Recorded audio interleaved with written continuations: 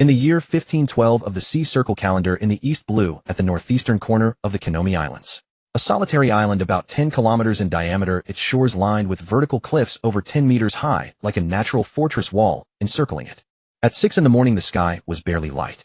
The only port on the island was already jammed with cargo ships. Get the hell out of the way. I want this batch of Adam diamond trees. Why should you? We've been queuing for 3 days and 3 nights, even the rats have died of exhaustion. The ship bosses cursed and shouted, directing their workers like mad dogs to snatch berths. Whoever could load the island's specialty logs first would make hundreds of thousands of berries in profit. A few years ago this was a barren wasteland where even birds didn't stop. A year ago a lush forest suddenly appeared on the island. It contained only one type of tree with tall straight trunks smooth as jade and leaves shaped like vajra, unseen elsewhere, which merchants called Adam diamond trees. This wood far exceeded ironwood in strength and had excellent flexibility at high temperatures, making it the best choice for shipbuilding. Although not as legendary as the treasure tree Adam, its price was only a tenth, and in the era of the Great Pirate Era, it instantly became a global sensation. Shipbuilding companies from all 4 seas sent people to queue here, turning this uninhabited island into the famous Golden Tree Island. On the terrace of a wooden tower at the center of the island, Lin was leisurely sipping tea, enjoying the rising sun. He liked it here. The view was expansive, overlooking the entire island. Most importantly, it was closer to the sun. Basking in the sun was good. It strengthened bones and made him stronger. Others could get stronger through push-ups, sit-ups, and running. He got stronger by sunbathing, which was perfectly reasonable. A year ago he was worked to death by his female boss. Day and night transmigrated into this world and awakened the wood-release bloodline limit. Every day, just by sunbathing, he could keep getting stronger. Photosynthesis was simply that overbearing. After a year of sunlight nourishment, his physical data panel had long surpassed its former self. Name Lin N. Age 18. Strength 2. 4. Agility 2. 5. Stamina 2. 8. Spirit 3. 5. Skills: would release tree world, small success. Would release multiple. Would clone technique, great success. Would release 4-pillar house technique, small success. Would release silent binding technique, small success. Tea brewing, great success. The average attribute value for an ordinary adult in the pirate world is 1. Linen's current attributes seemed low, but barehanded, he could easily handle dozens of strong men. Attribute point growth was clearly not a simple linear addition. The entire Golden Tree Island, along with the workers tirelessly carrying wood, was all a product of his wood release. Tap, tap, tap. A rapid sound of high heels came from afar. Just by the sound, Lin knew who it was. Soon a beautiful figure rushed onto the terrace. It was Khalifa. Khalifa had just turned 19, having shed some of her youthful shyness without yet acquiring the coldness of the later Ice Queen. A tight black secretary dress perfectly blended the two distinct auras of youth and sexiness, outlining an astonishing waist-to-hip ratio. Below the skirt, her signature black fishnet stockings wrapped her long straight legs, each step as graceful and alluring as a cat's. Boss. Bad news. Khalifa ran to Lin, her breath a little short, her full chest rising and falling with heavy breaths, adding a turbulent scenery to the strict uniform. Someone's causing trouble at the port. A fight broke out over cutting in line. Lin took a sip of tea before slowly glancing at her. This was no CP9 agent, it was a delightful and capable secretary. Of course, he knew Khalifa's background. She was a spy sent by the world government, aiming to uncover the secret of the Adam diamond trees, and if possible dispose of the island's owner and take everything for themselves. But Lin didn't bother to expose her, even enjoying it. Let's go take a look. He stood up, letting Khalifa's cool fingers grab his wrist, and quickly walked down the tower. The port was already in chaos. A bald, burly man, over 2 meters tall, covered in muscles, was kicking several merchants who tried to cut in line, sending them sprawling. His leather boots were covered in dust, each kick producing a dull thud and the crack of bones. Damn it, don't you know the rules? I, Bone Crusher, Barton, was queuing here, and you dare to cut in. Someone in the crowd recognized him and whispered, "It's Bone Crusher, Barton, a former pirate with a 3 million berry bounty in the East Blue. That guy is ruthless. They say he retired and went into the timber business. Never thought we'd run into him here." The merchants dared not protest, helping their fallen companions retreat to the side. Barton's ferocious reputation as a pirate still held sway in the weakest sea, the East Blue. Just as Barton was about to strike again, with a sneer, a lazy voice rang out. "On my island you follow my rules." Everyone turned to see the island owner, Lin, being pulled by his beautiful secretary walking unhurriedly over. "The boss is here." The wood clone workers bowed in unison. "This young man is the owner of Golden Tree Island. Looks fragile," muttered a newly arrived merchant. Barton turned, saw Lin, and his face broke into an undisguised sneer. He looked Lin up and down, his eyes full of contempt. "Kid, you're the owner of this island. I'm cutting in line today. What can you do about it?" Lin ignored him, just saying to the merchants around, "From now on, if anyone like this shows up, just throw them into the sea to feed the fish." "Huh, throw me to the fish." Barton laughed in anger, his fist the size of a clay pot swinging straight at Linen's face. I'll crush your pretty face first. Khalifa's pupils contracted, and she subconsciously moved to intervene, but she found Lin In had already moved. No dodging. He simply raised his hand, his pale, slender palm, catching the powerful fist before it even landed. Crack. A crisp sound of bone breaking. Barton's fist was caught effortlessly by Lin In, whose 5 fingers exerted force directly crushing his wrist bones. Oh! A pig-like scream echoed across the port. Under the horrified gaze of everyone, Lin In lifted the 200-pound Barton with one hand like a chicken and casually flung his arm. Splash! The burly man drew a perfect parabola in the air and landed precisely in the deep-sea area far away, raising a small splash. The entire port fell into dead silence. Everyone was dumbfounded. The fearsome 3 million berry former pirate had just been tossed away like that. Lin In clapped his hands as if he had just thrown away a bag of trash, turned, and walked back to the tower. His voice came from afar. Keep working. Only when Lin In's figure disappeared into the tower door did the port explode like a boiling oil pan, buzzing with discussion. Oh my God! The island owner's strength is incredible. That was Bone Crusher Barton. One move. No, not even a full move, and he was already defeated. Khalifa followed behind Lin In, her heart shaken beyond words. She stared at Lin In's back, which still looked thin, but seemed to contain volcanic power. She must reassess this man. Originally thinking he was just lucky, now it was clear he was a monster in human skin. The speed and strength he had just displayed were definitely not something an ordinary person could possess. His Dariki value was far beyond her estimate. The difficulty of this mission needed to be reported again. At 6 in the evening, the sun sank into the sea. The rules of Golden Tree Island took effect again, and no matter how good the business, all transactions immediately stopped, and all foreign ships had to leave within 5 nautical miles of the island within half an hour. Night fell, the island returned to mysterious tranquility, only the chirping of insects and the sound of sea waves. As Lin In's personal secretary, Khalifa lived in the annex of the island owner's mansion. She knew that Lin In rested in the master bedroom every day, but she had never been able to discover the secret of the Atom Diamond trees. Today's scene at the port made her completely change her strategy. A frontal assault and infiltration were both impossible. To obtain the secret, she must gain the man's complete trust. Late at night, Khalifa stood in front of the mirror, expressionless, unbuttoning her secretary dress. The clothes slid down her perfect figure, leaving only the most intimate lace underwear and those deadly fishnet stockings. She walked to the wine cabinet and poured herself half a glass of red wine. The wine swirled in the glass like flowing ruby.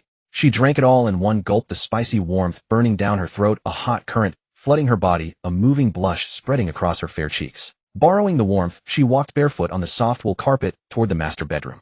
The bathroom door was not locked, and warm light and misty steam seeped through the gap. She could clearly hear the sound of water inside. Knock, knock.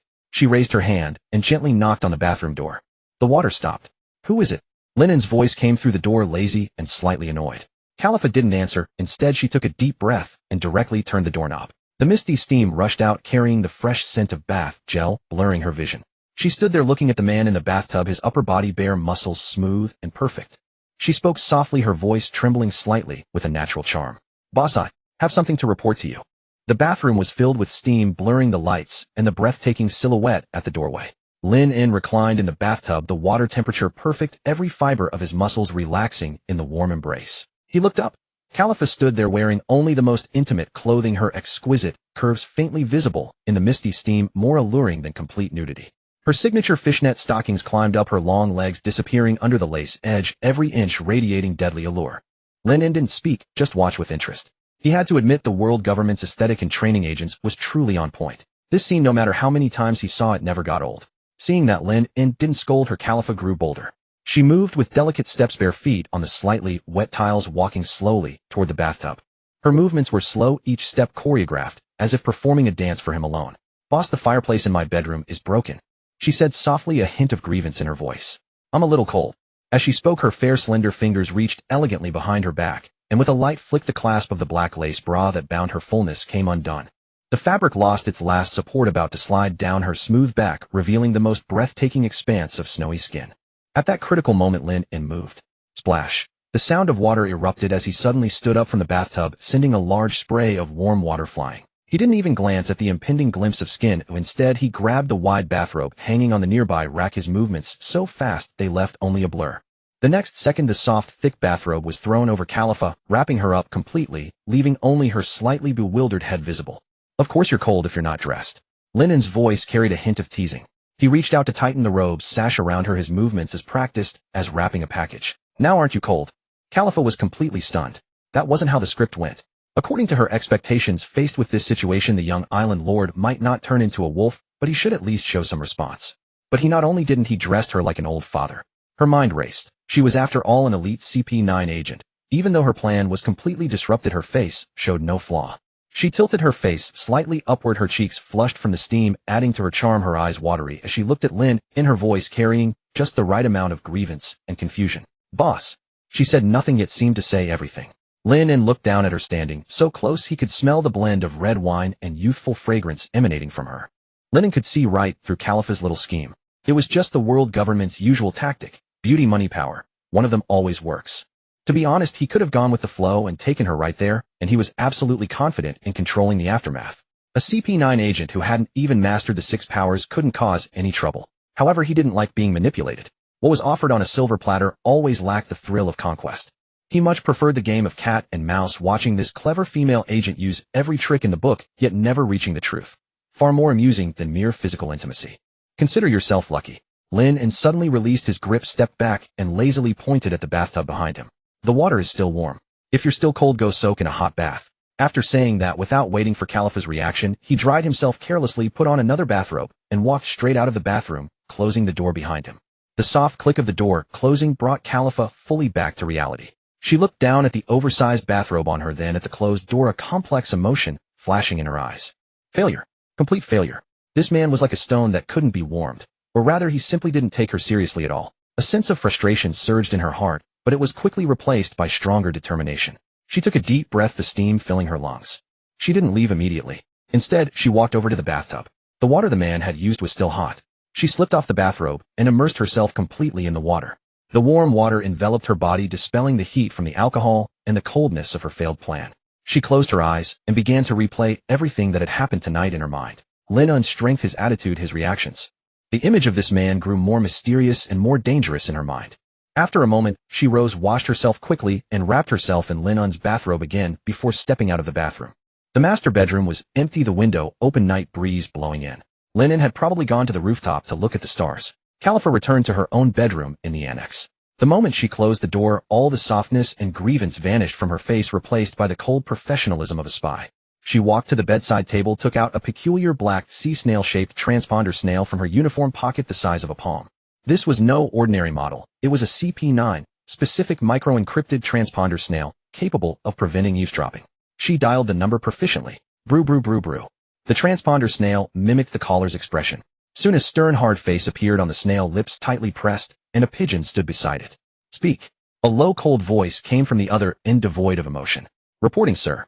Khalifa was concise. Target Lin, major misjudgment and strength assessment.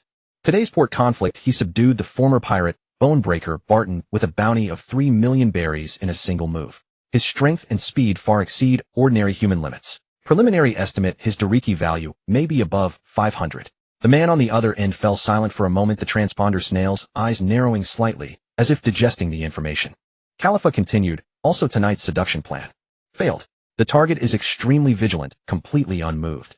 I cannot get close to him through conventional means to obtain the secrets of the atom wood. It's fine, you've worked hard. The cold voice showed no emotion. Khalifa's body stiffened slightly, and she lowered her head silently. It's my fault. Requesting instructions. And nobody in the East Blue with such strength. This is getting interesting. Since the beauty trap didn't work, it proves he's not a fool driven by desire. Sir, you mean? A direct assault is too risky. The world government needs the complete atom wood technology, not a destroyed island. We must infiltrate with a more subtle approach. Meanwhile, inside the master bedroom, Lin had returned to his room and was standing at the huge floor-to-ceiling window overlooking the entire island, bathed in moonlight. The forest that had been relentlessly cut down during the day now showed large circular bald patches glaring under the moonlight like ugly scars. He held a cup of freshly brewed black tea, the aroma curling upward. He took a light sip. They cut so much every day. He murmured to himself, but his face showed no worry. He raised his right hand and casually snapped his fingers toward the forest outside the window. Snap! A soft sound barely audible in the silent night. Yet a miracle occurred on the island. Under the moonlight, from the stumps that had been completely cut down, tender green shoots emerged at a visible speed, twisting, coiling, and growing wildly upward. Trunks rose from the ground, branches and leaves spread rapidly. Within just a few breaths, the ugly scars were filled with brand new, even taller, and more luxuriant atom wood trees. The entire forest was restored to its former state, even more lush than during the day, shimmering with a jade-like luster in the moonlight. As long as there was sunlight, his power was inexhaustible. And these trees were a part of his power. He was this forest. Meanwhile, in the annex inside Khalifa's room, the voice from the other end of the transponder snail sounded again, carrying an unmistakable command. I will send someone over applying as a lumberjack to get on the island. A lumberjack? Khalifa was puzzled. Yes. Close observation is the most efficient way to gather intelligence. The voice paused. His name is Kaku. He will arrive at the Konomi Islands tomorrow. Your mission is to ensure he smoothly becomes a worker on the island. The next morning, Khalifa opened her eyes, and the moment her consciousness returned, a faint tea fragrance reached her nostrils. She instinctively reached out and touched a soft, thick bathrobe. Linen's bathrobe.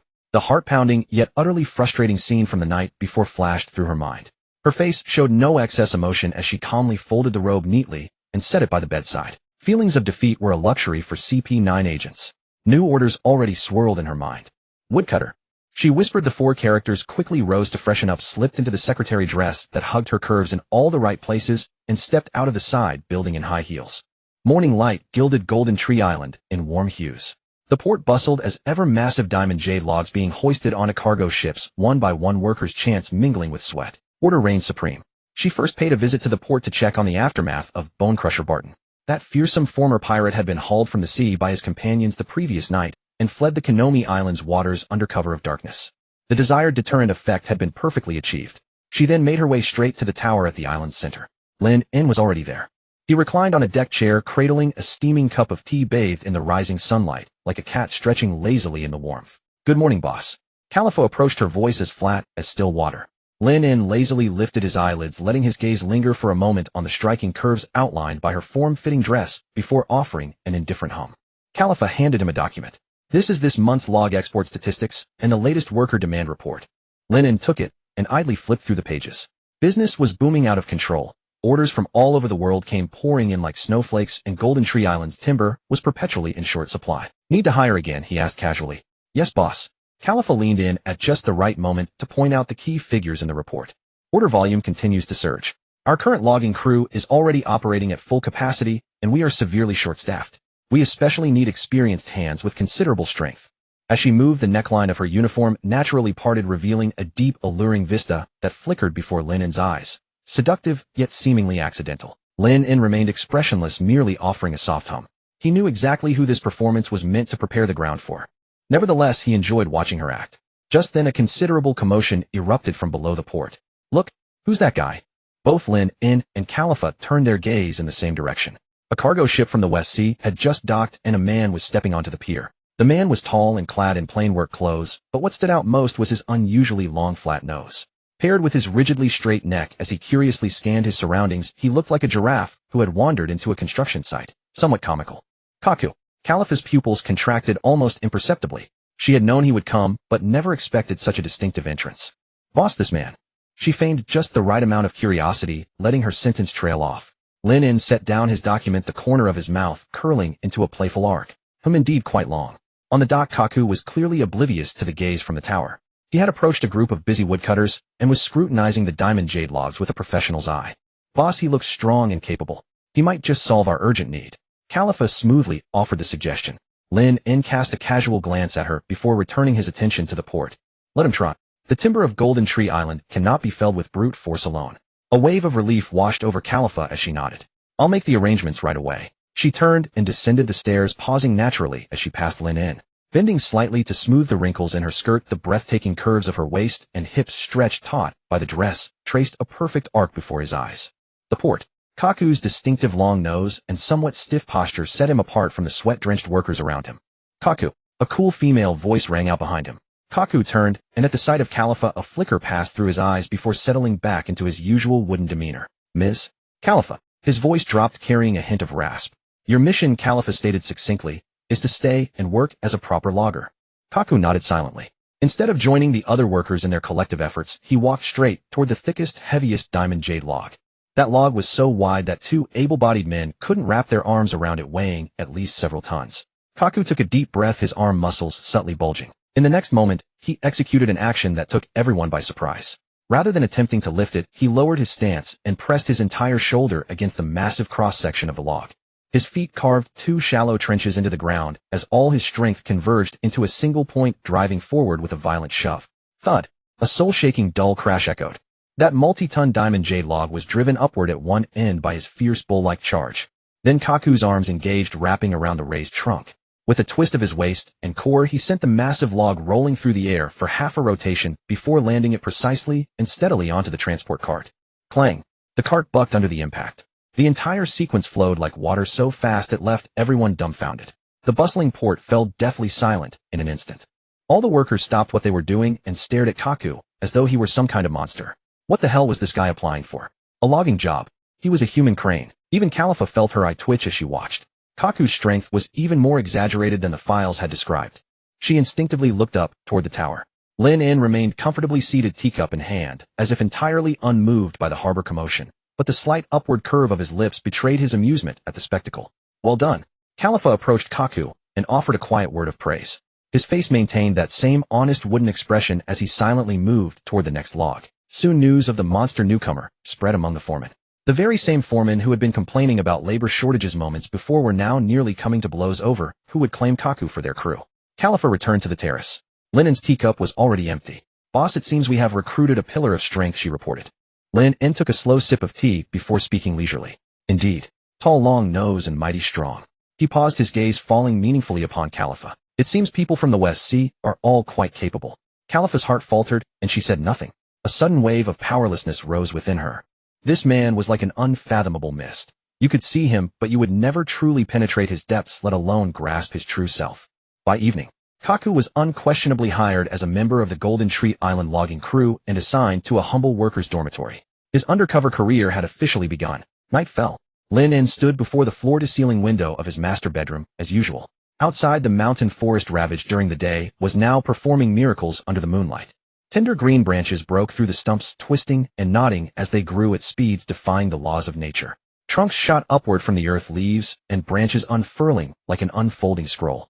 He withdrew his gaze and looked toward the distant lights flickering in the port dormitory area. The new woodcutter. Lin In murmured softly, the corner of his mouth lifting in silence as fascination deepened in his eyes. I hope your strength will keep you chopping for a few more days. In this game of cat and mouse, the chessboard had gained another intriguing piece. Kaku's arrival overturned the professional understanding of the woodcutters on Golden Tree Island.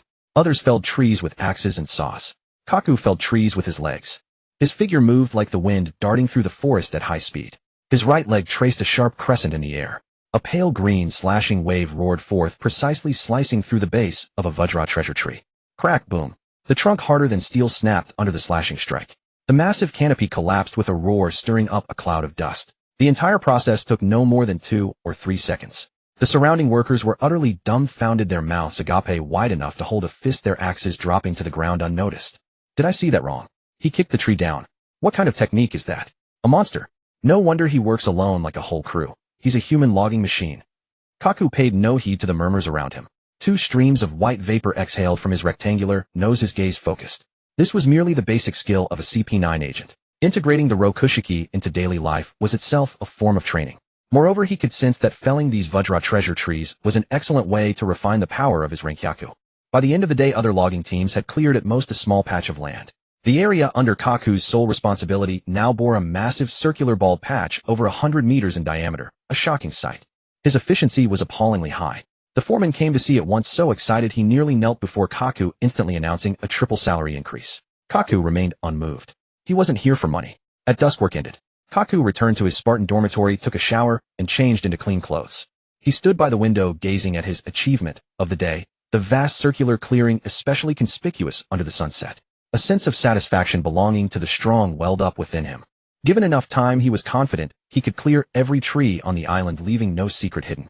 The night passed without incident. The next day, at the first crack of dawn, Kaku was the first to arrive at the logging site. He was accustomed to rising early, and he wanted to get ahead of the others to expand his gains. However, when he reached the clearing he had personally created the day before, he froze in place. The sight before him etched onto his usually impassive face an expression of blank astonishment for the first time. The clearing was gone. In its place stood a brand new forest, thicker and more majestic than before. One by one, the Vajra treasure trees stood tall and straight, their leaves still bearing morning dew, shimmering with a jade-like luster in the early sunlight. They grew so naturally, as if they had been there since the beginning of time, never disturbed in the slightest. Impossible.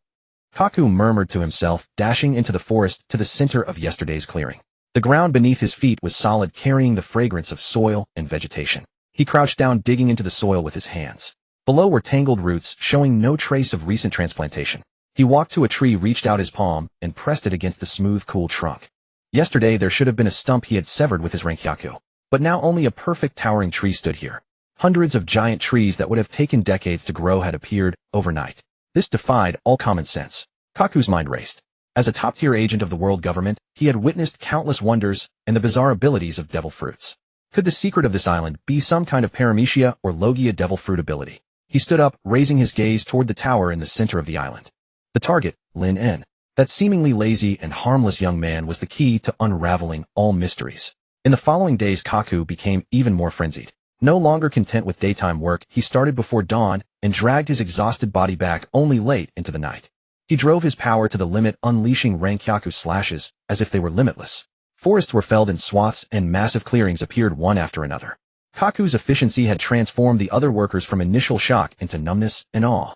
In their eyes, this long-nosed man was no longer human. He was a tireless logging beast. Yet no matter how hard he worked the previous day, every morning he was greeted by a forest restored to pristine perfection. It felt like punching cotton. All his efforts came to nothing. A profound sense of powerlessness and uncanniness gripped Kaku's heart. He even secretly carved a CP9 internal mark into a stump using his Shurgon. But the next day, everything including that stump had vanished without a trace, replaced by a brand new tree. This island seemed to possess a life of its own.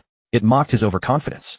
At noon, Kaku sat on a stump gnawing on dry rations while staring fixedly at the forest before him, his eyes bloodshot. The intense logging and mental pressure were wearing him down. Hey, did you hear? The boss went to the back mountain again this morning. 2 woodclone workers passed by carrying a log, chatting as they walked. Their voices were just loud enough for Kaku to catch every word. Back mountain. What's the boss doing there? Who knows? It's all mysterious. I heard from old Wong in the kitchen that the boss goes to that cave in the back mountain every day before dawn, calls it a sanctuary, and prays there. Praying for the trees to grow faster. Ha ha ha. Chill. Keep your voice down. If the boss hears you, you're dead. The 2 workers drifted away, their laughter fading into the woods. But Kaku had firmly etched the words back mountain, sanctuary, and prayer into his mind. He sprang to his feet, shoved the remaining dry rations into his mouth, and a light reignited in his eyes. Logging would not yield answers. Since that was the case, he had to find a breakthrough from the mysterious island owner. On the tower terrace, Lin En set down his teacup, listening to Khalifa's report. That sums up Mr. Kaku's unusual behavior in recent days. Khalifa adjusted her glasses, a complex look in her eyes behind the lenses. He seems deeply perplexed by the forest's regenerative ability, and his work intensity far exceeds normal, as if venting or testing something. Oh, is that so? Lin En responded lazily. What a dedicated and hard-working employee. To commend him, give him 10 times the salary this month. The corner of Khalifa's mouth twitched almost imperceptibly. She knew full well that Lin En was playing dumb. Boss, she hesitated, then ventured, about the secret of the forest's regeneration. Shouldn't you consider establishing a more comprehensive security system? This was her duty as a secretary, and also a probe as a CP9 agent. Lin En smiled. He turned his head, looking at Khalifa's delicate yet composed face, and said slowly, security. Aren't you enough? He reached out, gently lifting her pointed chin with his fingertip, his gaze piercing through her disguise, staring straight into her soul. Or do you think you can't protect me? Khalifa's heart skipped a beat. The man's fingertip carried a hint of coolness, but his eyes blazed with an unsettling heat. At that moment, she felt as if all her secrets had been laid bare. Of course not. She forced the words out from her throat for the first time, avoiding Lin En's gaze. Good. Lin En withdrew his hand, leaned back in his recliner, closed his eyes, and basked in the sunlight. By the way, notify everyone the back mountain area is henceforth forbidden. No one is to approach. Violators will be thrown into the sea to feed the fish. Lin's decree to designate the back mountain as a forbidden zone was like a silent pebble dropped into a deep pool. To the ordinary workers, it was merely another eccentric whim of the boss. After all, the image of Bone Crusher, Patton, being thrown into the sea to feed the fish was still vivid in their minds. No one wished to be the next. But to certain individuals, this decree was akin to marking a treasure map with the most glaring red cross. The more forbidden, the more secrets it concealed. The night had deepened. Moonlight was fragmented into countless shards by the layered canopy, casting dappled shadows across the forest. The nights on Jinshu Island were always accompanied only by the sounds of waves and insects. But tonight the back mountain was eerily silent. Not even a single chirp of an insect could be heard. The wind rustled through the treetops, no longer producing a soft swish, but a deep oppressive moan, as if some colossal creature was breathing slowly in the depths of the forest. 2 dark figures, one behind the other, moved silently through the woods. Leading the way was Kaku. With his extraordinary martial arts, each leap was as light as a cat, and his distinctive square nose seemed like a precise navigator in the darkness. Khalifa followed closely. She had already changed out of her high heels clad in a tight black night suit that accentuated her breathtaking curves. She moved just as quietly, but her eyes behind the lenses scanned the surrounding darkness intently. It was too quiet. Quiet enough to make one's heart uneasy. Even for the battle-hardened CP9 elite, Khalifa felt an inexplicable chill creeping up her spine, reaching her scalp. She instinctively tightened her grip on the thorn whip concealed at her waist. Kaku, walking ahead, suddenly stopped and raised a hand with 5 fingers spread, signaling a halt. He pointed to a spot not far ahead. There, a pitch-black cave stood, the one the workers had casually mentioned during the day. The trees around the cave entrance grew grotesquely, twisted, their branches intertwining like ghostly claws reaching for the night sky. The two exchanged a glance, both seeing solemnity in each other's eyes. They tacitly slowed their breathing, suppressing their heartbeats to the lowest frequency. One on the left, one on the right, they pressed their bodies against the cold, damp rock wall, creeping toward the cave like two shadows. A strange odor mingling soil, rotten wood, and some kind of incense drifted out from the cave. Reaching the entrance, they didn't rush in, but listened intently. Inside, a low rhythmic chanting could be heard. The words were indistinct, but the eerie cadence struck the eardrums, precisely unsettling the mind. A sharp glint flashed in Kaku's eyes. He was the first to peer inside. The next second, he froze completely, his movement arrested at the moment of leaning in. Sensing his anomaly, Khalifa's heart tightened. She too looked inside. With one glance, her breath caught. The cave was not deep, but the space was considerable. In the center stood a crude altar made of unpolished logs. On the altar was enshrined a half-human-high wooden statue. The statue was a 1,000-armed guanyin, but its face bore not compassion, but twisted ecstasy and ferocity. Countless arms of varying thickness sprung wildly from behind its back, each in a different pose. Some holding swords, some clutching skulls, others forming eerie hand seals. Under the flickering candlelight inside the cave, the statue cast enormous menacing shadows. Those shadows covered the entire cave wall, swaying with the flames, as if they might come alive at any moment and tear the intruders to pieces. And before the altar, a familiar figure knelt there. It was Lin. He wore a simple white bathrobe, his back to the cave entrance, devoutly kneeling on a cushion, muttering incantations. The same eerie chanting they had heard outside. Kaku and Khalifa's hearts nearly stopped at that moment. The greatest secret of Jinshu Island lay right before them. Just then, the kneeling Lin seemed to complete some ritual. He bent down, pressing his forehead heavily against the cold ground in a full prostration. Rumble. A low, muffled sound suddenly came from deep beneath their feet. The noise was not violent, yet it reached every nerve, ending clearly. Then a creaking sound of countless timbers being forcibly stretched, twisted, and growing converged from all directions. That was the sound of the diamond treasure trees bursting forth from the ground. Kaku and Khalifa exchanged a startled glance, seeing uncontrollable ecstasy and shock in each other's eyes. So that was it. This inexhaustible forest, this miraculous regenerative power was actually achieved through such a bizarre prayer ritual. That altar, that 1,000-armed guanyin, was the key to everything. The two dared not linger any longer. They silently withdrew from the cave and vanished into the dark forest as fast as they could. They did not notice. After they left, one of the tightly shut eyes of the eerie wooden guanyin moved unnaturally, as if casting a glance in the direction of their departure in the darkness. In the island's mansion, the master bedroom, the real Lin was leaning on a sofa before the floor-to-ceiling window, holding a glass of red wine, swirling it leisurely. The deep red liquid traced elegant arcs on the glass. Outside the window, the huge, circular bald patch created by Kaku's frantic chopping was being filled at a visible rate under the moonlight. New diamond treasure trees were sprouting and rising one after another. He didn't even need to snap his fingers like last night. The entire island was an extension of his body. Making trees grow was as simple as breathing. He drained the wine and curled his lips into a playful smile. So they did go.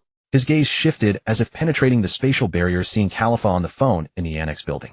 That wooden clone, that altar, that 1,000-armed guanyin, even the meaningless chanting, all were carefully prepared by him. Like a patient fisherman casting the most tempting bait. Now the fish had taken the hook. In the annex, Khalifa's bedroom, the curtains were drawn tightly, not letting in a single ray of light. Khalifa took out the black encrypted transponder snail and skillfully dialed the number. BRRR, BRRR, BRRR. The transponder snail quickly transformed into the cold face of Rob Lucci, with his pigeon Hattori mimicking the same expression. Speak. Sir, we have discovered the secret of Jinshu Island. Khalifa lowered her voice, but her excitement was hard to conceal. She reported everything she had seen in the back mountain cave tonight, in full detail. There was a long silence on the other end of the transponder snail. Lucci's face on the transponder snail was unusually serious. He seemed to be digesting this incredible intelligence. Prayer. Regeneration. His deep voice came through, tinged with curiosity. Sounds like some unknown devil fruit ability or an ancient secret technique. Yes, sir, Kaku chimed in, leaning closer. Khalifa and I heard the sound of trees growing right after his prayer. This intelligence is absolutely accurate. Good. Lucci's voice was unreadable. But seeing is not necessarily believing. We need reverse verification. What do you mean, sir? Khalifa asked. Simple. On the transponder snail Lucci's lips seemed to twitch with a hint of coldness. If his prayer is necessary for the forest's regeneration, then as long as he cannot pray, the regeneration will stop. Lucci's gaze seemed to pierce through the transponder snail, landing on Khalifa. Khalifa, your task tomorrow night is to do everything possible to detain Lin. Whatever means you use, seduction, pestering, whatever, just make sure he never sets foot in that back mountain cave.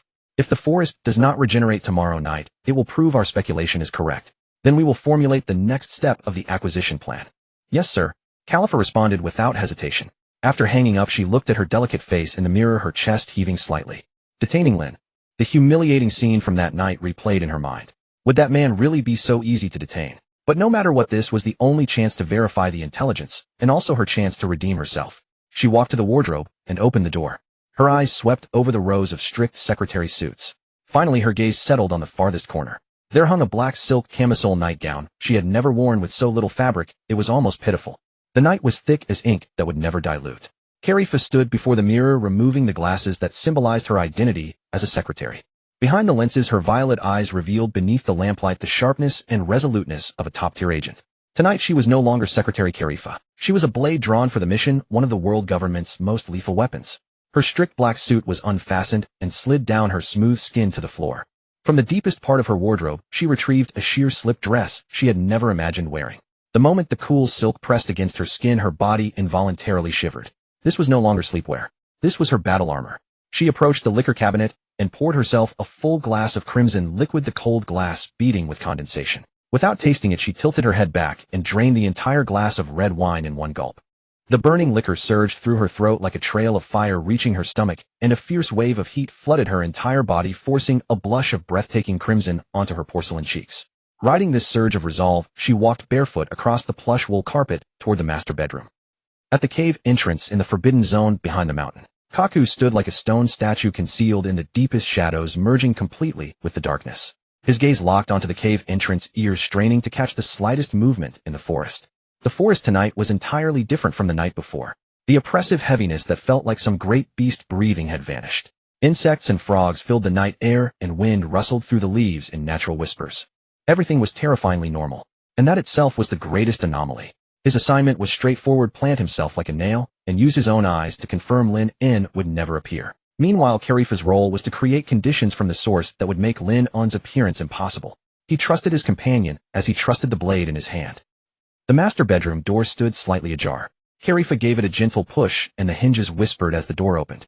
Lin En reclined on the sofa, a thick hardcover book in his hands, while soft floor lamp light cast a particularly gentle glow on his profile. At the sound, he lazily lifted his eyelids. When his gaze fell on the figure in the doorway, there was no surprise, only the look of someone watching a long-awaited performance finally begin. The fireplace broke again. Khalifa's heart constricted sharply. This man could always shatter her entire composure with the lightest, most casual remark. She said nothing, merely closing the door slowly and walking toward him step by step. Her bare feet made no sound on the plush wool carpet, while her silk dress swayed with each movement like an epiphyllum blooming in the darkness. "Boss, don't you find reading alone tedious?" She approached the sofa and leaned forward. The strap of her slip dress slid down her rounded shoulder, revealing the pale expanse of her chest unreservedly before Lin En's eyes. "How about a drink?" She picked up the red wine bottle from the table, the neck striking the glass rim with a crisp sound. She poured a glass for Lin En and one for herself.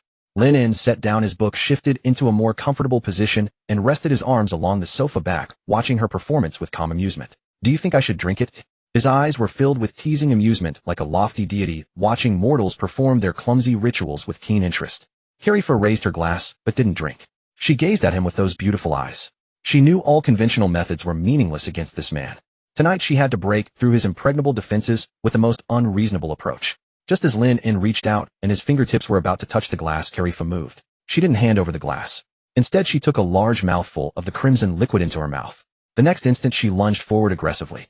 One palm slammed hard against the sofa beside Lin En, while the other hand seized his nape with lightning speed, and with the resolve of someone willing to perish together, she kissed him fiercely. The cool wine, accompanied by the warm softness of her touch, was forced into Lin En's mouth. Lin En's eyes shifted, not with surprise, but with renewed interest. This woman was more resolute than he had imagined. He could feel the slight tremor in her body. It was not arousal, but the extreme tension of an agent treating herself as collateral during a mission. Rather than pushing her away, he extended his arm, wrapped it around her impossibly slender waist, and pulled her forcefully into his embrace. The kiss instantly changed its nature. The initiative shifted in an instant. Karifa's mind completely stalled at that moment, and all her contingency plans and techniques crumbled to dust. She felt like a lamb that had wandered into a dragon's lair, instantly grasped by the nape. Her struggles rendered utterly futile. The man's scorching breath and irresistible force completely enveloped her. At this moment, the line between hunter and prey became blurred. A day passed. The next morning, the first rays of sunlight pierced through the sea fog, illuminating Golden Tree Island. Kaku had barely slept through the night, and as dawn broke, he rushed at top speed to his assigned logging area. Upon reaching his destination, he halted and exhaled a long breath of turbid air from his rectangular nose. The enormous circular bald patch he had ferociously cleared with his storm kick remained glaringly visible. Dense forest surrounded the area, yet this particular spot stood completely bare and littered with severed tree stumps and scattered branches. The forest had not regenerated. The miracle had vanished. A cold smile appeared on Kaku's stern face. So the so-called miracle was merely an ability that required specific conditions, and that condition had been successfully severed by them the previous night. He turned and strode quickly toward the annex building where Karifa resided. Upon arrival, Karifa had just emerged from the master bedroom. She had changed back into her meticulous secretary suit and put on her glasses, though traces of exhaustion and deeper complexity still lingered around her eyes and brows, unable to be fully concealed. They exchanged a glance and understood everything without words. Karifa retrieved her black encrypted dindin mushi and dialed the number. Bulu bulu bulu. Rob Lucci's eternally cold face appeared on the dindin mushi with Hattori perched on his shoulder, mirroring the same expression. Speak. Reporting, sir. Karifa's voice regained its professional composure. Verification successful. Last night Lin In failed to enter the cave behind the mountain. Kaku added gravely from the side. I've confirmed that the deforested area has not regenerated.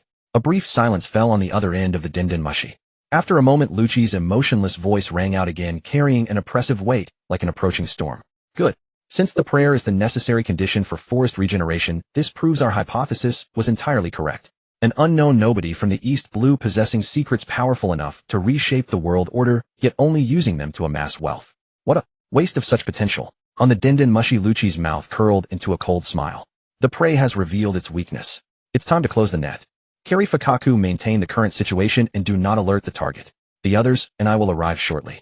Lucci's voice was resolute, brimming with absolute confidence. Everything on Golden Tree Island, including that man, will belong to the world government. The call ended. Karifa and Kaku stood in the morning light, feeling the sea breeze on their faces, yet within their hearts stormy waves churned. CP9-0 full deployment. This net woven for Lin In was finally about to tighten. After several days of calm, everything on Jinshu Island returned to normal. Kaku continued to madly chop down the forest every day, creating one shocking circular bald patch after another. But every morning he was always greeted by a brand new forest completely intact. A miracle had reappeared. The workers had long grown accustomed to it, but their awe for the long-nosed newcomer deepened even further, and they secretly called him Lumberjack Madman. Only Kaku and Khalifa understood what this meant. That man Lin In had begun his eerie prayer ritual again. It was all merely the calm before the storm. Khalifa stood on the high tower terrace, watching the bustling scene at the port below, her mind uneasy. In these past few days, the image of that night, the scorching aura of that man, kept uncontrollably replaying in her mind. Her body remembered his touch, but her reason was screaming in frenzy. She was an agent of CP9, an identity that had long been engraved into her bones. A soldier's duty is to obey orders. If the world government ultimately issued an execution order, she would be the first to step forward. This matter must be done by her, and only by her. What are you thinking? A voice sounded behind her, carrying the warmth of sunlight and a faint scent of tea. Lin In somehow had already walked to her side. Khalifa's body instantly tensed, then forcibly relaxed the next second. She turned around, resuming a professional expression. Nothing, boss. Just checking today's shipment volume. Lin In's gaze lingered on her face for a few seconds. He suddenly leaned in closer, his breath almost brushing against her earlobe, and asked in a half-joking tone with a voice only the two of them could hear. You look so pale.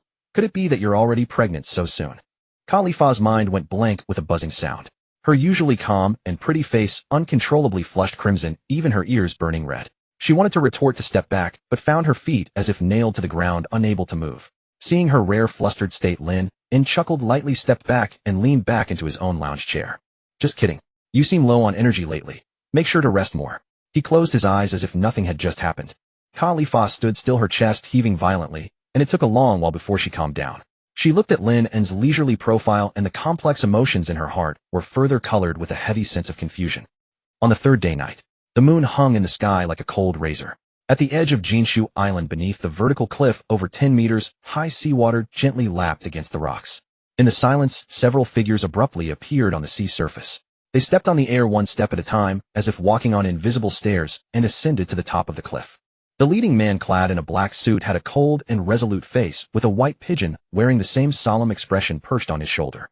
Luo Buluchi. Behind him were the other members of CP9. In Wu Mao Tuing with a zipper-mouth Xiong Shiwei Chu dressed like a kabuki actor, and the tall expressionless Bulu Nua. They made no sound, their movements perfectly synchronized. Moonlight stretched their shadows, casting them onto the cliff like a group of death gods crawling out of hell. When the last person set foot on the island's soil, their figures turned into afterimages and instantly vanished into the shadows of the trees. On the back mountain in a hidden clearing, Kaku and Khalifa had been waiting here. When Lu Qi and his group appeared silently before them, the two bowed simultaneously. Sir. Lu Qi's gaze swept over the two and finally settled on Khalifa, his eyes devoid of any emotion. Status. His voice was low and cold. Target Lin has been acting normally these past 3 days. During the day he sunbathes and drinks tea. At night, he enters the cave in the forbidden area of the back mountain to perform his prayer. Khalifa reported. Any regularity in timing? Lu Qi asked. No fixed time, but it must be after nightfall and before dawn. Kaku added from the side. He is cautious, or rather very casual. Lu Qi nodded. Bulu Here. Bulu stepped forward. Set up 3 observation points and 1 emergency evacuation route centered on the cave. I want everything inside and outside the cave to be within my sight. Yes. Bulu figure warped and then disappeared into the air. Wei Chu Mao Tuing, Lu Qi continued to command, perimeter guard, eliminate any possible rats that may appear. I don't want any noise when the plan is in progress. Understood, Yor Chababa. The two accepted the order and quickly merged into the darkness. Finally, Lu Qi's gaze fell on Kaku and Khalifa. Kaku, after the target enters the cave, use storm leg to seal all exits, cut off his retreat, and provide flank support at any time. Understood. Kaku flexed his wrists, producing a slight crack from his joints. Khalifa. Lu Qi looked at her and paused for a moment. You are most familiar with the target and your task is the most critical. You are responsible for luring him here. Khalifa's heart jolted. A muscle twitch on Lu Qi's face formed an expression resembling a smile. Use the method you are best at. Tell him you have urgent intelligence and the location is the forbidden area of the back mountain. He has lowered his guard around you now. This is the best opportunity. When he enters the cave and sees us, that will be the moment we close the net. Lu Qi's voice exuded absolute confidence, as if stating an unalterable future. A devil fruit user who can only use his ability through a ritual. Once we control the ritual, he is nothing but a tiger with its fangs pulled out. What the world government needs is complete technology, not a corpse. So try to take him alive. He turned around and looked toward the direction of the cave, his eyes in the darkness like those of an apex predator locking onto its prey. As for me, I will crush his bones with my own hands and make him understand who the real hunter is. In the stillness of the master bedroom at night, one could hear the faint hum of the filament within the glass shade. Lin closed the weighty tome of history in his hand, the pages rustling with a dry, brittle sound. He aligned the spine of the book precisely and placed it on the nightstand, glancing at the clock on the wall. It was about time. He stretched his limbs and was about to run a bath when a soft knock came at his door. Knock, knock. The rhythm was urgent, deliberately inflected with a manufactured panic, as if the knocker's knuckles were taut with tension. Boss, it's me, Khalifa. A woman's voice came from outside the door, her breath uneven, laced with a palpable anxiety. Lin approached the door, but did not open it immediately. He waited a beat before turning the knob and pulling it open. Khalifa stood at the threshold, still in her impeccably tailored secretary's suit, but the top button of her collar was undone, revealing a small expanse of pale clavicle. A few strands of her golden hair at her forehead were damp with sweat clinging to her smooth skin, and her face was a carefully composed mask of alarm. Boss, something terrible has happened. The back mountain. There's a major disturbance at the back mountain's forbidden area. She gasped for breath, her ample chest heaving violently. Her fingers gripped the doorframe with a strained intensity while her eyes fixed on Lin, trying to detect the slightest flicker of concern in his expression. Lin watched her performance in silence. Feeling a chill under his gaze, Khalifa steadied her nerves and continued. During my patrol, just now I saw flames in the cave and heard strange noises. It seems someone has broken in. Lin finally reacted. He raised an eyebrow, his face adopting a perfectly crafted expression of incredulity. Let's go have a look. He casually grabbed a jacket from the coat rack, draped it over his shoulders without bothering to button it, and strode out. Khalifa was taken aback. He was so straightforward, not even asking a single extra question. She quickly followed, walking beside him, guiding him toward the back mountain. The two walked in single file along the forest path leading to the back mountain. Moonlight filtered through the gaps in the leaves, casting dappled spots of light on the ground. Khalifa's heart pounded rapidly, each beat like a drumstick striking heavily against her chest. She could sense that several pairs of cold eyes lurked in the surrounding darkness. They were her companions. A net had been fully cast for Lin In, and she was the bait leading the prey into its center. Lin In, however, appeared exceptionally relaxed, even taking the time to look up at the moon. "The moon is quite beautiful tonight," he remarked suddenly. Khalifa's body stiffened, her spine rigid. She did not respond. "Very bright, very round." Lin In continued speaking to himself, his tone as casual as if he were strolling in his own backyard. He even reached out to catch a falling leaf, twirling it between his fingers. Khalifa's heart inexplicably sank. Soon the dark mouth of the cave appeared before them. The cave was deathly still, devoid of the flames and strange sounds Khalifa had mentioned. "Where are they?" Lin In stood at the cave entrance, peered inside, and turned to ask Khalifa. Khalifa did not answer. She silently took 2 steps back, widening the distance between them. From the darkness, several figures slowly emerged. Leading them was none other than Rob Lucci, with his pigeon Hattori perched on his shoulder, preening its feathers and tilting its head with a coldness mirroring its master's. Blino, Wanza, Nero, and Kaku, who had been waiting there, emerged from different shadowed corners, completely sealing off all of Lin In's escape routes. CP9, all present. The air was instantly sucked dry, the thick, killing intent silencing even the chirping of insects in the woods. "Lin In," Lucci spoke, his voice devoid of any warmth. "The secrets you hold do not belong to a nobody like you. The world government now intends to reclaim it." He took a step forward, his foot landing on the ground, without a sound, the hem of his black trousers not even rippling. "I personally advise you to surrender without resistance. That way at least you might keep your life." Lin In looked around the circle, his gaze moving from Kaku to Khalifa, and finally settling on Lucci's face. He showed neither anger nor panic, but instead let out a soft chuckle. Then he raised his hand and slowly, deliberately began to clap. Clap, clap. The sound was particularly clear in the dead of night, carrying a note of condescending mockery. "For a mere toy, you've gone to considerable lengths." "Toy?" Lucci's brow furrowed slightly. Lin In gestured with his chin toward the depths of the cave. "Over there, the secret you've all been scheming to uncover." Under the perplexed gazes of the CP9 members deep within the cave, the crude wooden altar and the twisted-faced, thousand-armed Guanyin began to change. Their surfaces began to show fine wood-grain textures, and then, to everyone's horror, they silently disintegrated, crumbling into piles of dry sawdust that drifted softly to the ground. From start to finish, it was merely a wooden clone and a pile of shaped timber. The color drained from Khalifa's face in an instant, leaving her frozen in place. Kaku's usually stoic face cracked for the first time. The intelligence they had bet everything on, even resorting to seduction to verify, had been a complete farce from the very beginning. It was all a performance stage for them. "You?" Lucci's face darkened to the extreme, a rage born of being utterly fooled surging from within him. He wasted no more words. Shaved, his figure vanished from its spot in an instant. In the next moment he appeared before Lin In, his index finger straightened to a rigid point, the tip wrapped in a wind that tore the air, forming a lethal afterimage aimed directly at Lin In's brow. 6 powers finger pistol. This blow was enough to pierce steel. Khalifa instinctively turned her head away, unable to bear the sight of the bloody scene. However, the anticipated scene of a burst skull did not occur. Just as Lucci's fingertip was about to touch Lin In's skin, Lin In's hands suddenly clapped together. Wood release, wood locking wall. Boom. An arched wall of interwoven wood erupted from the ground, rising precisely in front of Lin In. Lucci's finger pistol, powerful enough to pierce steel, struck the wooden wall with a resounding impact, sending wood chips flying, but failing to penetrate even a fraction. Lucci's pupils constricted, and alarm bells rang in his mind. Before he could react to the next move, a massive fist formed from countless twisted and tangled thick trees burst from the ground beneath him. With overwhelming, unstoppable force, it slammed him into the earth. Boom! The ground cracked and dust billowed. Lucci, the remaining CP9 members, both shocked and enraged, launched their attacks simultaneously. Tempest kick, wolf pack, constellation. Kaku's legs became a blur, kicking out several intersecting arcs of green energy that tore through the air with a howl like wolves. Lion finger pistol. Wanza's long hair flew as he rapidly jabbed his index fingers in a storm of blows. Zababa. Beast secret art, albarage.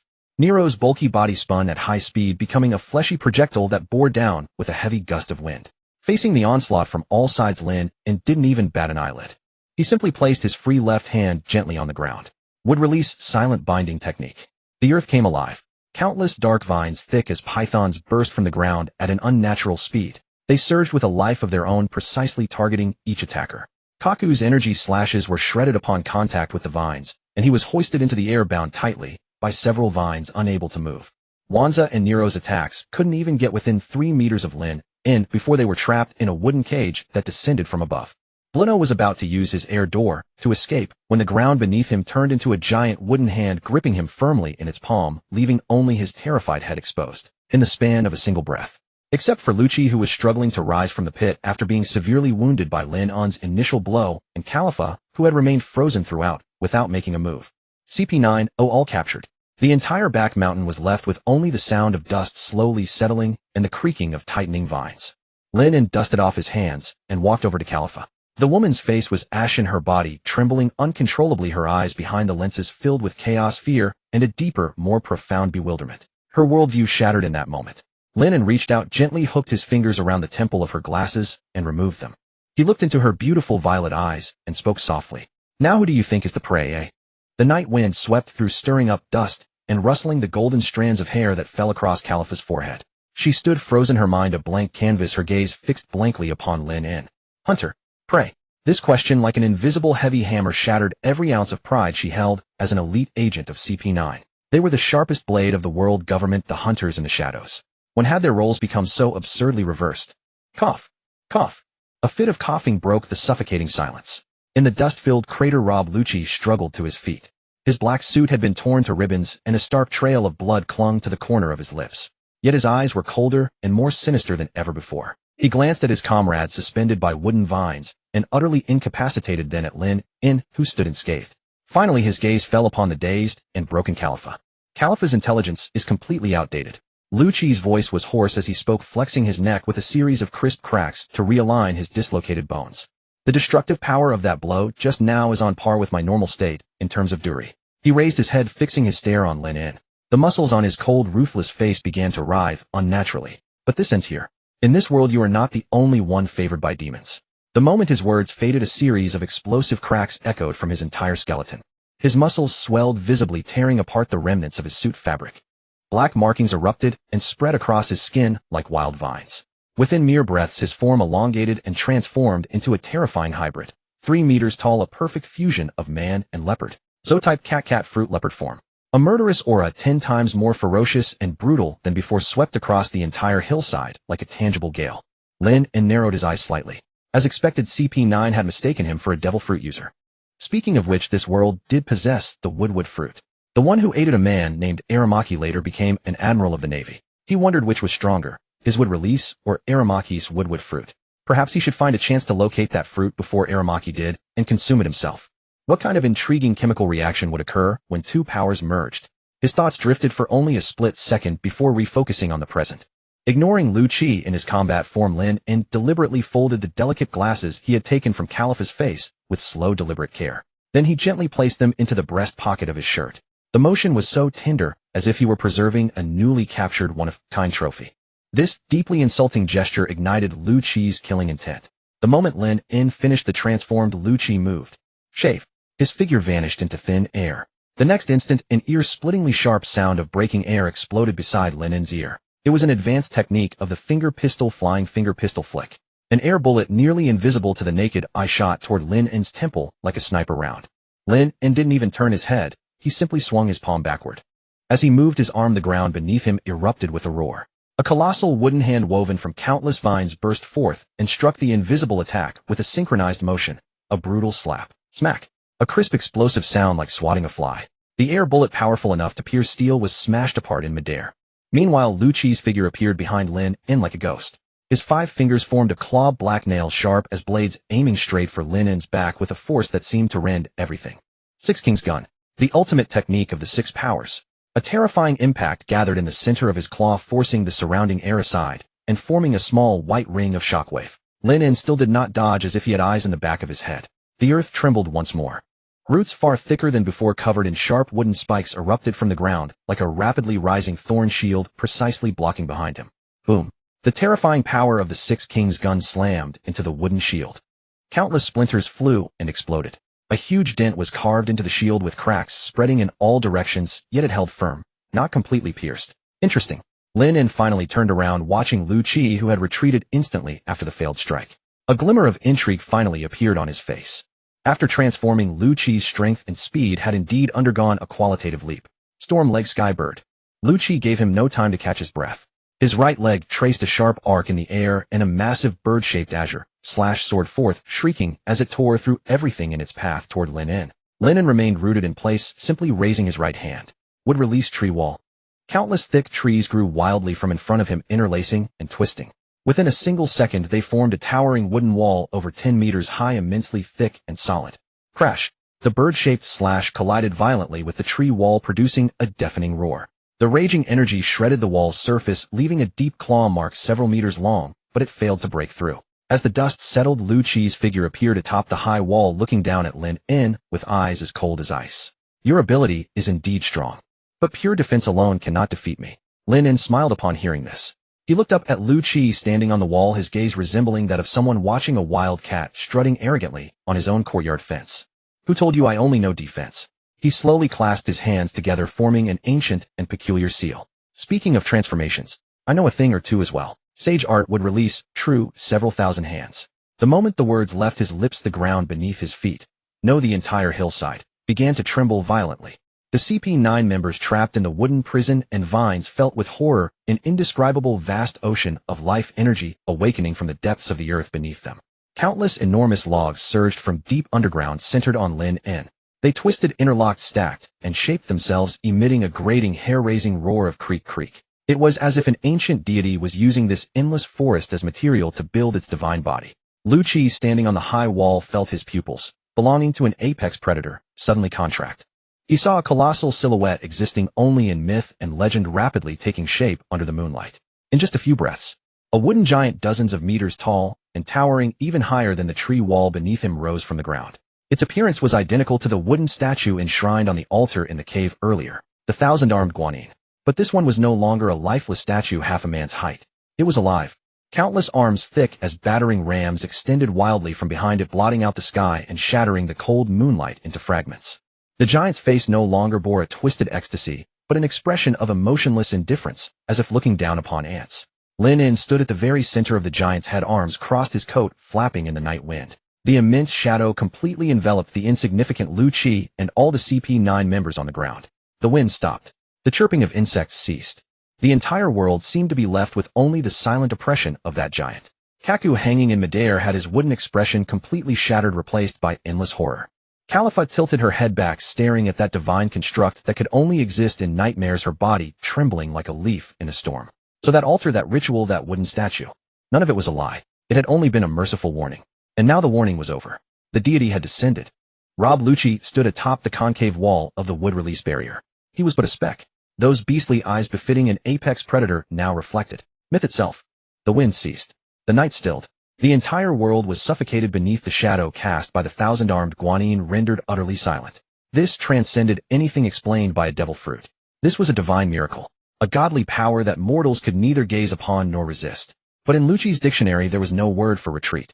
Shaved, his figure vanished. This time he abandoned frontal assault, instead becoming a shadow that tore through the night, scaling the Colossus's mountain-like frame at blinding speed.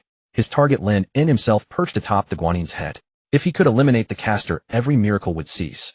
He was fast, but the divine statue's reaction proved even swifter. Boom, boom, boom, boom. Hundreds of wooden arms like siege rams come alive swept through the air with a roar that seemed to crush space itself, launching a devastating barrage from every direction at that tiny shadow. Each strike carved bottomless craters into the earth. The ground wailed and fractured. The very topography of the hinterland was brutally and forcefully rewritten by these gods' punishment-like assaults. Lucci pushed Shave and Moon walked to their limits, weaving through the forest of death formed by those colossal fists. The imprisoned CP9 members could only look up and witness this scene. At first, Lucci could still navigate through the gaps between fists using his beast-like instincts. But soon he sensed something was wrong. The wooden fist attacks were no longer chaotic. They had coordination. A punch came from the left, sealing off his path to the left. And on the right, where he evaded, an even larger fist was already waiting quietly. Anticipation. No, it was learning. This divine statue was adapting to his speed, learning his movement patterns. Thud. Lucci failed to dodge in time, and was grazed by the killing intent of a giant fist. His entire body was blasted away by that terrifying force, spraying a stream of blood midair. He forcibly twisted his body and used Rinpa to kick another wooden arm for leverage to stabilize himself, but before he could catch his breath, the darkness above completely swallowed him. A palm larger than any fist finger's blade blocked out the moonlight and pressed down directly toward him. There was no escape. Only these three words remained in Lucci's mind. He instantly made his final choice. Abandoning the attack on Lin En, he sharply rotated his body midair, becoming a black cannonball hurtling toward a specific point on the ground. There was Bruno, gripped by a massive wooden hand with only his head exposed. Save Bruno used his air door to escape this hell. This was his last chance. Atop the giant statue, Lin En looked down at that little leopard rushing toward Bruno, his face utterly serene. "Wanna run?" He didn't even form hand seals, just a single thought. Would release 4-pillar prison jutsu. That wooden hand gripping Bruno suddenly clenched inward. At the same time, 4 massive wooden pillars covered in spikes erupted from the ground around the wooden hand, instantly closing in. An airtight wooden cube prison completely sealed off that wooden hand along with Bruno inside it. Bang! Lucci's figure crashed heavily into the indestructible wooden prison and was bounced back by tremendous rebound force. Looking at that prison with not even a single gap, despair appeared for the first time on his beastified face. The last hope was utterly crushed by the opponent in such a contemptuous manner. Roar! The beast, driven to the brink, let out its final howl. Lucci abandoned all techniques, gathering all his remaining power into his claws, transforming into a desperate streak of light as he charged toward the Colossus's main body. Lin En watched him, finally showing a trace of impatience. He raised his hand and gently waved downward. The 1,000-armed guanine spanning heaven and earth with one of its palms moved with an agility completely disproportionate to its size, swatting toward that streak of light. The motion was like swatting a mosquito on a summer night. Smack! An extremely crisp sound echoed.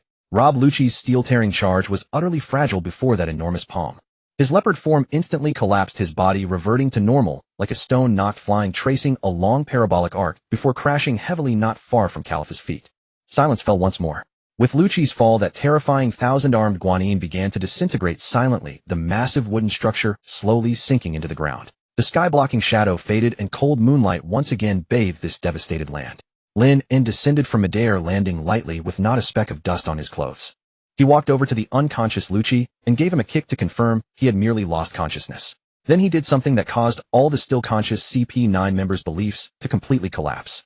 He sat down heavily, simply sitting on the back of the world government's strongest killing weapon in 800 years, using him as a human bench. Cough. Cough.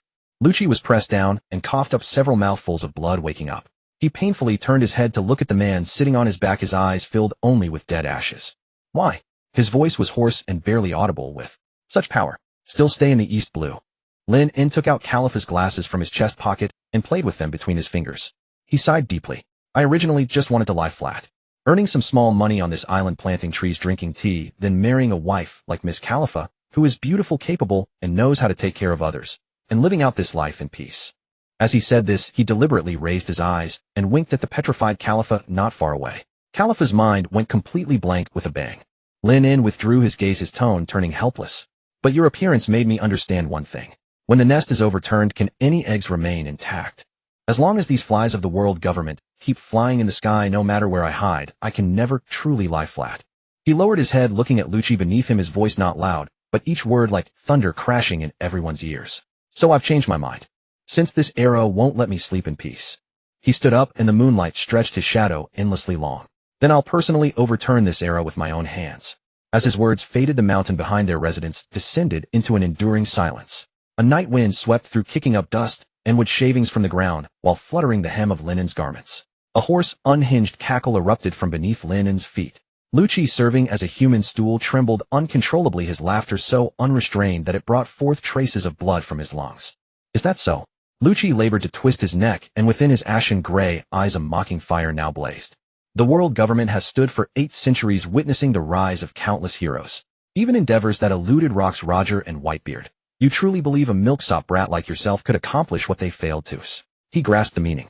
This man harbored no ambition to merely oppose an individual. He aimed to challenge the very foundation of global order itself. What staggering arrogance and ignorance! Kaku, suspended midair by wooden vines, wore an expression for the first time that mirrored Lucci's.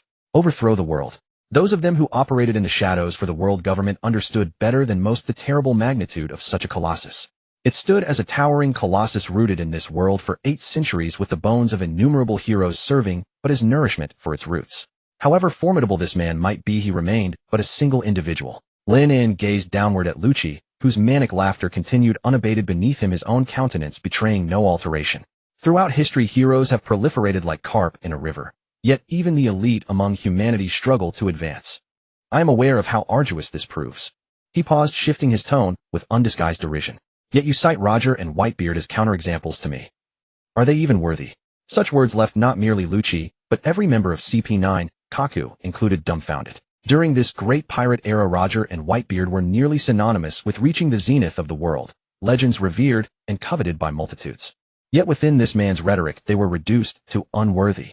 bearing power capable of toppling the world, yet squandering it on childish pirate fantasies, indulging his notion of freedom and adventure. Take Roger for instance. His death meant nothing, yet even in his final moments he chose to incite ambitionists and fugitives across the world to take to sea, heralding this damn era of great voyages. Those heavenly dragons perched above all, and you lackeys who enable their tyranny have already burdened common folk beyond endurance. And now they must also contend with wave after wave of emerging pirates. Tell me, Lucci, what sin did the villages massacred by pirates commit? What transgression warranted the fate of sold slaves? What injustice befell displaced orphans? Lucci's maniacal laughter died mid-breath. His jaws parted, yet no sound emerged. For Lin spoke nothing but cold, unyielding truth. Yet he served as the world government's executioner. His notion of justice extended solely to eradicating the regime's adversaries. Such tragedies simply fell outside his calculus. Lin's gaze drifted to the woman standing nearby, her spirit seemingly shattered. Caliphus stood there as though she were an exquisite statue robbed of its very essence. Her spectacles rested in Lin's possession. Those captivating violet eyes had lost their focus, gazing blankly upon the unfolding scene. That evening this man had brutally shattered her worldview and faith, only to attempt reconstructing them through logic entirely beyond her comprehension. Lin arose, dismissing Lucci from his attention. His motives behind this display proved remarkably straightforward. First, he sought to gauge his own capabilities. Having spent so much time basking in sunlight, he sensed his power, but lacked precise understanding of its true magnitude. CP9 operatives, shadow walkers, whose existence the world government would rather not acknowledge, represented ideal test subjects. Should they suffer injury or disgrace, the government would scarcely make a public fuss. The outcome proved highly satisfactory. Without resorting to his Senjutsu Mokutan, his standard would-release techniques effortlessly subdued all present save Lucci. Though Lucci's beast form granted notable enhancements in strength and speed, the improvement remained limited. Upon deploying his Senjutsu Mokutan, the confrontation devolved into outright domination. A second motive guided his actions. He genuinely considered recruiting the CP9 operatives. However formidable an individual might be, attempting to dismantle the world government single-handedly remained entirely impractical. He required a team, reliable, powerful, and willing to undertake both sordid and arduous tasks. These individuals, though their minds had been thoroughly indoctrinated, possessed exceptional competence and fanatical loyalty. Should he successfully redirect that devotion from the world government toward himself, the prospect proved irresistibly tempting. He recognized the difficulty, yet wisdom from his former life offered guidance. Much like Zhuge Liang's 7 capturations of Menghua, if the first attempt failed, he would persevere. Should 2 attempts prove insufficient, he would persist until 7. While Lucci would grow stronger, eventually awakening his devil fruit 2 years post-Marineford, Lin had resided in this world barely over a year. As long as the sun endured, his path to power would outpace that of any other. A decade hence, even he could scarcely envision the heights of his own power. As for his third objective, Lin surveyed the ravaged mountain grounds he had created and the elite agents securely bound nearby, a silent smile gracing his lips. Spending days sunbathing on a deserted island proved rather dreary. Yet now entertainment had finally arrived. He approached Kaku. Suspended upside down by thick vines, the elongated-nosed man's face had grown crimson, yet the hostility blazing in his eyes had intensified. "What's the matter?" Unwilling to accept defeat, Lin inquired. Kaku fixed him with an intense glare, forcing words through clenched teeth. "CP9 will never surrender to evil." "Evil?" Lin chuckled. "You serve the heavenly dragons, those scum of the world, as obedient hounds, and you dare speak to me of evil?" He extended a single finger, pressing it lightly against the vine, securing Kaku. The vine constricted instantaneously. "Ugh!" Kaku emitted a stifled groan, his entire skeletal structure protesting under the crushing pressure. Teeth clenched, sweat streaming down his brow, his gaze remained unyielding. Lin shook his head, released pressure from his finger, and the vine returned to its previous state. He approached the wooden cage restraining Hogback and Catman. Within, the rotund form of Catman pressed desperately against the bars, attempting to extend his signature zipper-like mouth toward Lin. His zipper snapped open and shut repeatedly, emitting mechanical clicks, as though his internal measurement systems had completely failed. Click-clack. Unable to measure. Unable to measure. My Rokushiki technique, Tegumi, has completely malfunctioned. Click-clack. Duriki value. Duriki value is infinite. No, this is divine power. The power of a deity. Click-clacked. His eyes bulged as he mechanically repeated his desolate conclusions, resembling a short-circuiting automaton. Meanwhile, Hogback's response proved even more theatrical. He abandoned resistance, assuming a seated position within the confined cage. His long pink hair cascaded across the floor as he adopted the tragic posture preceding ritual disembowelment in traditional kabuki theater, though notably without a blade in hand. "Nama-san. This transcends mortal capability. It is divine retribution." He gazed heavenward, weeping bitterly. "Mother, if your spirit watches from above, behold. This unworthy son has been graced today with the privilege of beholding divine countenance. Though death should claim me, I shall depart without regret. Yo-yo-I. With these words he closed his eyes, pressed his palms together, and began murmuring prayers appearing to await spiritual deliverance. Lin paid no attention to the impromptu performances of these two eccentrics, and instead approached Khalifa. The woman remained frozen in place, her frame trembling ever so slightly. Lin produced the spectacles and methodically restored them to her face. The cool frames contacting her skin caused Khalifa to flinch sharply, her senses gradually returning. She gazed upon the face before hers, her lips parting without producing sound. Lin gently arranged the perspiration-dampened strands at her forehead, his fingertips tracing her skin with barely perceptible contact. The gesture proved so natural that Khalifa's heart skipped a beat. Then he retreated a single step, all tenderness vanishing. Enough. He clapped his hands and surveyed the devastation he had wrought, his brow furrowing slightly. Let us discuss compensation. Khalifa paused. Compensation. Lin gestured toward the scattered, splintered timber and deep craters across the ground, wearing an expression of absolute entitlement. You individuals invaded my backyard in the dead of night, destroyed numerous trees, and disrupted my rest. Surely you wouldn't expect me to expend such effort without compensation. Compensation. Khalifa's mind, still reeling from the shock of the grand declaration for the peace of all ages, had barely begun to piece itself together before these two words shattered it into fragments. She stared at Lin, whose face was etched with an expression of plain and simple reasonableness, as if he were not addressing a group of elite agents he had just beaten half to death, but rather lecturing a few bratty kids who had trampled his lawn. This stark contrast left her momentarily at a loss for the appropriate expression. Look, Lin said, pointing around them. The land ravaged by the thousand-armed cannon was utterly unrecognizable. Massive craters dotted the ground one after another, as if a meteor shower had swept through. Where a dense forest once stood, nothing remained but broken roots and shattered wood chips. These atom-wood trees. I'd grieve for half a day just cutting one down. And you lot in a single night destroyed half the mountain behind us. He crouched down, pinched a pinch of soil mixed with splinters, brought it to his nose, and sniffed, his face a mask of heartache. And this ground. You've gouged out so many holes. How many people would it take to fill them all? That's money, you know. He stood up, dusted off his hands, and finally turned his gaze to the CP9 members. Most importantly, the compensation for my emotional distress. I'm a law-abiding citizen, and you cornered me in my own backyard late at night, setting fires and brawling. My heart is still pounding like a drum. Silence reigned. Kaku dangling upside down from the vines, his face, already purple, was not from the vine's constriction, but from sheer rage. He had seen shamelessness, but never this degree of it. You were the one who ground all of us into the dirt, and now you're acting like the victim. You? Don't even think about it. Kaku forced out through clenched teeth. Oh. Lin looked at him and smiled. Seems you have other ideas. Alright, considering how hard you worked before, I'll give you a chance to redeem yourself. He pointed at the devastated back mountain and announced with a tone of great responsibility, from today on, the reforestation and environmental restoration of this mountain are entirely your responsibility. I want it restored to its original state. No, even more lush and beautiful. You are the chief gardener of Golden Tree Island. Kaku's eyes bulged. Lumberjack. Gardener. What the hell's the difference? Lin ignored his internal roar and turned his gaze to the human bench on the ground, who had just regained a sliver of consciousness and was struggling to stand. As for you, Rob Lucci. Lucci froze, then lifted his head, fixing Lin with a murderous glare. Lin looked down at him, appraising him seriously. Not a bad body, pretty tough. Just what I need. I've been feeling a bit stiff from all the sunbathing lately, and I could use a sandbag for practice. Lucci couldn't hold back any longer. A spray of blood burst from his mouth. A warrior would rather be killed than humiliated. He would rather be struck down by this man's fist than become his plaything. And the rest of you. Lin-on's gaze swept over Kumadori and Fukaru, still trapped in the wooden cage, and Blueno held fast by the wooden hand. Zippermouth, you're good at measuring Dariki, right? From now on, you're in charge of measuring and recording all the lumber dimensions on the island. Not a single mistake allowed. Zabababa. Fukaru's zipper mouth opened and closed unconsciously, as if he were still reeling from the impact of infinite Dariki. Longhair, I can tell you're good at singing and dancing. When the lumberjacks take breaks, you'll be the one performing on stage to liven things up, enrich their cultural lives. Kumadori, who had been striking a tragic pose ready to return to his ancestral home, froze mid-motion. Perform kabuki for a bunch of commoners. If his mother were watching from heaven, she'd probably be so angry she'd jump down. And finally you, the door-to-door fruit user. Lin turned to Blueno. From now on, you're the chief logistics officer of Golden Tree Island, and also the deliver man. I'll tell you where to go and what to deliver. Blueno's expressionless face twitched. Everything was arranged, neat and tidy. CP9, the world government's strongest intelligence agency, the deadliest weapon in 800 years, had in that moment been transformed by this man into a motley crew of gardening, sparring, quality control, entertainment, and logistics. I refuse. Lucci roared with all his might. We are officers of the world government.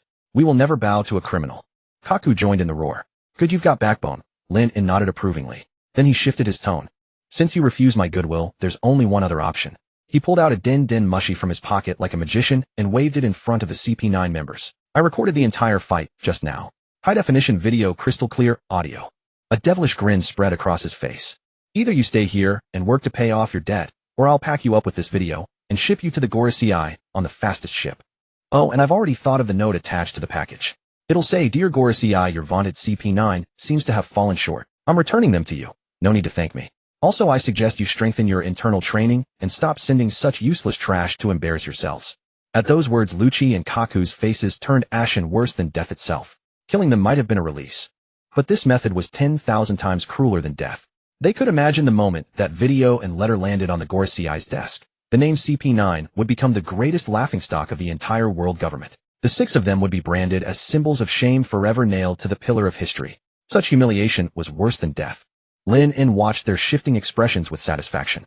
Then, as if remembering something, he clapped his hands. Oh, look at me, so caught up in reasoning with you I forgot you were still tied up. He snapped his fingers. Snap.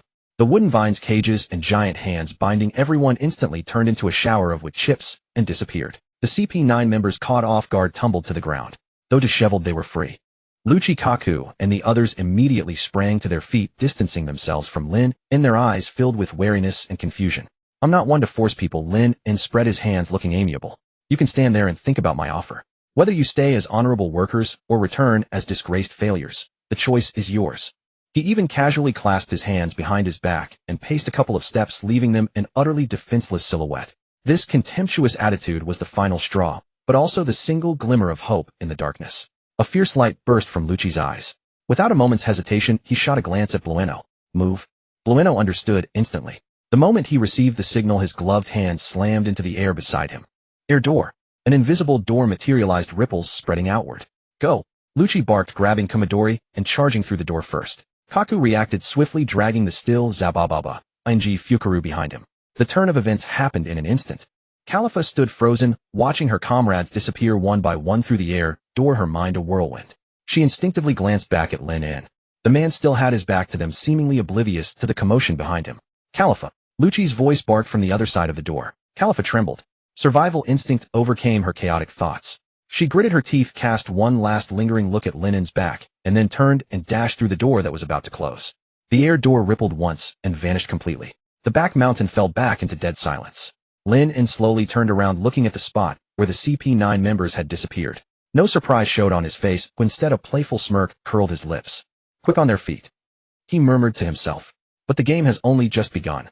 The ICC wind, laced with the briny dampness of the ocean, swept over them. As Khalifa was the last to burst through the air door, the invisible barrier rippled behind her once before vanishing completely. Her legs buckled, and she nearly fell to her knees, but Kaku caught her in time.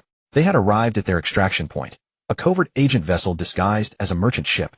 Inside the ship, there was not a single sound. No one spoke. Wapple sat slumped on the deck, the zipper on his mouth torn open, yet making no noise at all. His pride and joy, the Shuwa system capable of quantifying all things in this world, had been completely paralyzed by the ultimate shock of that man's infinite Dohatsu value. Chimchar no longer performed his theatrical poses. He leaned against the ship's railing, his long pink hair disheveled by the sea wind, his eyes empty and fixed on the churning black waves. His lips moved as if chanting something, though no coherent words came out. Bruno stood by the helm, gripping it tightly, his taut jawline betraying the turmoil within. Kaku's face was ashen.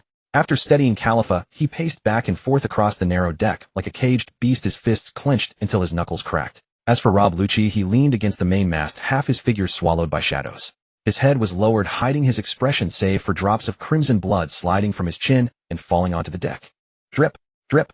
In the deathly silence, each sound was piercingly clear. Humiliation. An ineffable shame, like an invisible hand, tightened around every throat aboard. We must report to Spandam immediately. Kaku finally could not endure the suffocating silence, growling under his breath. That man's danger level far exceeds our estimates. Report what? A cold, raspy voice cut him off. Lucci slowly raised his head, revealing a face smeared with blood and defeat from the shadows.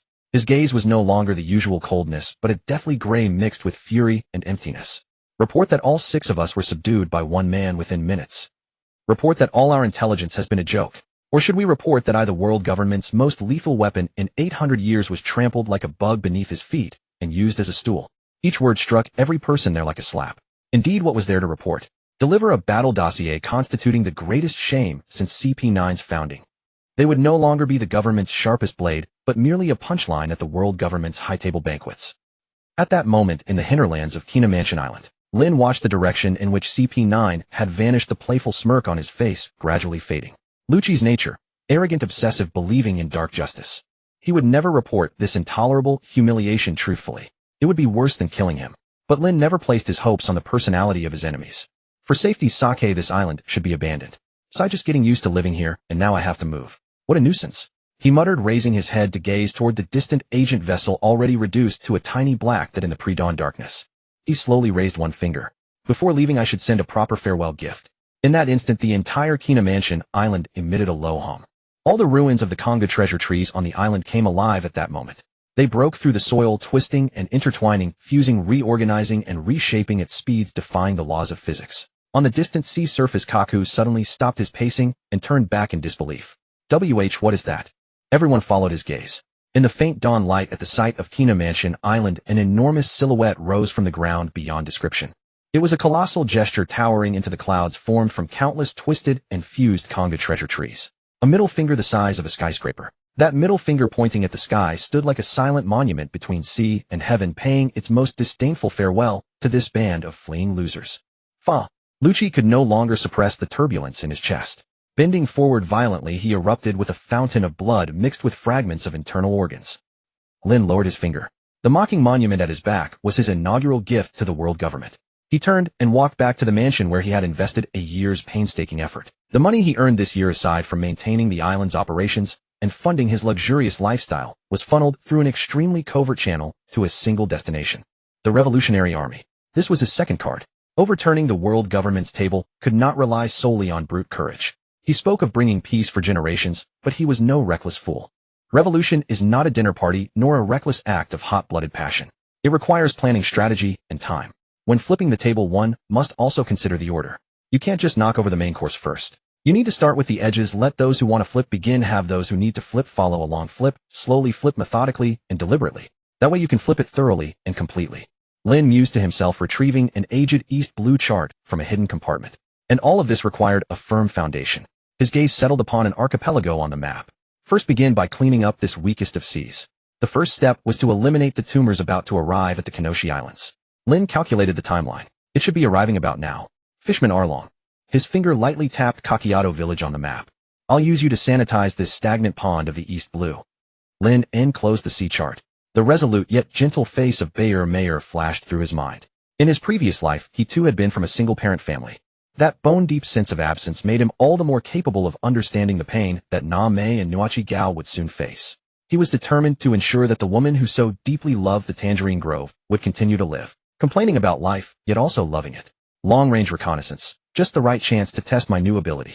Lin raised his hand, gently pressing his thumb and index finger together. A crisp snap of fingers echoed through the empty mansion. In an instant, on the trunk of a relatively sturdy tangerine tree in the lush tangerine grove of Bayer Mayers in Kexia village nearly 200 nautical miles away, a subtle wooden texture quietly emerged. The texture quickly twisted and knotted, finally forming a thumb-sized wooden eyeball that merged seamlessly with the rough bark indistinguishable from it. The eyeball slowly rotated like a living thing. Lin's vision instantly shifted. He saw the familiar tangerine grove bathed in perfect sunlight. Beneath the tangerine tree, Bayer Mayer was humming a tuneless song, nimbly picking ripe tangerines. Not far away, the two little girls, Na Mei and Nuachi Gao, were barefoot, playing by the clear stream, their laughter crisp and clear. A slight smile tugged at the corner of Lin's mouth. This feeling was like having a full map vision.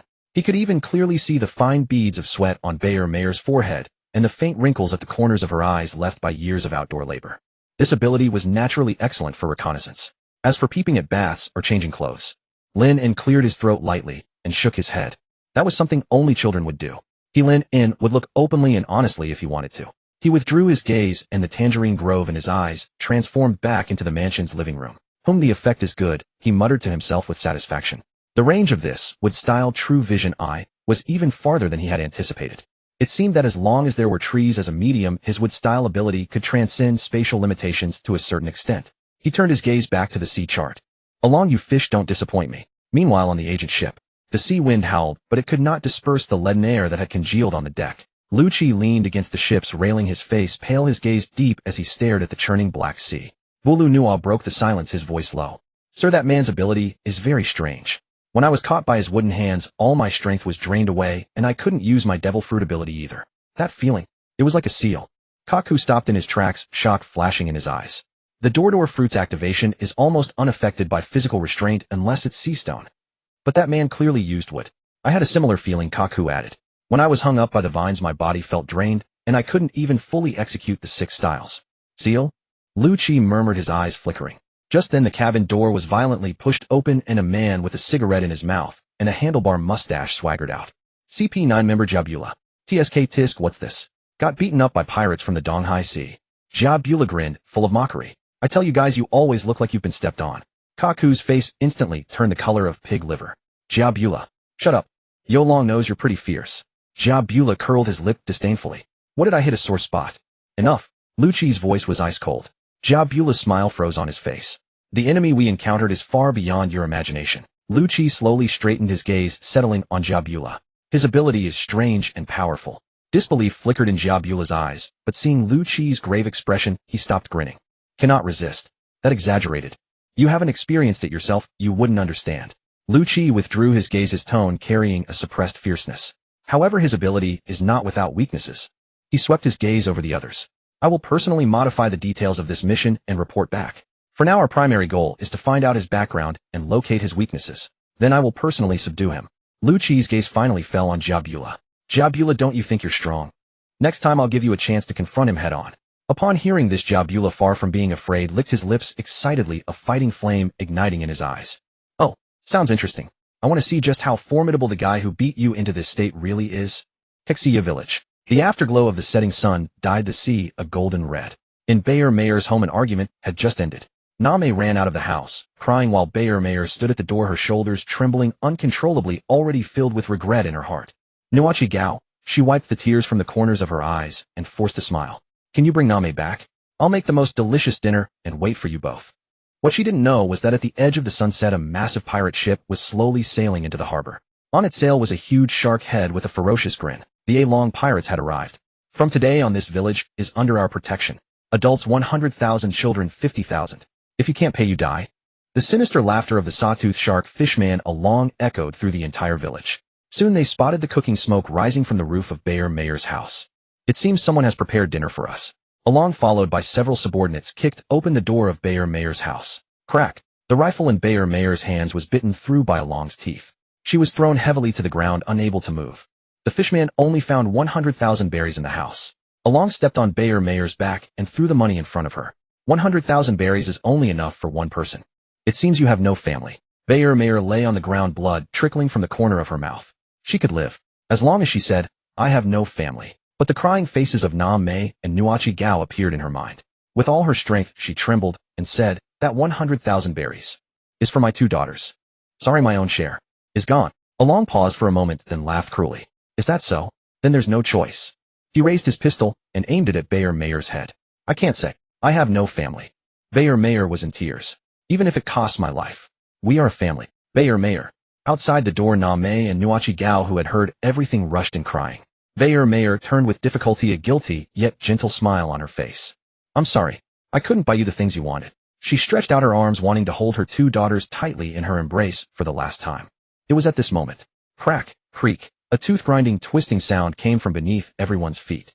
Along's movements suddenly froze. He looked down and saw that his foot, which had been stepping on Bayer Mayer's back, was at some point tightly entangled by several wooden strips that had emerged from the gaps in the floorboards. The wooden strips were as tough as steel, causing excruciating pain in his bones and tendons. What the hell? Along was both shocked and furious, trying to break free, only to find the strips tightening further, digging deep into his flesh. Then an even more terrifying scene unfolded. The entire wooden house was groaning and twisting. The planks on the walls came alive, the window frames twisted into grotesque shapes, and the legs of tables and chairs slithered on the ground like venomous snakes. Bang! The door slammed shut, and countless thick wooden spikes burst out from the door panel, completely sealing off the escape route. The fishmen pirates screamed in terror, having never seen such a bizarre sight. Bayer Mayer, Na Mei, and Nuachi Gao were also utterly stunned, holding each other as they watched this miraculous scene, their breaths caught. A detached voice rang out. The voice came not from any particular direction, but permeated from every inch of wood, every beam echoing in the small room. I heard that a fish out of water dies. It seems to be true. Along trembled, looking around in panic, and roared, Who's playing tricks? Get the hell out here. In response, the wooden strips under his feet contracted violently. Crack. A crisp sound of bone breaking. Oh. Along let out a piercing scream, pulled to the ground by that terrifying force. His proud fishman's strength in the face of these eerie woods was as fragile as paper. That godlike voice rang out again, this time with a hint of impatience. Noisy. As soon as the words fell, a wooden strip shot out like lightning, directly thrusting into Along's open mouth, choking his scream back. The entire world fell silent in an instant. The entire world fell terrifyingly silent. The fishman Arlong's mouth, filled with razor-sharp teeth, was stuffed shut, with a rough wooden strip forced to an agonizing extreme. His proud serrated fangs, capable of crushing steel, left not a single mark on what appeared to be an ordinary piece of wood. Woo. His piercing screams were muffled into incoherent whimpers. His towering frame was pinned to the ground by an immovable force, utterly helpless. The remaining fishman pirates were completely stunned. They exchanged bewildered glances, seeing the same shock and confusion reflected on each other's inhuman faces. Who is it? Karubi, the fishman karate master, was the first to react. He let out a deafening roar, every muscle in his body tensing as he assumed a karate stance. You cowardly bastards. Show yourself. With a furious shout, he hurled a devastating punch toward the wall beside him, carrying enough force to shatter the water around it. Yet the thin wooden wall did not splinter at all. Instead, at the precise moment Karubi's fist made contact, it bizarrely caved inward, forming a soft curve that absorbed the entirety of his devastating blow. Then, with a violent rebound, the wall snapped back with a deafening crash. A reverberating force several times greater than his own striking power surged back into Karubi. He groaned heavily, his entire body launched backward like a ragdoll, crashing into the dining table and reducing it to splinters. Water gun. On the other side, Cho, with his pointed lips, took a deep breath and aimed directly at the ceiling before unleashing a high-speed spinning water projectile. He intended to break through the roof first and see what lay beyond. But the moment the water bullet left his mouth from the ceiling above, the wooden base of that crude pendant lamp suddenly extended, several vines weaving together like lightning into a small net that precisely caught the water sphere. The water bullet spun futilely within the net for a few moments before losing all momentum, dissolving into a puddle that drenched Cho's own face with a loud splash. Six-sword style? Octopus jar. Hatchin, the octopus fishman, both terrified and enraged, wielded 6 long swords simultaneously, with all his arms creating an impenetrable cyclone of blade light, attempting to carve the bizarre house into pieces. Clang, clang, clang, clang. A series of shrill metallic collisions echoed through the air. Hachon felt excruciating pain surge through all 6 of his arms simultaneously, his palms splitting open from the shock, and all 6 long swords flew from his grip, clattering noisily across the floor. Not a single white scratch remained on the walls, floor, or ceiling before him. This house had in that instant transformed into the most impregnable fortress in the world. Bellmare, Nami, and Nojiko huddled tightly together in the corner. Bellmare's body trembled slightly, not from fear, but from a shiver mixing shock with wild euphoria. She had already prepared herself for death, but everything unfolding now far exceeded her understanding. A devil fruit. She had once served in the Navy and witnessed countless extraordinary ability users, yet she had never heard of anyone who could bring an entire house to life. Nami's eyes widened. At her young age, fear quickly gave way to overwhelming curiosity. Watching the panicked fishermen pirates and the miracle this wooden house, her home for years, was performing, a tiny thought began to sprout wildly within her heart. A deity. Had a god heard mother's prayers and descended? That indifferent voice echoed once more from every direction, resonating in each of their ears. 100,000 for adults, 50,000 for children. Quite an imposing protection fee. I'd like to ask, who exactly are you planning to protect them from? Those words struck every fishman like an invisible slap across the face. Arlong writhed wildly on the ground, roaring from his throat like a wild beast. He wanted to retort, to bellow, to tell this headless coward that the fishmen were the noblest race, and these humans were only fit to be enslaved and exploited. But the wooden strip in his mouth rendered him speechless. It seems you have quite an opinion. The voice seemed to sense Arlong's fury, taking on a touch of interest. The next moment, every piece of wood throughout the entire house emitted an ear-splitting creaking sound. The walls began compressing inward. The ceiling slowly lowered. The floor rose upward. This small wooden house transformed into an ever-shrinking prison, an instrument of torture that would crush every one of them alive. Oh, no, don't come any closer. Help, I don't want to die. The fishman pirates completely broke down. Their so-called racial pride, their contempt for humans, it was all crushed to smithereens before this absolute, incomprehensible threat of death. They desperately pressed their bodies against the contracting walls, biting at the rising floor with their teeth, but that wood was unnaturally hard. Their strength seemed utterly laughable at this moment. The space grew tighter and tighter, the pressure relentlessly mounting. They could clearly hear the crisp cracks of their own bones being compressed. Just when they believed they would be crushed into paste in the next instant, all compression suddenly ceased. The fishmen collapsed to the ground, gasping for breath in great heaving pants, their bodies drenched in cold sweat. Before they could even rejoice over their narrow escape, the contracted walls and floor underwent a new transformation. Countless wooden strips slithered out, binding each one tightly and suspending them in midair. As for Arlong, his treatment was particularly special. A thick wooden pile erupted from beneath the floor, nailing him suspended in the air, his forelimbs wrapped firmly by wooden vines arranged in a humiliating spread eagle pose. The wooden strip in his mouth was finally removed. "You bastard! Who the hell are you?" Arlong immediately unleashed a furious roar, his eyes bloodshot, overflowing with mad, killing intent. "Have the courage to show yourself. Fight me fairly." This time the voice finally had a clear source. In the center of the room, all the scattered debris, Kurubi's smashed chairs and tables, the wood shavings and dust produced during the battle, began floating into the air. They converged, circled, and condensed overhead. Under the horrified gaze of Belle-Mère and her two daughters, those pieces of wood seemed to come alive, rapidly weaving and restructuring, ultimately forming a complete human shape. A man wearing a white shirt and casual trousers appeared out of thin air right in the center of the room. He looked quite young, with a handsome face and an indifferent expression. Not a trace of murderous intent radiated from him. Instead, he resembled an ordinary young man out for a stroll. He was none other than Lin En's wooden clone. Lin En's clone glanced over the suspended fishmen, finally fixing his gaze on Arlong's face, twisted in rage. "You just said you wanted to fight me," he asked. "That's right. You." Arlong sneered cruelly, believing the opponent had finally decided to appear. "Just let me down. I'll smash a scrawny human like you into paste with one punch." "Oh." Lin En's clone raised an eyebrow, then lifted his hand and gently snapped his fingers toward Arlong. Snap! The wooden vines binding Arlong's limbs instantly loosened. Regaining his freedom, Arlong dropped from midair. Before he could even register the feeling of landing, his legs exploded with power, transforming his entire body into a blue cannonball. Fueled by overwhelming humiliation and fury, he threw a devastating punch straight at Lin En's clone's face. He would kill this man in the cruelest possible way. Facing this inevitable blow, Lin En's clone didn't move an inch. He simply watched calmly. Just as Arlong's scaled fist was about to collide with his face, schlick! A soft sound. A slender wooden spike no thicker than a toothpick erupted unexpectedly from the floor beneath Lin En's clone's feet at blinding speed, piercing precisely into Arlong's advancing knee. Af! Arlong's forward momentum came to an abrupt halt. A scream utterly inhuman tore from his throat. Losing all balance, he crashed heavily to the ground, landing on his knees right before Lin En's clone, kneeling on both knees. That very spot was exactly where Belle-Mère had been forced to crawl just moments ago, trampled beneath Arlong's foot. Lin En's clone looked down, gazing at this fishman, kneeling before him, clutching his knee and wailing in agony. He reached out and gently patted Arlong's face. "So do you still want to fight me?" The excruciating pain of shattering knee bones instantly pierced Arlong's mind. This was the first time his proud, formidable fishman physique had let him taste the bitter flavor of his own bones being crushed. Yet worse than the agony was the bone-chilling humiliation. He, the great Arlong, future overlord of the East Blue, had been forced to his knees on the spot by a human from nowhere, armed with nothing but a ridiculous wooden spike. And there he knelt before the very low-caste humans he had just wantonly abused and trampled beneath his feet. "Get lost." A growl like a trapped beast tore from Arlong's throat.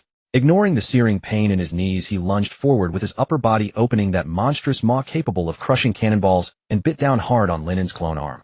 He would grind this hand to paste along with the man's bones inch by inch. But there was no spray of blood and flesh as expected. Clang! Arlong's prized teeth shuddered violently, sparks flying. What he had bitten into was no flesh and blood, but a wood of unimaginable hardness. Good dentition. Lin En's clone voice carried no discernible emotion. He didn't even withdraw his hand, simply letting Arlong's fangs grate futilely against his woodinized arm. "Pity you can't even bite through one of my clones." Clone. Those two words made Arlong's mind come to a complete standstill. This man so absurdly powerful was merely a clone. How could this be possible? Before he could recover from this reality-shattering shock, Lin En's clone had already withdrawn his hand and turned his gaze toward the fishman officers hanging in midair, thoroughly terrified. His eyes first fell upon Karu, the karate master. Fishman karate. Lin En's clone tilted his head. Sounds formidable. However, techniques mastered underwater seem less effective on land. Before he finished speaking, a creaking sound echoed. Rustle. Dozens of wooden strips erupted from the floor beneath Karu's feet, like awakened vipers wrapping around his limbs in a flash. Ah! Karu screamed in agony, but before he could exert any force to break free, the wooden strips unleashed a power far more terrifying than steel cables twisting violently in opposite directions. Crack! Crack! The sound of dense bone fractures erupted. Karu's limbs were forcibly twisted into grotesque spiral shapes. The excruciating pain blacked out his vision, and he lost consciousness, completely hanging there like a ragdoll. Linen's clone's gaze then shifted to Koru the fishman with pointed lips. Like spraying water, he asked softly. Let me help you close the valve. A sharp whistling sound cut through the air, whoosh. A wooden spike shot out from thin air through the wall behind Koru, precisely piercing his massive mouth, wide enough to fit an egg, and pinning it firmly against his palate. Woo woo woo.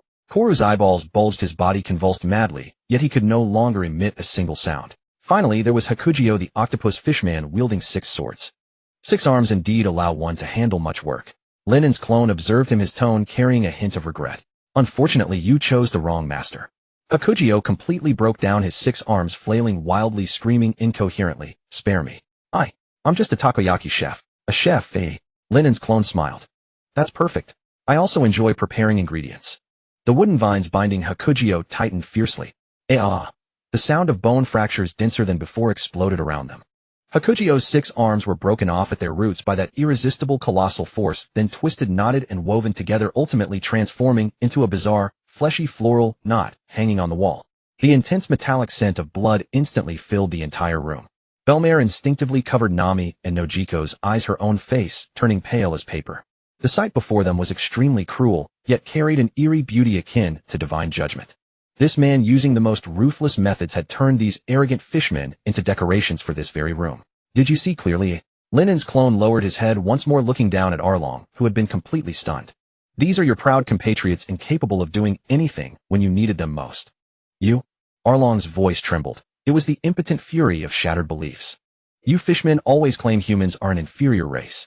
Linen's clone's voice echoed through the deathly silent room. But in my view, so-called nobility maintained through violence and fear is the most base thing in this world. Kill you. Arlong's sanity was completely detonated by these words.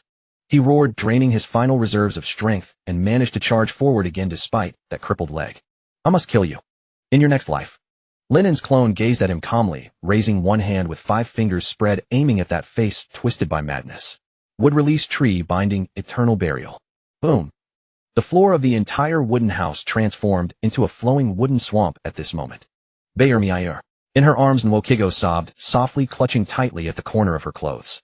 Meanwhile, Name cautiously reached out her hand and gently touched the orange blossom that had appeared out of nowhere in her hair. The petals were soft, carrying a strange warmth and a scent that reassured her. Her large eyes reflected the ferocious tree of sin, yet instead of fear they shimmered with an unprecedented radiance. Lord God. No, it was Mr. Cleaner. This title, along with that lazy smile, was deeply imprinted on her young heart. Bang! The broken door was violently slammed open. Bayer Miayer. How are you?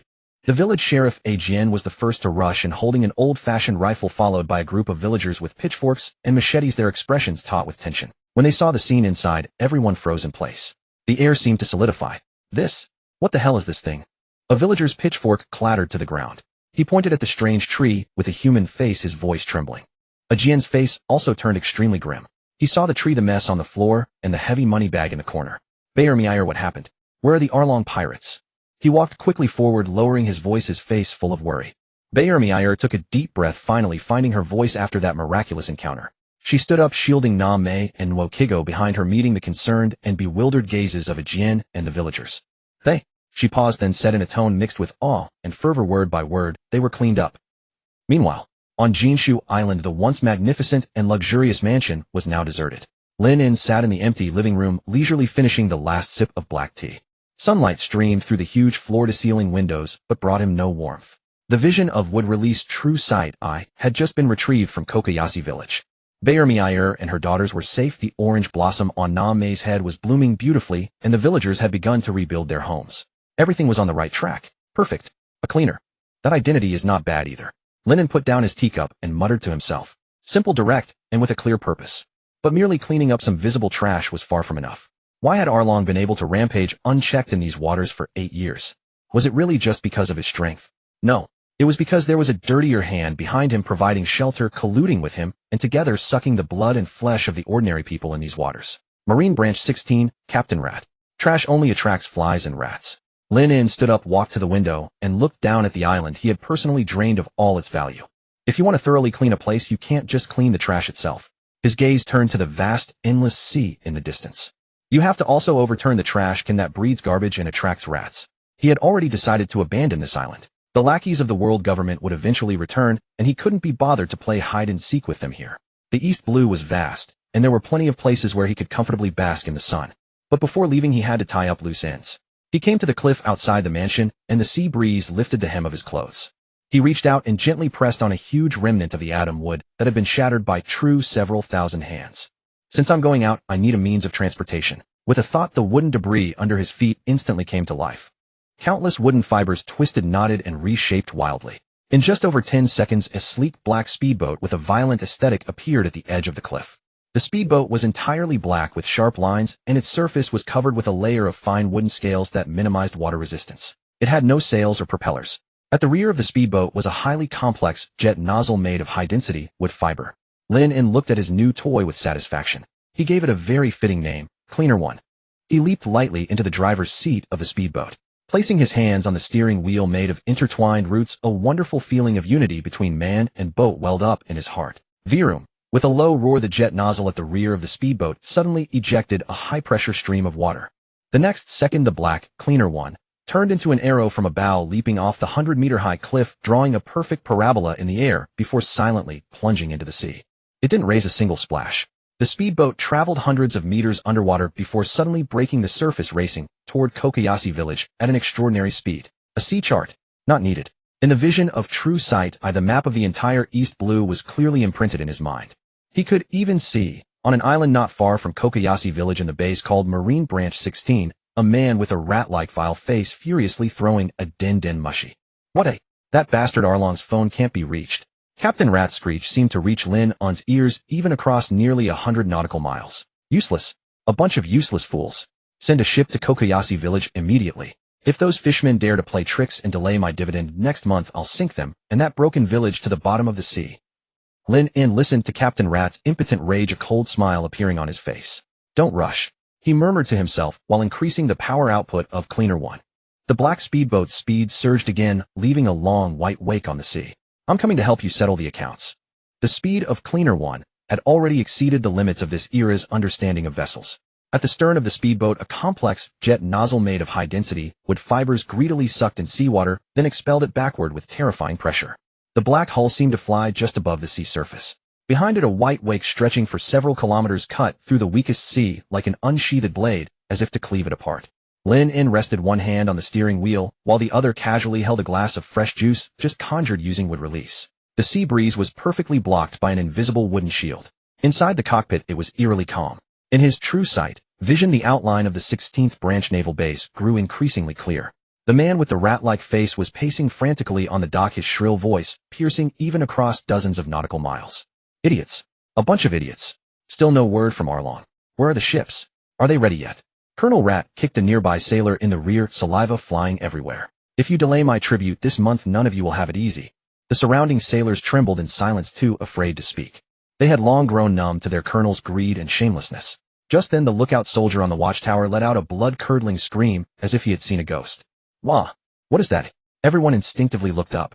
At the junction of sea and sky, a tiny black hole was rapidly expanding at a visible rate. It was too fast. Fast beyond all reason. One moment, it was just a blur, the next, its sharp silhouette was already clear. Enemy attack! Enemy attack! Fire! Fire now! Colonel Rat reacted quickly, or rather his guilty conscience made him more nervous than anyone. The naval gunners on the base's coastal batteries frantically began loading shells. But their loading speed was laughably slow compared to Cleaner One. Boom! A deafening roar. But it wasn't the sound of a cannon firing. The black, Cleaner One showed no sign of slowing. It raised a massive wave tens of meters high, and with a brutal attitude charged directly onto the dock. The solid concrete dock crumbled like a brittle cookie under its assault. The speedboat plowed through, smashing through barbed wire and demolishing guard posts. Finally, under the horrified gaze of countless sailors, it executed a perfect drift and came to a steady halt in the central plaza of the base. Its bow was less than half a meter from Colonel Rat's nose. The violent gust of air swept up the colonel's navy cloak, distorting his wretched face completely. The plaza fell into a deathly silence. Everyone was stunned into paralysis by this entrance which rivaled a natural disaster. The cockpit door slowly opened. Lin stepped down from the boat, holding a half-empty glass of juice. He looked utterly at ease, as if he hadn't just smashed a speedboat through a naval base, but had simply parked in his own backyard. Who are you? Colonel Rat's legs went weak, nearly giving way, but he still shrieked, trying to mask his fear with volume. This is a naval base.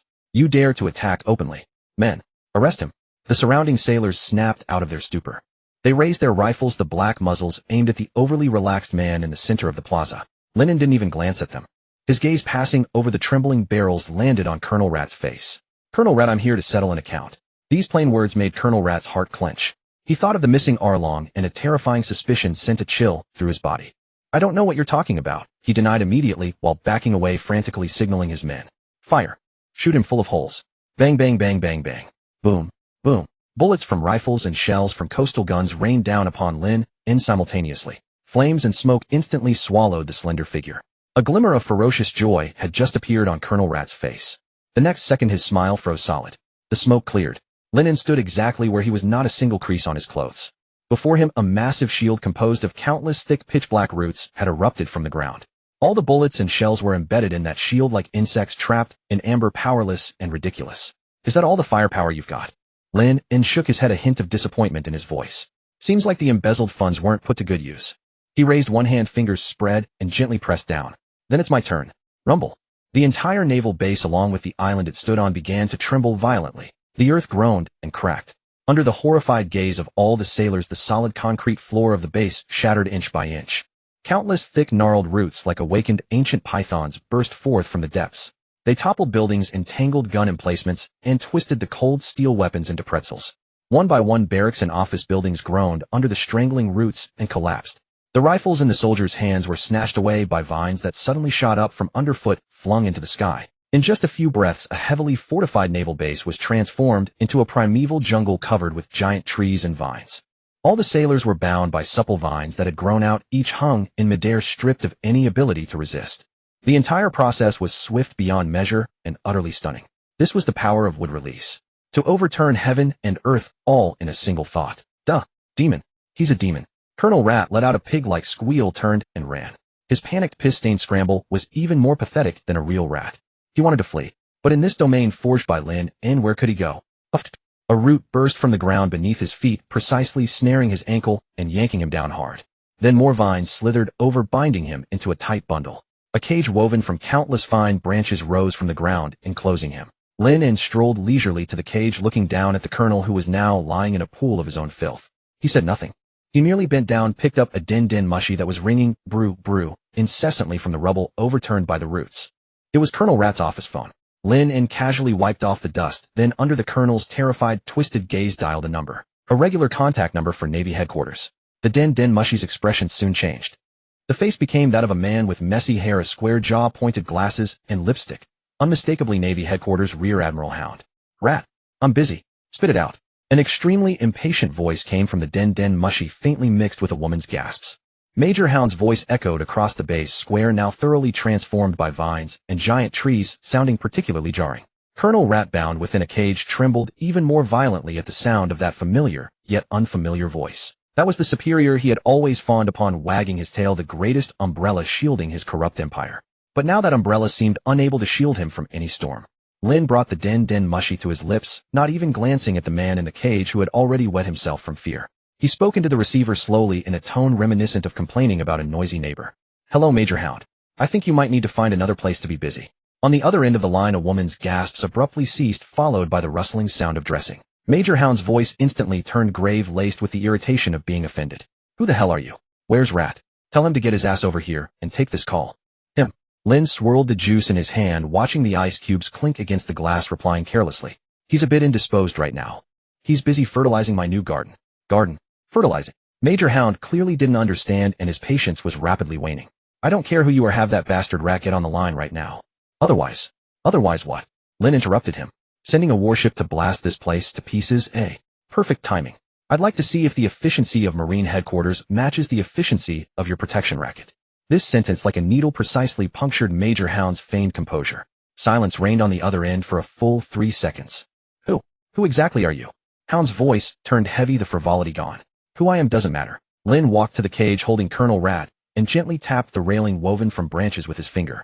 "What matters is that I am doing something." He looked at the rat-like face, now utterly twisted by terror, inside the cage, and continued into the din-din mushy. "The East Blue is too filthy. Trash, flies, and rats everywhere. So I decided to clean it up myself. The Marine 16th branch is the first trash can I've emptied. Now it's been dismantled. Thoroughly. In the square, the marine soldiers, dangling upside down from vines, stared at Lin with wide eyes, as if looking at a madman. To declare the cleaning of a marine branch right in front of a marine headquarters major. This was no longer arrogance, it was spitting in the face of the entire world government's dignity. Colonel Rat was ashen-faced, knowing he was finished. This man was no pirate, he was a complete lunatic. Dismantled. The 16th branch. Major Hound's voice was filled with disbelief. Are you joking? Do you have any idea what you're saying? You don't seem to believe me. Lin sighed, as if disappointed by the inefficiency of this communication. He turned the receiver of the Den Den Mushi toward Colonel Rat in the cage. Come on, say hello to your superior. Colonel Rat's lips trembled, unable to utter a single word. Not talking. Lin tilted his head. The next second, a sharp wooden spike suddenly shot up from the floor of the cage, piercing precisely into Colonel Rat's thigh. Oh! A heart-wrenching scream, a mixture of excruciating pain and boundless terror, traveled through the Den Den Mushi to Marine headquarters, nearly 10,000 nautical miles away. On the other end of the line, the violent sound of a chair being shoved back could be heard. Rat. Major Hound's voice had completely changed pitch. Believe me now. Lin retrieved the Den Den Mushi and held it back to his lips, his tone flat. Your branch base, along with this loyal rat of yours, is now in my hands. I'll give you 1 hour. In 1 hour, I want to see on all public channels in the East Blue all the evidence of the Marine 16th branch colluding with pirates, oppressing civilians, and embezzling funds, announced by you, Major Hound, personally. You're dreaming. Major Hound roared like a wild beast. You're declaring war on the world government. They'll hunt you to the ends of the earth. The Navy will never let you go. Oh, is that so? Lin let out a soft laugh. He raised his other hand and waved casually toward the black, cleaner one in the center of the square. Whoosh! Countless wooden fibers composing the speedboat began to rapidly reassemble and deform. Within seconds, a colossal wooden statue towering over 10 meters rose from the ground. The statue's likeness was unmistakably that of Major Hound, but its posture was utterly humiliating, kneeling on both knees, hands raised high, with a fawning and lecherous grin, a spitting image of a dog begging for treats from its master. Forgot to tell you, Lin said, walking to the foot of the statue and kicking its knee, speaking into the Den Den Mushi. I have a bit of a knack for carving. If you don't do as I say, a few days from now, this piece of art titled Hound Kneeling will appear in the center of Lowtown Square. By then, I think the whole world will be curious to whom exactly is the Major of Marine Headquarters kneeling. To your celestial dragon masters behind you, or to this insignificant cleaner? On the other end of the line, a deathly silence.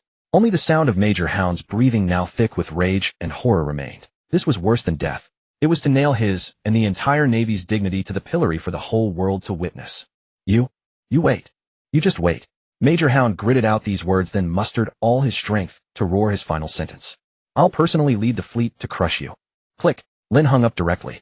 He tossed the Den Den Mushi into the rubble, then turned to face the cage woven from countless branches. All right, now it's time to deal with you, the real rat. He snapped his fingers. The bars of the cage instantly transformed into countless pliable vines, binding Colonel Rat from head to toe, then hoisting him high to hang from the top of the flagpole, bearing the Marine flag in the center of the square. I won't kill you. Lin looked up at Colonel Rat, swaying like a strip of cured meat in the wind, his face expressionless. From today onward, you are the warning sign for this island. I'll make you watch with your own eyes as everything you've done is exposed to the public. Watch as Marine warships arrive one by one, and then one by one sink into this sea. You'll become a living specimen, telling all who come after what happens when you reach into places you shouldn't. As the words fell, the vines binding Colonel Rat began to emit a faint green glow. In the light, countless tiny rootlets grew from the vines, piercing into Colonel Rat's skin, slowly connecting with his flesh, meridians, and bones. Colonel Rat no longer had the strength to scream.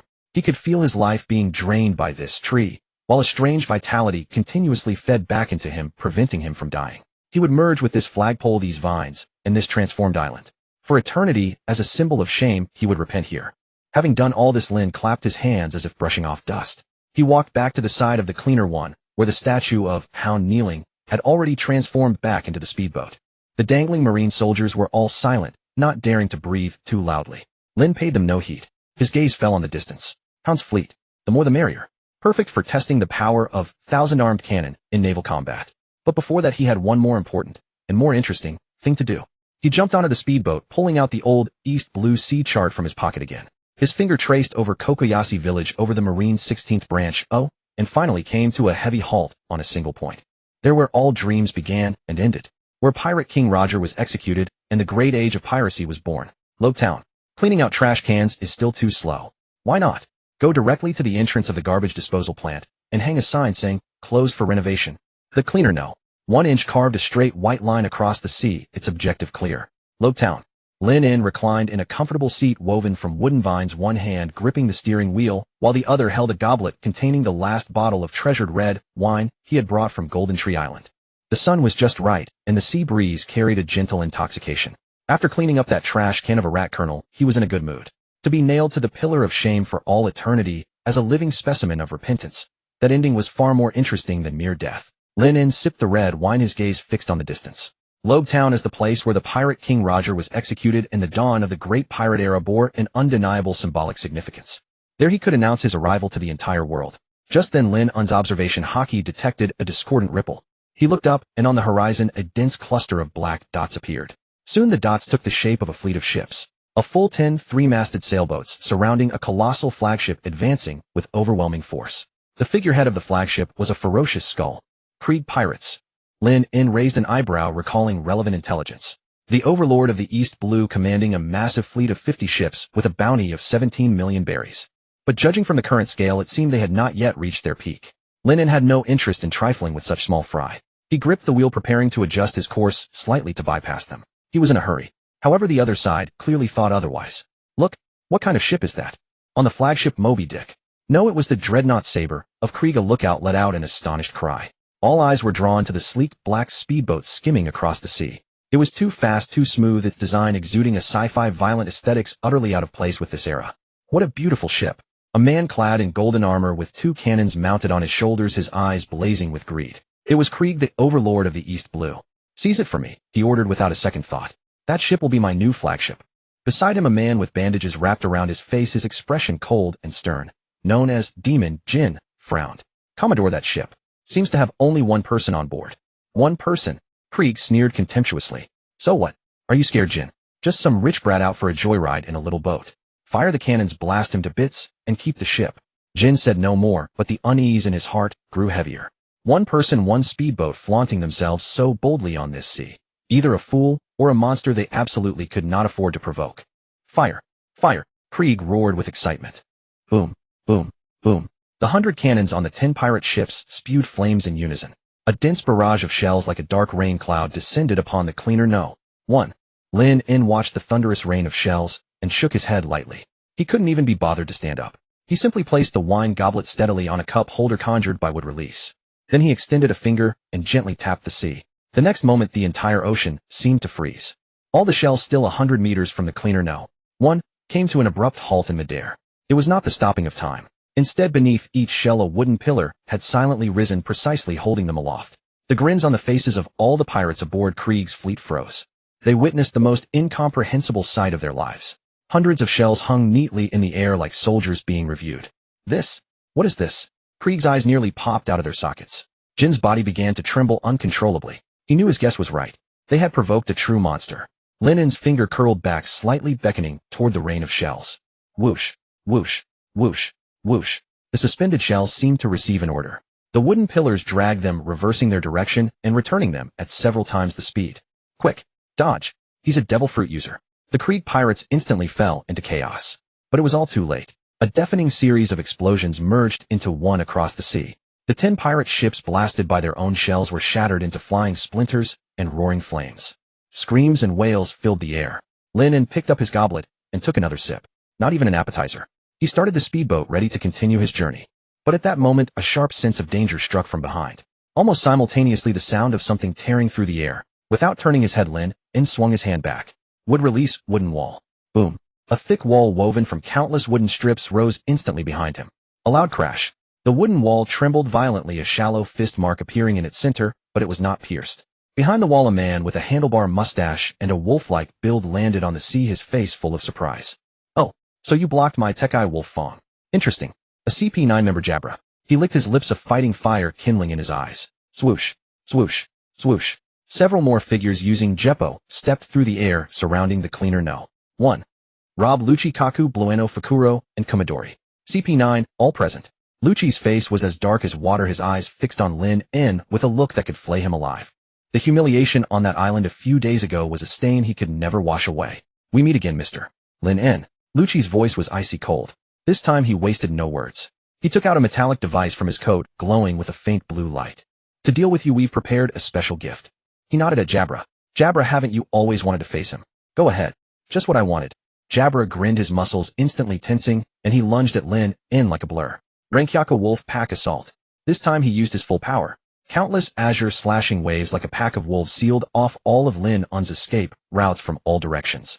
At the same moment, Bueno appeared beside Lin In, and with a sudden swing of his arms, a large net woven from an unknown metal shimmering with a strange blue-green light fell toward Lin In. A sea stone capture net. One of the world government's highest technological achievements. Specifically designed to subdue powerful devil fruit users. Once caught in this, any ability user would instantly lose all their powers and be at the mercy of others. A ruthless gleam flashed in Lucci's eyes. He didn't believe this man's ability could ignore the sealing effect of sea stone. Facing this pincer attack from all sides, Lin In's face showed not a single ripple. He didn't even bother to dodge Jabra's Renkyaku. He let the fierce, slashing waves strike his body. A series of metallic clanging sounds. Lin In's clothes were torn, but the skin beneath showed not even a white scratch. His body had already imperceptibly undergone woodification. Jabra's pupils contracted sharply. As for the sea stone net that carried certain death, Lin In merely raised a hand casually. Then, with an expression of utter disbelief on the faces of all CP9 members, he lightly caught the net by one corner. The expected loss of power and complete weakness never occurred. Lin In weighed the net in his hand. The texture was good, quite heavy. He looked up at Jabra, whose movements had frozen in shock, and a playful smile curled on his lips. Did you misunderstand something? I'm not a devil fruit user. As his words fell, a terrifying aura that made every soul present tremble erupted from Lin In. That aura was neither the pressure of Conqueror's haki nor pure killing intent. It was more like an absolute hierarchical suppression from the very source of life. Like ants gazing up at a dragon or birds peering into the sky. At that moment, the 6 elite agents of CP9 felt they were no longer the supermen dominating the intelligence world, but had reverted to the most primitive, fragile form of life itself. You aren't a devil fruit user. Kaku's Adam's apple bobbed up and down as he asked the question with immense difficulty. This was even harder for them to accept than if Lin In were a devil fruit user. Devil fruits were a known system of power. They had limits, and there were ways to counter them. But where did this man before them derive his power? Correct answer. Lin In smiled, casually tossing the priceless sea stone net at his feet, then stepping onto it. Crack. The tough metal net forged by the highest craftsmanship of the world government shattered inch by inch under his feet like dry twigs. This step not only crushed the sea stone, but also shattered the last shred of hope in Lucci's heart.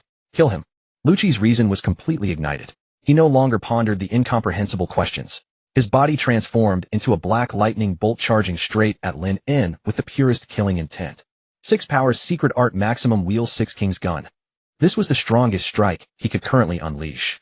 The air was compressed to the extreme, and a terrifying shockwave gathered on his fists enough to pierce through a steel battleship. Facing this desperate attack, Lin In merely raised his eyelids. He didn't even form hand seals. The cleaner no.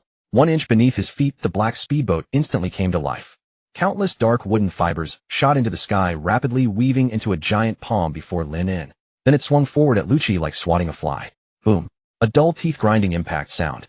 Lucci's 6 King's gun, which could split mountains and shatter rocks, vanished like a mud ox sinking into the sea the moment it contacted the wooden palm. Immediately after, an irresistible force sent him flying backward.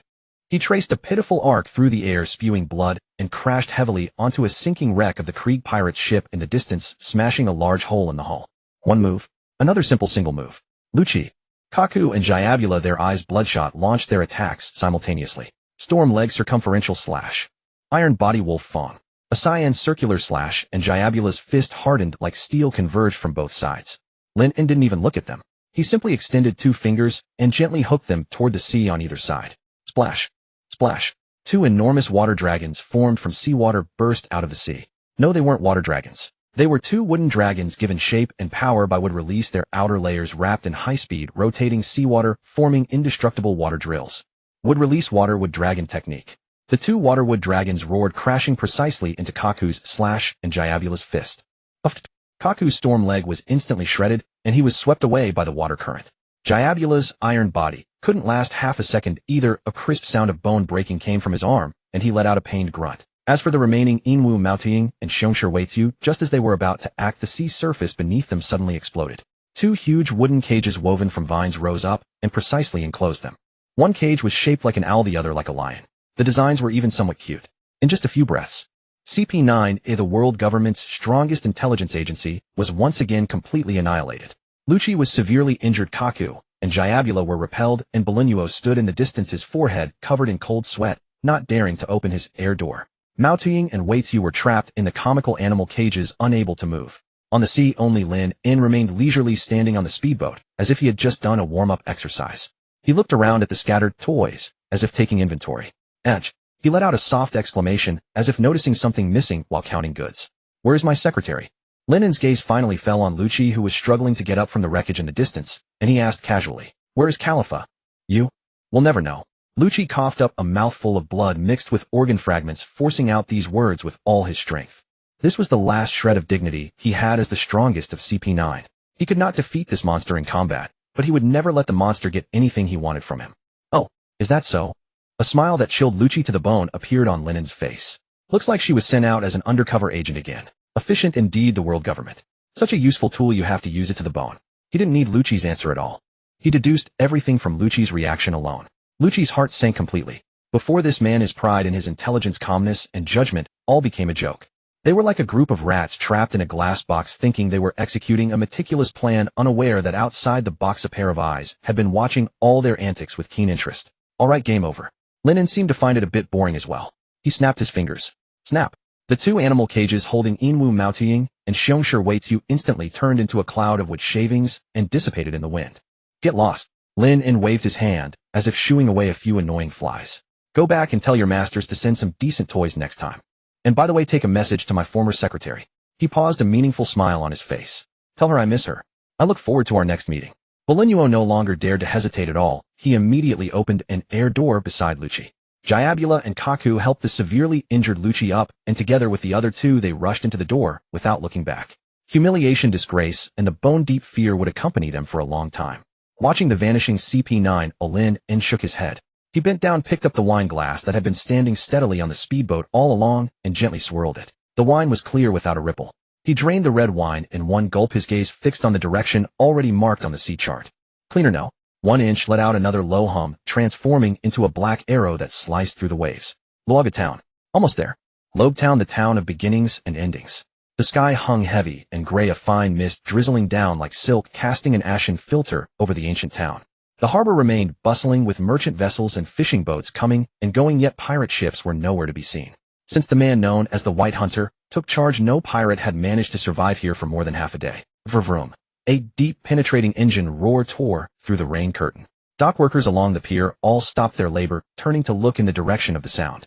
A straight white trail carved across the sea surface as a sleek all-black speedboat, shaped like a shuttle, did not slow down. Instead, it charged toward its designated berth with an almost brazen attitude. That was the Navy's exclusive berth. Hey, you can't park there.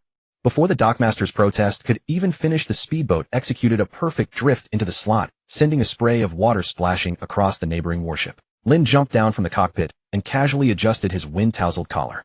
He didn't carry an umbrella, yet raindrops never touched his skin, repelled by an almost imperceptible layer of airflow half an inch away. Photosynthesis, you see. The dockmaster panted as he approached, ready to scold, but froze the moment he laid eyes on the vessel.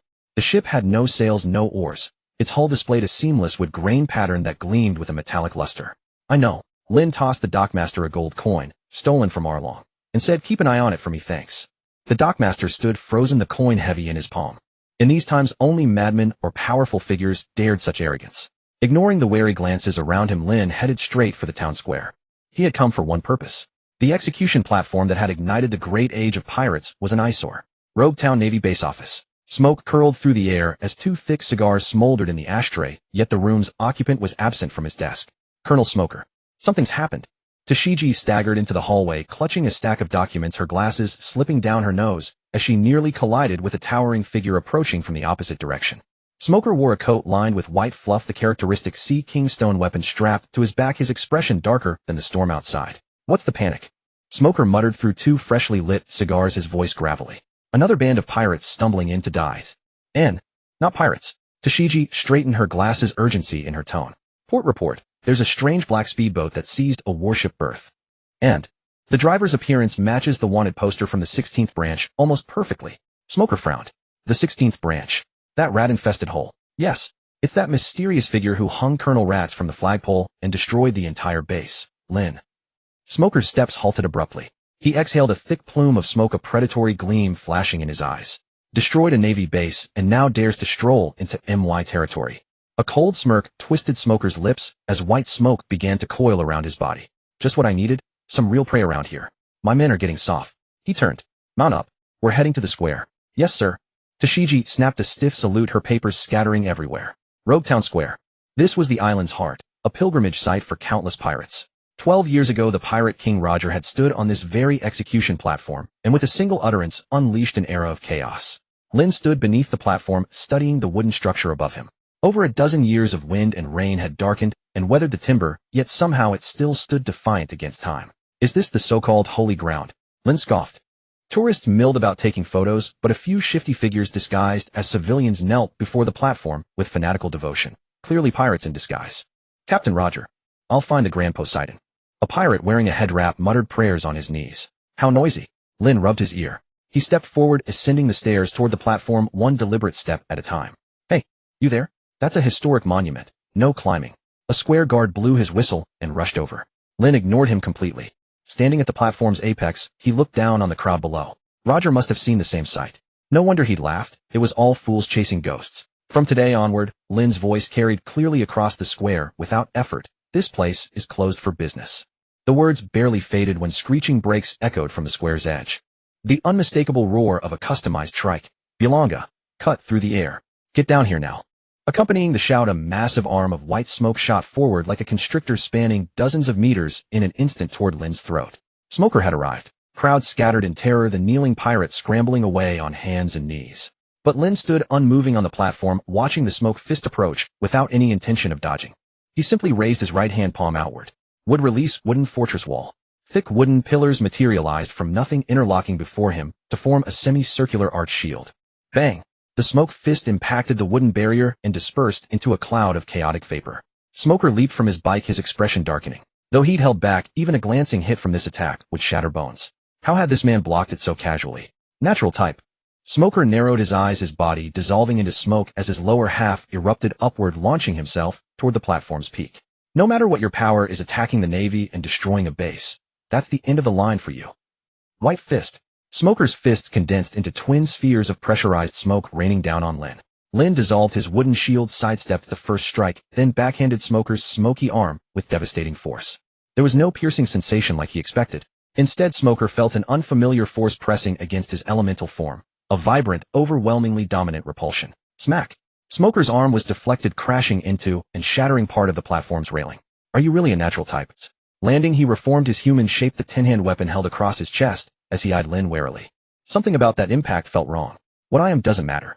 Lin brushed dust from his hands. What matters, Colonel Smoker, is that you seem to have misunderstood one thing. That rat deserved what he got. I merely helped you clean house. As for this place. Lin stamped his foot against the wooden planks beneath him. Don't you think this rotten platform is nothing but a stinking garbage bin, luring countless flies to throw themselves to their deaths one after another? Smoker paused. He despised pirates and loathed the era Roger had unleashed, but no one had ever called it a garbage bin. Save your breath. Smoker gritted out through his cigar. No matter how you twist it, destroying order makes you a criminal. White vine. His entire body exploded into a towering wall of white smoke, engulfing the platform in seconds as he attempted to trap Lin within.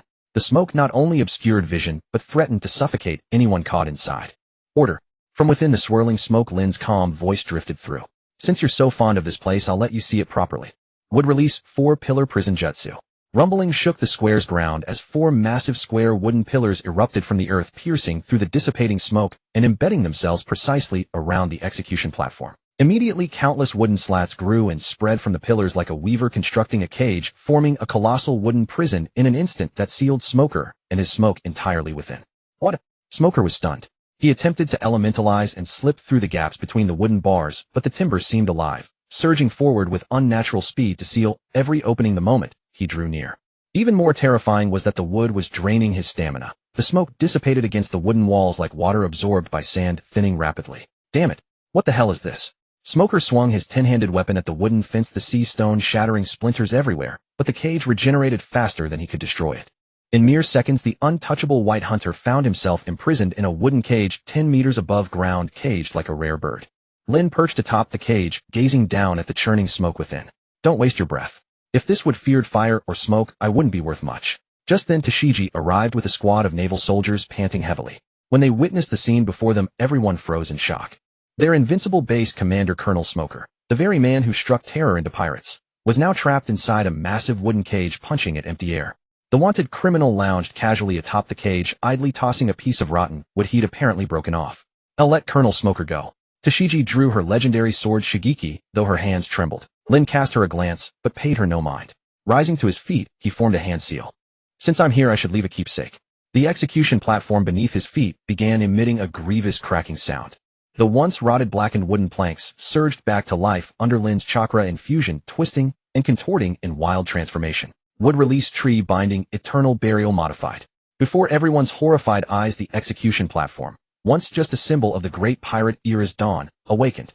It was no longer a rigid platform. It contorted and coiled, ultimately transforming into a colossal, grotesque dead tree. The dead tree's trunk was as thick as a building, all its branches curling inward like a clenched fist. Smoker's cage was clutched firmly within that grasp, suspended in midair. Most ironically, Lin manipulated the bark's texture to etch 4 powerful characters at the trunk's center: trash of the era, do not discard. With that done, he brushed off his hands and leaped gracefully from the treetop, landing before a dumbfounded Tashigi. "You?" Tashigi tightened her grip on her sword and stepped back. "Relax, spectacles girl." Lin smiled, pointing upward. "Your colonel has too much fiery temper. Let him hang up there and cool off for a bit. The cage will release automatically in 2 hours." Finished speaking, he slipped his hands into his pockets and strode past the stunned naval ranks toward the harbor. "Halt! What do you take the Navy for?" Summoning her courage, Tashigi slashed at him.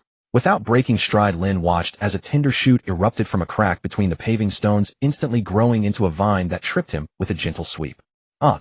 Tashigi yelped and fell flat on the ground, her glasses flying meters away. "The Navy?" Lin paused and glanced back at Smoker hanging from the tree, then down at Tashigi sprawled on the ground. "The Navy nowadays isn't even fit to sweep this ocean." Leaving those words behind, his figure vanished into the downpour. Across the square, only Smoker's furious roars echoed from the treetops remained. "Damn you. Come out and fight if you've got the guts. Let me out. I'll kill you." Half an hour later, the cleaning vessel One set sail once more into the vast, uncertain seas. Lin sat at the helm in high spirits. Robe Town was merely a stepping stone. The real stage lay ahead. He unrolled a fresh nautical chart marking the entrance to the Grand Line Reverse Mountain. At that moment, a news bird landed on the bow and the pouring rain dropping off the latest newspaper. Lin picked it up to find his face featured prominently on the front page, a candid shot taken on Golden Tree Island. Though only a profile, his arrogance radiated through the ink. The headline blared in bold print: "Mysterious Powerhouse Emerges in East Blue. Destroyed Navy Base Outwitted CP9. Bounty." Lin's gaze dropped to the figure at the bottom. 45 million berries. He sneered, crumpling the paper and tossing it into the sea. "That's it. Guess I didn't hang Smoker high enough." The engine roared to life, and the black speedboat sliced through the waves like a blade, driving toward the Grand Line, the graveyard of pirates. Time to go give this world a proper scrubbing. The East Sea Kakezi Village. Sunlight filtered through the leaves of the orange grove, casting dancing patches of light on the windowsill. Inside the room, the only sound was the crisp snip-snip of scissors opening and closing. Nami bent over the table, the scissors in her fingertips, tracing a smooth curve along the contour of a newspaper photograph. It was a profile shot. In the background stood the twisted, grotesque tree of execution in Laziest Town, while the subject of the photo, hands in pockets, casually turned his back to the camera. "Done." Nami brushed away the tiny paper fragments from the photograph's edges, applied glue, and reverently affixed it to the center of the wall. That was where the Kakezi village map had once been. Now the map's borders had long been expanded by her, encompassing Jinshu Island, Laziest Town, and extending all the way to the entrance of the Grand Line, the Reverse Mountain. Lennon's photograph was affixed at the intersection of all routes like a deity overseeing a chessboard. "That's the third one, right?" Nookigo entered carrying a tray of oranges, leaning against the doorframe with a teasing smile. The day before it was the silhouette on Jinshu Island, yesterday the ruins of the naval base, and today, this is even more absurd. She actually hung that smoking Navy captain on a tree as decoration. Nami clapped her hands and stepped back 2 paces, admiring her handiwork with satisfaction. "This is intelligence tracking. It's basic training for any navigator." She paused, then added softly, "And he's a benefactor." Yes, a benefactor," Beamier muttered as she walked in with a bundle of freshly washed clothes and unlit cigarette dangling from her lips. She glanced at the photo on the wall, then at her daughter's gleaming eyes, and couldn't help but burst into laughter. "But this kid is truly beyond arrogant. Laziest Town is the face of the Navy, and he didn't just slap it, he tore off their dignity and hung it up for the whole world to see." Beamier tossed the clothes onto the sofa, walked over, and ruffled Nami's orange hair. "If this were any earlier, I'd have warned you to stay away from someone so dangerous. But now," Beamier gazed at the defiant figure in the photograph, her expression softening. "This ocean is too filthy. Having someone so domineering as a cleaner doesn't seem like such a bad thing." Nami spun around abruptly, her finger stabbing at the Reverse Mountain location on the map with unprecedented conviction. "He's definitely going there, the Grand Line. One day I'll chart the seas there too." Before that, Nwokigo deftly stuffed an orange segment into Nami's mouth. Finish watering your orange trees. Nami's cheeks puffed out with the juice, but her eyes remained locked on the photograph on the wall. That man said he wanted to wash this world clean. She believed him. Marinesford Marine Headquarters. Inside the conference room the air hung, so heavy it seemed ready to solidify. At the head of the long table Marshal Zhanghua's clenched fist slowly crushed the Sunbay into powder. His face turned ashen as he stared at the large projection screen. Smoker trapped in a wooden cage suspended from a treetop, like a rare bird up for sale. Below him 8 bold characters read trash of the era. Do not release. The message was a vicious mockery aimed at the entire Marine force. Bang! Marshal Zhanghua slammed his palm down, shattering the table. The teacup bounced high into the air before crashing back down. Shame. This is the greatest disgrace in Marine history. Branch 16 has been reduced to rubble, and that rat stands as a living monument to our shame. Now even Luaga town has become his personal playground.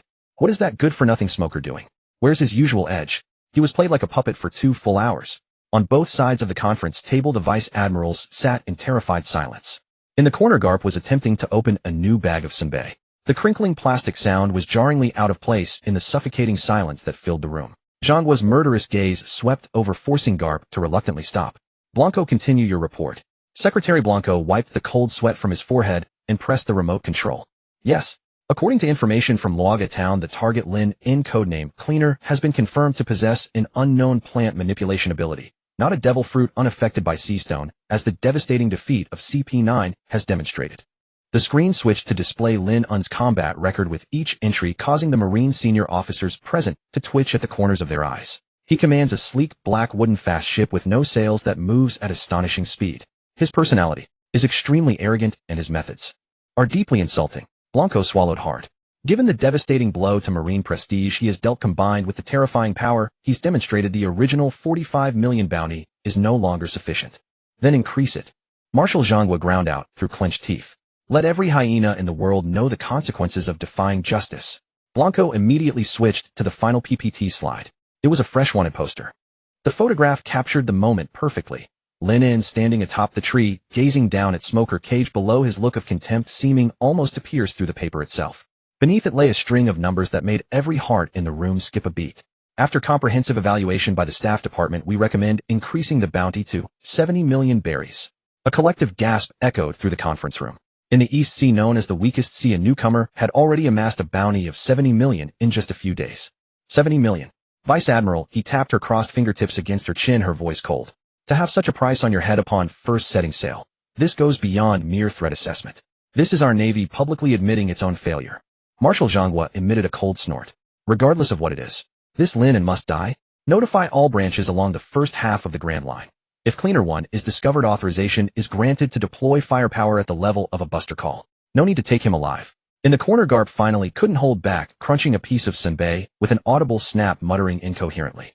A rookie worth 70 million. How the East Sea is getting more interesting these days. This ocean is finally starting to get lively. The Calm Belt. This was the nesting ground for sea kings, the graveyard of navigators. No wind, no currents. Only a maddening stillness. But today that silence was shattered by a black blade slicing through the water. Cleaner 1 carved a straight white wake through the sea surface. Lin In steered with one hand while rubbing his stomach with the other. Mistake, he sighed. Rushing so hurriedly he'd been too caught up showing off in Luaga town to restock supplies. The red wine was gone, the fruit juice depleted, and now his stomach was empty. Gurgle. His stomach issued a loud protest. Lin In frowned and glanced at the unnaturally calm sea surface. Never mind, I'll just treat it like an all-you-can-eat buffet. He brought the speedboat to a halt, stood up, and walked to the bow. The moment the speedboat stopped, the water below exploded upward. A gaping maw large enough to swallow a warship burst from the water, sending up a stinking gale that surged straight toward Lin In. It was a colossal sea king over 100 meters long, its crimson eyes gleaming with hunger.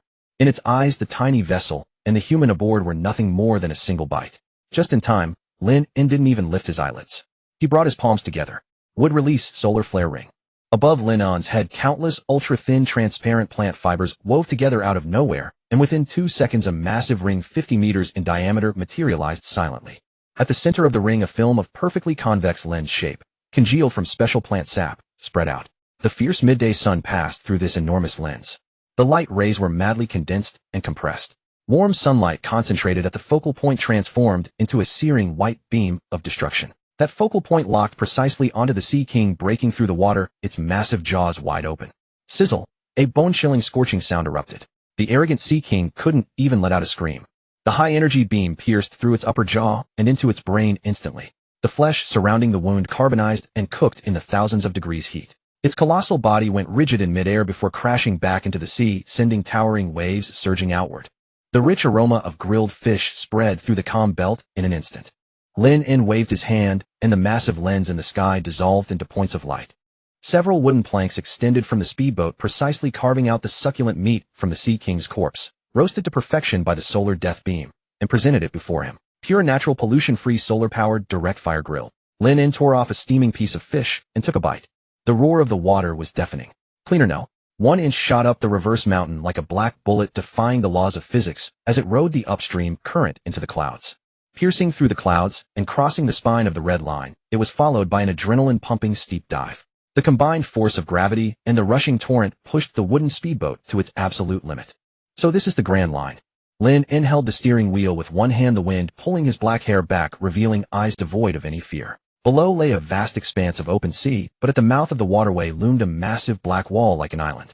No, that was no wall. It was a creature. A whale of absurd proportions, repeatedly slamming its scarred forehead against the cliffs of the Red Line with thunderous force. Roar. Its mournful cry drowned out the waves. With each impact, the surrounding sea trembled violently, and blood stained the foaming surf. Lin En yanked the steering wheel, sending the speedboat arcing gracefully through the air, dodging the 100-meter wave kicked up by the whale, and landing steadily on the nearby sea. Beneath the lighthouse at Shuangzi Point, an old man in a floral shirt sat on a sun lounger reading a newspaper. Spotting Lin En's boat landing, he lowered the paper, his dead fish eyes fixed on Lin En. Lin En stared back, not backing down. 1 second, 2, 3. The atmosphere grew awkward. Lin En raised an eyebrow. Old man, keep staring, and I'll have to charge you. Croakles pushed up his glasses, his voice hoarse with the weight of years. Young man, staring at me could be fatal. Oh. Lin En lit a cigarette, the flame flickering in the sea breeze. Who dies? Me. No, me. Croakles said flatly. I have a heart condition. You'd scare me to death. A smirk tugged at the corner of Lin En's mouth. This damned deadpan humor. Definitely the ship's doctor from Roger's crew. Roar. The giant whale Labu clearly lacked such humor. It raised its massive head again and slammed into the unyielding red cliff like a mad beast. Boom. Rubble tumbled down and Labu's head was once again bloodied. Don't waste your energy. Lin En tossed away his cigarette, but grinding out the ember with his boot. He jumped onto the rocks by the shore, hands in pockets, looking up at the colossal creature. If this wall could be broken by sheer head-butting, the world government would have started charging tolls for tunnels through the Red Line long ago. Labu's enormous eye swiveled, fixing on the tiny human, and it let out a threatening growl. It had been waiting for those pirates for 42 years. Anyone who tried to stop it was an enemy. Croakles sighed and stood up. Young man, don't provoke it. It's waiting for friends who will never return. This wall is its despair and its obsession. The Rumbar pirates, right? Lin En said casually. Croakles's expression shifted instantly, a flash of the sharpness that belonged to a member of the Pirate King's crew. You know about them. I've heard. The whole crew died in the Florian Triangle. Only a skeleton who ate the Yomi Yomi no Mi is still drifting in that mist. Lin En's tone was as casual as if he were discussing the weather. Croakles fell silent. Though he had long suspected, hearing the confirmed death report still weighed heavily on his heart. Since you know? The old man clenched his fists. Then you should tell it the truth. Make it stop this self-destructive behavior. Tell it. Lin En glanced at Labu, who was gathering strength for another impact, and let out a derisive laugh. Tell it that everyone it's waited over 40 years for is dead, eh? Tell it that this long wait was a joke. That would be too cruel for a whale. Lin En rolled his neck, then, with a light tap of his toes, he leaped like a bird, landing directly on Labu's scar-covered head. Labu shook its head furiously, trying to throw off the insect. Don't move. Lin En rooted himself firmly on the whale's slippery skin. He crouched down and reached out to pat the deepest wound. Since you want to ram, then ram with all your might. But a workman must first sharpen his tools. Your fleshy head smashing against stone. At best you'll bash yourself to death, and at worst you'll just tickle the red line. Lin En stood up and clapped his hands together sharply. Chakra surged wildly. Would release adamantine attraction. Spiral horn. Crack, crack, crack. Before Croakles's astonished eyes, countless black hardwoods sprouted from beneath Lin En's feet. They didn't pierce Labu's flesh, but followed the contours of its skull, tightly wrapping, coiling, and hardening. In an instant, a massive spiral-shaped wooden horn covered Labu's head. The wood had a metallic sheen with grooves that seemed designed for hydrodynamics, and a tip so sharp, it made one's eyes sting just to look at it. It was like giving a brute who only used his head a heavy siege hammer helmet. This is... Croakles's jaw dropped. Labu froze. It felt a heavy weight on its head, and the tearing pain was now blocked by a hard, thick layer. Try it. Lin En patted the enormous wooden drill and jumped back to the shore. Use this to ram whatever you want. Though Labu couldn't understand human speech, it could feel the encouragement radiating from the human on the shore. It let out a high-pitched whale song, slapped its tail against the water, and its massive body shot forward like an arrow, the black spiral horn aimed at the red line once more. This time the momentum was utterly different. Boom! A thunderous impact 10 times louder than before exploded. No longer a dull thud of flesh on rock, but a sharp crack of hard material striking hard material. The dust cleared. Croakles' eyes widened in disbelief. On the red line cliff that had dashed the hopes of countless pirates for millennia, a crater dozens of meters in diameter had been blasted open. Huge chunks of red rock tumbled into the sea, raising massive waves. Though compared to the entire continent, this crater was no more than a pinprick. It was the first real mark Labu had left on that wall in 42 years. Roar! Labu bellowed in excitement. It felt it. The thrill of destruction. Its head no longer hurt, and its strength was surging. It adjusted its stance for a second strike. All right, stop. Labu halted its motion abruptly and turned its head. Its huge eye no longer held hostility, but rather a kind of expectation, as if waiting for Lin En to give new orders. Lin En looked at the red line still towering into the sky, as if connecting heaven and earth, a flicker of complexity in his eyes. 10,000 meters high. Its thickness was beyond measure. That previous strike, spectacular as it seemed, hadn't even scratched the surface. I'm still too weak. Lin En mocked himself inwardly. His current would release, even with full effort on the 1,000-armed cannon, could at most create a Buddha statue tens of meters tall. To ordinary people that was a miracle, but in the face of such primordial forces, it was like a delicate figurine. He had heard that in the Naruto world the god of shinobi, Hashirama Senju's peak form of the Buddha, could reach 1,000 meters, easily crushing the nine tails in his palm. If he could reach that level, no, even surpass it. If the 1,000-armed cannon could be 10,000 meters tall, if each of those 1,000 hands held a spiral drill like this, could he then bore through the red line? Lin En clenched his fist, feeling the burgeoning power within him. That was the nature of wood release. With his body's growth and the nourishment of sunlight, his ceiling was still rising. All he needed was time. Hey, big guy. Lin En walked to the shore and called out to Labu. Today's special training is over. That drill is tough, but it can't take that kind of abuse forever. Labu sprayed a dejected spout, as if saying it hadn't had enough yet. I'm leaving too. Lin En pointed behind him at the vast expanse of the Grand Line. There's plenty of garbage ahead for me to clean up. The light in Labu's eyes dimmed. It remembered the ones who had left and never returned. Don't look at me like that. Lin En smiled a smile carrying an arrogance that had never been there before. I'm different from those guys who came before. He stuck out his thumb, pointing at himself. I promise you I'll come back. Just wait here. Don't bash your head against the wall anymore. Conserve your strength. By the time I've circled around, my power should be enough. Lin En squinted at the red line that blocked the four seas, as if looking at an illegal building that needed to be demolished. Then I'll give you an even bigger drill. Bigger than a mountain, higher than the sky. If we're going to do it, we'll break through the heavens. We'll drill a tunnel right through the red line. After that you can go wherever you want, see whoever you want. This damn wall won't stop you. Labu stared at him blankly.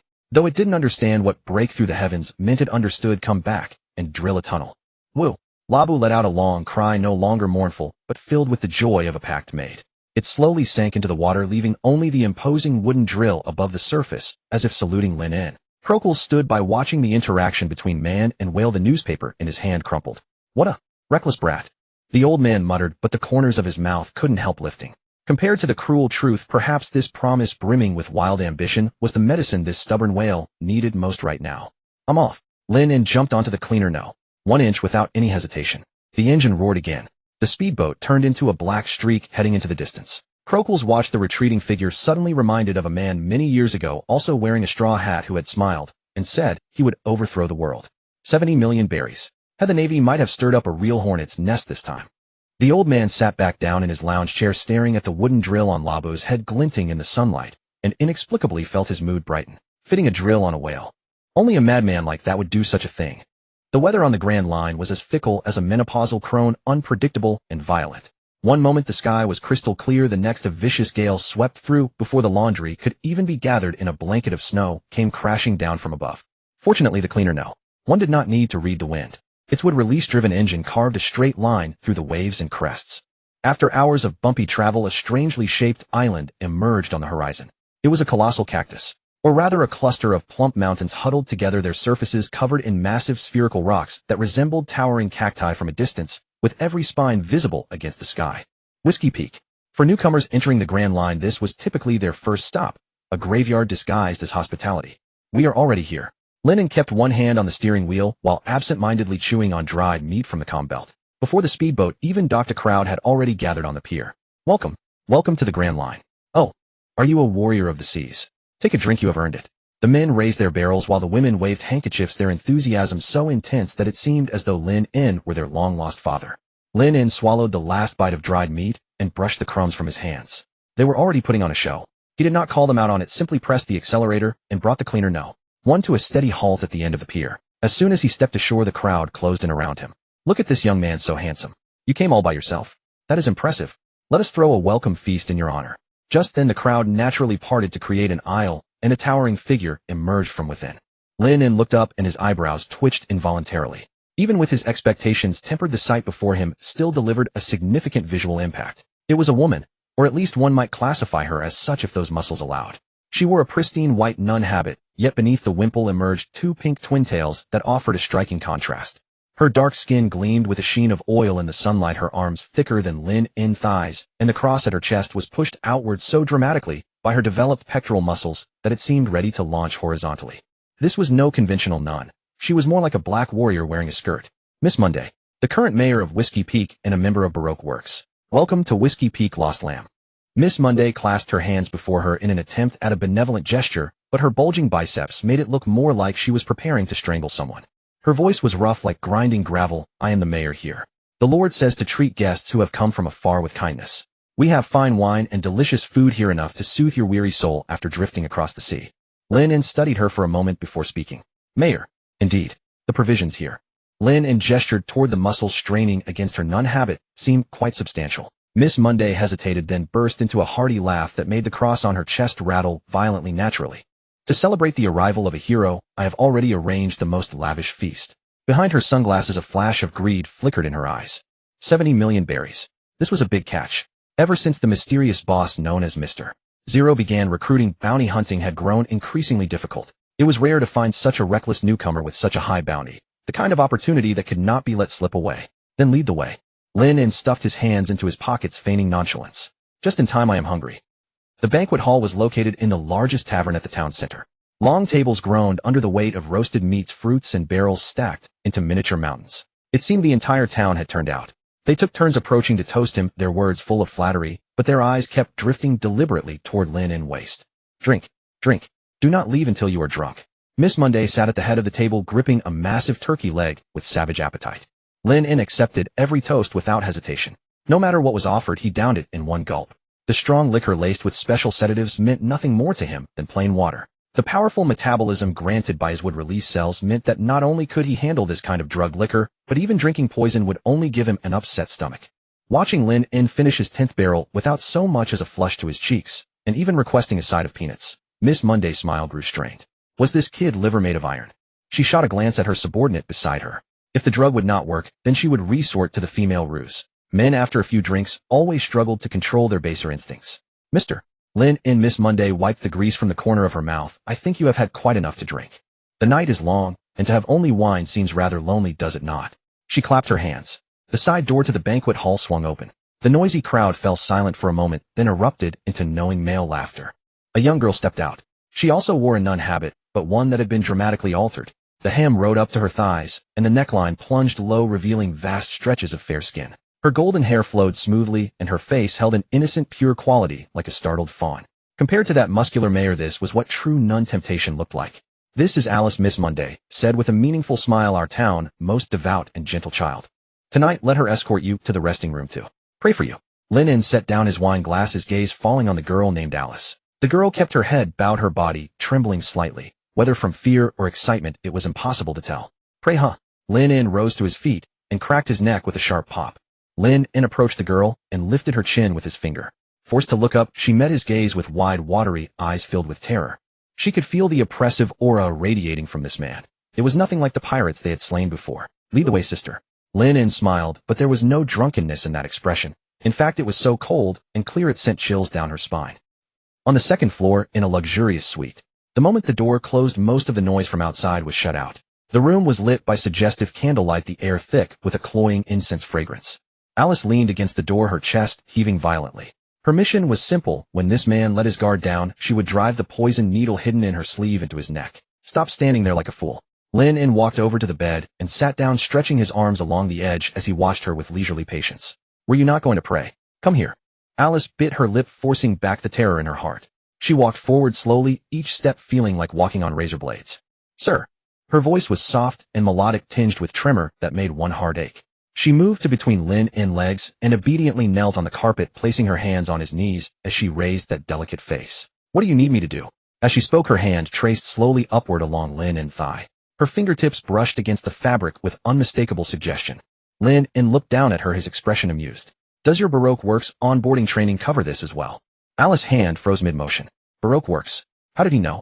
The name was still a secret in the first half of the Grand Line. Beyond the core members, almost no one knew of the organization existence, let alone peripheral bounty hunters like them. I do not understand what you are saying. Alice forced calmness into her voice while her other hand stealthily reached for the poison needle concealed in her sleeve. Shoo. Lin pressed a finger to her soft lips. No need to rush. The poison on that needle is from a datura snake, is it not? Fast-acting and lethal, truly an excellent tool. Unfortunately, it will not work on me. Alice's pupils contracted sharply. She had been discovered.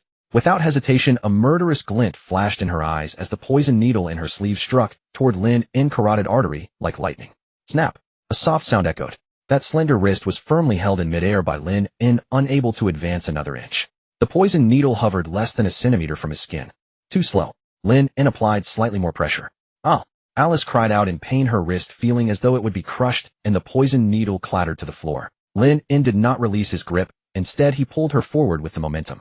Alice lost her balance entirely and collapsed into Lin embrace, a mass of soft warmth against him. Lin naturally wrapped his arm around her waist, his palm wandering over her smooth back. The sensation was indeed pleasing. Since you are here, do not rush to leave. Lin leaned close to her ear, his warm breath washing over her sensitive helix. Those scum outside are still waiting to split the reward. If you walk out now, would that not disappoint them? Alice went rigid, all over, afraid to move. This man embrace was like a furnace and a prison simultaneously. She could feel his powerful heartbeat and the absolute strength that could crush her at any moment. What exactly do you want? She asked through a tearful voice. Nothing much. Lin fingers curled around a strand of her golden hair, idly twisting it. That muscle-bound woman was quite repulsive. Compared to her, you are rather delightful, a proper dessert. Play along with me. Lin hands suddenly tightened, forcing Alice closer until their noses nearly touched. Scream. WH. What? Alice's mind went blank. Scream louder, more pitiful, or more enjoyable. Let your accomplices outside believe I have completely fallen into this tender trap. Alice's face flushed crimson all the way to her neck. This was too humiliating. If you do not scream. Lin snapped his free fingers. On the floor, several sharp wooden thorns silently emerged, positioning themselves beside Alice's pale knees. I will turn you into one of those potted plants over there.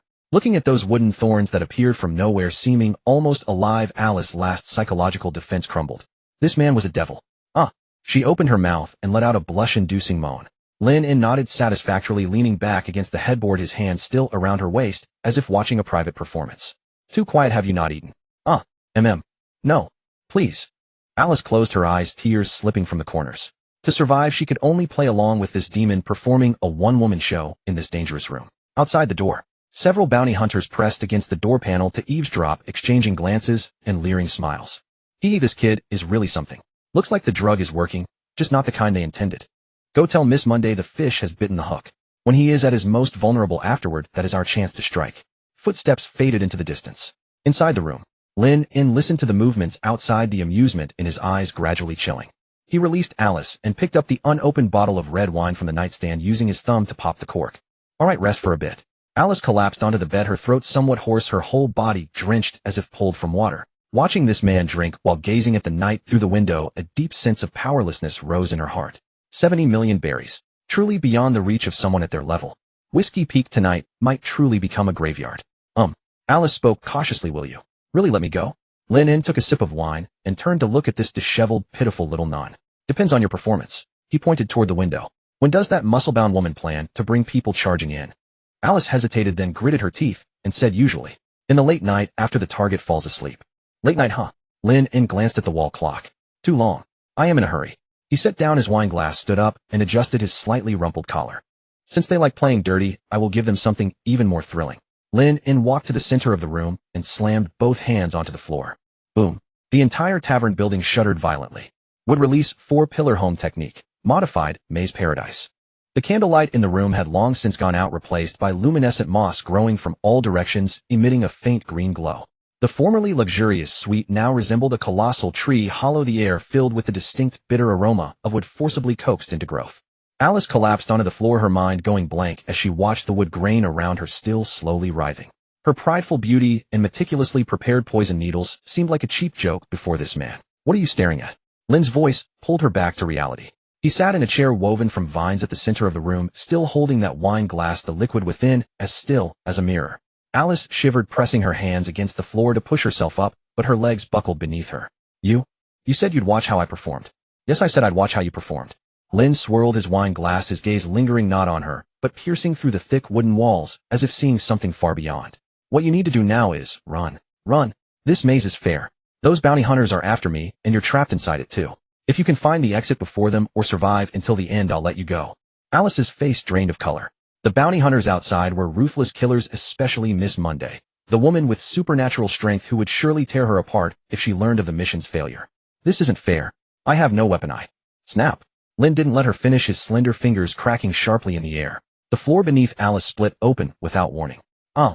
Her brief scream was cut short as she fell. Below lay a slick wooden slide leading directly to the maze's lowest level. The floor sealed shut seamlessly, leaving no trace of the opening. The room fell completely silent. Lynn emptied his wine glass and tossed the crystal vessel aside. Rather than shattering on impact, the cup was immediately engulfed by tendrils erupting from the ground, becoming part of this massive wood-release construct. At last, peace. He closed his eyes, his senses extending outward through the wood beneath him. The entire tavern building had transformed into a colossal living cage. Every room and corridor fell under his command. Through wood-release's unique perception, he could clearly see those red life forces darting aimlessly through the maze. The dark-skinned, muscular woman swung her iron bar, frantically hammering at the walls. Each powerful strike shattered vast sections of wood, yet within moments more roots surged upward to fill the gaps, emerging even harder than before. "Brute force has its merits, though it lacks subtlety," Lynn remarked, withdrawing his attention and tapping his fingers lightly against the armrest. With Baroque Works operatives already present at Whiskey Peak, Crocodile's reach extended further than anticipated. Someone like Miss Monday merely served as peripheral muscle. The true strategic assets were the executive officers bearing code names. "Miss Doublefinger." Lynn muttered the name to himself. Paula, one of Baroque Works' executive officers, and Mr. One's partner. That woman had consumed the thorn fruit. This was precisely what Lynn was contemplating. Wood-release was formidable with its balanced offense and defense, yet it always fell short when it came to sharpness and penetration. Even Wood-release's thorns had limits to their physical hardness. Against high-level armament, hockey-hardening wooden spikes would shatter too easily. But the thorn fruit was different. It could transform any body part into razor-sharp thorns and amplify their hardness enough to pierce rock and steel with ease. How could a plant lack thorns? Lynn raised his right hand. A green sprout burst from his palm, rapidly elongating into a slender vine. Fine barbs lined the vine, but they remained purely wooden, easily crushed by armament hockey. If I could integrate the thorn fruit's abilities. While drifting at sea the day before, bored out of his mind, he developed a new technique, wood-release siphoning hand. The principle was straightforward, leveraging wood-release cells' immense devouring and assimilative properties to forcibly extract energy from the target upon contact. Originally designed to counter stamina-based fighters or quickly replenish his own reserves during combat, he wondered what would happen if the target was a devil fruit user instead. The source of a devil fruit's power lay in the demon factor residing within the body. Since wood-release could suppress and absorb even a tailed beast chakra, there was no reason it couldn't overcome a devil fruit ability. Could I use the siphoning hand to strip away the thorn fruit's abilities and convert them into my own nourishment? Lynn's eyes grew intent. Success would mark a qualitative leap for his wood-release, like equipping a great tree with reflective armor. Then forest manifestation would no longer produce ordinary trees, but a thorn-covered hellscape stretching across every hill and valley capable of piercing steel. Just imagining it sent thrill through him. Looks like this Grand Line voyage wasn't in vain, Lynn mused, licking his lips. Beyond cleaning up trash, I might just collect some fertilizer along the way. However, Miss Doublefinger was likely still at Baroque Works base in Alabasta or running her role as the Spider Cafe owner. No rush. Having crossed Baroque Works, and given Crocodile's vengeful nature, higher-ranking agents would inevitably come knocking sooner or later. When that happened, it would be like having deliveries brought right to his door. For now, Lynn refocused his gaze on the void ahead, a malicious smile curling his lips. Let's warm up with these appetizers first and test the limits of this maze while I'm at it. Maze level 1. Damn it. Crash. Wood chips flew everywhere. The half-meter solid wood wall bore a massive hole from her punch, revealing another wall behind it.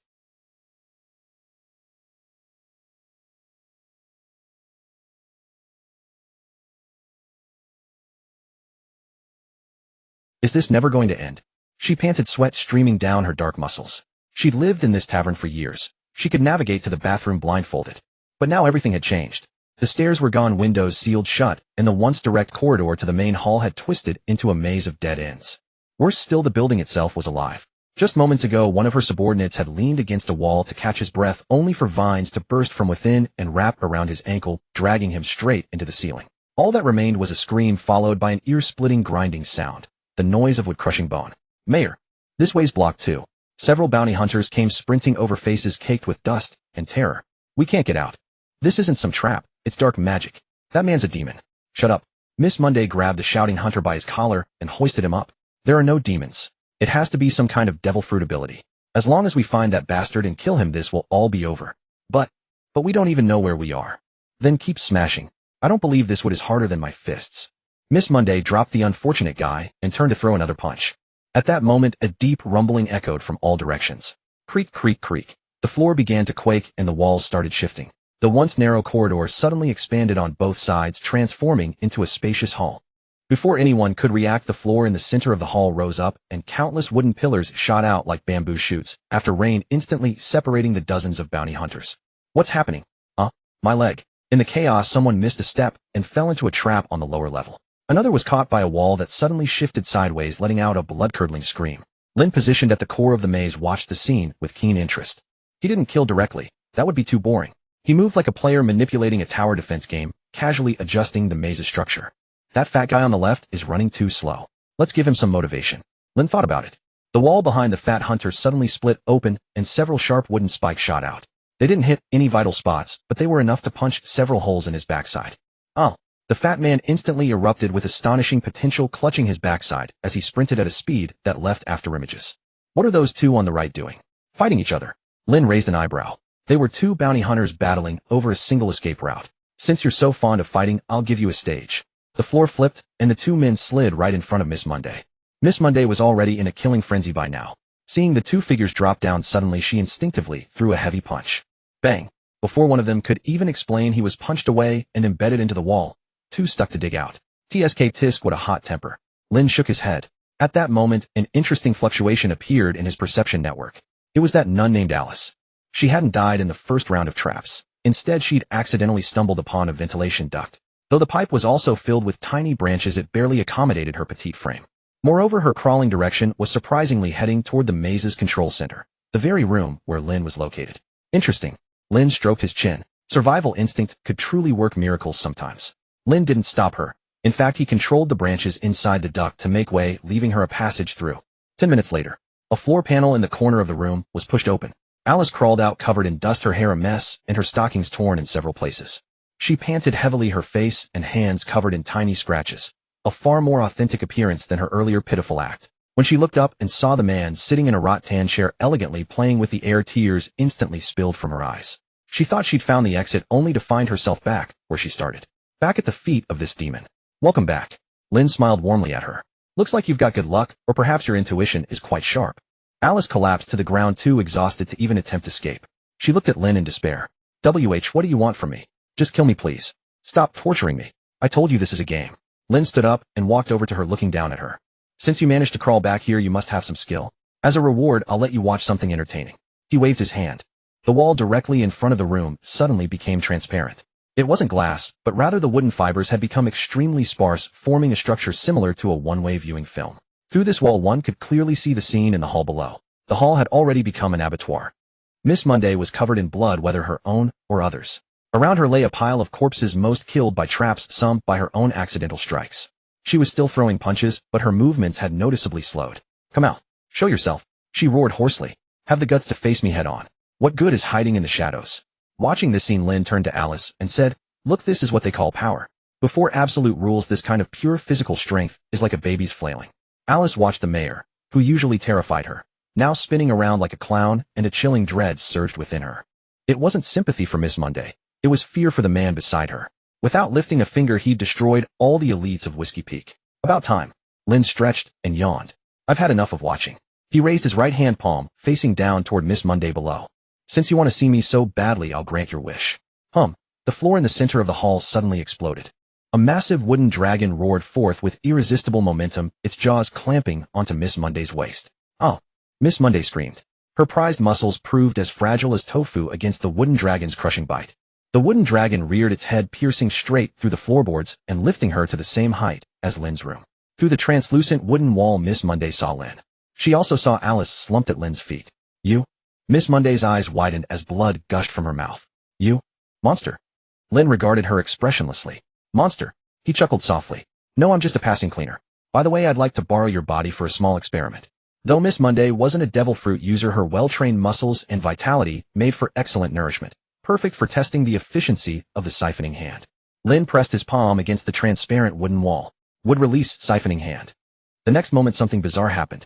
Miss Monday, held by the wooden dragon, began to wither visibly before their eyes. Her previously full, muscular body rapidly shriveled, her skin growing loose and ashen, as though the wooden dragon was mercilessly draining her moisture and vitality. In contrast, a vivid red flower bloomed from the wooden wall beneath Lynn's palm. The petals glowed with an eerie, almost painful crimson intensity. In less than 10 seconds, Whiskey Peak's mighty mayor had become a desiccated corpse wrapped in skin and bone. The wooden dragon released its grip, and the body fell like trash, hitting the ground with a sharp crack. A deathly silence fell over the room. Alice covered her mouth, desperately stifling any scream as tears streamed uncontrollably down her face. It was terrifying. This was beyond anything a human should wield. Lynn withdrew his hand and plucked the red flower, bringing it to his nose to smell. The life force conversion rate is about 30. A bit low. He frowned slightly in dissatisfaction. Ordinary life essence contained too many impurities, making purification wasteful. As expected, devil fruit users were the way to go. He casually tossed the flower to Alice. "Hold this." Alice fumbled to catch it, holding it like a burning coal, neither daring to throw it away nor keep it. "Consider it a souvenir." Lynn turned and walked toward the exit. As he moved, the wooden walls parted automatically, revealing the path to the outside. "The matter here is concluded. Tell anyone who comes after that Whiskey Peak is closed for renovations. As for you." Lynn paused and glanced sideways at the shivering Alice. "If you can reach Miss Doublefinger, deliver a message for me. Tell her I'm very interested in her thorns. Have her wash her neck clean. Or rather, prepare her fruit and wait for me." With that, Lynn's figure vanished into the night. Only the devastated tavern remained, along with the nun clutching that seductive red flower, as though trapped in a nightmare. For Lynn, this was merely a minor detour on his journey through the Grand Line. His gaze already fixed on distant horizons, deserts waiting to be crossed, crocodiles lurking in the sands, and the evolutionary opportunity he'd been dreaming of. Lynn held the steering wheel of Cleaner No. 1 inch with one hand, while reaching into his bosom with the other, fumbling for a moment. Just now at Whiskey Peak, that would release draining hand not only drained Miss Monday's vitality, but also helped himself to the goodies she had hidden on her person. At the moment when the vines entangled that muscular woman, Lynn had already sensed the hard foreign object in her bosom. He spread open his palm. In his palm lay an exquisite glass ball with a needle made of a special levitating magnet at its center, its arrow pointing rigidly at a fixed direction. Engraved on the base of the glass ball was a line of small text: Alabasta. An eternal pose. Lynn toyed with the little gadget, about to examine it closely, when a sharp whistling sound came from above his head. Caw. Followed by a mouse-like squeak, squeak.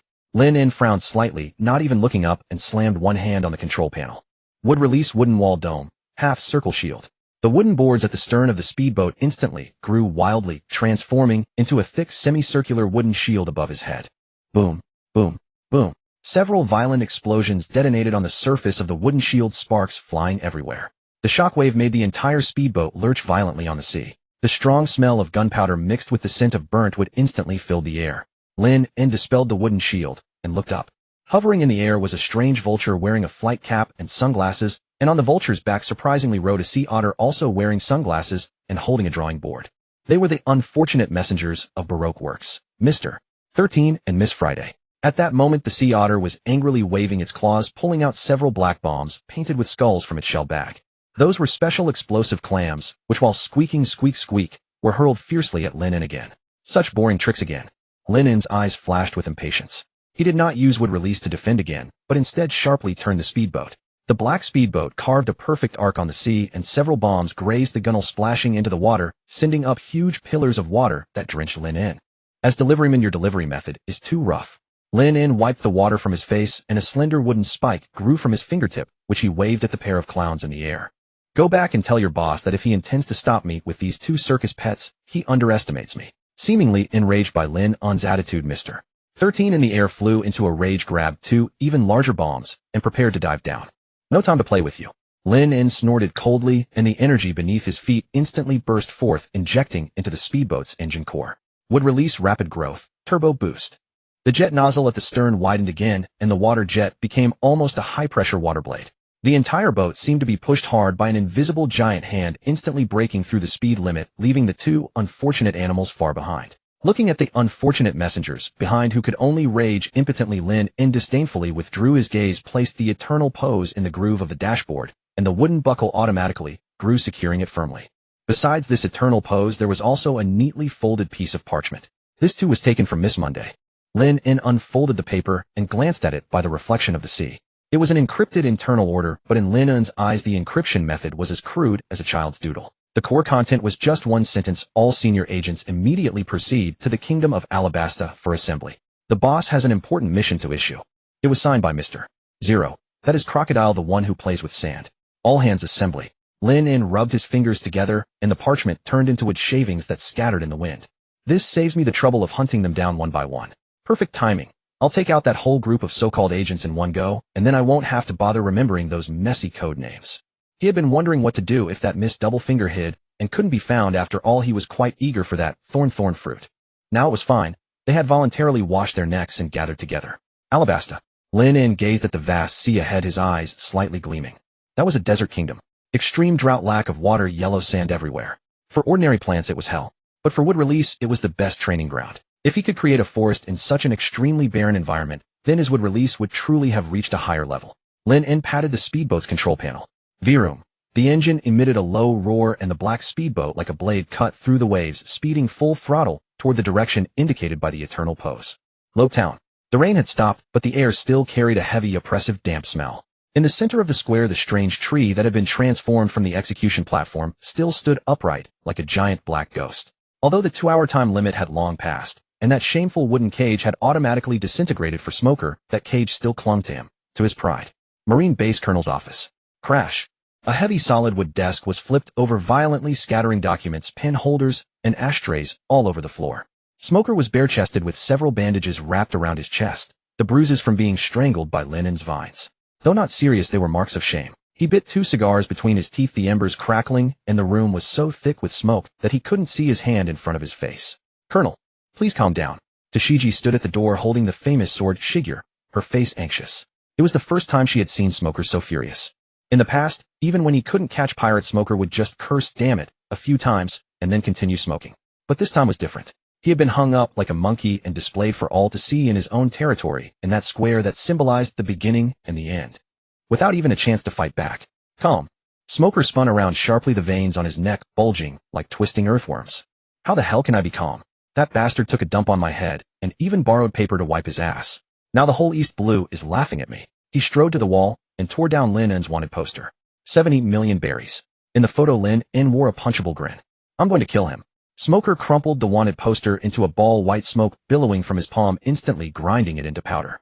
But headquarters has ordered you to remain in Lobetown and await the fleet of Rear Admiral Hound. Hound. Smoker sneered, his eyes full of disdain. That sycophantic trash. By the time he gets here, the opportunity will be long gone. And this is a personal matter between me and that cleaner. No one else is going to interfere. With that, he grabbed the white coat from the back of the chair, draped it over his shoulders, and strode out. Colonel, where are you going? Tashigi hurriedly followed. Alabasta. Smoker didn't look back. Intelligence just reported that guy caused a big stir at Whiskey Peak and wiped out that den of thieves. According to the route, his next target is definitely Alabasta. Then I'll go too. Tashigi tightened her grip on her sword. I'm your vice captain, I can't. You stay? Smoker stopped, turned around, his tone rigid but unquestionable. Lobetown is now in chaos. That useless rat is dead and Branch 16 is gone. Someone needs to hold the fort here. You take the remaining people and clean up this mess. But that's an order. Smoker roared, then his tone softened slightly. That bastard's ability is bizarre. If you go, you'll just be throwing your life away. That kind of wood can't be cut by mere swordsmanship. With that, he ignored Tashigi and walked straight to the harbor. At the designated berth in the harbor was a large, exaggeratedly styled motorcycle. That was Smoker's personal vehicle, billowing bike. Modified by the Marine Science Department, this vehicle could not only speed on land, but also use Smoker's smoke fruit ability as a power source to traverse the sea as if on solid ground. Smoker mounted the motorcycle, slotting his 10-foot pole into the holder on his back. Lin En. He muttered the name, his teeth grinding the cigar with a creaking sound. No matter where you run to the ends of the earth, I'm going to catch you, stuff you into that damn cage. and hang it on the gate of Marine headquarters to dry. Boom! As Smoker's lower body transformed into smoke and poured into the motorcycle's engine, the billowing bike let out a beastly roar. The huge rear wheel churned violently at the dock's edge, kicking up a cloud of white smoke. The next second, the motorcycle like a white cannonball shot off the pier and slammed onto the sea surface. It didn't sink. The smoke formed a high-pressure cushion under the wheels, propelling the motorcycle across the turbulent sea at high speed. A long trail of white exhaust stretched across the sea, pointing directly toward Reverse Mountain. Meanwhile, somewhere in the first half of the Grand Line, 5 warships flying the Marine headquarters flag were sailing in a V-shaped formation, cutting through the waves. On the deck of the flagship, Rear Admiral Hound stood with his hands behind his back at the bow, his face so dark it could drip water. He clutched a din mushy tightly in his hand, his grip so strong it nearly crushed its shell. Report, Rear Admiral. Suspected pirate ship spotted ahead, shall we sink it? Hound didn't even glance directly, roaring, "Don't bother me with this crap. We're looking for Lin In. It's that damn cleaner." "Why, yes, sir." The messenger fled in panic, stumbling away. Rear Admiral Hound took a deep breath, his chest heaving violently. Since receiving that phone call, he hadn't had a single good night's sleep in days. Whenever he closed his eyes, the statue of Hound kneeling would appear in his mind, being watched, mocked, and even urinated on by countless civilians and pirates. It was a social death worse than death itself. Lin In. Rear Admiral Hound stared at the distant horizon, his eyes bloodshot. "Do you think that by throwing your weight around in a backwater place like the East Blue, you can stand against headquarters? 70 million. That's just a high price the higher-ups gave you to cover up the scandal. When I catch you, I'll skin you alive and make a rug out of you to walk on." Report. The navigator ran over, trembling. According to intelligence analysis, after destroying Whiskey Peak, the target Lin In is highly likely to head to the Kingdom of Alabasta. But our log pose still needs 3 days to store magnetic force. Use the spare Eternal pose. Rear Admiral Hound grabbed the navigator by the collar, spraying spittle all over his face. "Don't talk to me about log pose. Head straight to Alabasta. Even if it means blowing up this ship's boilers, go full speed ahead. If he releases that statue, all of you will be buried with me." "Yes, sir." Thick black smoke billowed from the warship's smokestack as its speed increased once more. 3 factions. One was leisurely speeding ahead, while the other 2 were chasing madly behind. And at this moment, Alabasta had no idea what storm was about to hit. The desert there had been too long without drinking. And Lin In was on his way with a full load of greening plan, a terrifying gift named Tree World Birth, in the process of delivery. Nalahana, the port city of Alabasta. Heat. The air shimmered and warped the distant horizon, trembling in the heat waves like a cheap kaleidoscope. There was no wind, only suffocating dryness. Every breath felt like inhaling scorching sand, as if a handful of burning gravel had lodged in the throat. Sizzle. The black speedboat surged onto the golden sand. As the engine died, a wisp of white steam rose from the exhaust nozzle. The sound of residual moisture instantly vaporized. Lin In jumped off the boat, his feet sinking into the soft, scalding sand. He frowned. This damn place is so hot even a cactus would want to strip. He tugged at his sweat-soaked collar and glanced back at the cleaner one foot that had accompanied him for the past few days. This hastily assembled speedboat, crafted from wood style, had already loosened after the raging currents of Reverse Mountain and the storms of the Grand Line. Most importantly, in the desert, a boat was a burden. Good work. Recycle. Lin In placed a single hand on the hull. No flashy effects. The multi-ton black speedboat dissolved like melting chocolate, rapidly disintegrating and softening. The wood fibers broke down into primal nutrients, flowing back into his palm or seeping into the sand beneath. Ignoring the terrified stares of the nearby porters, Lin In adjusted the sun hat he had somehow acquired and strode straight into the city. Following the instructions on the parchment attached to the log pose, he turned into a dark alley and pushed open the door of a tavern named Desert Scorpion. As the creaking wooden door swung open, a rush of cool air mixed with a faint, delicate fragrance, a blend of desert roses and a high-end lady's perfume. The tavern was dimly lit, with only an oil lamp flickering on a table in the corner. A woman sat there. She wore an exaggerated cowboy hat, its wide brim pulled low, obscuring most of her face and revealing only a pair of glossy red lips and a refined jawline. What drew the most attention was her attire. Despite the scorching heat that could bake a person, she was draped in a purple fur coat. Yet as she shifted slightly, the collar of the fur coat slid open, revealing a highly exotic white tassel blouse beneath, along with a vast expanse of dizzying wheat-colored skin. Her taut waistline and deep collarbones glowed with a delicate luster under the dim light, as if coated in honey. The year was 1512 of the Sea Circle calendar. Nico Robin, age 20. At that moment, she was in a subtle phase between a shy young girl and a mature woman, like a black berry that had just ripened, exuding an enticing sweetness. Lin In walked straight over, pulled out the chair across from her, and sat down, without ceremony, his gaze brazenly sweeping over her chest, half hidden by the fur. "The air conditioning here is too strong. Not that I mind the cold, but it's bad for the skin." Lin In tapped the table, a playful smile curling at the corner of his mouth. Mind if I join you, Nico? Oh, I mean Miss All Sunday. The woman's fingers paused over the book, but only for a moment. She looked up, revealing a cold, beautiful, yet slightly weary face. Her deep blue eyes held a profound wariness, like a cat ready to unsheath its claws. You're late. Robin closed the book, her voice cool and magnetic, carrying the detachment cultivated from a life in the shadows. The boss was very displeased with what happened at Whiskey Peak. That sand-playing crocodile's displeasure isn't my damn concern. Lin grabbed the glass of ice water that belonged to Robin and downed it without hesitation. A faint lip print still lingered on the rim, but he covered it carelessly, his Adam's apple bobbing. As for you dressing like this, are you testing a man's self-control? Robin watched the glass that had been indirectly kissed, her gaze turning cold. She leaned back slightly, the fur coat slipping off her shoulders, revealing her rounded, fragrant shoulders and the deep, boundless cleavage. Lin, codename Cleaner. Born in the East Blue, bounty 70 million. Vicious temperament, extremely greedy and lecherous. Robin added coldly, crossing her long legs under the table into a more defensive posture. The boss sent me to give you two choices.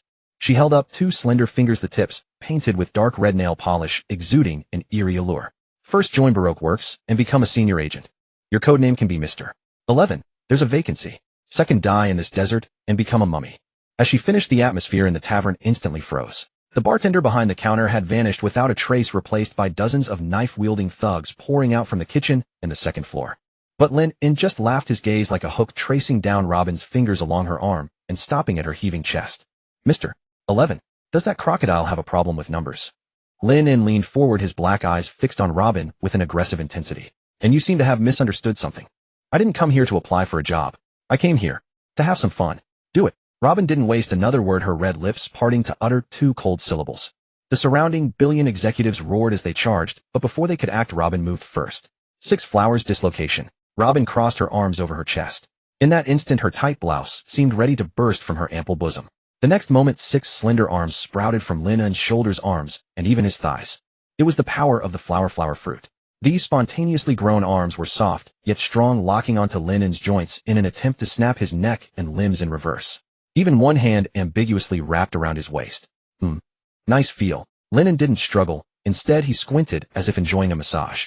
Soft, smooth, and fragrant. So this is the flower fruit. Truly a power. Suitable for certain things. Robin's face stiffened. Was this man a pervert? Joint locks. Nice idea, but too bad. Lin suddenly twisted his neck, producing a sharp crack. Robin felt a terrifying force transmitted through the arms she had summoned. Pure physical strength enhanced by the hardening of wood-style cells. My body is much harder than you think. Lin snapped his fingers. Wood-style thorn kill technique. Binding version. Without any warning, the tavern's floor, tables, chairs, and even the walls exploded. Countless dark brown vines covered in thorns shot out from all directions like maddened vipers. The charging billion executives couldn't even scream before they were instantly pierced by the vines and hung in the air like strips of cured meat. But that wasn't the point. The point was Robin. Several thick vines didn't harm her. Instead, like agile tentacles, they coiled around her ankles and slithered up her long-toned calves. Robin let out a short gasp. The vines didn't stop. They climbed under the hem of her fur coat and tightly cinched her slender waist. Even a branching tendril bowled as it was hooked around the inside of her thigh, lifting her whole body into the air and pinning her in a spread eagle position. The purple fur coat slid to the ground, revealing her incredibly seductive dancer's outfit. The white tassel skirt was lifted by the vines, and her long legs kicked helplessly in the air, only causing the vine wedged between her thighs to tighten even more. Let me go. Robin's usual composure was shattered. The vine was still slowly writhing, its rough surface scraping against her skin, sending waves of shameful shivers. Lin stood up and walked leisurely to the bound Robin. He reached out and lifted her chin, his thumb brushing against her trembling red lips. What's wrong? Weren't you about to break my neck just now? Lin leaned close to her ear, his hot breath spraying onto her sensitive earlobe. You look much cuter like this than that aloof demeanor you had before. Forced to tilt her head back, Robin's deep blue eyes glazed over with a layer of mist, a mixture of fear and an indescribable humiliation. This is not a logia. Robin panted, her chest heaving violently, the pale expanse almost bursting out of her collar. This is life. Correct. Lin's fingers slid down her neck and stopped at her collarbone. So don't move. These little fellows are very sensitive.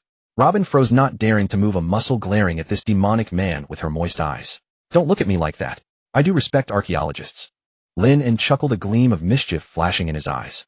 He waved his hand, and though the deadly vines didn't loosen, the shameless tendril retreated a bit, no longer so aggressive. What exactly do you want? Robin bit her lip, her voice carrying a trembling, enticing tone. Collecting trash. Lin turned and pushed open the tavern door, letting the harsh sunlight flood back in. Doesn't that crocodile call himself the king of the desert? Couldn't he turn everything into sand? Lin En walked to the middle of the street. The passers-by, terrified by the commotion from the tavern, scattered in all directions, yet couldn't resist watching from a distance. Lin En crouched down and placed a single hand on the scorching sand. Then let me show him what the nemesis of a life-forbidden zone really is. The life energy within him surged wildly. Wood-style tree world birth, Oasis version. Rumble. The earth began to tremble violently, more intense than an earthquake. The residents of Nalahana screamed in terror, thinking it was a sandstorm or a sinkhole. But the next second, everyone fell silent, their eyes wide and nearly popping out of their sockets.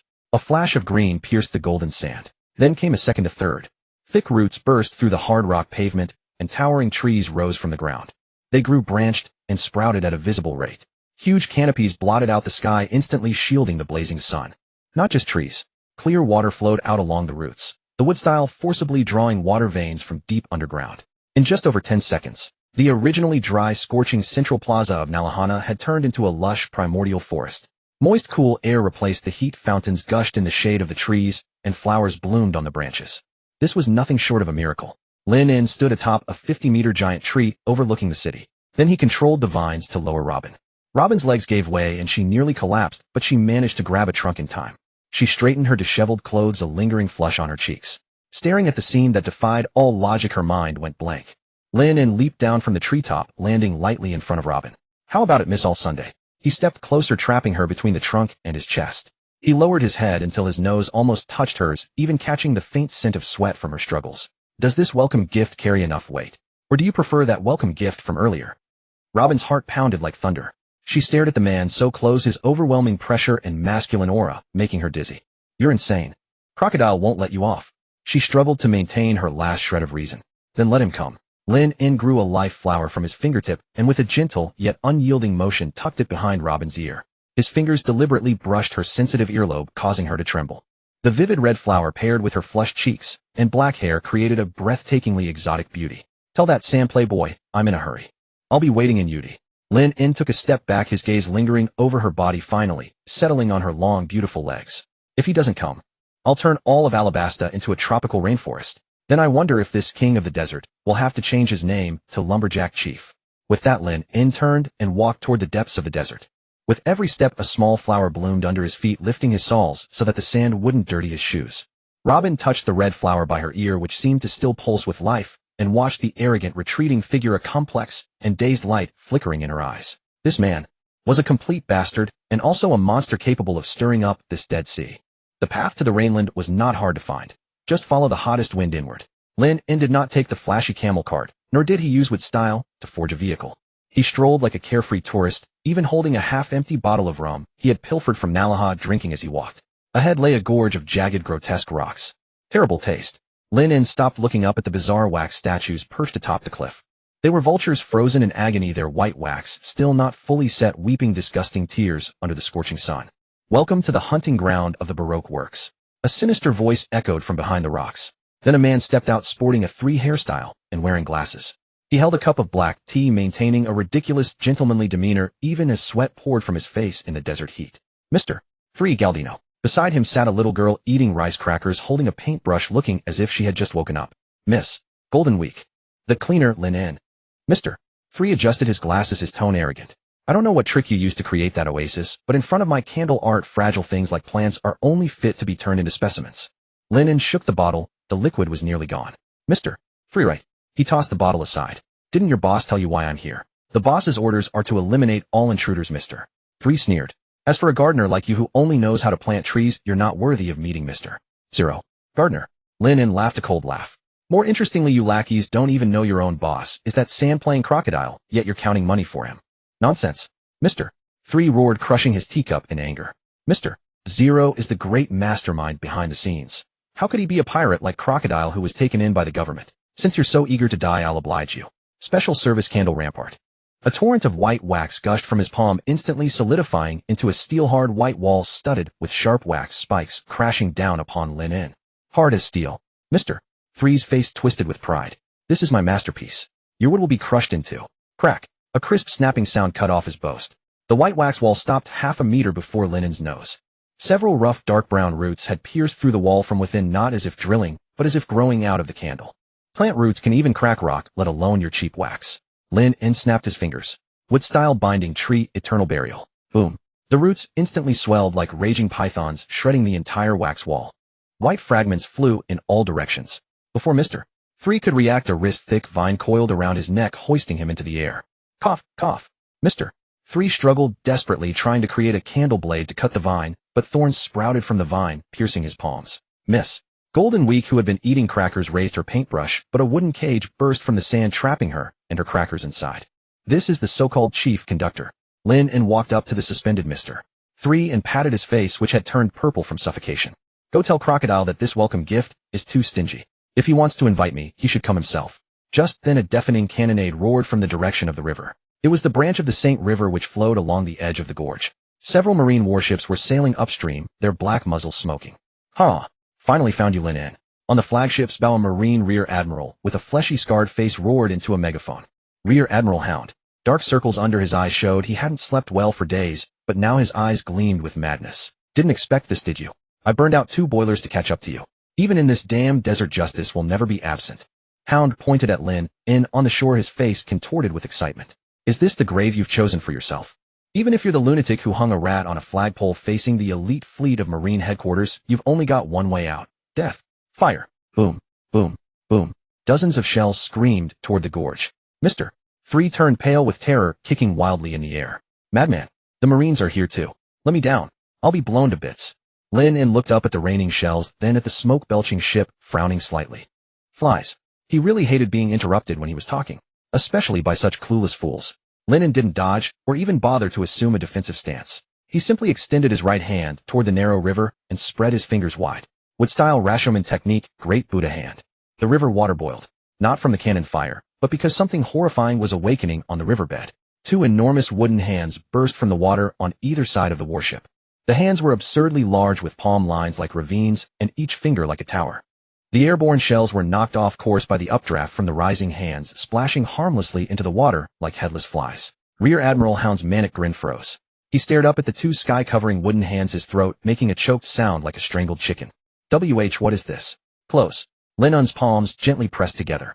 The 2 massive wooden hands on the river also closed. Like swatting a mosquito. Crunch, boom. The proud Marine flagship, along with its 2 escort vessels, was crushed and deformed the instant the hands closed. Steel keels screeched, planks splintered, masts snapped. No, no. Rear Admiral Hound's desperate scream lasted only half a second before being swallowed by the colossal impact. The 2 wooden hands did not release each other. They locked together tightly, squeezing the 3 warships into a mass of twisted metal and splintered wood. Then the hands slowly lifted, leaving the river, and slammed the trash onto the sandy bank. The ground trembled. When the dust cleared, only faint groans and animal-like gasps came from the wreckage. Lin casually tossed Mr. 3 aside like a used trash bag and ambled over to the wreckage. Rear Admiral Hound was not dead yet. It had to be said the vitality of a Zoan Devil Fruit user was tenacious, far stronger than a rat's. By now the Rear Admiral had fully activated his hybrid form. His face elongated into a savage canine snout, jaws filled with jagged fangs covered in yellowish-brown short fur, with floppy dog ears matted with blood against his forehead. His Marine Justice coat had been torn apart by his bulging muscles, revealing a chest covered in bristly hair and sharp beast claws. But even with the power of the dog fruit, it was no match for the crushing force of those terrifying wooden hands. He was covered in blood, one fur-covered hind leg bent at a grotesque angle, half his body trapped in twisted ship planks. He clawed at the sand, struggling to crawl out like a wild dog with a broken spine. When his fear-filled vertical pupils looked up and met those calm black eyes, all his beastly ferocity and arrogance turned into a bone-deep shudder. Ugh, you can't kill me. His throat emitted a garbled sound, a mix of human pleading and beastly whimper. I am a Marine headquarters. Shoo. Lin raised a finger, cutting off his plea. So you really are a dog. No wonder they call you Hound. Lin crouched down, looking at the tear-streaked, snot-covered dog face, his eyes full of mockery. This appearance saves me the trouble of carving expressions. It's a natural performance. I remember what I said on the Den Mushy. If you didn't obey, I'd put your statue in Lobetown. Lin patted the dog fur-covered head. I went to Lobetown back then, but I forgot about it. Still, the desert has a nice view, and it's just missing a gatekeeper landmark. Wood-style would clone. Behind Lin wood shavings fell, and an expressionless clone stepped out. The clone did not attack. Instead, it pressed its hands on the wreckage and activated its ability. The broken ship planks began to soften and reshape, crawling up Rear Admiral Hound's hybrid body like countless living vines. No. Stop. Woof. Stop it. Hound screamed in terror, even letting out instinctive barks, but he couldn't move. Wood wrapped around his intact dog leg, forcing his knee to bend and slamming it into the sand. Then his waist is back. His hands were forced behind his back, his spine bent, his head bowed low facing the direction of Nalaha. In less than 10 seconds, a colossal wooden statue 10 meters tall stood at the edge of the desert. Its base was formed from the wreckage of the 3 warships, and atop it knelt a huge, agonized, twisted human figure. It was Rear Admiral Hound, now encased in a thick layer of wood, with only his nose and mouth left free to breathe. He was alive. Inside this enormous wooden torture device, he would remain in this humiliating kneeling posture until the end of his life. Perfect. Lin En brushed the dust off his hands and stepped back to admire the artwork. Much better than those dripping wax vultures, don't you think, Mr. 3? Mr. 3, who had just pried himself out of the wax, was now trembling so hard he couldn't even hold his glasses steady. He stared at the living statue, his legs shaking, a shudder from the depths of his soul. This was not a fight. It was a one-sided massacre, an attack from a higher dimension. Now anyone else want to block my way? Lin En looked around. The wind stopped. The ground, which had sprouted a few blades of grass due to the overflow of wood style, instantly withered, crumbled, and turned into gray-white sand. A suffocating dryness enveloped the entire gorge.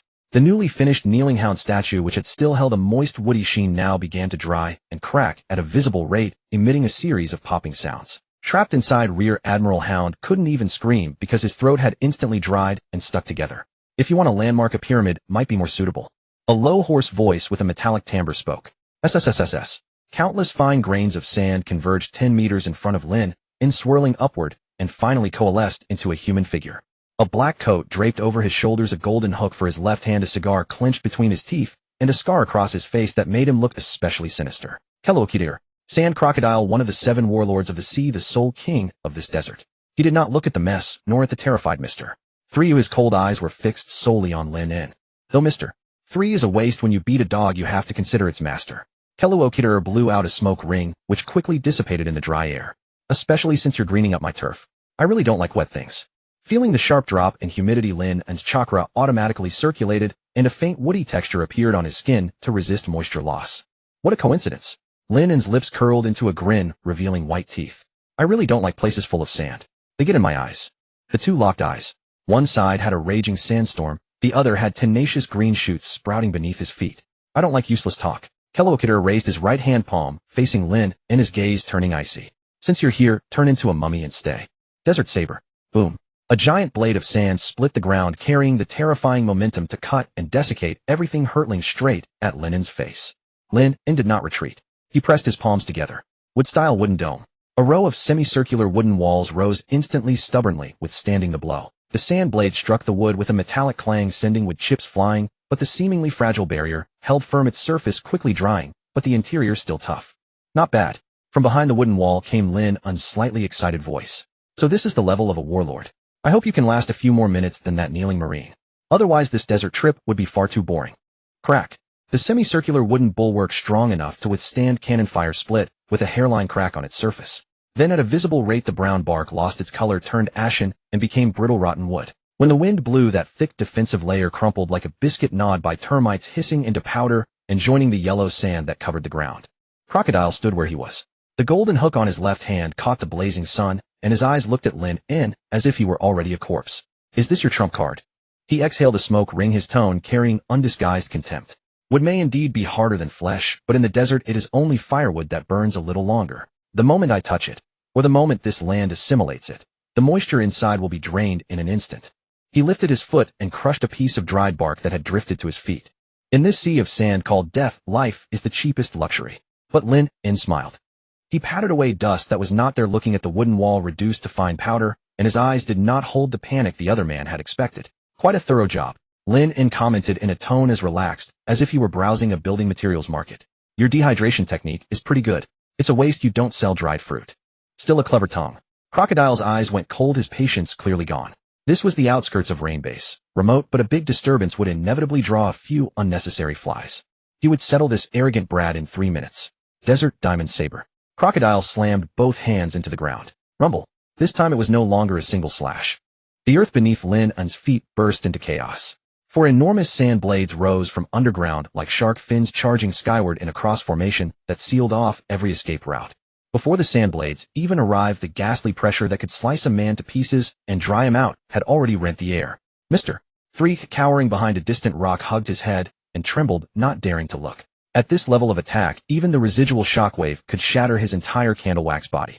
Yet Lin In at the center of the storm merely raised an eyebrow. Home field advantage. Sure. Fighting you in the desert is like fighting a dung beetle over territory in a public toilet. Disgusting, but that doesn't mean you're certain to win. Lin In pressed his palms together. This time there were no fancy hand seals. Wood-style birth of dense woodland. This was not the vibrant oasis version from before, it was pure violent barbaric growth. Boom, boom, boom.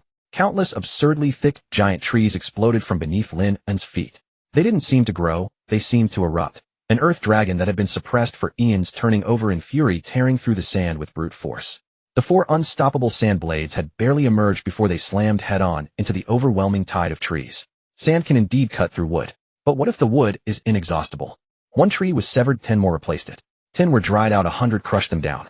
In the blink of an eye, the barren canyon had transformed into a twisted, monstrous, primeval jungle. Those trees did not stretch out their leaves, but instead they coiled and strangled one another like pythons, forcibly choking crocodiles' sand blades back down.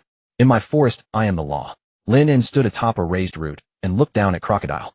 Crocodile's expression grew dark. He could feel the forest greedily plundering control of the land beneath his feet. The roots were like needles thrusting deep into the ground, frantically searching for even the slightest trace of water.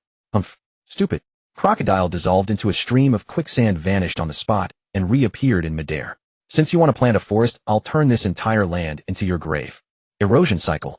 He pressed the palm of his right hand against a giant tree below. A gray-white death wave radiated crazily from his palm, spreading in all directions. The emerald-green, tenacious giant trees instantly yellowed, withered, and collapsed. But this effect was aimed at more than plants. Even the rocks and dust particles in the air were reduced to the finest sand by that power. In a matter of seconds, half of the lush tree world had become desert. This was a sign of an awakening Logio ability, to assimilate the environment and reduce everything to nothingness. So this is the power of a warlord of the sea. Mr. Three's teeth chattered in the distance. This kind of power made him despair. Lin In watched the trees beneath him turn to sand, but instead of stopping it, he observed with keen interest. You're certainly worthy of the man who challenged Whitebeard. Your sand play is truly masterful. Lin In rubbed his chin. But don't you underestimate plants. Their roots can burrow to places you can't even imagine. What? Crocodile's brows furrowed as his observation. Hockey sensed something amiss. Before he could react, the giant tree beneath Lin In's feet, already half turned to sand, suddenly stopped crumbling. Immediately after, a heart-stopping surge of energy exploded outward. Wood-style advent of a flowering world. Huge flower buds bulged from the rough, brutal trees that had been used for attack. Red, pink, purple. They were like demonic eyes, strangely alluring against the yellow sandstorm. Boom, boom, boom. The buds bloomed. What poured out was thick yellow pollen that instantly flooded the entire canyon. Poison. Crocodile sneered his body, trying to turn elemental and pass through the pollen, only to find that the dust clung knowingly to his sand particles, frantically draining their moisture. But he was a battle-hardened veteran. An invisible pressure erupted from within him. Crocodile's sandified body instantly condensed. The black, glossy armament hockey covered his arms and torso like armor, forcibly blocking the pollen's contact. A cheap trick. Crocodile swept his arm, and the hockey-charged wind scattered the pollen around him. If I couldn't resist even this, I would have long since become fish food in the new world. Sandstorm. A small tornado formed in his hand and swelled as it caught the wind, turning into a yellow dragon that connected sky and earth, trying to tear the entire sea of flowers up by its roots. Too late. Lin In clapped his hands together. Wood-style wood dragon technique. The earth split open. A colossal wooden dragon covered in scales and wearing a fierce, brutal expression burst out from the ground. A pale green luster flowed along its body, the mark of high-density life force. The wooden dragon let out a silent roar, forced its way through the tearing sandstorm, and charged straight into the eye of the storm. Then, twisting upward with agility, it opened its enormous mouth and bit down hard on Crocodile's real body. Crunch. An unbearable cracking sound rang out. The wooden dragon's fangs, capable of draining a tailed beast's chakra dry, still could not bite through Crocodile's body. Crocodile braced one hand against the wooden dragon's upper jaw, his arm wound with dense armament hockey pitch black and hard as iron. This trick of draining stamina is quite amusing. Veins bulged on Crocodile's forehead as he struggled against the wood dragon's crushing bite. But before high-grade hockey, even the rules of a devil fruit ability can be forcibly cancelled. Shatter. Boom. Crocodile pushed with his palm and unleashed his armament hockey, blasting the wooden dragon's giant head into fragments. Wood chips flew everywhere. He burst through the smoke, his observation hockey already locked onto Lin In's position. Die? Poison hook. He moved with incredible speed, leaving an afterimage in the air. The golden hook on his left hand shed its disguise and revealed a purple scorpion venom inner hook coated in lethal armament hockey, thrusting straight at Lin In's throat. This was the true power of a warlord of the sea.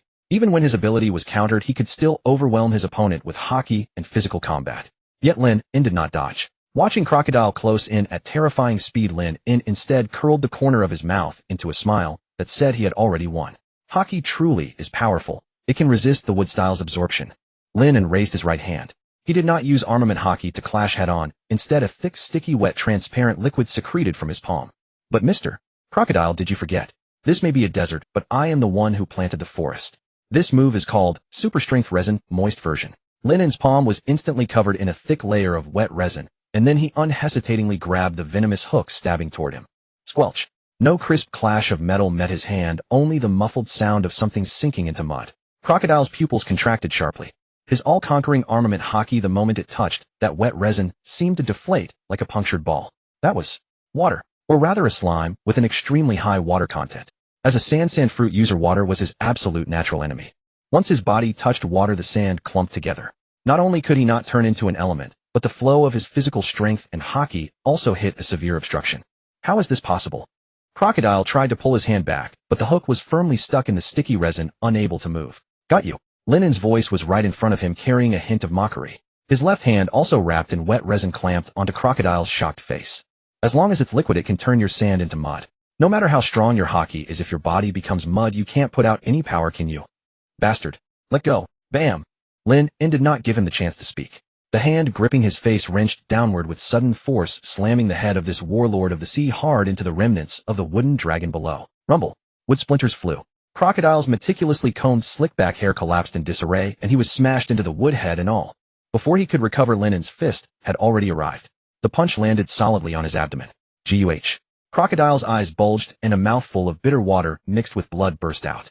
That punch was too heavy. Not only did it carry monstrous strength, but it also contained a kind of natural energy that rampaged through his body, making him utterly miserable. This is the first punch, for this damn weather. Lin In sat astride Crocodile, raising his fist. This is the second punch, for your lackey who tosses trash around. Bam! Another punch landed on his face. Crocodile's nose broke and blood sprayed. Blood was liquid too. Now he was even less able to turn into sand. Why, you bastard? His pride as a ruthless kingpin made him try to fight back even while dazed. His right hand turned into a sand blade, slashing at Lin In's waist. But in an instant, several vines grew from Lin In's body like iron chains, locking his four limbs tightly and pinning him spread eagle on the wooden dragon's back. This is the third punch. Lin In looked at Crocodile's blood-covered face beneath him, his eyes terribly calm. For the civilians you treated like idiots, and for that little girl named Vivi. I've never met her, but I've always hated schemers who have ambition and no true measure. Bam! This punch shattered the half-chewed cigar in Crocodile's mouth, sending it flying together with a few teeth. In the canyon, all was silent. In the distance, Mr. 3 had gone completely limp, his jaw hanging open, and he didn't even notice his glasses sliding off. What had he just seen? The man known as the Desert King, whose name made the seas tremble. Crocodile was being ground into the dirt by a rookie who had just stepped out to sea, punched like a heavy bag, and in the most primitive, humiliating way, mounting his face and hammering away. Lin In shook the blood and resin from his hand. The sticky feeling was indeed unpleasant. He stood up and looked at Crocodile, who had rolled back his eyes and was losing consciousness. This warlord was not dead, but his pride as a Logia user had been thoroughly shattered. So fragile. Lin In pulled a handkerchief from his pocket, one he had taken from Robin earlier, and cleaned his fingers in a slow, leisurely manner. Since you've lost, you have to pay the price. Lin In's gaze turned cold as he looked at Crocodile, bound tight by the vines. Lock him up. Too wasteful. This was the sand fruit, one of the top-tier Logia abilities. Tossing it away just like that would hardly fit his sanitation worker philosophy of environmental protection. Wood-style draining hand. Without a moment's hesitation, Lin In pressed his right hand against the very top of Crocodile's head. Countless dark roots, as thin as hair, drilled out of his palm and savagely penetrated Crocodile's body through his 7 apertures. Ugh! Aya! The terrible pain jolted the unconscious Crocodile awake. His one intact eye was wide open, shot through with red veins. He could feel it clearly. His life, his power was being frantically drained away by an irresistible force. His body began to shrivel at a visible pace. His skin lost moisture, his muscles shrank, and even his bones let out a groaning sound of unbearable strain. The sand fruit's power began to rampage, trying to resist. But the roots invading his body secreted wet resin, too, turning every revolt into futile thrashing. My power! Crocodile's voice was hoarse and weak, and the light in his eyes dimmed rapidly. Just a dozen odd seconds passed. A towering villain of his generation, Crocodile the Sand Crocodile, and one of the 7 warlords of the sea, was reduced to a dried corpse of skin and bone. In the end, even that dried husk did not remain, disintegrating into primal dust in the desert wind. Lin En slowly raised his hand. He could feel a dry and violent force flowing through his meridians, clearly separate from his vibrant wood-style energy, yet strangely coexisting with it. The core of this power was not simply controlling sand, but a more overbearing absorption and desiccation that perfectly completed Lin En's draining hand. Skill wood-style draining hand minor completion has been strengthened. You have acquired partial traits of the sand fruit moisture deprivation and sandification erosion. You have absorbed a portion of Crocodile's attributes, and your physical data has been enhanced. Strength 2, 5 to 2, 7 inch. Agility 2, 6 to 2, 7 inch. Stamina 2, 9 to 3 inch. Spirit 3, 6 to 3, 7 inch. So this is the complete form of draining hand. Lin En clenched his fist, felt the surging power inside him, and curled his lips in satisfaction. Drain everything dry and make it my own. This is far more interesting than simply planting trees. Just as Lin En was savoring his new power, Mr. 3A collapsed in the distance, caught a glimmer of survival in his eyes. An opportunity. He scrambled out from behind the rock, hands and feet moving together like a frightened gecko crawling frantically toward the other end of the canyon. He didn't dare run, afraid that even the slightest noise would alert that demon. Using every ounce of strength he had in his life, he was finally about to crawl beyond the range of this death jungle. Hope was right in front of him. Suddenly his ankle tightened. Mr. 3's body went stiff. Mechanically, inch by inch, he lowered his head. A slender vine appearing from nowhere in the sand was wrapped casually around his ankle, as if toying with a mouse without hope. The other end of the vine was connected to the man who had just devoured a warlord of the sea. Where are you going in such a hurry? Lin En's voice drifted over, carrying a trace of amusement. Mr. 3's psychological defenses collapsed completely. He could not even manage a plea for mercy. His whole body shook like a leaf. The vine yanked violently. Mr. 3 let out a short scream as he was dragged backward, carving a long furrow through the sand before being thrown down at Lin En's feet with a wet splat. Relax. Lin En crouched down and looked at Mr.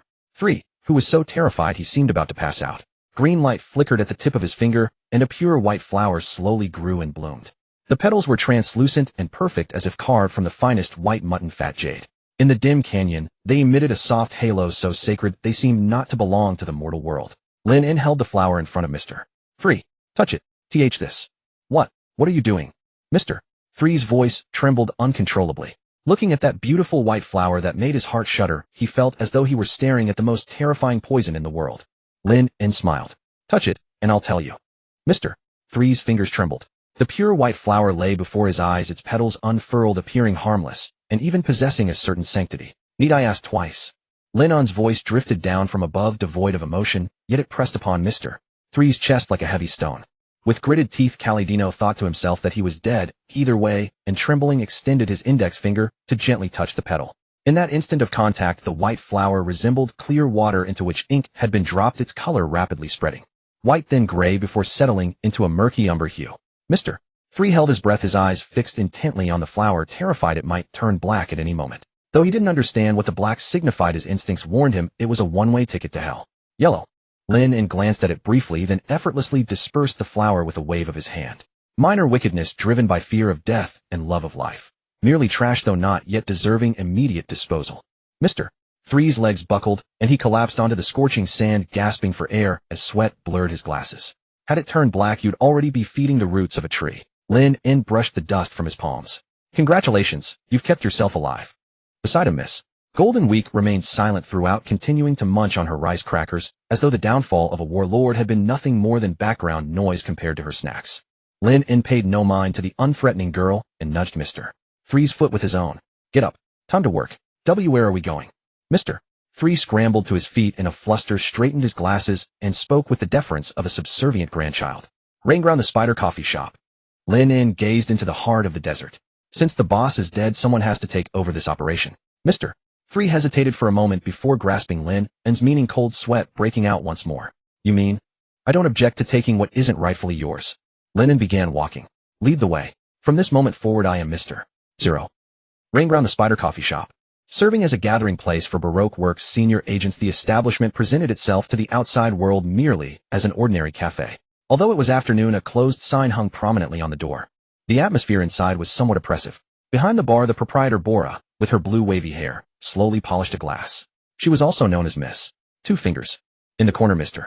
1 Dasbone, a towering bald man with a fierce countenance, rested with his eyes closed. At another table, Miss Christmas, a wrinkled old woman resembling a mole, whispered to the enormous Mr. 4, who clutched a massive gun and wore a foolish expression. The only restless one was Mr. Tu Von Clay, who paced in circles at the center of the shop, wearing a ridiculous swan costume, shouting, "I've waited so long. When will the boss give the order? My ballet boxing technique is growing impatient." "Shut up, travesty." Mr. One opened his eyes and coldly muttered, "What did you say? Want to fight, you scrap metal?" Mr. Two immediately bristled and assumed a combat stance. Just then the wind chime at the entrance chimed. Dingling. All eyes instantly shifted toward the door. Silhouetted against the light, a young man stepped inside with a cowering Mr. 3 and the still snacking Miss Golden Week following behind. Mr. 3. Miss? Two fingers set down her glass and furrowed her brow. The boss's order was for everyone to assemble. Why have you brought an outsider here? Mr. One rose to his feet, muscles coiled tight, his fingers transforming into razor-sharp blades. It seems you've forgotten the organization's rules. Bringing outsiders to a stronghold is punishable by death. The temperature plummeted instantly as killing intent filled the air. Lin In, as if oblivious to those murderous gazes, walked directly to the empty table in the center, pulled out a chair, and sat down with his legs crossed. These are the elite of Baroque works. Lin In surveyed the room, his gaze finally settling on Mr. 1. Your killing intent is impressive, but unfortunately your brains leave something to be desired. You're asking for it. Mr. One's eyes sharpened, and he surged forward like a blur. Severing blade spiral slash. His arm transformed into a rapidly spinning blade wheel aimed straight at Lin In's throat. As a user of the fast slash fruit, he was confident this strike could sever steel. Lin In remained seated motionless. Just as the blade was about to make contact with his neck, the floor suddenly exploded. Several thick wooden planks erupted like a giant python, striking its prey, precisely jamming Mr. One's spinning blade wheel with a grating screech. Then countless vines surged forward, binding Mr. One tightly and suspending him in midair. What? Mr. One's face went pale with shock as he attempted to transform his body into blades to cut through the vines, only to discover the wood was absurdly hard and actively draining his strength. Dead silence fell over the room. Mr. Two's jaw dropped and Miss Christmas's teacup slipped from her grasp, shattering on the floor. To subdue Mr. One in a single move. Who was this person? Lin In snapped his fingers and Mr. 3 immediately scampered over, obsequiously pulling something from his coat and placing it respectfully on the table. It was a golden hook. Residue of dried blood and some strange resin clung to its surface. Let me introduce myself. Lin In gestured toward the golden hook on the table. The former Mr. 0 Crocodile has bet everything and lost due to poor management. I am now the new boss here. Impossible. Miss Christmas shrieked. The boss is a warlord. How could you, a mere upstart? If you don't believe me, go check the canyon outside. Lin In interrupted her scream. There's a forest there now, and if you're lucky, you might find some ashes beneath the trees. He turned to look at Mr. 3. Tell them whether what I'm saying is true. Mr. 3 shuddered and nodded frantically. It's true. The boss. The former boss has been killed by this lord. Not a trace remains. Even Mr. 3, who is always cunning and cautious, is terrified like this. And look at Mr. 1, helplessly hanging from the ceiling. The other's defenses began to crumble. On this great sea, strength is the only truth. I have 2 proposals. Lin In held up 2 fingers. First, you continue to serve that dead man, and I'll send you down to keep him company right now while also fertilizing my trees. Second, switch to a new master, double your wages, and no longer engage in those shady dealings. Choose. Silence fell. After a few seconds, Mr. 2 was the first to react. He spun around and struck a seductive pose. I believe following a strong master is also the way of a true feminista. And the wages double. Once the first one spoke, the rest became easy to handle. Before the overwhelming power gap and the temptation of money, so-called loyalty seemed remarkably cheap. Especially since they had never even seen the boss's true face, let alone developed any real devotion. Even Mr. 1, after a long silence, quietly sheathed his blades and took his place behind Lin In. Very good. Lin In nodded with satisfaction, then turned his gaze toward the woman behind the bar. Miss Bora, or should I say, Miss 2 fingers. Bora stiffened. Although she tried to maintain her composure, the hand polishing the glass had stopped. What does the boss require? I don't drink coffee, but I'm quite interested in your mixology skills. Lin In rose from his seat and slowly approached the bar. Of course, what interests me most is your ability. Bora instinctively stepped back, her thorn fruit ability activating as thorns erupted from her body. What do you want to do? Don't be nervous. Lin In waved his hand, signaling her to relax. I run a fair business. I'm interested in your thorn fruit, but I have no intention of killing the hen that lays the golden eggs. After all, killing a beautiful bartender would be such a waste. You want to strip me of my ability. Bora was intelligent enough to catch the underlying meaning immediately, a flicker of terror flashing across her eyes. For a devil fruit user, losing one's power typically means death. Relax. I possess special techniques.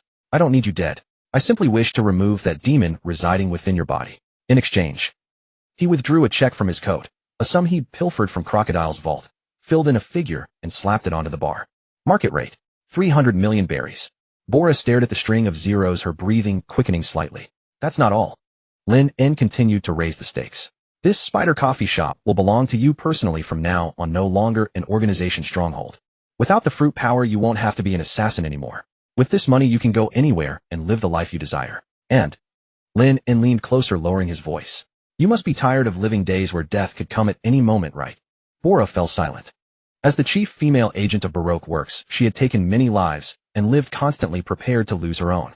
The thorn fruit was powerful, but it was a weapon for killing, not a means of securing a livelihood. 300 million freedom and a normal human body. No matter how she calculated it, this deal was more than fair. The catch was whether the man before her could truly extract the fruit without taking her life. Do I really have a choice? Bora offered a bitter smile, glancing at Mr. One suspended from the ceiling. You can refuse. Then I'll kill you, the fruit will regenerate, and I'll find someone else. Lin N shrugged. But as I said, I don't want to kill you. Bora took a deep breath, dissipating the thorns from her body, and closed her eyes. Proceed. I hope you keep your word. The air in the spider coffee shop hung heavy and stale. Mr. Juan das Bones rubbed at his wrist where the crimson marks left by the vines had yet to fade. He sat in the corner, his gaze gloomy and fixed upon the man in the center of the table who was leafing through a ledger. Merely 10 minutes ago, his prized quick/fruit ability had been dismantled with the ease of snapping a brittle twig. Power was the only voice that mattered. In this room, no one's word carried more weight than Lin's. Is this truly all crocodile left behind? Lin tossed the ledger onto the table with a sharp crack. Mr. Galdino shrank into his collar and adjusted his glasses. Why, yes. Aside from the circulating funds at the Rainground Casino, the bulk of the money was spent procuring the contraband known as dancing powder, with another portion allocated to bribing traders within the royal army. Dancing powder? Lin sneered. That future-ruining trash. Only a crocodile would treasure such things. Destroy it all. Deconstruct. Mr. 3 stammered. But that cost a fortune. Need me to spell it out for you? Lin shot him a sidelong glance. Mr. 3 immediately clammed up, nodding frantically. Very well. Now let us discuss your new duties. Lin leaned back in his chair, fingers interlaced. The name Baroque Works is dreadfully outdated. It reeks of cheap, third-rate villainy. From this day forward, the organization dissolves and reforms. Mr.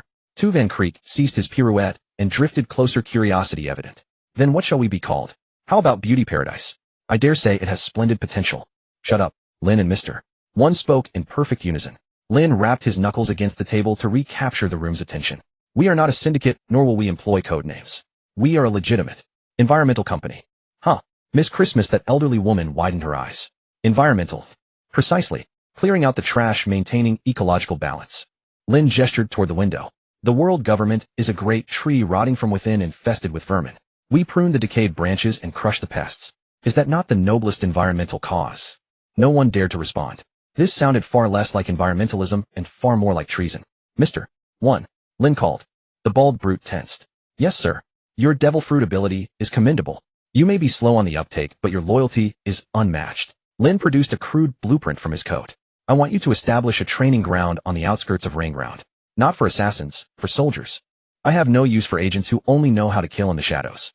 I need warriors capable of facing the Navy's finest in open combat. Mr. 1 took the blueprint and studied the dense rows of training protocols, his brow furrowing. This will demand considerable manpower and funding. Money is not the concern. Crocodile's treasury is your war chest. As for personnel, Lin turned his gaze toward Miss Golden Week, who was busily munching on Simbay. Little girl, stop eating. Your color hypnosis serves a purpose. Go work your magic on those wealthy elders. Turn petty thugs into devoted soldiers. That should be child's play for you, yes. Miss Golden Week gave a placid nod and bit into her Simbay. Mr. 3. Present. At once. Galdino snapped to attention immediately. Your flames are useful. Cease your obsession with those grotesque statues. Lin regarded him with undisguised distaste. I need you to cooperate with Mr. 4 and Miss Christmas. They dig, you reinforce. I intend to construct an underground fortress beneath Alabasta, one that no soul will ever find. Not merely here. Our operations will one day span the entire world, and you must become the finest engineer this realm has ever known. Mr. 3 froze. He had dreamed of becoming a great pirate captain, of amassing vast wealth, never of becoming a contractor. Yet meeting Lin's resolute gaze, he suddenly felt this path might hold far greater promise than a lifetime spent trembling through assassination. And you, Mr. 2. Van Creek struck a pose, balancing on one leg like a swan. I am prepared. Are we to assassinate the king? No. You will act.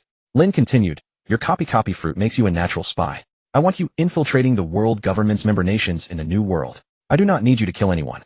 I only need you to record every scandal, every stain of corruption among kings and nobles, and yes, even the color of their undergarments. Intelligence always cuts deeper than any blade. Lin rose to his feet and surveyed the circle of former assassins. You once killed for coin. From this day forth you live to reshape the world itself. Double wages, year-end bonuses. Who is with me? An oppressive silence fell. Mr. One bowed his head first. As you command, boss. The others quickly followed suit. Faced with overwhelming strength and tangible profit, loyalty shifted with astonishing speed. Lin nodded with satisfaction, then turned his gaze toward a decorative plant in the corner of the cafe. It was an ordinary monstera, yet upon one of its leaves sat an eye, glaring and restless, rolling about with uncanny intelligence. Have you listened long enough? Lin smiled at the eye. The sandstorm outside is fierce. Since you have come, why not step in and share a cup of tea, Vice President? The eye blinked once, then dissolved into drifting petals. Moments later, the cafe door creaked open. Nico Robin entered. She had discarded her dancer's attire, returning to her signature black leather jacket and skirt, the wide-brimmed cowboy hat perched upon her head. She appeared composed, yet the tension in her muscles betrayed her alertness. You are more perceptive than I anticipated. Robin approached the table, but did not sit, positioning herself near the door where she could retreat at a moment's notice. On my turf, every plant serves as my eyes and ears. Lin gestured toward the opposite chair. Sit. You overheard our discussion. Care to return to your old profession? My old profession. Robin's lips curved into a faint smile, though her eyes remained icy. You mean decoding the location of the ancient weapon Poseidon, then dispatching me once you have exhausted my usefulness, just as Crocodile did, oi. Poseidon. Lin waved a hand as though dismissing a tedious joke.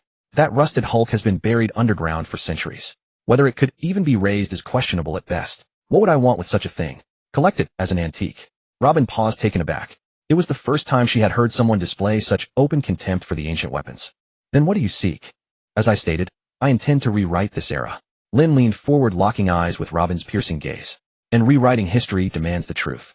The blank century. The will of D. The histories the world government erased. I find those subjects most intriguing. Robin's pupils contracted sharply. These were the deepest secrets of her soul. The very fire that had sustained her through 12 long years. Do you comprehend what you are saying? Robin's voice trembled faintly. To pursue this is to make an enemy of the entire world. I already am. Lin gestured toward himself. 70 million belly bounty. I killed a warlord and turned an admiral into a statue. Do you truly believe I care about adding one more charge? He drew a rubbing from his coat, stolen from Crocodile's private chamber, detailing a portion of the poneglyph inscriptions of Alabasta. Follow me, and I will show you every poneglyph in existence. Not for any weapon, only to tear away the fig leaf of lies that this wretched world government has draped over the world. Lin slid the rubbing across the table. This is merely a down payment. What say you, Miss Complete Sunday? Or should I address you by your true name? The sole survivor of O'Hara, the Devil's Child. Robin gazed at the rubbing, then lifted her eyes to meet the gaze of the man before her. Arrogant, yet lucid to a fault. She had fled through darkness for 12 years, bouncing from organization to organization, each alliance ending in betrayal. Either hers or someone else's. Yet this time she saw in his eyes not greed, but a raw, uncompromising ambition. Beneath it all flickered something else. A barely concealed contempt for the so-called gods who ruled this world. After a long silence, Robin reached out and placed her hand upon the rubbing.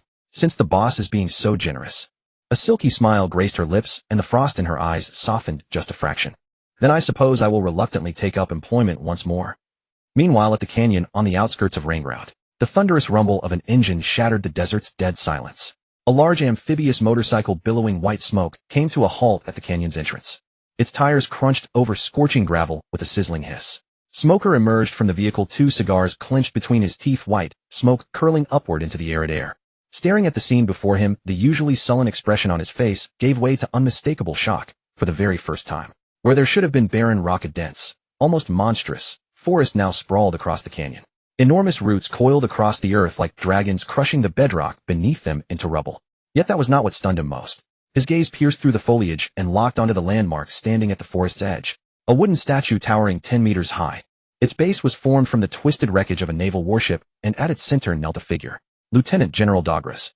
Encased within thick layers of wood, he remained frozen in a posture of kneeling penance, his face turned toward Nanohana. His face was exposed to the elements, caught forever in an expression of sheer terror and torment. Smoker strode forward, urgently intent on assessing the situation. As he drew nearer, he heard a sound. A feeble, raspy breath, like bellows being drawn. Ugh, ugh.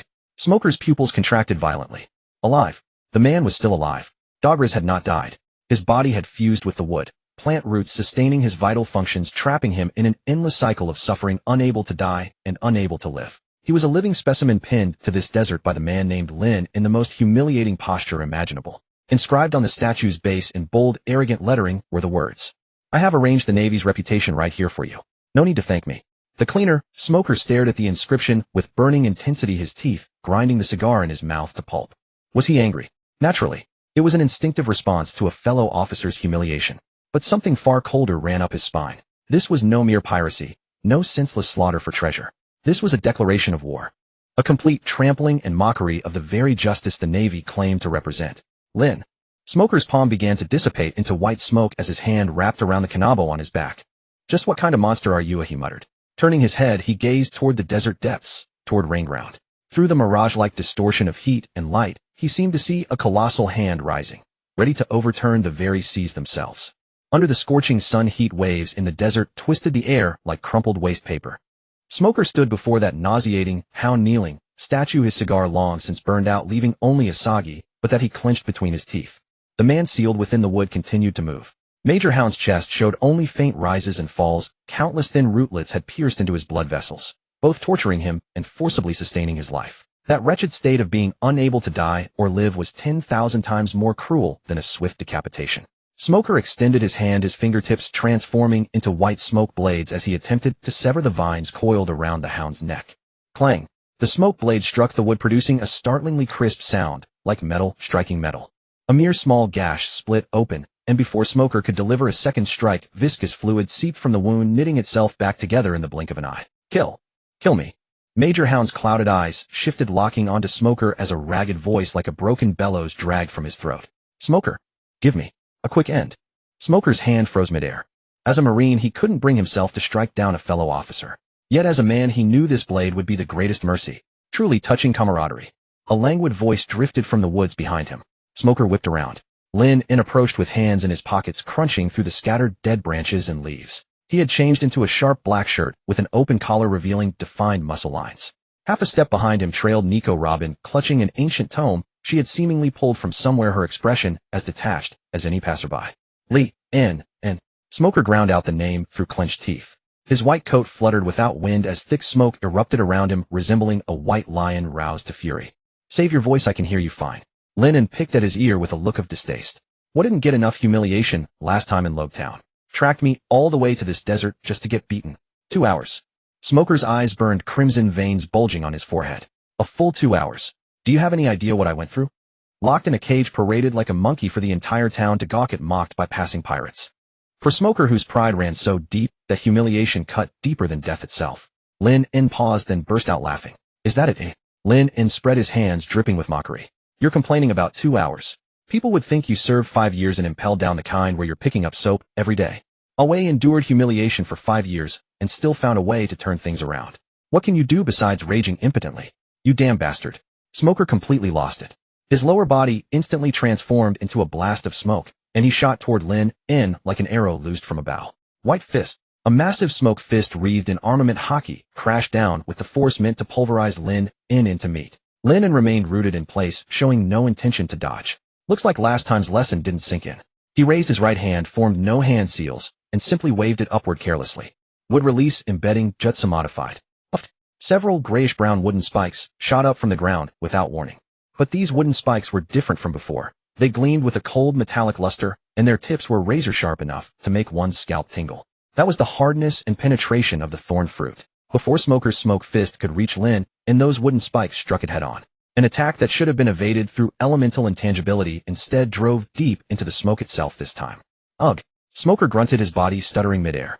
Horror washed over him as he realized those wooden spikes were draining his moisture wildly the moment they pierced his flesh.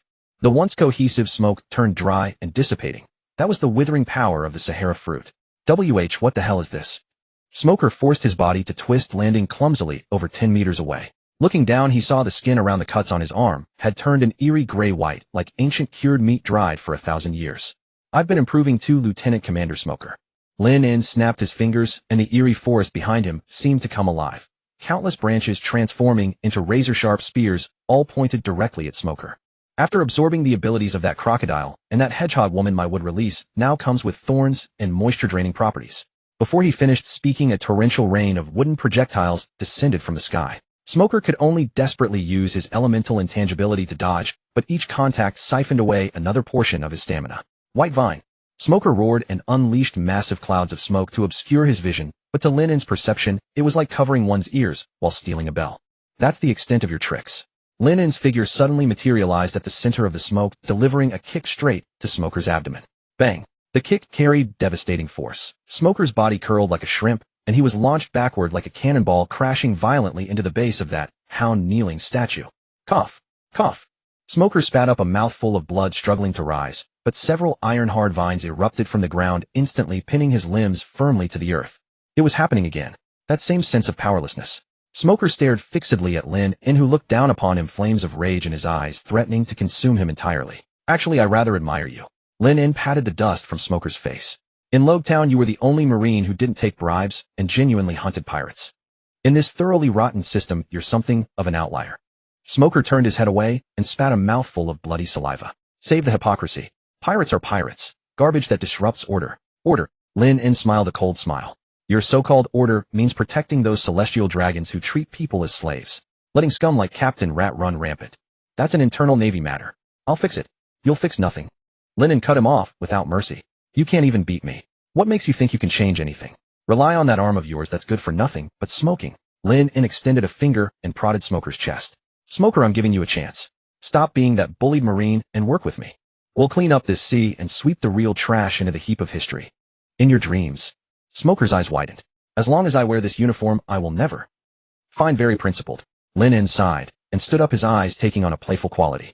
Since the grand principles won't work, let's discuss something practical. He pointed toward Nasharona's direction.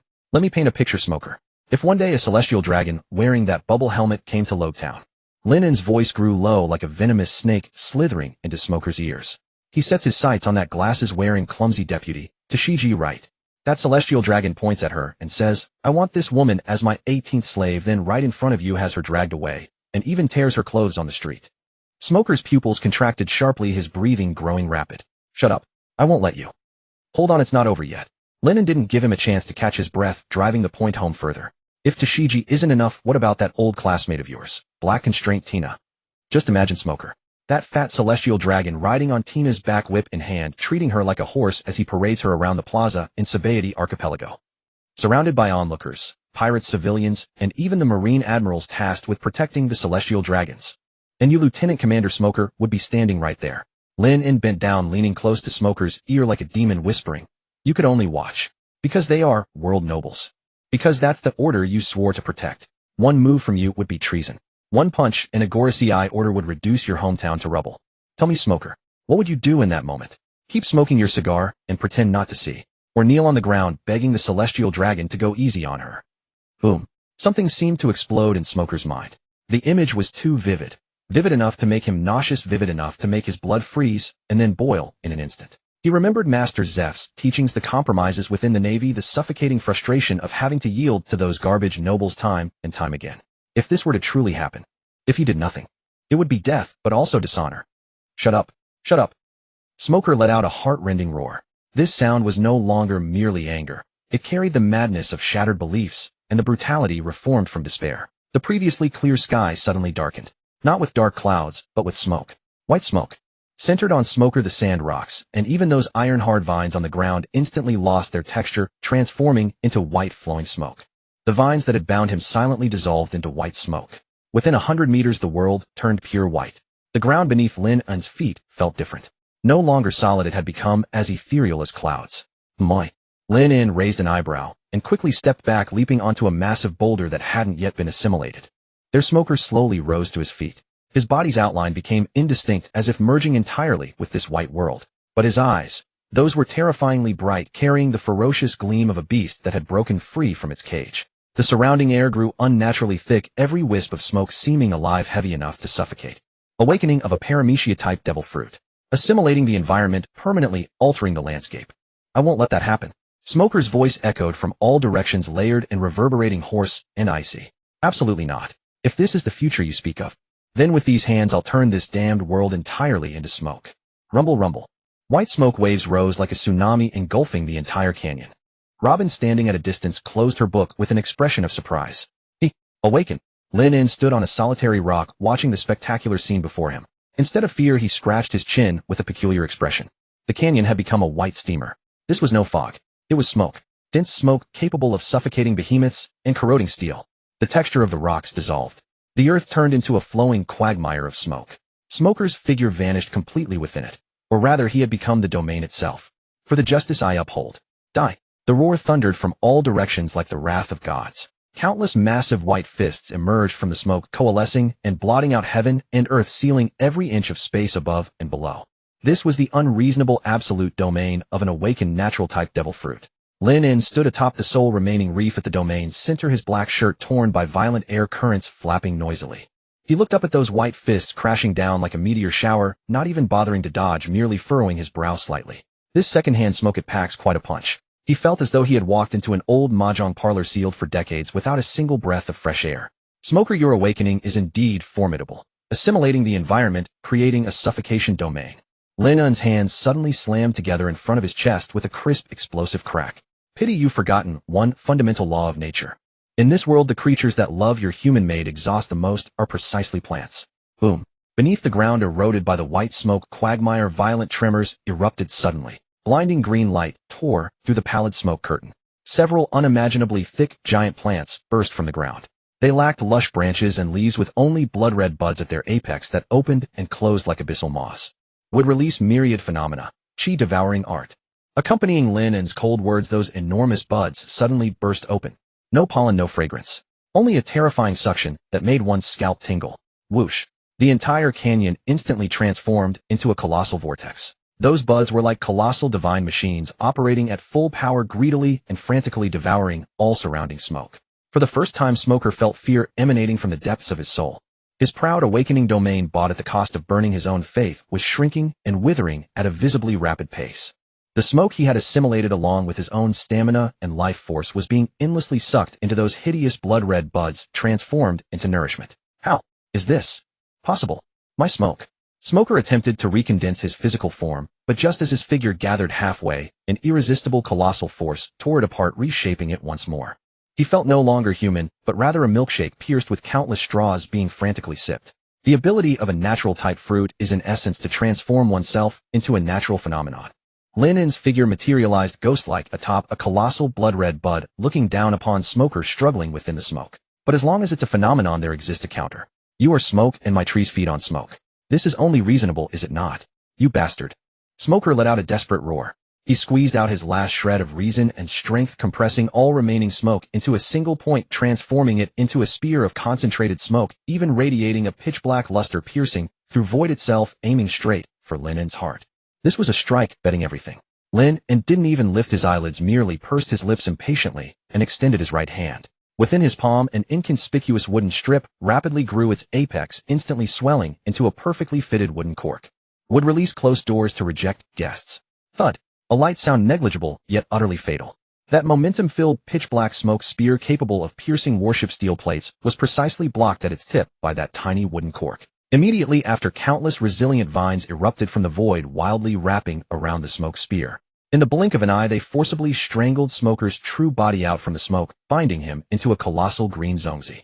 The smoke scattered completely. Smoker regained his human form, suspended upside down by vines midair.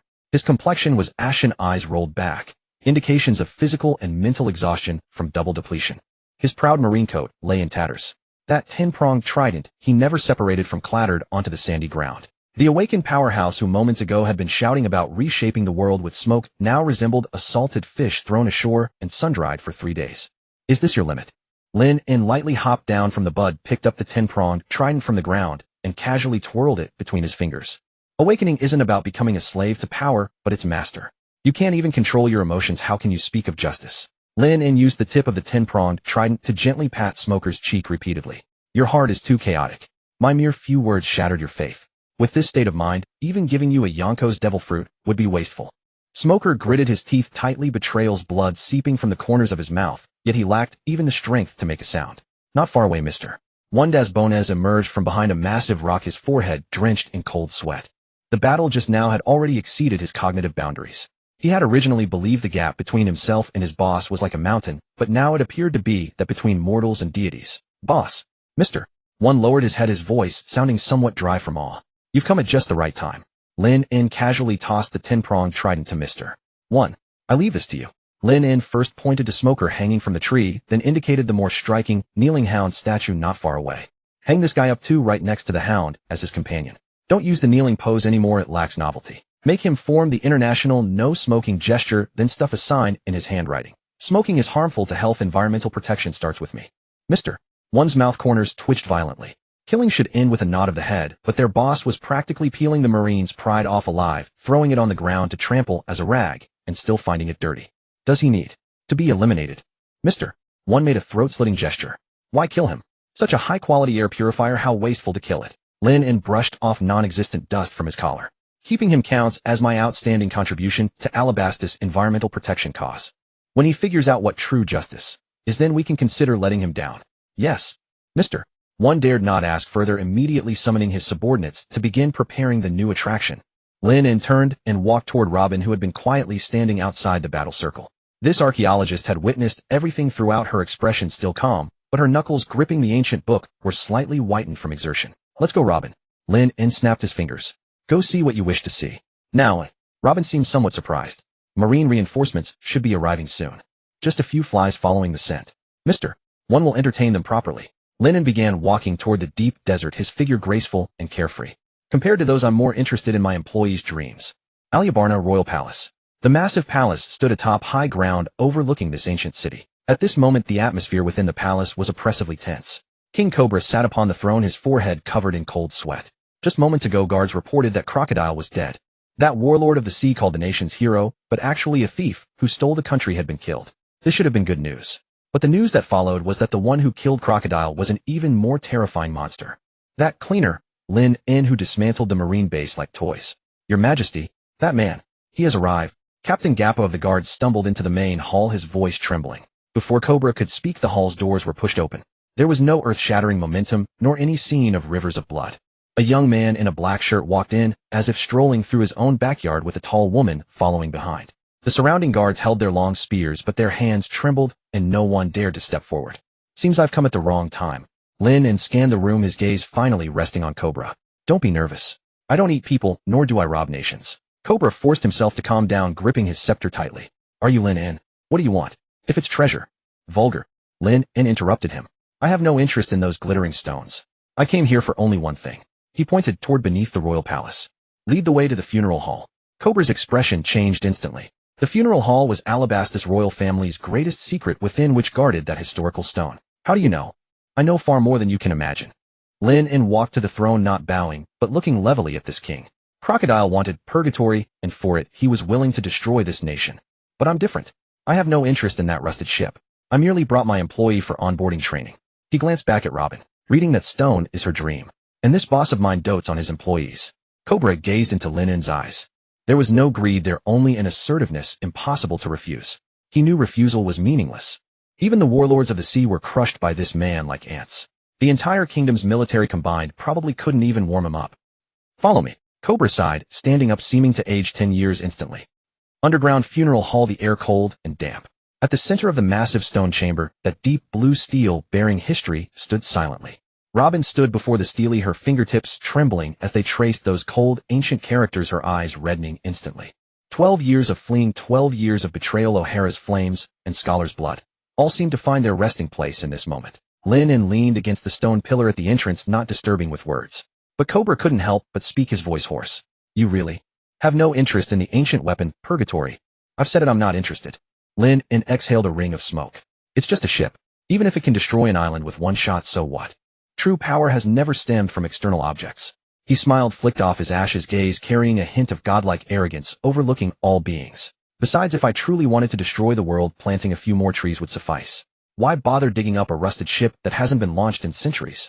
Cobra was completely speechless. This man's arrogance was simply sky-high, yet he possessed the power to make such arrogance reality. Have you finished decoding? Lin In looked at Robin.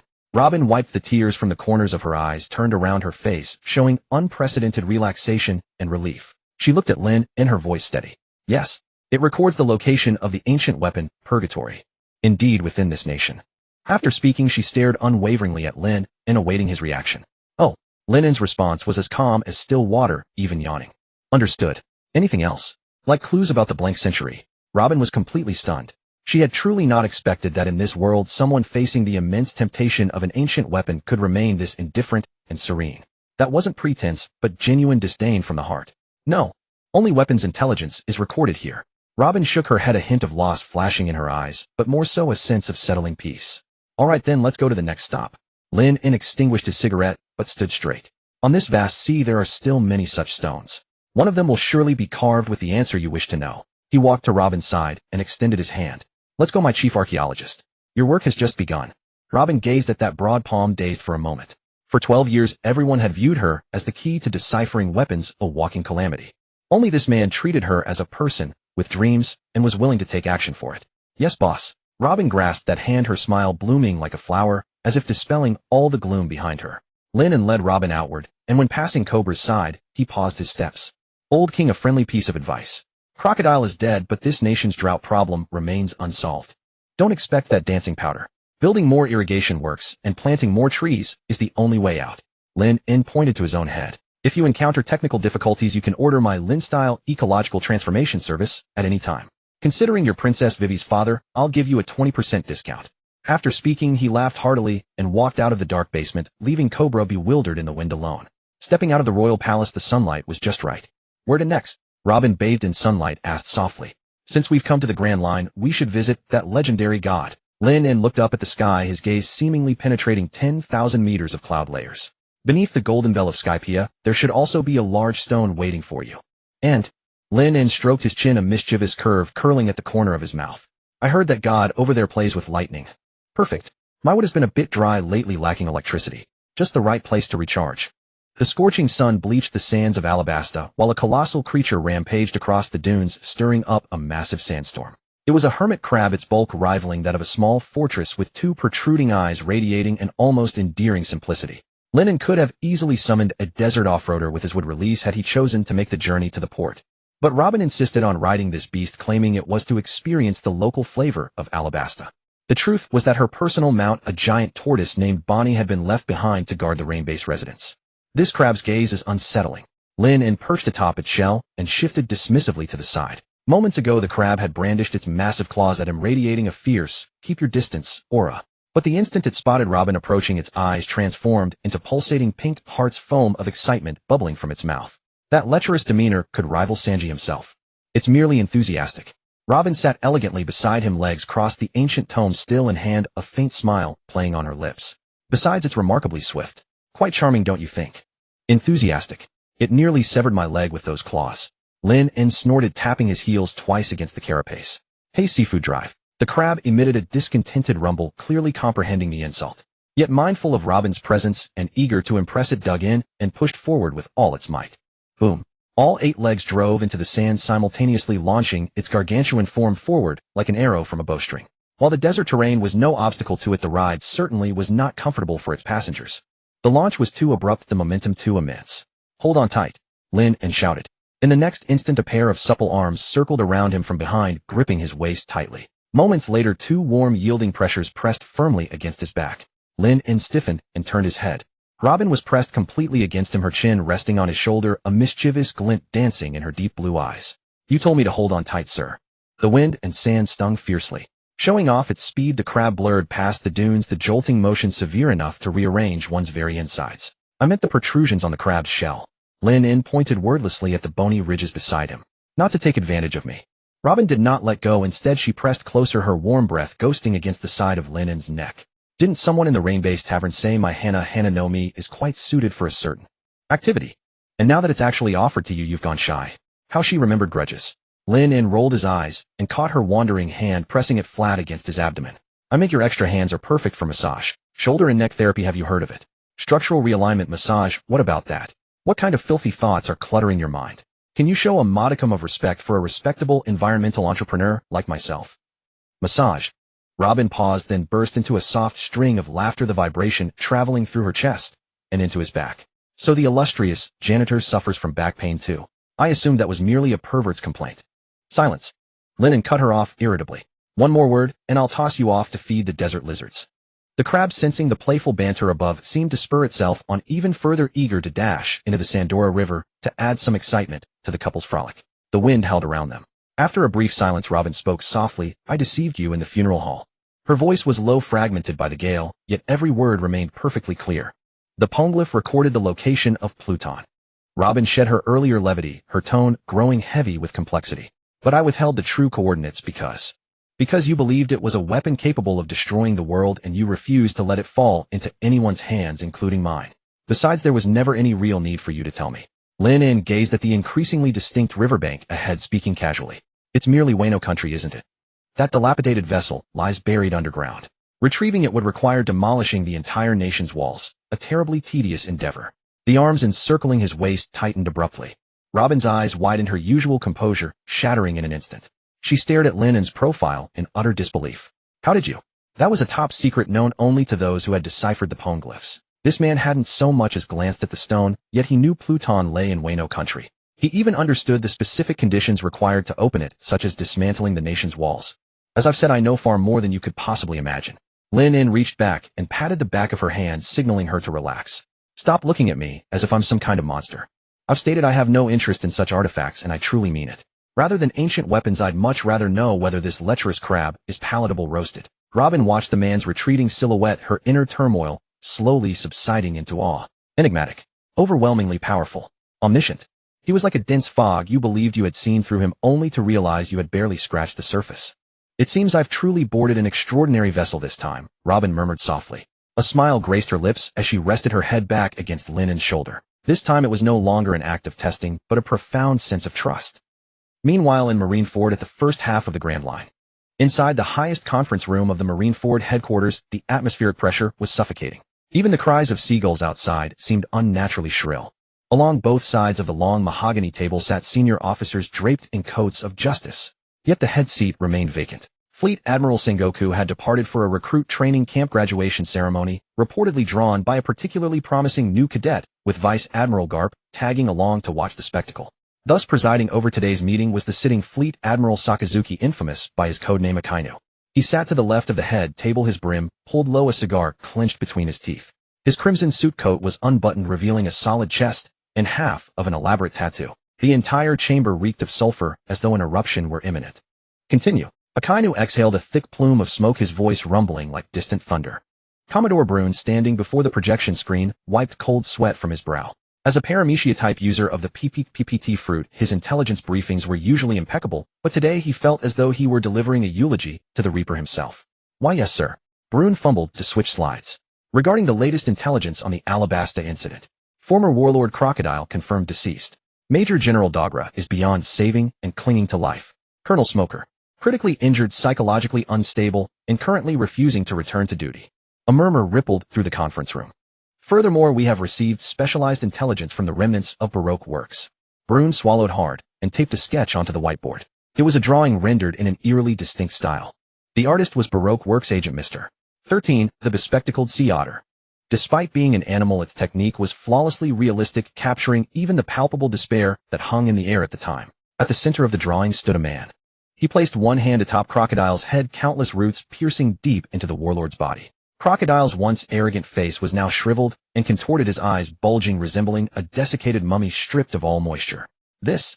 A vice admiral sucked in a sharp breath. "Did he actually devour a man? Not consumption, absorption." Brune's voice trembled. "According to the intelligence, Lin In possesses a method to plunder both vitality and devil fruit abilities from his victims. After Crocodile died, not even a corpse remained. He was reduced entirely to dust." A deathly silence fell. The entire conference room was utterly still. At the estuary of the Shangdula River, the scorching heat had subsided somewhat, and a salty, humid sea breeze swept in. That enormous hermit crab lingered at the edge of the beach, its massive claws dragging reluctantly across the sand. It turned around and fixed its bulging eyes squarely on Lubin, blowing a string of pink bubbles from its mouth. If it could speak, it was likely crooning a love song. "Thank you for giving us a ride." Luobin reached out and gently patted its hard shell. The hermit crab shuddered, as if electrified, covering its eyes with both large claws. Its shell flushed an eerie crimson before it let out an excited screech and scrambled away, with all 8 legs churning through the sand, kicking up a dust storm as it fled into the desert depths, without looking back. It didn't even charge a fare. Lin In stood off to the side, brushing sand from his clothes with an expression of utter disdain. Even crabs are vain these days. That's gentlemanly conduct. Luobin was in good spirits, tidying the bangs ruffled by the wind. Which way next? Your little speedboat probably won't hold the two of us and all these supplies. She pointed to the pile of provisions they'd just purchased. That thing was dismantled long ago. Lin walked to the water's edge as the sea washed over his soles. He pressed his palms together without exerting much force, and the energy within him flowed downward through his feet into the seabed. Would release 4-pillar house jutsu, luxury yacht edition. A tremendous roar erupted as the calm sea surface burst apart, not from destruction, but from something colossal breaching the water. A sleek, black-hulled medium sloop rose from the depths. It sailed without canvas, its hull grown from interwoven high-density hardwoods coated in an oily waterproof sheen that gleamed metallically in the sunlight. This vessel was 3 times the size of the previous, cleaner No. 1. The prow bore no ornate decorations, only a formidable ram, carved from iron birchwood harder than steel. Lin leaped aboard and stomped his foot. Get on, this is the second unit. Luobin gracefully bounded onto the deck, her gaze sweeping across the spacious area before settling on the cabin entrance. 2 wooden signs hung there, one marked, Captain's Quarters, the other, Ladies Only. She pushed open the door marked, Ladies Only. Inside was no crude hammock but a solid wooden bed bolted to the floor, dressed with a soft straw mattress that carried a fresh, fragrant scent. Most surprisingly, an independent partition stood in the corner of the room. Opening the partition door revealed a wooden bathtub with a water storage tank above it. I used wood release to connect the seawater filtration system at the bottom. The pressure isn't great, but you can take a hot bath with it. Linen's voice drifted down from the deck. You've been in the desert for days, covered in sand. I figured you'd need this. Luobin's fingers traced the rim of the tub as a slight smile touched her lips. On these seas, especially aboard pirate ships, fresh water cost more than gold. Having a private bathroom was the height of luxury. This boss, who seemed so rough and domineering, could be unexpectedly considerate. Thanks, boss. Luobin stepped out of the cabin, her long hair whipping in the sea breeze. Where to? Lin rested one hand on the helm without raising sail. A wooden turbine beneath the stern began spinning, driving the vessel through the waves. Jama Island. Lin gazed at the distant horizon where the log poles pointed to their next destination. To see the paradise of pirates, and meanwhile, find someone who can carry us into the sky. Meanwhile, somewhere across the world, the new world aboard the Moby Dick. This whale-like Leviathan floated in tranquil waters while its deck teemed with activity. Pirates chugged strong liquor as the aroma of roasted meat filled the air. Father, have you seen today's newspaper? Marco clutched the newspaper just delivered by a newsbird, his usually drowsy face showing rare surprise. Someone extraordinary has appeared in paradise. Gurara. Whitebeard Edward Newgate, seated upon his colossal throne, tilted his head back and poured down a massive gulp of sake. The liquor traced paths down his beard and splashed onto his battle-scarred chest. Setting down the enormous sake bowl sent ripples across the deck. A new recruit. Is that brat who dismantled the Navy base? It goes far beyond merely destroying a base. Marco unfurled the newspaper and presented it to Whitebeard. The front page featured a high-definition photograph. Set against the swirling yellow sands of Arabasta, the man in the black shirt stood atop a dune gripping that golden hook, Crocodile's signature weapon. Beneath the photograph, the number glared in crimson. Lin, codename Cleaner. Extremely dangerous. Wanted alive or dead. Bounty 210 million berries. The deck fell instantly silent. 210 million. Beistai, the flower sword, paused mid-wipe and muttered, what kind of joke is this? How long's he been at sea? 2 months. This bounty's climbing faster than my beard grows. He took down Crocodile and humiliated the Navy headquarters, treating that Logia-type smoker like a fool. Marco pointed to the fine print. It says he possesses a bizarre power to control plants and even steal others' abilities. Steal abilities? Blackbeard Teach, who had been lurking in the corner devouring cherry pie, froze mid-bite. With half a pie still chewing in his mouth, his eyes remained locked on those words in the newspaper. Gurura. What an arrogant kid. Whitebeard gazed at the supremely confident look in Lin's eyes from the photograph, and rather than taking offense, burst into hearty laughter. Lines at the corners of his eyes spread wide, revealing his unrivaled boldness.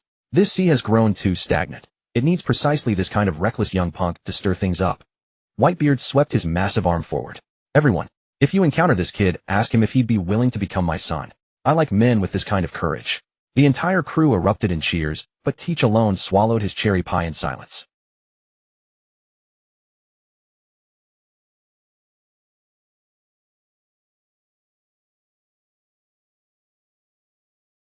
With his head bowed, shadows concealed Teach's expression, yet his eyes gleamed with uncertainty and suspicion. Beyond the dark fruit, does anything else in this world possess such capability? Would release plants. Teach clenched his fists until his nails dug into his palms. He had lain in wait for 18 years for nothing less than the singular strongest. Now this sudden emergence of someone with similar, devouring abilities sent ripples of unease through his previously placid heart. What exactly was this kid? A monster? East Blue Kingdom of Goa. Deep within Mount Kalpo, trees were shattered by some immense force, sending flocks of birds into the sky. Rubber, pistol, iron fist. Bang. The two figures collided midair before bouncing apart and crashing into the underbrush. Luffy climbed to his feet with bumps all over his head, brushed the dust from his straw hat, and before he could even cry out in pain, a newsbird swooped down and slapped a newspaper across his face. Huh, that old geezer's newspaper again. Luffy snatched the newspaper. Ever since Captain's last visit, he'd subscribed them to a premium VIP annual package, claiming it would keep them aware of sea conditions, though the real motive was likely just showing off the Marine's prestige. Hey Ace, look at this. Luffy's eyes widened in astonishment. It's Lin who imprisoned the Marines at Logtown. Ace, who had been wiping sweat, leaned in to look. Upon seeing the figure, 200, Ace's pupils contracted sharply.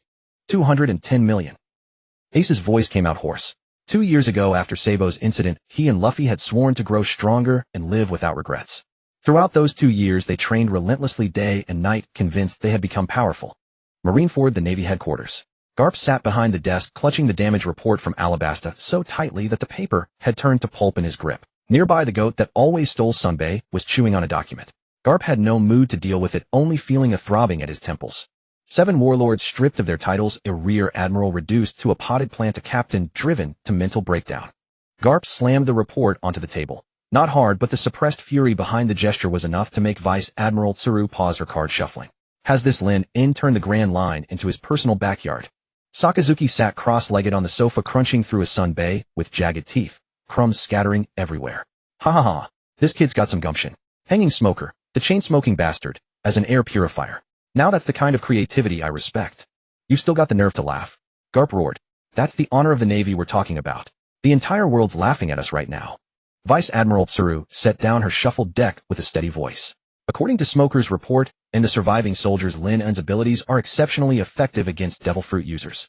Natural-type fruits stand no chance against him. They're practically being drained of their power. We need to change our approach if we want to capture him. Taijutsu and Haki. Garp sank back into his chair, removing his glasses to rub his brow. We can't send anyone who relies too heavily on their devil fruit abilities anymore. We need a blade sharp enough to sever those unnatural wooden constructs directly. He picked up the den mushi on the desk and dialed a number. Enigumo is occupied with a Buster Call contingency mission. He's unavailable. Send Stalenberry instead. Garp's voice deepened. Tell Stalenberry not to underestimate this target. Bring the headquarters elite forces. The target is in the Jaya Sea region. If that cleaner wants to reach the heavens, break his wings. Alabasta, deep beneath Rainbase. The once dark and damp underground cavern was now brightly lit, buzzing with activity like a proper construction site. Hey you, Mr. Watch your step. Mr. 3 Caligula, wearing a yellow hard hat and holding blueprints, was shouting at the portly man, carrying several tons of massive stone. That's the cornerstone for the load-bearing pillar. Break it, and I'll fill you into the foundation. Mr. Grunted a simple, set the massive stone down gently, yet the ground still trembled slightly. Caligula wiped the sweat from his brow and activated his fruit ability. White wax liquid surged from his fingertips, quickly enveloping the joints between the stones, hardening into something tougher than cement after cooling. As the chief architect of the eco-friendly company, he'd been working harder these past 2 days than when he was an assassin, but at least his heart felt more at ease. At least he didn't need to worry about being fed to trees by his boss one day. Not far away, a piercing, cutting sound echoed through the space. Mr. Wondazbone stood shirtless, his arms transformed into high-speed rotating blades cutting through massive granite blocks. Those hard rocks were being sliced into neat blocks in his hands like tofu. These hands used to be used for cutting people. Now they're cutting bricks. When will this ever end, mister? One muttered coldly as he stopped shaking off stone chips from his blade-like arms. You should be content with this. Miss Doublefinger walked over, carrying 2 glasses of water. Without her thorn fruit ability, she actually seemed more feminine now. The money our boss left behind is enough for us to squander for several lifetimes, and she pointed to the little girl painting nearby. Miss Golden Week was holding a paintbrush, applying strokes to a massive canvas. It was a promotional slogan for the eco-friendly company, colorful and bright, making anyone who saw it feel like it was a charitable organization full of love. If this were the past, we'd be on the run from bounty hunters right now. Miss Doublefinger smiled. Now it's just tiring. Caligula looked at the emerging underground fortress and adjusted his glasses. The boss had said to build the strongest fortress in the world here. Even though he didn't know what that monster was planning, following someone who could use the 7 warlords as fertilizer was definitely more promising than sticking with that sand crocodile. Don't slack off, Caligula shouted. The boss said there'll be an inspection at the end of the month. If you do well, there's a bonus. If you don't, Think about Smoker. Everyone's movements instantly doubled in speed. The New World, the Kingdom of Sanparia? It was a wealthy nation known for its perfumes and gemstones, and one of the member states of the world government. Inside the opulent palace banquet hall, ladies in fine dresses mingled with gentlemen, glasses clinking in celebration. A bloated, greasy-faced noble was arm in arm with two dancers loudly bragging about his newly purchased slaves. Your Excellency the Count, a shrill voice called out. The noble turned around to see a waiter in a pink velvet suit with thick eye makeup winking at him flirtatiously. What is it? Can't you see this Count is busy? I just wanted to ask Your Excellency, have you been associating closely with that group of pirates who traffic in weapons lately? The waiter spun around, movements both comical and alluring. The noble's face darkened and he shoved the dancer away fiercely. What nonsense are you spouting? Guards, throw this madman out. Oh, don't be so fierce. The waiter suddenly reached out and wiped his own face. The face covered in heavy makeup instantly transformed into the noble's own appearance. Even the oily sheen on his face was identical. You? Who are you? The noble fell back in terror. I'm here to check the water meter. Mr. Bon Clay, having taken the form of the noble, chuckled and stepped on the real Count's chest, a thick ledger appearing in his hand out of nowhere. Tax embezzlement, collusion with pirates, human trafficking. Tisk. If this content were sent to the World Economic News Agency, it should fetch quite a bit of money, wouldn't you say? Don't send it. The noble trembled all over. I'll give you anything you want. I want information. Bon Clay reverted to his original form, performed a ballet leap in place, and pointed a toe to the ground. About the transportation route of the heavenly gold and the whereabouts of your king's illegitimate son. Their boss had said that information was more lethal than any blade. Bon Clay looked at the heavy dossier in his hand, a smug smile curling his lips. This feeling of playing important figures like puppets was far more satisfying than kicking people in the face. Jaya Island, mock town. This was a haven for pirates, chaotic, filthy, and violent. There was no law here, only brute force. A black wooden sailboat didn't dock at the harbor like other pirate ships, but instead crashed through the pier and forcibly squeezed into the best berth. Amidst flying wood chips, Lin and leapt ashore with Robin. The surrounding pirates had wanted to curse, but seeing the ship's vicious ram and the aura radiating from the two, they swallowed their insults. Is this mock town? Robin adjusted her hat brim, scanning the drunk pirates on the streets. Doesn't look very friendly. It's a garbage dump. What did you expect to be clean about it? Lin ignored the greedy gazes around him and headed straight for the noisiest tavern in the town center. Let's go find out how to get to the sky. The moment the tavern door was pushed open, the noise abruptly ceased. Dozens of eyes fixed on them in unison. Lin ignored those stares and walked to the bar, tapping his fingers on the counter. Boss, 2 of your best drinks, and I need to ask for directions. The tavern owner was an old man covered in scars. As he wiped the glass, his gaze lingered for 2 seconds on Lin's somewhat familiar face, and his hand trembled slightly. Is this the rookie with a 210 million berry bounty? From a corner, a man with blonde hair wearing a tank top with a smiley face tattooed on his chest stood up. Bellamy the hyena. He put his feet up on the table, swishing a bottle of rum, and looked at Lin with contempt. Hey, I heard you took down Crocodile. I think that Crocodile was just getting old and losing his teeth. The surrounding pirates erupted in laughter. Lin took the drink from the owner and took a sip. The inferior alcohol tasted like horse urine. Something wrong. Lin didn't turn around. I just don't like the look of you. Bellamy's legs transformed into springs, pressing deep cracks into the ground. This is the territory of the new era, and we don't welcome fools who live in daydreams. I heard you want to go to Skypea? Ha ha ha. You actually believe those fairy tales meant for children. He kicked off the ground violently, propelling himself like a cannonball, bouncing back and forth between the tavern's ceiling and walls, speeding up with each rebound, the wind pressure blowing the bottles on the counter. See that? This is the power of reality. Bellamy's voice shifted from left to right as he moved at high speed. There's no Skypea. There's no One Piece. Only power is real. Spring jump, man. Boom. Bellamy had gathered enough momentum and became a blur, charging straight for the back of Lin's head. Robin sat nearby, didn't even close her book, just sighed softly. Another one rushing to meet their death. Lin set down his wine glass. Without turning around, without forming any hand seals, just as Bellamy was about to make contact, several old wooden planks on the floor suddenly rose up, growing and twisting instantaneously. Chai! A muffled sound. The sound of flesh being pierced. The tavern fell into deathly silence. The tavern door's hinges dangled in midair before limply falling to the ground, raising a small cloud of dust. Lin stepped over Bellamy's body without even glancing down at the so-called supernova writhing in the mud. Robin trailed behind, still clutching her thick book, her heels clicking against the wooden planks with crisp rhythm.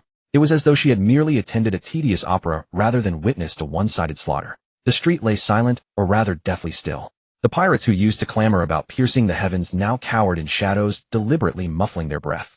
They gazed at the figure in the black shirt with terror in their eyes. A bounty of 210 million was a mountain heavy enough to crush the backbone of any notorious villain in these waters. A pack of hyenas without dreams. Lin-En's gaze swept across the evasive eyes on both sides of the street, a cold smile, curling his lips as he kept walking. Even the courage to dream has been castrated from them. Their very existence wastes the air. Robin tilted her head slightly, watching her boss's sharp profile, a playful curve forming at the corners of her mouth. Boss, your standards for categorizing trash seem far stricter than I imagined. Of course. Lin-En adjusted his cuffs. Some trash can be recycled. Some can only be buried where they lie. The two walked through the lifeless Devil's Valley town, leaving that suffocating oppression behind them as they headed straight for the other end of the island, the eastern coast of Jaya Island. Far from the chaos of Devil's Valley, there was nothing but the monotonous sound of waves crashing against the reefs. A half-house, as if cut from a picture book, stood lonely on the shore, split cleanly by some giant's blade, exposing traces of life within. Is this the place you're looking for? Robin examined the comical structure. Looks like an unfinished project or perhaps performance art by some mentally unstable artist. If it weren't unfinished, we wouldn't have met that madman obsessed with gold. No sooner had Lin-En finished speaking than the sea surface erupted. Two bizarre figures emerged from the water, creatures resembling severe human atavism. One was a gorilla with long hair, the other an orangutan brandishing a salvage net. Are you here to steal our gold? The orangutan roared, spittle flying everywhere. Boss. Intruders. Silence. Lin-En raised his hand, without even bothering to look at them directly. Thick vines shot out from beneath the sand without warning, coiling around both of them, like constrictors striking prey. They were bound tight and hoisted upside down into the air. The orangutan struggled desperately, only to find the vines tightening with each movement. The barbs hadn't pierced their flesh. They simply squeezed the breath from them. The door was kicked open. A man with a chestnut-shaped hairstyle burst out, twin vintage pistols in hand. His beard-stubbled face and fierce eyes bore the scars and aggression forged by years of deep-sea operations under extreme pressure. Let them go. Gillikin shouted. No matter who you are, you won't take a single piece of gold from here. Lin-En ignored the black gun muzzles and walked directly to a dilapidated lounge chair. Unbothered by the dirt, he sat down with an air of authority. I don't lack money, and I have no interest in your seabed junk. Lin-En pointed to the sky. I'm going up. I hear you're the expert on this. Gillikin hesitated, the gun dipping slightly as disbelief flickered across his face. Up. Skypea. What else? To see your peculiar hairstyle? Gillikin fell silent for a moment, then let out a self-deprecating laugh. He tossed the gun onto the table, grabbed a bottle of liquor, and took a long pull. Go back, kid. It's just a legend. I've been diving here for 10 years, and all I've proven is that my ancestor was a great fraud. That's because you're foolish. Lin-En's words were as sharp as blades, slicing mercilessly through the man's fragile pride. The land of gold isn't beneath the sea. It's in the sky. Lin-En tapped his fingertips lightly on the armrest. Half an island pushed upward by the rising ocean current lies within the cumulus clouds 10,000 meters above. You dig mud here all day. Even if you dug through the earth's core, you'd never find it. Gillikin's hand trembled, spilling liquor onto his chest. He stared intensely at Lin-En, his eyes suddenly reddening. A lifetime of suppressed grievance and obsession breaking through. What are you saying? In the sky, eh? Believe it or not. Lin-En stood up and brushed the dust from his clothes. Tomorrow there'll be an exceptionally large rising ocean current. I'm taking that ride. In exchange, once I've cleared away the trash up there, I'll ring the golden bell. At that point, you should be able to hear it from below. The golden bell. Gillikin's lips quivered. The curse that had plagued the Mont Blanc family for 400 years, the stigma of great fraudster, seemed to crack open at that moment, letting light shine through. If you're lying to me, I don't have time to deceive a washed-up diver suffering from decompression sickness. Lin-En turned toward the seaside. Get ready. We depart at dawn tomorrow. Robin watched Gillikin's vacant, yet hopeful expression, closed her book, and followed Lin-En's pace. Boss, you're really good at making empty promises. Robin chuckled softly. This isn't making empty promises. Lin-En unbuttoned his collar, letting the sea breeze fill his shirt. This is called spoilers. The next morning before dawn broke, the sea displayed an eerie calm. Not a single seabird could be seen, and the heavy air made one's heart race with unease. Gillikin and his two men worked through the night, with panda eyes reinforcing Lin-En's black vessel called Number 2. It was unnecessary. Lin-En's would release creations were harder than steel, but to give these three a sense of involvement and add ceremony to their impending voyage, he let them have their way. Must we catch a nanana bird? Robin asked, eyeing the comical-looking creature, whose call sounded like mockery. It's a navigation device. Lin-En took the bird and wove a cage from vines, hanging it beside the helm. Though I have better navigation methods, if we're putting on a show, we should do it properly. Give this sea some respect. The current is coming. Gillikin roared from the shore, waving a flag. The cumulus clouds are in position. That's a monster-class current. Hold on tight if you want to live. The sea surface began to tremble. A massive vortex formed at the center, water churning like boiling liquid with a deep rolling roar. Number 2 was dragged toward the vortex's center, the hull shaking violently. Robin gripped the railing tightly, her face paling. This sense of insignificance before nature's overwhelming power never failed to stir her heart, no matter how many times she experienced it. Scared, Lin In stood before the helm, his feet rooted to the deck, like grown there, his expression calm.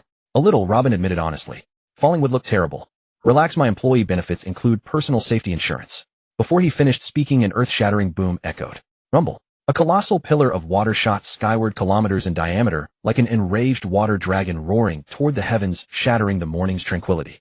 Number 2 was thrust skyward by this terrifying force. The intense G-forces hit immediately, and Robin felt her organs nearly crushed as her body involuntarily tilted backward. A hand steadied her back. Lin In controlled the helm with one hand, while wrapping the other around Robin's waist, pulling her to his side. Wood release seatbelt. Several supple branches grew from the deck, swiftly winding around Robin's waist and legs to secure her beside Lin In. That name is awful, Robin panted, watching clouds and spray rush backward. Her heart pounded fearfully. As long as it works. Lin In looked up at the approaching cumulus clouds. The ship sped through vertical water, the wind pressure making it hard to keep his eyes open. Boss, Robin called out, her voice fractured by the wind. My. What if there's truly nothing up there? What if it's all for nothing? There are no what-ifs. Lin In's voice was quiet, but cut clearly through the roaring water. He turned to look at Robin. Those black eyes reflected the sky-filled mist and clouds. With no trace of doubt, only absolute control. If I say it exists, it must exist. Even if it doesn't, I'll create one for you right here. Robin froze. Staring at this incomparably arrogant man, she suddenly felt that the so-called historical text and the legendary blank century no longer seemed so heavy or unattainable before him. Hold on tight, we're going for a sprint. Lin In's lips curved into a smile as he slammed both hands onto the helm. Would release wing extension. From both sides of the hull, the smooth planks suddenly split open, enormous wooden wings unfolding like a falcon spreading its feathers. The turbines at the stern spun furiously, blasting high-pressure airflow. Number 2 caught the current's momentum, accelerating once more, a black meteor hurtling straight into the dense white sea of clouds. Vision was instantly swallowed by blinding whiteness. After several seconds of suffocation, pop, like bursting through some membrane. Sunlight. Blinding, pure, unobstructed sunlight flooded the deck. Below them stretched a cloud sea white as snow, above a sky blue as porcelain. We've arrived. Lin In released his grip. Robin opened her eyes, too stunned to speak at the sight before her. At the edge of the cloud sea stood a colossal gate bearing 3 enormous characters. Heaven's Gate. Is this Skypea? Robin murmured. More accurately, it's a toll booth. Lin In brushed water droplets from his clothes and walked to the bow, watching an old woman preparing to take photos with her camera. Looks like we're going to need to sneak in without paying first. He turned back to Robin and extended his hand. Welcome to 7,000 meters above sea level, Miss Robin. Ready to turn this so-called kingdom of gods upside down? Robin gazed at his hand, took a deep breath, and placed hers within it. I'd be delighted to accompany you, Captain. Amazon. The inspector stationed at the Heaven's Gate was an old woman draped in wrinkles, furiously clicking her camera at the illegal intruders aboard the number 2. Wait, you haven't paid the entry fee. Amazon shrieked in her gravelly voice. 10 billion Axter per person. That's the law. Lin In rested his hand on the steering wheel without so much as lifting his eyelids. Axter, he asked Robin, tilting his head. The currency unit of the Sky Island. Robin closed the book in her hands and quickly did the conversion. 10 billion Axter is roughly equivalent to 10,000 berries. For ordinary tourists, that's not an outrageous price. Lin In sneered, plucked a coin from his pocket, and flicked it carelessly toward the old woman. The coin traced a parabola through the air, striking Amazon squarely on the forehead before bouncing and slipping into her collar. No change needed. This is an insult. This is blasphemy against the gods. Amazon jumped up in fury, her camera shutter clicking so rapidly it seemed ready to smoke. You'll be sentenced. This is illegal entry. 11th degree crime. Write it down carefully. Don't misspell the name. Lin In shoved the control lever forward with force. The turbo at the rear of the number 2 erupted with a ferocious blast of air, sending the express shrimp that had dared to block their path flipping onto its back. The vessel tore through the cloud waves like a black bullet, arrogant and unchecked, plunging into the winding, milky white waterway. The current surged violently, jolting the hull. Careful, Lin In warned. No sooner had the words left his mouth than Robin, as though losing her footing, gasped and pressed her soft body against his. Lin In instinctively wrapped his arms around her waist, pulling her flush against his front. Through the thin fabric, he could clearly feel the remarkable suppleness and warmth of the woman's body, along with the unique scent mingling aged books with her natural fragrance that lingered at his nostrils. Boss, you deliberately provoked her just now. Robin raised her head, her cheek perilously close to Lin In's, those deep eyes glinting with cunning rather than fear. Want to be a wanted criminal? In this place, being a law-abiding citizen won't grant you an audience with God. Lin In released her, his tone flat. He lit a cigarette and took a deep drag. The thin air at altitude made the smoke taste faint. If you cause enough trouble, that self-important God will come knocking at your door. I'm in a hurry. I have no time to queue at the temple for an appointment. At the end of the waterway, the view suddenly opened up. This was the white sea, 7,000 meters above the cloud layer. There were no terrifying waves as one might imagine. Instead, all around stretched a cloud sea as soft as cotton candy. Sunlight poured down unobstructed, illuminating the entire expanse in blinding white. The number 2 gradually decelerated, coming to rest near a beach formed from condensed clouds. This is Angel Beach. Robin hopped off the vessel, her soles crunching against the cloud shore with that same sound as walking on snow, yet the texture yielded with elasticity. She crouched down, scooping up a handful of sand. Actually fine cloud particles. It looks romantic, but I need to remind you. Lin followed behind his leather boots, leaving deep impressions on the cloud beach. If there weren't a foundation underneath here, we'd have already plummeted and been splattered. Can't you enjoy the scenery for a moment? Robin sighed, brushing the cloud residue from her hands. Scenery. Lin looked around. In the distance, several coconut trees grew crooked, their fruits as large as winter melons. A few locals with small wings played instruments beneath the trees, the scene harmonious, yet resembling a poor-quality religious propaganda poster. Too artificial, Lin commented. Like a model home. At that moment, melodious harp music drifted over. A girl with short golden hair and small wings on her back sat on a nearby rock, cradling a harp. Noticing Lin and Robin approaching, she paused, rose to her feet, and formed her hands into fists on either side of her head, extending her index fingers and pinkies. "Ah, so," the girl greeted with a smile. Robin hesitated for a moment, then realized it was a local custom and mimicked the gesture, "Ah, so." Lin, however, stared at the girl's gesture for a long time. Is this mimicking ox horns? Or implying a tumor in the brain? The girl's smile froze on her face. "Sir, this means hello." The girl explained awkwardly, clearly never having encountered such an insensitive tourist. "My name is Conies. Welcome to Angel Island." Lin, that's Robin. Lin pointed behind him. "I'm here for demolition, and she's responsible for recording illegal structures." Conies blinked, completely puzzled. Just then a loud engine roar suddenly echoed across the distant sea surface. A small vehicle resembling a speedboat sped across the cloud sea, driven by a middle-aged man in tight clothing and goggles. He performed a beautiful drift in midair, and then, bang! Man and vehicle collided with the reef by the shore. "Father!" Conies exclaimed and ran over. The middle-aged man named Paya climbed out of the wreckage, his face covered in blood, yet still grinning foolishly. "Oh, sorry about that." The brakes failed again. "Also." Lin walked over, ignoring the man still bleeding from his nose, and bent down to pick up the shattered weeper. There was no fuel tank, no battery. The power core was something resembling a shell. Wind shell. Lin reached out, pried off the shell, and held it to his ear to listen. It stored compressed wind ready to release with just a light press. This technology. Lin narrowed his eyes. What if this energy-storing shell were embedded within wood? For instance, stuffing hundreds of impact shells into a massive wooden fist, releasing them all at once upon impact. The power would make even that old man Garp think twice. That's a weeper powered by wind shells. Paya wiped the blood from his nose and approached with a proud expression. This is a unique mode of transport on the Sky Islands. People from the Blue Sea typically can't handle them.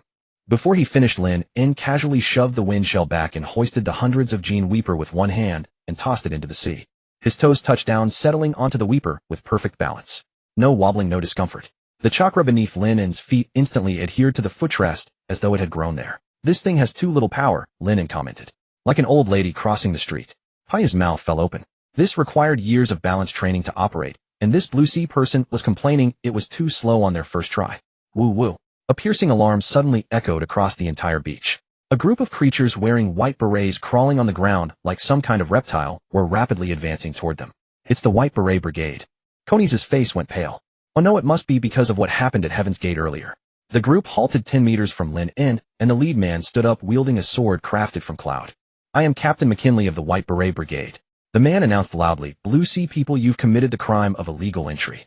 11th degree crime. You must now face the punishment of cloud drift, or pay a fine of 20 billion Axter. Money again." Lin hopped back from the weeper to the shore, impatiently digging at his ear. "Are you people desperate for money? All you talk about is fines." "That's the law," McKinley declared righteously. "Furthermore, you're also suspected of damaging public property, intimidating residents, and illegal fishing. Charges that compound your crimes." Robin stood nearby, taking notes in her small book. "Boss, it seems our list of charges keeps growing." "Only 11th degree." Lin frowned. "That's too low? How do I escalate it to 1st degree?" McKinley froze. After all these years on duty, this was the first time someone had complained their charges were too light. "If you dare resist law enforcement, that's a 5th degree crime. If you dare blaspheme against the gods, that's a special grade felony." McKinley drew his cloud sword. "Now hands behind your heads, get on the ground. Crawl over here on your belly like caterpillars and confess." The surrounding tourists and residents recoiled in terror. On the Sky Island, the White Berets were authority. While they couldn't overpower the Shandia, they had more than enough power to harass ordinary people. Get on the ground. Lin En observed the soldiers whose knees were severely worn from years of crawling, a cruel smile, curling his lips. Since you're so fond of crawling, you'll never stand again. Lin En's right foot slammed down on the ground with force. Mokutan Jigaku no ran. Boom. The previously soft cloud beach suddenly erupted. Countless gray-brown tree roots pierced upward from beneath the clouds, bypassing the soldiers' bodies entirely, to wrap precisely around their ankles, knees, and wrists. What is this? We can't move. McKinley discovered in horror that those roots seemed alive, forcibly pulling their limbs apart and locking them into a prone position. But that wasn't all. The roots continued growing, intertwining, and knotting across their backs until they formed heavy wooden turtle shells, pinning them down mercilessly. In the blink of an eye, the once fearsome White Beret Brigade had become a group of turtles burdened with heavy shells wriggling helplessly on the ground. Now that's much more pleasing to the eye. Lin En clapped his hands, walked up to McKinley, crouched down, and looked at the captain whose face was drenched in cold sweat. You mentioned earlier, what degree of crime was resisting law enforcement again? McKinley struggled desperately to lift his head, but the wooden shell on his back was as heavy as a mountain, pressing his face into the cloud beach and filling his mouth with cloud particles. You're provoking the gods. Lord Enel the god will not spare you. Enelf. Lin En rose to his feet, his gaze drifting past the turtle-like figures toward that massive vine in the distance. At the tip of that vine, the outline of an island could faintly be seen. That wasn't an island made of clouds. It was real earth, radiating a soil fragrance that set the wood-release chakra within Lin En's body restless. Apple Island, the former Jaya Island. For a wood-release user, this fertile land floating in the sky was like the most succulent steak on a buffet table. Tell that guy with the long earlobes. Lin En's voice was quiet, yet carried a chill that pierced through the cloud layers. His rent is due. Now the landlord has come to collect. As for you all. Lin En snapped his fingers. The wooden shells pressing on the soldiers' backs suddenly sprouted for log-like wheels. Get lost. Literally. An invisible force erupted and dozens of turtle men screamed uncontrollably as they rolled across the cloud beach like bowling balls, smashing through countless umbrellas and lounge chairs before crashing into the white sea below. Silence fell over the scene. Conies covered her mouth, unable to believe what she was witnessing. Paya's wrench dropped to the ground, crushing his toe, yet he didn't even register the pain. Let's go, Robin. Lin En turned toward the number 2 as casual as if he'd just swatted a few flies. Let's check out that so-called island of the gods. I can smell it. That's the scent of homeland soil. Robin closed her notebook, gazing at the man's upright silhouette before turning her eyes toward the forbidden island in the distance. Boss, she followed after him. If you collect rent this way, you'll get complaints on the Sky Island. Complaints. Lin En leaped onto the bow, his intense gaze fixed on the cloud sea above. In this place, I am the complaint box. The number 2 roared to life once more, its engine thundering as it surged forward at full speed toward that sky-piercing vine, the Great Beanstalk. Behind them, the alarm on Angel Island finally escalated to the highest, most shrill frequency. The enormous bean vines shot straight into the clouds like a green spine connecting heaven and earth. Machine No. 2 navigated upstream along the Milky Way waterway, the engine's roar echoing across the vast white sea. The surrounding scenery began to transform. From the pure white sea of clouds, a vast expanse of lush, primeval forests suddenly emerged. Those were no artificial trees made of clouds. They were real. Roots delved into the dark soil and leaves rustled in the wind. Lin En stood at the bow, his nostrils flaring. Soil? Genuine, humus-rich, top-tier soil that has been fermenting for 400 years at this altitude of 10,000 meters. For a wood-release user, this environment was home advantage incarnate. Chakra within him surged like boiling water, so intense that sprouts even began pushing through the deck beneath his feet. Robin closed her book and gazed at the colossal stone stele ahead. Divine Island Appiato. According to the map, once we traverse this forest, we'll reach the shrine where the god resides. Then let's drive in. Lin En placed his palm on the helm, and Machine No. 2's rear erupted with blue flame as its speed surged. Just as the speedboat was about to charge into the forest entrance, the water surface exploded. A massive sky shark with razor-sharp teeth leaped from the water, its bloody maw wide open as it bit toward the hull. Scram. Lin En didn't even look, casually waving his left hand. A thick log instantly grew from the ship's side, striking the sky shark's cheek like a home run swing. Bang. The multi-ton sky shark was sent flying sideways, crashing into 2 large trees on the shore before twitching twice and going still. As a watchdog, this level of intelligence is truly concerning. Lin En commented. The speedboat surged into the jungle river. Light dimmed instantly as ancient towering trees surrounded them with hanging vines, and the air grew thick with the damp smell of mold. It's unusually quiet here, Robin warned. That's because the rats are watching, Lin En said, pointing upward. Deep within Appiato at the divine shrine, 4 strangely shaped men sat around a round table. Someone has broken in. The speaker was a bald man wearing sunglasses, holding a massive white dog on a leash. He was Om, the priest in charge of the trial of iron. Another Qinghai person, truly reckless. Shura astride his strange bird and polishing his flame gun sneered. That old woman in Amazon just sent an alert. Only 2 people. Does such insignificant trash warrant Lord Enel's attention? Regardless of numbers, since they've come, they must face the trial. A rotund balloon-like fat man bounced to his feet, doing a flip midair with a clownish laugh. Ho ho ho. Since they came through the main entrance, leave it to me. My ball trial has the lowest survival rate. This was Shadley. Don't kill them outright, Ohm said coldly. The god said to take them alive. Don't worry. I'll make them dance in despair. Shadley cackled grotesquely, his body drifting light as he flew off into the depths of the jungle. The remaining 3 priests exchanged glances and continued drinking their tea. To them, this was merely a small diversion in their endless tedious years. The jungle river grew narrower. Ahead, a vast expanse of white spheres suddenly appeared. They densely floated on the water surface, hung from tree branches, and even suspended in midair, blocking Machine No. 2's path. Each sphere was half a person's height, swaying slightly with the airflow, resembling a massive pile of giant fish roe. What is this? An art installation? Robin frowned. It's a surprise. A shrill voice exploded near Lin En's ear. The rotund fat man hung upside down from a branch, holding a staff modified from impact shells, grinning at the 2. Welcome to the ball trial. I'm Priest Shadley. Half of these balls hide bombs, half conceal venomous snakes, and the other half. If you're bad at math, don't embarrass yourself in public. Lin En interrupted him. 3 halves add up to 1.5. Shadley paused, then flew into a rage. Shut up. You monkeys from Shanghai. If you can pass through this ball formation, you win. Otherwise what? Otherwise you'll become fertilizer for the forest. Ho ho ho. Shadley danced about. Be careful, touching the balls will cause explosions. Lin En looked at the white spheres blocking the path and impatiently clicked his tongue. I hate 2 things the most. First, people putting on airs in front of me. Second, roadblocks while I'm driving. He released the helm and walked to the bow. Since you love balls so much, I'll let you play your fill. Lin En slammed both hands onto the deck. Wood release bowling grand slam. Rumble. The soil along both banks of the river churned, and countless vine stems as thick as wrists burst from the ground. They didn't attack Shadley, but instead moved like countless flexible arms, instantly gathering all the white spheres from the ground and water. Hundreds of surprise cloud balls were suspended midair by the vines. Shadley was dumbfounded. Hey, wait, those are my... Lin En snapped his fingers. All the vines exerted force, simultaneously hurling the hundreds of spheres at the fat man, hanging in midair like baseball pitches. Heart network. Shadley roared, his eyes widening. With his unique heart network perception, he could clearly predict the trajectory of every ball. Left, right, above. Ho ho ho. Can't hit me. Absolutely can't hit me. Shadley moved agilely like a rubber ball, dodging left and right through the dense barrage of balls with comical yet precise movements. It's useless. I can hear the breath of all things. Your attack intentions are as clear as written on paper before my eyes. Shadley shouted boastfully. This is the power of a god. Can predict. Lin En lit a cigarette, leaning against the railing to watch the bouncing fat man. Prediction is indeed a good skill. But what if the attack covers all your evasion space? What? Shadley had just dodged the last ball when he suddenly felt his ankle tighten.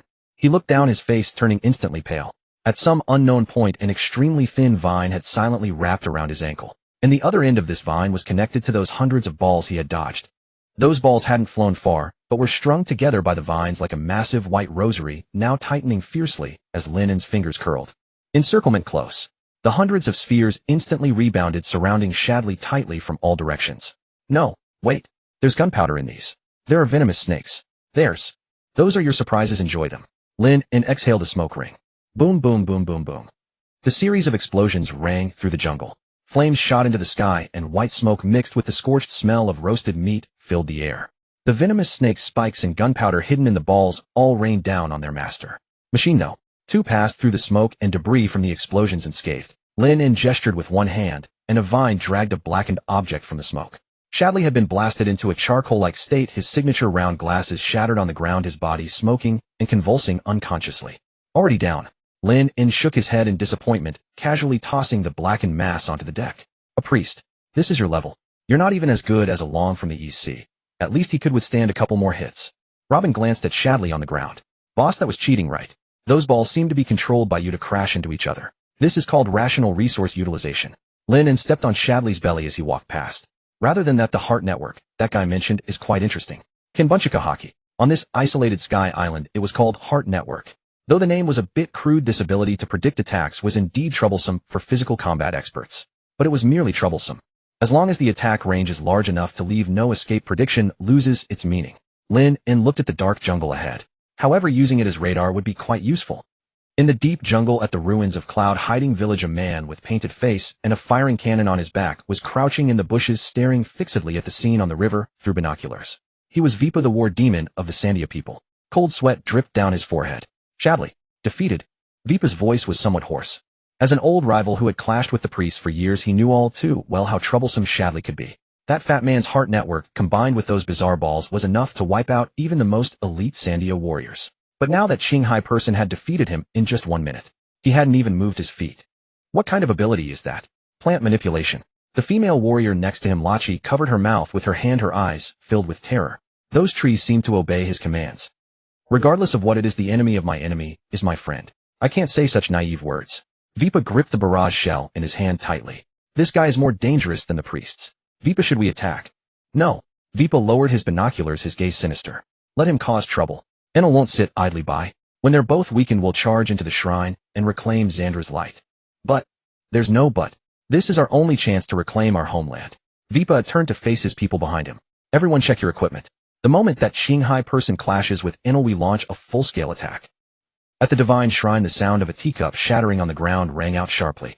The three priests, Shura, and Gadaz, sprang to their feet, their eyes locked on the life card representing Shadley, which had just burned to ash. Shadley is dead. Shura asked in disbelief. How long has it been? 5 minutes. Was it an ambush? Gadaz, rolling his eyes backward and tears streaming from forgetting to blink, asked, Are the Qinghai people this despicable? It doesn't look like an ambush. Om's expression darkened as he slowly unrolled the iron whip in his hand. The explosions just now were very dense. The battle ended in an instant. The opponent has the strength to crush Shadley. The atmosphere froze instantly. Although they usually couldn't stand each other, their strengths were evenly matched. Being able to instantly kill Shadley meant they could all be killed just as easily. Interesting. A lazy voice came from the divine throne. The man who had been lying on the soft couch eating an apple finally sat up. His upper body was bare with 4 thunder drums planted on his back, his long earlobes reaching his chest, holding half a bitten apple in his hand. The god Enel. He took a bite of the apple, the sound of chewing unusually clear in the silent hall. Enel swallowed the apple flesh, a mocking smile of complete control on his face. That fat man may be stupid, but he shouldn't have been taken down so quickly. It seems the Qinghai person who came this time is slightly stronger. God, allow me to punish them. Shura knelt on one knee. I will burn them to ashes with my flame gun. I'll go too. Held his dog. This is an insult to the god. Not yet. Enel waved his hand and casually threw the apple core into the distance. A flash of blue lightning struck, and the apple core vaporized instantly midair. Since they've come, let them play a while longer. Enel rose to his feet, electric arcs dancing around his body. Tell everyone that the survival game has begun. Let those Sandia rats in too. He walked to the terrace, looking down at the vast green forest below, his eyes gleaming with cruel light. This land has slept too long. It needs a little blood to awaken it. Whether Qinghai people or Sandia people. In front of the god, all beings are equal. That means everyone must die. At the jungle river, Lin suddenly stopped and looked up at the sky. What's wrong? Robin asked. Someone is spying on us. Lin narrowed his eyes, his gaze seemingly piercing through layers of tree canopy straight toward the lofty shrine. And their laugh is disgusting. He raised his hand palm facing the sky. Several wooden thorns quickly grew and intertwined in his hand, instantly forming the shape of a giant middle finger. Would release international friendly gesture. The giant wooden middle finger shot straight into the sky, standing upright above the jungle, pointing toward the shrine. Let's greet them first. Lin lowered his hand, an arrogant curve forming at the corner of his mouth. Tell that long earlobed one to wash their neck and wait. Boss, this greeting of yours. Robin closed her book and sighed helplessly. It seems we really are going to face the wrath of the entire Sky Island. Wrath. Lin kicked aside a boulder blocking his path and strode forward. Wrath. The humidity in the jungle was heavy, mingled with the acrid stench of Shah Deli's burnt flesh from earlier, making the air quite unpleasant. Yet Lin stepped lightly on the thick humus beneath his feet, his mood surprisingly good. Though the trees here grew in somewhat distorted shapes, the vigorous vitality emanating from them traveled up through his soles, making the chakra in his body surge with exhilaration as if nourished by a powerful tonic. Boss, according to the map, ahead lies the trial of the rope. Robin pointed toward an area ahead draped in fine white threads.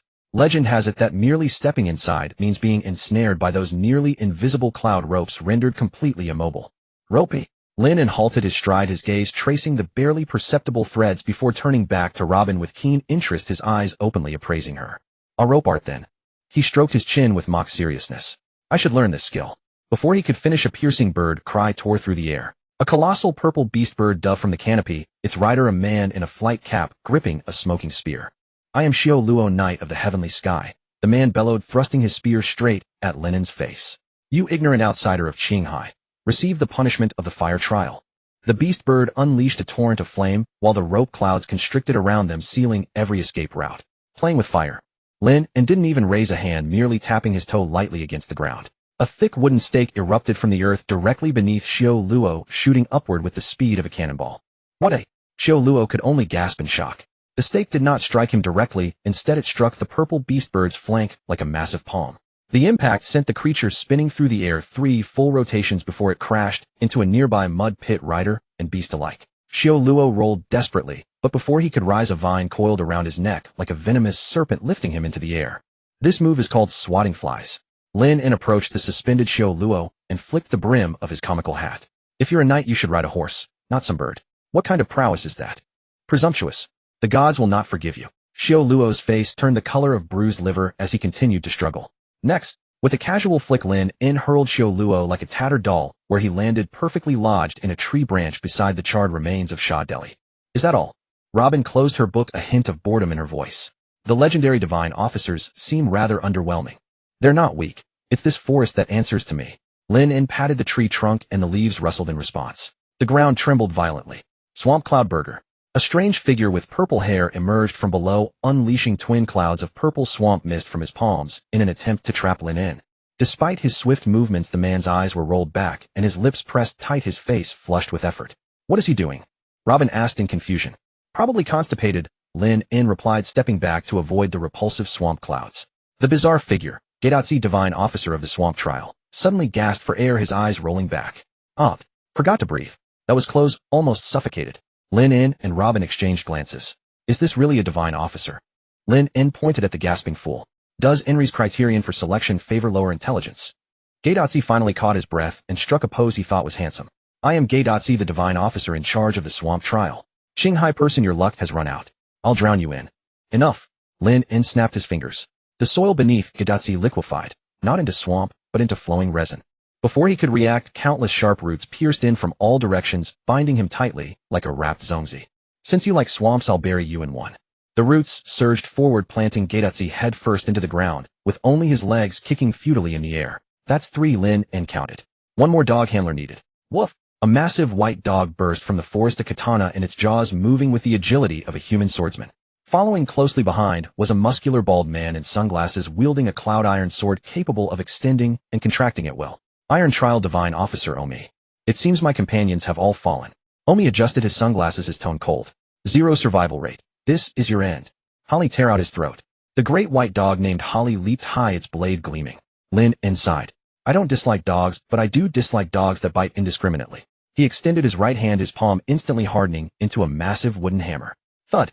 The great white dog was driven into the earth, along with its blade flattened like a carpet.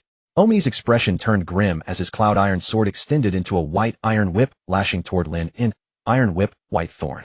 The sword was forged from a special, iron cloud, alloy combining the lightness of cloud with the hardness of iron and capable of reshaping itself like a serpent. Interesting, but nothing more. Lin raised his hand, his 5 fingers extending into 5 hardened iron wood vines that precisely entangled Omi's cloud iron sword in midair. Crack! The vines tightened, and the supposedly invincible cloud iron sword groaned under the strain. A blacksmith must be strong himself, and you're not hard enough. Lin yanked forcefully, dragging Omi forward. Before he could regain his footing, a massive wooden stake slammed into his chest, sending him flying 20 meters before crashing against a boulder. The boulder shattered. Omi spat blood as his sunglasses shattered on the ground. He wouldn't rise again. From the start of the battle to this moment, less than 3 minutes had passed. 4 divine officers, all defeated. The sky people hiding in the bushes in the distance could only stare in stunned silence. How is this possible? Lachi covered her mouth, her voice trembling. These divine officers had plagued them for years, were the nightmares that had claimed countless tribespeople, and now they'd been dispatched as easily as disposing of trash. Weepa's hands were slick with sweat as he gripped his attack shell. He had planned to strike only when both sides were weakened, but now it was clear this wasn't a battle, it was one-sided oppression. That Qinghai man was nothing short of a monster wearing human skin. Lin paid no mind to those watching eyes. He walked over to Gaidotsi, who had been planted in the ground, and pulled him out like a radish before tossing all 4 half-dead divine officers together. Robin, I need to borrow your hands. At your service. Robin smiled, crossing her arms. Rokirin Cobb bondage. Countless arms sprouted from their bodies, arranging the 4 men into an extremely humiliating human tower formation. Sha Deli formed the base at the bottom. Gaidatzi stood upside down on the second layer. Xiao Luo was folded into a ball stuffed in the middle, and Omi was positioned in a kneeling posture at the very top. Lin In nodded with satisfaction, then raised his gaze toward the towering shrine above. Hey, you with the long earlobes. His voice wrapped in chakra echoed like thunder across all of Shandora. Your guard dogs are already down, still going to hide inside like a coward. No response came. Only the sound of wind rustling through leaves. Not coming out then. Lin In sneered and clapped his hands together sharply. Wood release, Tree Kingdom Descent, Demolition Special Edition. A deep rumbling echoed.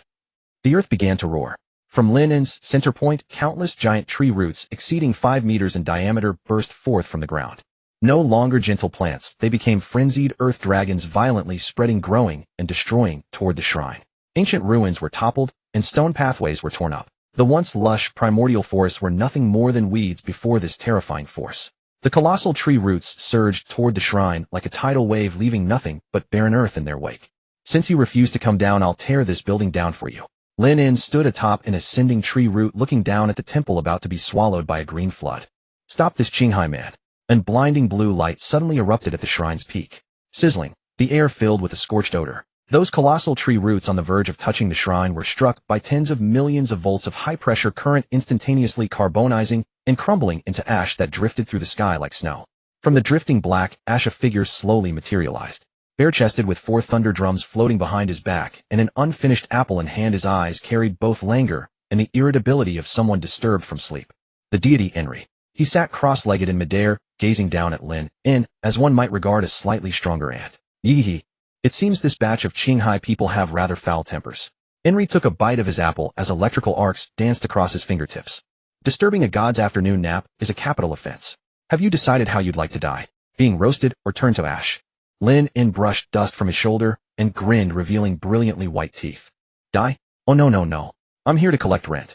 Since the landlord has shown themselves, let's settle this 4th-century debt properly. The trees beneath Lin In's feet sprouted once more, elevating him to eye level with Enri.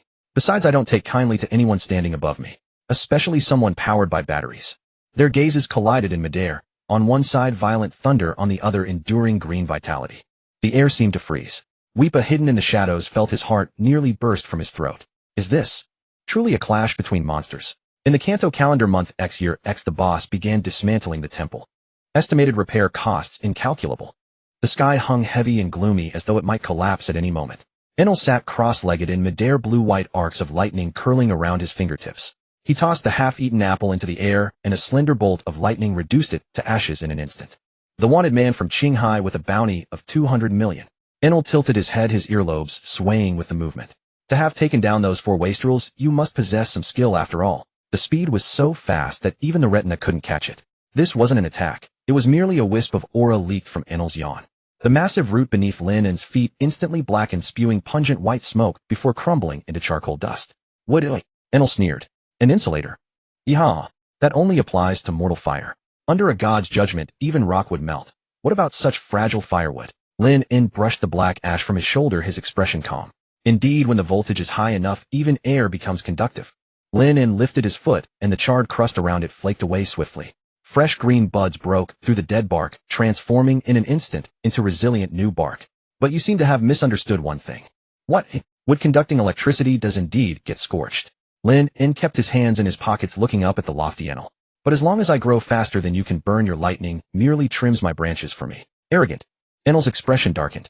He despised nothing more than such disrespectful glares. Divine judgment. Boom. A colossal pillar of lightning descended from the heavens, its diameter spanning several meters, carrying destructive heat as it struck directly toward Lin In's skull. The mere pressure of it made Robin, watching from afar, feel as though countless ants were crawling across her skin, the static electricity dancing furiously. Lin In didn't dodge. Wood release wall formation.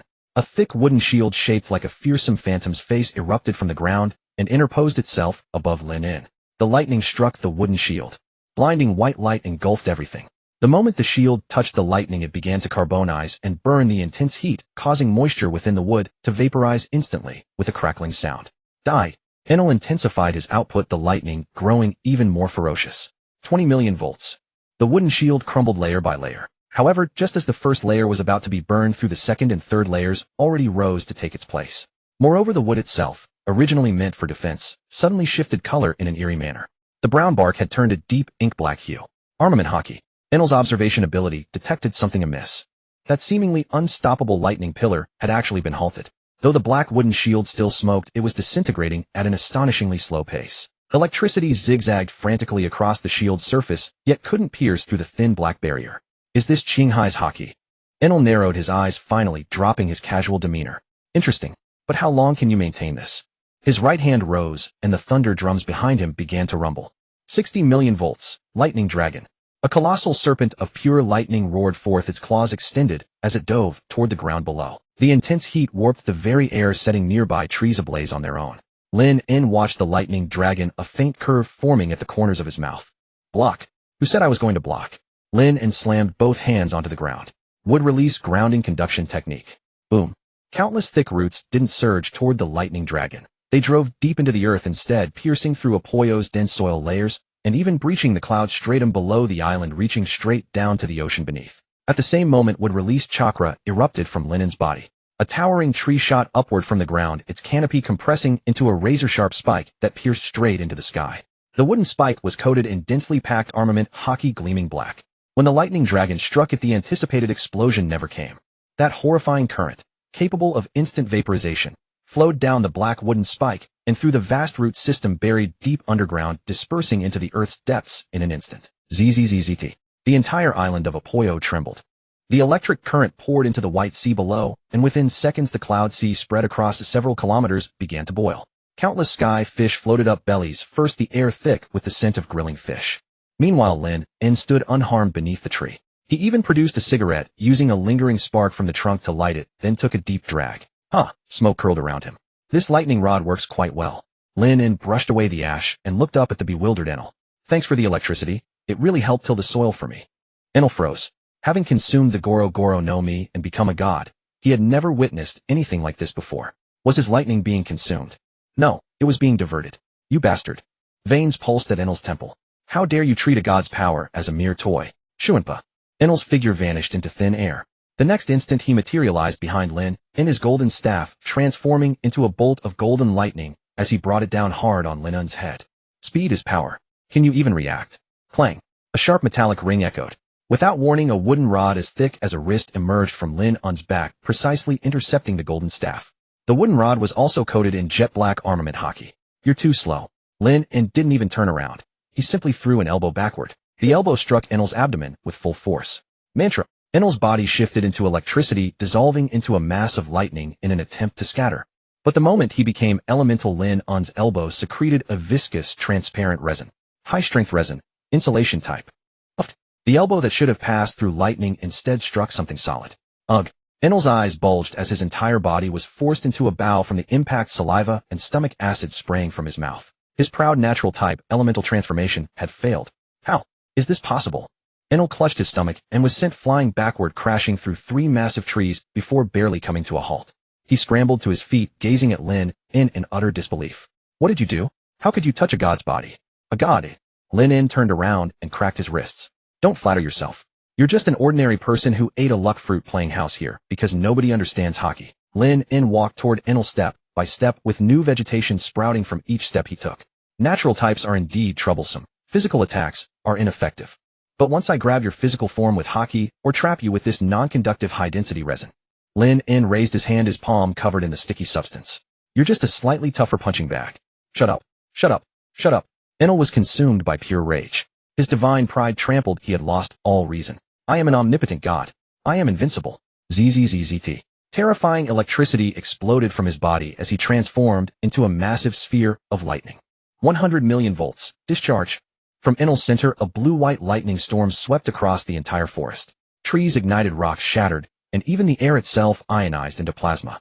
There was no way to dodge such an all-directional, indiscriminate attack. Far away, Robin was forced to close her book and use the Hana no Mi to create countless arms woven into a net, barely defending against the shockwaves. Boss, isn't this a bit too much noise? At the eye of the storm, Lin En's clothes billowed in the wind. Looking up at the sky filled with thunder, he showed no fear. Instead, a fanatical smile spread across his face. Now that's more like it. If you want to play big, then I'll play big with you. Lin En slammed his palms together. Chakra surged wildly within him.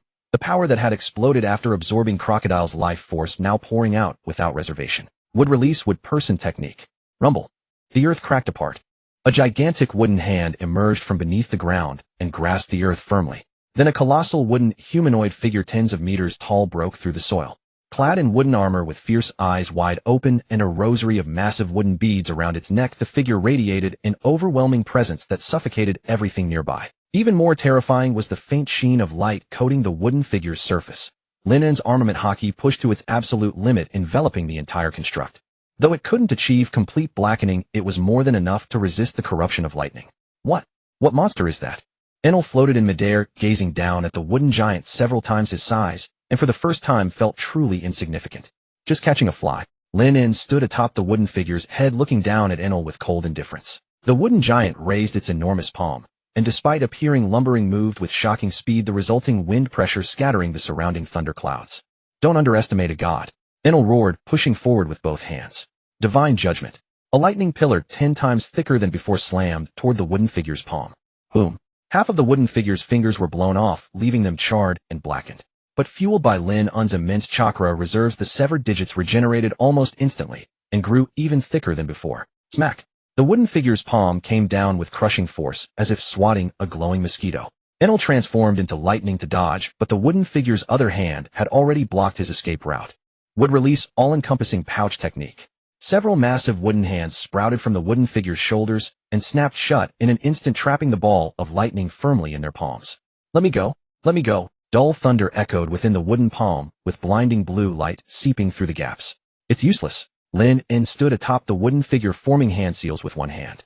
Although it fears fire and lightning, what if this could absorb your chakra? I mean your stamina. Inside the wooden hands that had trapped Enel, countless tiny spikes pierced into the lightning. Absorbing hands activate. Ayayua. Enel let out a blood-curdling scream. He could feel his power draining rapidly from his body. The sensation of weakness was more terrifying than touching sea stone. The more violent his lightning became, the faster his stamina drained away. What kind of devilry is this? This is called scientific cultivation. Lin En said calmly. You're the battery, I'm the charger. This is simply the law of nature.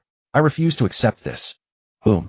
With his last remaining strength, Enel forcibly unleashed a 200 million volt current, shattering one of the wooden figure's fingers and squeezing through the gap to break free. He panted heavily, the once arrogant halo of divinity around him now dim and lifeless, while his bare torso was covered in a network of fine wounds. Looking at the man standing atop the colossal tree, the arrogance in his eyes was finally replaced by pure terror. This Qinghai person is a monster. Running. Lin En watched Enel transform into lightning, attempting to flee toward the heavens, and shook his head. Now that you're here, don't rush to leave so quickly. But before a god, mortal struggles are like ants moving house. Utterly meaningless. ZZZT. A bolt of lightning struck without warning. My ship is in desperate need of a generator. The air high above was thin and scorched. Enel floated in midair, his chest heaving violently. Those eyes that were usually half closed with arrogance were now filled with crimson veins. Run. What a joke. He was a god, the sole ruler of this Skypea. If he were forced to flee today by a mortal from Qinghai, then the faith, fear, and order he had built over the years would instantly crumble into a joke. Mortal, do not get too carried away. Enel's voice was no longer lazy but sharp and hoarse, like electricity scraping across glass. He thrust both hands violently into his chest. That was the core of his body, the source of lightning. Since you want electricity, I'll give it to you. Even if I sink this entire island, I will turn you to ash. Zzzz. The terrifying sound of electric current drowned out the wind. The 4 thunder drums behind Enel vibrated madly, eventually shattering and dissolving into pure energy that merged into his body. His physique began to expand. His once lean human form rapidly elongated and broadened. Blue-white lightning no longer merely coiled around his surface. It completely replaced his flesh and blood. 1 meter, 5 meters, 10 meters, 50 meters. In merely a few breaths, that man with long earlobes vanished. In his place stood a towering giant of lightning composed of 200 million volts of high-voltage electricity. A massive ring of lightning hovered behind the giant's head, while the golden scepter in his hands melted and reformed into 2 tridents blazing with extreme heat. A mythical Zoan type. No, this was the ultimate elemental manifestation of a paramecia, the thunder god form. The surrounding air was instantly ionized, producing a teeth-gritting crackle. The shrine ruins beneath his feet began to melt under this intense heat, the rock transforming into magma that flowed slowly. Yah! The mouth of the lightning giant opened and closed, its voice like rolling thunder that made all of Mocktown tremble. This is merely 200 million volts. This is the supreme form of a god. Even insulating rubber would be instantly burned through before this energy. Enel looked down from above at the tiny Lin En below, raising his trident and aiming it at that head. Now kneel and repent. Fierce winds howled, making Lin En's trench coat snap in the gale. He tilted his head up, gazing at the towering lightning giant radiating destructive aura, yet there was not a trace of panic on his face. Instead, that look of viewing rare prey grew even more intense. Transform. Lin En raised his hand to block the blinding lightning, his tone as calm as if commenting on a piece of pork at a market. Indeed, quite imposing. The size increased, the voltage rose, even the voice grew louder. He paused, the corner of his mouth curling into a malicious arc. But in the end, isn't it just a larger fluorescent tube? Seeking death. Enel completely lost control. The massive trident carrying devastating momentum crashed down with a thunderous boom. This strike was enough to split Mocktown in half. Lin En did not dodge. He slowly closed his eyes, then snapped them open.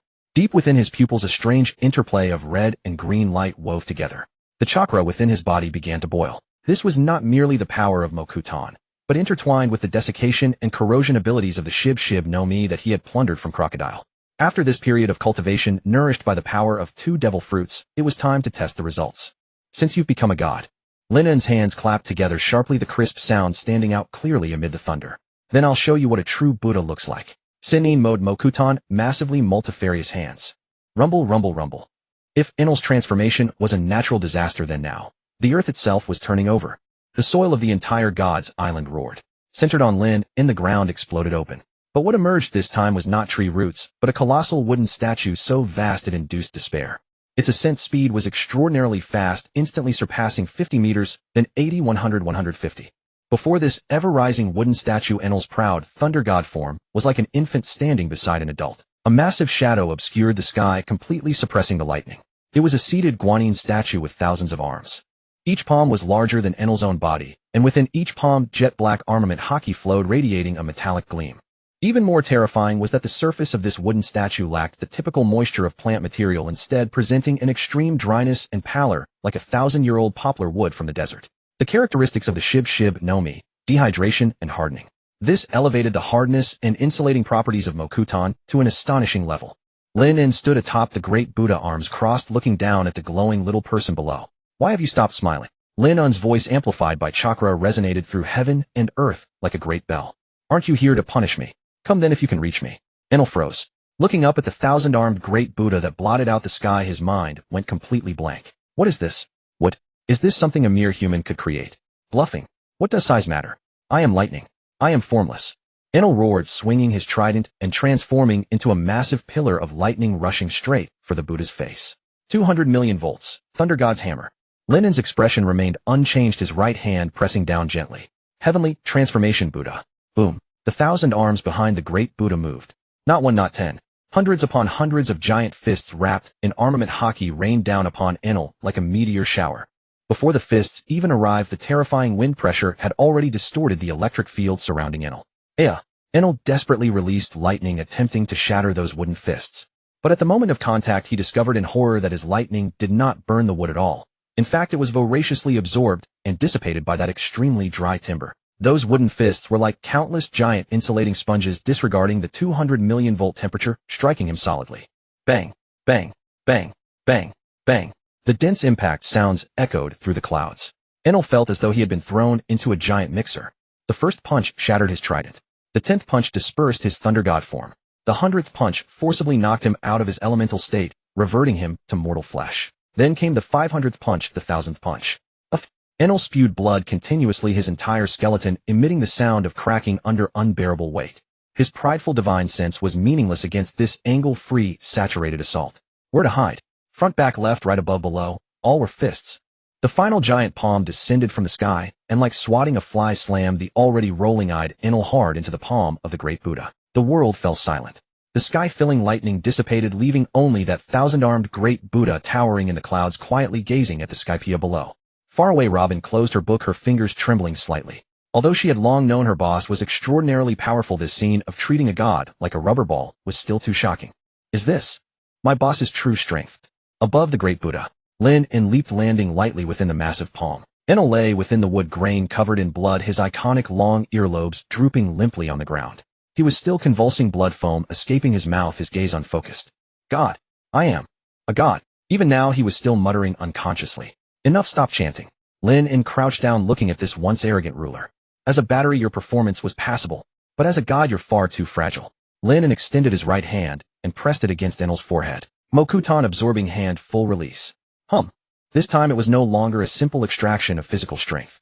Linen's palm turned an eerie grayish-white, a symbol of the integrated power of the Shib no Mi.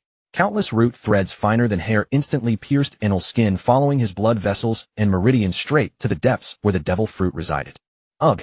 Yuga! Enel, who had been half-conscious, suddenly widened his eyes and let out a scream even more shrill than when he was being beaten. He felt something being forcibly torn away. It was not merely physical strength. It was his very essence. The power of the Goro no Mi, even the concept of himself as a man of lightning. No, don't. That's mine. Enel struggled desperately, but beneath Linen's palm, he couldn't even move a single finger. Blue electric arcs flowed continuously through the root threads into Linen's body. Linen closed his eyes, savoring the pleasure of this surging power. Tingly, fierce. That was the majesty of nature. As the absorption continued, a faint blue light began to emanate from beneath Linen's skin. His hair moved without wind, and even his breath carried tiny electrical sparks. Detecting high-density, natural-type energy. Integrating. Acquired traits: lightning, affinity, high voltage, current control, divine sense, observation, hockey enhancement. Enel's body withered at a visibly rapid pace. First his muscles atrophied, then his skin lost its luster, and finally his entire body resembled a mummy that had been air-dried for 100 years. Boom. The last surge of violent lightning was completely devoured by Linen. Linen released his hand. The former god of Skypea was now nothing but a lifeless, dried corpse. With a blast of high-altitude wind, he transformed into countless particles of dust, dissipating into the clouds of the White Sea. Not even a trace remained. Lin stood up and clenched his fist. ZZT. A blue lightning bolt danced at his fingertips. But this was no longer borrowed power, but something truly his own. He casually waved his hand. Boom. A bolt of thunder shot from his fingertip, precisely striking a massive boulder a kilometer away and instantly vaporizing it. The power of the Goro no Mi, combined with the vitality of Mokutan. Lin took a deep breath, feeling within himself that contradictory power, constantly renewing, yet fiercely destructive. At this point I could probably craft a nuclear bomb with my bare hands, right? He turned around, looking at the dumbfounded Robin in the distance, as well as those Sandia people and Skypea residents who had hidden in the woods and were thoroughly frightened. Lin snapped his fingers. The once ferocious and terrifying thousand-armed Great Buddha instantly disintegrated, transforming into countless green light points that merged into the earth. The battlefield that had been devastated just moments ago now somehow sprouted countless vivid flowers and tender green grass. Destruction and rebirth existed only at the flip of his thought. Robin, pack up. Lin clapped his hands as if he had just finished a grand cleaning. The golden bell is right up ahead. Go hit it twice and tell that walnut-headed old man that the land of gold exists.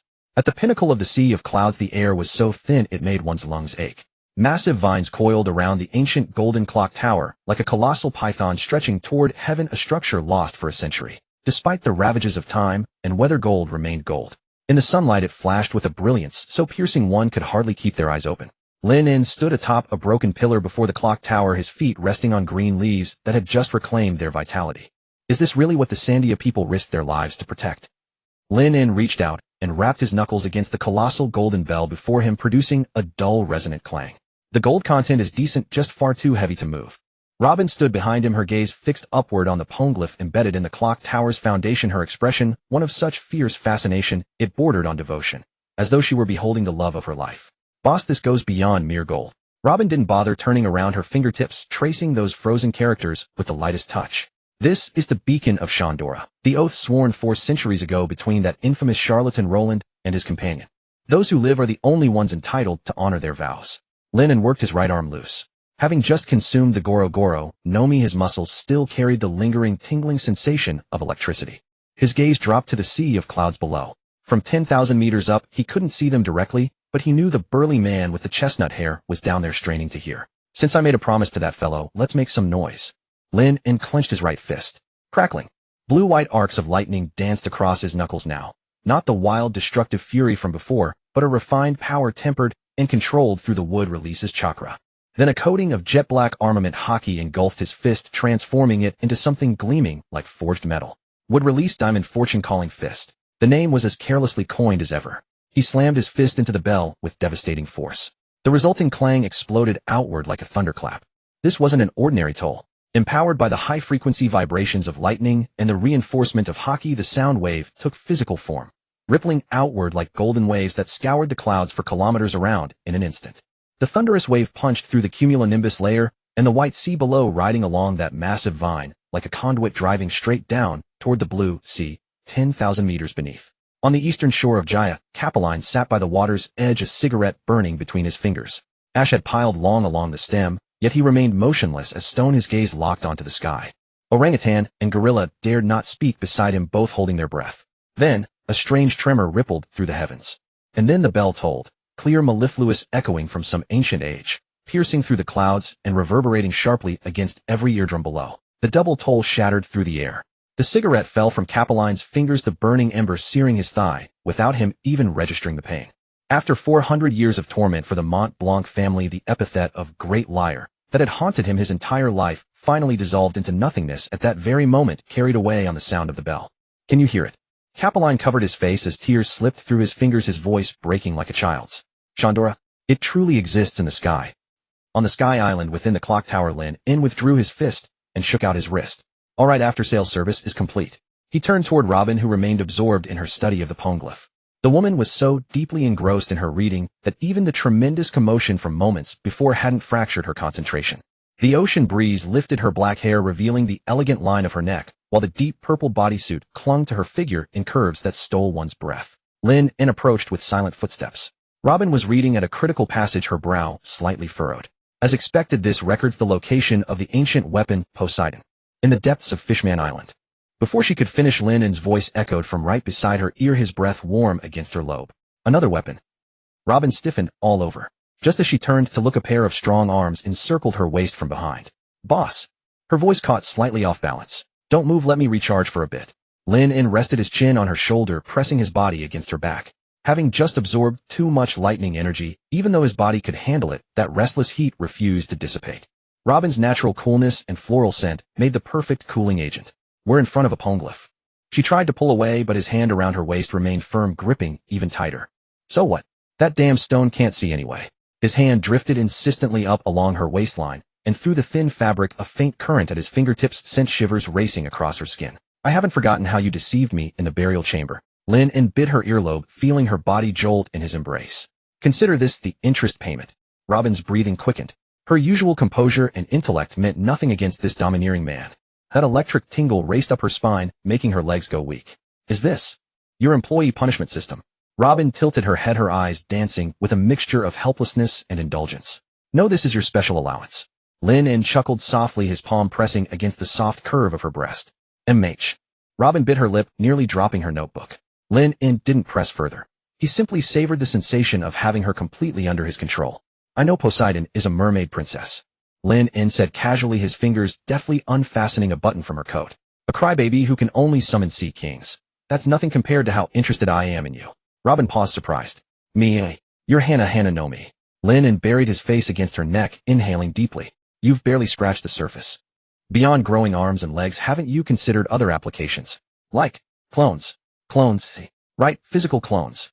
Lin In traced circles along her collarbone with his fingertip. If you could create an exact replica of yourself, not only would your efficiency double, but certain recreational activities would be twice as enjoyable. Robin's face burned crimson instantly. What was this man thinking about? Boss, your ideas are way too advanced. Robin caught his wandering hand beneath her clothes, her breathing unsteady. Besides, Sky Islanders could come up here anytime. Let them come. They can watch how the new god rewards his employees. Despite his words, Lin In stopped his movements and helped adjust her disheveled collar. Let's go. Clock's out. Robin shot him a glare, but there was no real anger in it. Only an unspoken, intoxicating allure that lingered in her gaze. As they left, Lin In didn't do what typical pirates would do, stuffing a few bags of gold coins. He used wood release to carefully dismantle the entire golden clock tower pillar inscribed with the poneglyph, along with the massive golden bell itself, packaging everything together. A group of Sky Island residents with white wings on their backs watched in horrified silence as the man who had reduced their sacred ground to rubble stood on the ships, bow, daring not to protest. Don't look at me like that. Lin In gestured toward the forest that had regrown behind him. I got rid of Enel for you and returned this land. I think charging a demolition fee is quite reasonable, isn't it? Reasonable. More than reasonable. Kajito wiped cold sweat from her brow as she nodded in agreement. Glad we see eye to eye. Lin In snapped his fingers. The number two's massive wooden wings extended from both sides as the exhaust ports beneath the ship roared to life once more. But this time they weren't ascending, they were descending. Boss, how are we getting down? Robin gazed at the bottomless sea of clouds below. Those balloon squids probably can't support the ship's weight. Squid, what use is that pathetic flopping creature? Lin In walked to the helm and placed both hands on it. Hold on tight. We're going to have some fun. The ship tilted sharply forward, breaking free from the edge of the cloud sea. Weightlessness hit them instantly. Would release glider mode. The wooden wings on both sides of the ship surged to triple their size, in an instant transforming into enormous glider wings. Simultaneously, a long wooden tail fin sprouted from the stern to stabilize their descent. The massive black ship sliced through the clouds like a giant eagle plummeting from the heavens, emitting a deafening whistle as it dove toward the blue ocean below. Meanwhile, the waters near Jaya, the once chaotic pirate stronghold, had fallen deathly silent. Over a dozen warships formed a fan-shaped formation completely blockading the bay. The seagull flag snapped in the wind as countless cannon barrels pointed uniformly toward the sky. On the deck of the flagship stood a Navy vice admiral with an unusually elongated skull and long beard, arms crossed, gazing expressionlessly at the sky. Strawberry of Marineford. Behind him stood rows of elite Marines fully armed and maintaining solemn expressions. Vice Admiral, we've been waiting in this area for 2 days now. A major approached carefully to report. Do you really believe that cleaner Lin and will actually descend from here? The ascending reverse pond has an extremely low survival rate. Perhaps he. Don't entertain false hope. Strawberry's voice was cold and hard, his eyes sharp as blades. Admiral Sengoku's orders are clear. This individual is extremely dangerous. He possesses what appears to be a natural type devil fruit ability and has defeated Crocodile. Whether dead or alive, I want confirmation of his fate. If it's a corpse, bring it up. If he's alive. Strawberry drew the dual long swords at his waist, their blades gleaming with cold light in the sunlight. Kill him on the spot. The surrounding Marines shouted their affirmation in unison, their voices shaking the heavens. Just then the lookout on the observation deck suddenly cried out, Vice Admiral, something in the sky. It's moving fast. Strawberry looked up to see the clouds churning violently as a massive silhouette broke through. It wasn't a meteorite or a monster. It was a ship. A peculiar vessel completely black with wings carrying a massive golden bell at its prow. It was diving straight toward the center of their encirclement at speeds that defied physics. Open fire. Strawberry's pupils contracted as he roared the command. The warships fired in unison, their shells weaving a dense net of fire through the air. But the black ship didn't attempt to dodge. The man standing at the bow simply raised a hand and countless massive vines erupted from the hull, catching all the incoming shells like a giant net. Explosions ripped through the vine, net sending sparks flying everywhere, but not even a scratch appeared on the ship's hull. The black ship actually accelerated using the shockwaves from the explosions as propulsion. What kind of ability is that? Strawberry gripped his dual blades tighter, a bead of cold sweat forming on his forehead. He felt as though he was confronting not a ship, but a mountain plummeting from the sky. Good afternoon, gentlemen of the Marines. A lazy voice carried on the tremendous wind pressure reaching every corner of the bay. Lin In stood at the bow looking down at the warships that resembled ants from his vantage point, a reckless grin spreading across his face. What an overwhelming reception.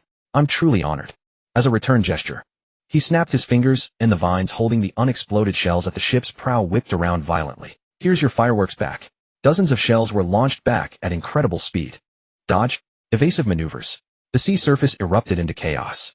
Amidst the confusion and explosions, the black ship, named Number 2, crashed onto the ocean surface with an incredibly arrogant force, sending up massive waves that nearly capsized the flagship. Lin In brushed wood chips from his clothing and grinned at Strawberry, whose face had gone ashen. I didn't get to have my fun up there, so I hope you lot can take a beating better than that long-eared guy did. Lin In brushed wood chips from his clothing and grinned at Strawberry, whose face had gone ashen. I didn't get to have my fun up there, so I hope you lot can take a beating better than that long-eared guy did. The waves continued to churn, white foam crashing against the iron hull of the warship. The pitch-black No. 2-inch sat steadily in the center of the bay, the massive golden bell at its prow gleaming dizzyingly under the sunlight, blinding the eyes of countless naval soldiers. Lin stood beside the bell, his feet resting on tender green grass sprouting from the gaps in the deck, a ball of jumping blue electric arc dancing in his hand. Vice Admiral Strawberry stood at the prow of the main warship, his twin long swords already drawn.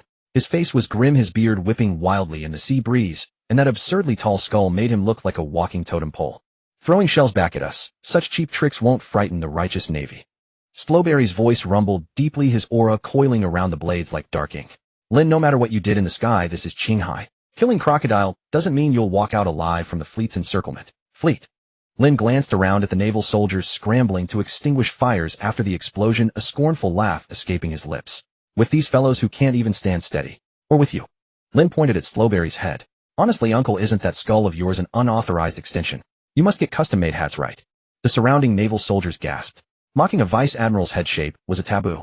Veins bulged at Strawberry's temples. Without wasting words, he bent his knees slightly, and the deck beneath him shattered instantly.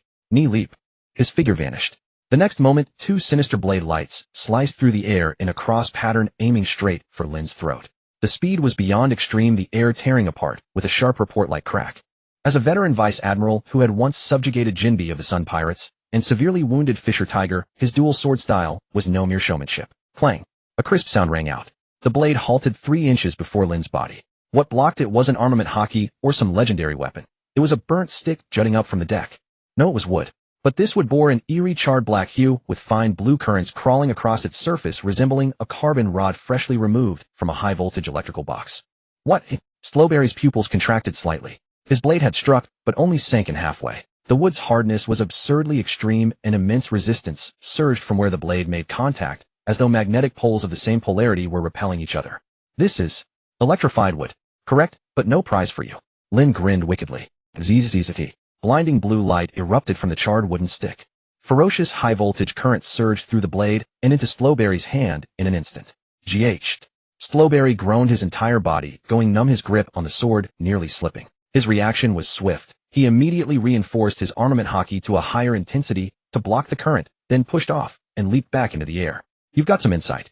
Lin patted the smoking wood. Regular wood does conduct poorly, but when I ionize the moisture inside it instantaneously and then lock the charge with a high-density carbonized structure. That's what I call high-voltage electrified wood. Lin snapped his fingers. Creak, creak. The deck of No. 2-inch writhed frantically. Countless black wooden stakes crackling with electric sparks erupted from the planks, forming an impenetrable iron forest that instantly encased the entire vessel. Here, I'll give you a chance. Lin leaned against the golden bell with a mocking grin. Just stand here. If you can cut through these logs and lay a hand on me, I'll go back to impel down with you. Arrogant. Slowberry's anger boiled over. As a vice admiral of the Marines representing the Navy's honor, how could he be mocked so brazenly by a pirate? Twin blade style crescendo guillotine. He spun rapidly through the air, becoming a black whirlwind wreathed in strikes capable of cleaving hardened steel, slamming into the electrified wooden forest. Boom, boom, boom. Wood chips flew everywhere. Slowberry's blades were indeed razor-sharp, each swing severing multiple stakes. But to his despair, the moment each stake snapped, superheated electrical plasma erupted from the severed ends, detonating directly against his protective hockey. Moreover, the wood regenerated with astonishing speed. Within moments of felling one stake, 2 more had already sprouted. This wasn't logging, it was like fighting an electrified primeval forest hand-to-hand. Damn it, what ability is this? Slowberry grew increasingly alarmed with each passing moment. Intelligence reports stated Lin was a Logia-type Mori Nomi user, yet how could a plant-based devil fruit channel lightning? Worse still, the lightning's intensity could breach his hockey defenses, sending searing pain throughout his body. You're getting slow, Lin's voice suddenly echoed in his ear. Slowberry whipped around only to find Lin hadn't moved at all, still standing in place casually smoking. This is Sky Island's observation hockey. Have you had enough fun? Lin exhaled a smoke ring. My turn now. He raised his right hand, spreading his fingers wide. Wood-style lightning struck cedar, impalement execution. The previously passive wooden forest suddenly came alive. Every stake's tip sharpened, instantaneously transforming into countless electrified spears. No longer scattered randomly, they moved like drilled soldiers, all locking onto Slowberry midair. Hum. The air trembled. Hundreds of lightning-charged wooden spears launched simultaneously. Their speed was so fierce it produced a roaring sound akin to thunderclaps. Bad. Slowberry could only swing his blades, frantically attempting to weave a defensive web. Clang, clang, clang, clang. Sparks flew everywhere. He blocked most of the attacks, but several wooden spears broke through his defenses. Thwack! One spear grazed his cheek, sending a spray of blood drops into the air. The wound instantly blackened, unable to bleed further. Another pierced straight through his left shoulder. F!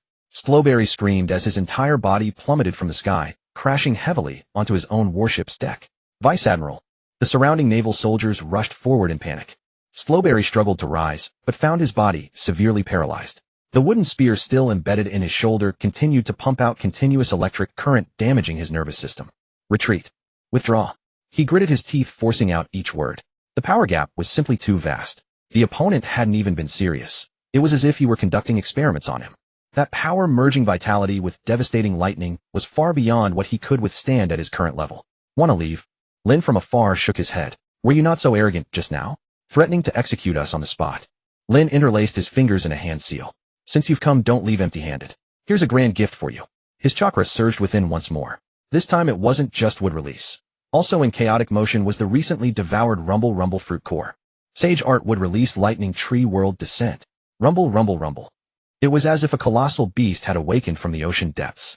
Radiating from the No. 2-inch as its epicenter, the seas within a radius of several kilometers suddenly surged upward. Countless massive tree roots thick as buildings burst forth from the water. They were no longer ordinary brown. Instead, their entire bodies glowed in eerie blue with liquid lightning coursing through them like a visible fluid. These lightning trees didn't assault the warships directly. Rather, they rose from every direction like bars of a cage converging high above to form a colossal birdcage trapping over a dozen warships within its confines. What is this? What is this? Naval soldiers gazed up in despair at the sky-obscuring blue roots overhead. Zzzz. Electric arcs danced between the roots, forming a natural high-voltage grid. Don't worry, I won't kill you. Lynn's voice echoed throughout the birdcage. Just giving you all a complimentary electrotherapy session. I heard the Navy's been under a lot of pressure lately. Consider this a relaxing treat. No sooner had he finished speaking than, boom. All the lightning trees discharged simultaneously. Of course, Lynn controlled the voltage precisely. No one would die, but the experience would certainly be unforgettable. Wah wah. Screams of agony rose and fell in waves. On over a dozen warships, every naval soldier, including that vice admiral with the absurdly elongated skull, began uncontrollably dancing the jitterbug across the decks. Their hair stood on end, foam gathering at their lips. The spectacle was both terrifying and oddly rhythmic. The warship's electronic systems, short-circuited cannons exploded from overpressure and masts caught fire. In merely 10 seconds, the entire naval fleet was neutralized. Aside from the smoldering hulls, not a single person remained standing. The No. 2-inch slowly sailed out of the encirclement. The electrified roots parted automatically under Lynn's control, creating a path as though bidding farewell to a sovereign. Robin sat in her deck lounge chair, book still in hand, not even shifting her posture. Boss, you just gave that vice admiral a real shock treatment. Robin adjusted her sunglasses and pointed towards Slowberry on the distant deck, whose head now appeared comically enlarged. Does this count as insulting the Navy's image? I'm giving him a makeover, Lynn replied, walking over with a satisfied stretch. This live combat test had gone splendidly.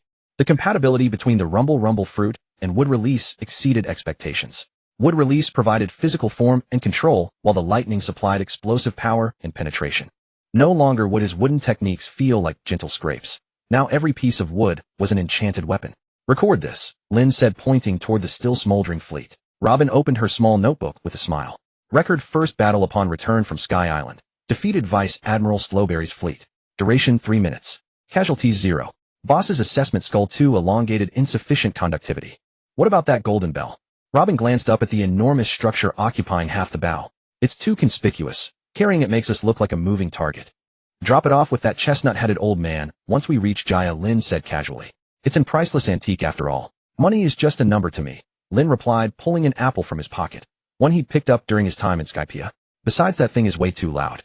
My ears are still ringing from that punch earlier. The ship cut through the waves.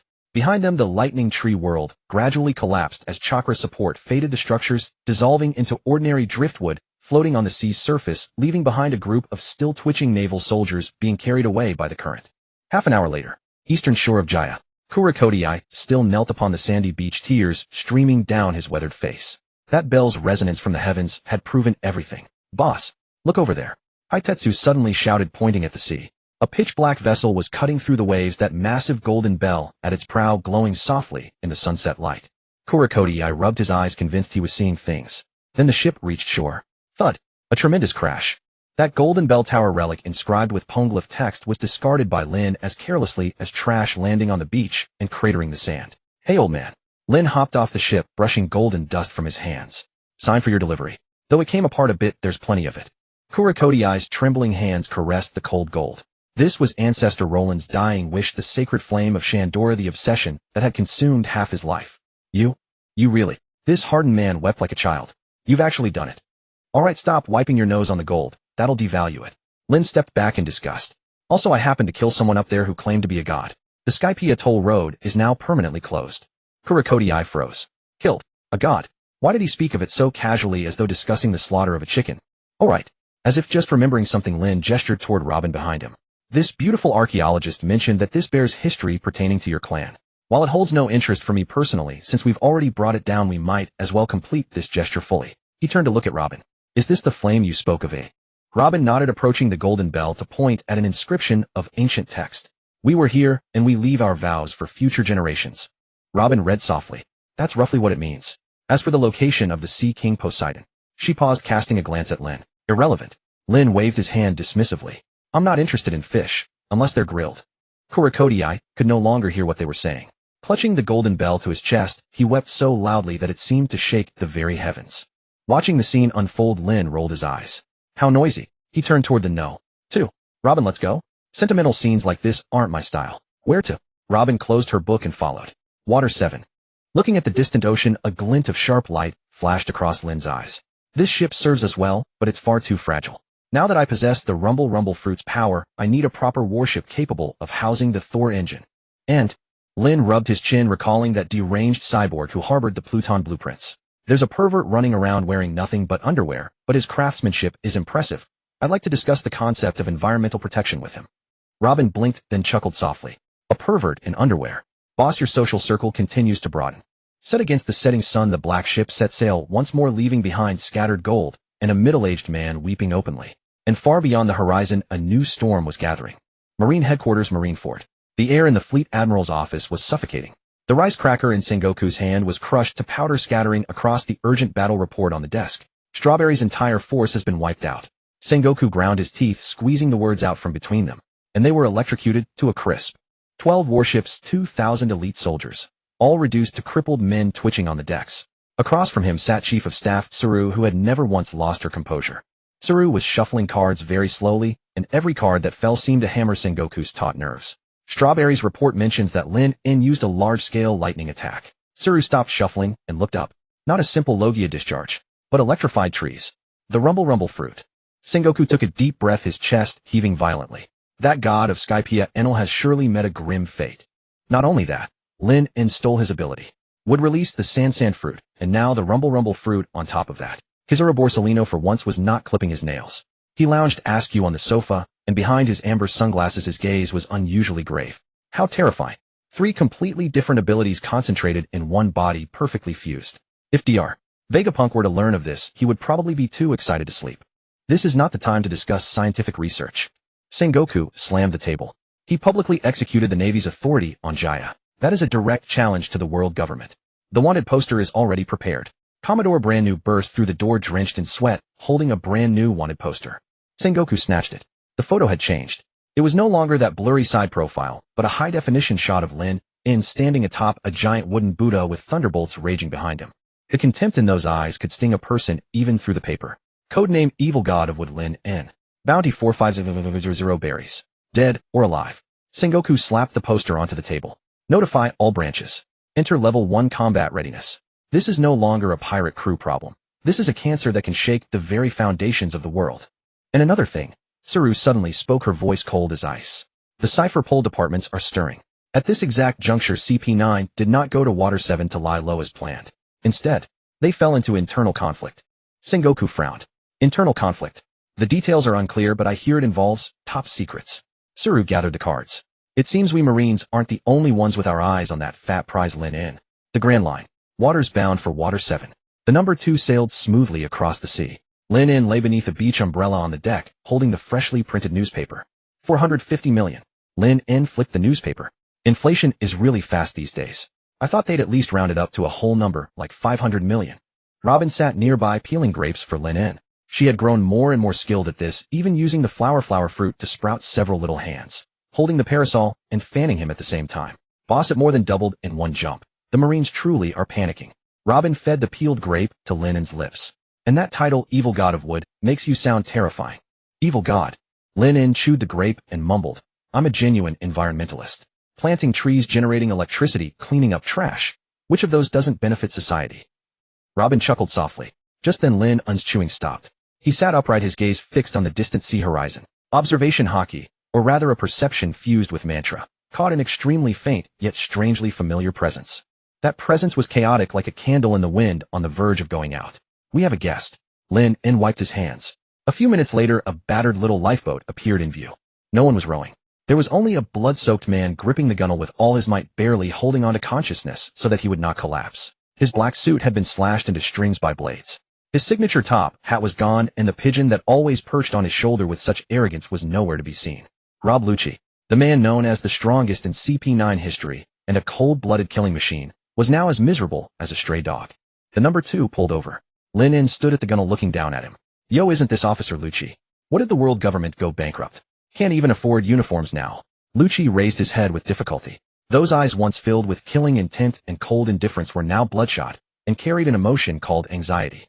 He ignored Lin En's mockery. Help me. Lucci's voice was hoarse and rough as if he had swallowed a handful of sand. Lin En raised an eyebrow. Did I hear that right? The CP9 that wanted to capture me and cut me into pieces for research is now begging me for help.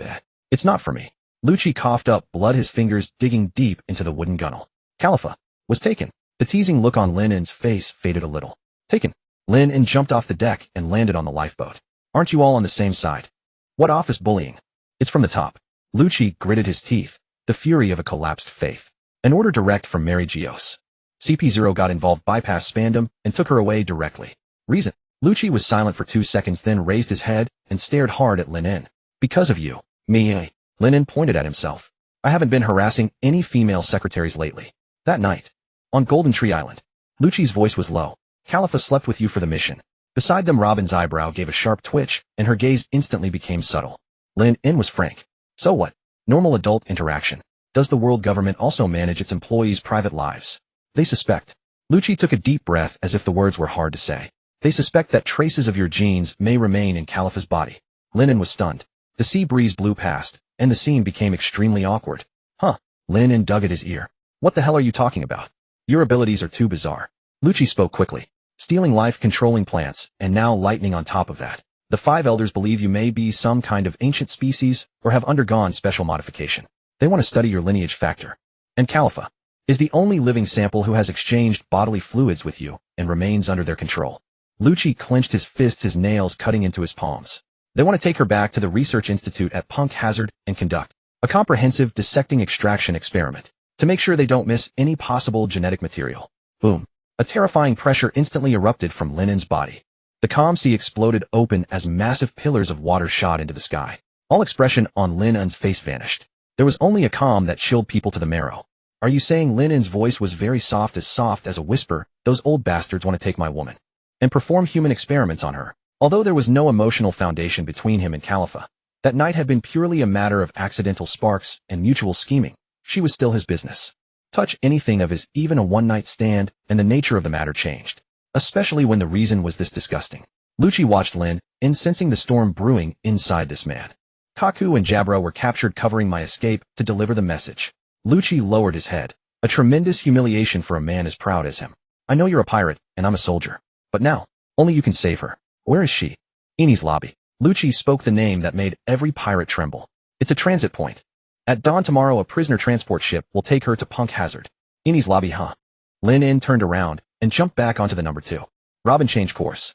Robin closed the book in her hand and adjusted her sunglasses. Boss, that's the front gate of the world government. Are we going to wreck the place for an ex-girlfriend? Not an ex-girlfriend. Lin En stood at the bow, hands in his pockets, the phantom shadow of thunder drums faintly flickering behind him. She's my private property. Since they want to study my genes, I'll deliver myself right to their door. Lin En rolled his neck, producing crisp cracks. Let them take a good look at just how hot these genes really are. He looked down at Lucci still on the little boat. Get on board, Lin En said coldly. Don't die halfway. Since you're going to be my guide, live to the very end. Lucci dragged his broken body up onto the deck. The number 2 carved a huge arc across the sea. Violent air currents blasted from the stern as it charged at full speed toward the so-called Island of No Night. Lin En watched the distant horizon, a devouring red gleam flickering in his eyes. Punk Hazard. 5 elders. I haven't even gone looking for your trouble, and yet you've already stuck your hands into my pants. Fine. If I don't go to Eni's lobby and flip the table this time, my name isn't Lin En. The sky darkened again. Faint rumbles of thunder rolled. This was not natural weather. It was the wrath of a god. The deck of the No. 2-inch was eerily quiet save for the faint hum of electricity coursing through the wires beneath the hull. Luo Bellucci leaned against the base of the mast, his usually immaculate black suit now reduced to tattered shreds clinging to his frame for mere modesty. Blood trickled down his pant legs, pooling into a small crimson puddle at his feet, sloshing gently with the ship's rhythm. Luo Bin stood 3 paces away, a bottle of medical alcohol and a roll of bandages in her hands. She remained still, merely looking down at the man who had once driven her to the brink of despair. Truly fascinating. Luo Bin broke the silence, her voice utterly devoid of emotion. Weeks ago I was your prey, and you were the hunter wielding those chains. And now the hunter lies upon the prey's vessel begging for a bandage. Lucci did not look up. His signature tall hat had long been cast into the sea, and his disheveled black hair partially obscured his eyes. I didn't beg you. Lucci's voice was as rough as grinding stones. Hand me the tools. I'll do it myself. Save it. Lin En stepped out of the cabin, clutching 2 apples, idly tossing one to Luo Bin. Your hands are shaking worse than a Parkinson's patient. If you slice open your own femoral artery, I'm the one who has to scrub the deck. Lin took a bite of the apple juice splattering. Luo Bin, patch him up. Don't let him die. He's a material witness and he knows the way. Luo Bin caught the apple and sighed. Boss, is this considered occupational injury treatment or humanitarian aid? Pet grooming. Lin settled into a reclining chair with a comfortable shift. He's just a dog kicked out by his owner. Pity to see him like this. Lu Chi's fingers dug violently into the deck planking with splinters biting into his nail beds. He offered no rebuttal. The truth stung far worse than Lin's words. Luo Bin stepped forward and twisted off the alcohol cap. Without warning, she poured the entire bottle directly onto Lu Chi's shoulder wound, where bone was nearly visible. GHH. Lu Chi's entire body locked in an instant. A muffled groan escaped his throat, veins bulging on his forehead, yet he stubbornly stifled any scream. Sorry, my hand slipped, Luo Bin said flatly, then manifested several extra arms through the Hua Guashur and wound the bandages around him with brutal efficiency. Never bandaged an agent before. My technique is rusty. Bear with it. You did that on purpose, Lu Chi gasped, his face drained of color. That depends on how you define on purpose. Luo Bin finished with a swift tight knot that made Lu Chi flinch again. Just like how you accidentally tried to send me through the Jingyi gate back then. Lin watched the exchange with evident amusement. Alright, nostalgia hour is over. Lin tossed the apple core into the sea. Lu Chi, give us the details. Who's the head of CPO? And aside from Kali Fa, where are Ka Ku and Jia Bula imprisoned? Lu Chi drew several ragged breaths before regaining his composure from the pain. Si Pandamu leads them. Who? Lin frowned. The name sounds familiar. Si Pandamu's father. The one who initiated the 2Mo Ling on Ao Hua La 12 years ago. Luo Bin's hands paused, her gaze instantly chilling. Oh, that worthless second-generation kid's old man. He's just a relic of garbage. Lin nodded. Didn't that guy retire ages ago? The Wu Laoxing reinstated him for your bloodline factor. Lu Chi leaned back against the mast, his eyes growing distant. Because he has the most experience handling personnel connected to the Gu Dai Bing Qi. In his eyes, Kali Fa's current value is nothing more than a vessel that might be carrying a monster's offspring. A vessel. Lin repeated the word. The temperature in the air plummeted. On both railings of the ship, fresh buds suddenly sprouted, only to wither, blacken, and disintegrate into powder scattering on the wind. These old bastards really know how to twist the knife. Lin's face lost all trace of a smile.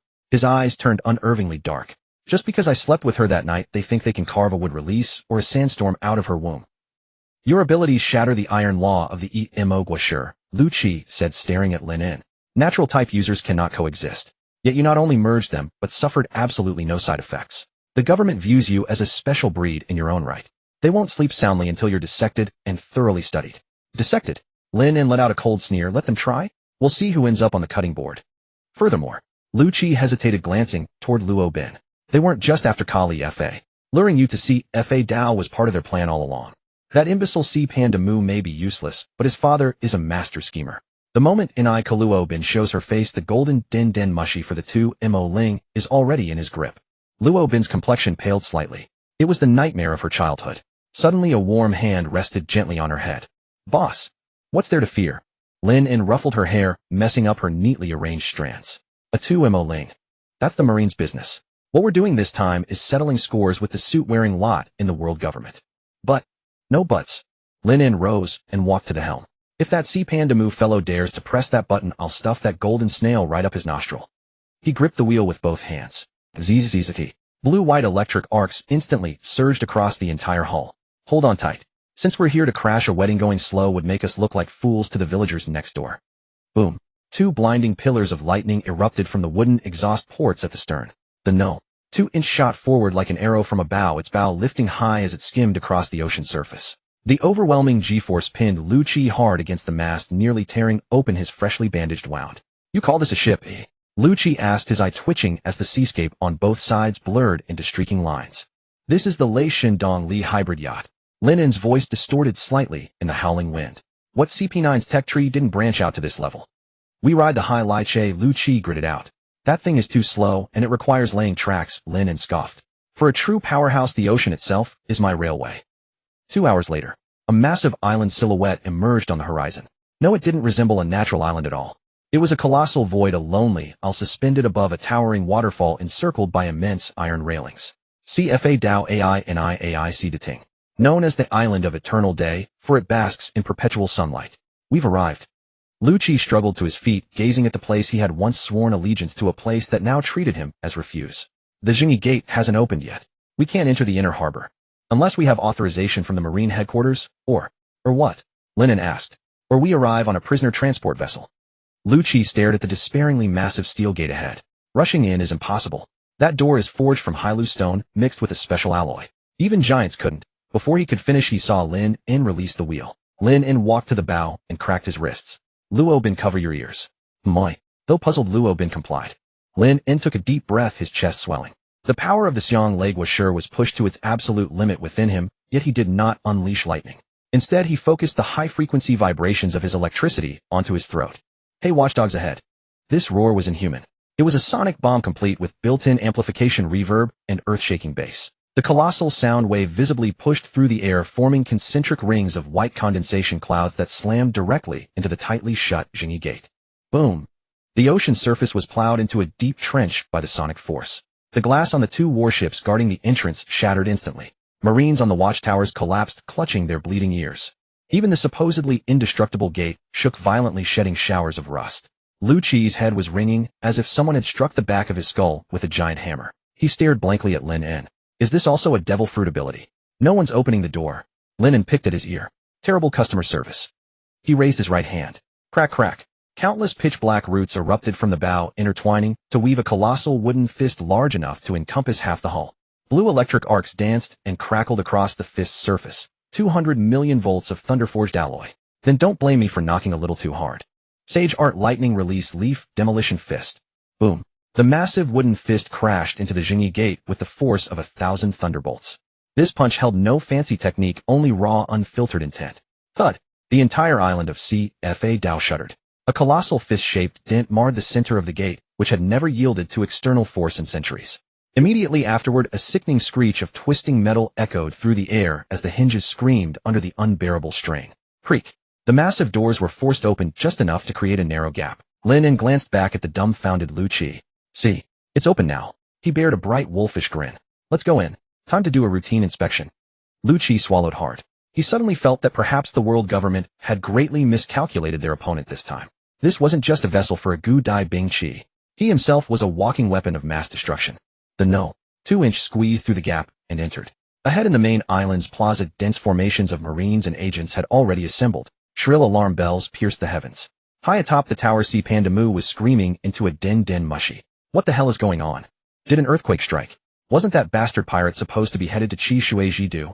Lin In stood at the bow gazing up at the CFA tower. Luo Bin. Yes. Do you see that flag? Oh. Lin In pointed toward the cross flag flying atop the tower, symbolizing the world government's 170-plus member states. Luo Bin looked up, her expression deeply conflicted. I see it. Later a kid named Lu Fei will say he wants Wu Sua Pu to pierce that flag with his arrows. Lin In stroked his chin. I think that lacks artistic merit. He snapped his fingers. Beneath the ground, an unassuming seed suddenly sprouted. Under the horrified gazes of everyone present, a colossal vine spiraled upward along the CFA tower in a frenzy, shooting straight to the summit. The vine deftly coiled around the flagpole and yanked upward with immense force. Snap! The flagpole broke. The banner fell like a discarded rag, landing right at Linen's feet. Stepping on the flag, Lin In looked up at the purple-haired man on the tower, his features contorted in sheer terror. Hey, you garlic-looking freak. Linen's voice echoed across the entire island. Hand over the woman you stole, or I'll tear this island apart brick by brick and find her myself. Lu Qi stood behind Lin In, watching his arrogant silhouette, then looked down at the trampled world government flag beneath his feet. In that moment, something he had clung to for half his life shattered within his heart. Madman, Lu Qi whispered. That's the highest compliment you can pay him. Luo Bin smiled, gently opening the book in her hands. Besides, this is merely the appetizer. The wind atop the judicial tower was ferocious, whipping Spandam's purple hair into a wild, bristling mess. He lay sprawled over the railing, his face caked with snot and tears, gripping a bullfrog telephone frog as he pointed at the man trampling the world government flag below, his voice raw from screaming madman. You absolute lunatic. Do you have any idea what you're doing? That's the symbol of a sovereign state. You've declared war on the entire world. Lin picked at his ear, then ground the cross-emblazoned flag beneath his heel, twice, as if wiping mud off his soul. Loud voice, Lin remarked, looking up. His gaze pierced through hundreds of meters and nailed precisely onto Spandam's face. I already told you. Send out that bald guy who looks like a walking garlic bulb. You damn. Spandam trembled with rage, about to continue his tirade when a withered hand landed on his shoulder. The back of that hand was mottled with age spots, the nails yellowed, yet it radiated a chilling coldness. Shut up, Spandam. This graceful creature. An elderly man in a dark suit and sunglasses stepped forward. He looked frail, his skin sagging like a Sharpie eyes, but the arrogance of a man accustomed to command was palpable even from hundreds of meters away. Former CP-9 commander, present high-ranking CP-0 operative, Spandine. Father. Spandam scrambled behind the old man like a drowning man spotting a lifeline. This guy smashed the gates of justice. And Lucci, that useless fool, was captured by him. Spandine ignored his son's wailing. He adjusted his sunglasses and looked down at Lin with the cold appraisal of a man examining a rare beast that had escaped its cage. Lin. Spandine's voice echoed across the entire island through the PA system, hoarse and grating. The freak who possesses the power of multiple devil fruits. I was planning to dissect you, but it seems you've delivered yourself to me. Watch your mouth, old man. Lin flicked his toes, sending a jagged stone projectile flying like a bullet straight toward the tower summit. Bang! A white flash. The stone exploded into dust midair. 3 figures clad in pristine white suits, their faces hidden behind eerie masks, had appeared on the ruined bridge before the judicial tower without a sound. Not a speck of dust marred their uniforms, their postures rigid and perfect. The pressure radiating from them was on an entirely different caliber than the panicked Marines around them. CP-0. Lucci, standing behind Lin, felt his pupils contract sharply. Clutching his chest wound, his body instinctively tensed. It was a class-based intimidation carved into his very bones. Is this your trump card? Lin glanced at the 3 figures in white. Dressed like a funeral procession, this is your so-called shield of the heavenly dragons. More than enough for you. Spandine sneered, pulling a golden telephone frog from his coat. Its shell was crafted of solid gold, glaring harshly against the gloomy sky. The golden telephone frog of the Marineford Execution Order. Robin's face drained of color, her breath catching for a moment. This was a terror etched into her soul. The flames of O'Hara seemed to blaze before her eyes once more. Don't be afraid, Lin said, his voice steady, not bothering to look back. I told you that thing is just a gilded toy. A toy. Spandine's fingers traced the button on the telephone frog, his expression twisting into a grotesque grin.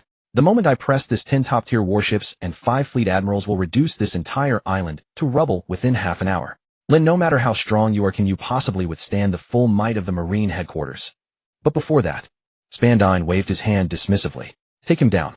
I want him alive. Just keep his brain and internal organs intact. The limbs don't matter. Whoosh. Before the words had fully left his mouth, the 3 figures in white moved. There was no wind up, not even the slightest disturbance in the airflow. The tall man in the center, wearing a single-eyed mask, vanished, instantly reappearing directly above Lin. A heel wreathed in obsidian black armament hockey descended like a war axe. The speed and force of this strike far surpassed anything Lucci's Rendahodo could muster. Air compressed into a white shockwave, emitting a piercing report. Fast, Lin remarked, raising his right arm to block. Boom. The thunderous impact shattered the stone pavement beneath them, instantly cracks spider-webbing outward for dozens of meters. Lin's legs sank 3 inches into the ground as his armament hockey clashed violently against his opponent's, sending black-red lightning spiraling from the friction. Interesting. Lin shook out his numb arm. Secret technique, finger pistol art, rain of needles. The lithe masked fighter on his left materialized like a phantom, his fingers blurring into afterimages as he unleashed over 100 thrusts in a single second. Each strike targeted Lin's vital points with surgical precision. Lin didn't attempt to dodge. A layer of ash-gray wooden grain instantly manifested across his skin, his ironwood armor forged from the dehydrating properties of the Marrow no Mi. The finger pistols struck the wooden armor with sharp metallic rings, sparks flying in all directions. Too light, Lin observed, turning his hand to channel crackling electricity between his fingers. Let me add some seasoning. Lightning release, Chidori stream. SSSSSS. A violent torrent of blue electrical current erupted from Lin's body, instantly engulfing the lithe figure. Yet the opponent didn't collapse, screaming like a typical Marine. The CP-0 agent's body contorted unnaturally, compressing into a paper-thin sheet that slipped through the gaps in the electrical current. Return of life, paper escape, martial form. Lucci murmured from his position, leaning against the Thousand Sunnies railing. Be careful. They're monsters who have mastered the Rokushiki to its absolute limit. That tall one is Gecko Moa, among the top fighters in CP-0. Monsters. Lin grinned wider, the lightning around him intensifying. Funny, because I specialize in putting down all kinds of unruly beasts. Renda Hodo, Great King Bird. The third masked fighter, a bulky figure, inhaled sharply as his thigh muscles swelled, unleashing a massive bird-shaped slash wave. This attack wasn't merely sharp. It was wreathed in advanced armament hockey that sheared through the air, creating a vacuum trail in its path. Simultaneously, Gecko Moa pressed his assault, his fists coated in obsidian black hockey. Rokushiki Royal Lance Emperor Wheel. A pincer attack from front and rear. Their coordination was flawless, leaving not a sliver of room for Lin to escape. Boss.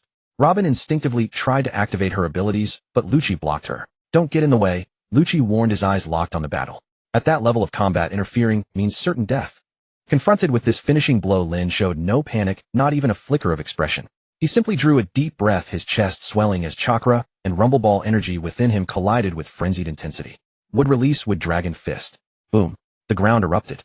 Two enormous wooden arms burst from the earth, swinging left and right like a man swatting flies. His left hand crushed the Renda Hodo slash, while his right directly absorbed Gecko Moa's Rokushiki strike. The resulting shockwave devastated the plaza, shattering every window in the surrounding courthouse buildings as glass rained down like a storm. The dust cleared. Lin stood unscathed amid the wreckage. Though those massive wooden hands bore scorched black marks, the wood release regeneration restored them to pristine condition in the blink of an eye. Is this really CP0? Lin dusted off his clothes, his tone laced with disappointment. If this is your best, you'd be better off returning to shine the heavenly dragon's shoes. That'd suit you far better. Atop the tower, Spandine's expression darkened. He never anticipated that three top agents capable of dominating the new world would fail to breach their opponent's defenses, even working together. What exactly is this kid's physique built like? Spandine gritted his teeth. Even that madman Kaido couldn't have been this tough when he was young. The battle below raged on, but the momentum was shifting.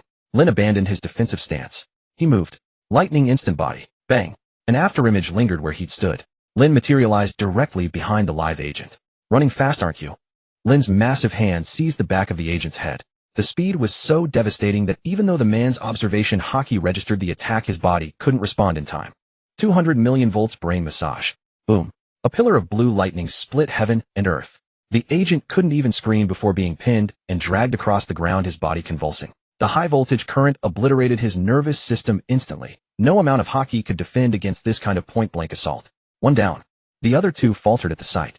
Don't get distracted, Lin remarked, sweeping his arm backward. Electro-charged vines shot out like venomous serpents, wrapping around the burly agent and pinning him immobile. Would release thorn-killing jutsu, electric roast edition. SSSSSS. The acrid smell of burning flesh filled the air. In the blink of an eye, two of the three top agents were neutralized, one crippled, one bound, leaving only the most powerful Gecko Moa still fighting desperately. Beneath Gecko Moa's mask, his expression remained unreadable, but his movements had grown noticeably erratic. He hadn't anticipated such a catastrophic intelligence failure. This wasn't merely a devil fruit user. He was a walking natural disaster. Enough. A roar erupted from the tower's summit. Spandine, watching the one-sided battle below, finally lost his patience. He had hoped to capture Lin effortlessly and preserve him as a valuable specimen. But now it was clear, without destroying this entire location, there was no way he'd be taken alive. Since we can't catch him, then die. Spandine's thumb crushed down on the golden button with brutal force. Click. The sharp mechanical sound cut through the chaos of the battlefield with crystalline clarity. And then, woo woo woo. A mournful siren pierced the clouds. This wasn't a regular alarm. It was the death knell of annihilation. Every Marine on Sabaody heard that sound and turned ashen as if they'd seen a ghost. The Marineford execution order. That madman actually pressed it. Run. Run if you value your lives. The observing Marines shattered instantly, abandoning their weapons and armor as they sprinted toward the harbor in sheer panic. Under the iron boots of absolute justice, even their own allies were considered expendable consumables. Robin's book fell from her hands onto the deck. Her body shook. The nightmare she'd spent years fleeing had finally caught up to her. Pressed it. Lin casually kicked Gecko Moa aside and looked up toward the tower. Spandine clutched the telephone frog in his hand, laughing maniacally. Ha! Lin, you're finished. In half an hour this place will cease to exist. Your would release your lightning. Against a full-scale bombardment, they're nothing but debris. And that demon child Nico, Robin. You'll all wait in despair for your deaths. Spandine turned and fled with the agility of a man half his age. He was heading for the dedicated escape vessel, and he couldn't care less about anyone else on the island. Lin watched the panicked figure retreat, then glanced at the chaotic rout of Marines around him. Suddenly he smiled. Not a cold sneer, but genuine, uncontainable joy. Robin. Lin snapped, his fingers aflame, blooming at his fingertips. Robin looked up, her eyes hollow. Don't make that face.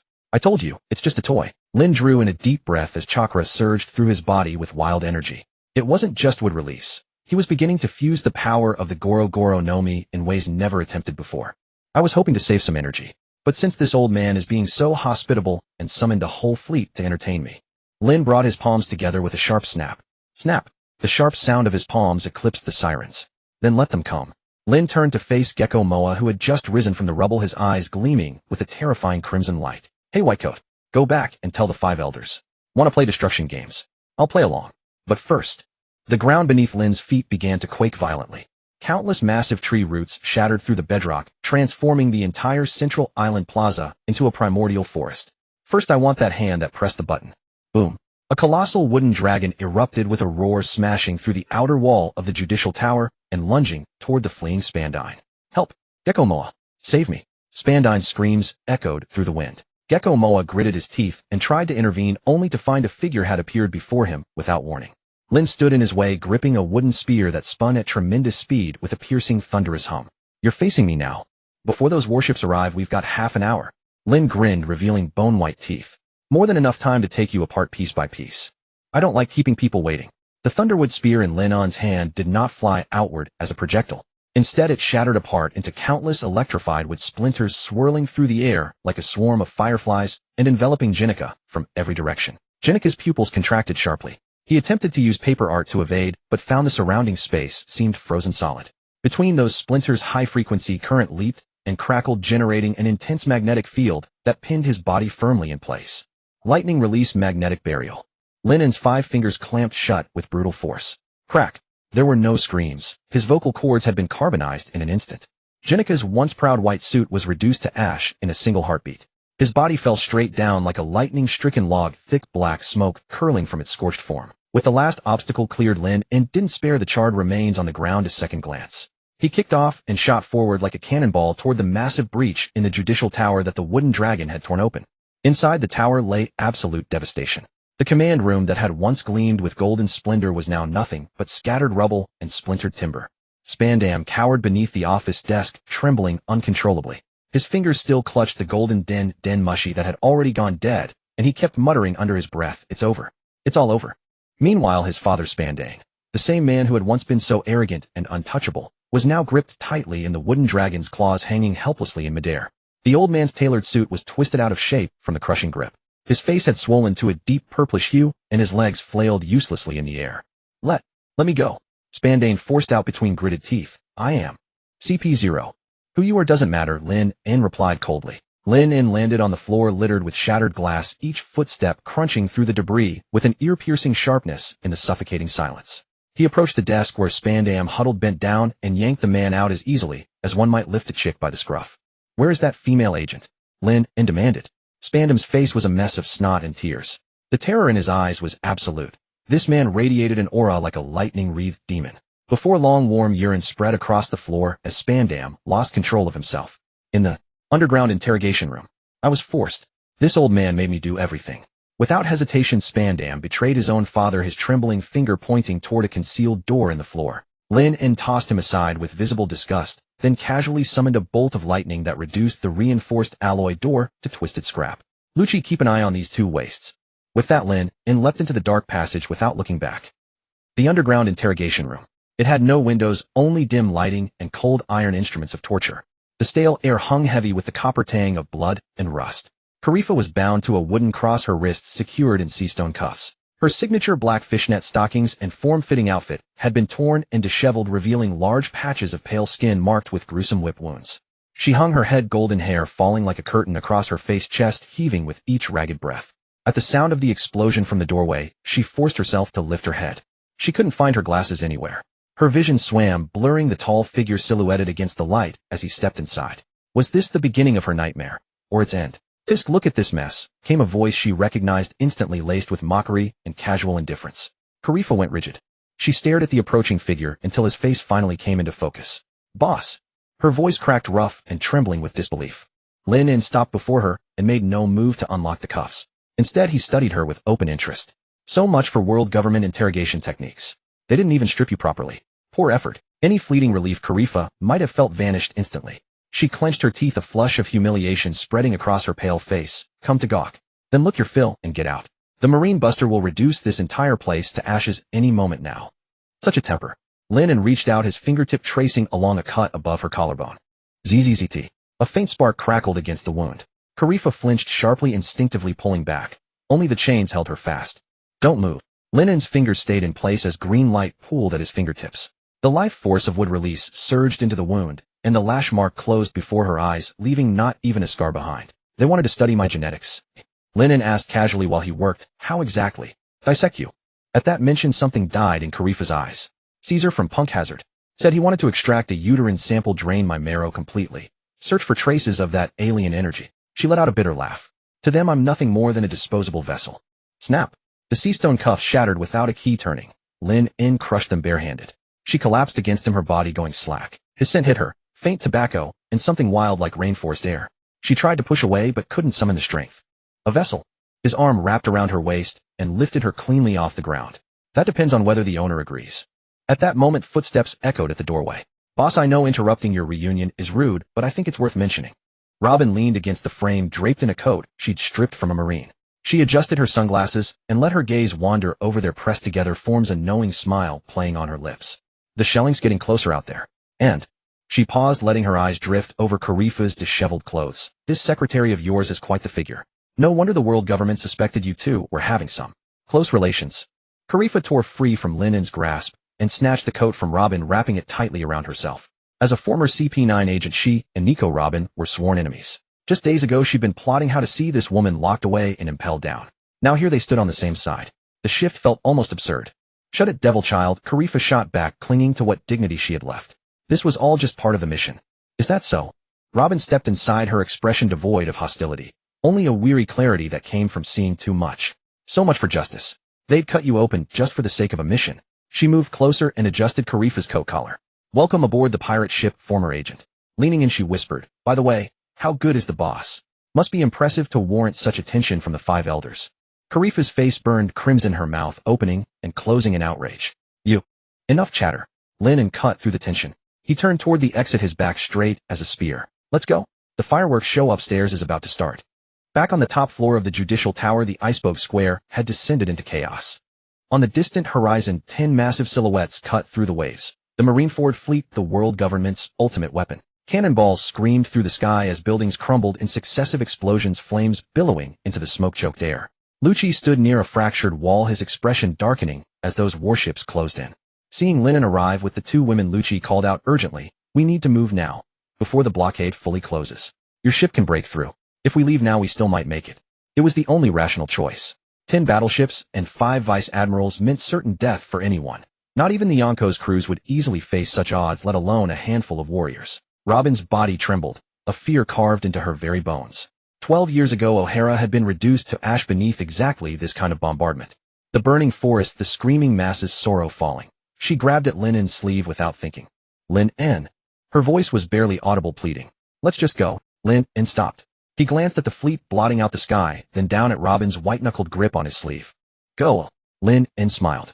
He gently pried her fingers loose and closed his hand around hers. Why would we run? Lucci stared in disbelief. Have you lost your mind? That's a buster call, an indiscriminate strike meant to erase this island from existence. There's no survival here. A dead end. Lynn released Robin and walked toward the shattered floor-to-ceiling window alone. The wind whipped his hair and carried gunpowder smoke, but couldn't extinguish the fierce red glow in his eyes. Robin. Lennon didn't turn around, his voice eerily calm. You've been running your whole life, from O'Hara to the West Blue, from the West Blue to the Grand Line.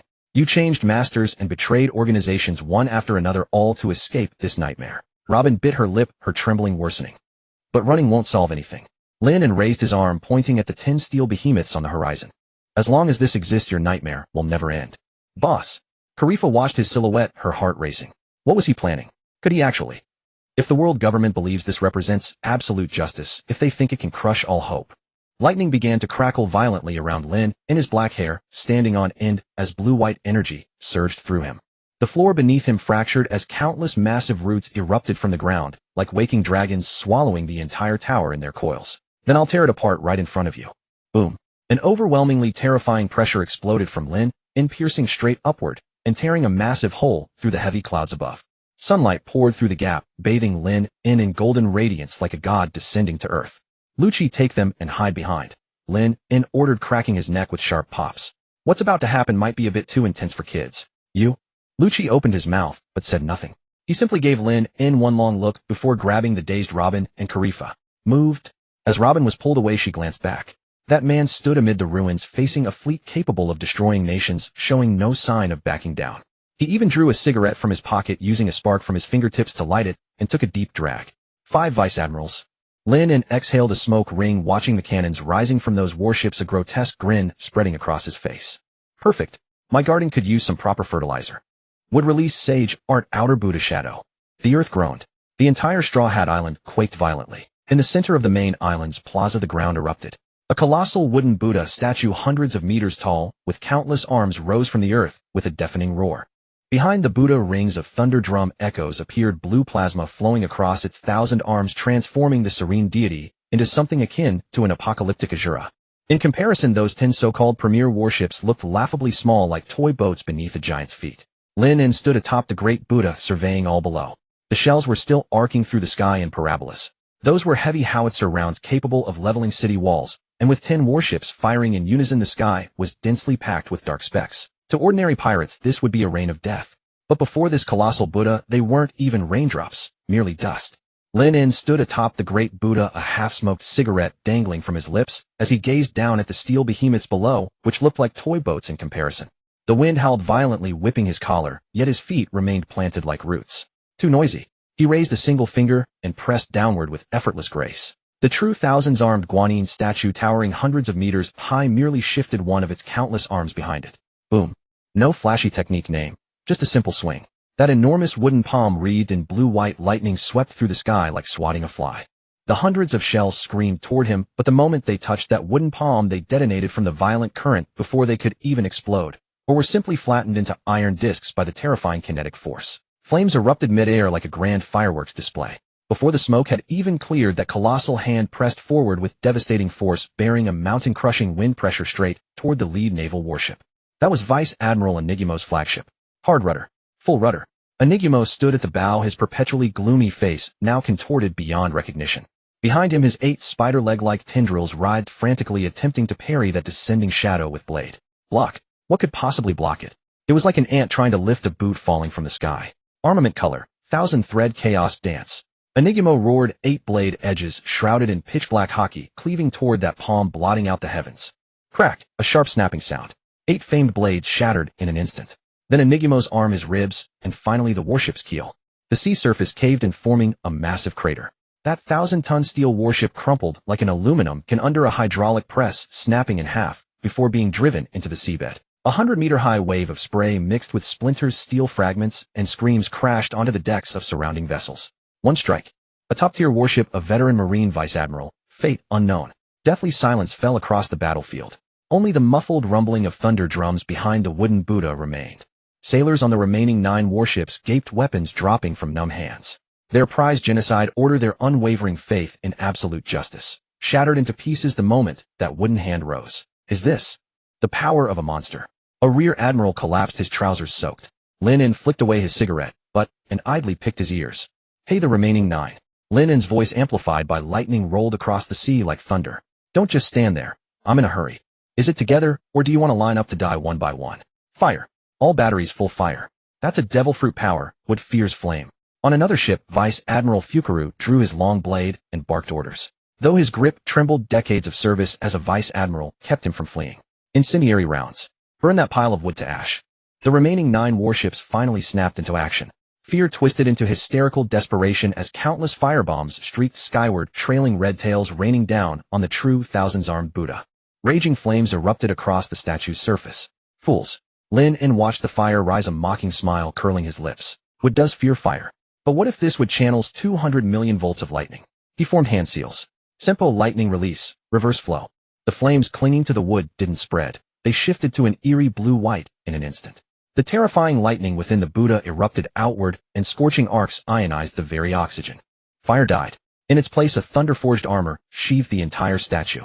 Now it's my turn. Lin En's eyes narrowed, palms slamming together. Countless arms behind the Buddha began rotating, a display of pure force, each movement whipping the air into visible cyclones. Top transform Buddha, thunder god Gatling. No clever techniques. Just fists. Hundreds, thousands, tens of thousands of fists. Each fist armored in black hockey, each wrapped in high-voltage lightning. Rumble. The sky seemed to collapse. Dense fists rained down like a meteor shower. The ocean wailed as superheated water vaporized instantly, shrouding the sea in white steam. Through the fog came only explosions and the groaning of twisting metal. Vice Admiral Doberman barely leapt from his ship when a massive wooden fist crushed down upon him. His prized hockey defense tore through like paper, driving him into the deep seabed. Vice Admiral Shikoku sliced with sword energy, hoping to carve an escape. But for every arm severed, 999 more followed. This was unreasonable firepower saturation. This was pure violent aesthetics. Above the ruins of the Justice Tower, Lucci leaned against a broken wall, watching the divine punishment unfold. The cold-blooded assassin who preached dark justice felt like a stumbling child. Is this an ancient weapon? Califa wrapped her coat tightly, lips pale. No. Robin stood at the forefront, the gale tangling her black hair, yet she didn't blink. She watched warships, representatives of her childhood nightmares, crushed into scrap. She saw that once unassailable justice wailing beneath the wooden Buddha. The cage that had confined her for 12 years lay shattered. He's not an ancient weapon. Robin's lips curled slightly, tears escaping uncontrollably. He is an unreasonable gardener. A gardener who uproots rot. 5 minutes. Only 5 minutes had passed. Lin stopped moving. The once raging sea had been filled flat. Literally filled flat. The surface was piled high with shattered planks, twisted steel, and countless floating marine uniforms. Those 10 warships representing the pinnacle of marine combat power were reduced to floating garbage. The true thousands-armed Buddha still stood in the sea, though half its arms were gone. They had snapped from overextension. But it didn't matter. This kind of consumable could be regrown effortlessly. He released the wood person mode and appeared on the deck of the number 2 unit. The number 2 unit sat anchored in the safe zone, untouched except for a splash of water. Done. Lin brushed with dust from his hands, as though finishing morning exercise. Just a bit rough on the hands. The hardness of this wood is still lacking. I need to mix in some iron or next time. No one spoke. Lucci, Califa, and even Spandam and his son tossed in the corner all stared at him, as though looking upon a monster. You wiped out the entire genocide order. Spandam collapsed, his old face drained of color, half his dentures fallen out. Do you have any idea what you've done? The world government won't let you go. An admiral. A marine admiral will come at once. An admiral. Lin walked up to Spandam, squatted down, and grinned at the old fox. I was looking for them anyway. But since they're late, I'll trouble you to deliver a message for me. Lin pulled a special den mushy from Spandam's pocket. He dialed a number. It was the exclusive channel of the Marshal's headquarters in Marineford. Moshi. A serious voice came from the other end, sounding like Fleet Admiral Sengoku. Hey, old man Sengoku. Lin's tone was casual. It's Lin. Yes, the same good Samaritan who dismantled your gate of justice for firewood. A silence of 2 seconds followed by a table slam and a roar. Lin. What did you do on Water 7? Strobeli reported that you. Lower your voice, old man. High blood pressure leads to strokes. Lin held the receiver farther away. Consider this notification. Your genocide fleet has been received. However, the quality was poor. All defects shattering on contact. I suggest changing suppliers next time. You. Also. Lin's voice turned cold. Tell those 5 obsolete elders this Califa is my private property and Robin is my employee. Anyone who dares entertain thoughts of dissection, research, or elimination again. Lin glanced back at the smoking wreckage of the warships behind him. Next time these 1,000 hands won't crush ships. They'll flatten the floors of Mary Geos. Sengoku is probably already popping blood pressure pills by now. The transponder snail was casually tossed back to Spandam, the old man trembling like a late-stage Parkinson's patient, too afraid to answer what was clearly the fleet admiral's call, leaving the receiver swinging against the deck. Lin stretched lazily, his spine crackling like a string of popping beans. That true several thousand hands attack earlier was satisfying, no doubt, but the physical toll was equally real. His stomach chose that exact moment to growl. Although the Unit 02 could fly through the sky, cruise the sea, and even ram through things like a tank, it was after all only a hastily cobbled together wooden construct. The deck was rock hard, the chairs were rock hard, and there wasn't a single decent cushion to be found. This thing was fine for getting from point A to point B, but treating it as a long-term base. That was just asking for a broken back. This piece of junk ship gets a negative score for comfort. Lin plopped down on the gunwale, patting the wooden planks beneath him with disdain. There's not even a fridge. If I want an ice-cold cola, I have to generate the electricity myself just to chill it. Robin leaned against the railing, holding a ship's log she'd picked up from the ruins, the sea breeze lifting her bangs. Boss, you just single-handedly destroyed a fleet capable of annihilating a nation, and now you're complaining about the quality of life. Isn't that a bit too much of a flex? Life should have standards. Lin gestured toward Califa and Lucci, who were curled up not far away. Besides, we've got more people now. I can rough it, I'm a crude man. But our secretary here, worth over 100 million, can hardly sleep on hard wooden planks every day, can she? Califa, wrapped in that ill-fitting marine coat, visibly stiffened at his words. That elite agent coldness on her face had long since crumbled, replaced by a flush that mixed shame, indignation, and embarrassment. This is sexual harassment. She pushed at the bridge of her nose, but found nothing. Her glasses had been lost in the interrogation room. And besides, I never said I'd sleep with you. Oh, then where do you plan to sleep? Lin gestured toward the vast ocean. In the sea, eh? Califa was left speechless. All right, stop teasing her. Robin closed her book, a smile playing at the corner of her lips. So that's the reason we're heading to Water 7. Leave professional work to the professionals. Lin pulled a slightly damp cigarette from his coat. He didn't light it, simply held it between his lips. I can build ships, but I'm not a shipwright after all. I want a true flagship. One that can withstand the strain of my Thunder God engine and comes with a top-tier soft bed and a bathtub.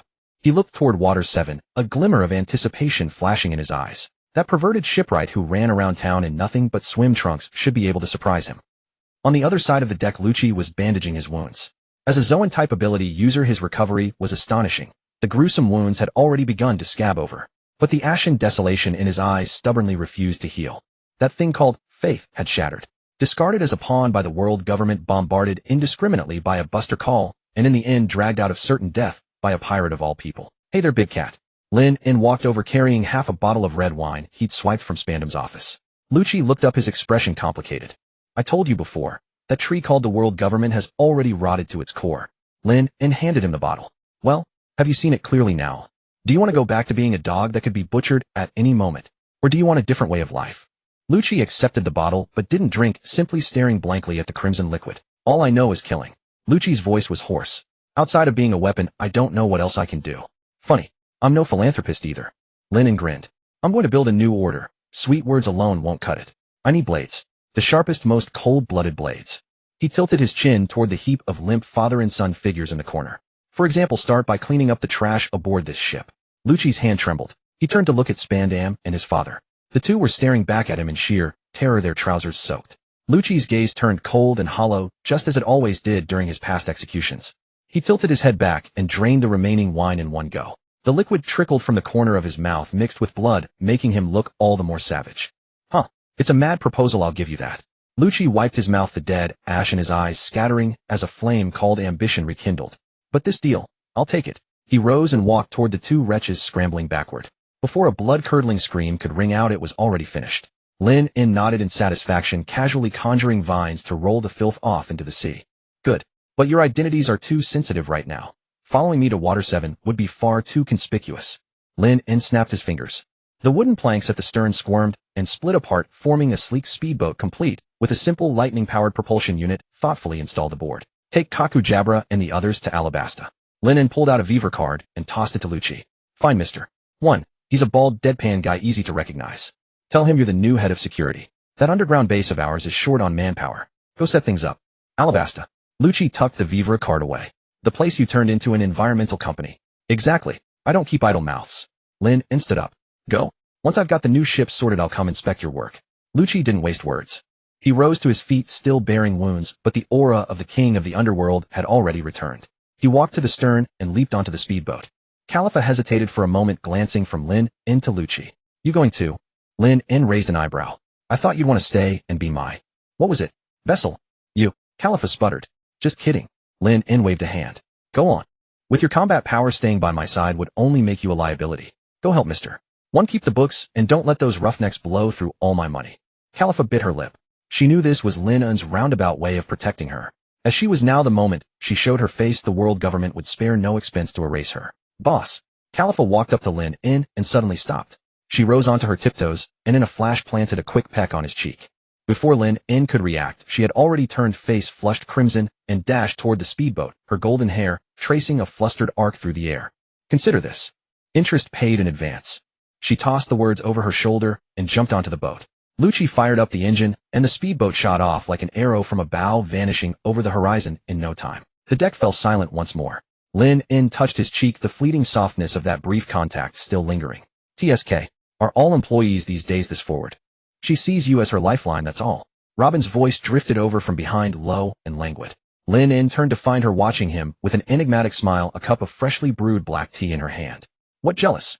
Lin In took the teacup and brought it to his nose. Smells sour. You're overthinking it, boss. Robin took a calm sip of her tea. I was just wondering.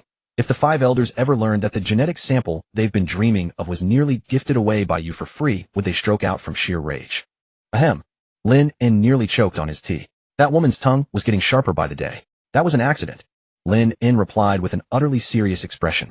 The moment just got to me, that's all. Oh, the atmosphere is rather nice right now too. Robin set down her cup and slowly stepped closer. She was more mature than Khalifa, and far more dangerous. Those deep dark eyes held countless secrets, along with a probing curiosity that seemed determined to see straight through Lin In. She reached out her fingertips, tracing the lines of muscle across his chest, exposed when his shirt buttons had burst during the earlier battle. Now that Khalifa's gone, doesn't the maintenance of the boss's personal property fall to me?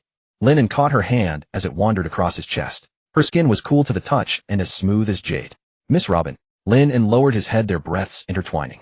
Playing with fire can lead to accidents. Robin let out a soft laugh, withdrawing her hand, and in the same motion smoothing his collar with practiced ease. Well, that depends on just how fierce the fire burns. She turned and walked toward the cabin, leaving Lin in with a lingering, meaningful silhouette. I'm going to rest. I was on edge the whole time, and now that I've relaxed, I'm exhausted. Oh, boss. She paused at the cabin door and looked back. I don't actually mind sharing a bed with you. After all, you were right. The planks really are hard. Bang. The door slid shut. Lin stood on the deck, buffeted by the cold wind, feeling the heat inside him not subsiding, but climbing higher by the second. These women. He shook his head helplessly and downed the rest of his tea in one gulp. All of them are demons. He looked ahead. On the distant sea, the shadow of Water 7's iconic towering fountain was already beginning to take shape. A bounty of $450 million on his head, plus a worldwide live broadcast-scale demolition operation like the one he'd just pulled off. The journey ahead was bound to make staying low-profile a pipe dream. But then again, Lin clenched his fist, feeling the surging power of lightning within him. In this world where fists decided everything low-profile was nothing but an epitaph for the dead. Frankie. A wild grin curled at the corner of Lin's mouth. You better keep those swim trunks on. An important client is coming your way. The number 2 was falling apart. This was no exaggeration.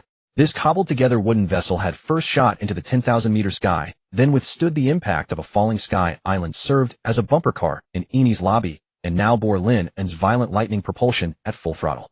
At this moment, it resembled an overburdened ox pushed to its limits, every plank emitting those grating creaks that set one's teeth on edge, as though it would disintegrate on the sea surface the very next second, dissolving into a drift of splintered firewood. Boss, if you don't slow down, we might end up swimming into Water 7, Robin said, closing her book and pointing to the water seeping through the deck gaps beneath her feet. Water stains had crept up to the edge of her high heels. Lin stood at the helm, a lit cigarette dangling from his lips, his expression entirely unbothered. What's there to fear? If it sinks, I'll just build another one. Despite saying this, he still dialed back the arcs dancing at his fingertips slightly. The rear thrusters gradually decelerated, and the number 2 dragged a long white wake as it glided slowly into Water 7's outer waterways. The city before them was genuinely spectacular. A massive fountain rose like an unfurled crystal umbrella above the skyline, while countless waterways crisscrossed between the tiered buildings like veins. The air carried that distinctive blend of sea salt and engine oil, a fusion of industry and ocean. Unlike the arid heat of Alabasta, the wind here brought a damp, cool breath. This is Water 7, the world's premier shipbuilding hub, Robin said, leaning against the railing and gazing at the bustling shipyards in the distance. They say the designs for the legendary Pluton originated right here. Pluton, Lin scoffed. Don't mention those outdated relics. The vessel I'm building will outclass Pluton in combat and surpass even a palace in comfort. He spun the helm and bypassed the official harbor inspection, navigating with practiced ease into a secluded waterway littered with scrap metal and rusted wreckage. This was Backstreet. Shipwrecks lay scattered everywhere, their rusted gears and skeletal frames sprawling along the shore like the bones of colossal beasts. A group of thugs dressed in garish circus clown attire crouched on abandoned shipping containers, smoking and playing cards. The sudden arrival of such a massive floating log caused quite a stir. The thugs paused, then their eyes lit up with opportunity. Hey, looks like we've got business. The leader was a square-jawed man in sunglasses with a mohawk, 2 curved blades hanging from his grip. He whistled sharply, and dozens of figures emerged from the surrounding rubble, armed with saws, hammers, and rocket launchers meant for dismantling ships. The Frankie family. These local bullies of Water 7 made their living tearing apart pirate vessels and extracting protection money. The moment the number 2 touched dock and stabilized, iron hooks clanged onto its railings. Well, what a peculiar vessel. Pure wood. Square-jawed Zambai stepped aboard with a crowd of rowdy underlings in tow. He tapped the mast with his blade's flat side. A bit battered, but the timber looks decent. Could fetch a good price if we scrap it. His gaze shifted to Robin, and his eyes widened behind his sunglasses. What would you look at that? A real beauty. Zambai grinned, revealing yellowed teeth. Beautiful, we're taking this ship. As for you, how about joining me for a drink? This area's rough, without our protection. He never finished. The man who'd been facing away had turned around. Lin flicked away his cigarette and regarded them with open contempt. You scavengers. Zambai's fury ignited at such disdain. You bastard. I'm Zambai of the Frankie family. We run this Backstreet. Whether pirates or marines, everybody pays toll here. Oh, extortionists. Lin nodded. Quite practiced, aren't you? He lifted his foot and gave the deck a gentle stomp. Without warning, the calm water beside the hull erupted. Thick wooden vines shot upward like hunting sea serpents. What the? Before Zambai could react, a vine wrapped around his ankle and hoisted him upside down into the air. Screams erupted one after another. Those dozens of swaggering thugs were instantaneously bound into tight bundles by vines dangling from abandoned cranes along the shore like strips of curing meat. Lin brushed dust from his trousers. Robin, make a note. He pointed at Zambai swinging helplessly overhead. When we negotiate with their boss, we'll factor in compensation for emotional distress. Robin smiled and nodded. Very well, boss. Though given local prices, the collective value of these men might not even cover the cost of your cigarette. With blood rushing to his head, Zambai finally made out Lenin's face. He'd seen it in the morning papers. The madman who reduced Eni's lobby to rubble and smashed the marine fleet like toys. You're the wood fiend god. Zambai's voice cracked with primal terror. How did you get here? Didn't the Navy say you went to the New World? If Navy intelligence were reliable, pigs could climb trees. Lin approached the bow, looking down at him. Cut the chatter. Send out that naked bastard. Naked? Bastard.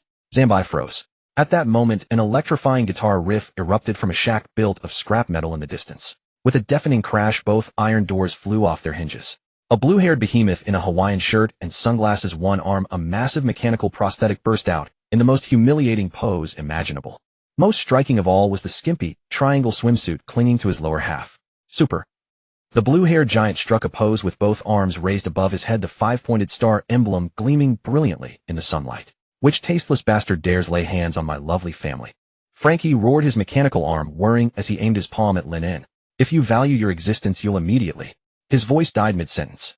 Because he spotted the man standing at the bow, and behind him a massive wooden throne woven from countless vines rising slowly into view. Lin sat upon the throne, legs crossed, idly spinning a gold coin. Frankie. Lin surveyed the cyborg from head to toe, his gaze lingering on that swimsuit.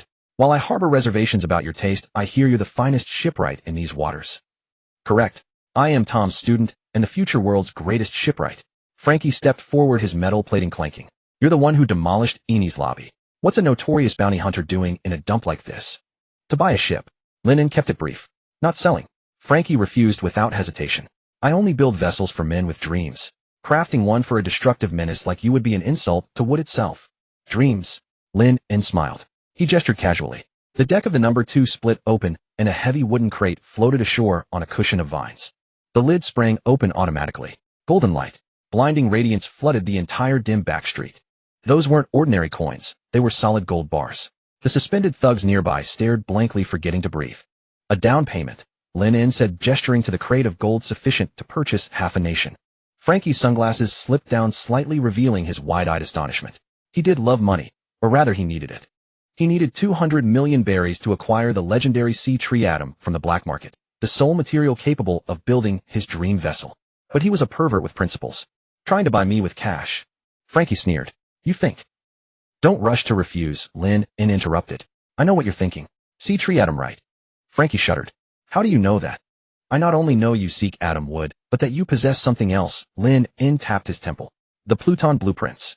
The atmosphere instantly crystallized. Even Zambai and the others previously watching the spectacle fell silent. Frankie's demeanor shifted dramatically. His carefree bravado vanished, replaced by dangerous wariness. The skin on his left hand peeled back, revealing a gun barrel. Are you a world government dog? Frankie's voice turned to ice. I'm in demolition, Lin replied, gesturing behind him. I demolished Eni's lobby. What would I want with some obsolete schematics? Build an antique for display. He rose from the throne and descended, approaching Frankie step by step. With each step, the surrounding air grew heavier. What I want isn't some outdated relic like Pluton. Lin stood before Frankie, a full head taller than the cyborg. I need you to build a vessel capable of bearing the Thunder God, using the hardest wood in this world combined with my abilities. He extended his hand, a blue-white arc of lightning sparking from his fingertip as he touched Frankie's proud steel shoulder. A hiss echoed. Frankie's prized alloy armor actually reddened and softened in that instant. My power is too intense. Ordinary ships can't withstand it. Lin withdrew his hand, studying Frankie's astonished expression. What do you say, perverted shipwright? Dare you take this commission? To build a vessel that could crush this entire sea beneath its keel, eh? Frankie examined the molten dent on his shoulder, then glanced at the crate of gold. He remained silent for a long moment. Suddenly he grinned, a wildly exaggerated smile. Super. Frankie struck his signature pose, and tears actually streamed down his face. You may be a bastard, but that audacity, it suits me perfectly. He snatched up the entire crate of gold, hefting it onto his shoulder, without concerning himself with the weight. I accept this commission. But hear me now. If you can't handle a vessel I build, I'll personally dismantle it myself. Mary Geos, the Hall of Power. The air carried the fragrance of costly black tea, a stark contrast to the bloody subject under discussion. Marshal Sengoku's voice thundered from the golden den mushy, rattling the porcelain cups on the table. This is madness. That is Eni's lobby. A place the world government regards as its very face. Lin didn't just tear it down. He turned the Buster Call fleet into fireworks. That brute must be executed on the spot. I recommend dispatching Sakazuki or Borsellino immediately. No, count me in too. We must crush him in Water 7. The den, mushy mirrored Sengoku's furious expression as if spittle were about to fly from its mouth. The bald, sword-bearing elder wiped the blade with deliberate slowness, not lifting his head. Sengoku, you're too loud. This isn't about being loud. The Marine's prestige. Prestige. The curly-haired elder leaning on his cane cut him off. The moment the buster call was sunk, prestige was already gone. Now you want to send an admiral. What if we lose again? The line went silent for a second. There's no way we lose. If Sakazuki just. What by sinking Water 7 as well? The long-bearded elder rose and walked to the window, gazing down at the world beneath the clouds. Water 7 is the heart of the world's shipbuilding industry. The blueprints for Pluton haven't been found yet. We can't let that place become ruins. Besides, the blonde elder pointed at the photo on the table. An image of Lin standing atop the thousand-armed great Buddha. This power. Rather than destroying it, we might as well put it to use. Sengoku gnashed his teeth. You want to recruit him? He killed Crocodile and dismantled Eni's lobby. Crocodile was a worthless piece of trash. Dead is dead. The bald elder sheathed his blade with a crisp click. Conveniently, there's an empty seat among the 7 warlords. Letting the one who killed the previous occupant take over. That's perfectly in line with the rules. This is an order. The curly-haired elder's tone turned cold. If he's a mad dog, put a collar on him. If he's a monster, let him bite other pirates. The New World has been restless lately. Whitebeard and Red Hair are both making moves. We need a guard dog fierce enough to serve. The call was cut off unilaterally. The hall returned to dead silence. Who to send? Kazan. The sword-bearing elder poured himself a fresh cup of tea. That one's lazy, but when it comes to this kind of recruitment, Sakazuki would only turn it into a war. Tell Kazan if Lin refuses. A cold glint flashed through the elder's murky eyes. Then execute him on the spot at any cost. Water 7, the abandoned warehouse of Dock 1. The noise level here now was enough to rupture an ordinary person's eardrums. The screech of electric saws, the clang of hammers, and some heavy metal rock music all blared together. Super. Frankie, wearing nothing but a pair of swimming briefs, stood on the massive keel frame, blue sparks spraying from the welding torch in his hand. His whole body was covered in machine oil and sawdust, yet his face was written with fervor. Hey, you electric discharging bastard. Frankie pushed up his goggles and hollered below. Treasure tree atom is definitely hard enough, but you want to embed lightning circuits inside the hull. That's insane. Ordinary wires can't handle your voltage. They'd burn to ash in an instant. Lennon was sitting on a pile of scrap iron holding a chilled bottle of cola. Robin sat beside him, elegantly flipping through a book on ancient weapons with cotton stuffed in her ears. Who said anything about using wires?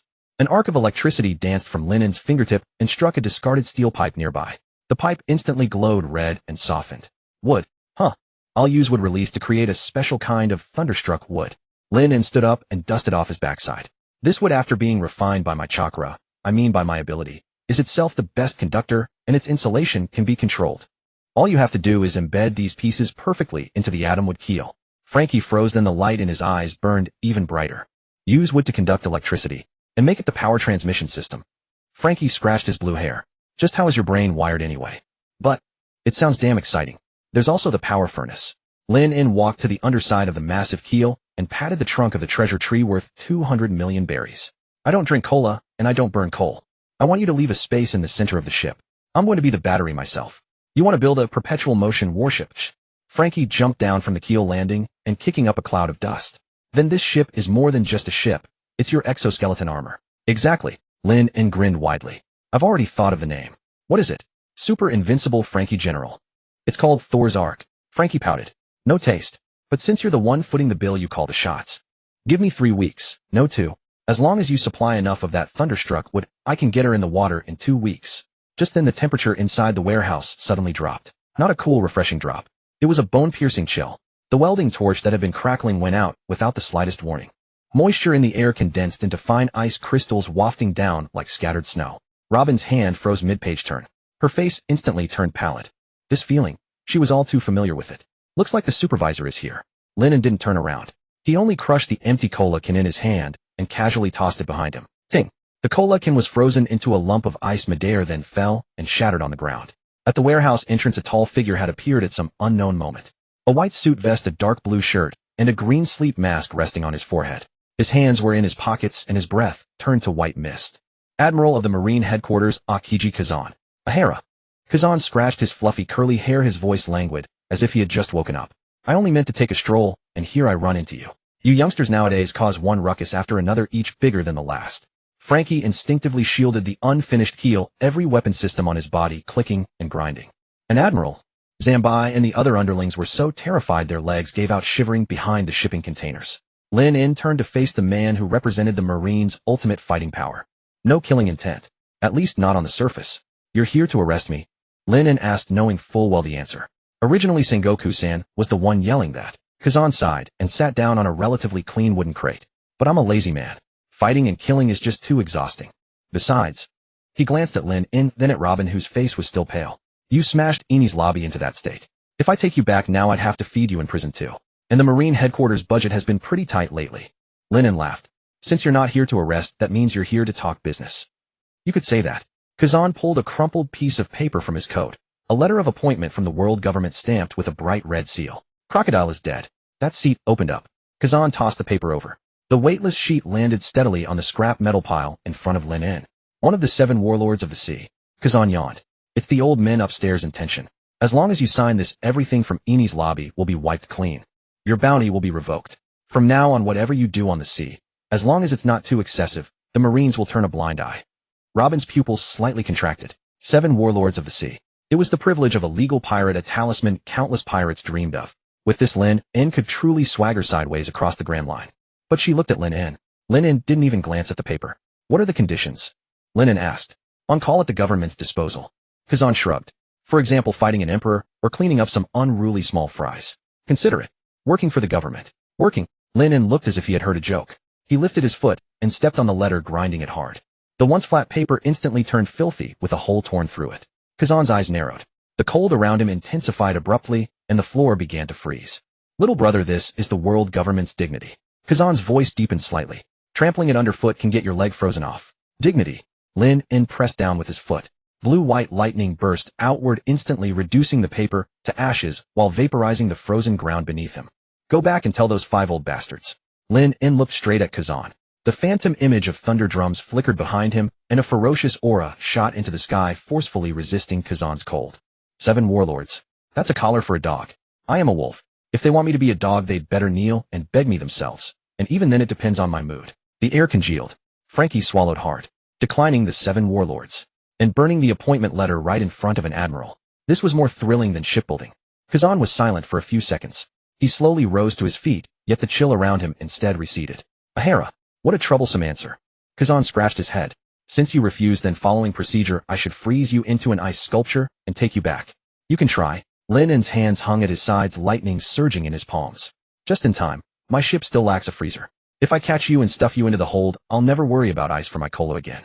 Kazan blinked, then actually broke out laughing. Capturing an admiral to use as a refrigerator. Your ideas are even wilder than your guts. He turned and waved a hand. Forget it. I didn't eat breakfast today, so I don't have the energy to fight. And besides, he glanced at Robin. Since the seed of O'Hara hasn't died out, yet let me see what kind of flower it can bloom. Kazan left just as cleanly as he had come, suddenly without warning. Only after his figure vanished through the warehouse door did the suffocating cold fully dissipate. Phew. Frankie plopped down on the ground, wiping cold sweat from his forehead. You lunatic. You actually wanted to fight an admiral. It's only a matter of time. Lin In dismissed the lightning and glanced at the ashes on the ground. But not now. If we fought, I'm afraid I'd wreck my new ship. He turned to look at Robin. Robin's hands were still trembling faintly. Facing one of the men who had once destroyed O'Hara, it was impossible for her to stay calm. Lin In walked over, reached out, and pressed his hand firmly onto her head, ruffling her hair. Don't be afraid. I told you I won't be a dog. Once the ship is done, if that bicycle-riding guy dares to come loafing around again. Lin In pointed at the keel being built. I'll hang him from the bow as a mascot. Robin looked up at Lin In's arrogant face, and the gloom in her heart suddenly dispersed quite a bit. Boss. Mascots are usually cute animals. Robin smiled. Admiral Akiji's looks are a bit too hastily sketched. True. Lin In rubbed his chin. Then should I hang you up instead? Boss, would you have the heart? Ha ha ha. Lin In roared with laughter, then turned and kicked Frankie, who was still dazed. Don't just stand there. 2 weeks. I want to see my Thor's Ark launched. If you delay me from going to the new world, I'll dye those briefs of yours pink. Super, you pervert. Frankie let out a wail and raised his welding torch again. Meanwhile, Kazan, who had just walked out of the shipyard, pulled a din mushi from his coat. Moshi Sengoku-san. How did it go? Did he sign? Oh no, he didn't. Kazan gazed at the distant sea, his tone relaxed. Not only did he not sign, he burned the appointment letter. He said the warlord title is a dog leash, and he won't wear it. The sound of Sengoku crushing a teacup came through the line. That bastard. However, I didn't make a move. Kazan cut off Sengoku's roar. His ability is quite interesting. Also, he seems to be building something extraordinary. Water 7 is too fragile right now. Once a fight breaks out, the whole island will sink. Then we just let him stay so arrogant. Don't rush. Kazan mounted his bicycle parked by the shore. With a fingertip touching the water surface, an ice trail extended into the distance. Since he won't be a dog, raise his bounty a bit more. Let this sea bite him. As for whether he can survive, Kazan pedaled the bicycle, gradually disappearing into the sea mist. Then it all depends on whether this wolf's teeth are sharp enough. The backstreets of Water 7 had become a forbidden zone for the past half-month. The relentless hammering day and night, the screeching noise of saws cutting through hardwood, and the occasional thunderous explosions had turned this once chaotic shipyard into a minefield that no outsider would dare approach.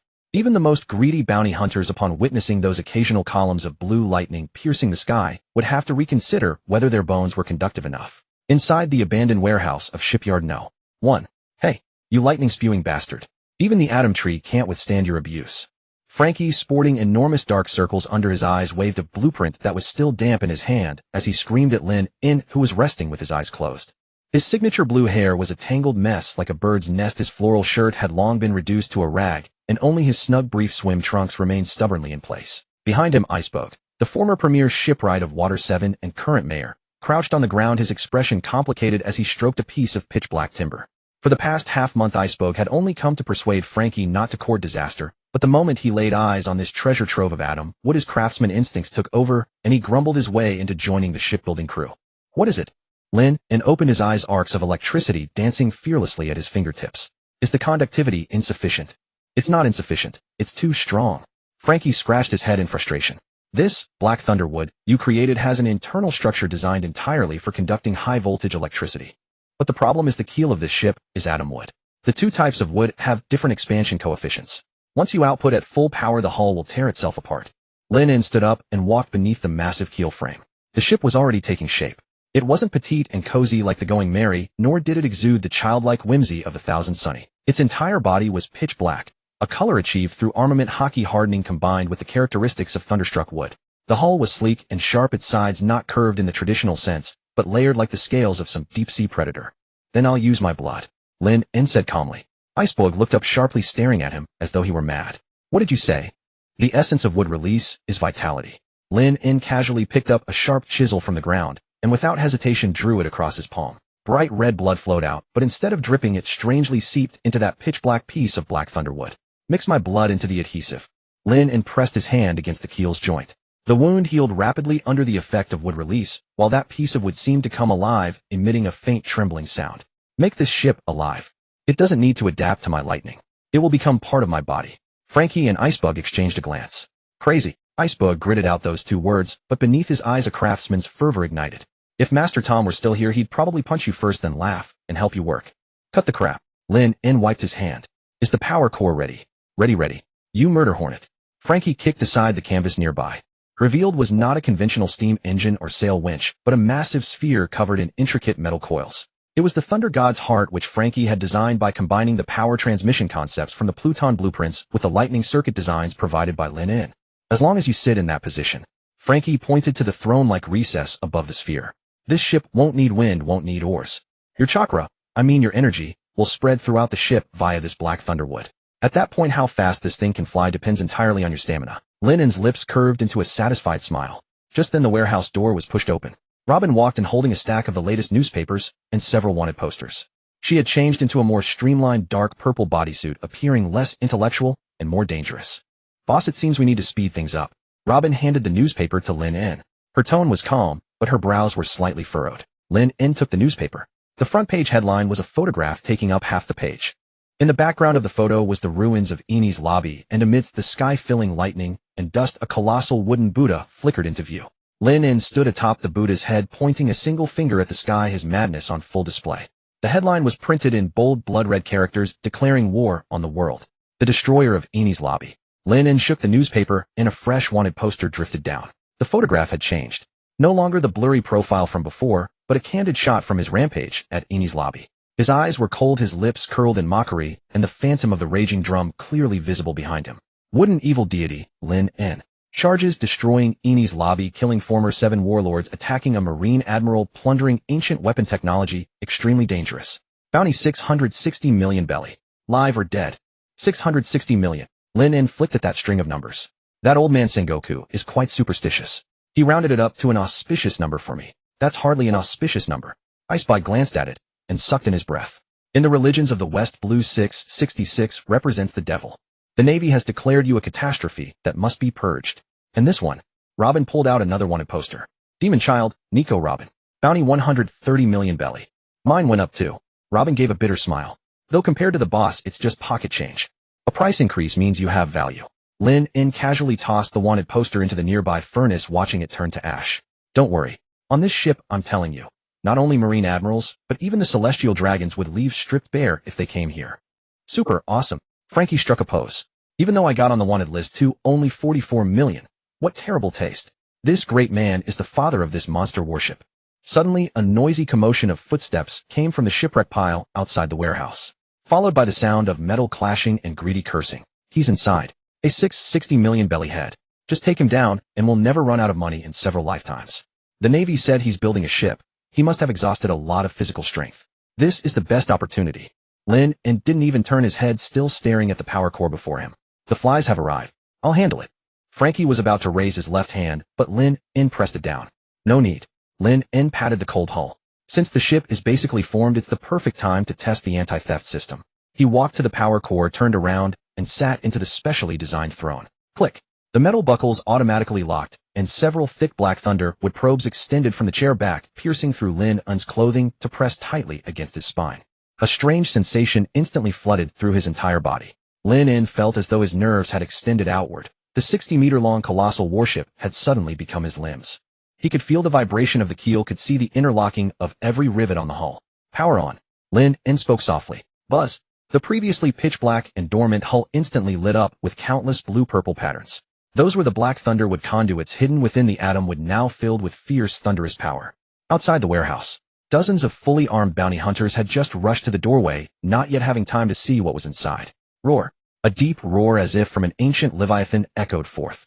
That was no creature's cry. It was the roar of air being instantly torn apart by high-voltage electricity. Immediately after, a blinding ring of lightning swept outward in a fan shape from the warehouse as its center. There were no screams, because the speed was too fast. The swords and blades in those bounty hunters' hands instantly melted into molten iron. Their bodies struck by high-voltage electricity, they went rigid and charred in an instant, then flew backward in neat formation, like bowling pins, tracing smoky parabolic arcs through the air before plopping into the sewers below. The world fell silent. Inside the warehouse, Frankie's sunglasses slid down to the bridge of his nose, his mouth agape wide enough to fit a fist. This is only 5% output. Lin En rose from the throne, the lightning behind him slowly receding. The response speed is acceptable, but there's still latency in conductivity efficiency. Icebug, there's no need to install the sail system. Huh. Icebug hadn't yet recovered from the shock just now. I said no sails needed. Lin En stroked the ship's rail, still warm to the touch. This ship doesn't need to borrow the wind. It is the storm. He walked to the bow, gazing at the empty figurehead position. Frankie compressed the remaining work to 3 days. 3 days? Kill me instead. Frankie stomped his foot. The interior isn't done. The paint job isn't done. And the toilet, the bathtub with surf massage function you wanted, hasn't arrived yet. Then we'll install it as we go. Lin En turned around, his gaze passing through the warehouse door toward the turbulent sea in the distance. His observation, Hockey sensed it. An extremely powerful aura was approaching Water 7 without any concealment. That aura was not lazy and cold like Kazan's, but like a burning inferno full of righteousness and dominance. That's... Robin's expression changed. This oppressive feeling. An old acquaintance has arrived. Lin En twisted his neck, producing crisp cracking sounds. Since the Navy hasn't learned its lesson and sent a tougher bone, that's perfect. A vicious smile curved Lin En's lips. Let's use this Fenrir's maiden voyage to see this Navy hero off. Fenrir. Frankie paused. The demonic wolf from legend that can devour gods. This name. It's a bit Chinibu, but it's kick-ass. A name is just a designation. Lin En grabbed a bucket of paint and casually painted a ferocious wolf head emblem on the bow. What matters is that from today onward the rules of this sea are going to change. On the distant horizon, a massive warship bearing a dog-head figurehead was cutting through the waves. On deck, a white-haired old man wearing a dog-shaped hat was eating senbei while raising a black iron sphere far larger than a human. Puhaha. Is that brat right there? Garp's loud laughter could be heard from several nautical miles away. Then let's go say hello. Boom. The massive iron sphere launched from his hand, carrying a sonic boom, cloud heading straight for Shipyard No. 1. The The black iron sphere larger than a house tore through the air with a thundering sonic boom, compressing the atmosphere like glass on the verge of shattering. In an instant the roof of the abandoned warehouse at Dock 1 was ripped away and sunlight came crashing down mixed with dust like a storm. Damn it! My masterpiece hasn't even been painted yet. Frankie shrieked, clutching his head, his mechanical eyeballs bulging nearly out of their sockets. This thing packs enough brute force to sink an entire island. Run! Iceberg's face turned ashen. He still clutched the carpenter's mallet he used for fine-tuning the keel, his legs as heavy as if filled with lead. In the face of destruction on this scale, humans were as insignificant as ants. Run! Lin sat on the Thunder God's throne, which was linked to the entire ship's nervous system without even lifting an eyelid.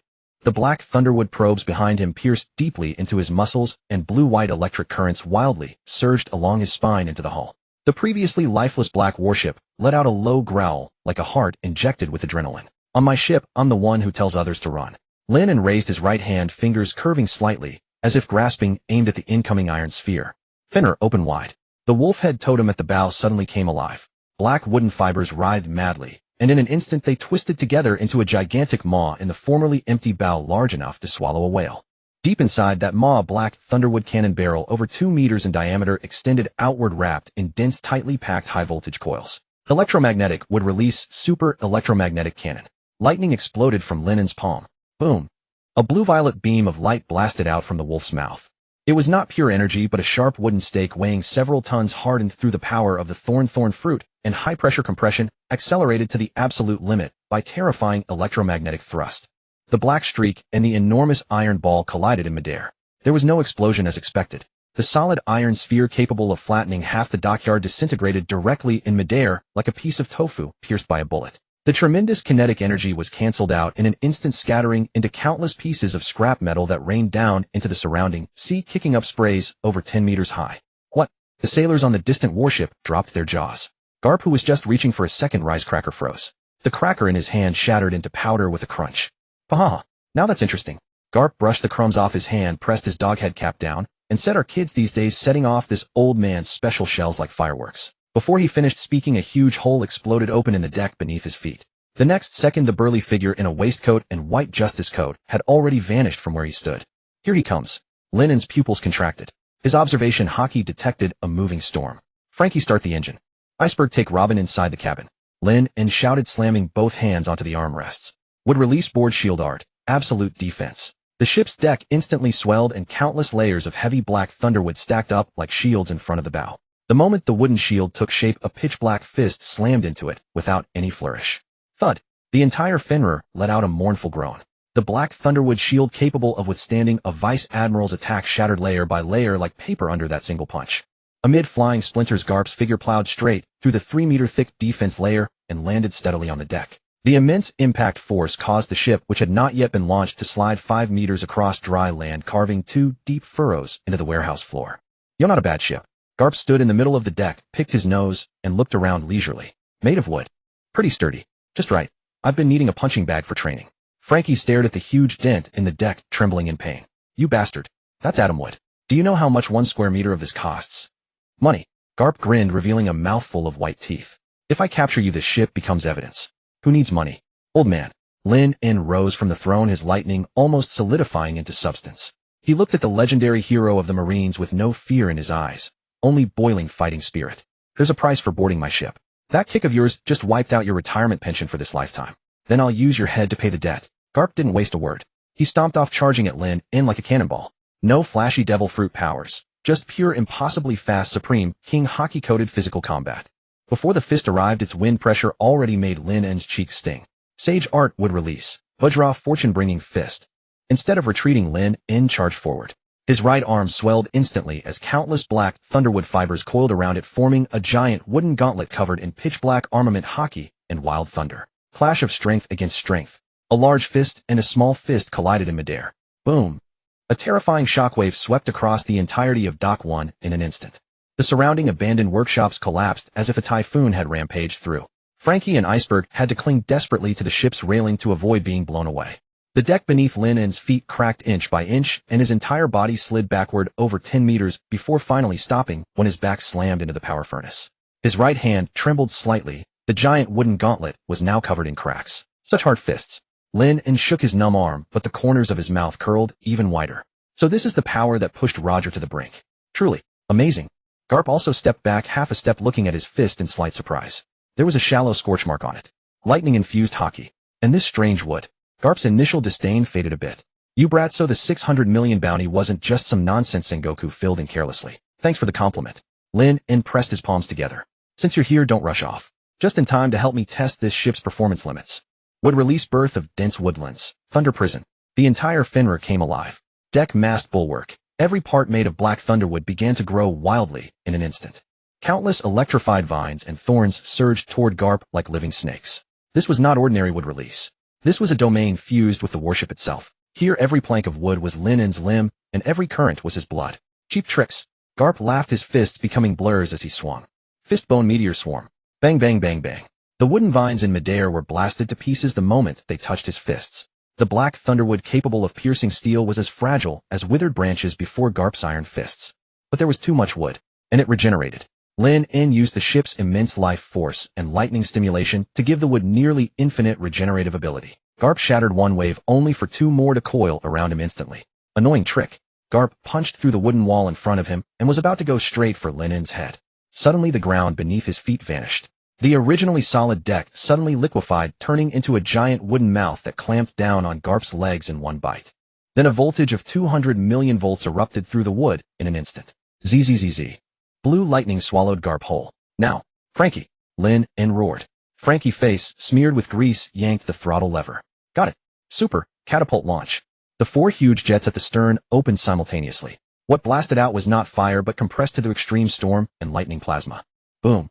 The enormous recoil thrust the Fenrir forward like a mad dog whose tail had been stepped on, smashing straight through the warehouse wall and carving a road to the sea across the land. Wah! Slow down. My waist. Iceberg screamed, clinging to the mast. Running. Garp roared from within the lightning. He was covered in black smoke. His well-tailored suit had been electrocuted into rags, and his hair had puffed into an afro. But he didn't seem seriously injured. If anything, he was even more excited. His biceps bulged as he pried open the wooden mechanism biting his legs. Stop right there. Garp slammed his fist onto the deck. Crunch. The entire ship shuddered violently, and the rear thrusters were nearly shaken off. The immense force traveled through the hull, jolting the warship that was currently racing at full speed. This old monster actually wanted to use brute strength to pin down a ship accelerating at full speed. In your dreams. A hint of ruthlessness flashed through Linen's eyes. He leaped from the throne, and the phantom thunder drum behind him solidified in an instant. Robin. Throw him off. Robin, hiding by the cabin door, struck, immediately crossing her arms. Thousand Blossoms giant tree. Countless arms sprouted around Garp's feet. They couldn't hurt him, but they grabbed his ankles instantly and yanked outward with all their strength. That force was negligible to Garp, but it was enough to distract him for a split second. And in that split second, Lin had already appeared in front of Garp.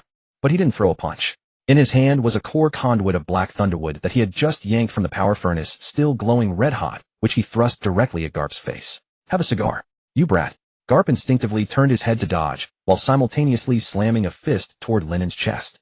Bam! Linen's chest caved in instantly, and his whole body flew backwards, smashing through the captain's cabin door. But even as he was hit, a triumphant wild grin curled at the corner of his mouth. Would release spring ejection art. The section of deck beneath Garp's feet suddenly sprang up like a spring. That was the real killing move. Using the recoil from Garp's punch combined with the ship's own high-speed vibration, the specially made deck acted like a catapult and hurled the hero of the Marines who had lost his footing straight into the air. Go! Lin climbed out of the wreckage, spat out a bloody wad, and viciously slammed the red emergency acceleration button. The Fenrir let out a roar. With that extra push, it finally charged off land. Boom! The massive hull crashed into the sea, kicking up waves 100 meters high. The moment it hit the water, the formerly clumsy warship turned light and nimble. The contact between black thunderwood and seawater triggered a wonderful chemical reaction. The electric currents on the hull surface electrolyzed the seawater, producing countless bubbles that greatly reduced drag. See, old man. Frankie stood at the stern, pulling down his shorts. No weight, waving the wrench in his hand, striking an outrageously cocky pose at Garp in the air. Garp flipped in midair and landed steadily on a pile of rubble by the shore. Watching the black warship already leaving after images on the sea moving at an absurd speed, he touched his singed beard. Paha! They're fast. Garp took a squashed pack of rice crackers from his pocket, poured them into his mouth, and crunched them loudly. Vice Admiral Garp. Should we chase? His adjutant Bogart ran over, drenched in sweat. The warship's main cannons are still within range. Chase my ass. Garp looked at his still numb fist, a sharp gleam flashing in his eyes. That kid's hockey is still green, but this ship is a bit troublesome. At that speed, our warships can't even get a taste of its exhaust. He turned and looked at the mess that was Doc 1, then laughed heartlessly. Tell Sengoku I did my best. But that slippery brat got away. Also tell him to reimburse me for this suit. It was expensive. Out on the open sea the Fenrir was tearing along. This speed was simply unreasonable. Without sails relying entirely on lightning-driven jet engines, the ship seemed to be flying just above the surface. On the deck, Lin In lay spread-eagled, the depression in his chest healing visibly under the nourishing vitality of wood release. Cough. Is that old man's fist made of sea stone? Lin In rubbed his ribs, which still ached faintly. That punch just now. If he hadn't created a buffer layer with wood release at the moment of impact, his heart might have been blown apart. Boss, are you all right? Robin walked over with a towel, a smile in her eyes as she looked at Lin In's sorry state. Throwing a marine hero off a ship, that's a feat worthy of history. That's not a feat, that was a humiliating scene. Lin In took the towel and wiped the blood from his face. Still, this trip wasn't a loss. At least the ship is safe. He patted the deck beneath him. The Fenrir rose and fell with the waves, and the sensation of being connected by blood grew even clearer. Boss. Frankie popped his head out of the engine room, ecstatic. Power output is stable. This thing is a monster. That launch just now didn't even overheat the core. As long as the battery can hold out, we could even ride up the red line. Don't get ahead of yourself. Go repair the deck. Lennon gave him a dismissive glare. And install my bathroom. All that fighting left me drenched in sweat. Tisk, a capitalist who orders people around. Frankie grumbled and ducked back inside. Iceberg stood at the railing looking at the water, 7 gradually disappearing from view, his expression complicated. I'm not going with you. Iceberg suddenly spoke. Lennon sat up. What? Afraid of being implicated? I'm the mayor. I can't abandon my city. Iceberg turned around, pulled a stack of blueprints from his bosom, and tossed them to Lin In. This is the ship's maintenance manual and the original design drawings. Lin In caught the blueprints and raised an eyebrow. What do I need these for? I can't use them. Just a keepsake. Iceberg smiled, pointing to a small boat nearby. Take good care of Frankie. That guy may be a pervert, but when it comes to shipbuilding, he's a genius. After saying this, Iceberg jumped into the small boat and started the engine. Hey, Iceberg. Frankie rushed out, his eyes red. You're leaving just like that. Not even a hug. Super cold-blooded. Get lost. Who'd hug a pervert in underwear? Iceberg cursed without looking back, but there was a tremor in his voice. Lin In watched the departing boat, then looked at the vast, boundless ocean. All right, emotional moment's over. Lin In stood up, his injuries fully healed. He walked to the bow, the sea breeze rustling his coat. Robin, which direction does the log pose point? Robin glanced at her wrist. To a troublesome place too, the Florian Triangle. Yo, what a coincidence. Lin In curled his lips into a playful smile. I heard there's a warlord of the sea there who likes playing corpse parties. Perfect. My ship still needs a few tireless laborers. Full speed ahead. Target thriller bark. The Fenrir raced across the sea surface, its sails furled, propelled solely by the violent thrust of its lightning engine. Frankie, bare-chested on the deck, hammered away with 2 nails clenched in his mouth, his words muffled as he grumbled, this black thunderwood is tough, but it still needs moisture treatment. Hey, you plant-based boss over there. Stop sunbathing and produce some resin. Lin In lay in the co-pilot seat of that thunder god throne, holding a new bounty. Notice his eyelids not even lifting at those words. I'm tired. I nearly had my heart, liver, spleen, lungs, and kidneys beaten out by Garp just now. I'm an injured man. Injured my ass. I saw you sneaking Robin Sand's sandwich. Frankie hurled his wrench onto the deck. And your injuries healed ages ago. That recovery speed is practically cheating. Robin sat beneath the sun umbrella, coffee in hand, smiling as she watched the 2 idiots bicker. Suddenly the Fenrir jolted violently, as though striking an invisible barrier. The tremendous inertia nearly flung Frankie into the sea. What's going on? Did we hit a reef? Lin In shot upright instantly, his observation hockey scanning outward like radar. Ahead, the previously calm waters churned violently. A colossal warship erupted from beneath the waves. Its black hull was draped with seaweed and barnacles, the figurehead carved like a coiled lizard. That vessel was not only massive but swift. It hadn't approached along the horizon. It surfaced directly from Lin In's path, like a submarine, clearly a premeditated ambush. This design feels familiar. Frankie adjusted his sunglasses.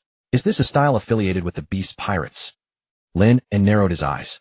On the opposing bow stood a towering man, 5 meters tall by rough estimation, clad in a dark fur coat, his face obscured by a strange mask, wielding an extraordinarily grotesque weapon. A long-handled scythe connected by a thick chain to a heavy iron ball bristling with spikes at its end. Most crucially, the aura emanating from this man was cold and viscous, like a cold-blooded reptile fixated on its prey. Lin In. The man's voice was shrill and piercing, laced with viciousness. Finally caught you. You bastard who killed that trash crocodile. Lin In picked his ear and turned to Robin. Who's this guy? A relative of Crocodile. Here for the funeral. Robin studied the man's attire and iconic weapon, her expression darkening slightly. Boss trouble. That's one of the current 7 warlords of the Sea Lizard King, Hanja. Rumor has it he's sworn brothers with Yonko Kaido, and he's a madman who specifically collects ancient species devil fruits. 7 warlords? Lin En's interest peaked. Another delivery service. Hanja had lost patience. With a flick of his wrist, the massive scythe carved a mournful arc through the air, while the chain ball at its other end screamed across dozens of meters, crashing down onto the Fenrir's bow. I've been hunting you for months. Hanja sneered. That sand user promised me 2 ancient species fruits as payment. Before I could even collect, you killed him. This debt I'm collecting from you. Huh. Lin En laughed in exasperation. So you're here to collect a debt. Find your real debtor in hell, not me. I didn't take your fruit. Cut the crap. Hanja's eyes gleamed with greed. Your head would fetch Kaido-sama plenty of fine sake. Besides, I hear you're a natural type. Perfect. My chain ball loves crushing natural types. Boom. The massive chain ball slammed onto the Fenrir's black thunderwood deck, splintering wood and carving a deep gouge. My atom wood. Frankie wailed. That's newly varnished decking. Using the chain's recoil, Hanja launched himself forward like a giant lizard, landing lightly on the Fenrir's gunnel. Is this your new ship? Not exactly impressive. Hanja licked his lips as his pressure erupted. Roar. A hoarse bellow echoed. Hanja's body began mutating rapidly. His frame swelled with corded muscle that tore through his fur coat. Though his height remained around 5 meters, his skin quickly encased itself in thick gray-green scales. Jagged bone spines erupted along his spine, and his hands transformed into razor-sharp claws. His face contorted, jaw elongating into a snout with protruding fangs, yet retaining hints of human form. Zoan type Raiwo Nomi, ancient species, Tyrannosaurus form. Though not as enormous as a giant, this 6 to 7 meter frame packed devastating explosive power. Become paste kid. Hanja wielded his scythe chain weapon as if it had a mind of its own. The scythe tore while the ball crushed one hard and one soft, cutting off all of Lin En's escape routes. Such rude guests. Lin En remained still, slowly raising his right hand. Would release log shield wall. Several pitch-black logs surged from the deck, interlocking into a semicircular barrier before him. Clang. The chain ball struck the log wall with a deafening metallic resonance. The black thunderwood merely dimpled, resisting shattering. What? Hanja paused momentarily. This wood. Harder than steel. Not yet. Lin En's voice echoed from behind the wooden shield. In an instant, the defensive logs transformed into a dozen thick vines, spiraling wildly up the chain toward Hanja's arm. Pathetic trick. Hanja sneered, spinning his scythe to sever the vines. But they were unnaturally resilient, their surfaces erupting with countless sharp wooden thorns. Wood release, thorn impalement. Splat. Despite the ancient species' thick hide, the spikes pierced between the scales. Hiss. Pain flashing in his eyes, Hanja growled. You underestimate the Lizard King. He drew a sharp breath, every scale bristling as black armament hockey enveloped his scythe and chain ball. Die? Spinning skull crusher dance. Hanja spun like atop his scythe and chain ball, creating a black storm of death. Vines shattered and the deck groaned under furrows carved deep. What a destroyer. Lightning flashed. Lin En vanished, reappearing directly above Hanja's spinning head. Clutching a freshly snapped black thunderwood staff crackling with high-voltage electricity, he declared, Since you're a lizard, go catch mosquitoes elsewhere. Don't trespass here. Lin En brought the staff down hard onto the storm's center, directly onto Hanja's skull. 200 million volts lightning strike, whack-a-mole. Boom. Terrible lightning surged through the staff into Hanja's brain. Even an ancient species' formidable durability couldn't withstand a direct 200 million volt strike to the neural center.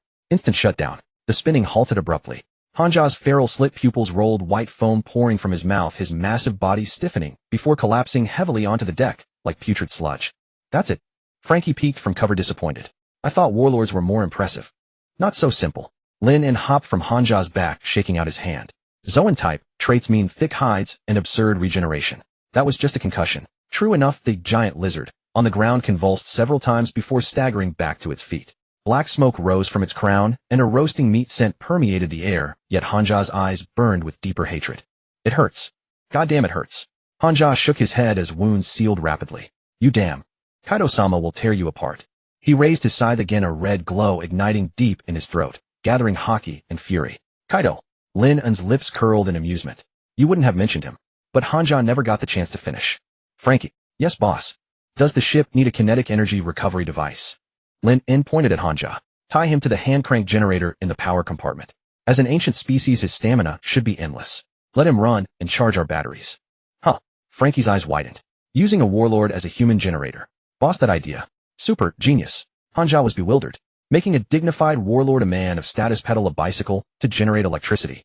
I'd rather die than suffer this humiliation. I'll fight you all. Hanja lunged forward. Slap. A hand gently pressed against his shoulder. Robin smiled as she activated her power. 1,000 flowers, giant tree strangle. Countless arms erupted, instantly binding the heavily wounded Hanja into a cocoon, while his strange scythe was disarmed and tossed aside. Save your energy, Mr. Lizard. Robin's eyes turned cold. Our boss has been in a bad mood lately. If you keep causing trouble, you won't even get to be a generator. You'll become fertilizer. Lin and kicked Hanja toward Frankie's feet. Take him below and properly train him. By the time we reach Thriller Bark, I want full battery charge. Frankie dragged the cursing Hanja toward the lower deck, humming a tune. Lizard brand engine, so eco-friendly and powerful. Lin and picked up the discarded scythe chain weapon and casually tossed it into the sea. What taste? No wonder they call him Lizard King. He turned toward the dark horizon. Kaido's sworn brother, huh? He stroked his chin. This grudge is sealed. Doesn't matter anyway. We'll fight sooner or later. Sea breeze swept through as the Fenrir accelerated once more. This time, however, a furious yet resigned roar echoed from below deck, joining the creaking of gears as the ship's new background melody. In the lower deck of the Fenrir within the power chamber, a deep rumbling echoed, not from mechanical engines, but from the violent panting of tearing flesh. In the darkness, a massive ratchet wheel spun wildly, its interlocking gears producing a piercing shriek of metal on metal. Within the human height drum, a colossal being encased in gray-green scales was forced into an unending sprint. Hurry up. The voltage has dropped below 200 million.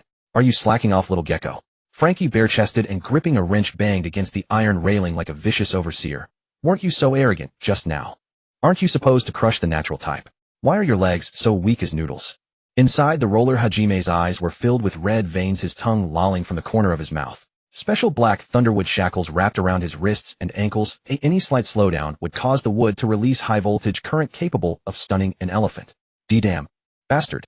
Hajime gasped broken curses from his throat as he ran. When Lord Kaido arrives, I'll chop you all into pieces to feed the fish. Save it. The lazy voice of Lin came through the speaking tube, overhead tinged with static. If Kaido finds out his cheap younger brother is being kept like a hamster, he'd probably bash your head in first out of embarrassment. Put in more effort. The fog ahead is a bit thick. Ooh, I need to turn on the high beams. I am the king of lizards, not a hamster. Hajime roared in tragic indignation, forcing his legs to move again. The roller's speed surged, and the gauge needle instantly hit the red zone. On the deck, Lin watchfully observed the two giant wolf-eye lamps at the bow illuminating like searchlights. The intense light pierced through the thick fog, dense as milk, yet still couldn't reach the end. This was the Devil's Triangle zone. No sunlight, no sea breeze, rotting wooden planks, and bones of unknown creatures floated on the sea surface. The air was filled with a stale, musty smell, like opening a century-sealed coffin. Over 100 ships disappear here every year. Robin closed the book in her hands, which told the legend of ghost ships, but reading it in such an environment was hardly conducive to sleep. No distress signals whatsoever as ships seemed to be swallowed by the sea hole. Everyone says ghostly souls float here. Ghostly souls. Lin leaned against his throne, playing with a gold coin in his hand. Then I'd better pray they don't come bother me. If it's some unknown magnetic field or ocean current, I might need to use my brain. But if it's ghosts. A blue arc of electricity sprang from his fingertips. Lightning is something extremely young and vigorous, specially effective against all kinds of impure things. Yo-ho-ho-ho. This young man speaks truly. A bizarre melody suddenly echoed from the depths of the fog. Accompanying that signature laugh, a dilapidated ghost ship with tattered sails silently slid out from the dense fog on the side. At the bow stood a skeleton with an afro holding a cup of black tea, his suit utterly tattered, his hollow eye sockets fixed straight on the Fenrir. Although I've lost my vocal cords, yo-ho-ho-ho. Frankie had just climbed up from the lower deck to get some air. Seeing this scene, his entire body instantly transformed into the famous painting, the scream, his chin directly crashing onto the deck. B-bones are talking. Super, terrifying. Robin also furrowed her brows slightly. Although she had seen much, a living skeleton still exceeded the cognitive scope of an archaeologist. Only Lin didn't even change his posture. Rum Pirates Brook. Lin's voice was calm. That stupid whale is still waiting for you at Twin Cape, ramming its head against the red line every day until its head is bloody. Yo-ho-ho-ho. Brooke's laugh abruptly stopped. The bone hand holding the black tea trembled violently, spilling the tea. His hollow eye socket stared fixedly at Lin, his voice changing tune. WH, what did you say? Laboon. You mean Laboon. Is it still alive? Is it still waiting for us? Alive and in good spirits. Lin stood up, walked to the ship's railing, looking down at him. When I came down from Reverse Mountain, I casually installed a wooden drill on its head. Otherwise, if it keeps ramming its flesh head down there, it'll kill itself before you even get back. A drill. Laboon. Brooke was completely stunned, but he understood the most crucial information. That skeleton body trembled violently. Two streams of clear tears, though there were no tears, slipped from its eye sockets. He threw down the teacup, spinning in place excitedly. This is great. This is great. Laboon. It still remembers us. It's still alive. After the excitement, Brooke seemed to remember his manners. He abruptly turned to Robin, bowing deeply. Ah, this beautiful lady, I am extremely excited. To celebrate this great news, may I appreciate your inner ZZZZT. A thunderbolt as thick as an arm struck from the sky, without warning, precisely hitting Brooke's afro. Wah, numbing. My bones are going soft. Brooke's whole body was smoking breakdancing on the deck. Watch your mouth. Lin retracted his finger and blew on the non-existent smoke. If you want to see that whale, then behave yourself first. On my ship, one pervert is enough. So cruel. But you're right. Brooke cried miserably as he adjusted his singed bow tie, yet his eyes were filled with an unprecedented brightness. As long as I can see Laboon again, I'm willing to do anything. At that moment, the sea surface ahead suddenly shook violently. The dense fog was pulled by a tremendous suction force. The originally calm ocean current suddenly became turbulent, like a surging river dragging both the Fenrir and Brooke's ghost ship forward. And at the end of that fog, a mouth, large enough to swallow an island, slowly opened. The two iron doors connecting heaven and earth were covered with sharp spikes. Behind the doors was bottomless darkness where huge spider webs and even larger shadows could be vaguely seen. Thriller Bark, the world's largest pirate ship and also the mobile fortress of Warlord of the Sea Gecko Moria. Oh no, it's that island. Brooke exclaimed in panic. He had just regained hope. He absolutely couldn't come to harm here. Hurry and turn around. Once we go and we can't get out, our shadows will be stolen. I still need to go back to see Laboon. Turn around, eh? Lin watched that giant gate slowly closing. Instead of frowning, the corners of his mouth rose in a ferocious arc. He turned around and kicked open the cover of the speaking tube leading to the lower deck. Hey lizard, it's the final sprint. Lin's voice spread throughout the ship. Use all the strength you have. If the power is not enough, I'll throw you into the sea to feed the sea kings.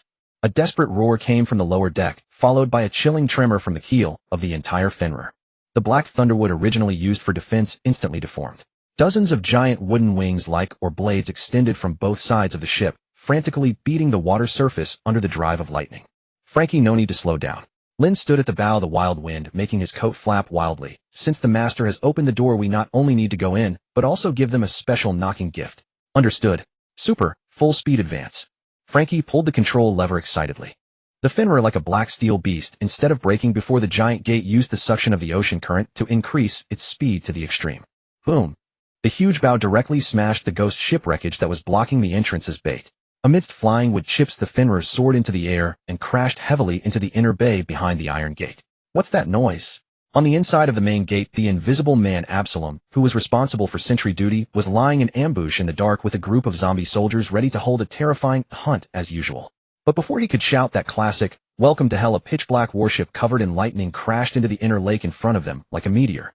The huge waves stirred up, directly swept those scarecrow zombies on the shore into the water. Someone broke in. What a fast ship. Quick, notify Master Moria. The surrounding zombies were in chaos. Lin stood on the swaying deck, his gaze sweeping over the spooky cemetery around and the huge, ancient castle in the distance. This place was simply a netherworld version of a theme park. Decayed foreign mansions, dead trees hung with corpses, and that lingering smell of corpse decay in the air. Environment is really bad. Lin covered his nose in disgust. Such a place can even be inhabited. That Moria guy really doesn't care. Careful. Robin suddenly spoke. Under the water surface, 3 huge dark shadows rapidly surfaced. Splash. The water splashed explosively. A giant hellhound with 3 heads burst out of the water, opening 3 blood-curdling mouths, biting towards Lin, Robin, and Frankie respectively. This was Cerberus, one of Moria's powerful zombie beasts. What a big dog. Frankie raised his right iron fist, wind cannon ready. No need. Lin didn't even look directly at that beast. He just raised his right foot and stomped hard on the deck. Would release tree bind, eternal burial. Crack, crack. The water surface around the ship suddenly boiled. Countless thick tree roots pierced out from the bottom of the water like spears. The speed was so fast that it even exceeded the reaction nerves of the hellhound. Poochie, poochie, poochie. The hellhound that was just full of vigor was instantly pierced through the body by more than 10 sharp wooden stakes nailed to death in midair like a ragdoll. It didn't bleed, only dry cotton and stitching threads were at the wounds. Woo-woo. The middle dog head let out a miserable wail, struggling desperately, but the hockey contained in those woods firmly suppressed its movements. The craftsmanship is too rough. Lin evaluated. It's just a large plush toy. He looked up at the tallest castle main building in the distance. His observation hockey was released without reservation, sweeping through the entire Thriller Bark like a storm. The top floor of the ancient castle. The huge onion head that was sleeping suddenly opened its eyes. Moria. Lin's voice, amplified by lightning, exploded over the entire island like rolling heavenly thunder, causing countless zombies to cover their ears and roll on the ground. Stop pretending to sleep there. Your old collie Crocodile has already gone down to take a seat. You a worthless dog that was made to cry by Kaido back, then shouldn't you also make way? Silence. The entire Thriller Bark fell into a brief silence. Immediately after, a furious roar came from the depths of the ancient castle. Who is it? How dare you mock this great me? Thousands of black bats flew out of the windows of the ancient castle, converging into a huge black human figure in the air. That was a shadow. Finally willing to show your head. Lynn twisted his neck, making a crisp bone sound. Frankie docked the ship steadily. Robin watched that skeleton behind and make sure he doesn't run away. Lynn stepped onto the ship's rail. With one step, the phantom of Thor's drum behind him appearing and disappearing. Since it's a Halloween party, it would be unacceptable if I didn't bring some gifts. He formed hand seals with both hands, the speed so fast that only afterimages could be seen. The surrounding air began to become hot. Among the originally thick, dark clouds in the sky, a blinding blue light suddenly appeared. That, boss. Frankie looked at the abnormal phenomenon in the sky and swallowed his saliva. You don't intend to sink this island, do you? This ship is still inside the island. Rest assured I know what I'm doing. Lynn grinned, revealing a row of white teeth, just unclogging the drains for Master Moria. Lightning released Chelan. Boom. In the sky, that mass of dark clouds seemed to be torn apart by an invisible giant hand. A huge Chelan auspicious beast completely composed of lightning and thunder poked its head out from the cloud layer. It roared with an aura of destroying everything, diving towards that spooky ancient castle. This moment, the darkness of the Devil's Triangle was as bright as day. As for whether Moria could withstand it, that was not a problem Lynn needed to consider. After all, he was here to demolish, not to renovate. The azure-white thunder beast tore through the perpetual dense fog of the Devil's Triangle, and with terrifying heat enough to vaporize the lake, it rammed headlong into that towering, sinister castle. There was neither suspense nor obstruction. Boom. The entire mainmast castle, like a tower of blocks viciously kicked by a giant, had its upper stories reduced to dust the instant they met the thunder. Immediately afterward, the shockwave from the explosion expanded in a ring, flinging countless zombies, who had been lying on the ground pretending to be dead, into the sky. A colossal wave dozens of meters high surged up from the Thriller Bark's inner lake, making the Fenrir, which had just steadied itself, creak and groan. Ea! My castle! My treasure! Amid the ruins, that enormous onion-headed figure finally emerged. Moria crawled out of the rubble in disheveled shame. His once exquisite Gothic attire had been burned down to a few tattered strips, and one of his iconic curved horns had been blasted off, still smoking black. Bastard!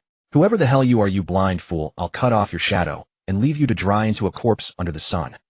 Moria roared in furious exasperation, slamming both hands downward. Shadow box. In an instant, the previously harmless shadows on the ground transformed into a solid black cage, attempting to entrap the arrogant figure standing at the ship's bow. Lynn didn't even glance at the surging dark shadows beneath his feet, nor did he lift a hand. Crackle! A blinding ring of electric arcs burst from the soles of his feet. The shadows that had just begun to coalesce the moment they met the blazing light of thunder hissed like snowflakes touched by vitriol and rapidly recoiled into nothingness. Those who play with shadows fear strong light the most. Haven't you learned even that much? Lynn stamped on the still smoking deck with an expression that said, you idiot. It seems you've spent too long in the first half of the Grand Line. Your brain has rusted. Are you that newcomer who's been making such a fuss lately, Lynn? Moria finally recognized who had come, his dead fish eyes narrowing into slits.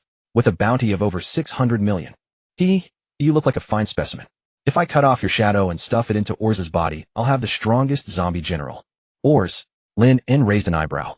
That dumb giant who froze to death 500 years ago. You're still dreaming that scrap collector's dream. He snapped his fingers. Frankie, bring that generator up and show Moria something worth seeing. The hold's hatch swung open, and Frankie walked out carrying the completely exhausted Hanafuda with one hand. By now the Lizard King had lost all the majesty of a seven warlord of the sea. Most of his scales had fallen off, his tongue lolled out, and he had more breath going out than coming in. Moria's pupils violently contracted. That was Hanafuda, the madman connected to that bastard Kaido. What? Don't recognize him. Lin planted a foot on Hanafuda's head. This guy came looking for trouble with me too. Now he's the backup battery on my ship. Moria, do you want to be a battery, or do you want to be fertilizer? Don't look down on me. Moria was thoroughly enraged by the scene. The pride of a man who had once challenged the four emperors could not endure such humiliation. Shadowhorn Spear. A colossal black spike shot out from Moria's shadow, racing straight for Linen's heart. At the same time, the ground around the ruins began to tremble violently. Rise, my zombie army. With Moria's roar, hundreds upon hundreds of grotesque zombies crawled out from beneath the earth. There were armored generals, stitched monsters, and even several enormous, terrifying trees. Perona, Absalom, attack. From the shadow of the castle, two figures timidly poked their heads out. Lord Moria, this guy looks really strong. Perona hovered in the air, clutching her toy bear, her voice trembling slightly. She had just witnessed that bolt of lightning obliterate the castle with her own eyes. This wasn't the kind of physical damage negative ghosts could handle. Shut up. Go grab those hostages. Moria pointed at Robin and Frankie on the Fenrir. Human wave tactics? Lin smiled, or rather grinned cruelly. He slammed his palms together.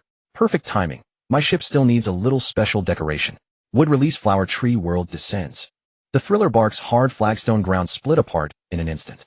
Countless roots thick as giant pythons burst out of the ground. They were not merely ordinary trees. Every single vine was covered in enormous, luridly vibrant blossoms that verged on the uncanny. The zombies never got the chance to charge. They were engulfed by the madly proliferating forest. Like living things, the roots coiled precisely around every zombie's limbs, pinning them ruthlessly to the ground. What the hell is this? Absalom had just turned invisible to launch a sneak attack when a vine caught his ankle with perfect precision and hung him upside down in midair. Smells nice. Perona inhaled a breath of pollen, and suddenly her entire body felt weak. She could no longer maintain her ghost fruit ability, and with a plop she fell into the open mouth of a giant man-eating flower below. The flower's enormous petals snapped shut, swallowing her whole. Inside the dark, slick chamber, a tongue formed from petals extended outward, coated with viscous juices. It began to lick her meticulously from head to toe. The slimy, revolting sensation wrung a scream of violation from her lips. To the pampered ghost princess, this was worse than death. The battlefield instantly fell silent. The zombie army that had been so ferocious just moments before had in the blink of an eye become fertilizer for this eerie forest. The zombies, lifeless to begin with, burst at their seams under the roots, crushing pressure, scattering cotton and rotten flesh across the ground. Moria himself was ensnared by a dozen thick vines. Though he managed to sever a few with his shadow scissors, more roots surged forward relentlessly, binding him up like a zongzi. So this is the shadow fruit. Standing atop a raised tree trunk, Lin looked down at Moria, of whom only a large head was exposed. It's even weaker than I imagined. It seems Kaido broke your spirit, leaving you with nothing but this corpse-playing trick. What do you know? Moria's eyes turned bloodshot, and he howled hysterically. As long as I have corpses and shadows powerful enough, I can become the pirate king. I'll take my revenge on Kaido. Revenge? Lin curled his lips in disdain. With the strength of others. Relying on these brainless corpses. No wonder you lost. He walked over to Moria and crouched down. Still, I'm rather interested in your ability. Not only can you cut shadows, you can also stuff them into a body to boost its power. That's a rather useful auxiliary skill. Lin extended his hand, condensing a mass of chakra in his palm. Shadow gathering. You know that move, right? Moria froze. Why you? What do you plan to do? I'm not like you, I don't like picking up scraps. Lin gestured at the zombies dissolving all around. Spit out every shadow on this island for me. I want clean, pure power. Are you insane? Moria's eyes bulged. There are at least 1,000 shadows on this island. An ordinary person would suffer mental collapse after 2 are stuffed in. Do you want to die? 1,000.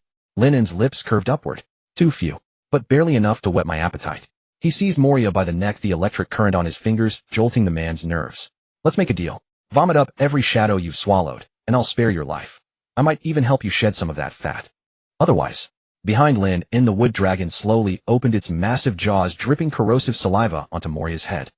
I'll turn you into my figurehead where you can face the sea every day with spring flowers in bloom. Moria shuddered all over. This was more than a threat, those eyes. This man would actually do it. Fine. If you're looking for death, I'll grant your wish. Moria gave a great shout, and instead of resisting the vine's constraint, opened his mouth wide and activated his devil fruit ability. Shadow gathering. All at once the entire thriller bark seemed to come alive. From within the forest, beneath the ruins, and even inside the unconscious zombie bodies, countless black shadows shot into the sky like birds returning to the woods. They converged into a black torrent that blotted out the sky, carrying the wails of the dead and the obsessions of the living, and surged madly toward Lin. Robin cried out from the ship. Don't do anything reckless. Shadows in that number will burst a body apart. Boss. Frankie was also startled, nearly dropping the cola cannon he had just repaired. Even Luffy with his rubber body had reached his limit after taking in 100 shadows. If all 1,000 shadows entered his body, it wasn't just a question of whether his body could endure it. The sheer psychic shock alone would turn anyone into a mindless fool. Lin, however, spread his arms wide in complete non-resistance, letting the black torrent crash into his chest. Boom. As the first wave of shadows entered, his muscles instantly swelled to size, and an eerie, greenish-black tinge spread across his skin. This feeling. It was as if 1,000 people were simultaneously screaming, raging, and weeping inside your head. Kill. Kill them all. I want to go home. So hungry. 1,000 chaotic thoughts battered Lin and sea of consciousness. If he were an ordinary person, his mind would have already shattered into pieces by now. But Lin merely gave a cold snort.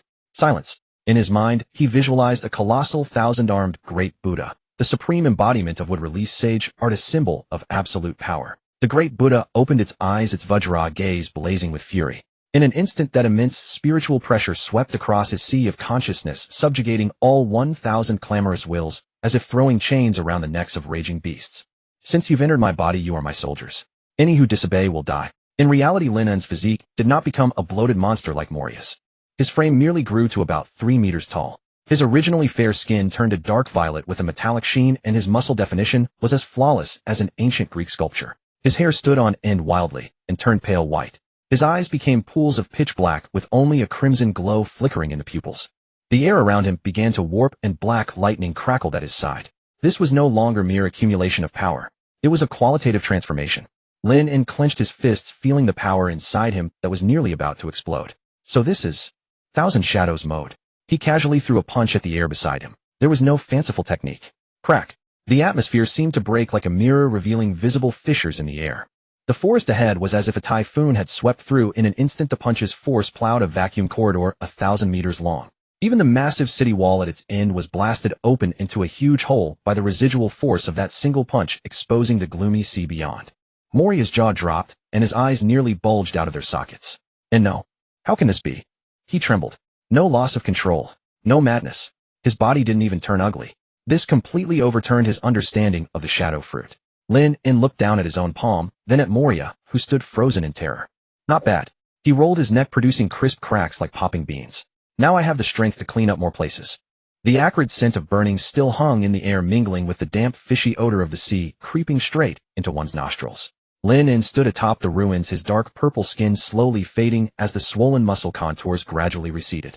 The sheer power that had nearly torn a gash in the sky was indeed addictive, but the side effects were no less severe. A cacophony of hundreds of flies buzzing incessantly within his mind. HHH. He exhaled a breath of turbid energy, and black shadows surged from his pores like a tidal wave, scrambling in every direction across the island. Shadows that once belonged to the zombies would immediately return to their original hosts the moment they broke free from control. Moria lay collapsed in the rubble, his eyes bulging as he watched a swarm of black silhouettes streak across the sky. You actually released them? His cracked voice trembled violently. 1,000 shadows. Each one carried enough power to level a nation, yet this man had tasted their strength and discarded them so carelessly, as casually as one would discard a used tissue. Lin En cracked his neck with a sharp pop. They were borrowed. I used what I needed. He approached Moria, looking down at the former pirate lord. Relying on external forces all along. No wonder you couldn't survive in the new world. No matter how many shadows you pile on without a strong enough foundation, it's just hollow strength. Moria gritted his teeth, wanting to retort, but every bone in his body protested. That punch from Lin En had nearly sent him back to the womb. Kill me then. Moria lifted his chin, defiantly resigned to his fate. You want my fruit? Hurry up, stop dawdling like a coward. Yet Lin En merely smiled, a cigar suddenly appearing in his hand as a spark danced between his fingers. Kill you? That would be a waste. He crouched down and blew a smoke ring toward Moria's onion-like face. The shadow demon fruit is a fine thing, but in your hands it's truly being squandered. I'm considering whether to drain you dry for fertilizer or have you work for me.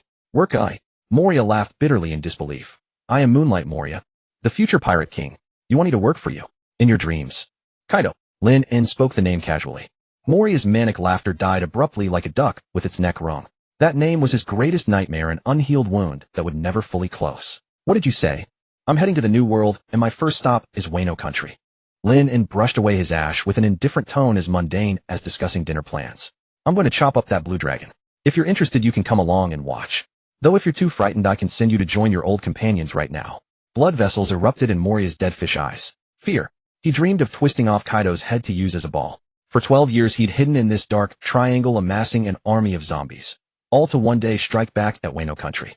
But he understood deep down that those salt and light-averse zombies stood no chance against such a monster. Yet this man before him was different. That overwhelming power displayed just now, manipulating lightning and hockey with such ease. Perhaps, just perhaps, there was a real chance. You're truly going to kill Kaido? Moria's voice was dangerously hoarse. My ship is named Finra, the demon wolf that devours gods. Lin En rose to his feet and brushed the dust from his trousers. Get on the ship or die. You have 3 seconds to choose. 3, 2, I'll do it. Moria roared, struggling to his feet, while gritting his teeth against the searing pain of his wounds. As long as I can kill Kaido, what does it matter if I sell my life to you? But let's be clear. I'm a partner, not your subordinate. Call yourself whatever you like. Lin En shrugged indifferently. As long as you work. Recruiting a warlord proved easier than expected. For veterans like Moria, whose spirit had broken, but whose obsession remained, offering hope of vengeance worked better than anything else. With the major threat handled, the smaller fry would be manageable. Lin En turned toward the still undulating floral forest nearby. The indiscriminate barrage had eliminated Moria's 3 great monsters as well. Absalom the Invisible Man hung upside down from a tree, his body constricted by vines until his skin turned purple, tongue lolling out. Dr. Hogback fared even worse, bound tight as a spring roll by gnarled tree roots with only his terrified eyes visible. And as for that ghost princess, Lin approached a massive carnivorous flower. The flower had just devoured Perona whole, its petals now closed tight, with faint sobbing sounds and odd sloshing noises emanating from within. Good taste, Lin remarked, tapping the bud. The thick petals responded immediately, as if receiving orders, slowly parting. Wah! Pervert! Scumbag! Disgusting! A pink silhouette drenched in slimy, translucent fluid tumbled from the flower's core, collapsing to the ground and retching. Perona's current state could only be described as utterly wretched. Her exquisite Gothic Lolita dress was soaked through with some indescribable plant mucus clinging tightly to her frame and outlining curves that were already substantial despite not yet fully developed. Her once voluminous twin tails had become two soggy mops. Raising her head, her large, smoky-eyed gaze filled with tears glared at Lin with a mixture of shame and fury. You demon. Perona grabbed the soaked teddy bear beside her, attempting to hurl it, but found herself utterly powerless. Demon. Lin raised an eyebrow, scrutinizing her from top to bottom. For a brat who trespasses and attempts to ambush, I'd say this is remarkably gentle hospitality. After all, if I hadn't intervened, that flower would likely have digested you alive. Perona shuddered, her face draining of color. Nah, negative spirits. Desperately, she raised her hand to activate her power. Several semi-transparent white ghosts emerged from her palm, drifting waveringly toward Lin. Just one touch, and they'd lose all will to live. Snap! Lin raised his hand, a crackle of blue-white electricity dancing from his fingertip. The ghosts burst instantly like balloons pierced by needles, dissipating into wisps of green smoke. Lightning is the bane of spiritual entities. Lin stepped forward, his boots squelching against the damp, soft ground. Little girl, your toys are useless against me. He approached Perona, his shadow engulfing her. She shrank back in terror, her spine pressing against the drooling carnivorous flower behind her with nowhere left to retreat. What do you want to do? Lord Moria won't forgive you. Oh, you mean that onion head lying over there? Lin pointed toward the distance. Perona followed his gesture and saw Moria struggling to pull himself free from the rubble, showing no intention of coming to her rescue. Her faith crumbled. I'm in charge here from now on. Lin bent down and gripped Perona's chin, forcing her to look up. Soft to the touch. Your abilities are rather interesting. I happen to need someone to clean the ship. How about it? Become fertilizer for this flower, or switch employers. Perona looked at him through tear-filled eyes, then at the gaping maw of the carnivorous flower behind her. I'll do it. I'll do it all right, she wailed. But I'm not cleaning. I'm a princess. I need a soft bed. And delicious cake. Quite the demands. Lin released her chin and casually wiped his hand across her mucus-covered face. Since you're rather cute, I'll allow it. And those two. Lin gestured toward Absalom and Hogback hanging from the tree. That invisible pervert can stay. He's an eyesore anyway. Lin flicked his finger, and the vine, suspending Absalom, constricted sharply, sprouting razor-sharp barbs. Oh! The scream cut off abruptly. Absalom fainted instantly from the constriction, alive, but likely to spend half a year bedridden. For a man who enjoyed peeping and desecrating corpses, sparing his life was already Lin showing deference to Moria's sake. As for that doctor, Lin stroked his chin. He may be incompetent, but his suturing skills are adequate. Keep him. Frankie could use an assistant occasionally. Having dealt with everything, Lin turned to face his crewmates who had already docked the Fenrir ashore. Robin leaned against the railing, clutching a book on zombie lore, a knowing smile playing on her lips. Boss, you're quite the charmer. Already secured a princess so quickly. That's a war prize, Lin corrected, leaping lightly back onto the deck. Besides, don't you think this place would make an excellent base? The thriller bark was itself a massive vessel. Though slow, its advantage lay in its concealment and sheer scale. Frankie, Lin called out. Ooh, boss, this place is super big. Do you plan to convert this thing into our second ship, eh? No, Lin shook his head. Dismantle all the valuable assets on this island. Those special gears, the cold storage, and Moria's accumulated treasures over the years. Load everything onto the Fenrir. As for this wreck of a ship, leave it as a memento for Moria. Moria, limping over at that moment, nearly spat blood upon hearing this. Was this what they called cooperation? This was banditry pure and simple. Hey, those are my treasures. Moria protested. That's your entry fee, Lin shot him a glance. Got a problem with that? Moria glanced at the crackling lightning in Lin's hand, then at the ferocious-looking Hanafuda card bound nearby, and wisely chose silence. And no objections. This wasn't finding an ally. It was summoning an ancestor. Right, let's get to work. Lin clapped his hands. Strip this place bare, then we head to Sabadi Archipelago. It's time we witnessed this so-called new world for ourselves.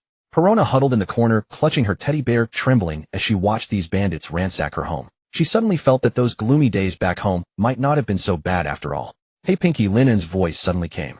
Perona froze. What? Go make Robin some coffee, and while you're at it, clean yourself up. Lin In reclined in his lounge chair, gesturing toward the bathroom. That slime stench is suffocating. Perona bit her lip, tears welling in her eyes before finally muttering a reluctant, okay.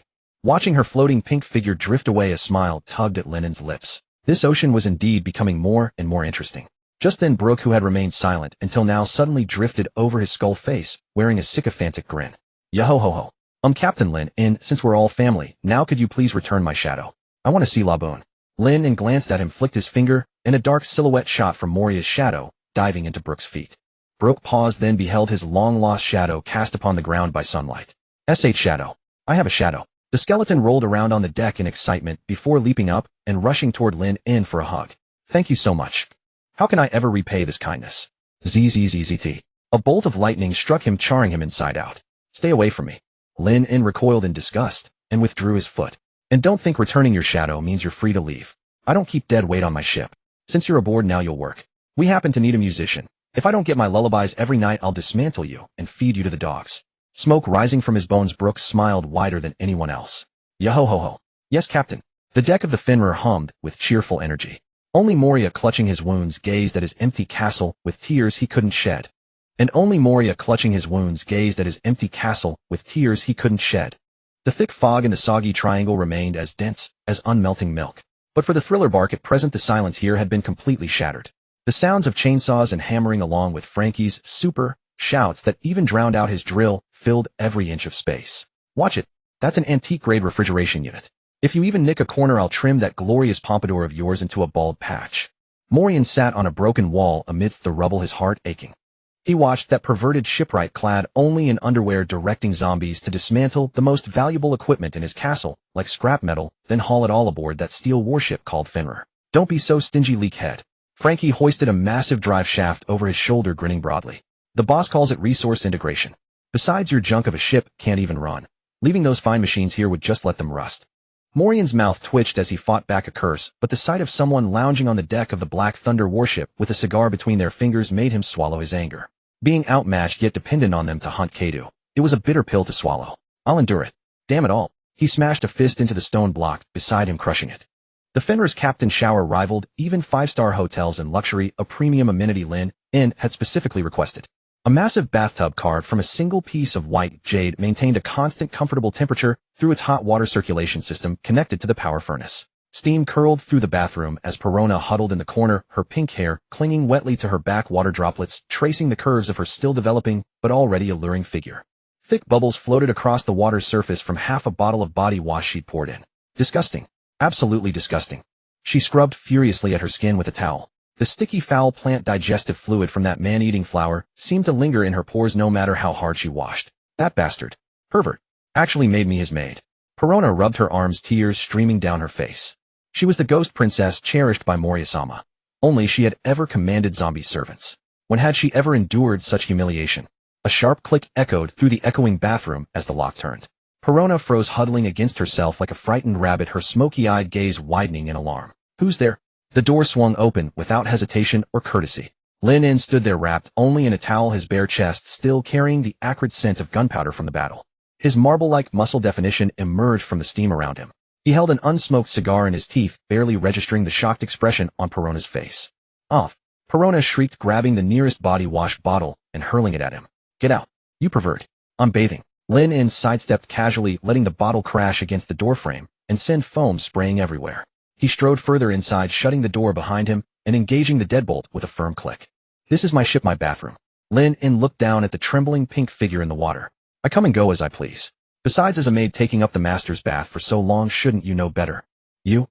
Go to another bathroom. Perona wanted to sink beneath the surface entirely, with only her eyes and nose visible, her face burning red like a ripe tomato.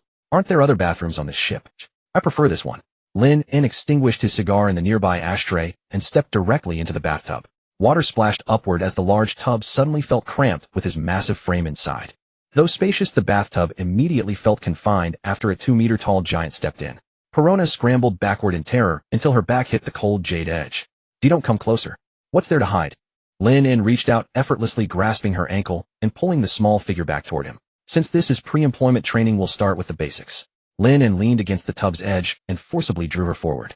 Water splashed and foam flew. His rough hand swept across her slick skin. Still smells off. Lin frowned in disgust. Not clean enough. Perona went rigid where he touched her, an electric sensation shooting through her body, burning and numb simultaneously. She could feel the intense heat radiating from his muscular frame, an oppressive presence that left her unable to summon any resistance. I already washed 3 times. She whispered through tears, her voice barely audible. Then you didn't scrub hard enough. Lin snatched the towel from her grip and roughly rubbed her back twice. As my personal property, even a single strand of your hair must be spotless. His voice carried an imperious tone that brooked no argument. I can't stand that man-eating flower stench. From now on you'll only carry my scent. Perona bit her lip as tears fell into the water. Before this man, her proud ghost spirit fruit felt like a joke. Just moments ago, he had devoured 1,000 shadows like some demonic entity descending to earth. Turn around. Lin patted her lower back. Perona shuddered but obeyed, turning her back to him. Lin's large hand rested on her slender spine, sliding downward along her vertebrae. The rough pads of his fingers against her delicate skin sent shivers through her. Here and here. He methodically inspected her like merchandise, cleaning every inch. From now on you'll bathe twice daily, morning and evening, and use only the body wash I specify. His breath warmed her sensitive earlobe as he whispered in her ear. If I catch even a hint of that odor again, I'll throw you right back into that flower. Do you understand? I understand. Perona whimpered, nodding as she gripped the tub's edge until her knuckles turned white. Good. Lin released her and leaned back against the comfortable rest, closing his eyes. Now it's your turn to fulfill your duties as a maid. Scrub my back. Perona paused, then turned to face the man lounging like a king. She wiped her tears and tentatively picked up the towel. Though her heart burned with hatred for this bastard, her body moved with unsettling obedience. Kneeling in the water, she carefully draped the towel over his broad shoulders. The bathroom fell quiet except for the sound of running water and the occasional sharp correction from Lin. More to the left. Are you even trying? Use some force. Half an hour later, Lin emerged from the bathroom clad in a black silk robe, looking refreshed and invigorated. Perona was probably still slumped in the tub, questioning her entire existence. Pushing open the heavy mahogany door, the room was dimly lit with a faint coffee aroma lingering in the air, that distinct scent of Robin's special blend. You're back. Robin closed the ancient book she'd been reading while lounging by the window. She wore a deep purple slip dress with a plunging neckline that revealed smooth, pale skin. Her long legs were crossed, gleaming like ivory in the warm lamplight. Unlike Perona's youthful awkwardness, this woman exuded the mature charm of a perfectly ripe peach, every curve radiating sophisticated allure. How's the little girl? Robin lifted her coffee cup, that signature enigmatic smile playing on her lips. I thought I heard crying just now. Still, a child lacks proper discipline. Lin poured himself a drink from the cabinet. Just taught her a few manners. He downed the liquor in one gulp, the burning liquid sliding down his throat and slightly dulling that mental swelling from absorbing 1,000 shadows. Though he'd forcefully suppressed those 1,000 consciousnesses, the sensation of his mind being stuffed felt awful. His nerves remained constantly on edge. Tired, Robin set down her book and walked barefoot to stand behind him. Cool hands gently pressed against his temples with practiced moderate pressure. Absorbing that many shadows takes a heavy toll on your mental state, doesn't it? Her voice was soft, carrying a soothing quality. Even though your body is now as strong as a monster, your mind isn't made of iron. Lin didn't respond, simply leaning back against her chest, letting that subtle bookish fragrance and a woman's natural scent envelop him. I'm fine, won't die. Closing his eyes, he savored this rare moment of peace. Though I do feel somewhat bloated. Then let me help you relax. Robin chuckled softly, crossing her arms over her chest. Raka Kasashi. Instantly, over a dozen slender arms sprouted from his shoulders, arms and thighs. These arms didn't apply joint locks like in combat. They gently kneaded every muscle with exquisite care. Some were light, others firm, some pressed acupoints while others soothed meridians. This comprehensive massage experience was something no top-tier technician could replicate. So this is the proper use of the hana fruit, huh? Lin sighed contentedly, a devilish smile playing on his lips. If those who see you as the child of evil witnessed this, their eyeballs would practically pop out. Child of evil. One of Robin's hands slid down his chest, unfastening the robe's ties. To the world, I'm a demon. But in your eyes, I'm just an archaeologist who boarded the wrong ship, aren't I? She leaned down, her crimson lips brushing against his ear. And for a captain who dared to save me right under the buster call, this service is merely interest. As the robe slipped away, those dozen arms grew bolder in their movements. They moved beyond merely relaxing muscles, exploring more sensitive areas. Fingertips tracing across skin felt like countless feathers gently tickling. Lin opened his eyes, a dangerous red glint flashing in those pitch-black pupils. He seized one of those flower hands, unfastening his waistband, then grabbed Robin's nape with his other hand, pulling her close. Hands alone won't suffice. Lin flipped Robin onto the long sofa beneath him, his gaze sweeping over her heaving chest with predatory intensity. Miss Archaeologist, if we're doing research, we should go deeper. Robin didn't resist. Instead, she willingly wrapped her arms around his neck, her eyes shimmering with emotion. Historical poneglyphs are too hard. Sometimes I want to study something. With warmth, she kissed him. That night in the captain's quarters of the Finra, the sound of waves seemed louder than usual, and that dim yellow desk lamp didn't extinguish until well past midnight.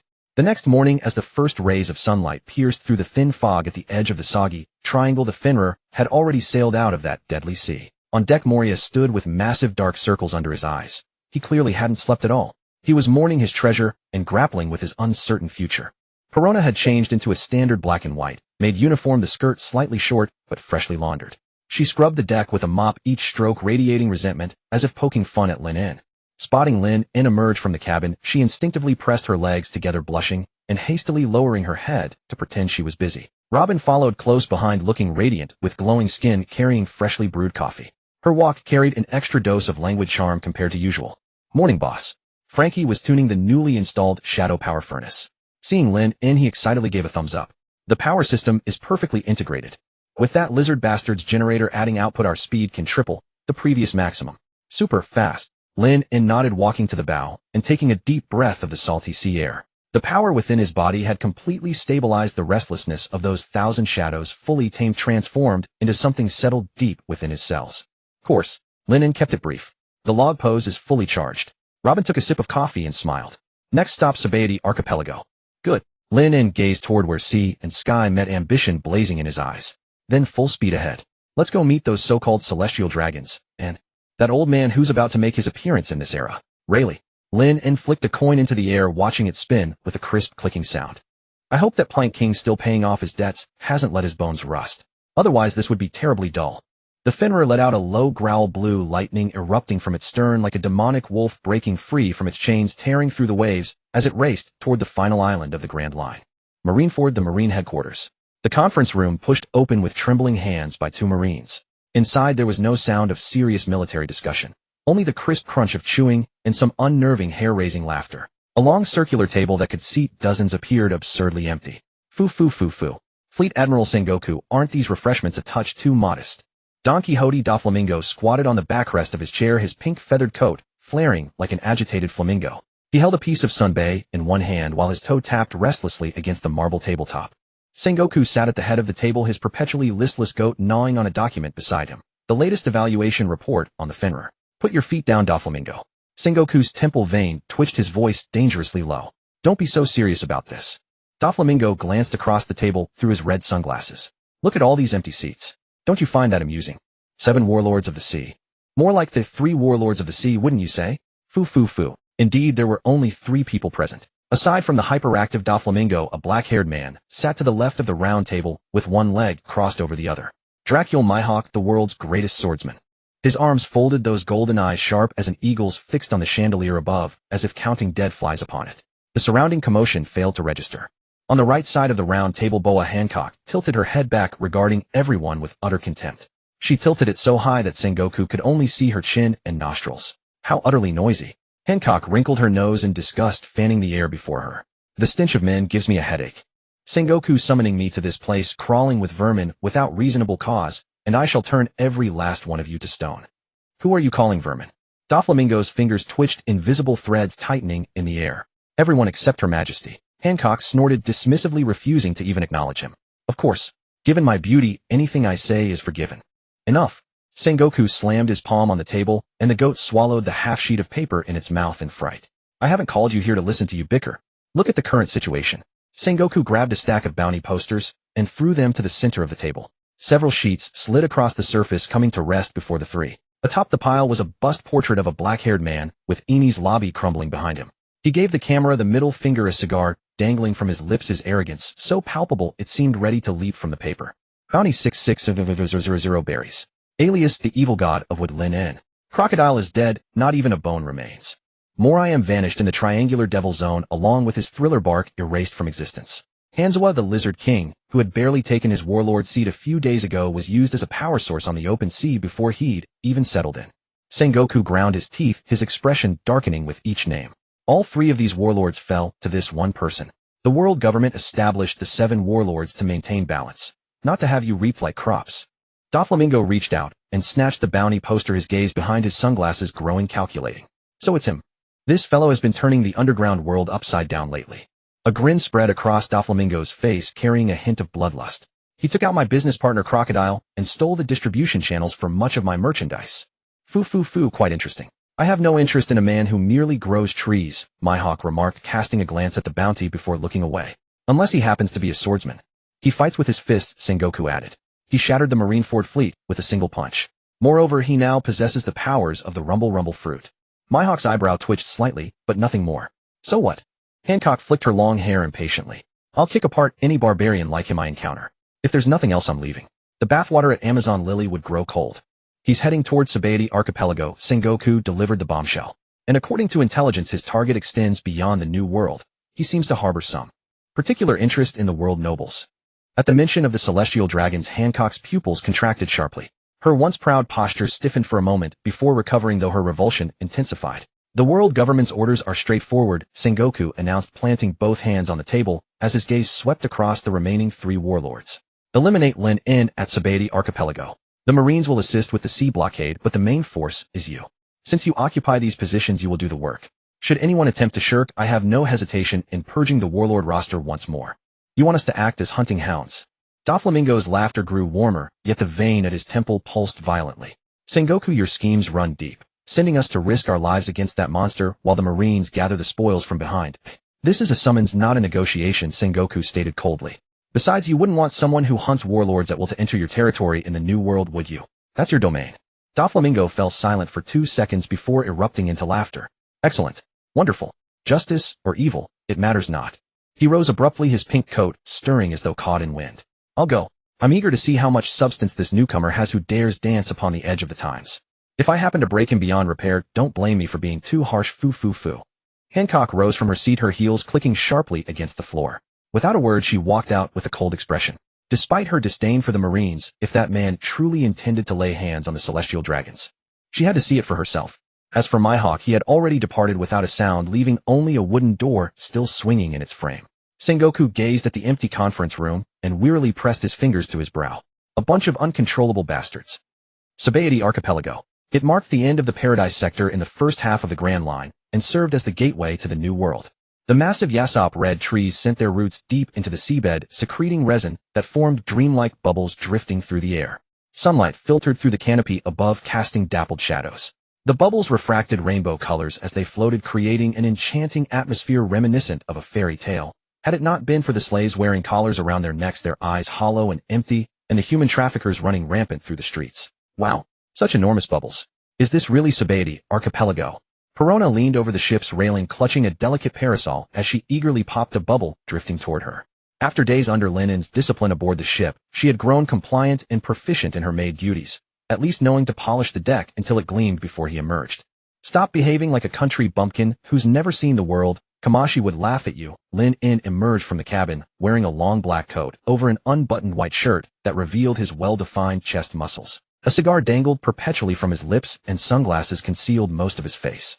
Behind him, the warship Fenrir seemed utterly out of place. Its pitch-black hull was crafted from dense black thunderwood, with no ornate embellishments adorning the prow. Only a single massive cannon, dark and menacing, crackling with arcs of electricity. Along the ship's flanks, enormous wooden rams protruded like jagged wolf fangs. It had docked at the port near the Red Tree Zone in Sector 41, and the surrounding pirate vessels, like sardines sensing a shark, had already cut their moorings under cover of night and fled in terror. After all, the ship's engine room housed 2 warlords of the sea forced into labor. Boss, it's not easy to find a coding craftsman in this place, Frankie remarked, clad in floral shorts and holding a cola bottle as he surveyed the busy street ahead. I've heard most craftsmen here are connected with human traffickers. Should we just snatch one directly? Snatch? That lacks sophistication. Lin In exhaled a ring of smoke, watching the bubbles rise into the sky. We're a law-abiding environmental company. How could we stoop to such things? Robin stood beside him, a newspaper in hand, with a faint smile playing on her lips. Law-abiding. Boss, the paper reports the Marines have already blockaded these waters, and it seems several big figures are on their way. Big figures. Lin In chuckled softly, catching a falling bubble in his palm. Pop. It burst at his fingertips, scattering tiny droplets across his sunglasses. That flamingo known as Doflamingo. Or the empress who looks down her nose at everyone. Or perhaps that restrained man who carries a giant black blade wherever he goes. Robin looked somewhat surprised. You know? Hey, guess. Lin In wiped the moisture from his lenses casually. That old fogey Sengoku wouldn't want to waste the Admiral's combat power, so he'd definitely send the warlords as cannon fodder. Call it making use of what others discard. At that moment, dull thuds echoed from the lower deck. More I am and Hanzo up protesting the excessive workload. Quiet those two down, Lin said, stamping his foot. A faint current traveled through the hull, and two screams erupted from below before silence fell. Let's go. Lin stepped down the gangway, his military boots pressing into the soil of Sabeti Archipelago. Where are we going? Perona asked, clutching her teddy bear and trotting obediently behind him. To extort some money. Lin pointed towards Sector 13, the heart of the no-man's land. I'll catch up with an old acquaintance and incidentally deliver some real shock to this hypocritical paradise. The crowd nearby watched in terror as the group approached. That unmistakable silhouette in black, the signature cigar, and that unrestrained aura of dominance that made it hard to breathe. It's the evil god of wood, Lin. Run. That madman who tore apart Eni's lobby is here. Screams rose and fell around them, and the once bustling street descended into chaos within moments. Lin paid no mind to the commotion. He merely glanced upward at the towering red trees bearing their numbered inscriptions overhead. Sabeti Archipelago. A smirk curved his lips. I wonder if these trees could withstand 200 million volts of lightning. If the Marines wanted to play games, then he'd flip the table and ensure nobody played at all. Frankie watched the ship. Lin called over his shoulder without looking back. If anyone dares scratch a single coat of paint, stuff them into the cannon barrel and fire them out. Super, understood. With Robin and Perona in tow, Lin strode confidently into this chaotic gray zone teeming with all sorts of scum. Meanwhile, in the nearby shadows, a few unremarkable Den Mushi quietly rotated their eyes, transmitting the scene back to Marine headquarters. The storm had already made landfall. The air in Sector 13 always carried a faint musty odor. Massive red tree roots twisted and knotted overhead, slicing sunlight into fragmented shards that cast shadows across the ground, where countless greedy eyes lurked. That. Perona clutched her stuffed bear tightly, her little leather shoes tapping against the slick moss as she walked. She huddled behind Robin, warily eyeing the dark thickets all around. This place gives me the creeps. Is there really a skilled craftsman who'd live in somewhere like this? Skilled people often have their quirks. Robin kept one hand in her trench coat pocket, her gaze sweeping over several unburied skeletons lining the path. Besides, this is a lawless zone. No taxes, no legal constraints. Perfect for certain high-profile figures trying to live under the radar. Lin led the way, his cigar glowing dimly between puffs. He didn't even look at the path, his military boots stepping directly over a drunkard's outstretched leg. Crack. The sound of bone snapping was crisp and satisfying. Before the drunkard could scream, Lin casually flicked some ash from his cigar. A few sparks landed on his oil-stained trousers and instantly erupted into a spark of electricity. The man's scream turned into a terrified whimper as he scrambled backward into the shadows. There are plenty of flies around here. Lin stopped, his eyes narrowing slightly behind his sunglasses. From behind the roots ahead, more than a dozen burly men emerged, armed with muskets and capture nets. They wore tattered leather armor with strings of golden teeth hanging around their necks, trophies knocked from their prey's mouths. Well, fresh faces. The one-eyed leader licked his half-missing lip, his greedy gaze sliding back and forth between Robin and Perona. These two girls are in excellent condition, could fetch a fortune. As for that guy, looks sturdy enough, could sell him at the mining camp for a decent price. Perona's face went pale. They want to capture and sell me. Don't be afraid. Robin smiled and gently patted her head. Usually in situations like this, it's the other party who gets unlucky. Am I supposed to go to a mining camp? Couldn't I be sold for a huge sum too? Lin didn't even lift a finger, merely exhaling a thin ring of smoke. The ground suddenly trembled. Thwack, thwack, thwack. Dozens of sharp wooden stakes erupted from the soil, without warning, moving as fast as bullets leaving a barrel. The traffickers hadn't even had time to pull the triggers before the stakes pierced through their jaws, pinning them midair like skewered meat. Blood trickled down the stakes, dripping onto the forest floor littered with rotting leaves. Too messy. Lin frowned disdainfully, eyeing the mud splatters on his boot soles. Perona, clean this up. Huh. Perona's eyes widened as she stared at the still twisting corpses. You want me to clean this? I'm a princess, not a corpse collector. I won't say it twice. Lin continued walking. If it's not clean, you'll be sleeping in the lower deck with Moria tonight. Perona shivered, tears welling in her eyes as she summoned several sad ghosts. Sobbing, she commanded them to toss the corpses into the bushes. Beyond this forest of death, a peculiar structure appeared before them. It was a hollowed-out giant red tree root with a crooked sign hanging from it, Shacky's Rip-Off Bar. The name's honest enough. Lin pushed open the creaking wooden door. The bar was dimly lit with only a single amber lamp glowing behind the counter.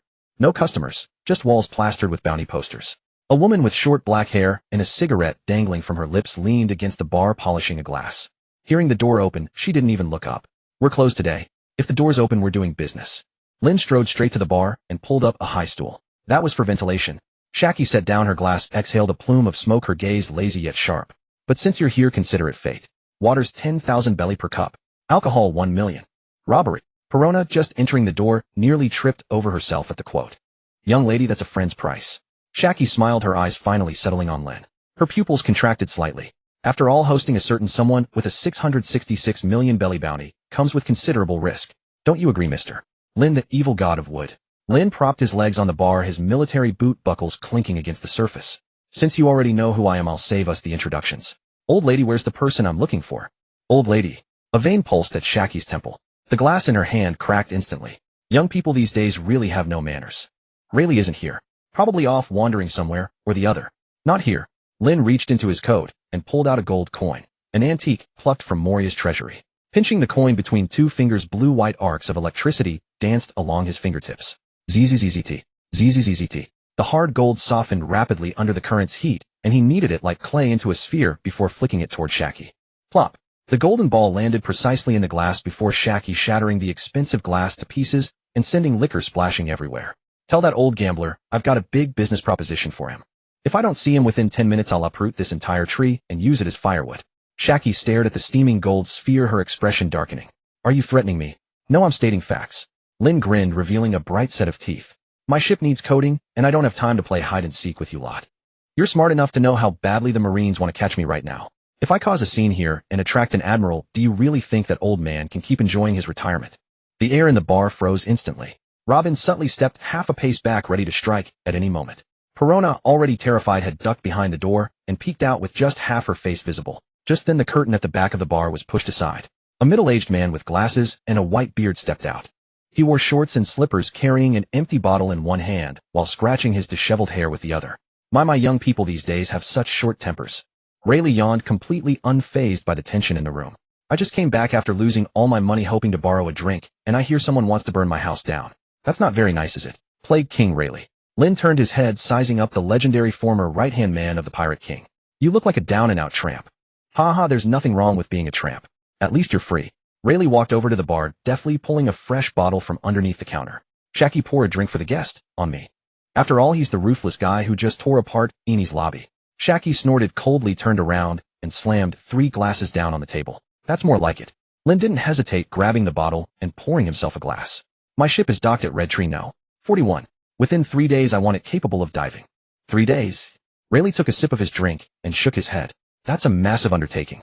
Plus I'm just an ordinary coating craftsman now. This kind of physical labor is exhausting. And my back hasn't been great lately. Cut the act. Lin interrupted him.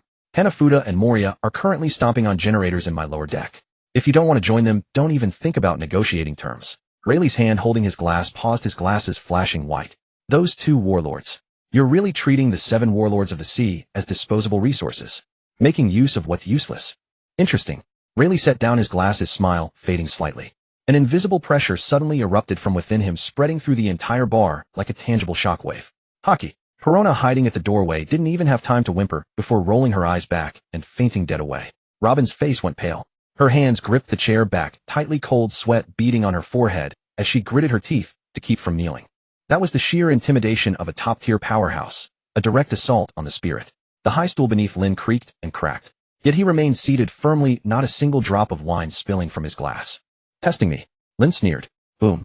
A violent surge of deep green chakra, mixed with blinding lightning, erupted from his body. If Rayleigh's hockey was a tsunami, then Lin's aura was an immovable mountain aggressively pushing back against the incoming wave.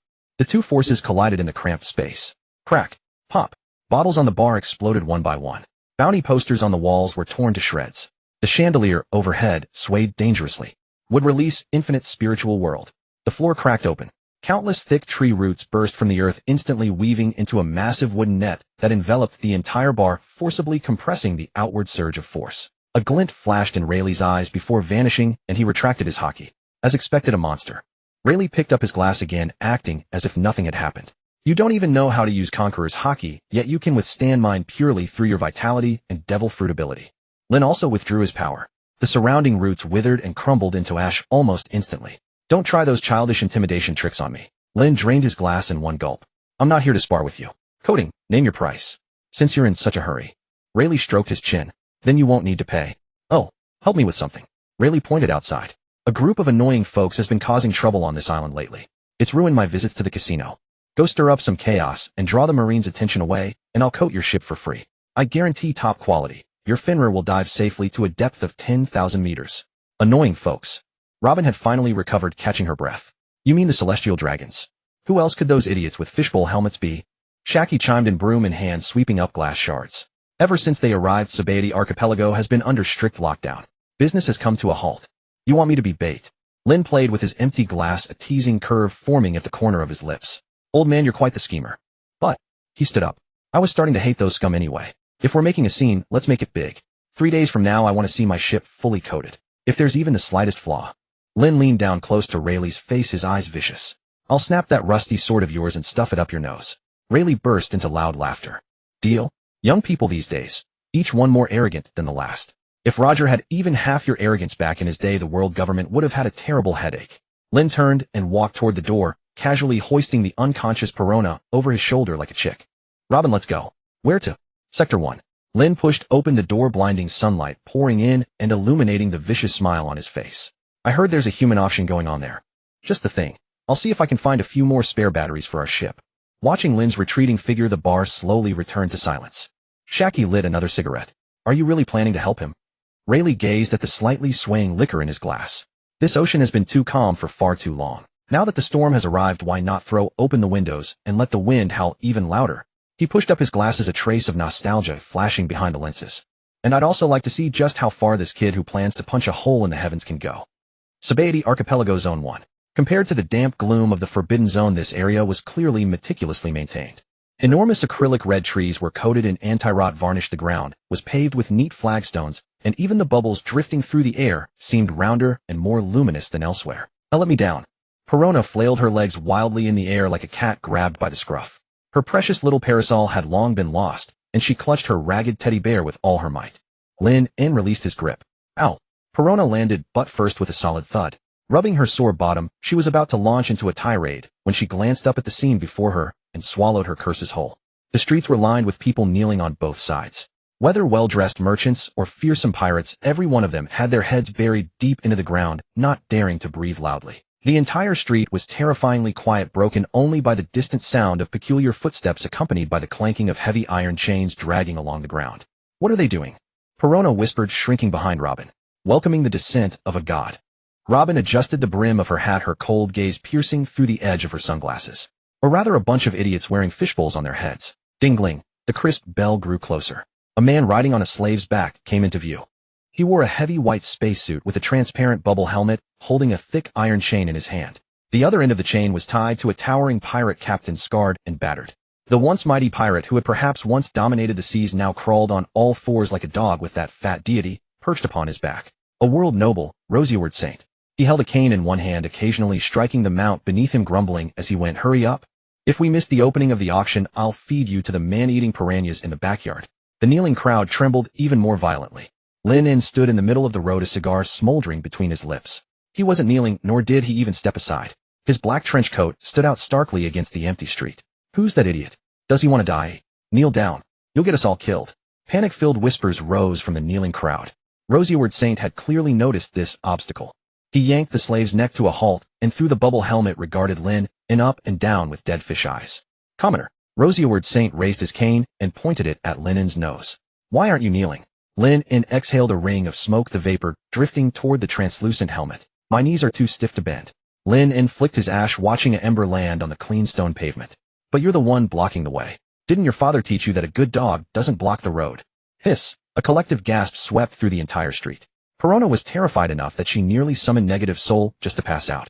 Robin merely sighed in exasperation, her palms quietly crossing behind her back. Laziest Saint froze. In all his life, no one had ever dared speak to him this way. After several long seconds, his sluggish brain finally processed that he had been insulted. His face instantly flushed a deep plum color. Kill him. Laziest Saint shrieked. Beat that commoner into a sieve. Several black-suited bodyguards behind him immediately drew their pistols. Bang, bang, bang. Muzzle flashes erupted. Lin stood motionless. The bullets halfway a meter from his body suddenly struck an invisible barrier.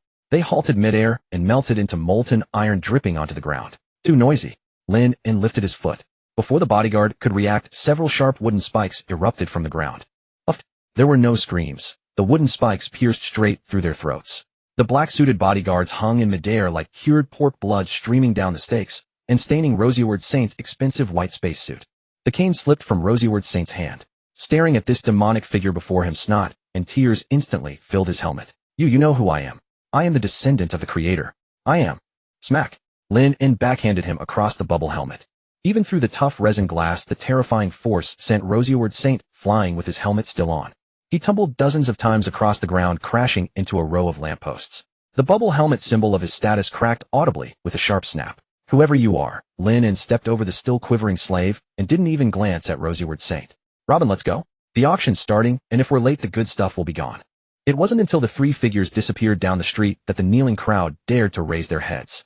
They looked at the bodyguards lying in pools of blood, and the world noble rolling on the ground, clutching his face and wailing. Every face was pale as dirt. Heaven had fallen. Island 1, human auction venue. The massive dome-shaped building was packed to capacity. More of a coliseum than an auction house, really. The stands were filled with wealthy merchants, nobles, and disguised pirates from around the world. At the center of the stage, the auctioneer Disco held the microphone, spraying saliva as he spoke. Ladies and gentlemen, next up is today's grand finale, a giant warrior from the New World. The curtain was drawn back. A colossus nearly 20 meters tall was bound to a pillar with thick seastone chains. A young giant with a full beard scarred all over, yet fire still burned in his eyes. Steinson, bounty 50 million berries. A fool captured because he trusted humans. Oh, forgive me, a warrior. Disco cackled grotesquely. Starting bid 30 million berries. 50 million. 60 million. Bids rose one after another. Giant race laborers of this caliber were top-tier consumables, whether on the battlefield or in the mines. 500 million. A lazy voice drifted from the front row VIP section. The entire venue fell instantly silent. All eyes turned to the person holding the paddle. Another world noble with a bubble helmet, Charlos Saint. He was picking his nose, looking utterly bored. 500 million. Disco was so excited he nearly swallowed the microphone. Lord Charlos bids 500 million. Is there anyone who wishes to raise the price? No one dared speak. Who would dare compete with a world noble? That wasn't about money. That was about life and death. The giant closed his eyes in despair. Falling into world noble hands was worse than death. 500 million once. 500 million twice. Disco raised his gavel high just as he was about to strike. Boom. The auction house doors exploded outward. Two heavy iron doors flew into the venue like cannons, smashing into the stands and crushing a huge section of seating. Through the drifting dust, a figure stepped in over the rubble. Those doors were too narrow. I've widened them for you. Lin En brushed the dust off his shoulders and strode purposefully toward the stage. Robin followed with calm composure, while Perona trailed behind, her legs trembling. Who are you? How dare you crash an auction? Disco was startled, pointing at Lin En and roaring, security. Where's security? Save your breath. Lin En casually flicked the butt of his still-smoking cigar onto Disco's flashy sunglasses. The watchdogs at the entrance are already asleep. He walked straight to the base of the stage and looked up at the bound giant. Nice build, good muscle density. Lin En nodded approvingly. He'd make a fine draft beast for pulling ship anchors. Hey, you commoner. Charlos Saint sniffled, pointing a golden pistol at Lin En. That's my toy. You're blocking my view. Lin En turned around. Looking at the sniveling fool, a cruel smile curled his lips. Your toy. Lin En extended his hand, arcs of electricity dancing between his fingers. Mine now. Bang. Charlos Saint pulled the trigger without hesitation. The bullet screamed through the air and struck Lin En squarely between the eyes. The audience gasped. But the next moment, something that made everyone's eyeballs nearly pop out of their sockets happened. Lin En's head did not burst open. The instant the bullet touched his skin, it disintegrated into a small pile of wood shavings scattered by the wind. The combined ability of the Moku no Mi and would release. Is that your attack? Lin En shook his head in disappointment. In the next instant, he vanished from where he stood. He reappeared directly in front of Charlos Saint.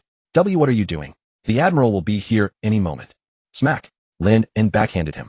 No hockey, no devil fruit ability. Pure physical strength alone. Charlos Saint flew through the air like a spinning top, his hardened bubble helmet shattering into fragments. He rotated 3.5 times midair before landing face first into the stage floor, his rear and sticking straight up. Absolute silence filled the venue. Even Disco forgot to breathe. He hit a world noble. Someone actually assaulted a world noble in front of so many people on Sabaody Archipelago. Ah! Someone screamed first, and the entire auction hall erupted. The Admiral's coming. Run! It's a madman. The crowd stampeded toward the exits in a frenzy. Lin En ignored them all. He turned and leaped onto the stage, approaching the stunned giant. Hey, big guy. Lin En reached out and grasped the seastone chain. Crackle. The virtually indestructible seastone crumbled in his grip like a cookie. Want your freedom? Lin En looked up at the giant. Steinson nodded blankly, still processing what he'd just witnessed. Good. Lin En patted the giant's calf. From now on you're the head of the engine crew on the Fenrir. Full board and lodging, and we occasionally beat up world nobles for fun. He then turned to look at the trembling auctioneer Disco cowering in the corner. By the way, since this is an auction, I shouldn't take anything for free. Lin En pointed toward the backstage area. Heard this place belongs to that Flamingo da Flamingo. Disco nodded frantically, his teeth chattering.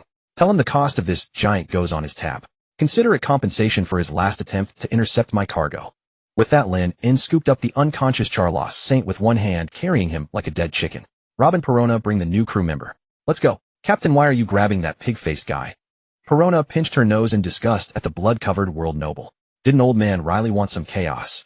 Lin En grinned, broadly white teeth flashing, madness gleaming in his eyes. Beating him up once isn't enough. If we're making a scene, we should give Fleet Admiral Sengoku a heart attack. Gripping the world noble, he strode toward the exit. I'm going to host a live-streamed auction at the front gate of Marineford. The auction item, this so-called descendant of the creator. Starting bid 1 berry. Robin nearly tripped. She rested her forehead, looking at her captain's retreating back, a wry smile tugging at her lips. We're truly making enemies of the entire world now. Still kind of exciting, isn't it? Marineford Marine Headquarters. The din mushy on the Fleet Admiral's office phone suddenly screamed frantically. Ring ring ring. Sengoku snatched up the receiver. This is Sengoku. Fleet Admiral. Bad news. The panicked voice of the Sabaody garrison came through the line. A world noble, Rosyward Saint's entire family has been attacked. What a... Sengoku shot to his feet, his teacup shattering on the floor. Who did this? It's Lin En. The evil god of wood, Lin En. Not only did he beat a world noble, but he also kidnapped Charlos Saint. He says he'll publicly auction the world noble in the square on Sabaody. Snap. Sengoku's desk corner broke off in his grip. His face darkened like soot, his chest heaving violently, as if he were about to explode any second. Borsellino. Sengoku roared out the door. Go to Sabaody. Right now? Immediately. Tear that bastard to pieces. In the corner of the office, Kizaru Borsellino lazily set down his nail clippers, tilted his mouth into his signature lecherous grin. Yeah. What a terrifying new kid. Sabaody Archipelago Sector 27 of the Mangroves, the open-air plaza. It had once been a boisterous stretch where pirates unloaded stolen goods and traded intelligence. Now it was as quiet as a grave. A huge projection, din mushy, had been crudely mounted in the center of the plaza, its lens aimed at the hastily built platform. It wasn't so much a platform as a heap of rubble that had been forcibly stacked together. That was half a building Lin En had ordered his newly recruited underling Stinson to tear down from the block next door. Testing. Mic check. Lin En sat on a throne assembled from cracked stone slabs, holding the microphone in one hand and patting its head with the other. The piercing feedback screech boomed through the entire Sabaody archipelago, even reaching the Marine headquarters meeting room at Marineford. He sat with his legs crossed, the sole of his military boot planted on the face of a blood-soaked, still-twitching fat man. The fat man's signature astronaut-style helmet had long since shattered to pieces. Snot, tears, and blood ran together, smearing his already dull face into something resembling an abstract painting. A celestial dragon, Charlos Saint. Beside him, the giant Stinson loomed like an iron tower, a massive spiked club in his hand. Perona hovered in midair, directing a few ghosts to straighten a banner that read clearance sale. Robin leaned against a broken wall nearby, flipping through a history book she had just swiped from a bookstore. She seemed oblivious to the absurd scene before her, only occasionally pushing up her sunglasses to hide the helpless smile lurking behind her eyes. Is the feed clear? Everyone at Marineford, can you see? Lin En grinned into the camera, flashing a mouthful of white teeth. Fleet Admiral Sengoku, long time no see. Marine headquarters, the conference room. Bang. Sengoku slammed his palm onto the table with such force that the solid wood corner instantly burst into powder. Cut the signal. Have communications cut the signal. Sengoku bellowed, spraying spittle across Garp's face. Wow. Sengoku, don't waste your effort. Garp, shoving rice crackers into his mouth, while pointing at the screen, roared with laughter.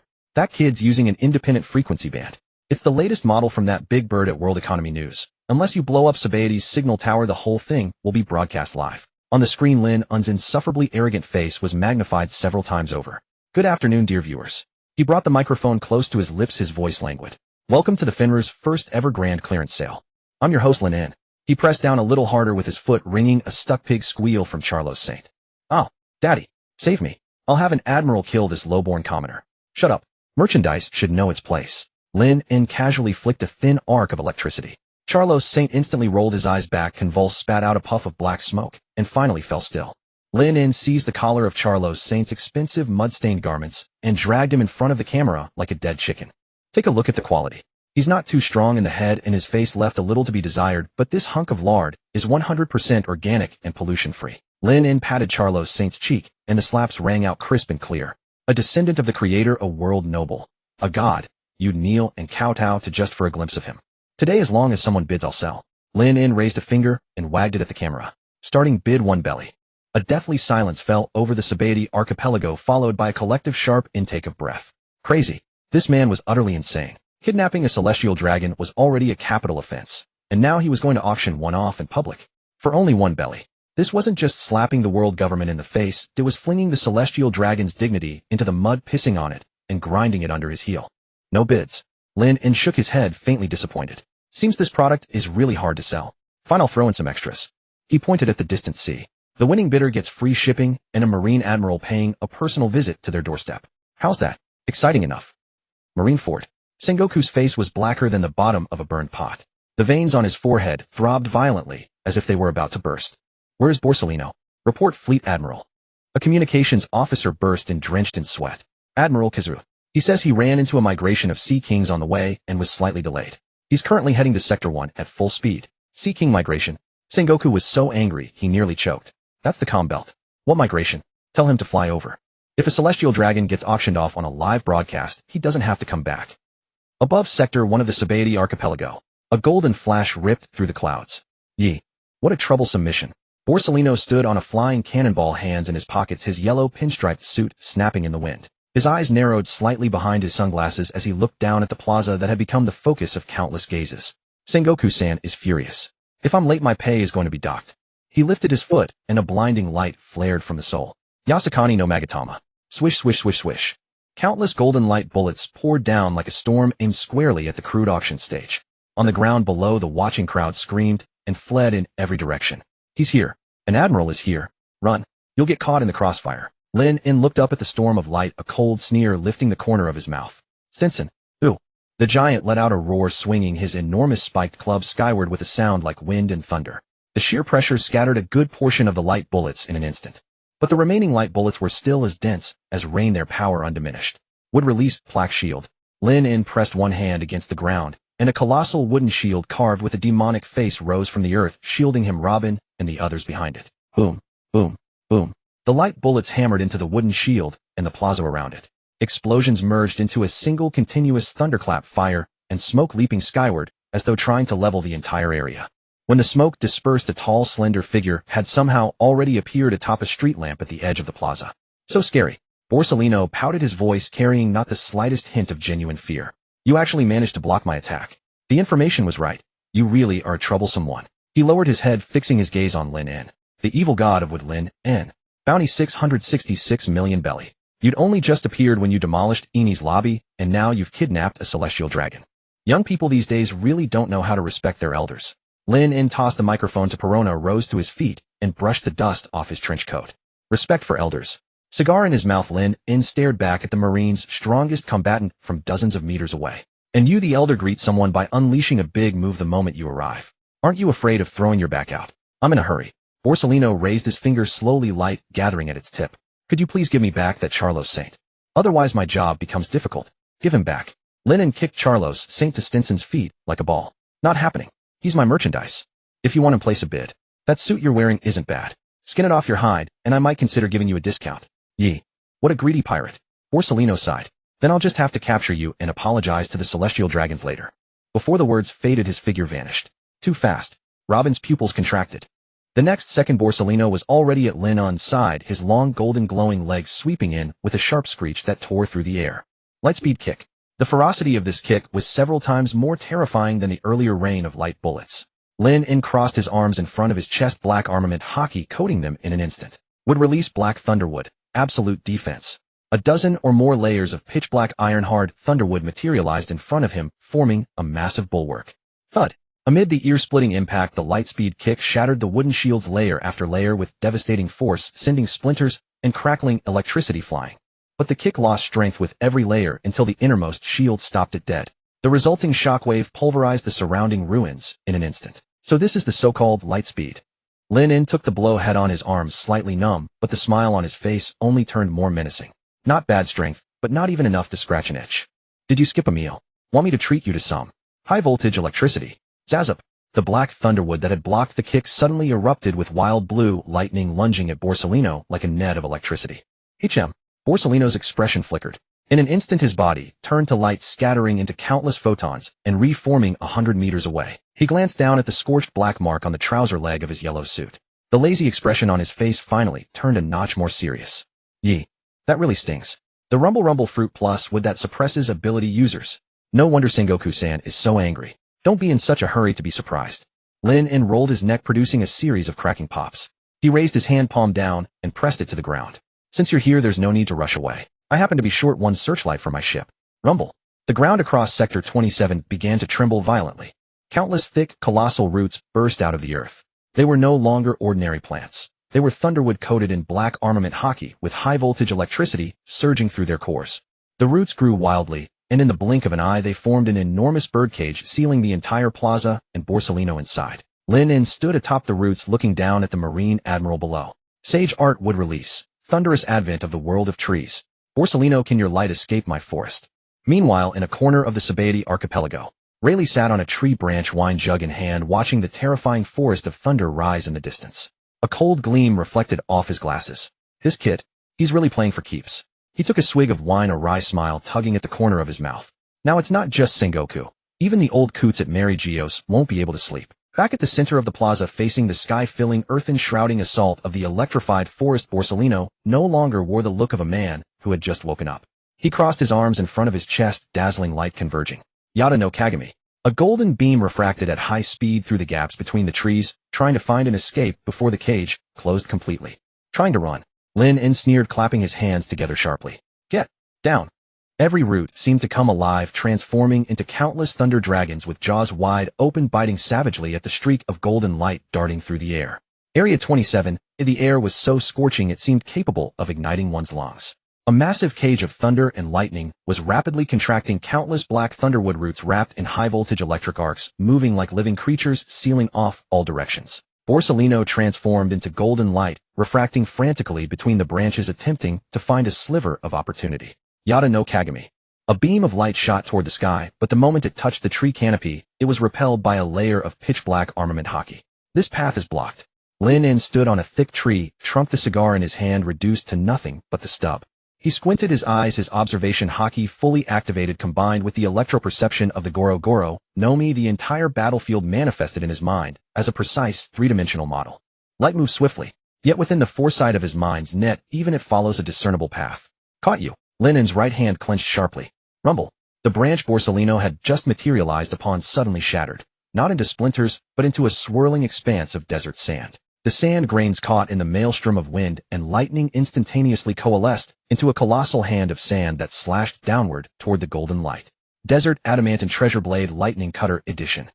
Zzzz. The golden light was forced to condense into physical form, revealing Borsellino's silhouette. He crossed his arms as photons coalesced into a luminous shield before him, absorbing the impact head-on. Boom. The tremendous force drove the fleet admiral into the ground like a baseball. Borsellino's boots carved 200-meter trenches through the stone until he crashed through a derelict shipyard and came to a halt. Several scorched rents marred his flamboyant yellow pinstripe suit, and his sunglasses had slipped askew. Well, that was close. Borsellino adjusted his glasses, his tone retaining its characteristic laziness, yet the eyes behind the lenses had lost all trace of drowsiness. Sand, lightning, and that peculiar wood. Just how many devil fruits have you consumed? Lin leaped from the treetop, descending without a sound. Tossing his cigarette aside, 2 wooden stakes erupted from the ground beneath his feet, propelling him forward like a surfboard. Setting that aside, Fleet Admiral, the auction hasn't concluded. Leaving without permission incurs a penalty. Penalty. I haven't got a single bell on me. Borsellino curled his fingers and brilliant light particles stretched and solidified in his palms, instantly forming a dazzling blade of pure light. Aim no Murakumo. Whoosh. A flash of light and shadow, and Borsellino vanished from his position, reappearing mere inches from Lin's nose. The light blade radiating temperatures capable of shearing through steel, aimed directly for Lin's throat. Fast. Unnervingly fast. This is what makes the Pika Pika no Mi so inescapable. Even with foreknowledge, your body simply cannot match that velocity. But Lin didn't dodge. Would release adamantine wealth beckoning black blade. Lin's arm instantly petrified into a dark armament hockey, spiraling wildly around it, transforming his entire limb into a razor-sharp black blade. A layer of rapidly flowing golden sand coated its surface, humming like a chainsaw. Clang! The light blade and black wooden sword collided with devastating force. The screeching friction shattered every window in the surrounding buildings. A terrifying shockwave erupted from their clash, sending debris flying across a 100-meter radius. In the distance, Perona clung desperately to Stamin's leg, her body whipping through the air like a flag. Is that all you've got? Lin inhaled back the aim no Murakumo, with one hand, his smile growing more vicious. Didn't eat today? Or has your pay been cut so low you've lost the will to fight for Sengoku? Borsalino's lip twitched. This kid's haki is absurdly potent. Meanwhile, the sand coating that wooden blade was grinding away at his light sword with each strike, draining his stamina. Young people these days have such sharp tongues. Borsalino raised his left leg, light, coalescing once more. If strength fails, speed shall compensate. Light speed kick. The kick carried no flourish, only raw speed so swift that not even an afterimage remained. The target, Lin En's temple. Using the same move twice. Whom do you take me for? Lin En's eyes turned cold. At the exact moment the kick was about to connect, his neck contorted unnaturally, his head dissolving like sand into an empty void.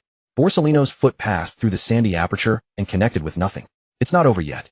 Lin En's sand-formed head instantaneously reassembled behind him, and simultaneously his chest split open, unleashing a torrent of sharp wooden spikes that erupted like a storm of projectile needles. Would release implantation jutsu, point-blank range. Thud, thud, thud. At such close quarters, Borsalino could not fully element his body to evade. Several hockey-coated wooden spikes drove deep into his shoulders and thighs. Guh. Borsalino grunted, his body dissolving into points of light as he forcibly retreated. But barely 10 meters back, the wooden spikes embedded in him suddenly began growing wildly. What a... Borsalino's expression shifted dramatically. Those spikes were draining his blood. No, his vitality itself. Life return. No. Is this the power of your plunder fruit? Lin En stood still, licking his lips. He could feel a stream of pure energy flowing back through the wooden spikes, rapidly replenishing a significant portion of his depleted stamina. Thank you for the meal. Fleet Admirals taste quite fine as expected. Borsalino made an instant decision, slashing his light blade to sever the flesh around the embedded spikes along with the wooden protrusions themselves. Blood soaked through his yellow suit, yet he didn't even flinch. A ruthless one indeed. Well, seems I can't let you get close. Borsalino hovered midair, light particles flickering around his wounds as he used the intense heat of his power to cauterize the bleeding. Looking down at Lin En, he formed a circle between his thumb and index finger. Yada no Kagami. This time there was no hesitation. Countless spheres of light rained down like a meteor shower, each one powerful enough to flatten a mountain peak. They filled the sky without end, leaving no room to dodge. Want to play with firepower? Lin En tilted his head, gazing up at the devastating rain of light. Rather than evading, he spread his arms wide. Then let me show you what true divine wrath feels like. The power of his Goro Goro no Mi surged to its absolute limit, while the two batteries, Moria and Hanafuda beneath the ship, were instantly drained of their energy. Terrifying thunderlight erupted skyward, transforming the clear blue heavens into an ink-purple vortex. Dark clouds converged as serpents of lightning danced violently overhead. Lightning release, Kirin 10,000 thunder, heavenly prison draw. Rumble. This time not one but hundreds of beasts forged from raw lightning emerged from the storm clouds. They roared, charging directly into the storm of light.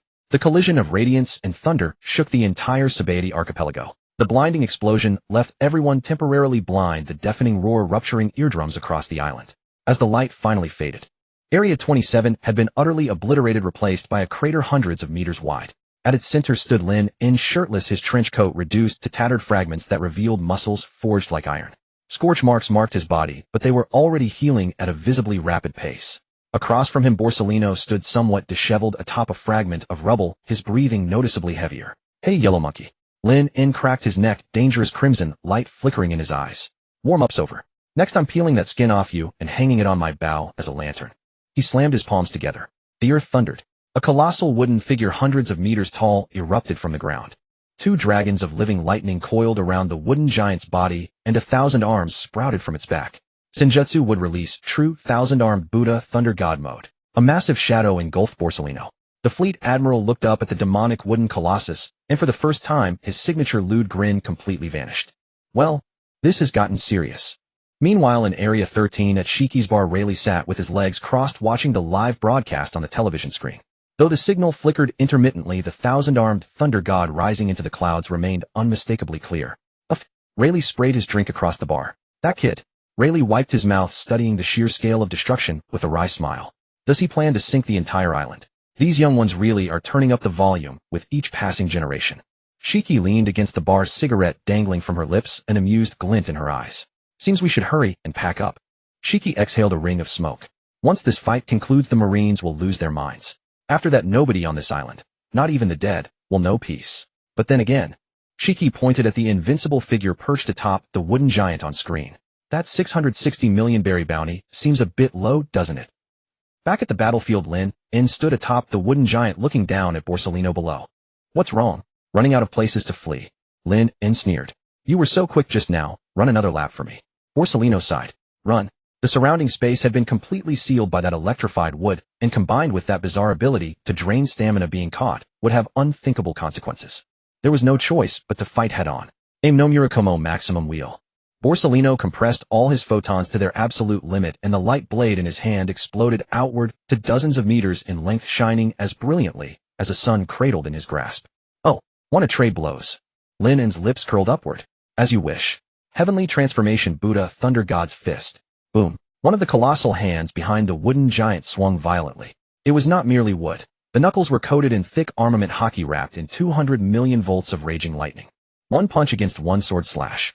There was no standoff as anticipated. The moment they met, Borsellino felt an irresistible force surging through him. Lightning traveled through the light blade, instantly numbing half his body. Then came the second punch, the third, the fourth. Countless fists descended like a relentless storm. Aura, aura, aura, aura. Each strike carried the force of a sonic boom, each blow causing space itself to tremble. Borsellino could only desperately swing his light blade to defend, but two hands cannot withstand for let alone 1,000. Bang! Finally, one punch broke through his defenses, smashing squarely into Borsellino's face. The Fleet Admiral was driven deep into the ground like a living projectile. A Fleet Admiral. Is this all? Lin controlled the wooden giant, all 1,000 hands freezing mid-motion, hovering in the air like a deity of judgment. Since you're here, don't be in such a hurry to leave. Lin leaped from the wooden giant's head, landing at the edge of the bottomless crater. At the bottom, Borsellino lay sprawled in a starfish position among the rubble, face covered in blood, his sunglasses long gone. He struggled to rise, but found his body as heavy as lead, the lingering effect of having his stamina completely drained by wood release. Cough! Cough! Borsellino spat blood, gazing up at the figure silhouetted against the light above. You've won. Borsellino panted heavily. But killing a fleet admiral will make the world government hunt you to the ends of the earth. Is one celestial dragon really worth it? Worth it? Lin laughed as though he'd heard the funniest joke. He crouched down, looking at the disheveled fleet admiral at the bottom of the pit. Borsellino, you've misunderstood one thing. Lin extended his hand, lightning dancing in his palm. I never intended to kill you. My ship needs a refrigerator and a light bulb. Your devil fruit ability would be quite useful for generating light and power. It'd be a waste not to put it to use. Borsellino's pupils contracted. Is this guy serious? And Lin rose to his feet, his gaze sweeping toward the distant sea. There the masts of dozens of Navy warships were already visible on the horizon. That pig-headed Roswell Saint is still up for auction. Since a fleet admiral has shown up, I figure I could bundle you as a bonus and sell you to Sengoku for a decent price. Lin grinned, revealing a set of white teeth. Don't you agree, mister? Bonus worth 3 billion berries. On the ruins of Zone 27, the air still carried the acrid scent of burning and the residual warmth of dissipating light particles. Borsellino lay like a dead dog at the bottom of the pit, his garish yellow suit reduced to tattered rags. Lin stepped onto the crater's edge, raising the bruised and battered Charlo Saint to continue his auctioneer's pitch. Whoosh! A ghastly green arc of light flashed across his retina, severing heaven and earth in one stroke. Immediately after, the makeshift auction platform, carefully assembled from rubble, along with the ancient red tree behind it that had stood for countless years, shifted without warning. Rumble! The upper half of the red tree slid along the cut surface, sending clouds of dust billowing into the air. The cross-section gleamed like polished glass, even reflecting Lin's mildly displeased face. The ash from Lin's cigar trembled loose. He narrowed his eyes toward the coastline, where a coffin-shaped skiff rose and fell with the waves, its ghostly green candlelight flickering.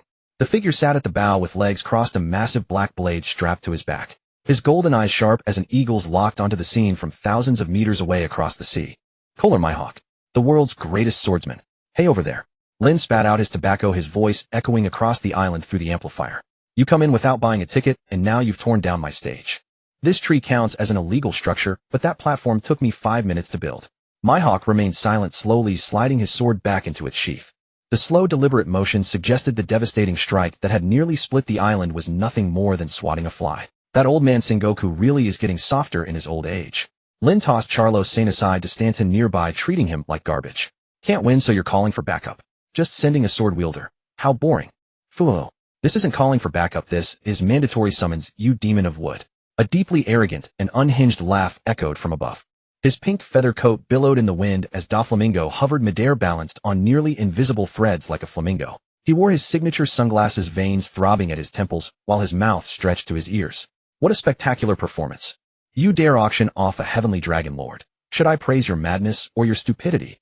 Doflamingo's fingers curled in the air as invisible threads silently spread across the square above. But shouldn't we settle that giant's tab between us privately? Settle accounts. Lin looked up at Doflamingo hovering in the sky, letting out a snort of laughter. Perfect timing. I happen to be short a clothesline. That feather coat of yours looks surprisingly absorbent. Doflamingo's smile froze for an instant. This place repulses me. A cold, haughty voice dripping with disdain echoed from somewhere else. It was a pirate ship being dragged by two massive sea serpents.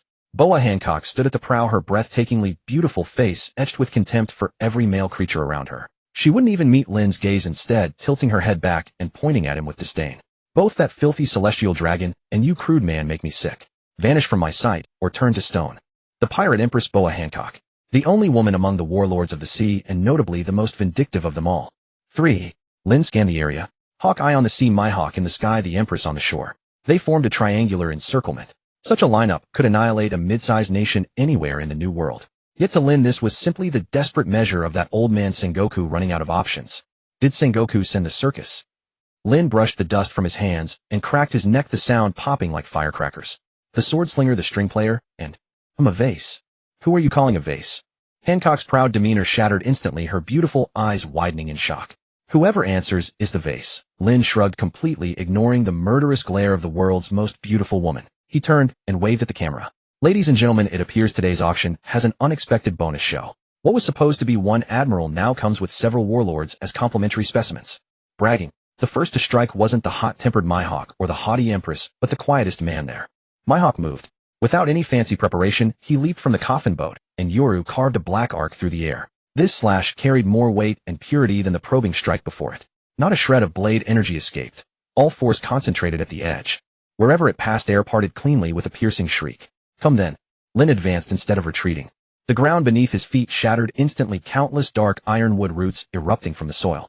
They twisted, compressed, and hardened in his hands with blinding speed. Would release diamond fortune teller's spiked club.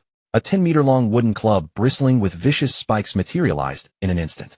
Lin's arm muscles swelled as armament hockey flowed over the club's surface like liquid purple arcs dancing between the spikes. If you're the world's greatest swordsman, then I'll shatter your elegance with the most brutal method. Clang.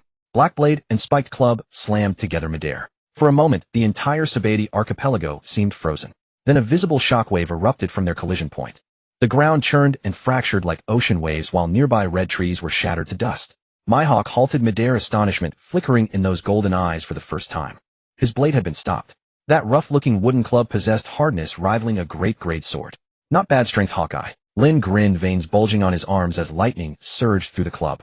But does your blade conduct electricity? Zzzz. 200 million volts of ferocious current raced along Yoru instantly. Mihawk frowned slightly, his grip sheathed in advanced armament hockey to block the surge. Yet the tremendous recoil sent him flying backward, and he executed a clean flip before landing steadily on a massive boulder near the shore. Is this the so-called versatility? Mihawk shook his numb wrist, battle lust intensifying in his gaze. A devil fruit developed to this level certainly gives Sengoku reason to worry. Foh. Since Mihawk has struck, I can't just watch. Doflamingo cackled madly, his fingers snapping rapidly. 5 colored threads. 5 razor-sharp threads descended from above, aimed straight for Lin's head. Invisible to the naked eye, yet capable of slicing through steel. Lin didn't even lift his head. Perona. Yeah, I know. Don't shout at me. Perona, who had been floating in the air, complained, but moved swiftly. With a wave of her small hand, several white ghosts drifted lazily into position, blocking the thread's path. The threads passed through the apparitions without obstruction. But the next instant, the supremely arrogant Doflamingo froze midair. He plummeted like a severed kite, landing face first with a wet smack, sprawled on all fours like a defeated salted fish. I'm worthless. I shouldn't have been born. I wish I were a seashell. Doflamingo knelt on the ground, his sunglasses askew, muttering depressive nonsense that made one's jaw drop. Dead silence fell over the crowd. Even Hancock in the distance froze. Had that supremely arrogant knight Yaksha really been taken down in one move? Well done, Ghost Girl. Lin whistled and pressed his foot onto Doflamingo's back, grinding his expensive pink feather coat into the mud. Seems the warlord's mental fortitude leaves much to be desired. You bastard. Doflamingo forced himself out of his depressive state through sheer hockey. Veins bulged on his forehead as his face flushed dark with rage, wanting nothing more than to tear Lin apart. This was humiliation, his life's greatest shame. Threadshot. Doflamingo pointed his finger, launching a bullet-like thread cluster toward Lin's knee. Snap! Lin casually waved, and a wooden strip whipped through the air like a lash, dispersing the thread cluster before striking Doflamingo squarely in the face. Did I give you permission to move? This is my turf, understand? Lin channeled electricity through his boot into Doflamingo's body. The underground world's king was instantly electrocuted.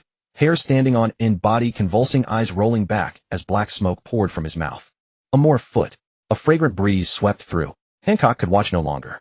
Though she despised Doflamingo, she could not tolerate Lin's arrogance. Her long, elegant legs traced a beautiful arc through the air, striking toward Lin's side. One kick like this could shatter stone instantly. Lin released his foot from Mihawk and twisted his body backward in an unnatural curve, dodging the strike. What's wrong? Eager to throw yourself at me? Standing tall, he gazed at the Empress mere feet away. It must be admitted her beauty was truly devastating. But to Lin, physical attractiveness held no value. Insolent fool. Hancock formed a heart shape with her hands, gathering pink energy waves. Amor. Anyone who harbored even a hint of lust toward her would instantly turn to stone. The pink beam struck Lin. 1 second. 2 seconds. He remained standing, blinking, then casually brushed dust from his clothes. That's it. Lin frowned in disgust. Are you trying to spray perfume on me? The scent is overpowering. Next time use something lighter. Hancock froze. For the first time, her stunning face displayed pure bewilderment. Ineffective. How could this be ineffective? No man in this world should remain unmoved by her beauty, unless he were blind or... You're completely unaffected by my beauty. Hancock's hand trembled as she pointed at Lin, fury shaking her voice. Are you even a man? To find out if I'm a man, you could test me tonight. Lin rolled his eyes. But you, keeping your head tilted up all the time, don't you get tired? Watch out for cervical spondylosis. Hancock's chest heaved with rage. Enough. Mihawk's voice cut through the spectacle. He stood atop the rocks, eyes blazing. Doflamingo had risen, disheveled, but murderous intent crystallizing in his gaze. Hancock ground her teeth, clearly ready to fight for real. The three warlords finally took this seriously. Lin. Mihawk raised his black blade, pointing it directly at Lin. Your devil fruit ability is strong, and your close combat skills are no slouch either. But facing all three of us plus that admiral over there playing dead. He glanced toward the pit. Borsellino's fingers twitched slightly. He was clearly waiting for an opening to strike. Do you think you stand a chance? Lin smiled. He planted the spiked club into the ground, its immense weight causing the earth to tremble. Chance. Lin drew a fresh cigar from his coat, igniting it with a spark from his fingertips. He took a deep drag and exhaled a plume of pale blue smoke. Mihawk, you've misunderstood one thing. Lin spread his arms wide. From the ruins behind him, countless massive tree roots rose slowly, coiling through the air like awakening dragons. Each root was wrapped in dark haki and raging lightning. I waited for all of you to arrive so that... Lin's gaze turned icy and ferocious. The look of an apex predator at the top of the food chain. Catching turtles in a jar, 1 stone 4 birds. Rumble. The ground shook violently as the red trees across the entire zone 27 began growing furiously. Senpu mo kutan kaijuakai ke rinjin, Raijika ban. Massive buds burst open among the vines, releasing not ordinary pollen, but yellow dust laced with paralyzing toxins and fine electrical charges. Don't breathe that pollen. Mihawk's expression shifted as he slashed, sending a wind pressure wave to scatter the dust. But the pollen drawn by the lightning clung to everything like a curse too deep to shake off. Too late. Lin formed a seal with one hand. Now welcome to my garden. By the way, the admission fee here is quite steep. Zone 27 of the Sabati archipelago had transformed into a purgatory where lightning and vegetation were inextricably entwined. The air was saturated with yellow pollen carrying paralytic toxins resembling some lethal haze. The black blade Yuru in Mihawk's grasp swept with impenetrable precision every strike's wind pressure, serving merely to disperse the encroaching dust. What an unpleasant ability. Mihawk's brows knitted deeply. He harbored no fear of head-on combat, yet this pervasive toxic pollen and the endlessly regenerating colossal trees lent him a futile sensation akin to hacking at cotton. Fufufu. Eye patch, cease your whining. That kid's stamina is an endless abyss. Don Quixote Doflamingo danced erratically through the air, visibly flustered. Several electrically charged vine whips coiled around him like serpents of flesh-hungering intent, refusing to loosen their grip. Every gossamer thread he so proudly severed was immediately replaced by 3 new ones, thicker, harder, and crackling with greater voltage. As for Kuina Hancock, the pirate empress's predicament was scarcely more favorable. Fragrant foot. She shattered the oncoming wooden dragon with a single kick, its debris raining down like stones. Yet barely had her feet touched the ground than the soil beneath her liquefied into quicksand. 2 wooden hands erupted from the earth, grasping for her ankles. Shameless. Perverted. Hancock leapingly recoiled in mortified fury, only to find herself sealed beneath a colossal net of thunder and vines overhead. Lin stood atop the shoulders of that towering wooden colossus, hundreds of meters above the final ember of his cigar dying out. He looked down upon the three warlords of the sea scrambling about like monkeys, then cast a sidelong glance toward the admiral still sprawled motionless at the bottom of the crater. Within that profound crater, Borsellino reclined in an extraordinarily leisurely posture, draped beneath several stone slabs, occasionally readjusting himself to find an even more comfortable position. "Hey over there, you glowing fellow." Linen's voice pierced through the clamor of thunder, reaching the crater's bottom with surgical precision. Even if wages are settled daily, slacking off hardly seems worthy of such diligence. "I've already spotted you sneaking peeks at the newspaper through light refraction." Borsellino's movements stiffened at the crater's bottom, then he slowly rolled onto his side, his voice as feeble as a dying breath. This old man suffers grievous wounds. Unable to move. The young generation nowadays strikes with such viciousness. My bones are shattered." "Shattered nothing. You're a Logia user. Light too possesses bones," Borsellino retorted with absurd self-assurance. Linen couldn't help but laugh in exasperation. So that's how it is, that worn-out veteran. He had clearly decided to play the role of the audience par excellence.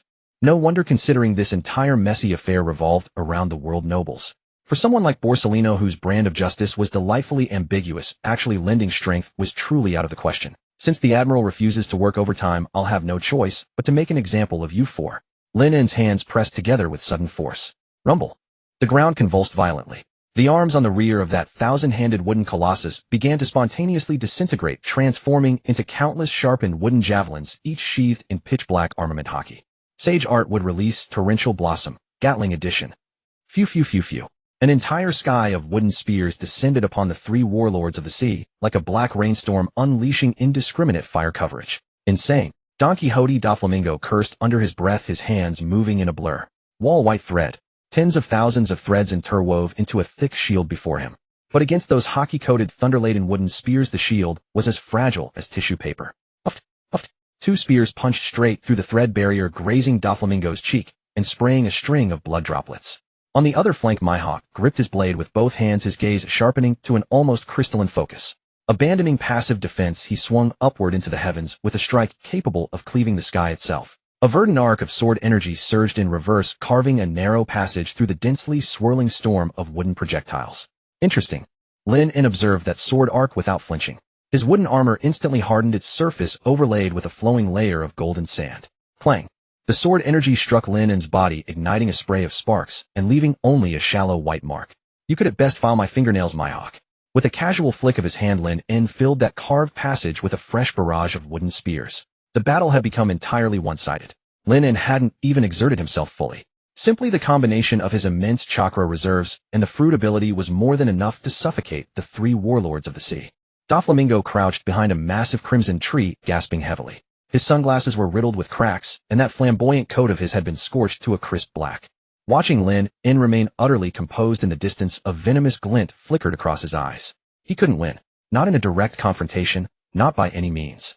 This guy was some kind of monstrosity stitched together from impossible traits, infinite stamina, absolute defense, and attacks, laced with both lightning and poison. Add the so-called admiral playing dead at the bottom of that pit, and today's situation might actually end in their downfall. Fufufu. Since direct assault won't work, I'll adjust the approach. Doflamingo's gaze drifted past the battlefield, landing on the Finral ship in the distance. On the deck, Robin leaned against the railing, a book in hand, seemingly indifferent to the epic battle unfolding before her. Perona floated midair, commanding that goofy giant Stanson to cheer Lin on. Weakness. A cruel smile curled the corner of Doflamingo's lips. Grab those two women, and even the most formidable monster would reveal a fatal opening. Parasite thread. Doflamingo twitched his 5 fingers. Several translucent threads slipped through the chaotic battlefield cover like venomous snakes, skirting along the ground and bypassing Lin and sensing range entirely, making straight for the Finral. His target was clear, the woman holding that book. Nico Robin, the demon child, the very first woman Lin had ever taken aboard. The threads silently coiled around Robin's lower leg. Got it. Doflamingo's eyes flashed with triumph, his finger jerking sharply downward. Come here. However, the anticipated sight of Robin being yanked through the air never materialized. Instead, the parasite thread stretched taut and snapped with a crisp crack. Doflamingo froze in bewilderment.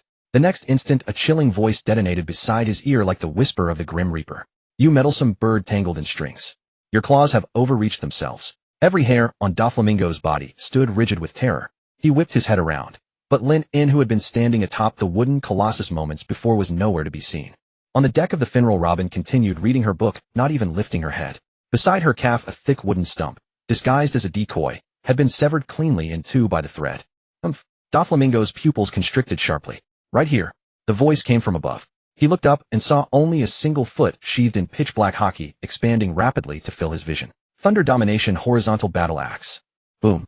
That kick connected squarely with Doflamingo's face. Immense force sent the king of the underworld hurtling from the sky, like a meteor crashing into the earth, and splitting the ground into a crater dozens of meters across. Debris and soil erupted in all directions. Cough. Doflamingo lay at the bottom of the crater, convinced his skull was about to shatter. Before he could even struggle to his knees, several thorn-laden vines burst from the soil, piercing through his limbs and pinning him mercilessly to the ground. Aarg. Agony tore from Doflamingo's throat in a blood-curdling scream. Lin-In alighted gracefully at the crater's edge, casually tossing a crackling sphere of lightning between his fingers. I was planning to keep you alive as a clothesline, but it seems you'd serve better as fertilizer. Lin-In's gaze was frigid, devoid of any humor. Lay a hand on my crew. Who gave you the audacity? Kato. Blood filled Doflamingo's mouth, yet he still laughed, a mad, unhinged cackle. Fufufu. Kill me. Kato won't spare you. Neither will the world government. Kato. Lin-In sneered and drove his foot down, crushing Doflamingo's signature sunglasses to fragments. His younger brother is currently generating electricity in my hold. Fancy paying him a visit. Just as Lin-In prepared to deliver the finishing blow to that fiery bird, a din-din mushy strapped to his chest suddenly rang. It wasn't an ordinary din-din mushy. It was the golden model snatched from Spandam, the direct line to the Fleet Admiral's office. Lin-In's motion paused. He retrieved the din-din mushy. Mose, this is the Sabaody Demolition Office. How may I assist you with your business? A 2-second silence followed on the other end. Then Sakazuki's voice roared through, barely concealing his wrath. Lin-In, you bastard. How far do you intend to push this? Marineford Marine Headquarters. Flames of fury reigned within the Fleet Admiral's office, paperwork scattered across the floor like fallen leaves. Sengoku clutched a handful of sunbae, but couldn't swallow a single one. What the front line had just reported had nearly given him a stroke. Admiral Borsalino was listed as missing in action. All 3 warlords of the sea had been reduced to playthings. Don Quixote Doflamingo himself had been beaten into a state resembling a corpse, and the world noble Roseward Saint's entire family had been tossed about like toys by that very same wooden monstrosity. This wasn't a capture operation. This was a public execution of the Marines themselves. Push this. Lin-In picked at his ear casually. Fleet Admiral Sengoku, meals can be eaten carelessly, but words should never be spoken recklessly. I'm conducting legitimate business, a certain auction if you will. Since your side refuses to pay the ransom, I'm afraid I must proceed with liquidating the cargo. As he spoke, Lin-In applied a slight pressure beneath his foot, drawing another shriek from Doflamingo. Listen to that rhythm. Quite captivating, isn't it? Stop this at once. Sengoku bellowed, veins bulging on his forehead. If you continue slaughtering the warlords of the sea, the nature of this conflict will change entirely. Nature? Lin-In sneered. From the day I smashed through the gates of O'Hara, did we ever maintain any notion of nature between us? Sengoku, my patience has its limits. That bloated, pig-headed fool named Charlos. If no bid comes within 5 minutes, I'll slice him into pieces and feed him to the fish. You dare. Watch me. At Marine Headquarters, Sengoku stared at the disconnected din mushy, his chest heaving violently. Fleet Admiral. Vice Admiral Tsuru sighed beside him. It appears our current strength alone cannot subdue him. That Borsalino fellow is clearly feigning incompetence. Sengoku gritted his teeth, weighing his options. Only a Kainu remained in the new world containing the 4 emperors. Borsalino was here playing dead. If another admiral were dispatched, the headquarters' defensive posture would become perilously thin. Should Whitebeard or any of the other emperors seize the opportunity? Yet if he did nothing and a world noble perished on Sabaody, the wrath of the world government would drown the Marines entirely. Moreover, allowing a lawless monster like Lin-In to roam unchallenged, what would become of the Marine reputation? Where in the 7 seas has that old bastard Garp disappeared to? Sengoku asked. Vice Admiral Garp mentioned. The donut shop was offering a discount, so he went to queue up, his adjutant replied tremulously. Sengoku drew a deep breath and crushed the senbei in his grip to powder. Send Kazan. His voice was low and resolute. But Fleet Admiral dispatching 2 admirals simultaneously from headquarters violates established protocol. I don't care. Sengoku slammed his palm against the desk, shouting. That son of a bitch isn't merely kidnapping world nobles. He's spitting on the very concept of justice. Tell Kazan to freeze that wooden monstrosity into an ice sculpture at all costs. Sabaody Archipelago. The battle, more accurately the one-sided beating, continued unabated.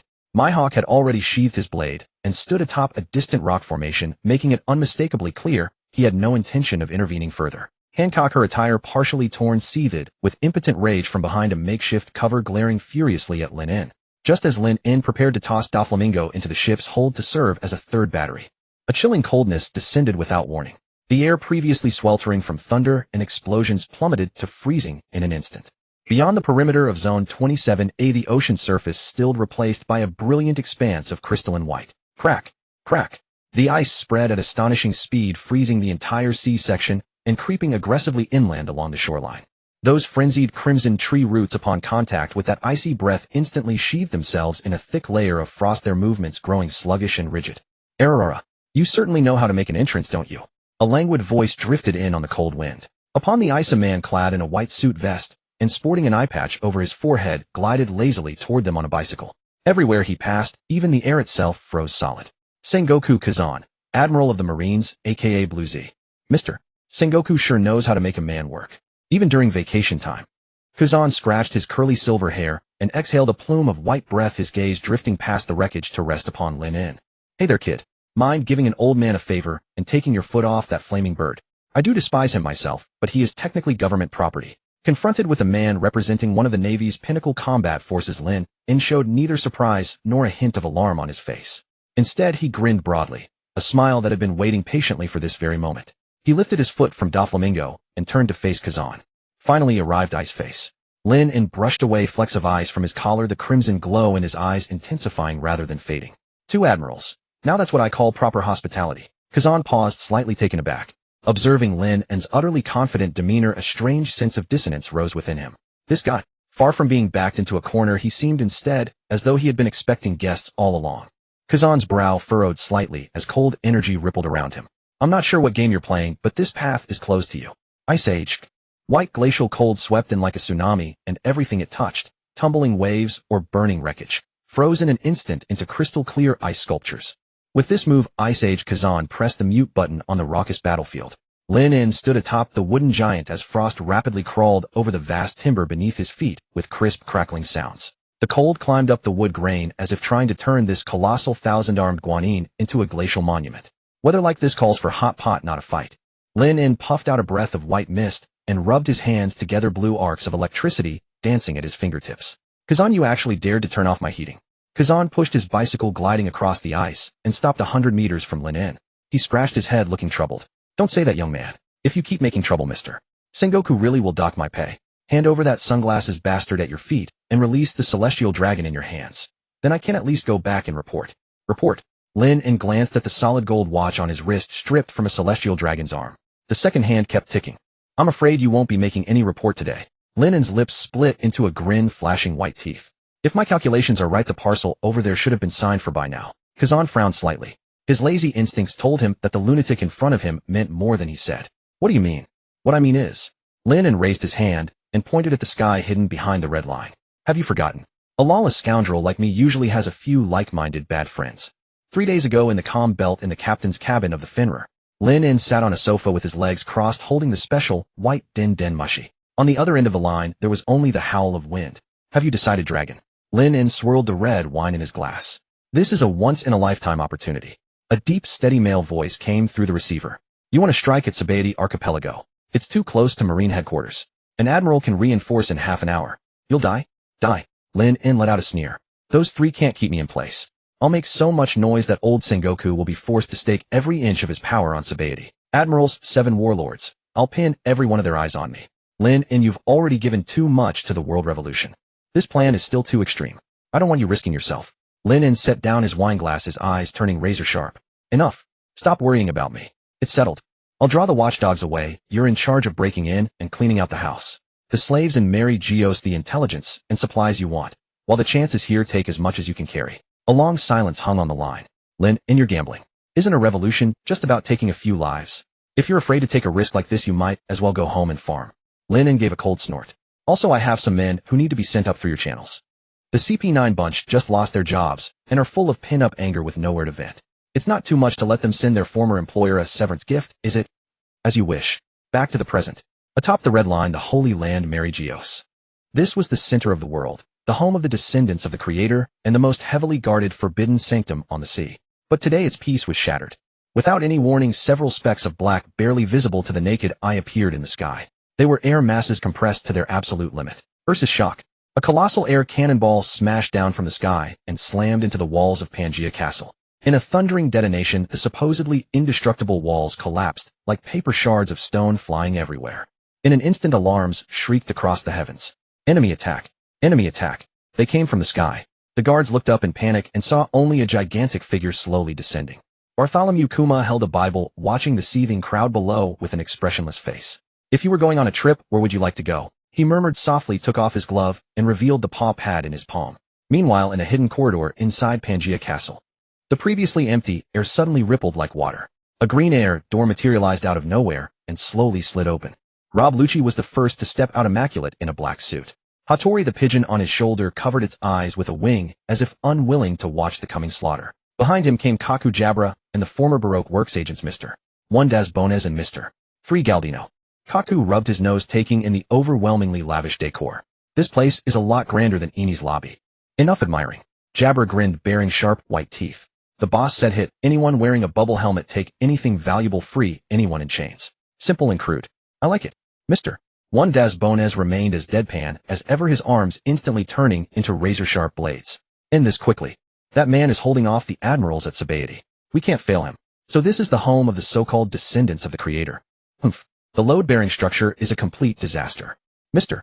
3 Galdino pushed up his glasses, and with a look of contempt sealed a jewel-encrusted antique vase to its pedestal with wax. This showy trash is a dangerously shoddy building compared to the boss's perfect underground fortress. Lucci said nothing. He walked to a huge carved wooden door. Behind it, several celestial dragons were huddled together, shivering, surrounded by a pack of terrified guards. Lucci pushed the door open. You, who are you? Guards. Guards. A celestial dragon shrieked, waving a golden pistol around wildly. Lucci looked at that celestial dragon.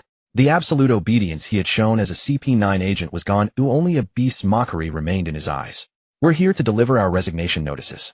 Lucci blurred into motion. His finger pistol pierced the celestial dragon's shoulder. Finger pistol. Screams echoed through the luxurious hall. Meanwhile, Kuma was on a rampage outside the city, using his ability to send countless slaves flying to Revolutionary Army strongholds across the world. Revolutionary Army soldiers poured in like a flood, setting fires, liberating slaves, and tearing down the banners of the world government's authority to trample them underfoot. Sabaody Archipelago, Grove 27. Kazan looked at Lin Un's half-smiling face, and the unease in his heart grew stronger by the second. Suddenly, the golden din mushy at his chest rang. It was the dedicated alarm tone for dire emergencies. The one that only rang when Marine headquarters suffered a catastrophic strike or the Holy Land was in danger. Kazan's face changed. He took the call. Kazan, what are you doing? Return at once. Now.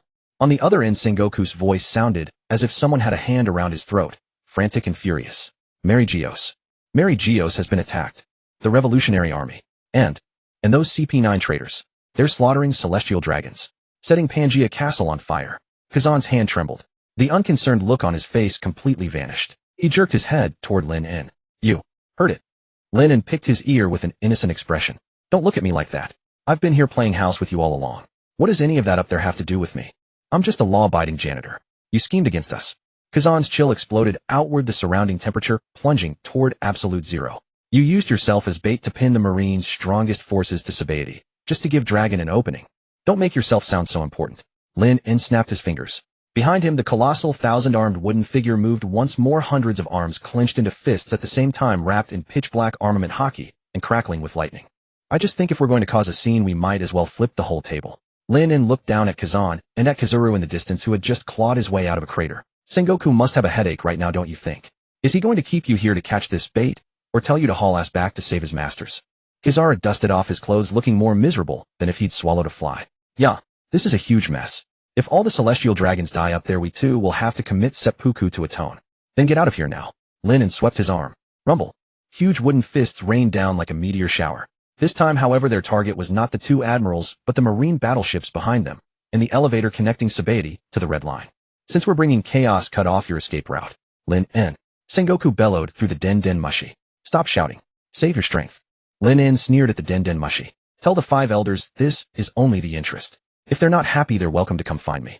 But next time, bring more men. A bunch of half-baked leftovers isn't even worth watching. With that, Lin En turned to leave, but his gaze swept over Doflamingo, still twitching in the deep pit.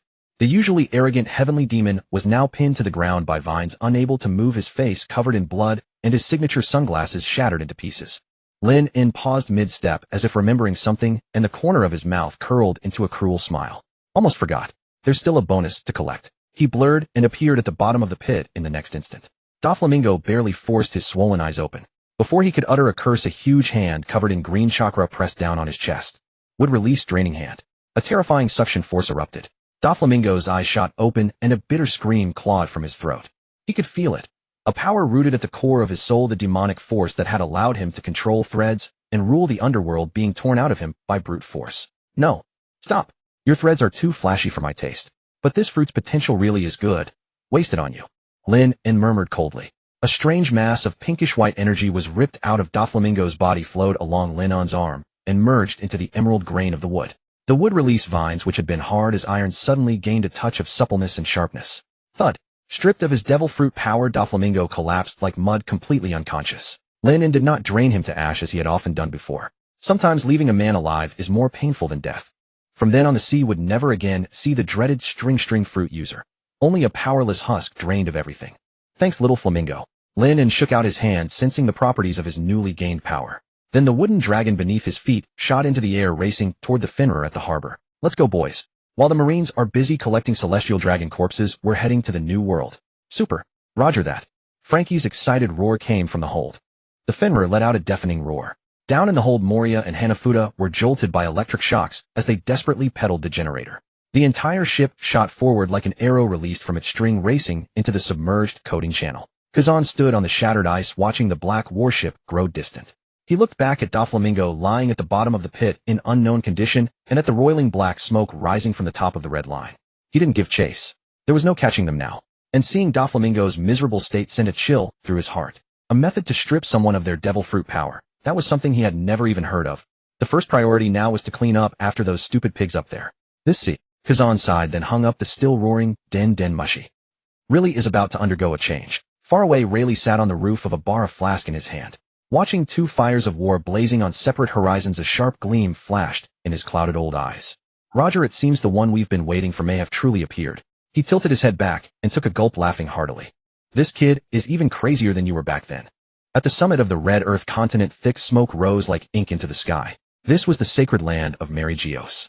The air had always reeked of extravagant wine and heavy perfume, but today only the acrid stench of scorched timber and dried blood remained. 2 minutes. Monkey D. Dragon stood atop a collapsed dome of the ancient castle, his deep green cloak whipping in the fierce wind. Below, the once resplendent divine abode now resembled a nest ravaged by a colossal beast, everything laid to ruin. Bear's paw impact. Bartholomew Kuma's face remained expressionless as he removed his gloves. A massive sphere of compressed air formed in his palm, reduced to an almost imperceptible pinpoint, then gently pushed forward. Boom. An entire formation of charging royal guards was instantaneously engulfed and launched skyward by an invisible shockwave before they could even cry out. They slammed into the distant palace walls, the crisp sound of shattering bones echoing through the air. This could hardly be called a battle. It was nothing more than a cold, ruthless sweep. Kuma's figure flashed through the chaotic crowd like a phantom, with each gentle palm strike a slave branded with the sky's soaring dragon's hoof. Insignia vanished into thin air. They were sent scattering to every corner of the world, to safe houses that had long been prepared for this very moment of rebirth. Is this what you call the guards of the gods? Rob Lucci straightened his slightly disheveled black suit, his heel pressing down on the chest of a guard captain, the crisp crack of breaking ribs audible beneath him. His shoulder pigeon Hatchin flapped its wings in evident disgust at the choking dust. Don't get too cocky, Lucci. Dragon's voice cut through the howling wind, landing precisely in his ear. The real monsters haven't even shown themselves yet. If they get involved, leaving won't be so easy. TCH, I haven't killed nearly enough. Kabura shattered the golden door before him with a single raging wolf kick, then spat contemptuously into the opulent entryway. These celestial dragons are dripping with wealth. Even their toilets are made of solid gold encrusted with diamonds. Time's up. Dragon slammed his pocket watch shut. In that instant, he sharply sensed several obscurity-shrouded viscous presences slowly stirring from the deepest recesses of the ancient castle. That was not the flaunted, domineering will of a Navy admiral. It was something far colder, far more ancient. An absolute oppressive presence, as though clawing its way up from the abyss of hell itself. Emu was unlikely to personally intervene over something this minor, but if those mad dogs of the Shansky Knights were roused, even he would find it troublesome. Withdraw. With a single command from Dragon, no words were wasted. The Revolution Army's elite forces began rapidly regrouping toward their predetermined evacuation points. Kuma's hands became blurs as he dispatched his remaining companions one by one into the sky with palm strikes. Leave them something to remember us by. Before departing, Dragon looked back, casting a deep, lingering gaze upon the massive fortress that symbolized the world's highest authority. The wind rose. The clouds churned. Dark clouds in the sky dropped instantly, and a thunderous bolt of lightning tore through the firmament, striking with merciless precision upon the colossal statue of the celestial dragon, the so-called creator. Crack! The statue's head tumbled off and shattered upon the ground.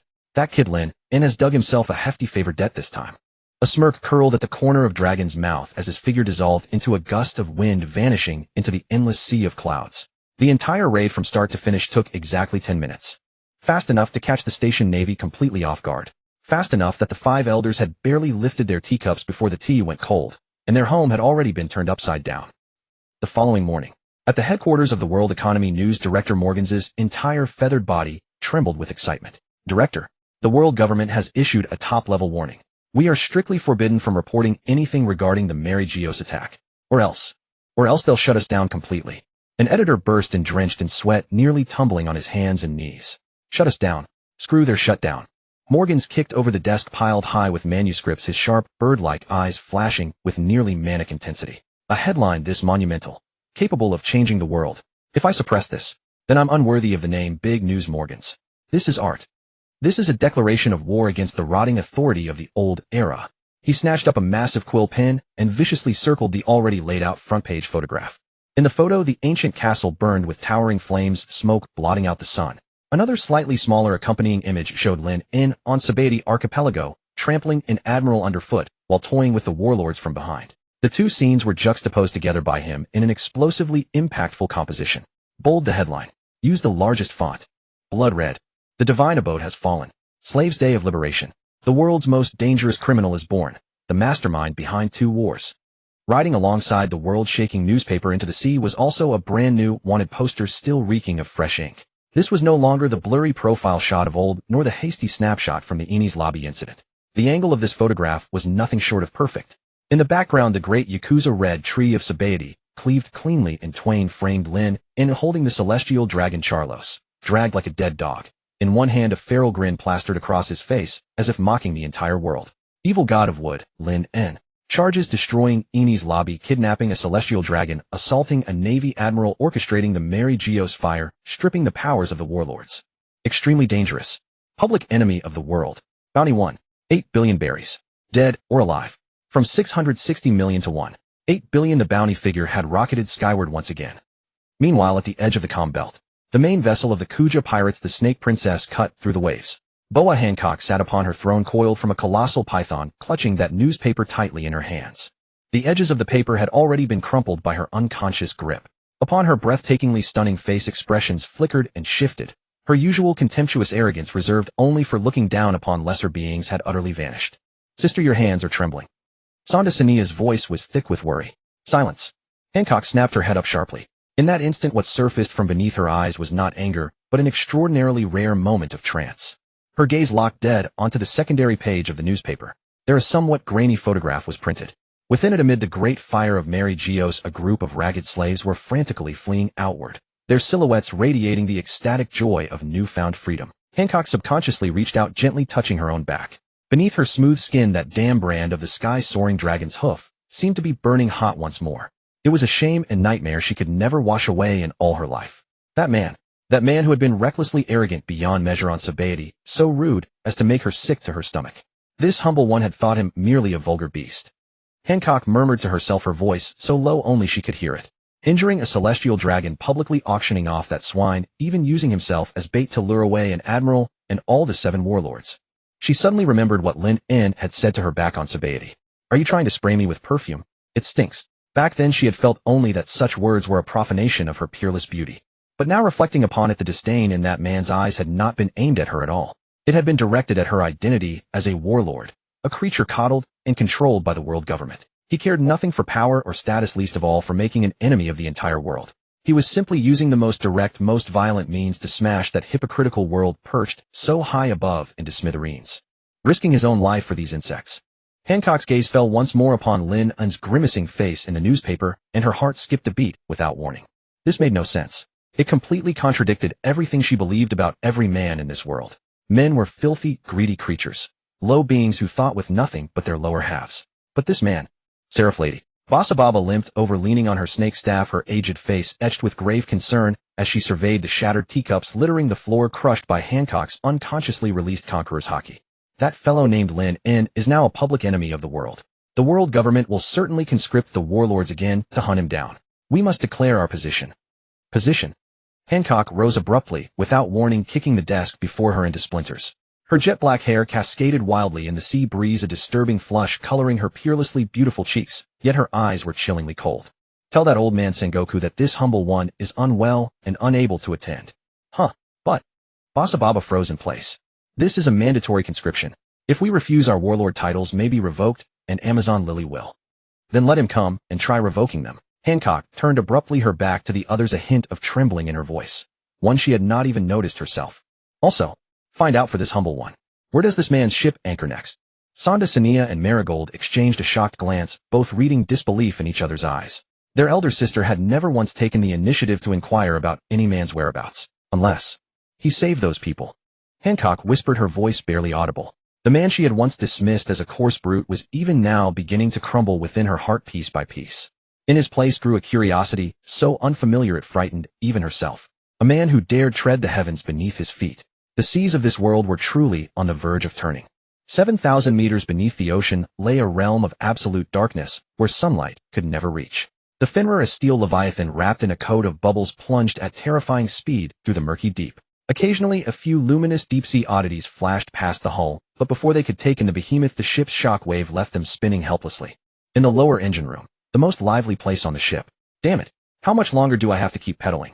Moria's signature garlic-shaped head was slick with sweat, as his feet furiously pumped a colossal flywheel generator that Frankie had modified beyond all reason. Because his shadow had been stuffed into the power core, he had to serve as the ship's human turbine, just to maintain his shaky existence and the last shred of his pitiful dignity.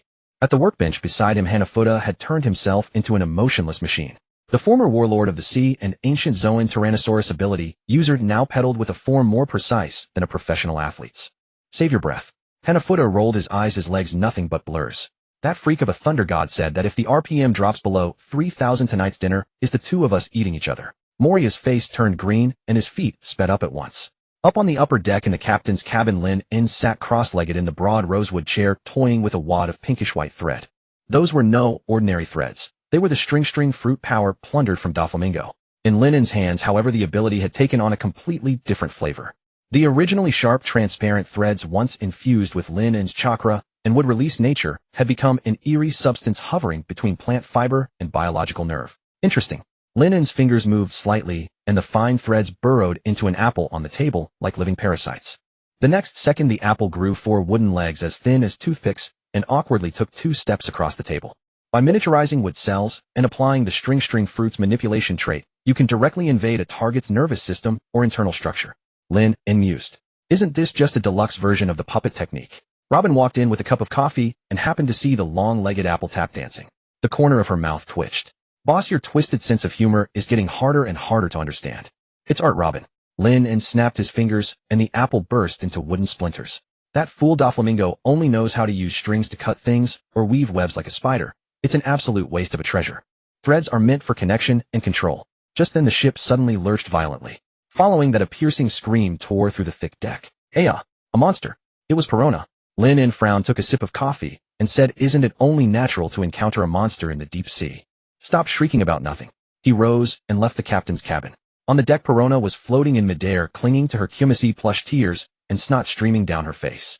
Frankie, meanwhile, stared nervously at the instrument panel, forgetting even the cola in his mouth.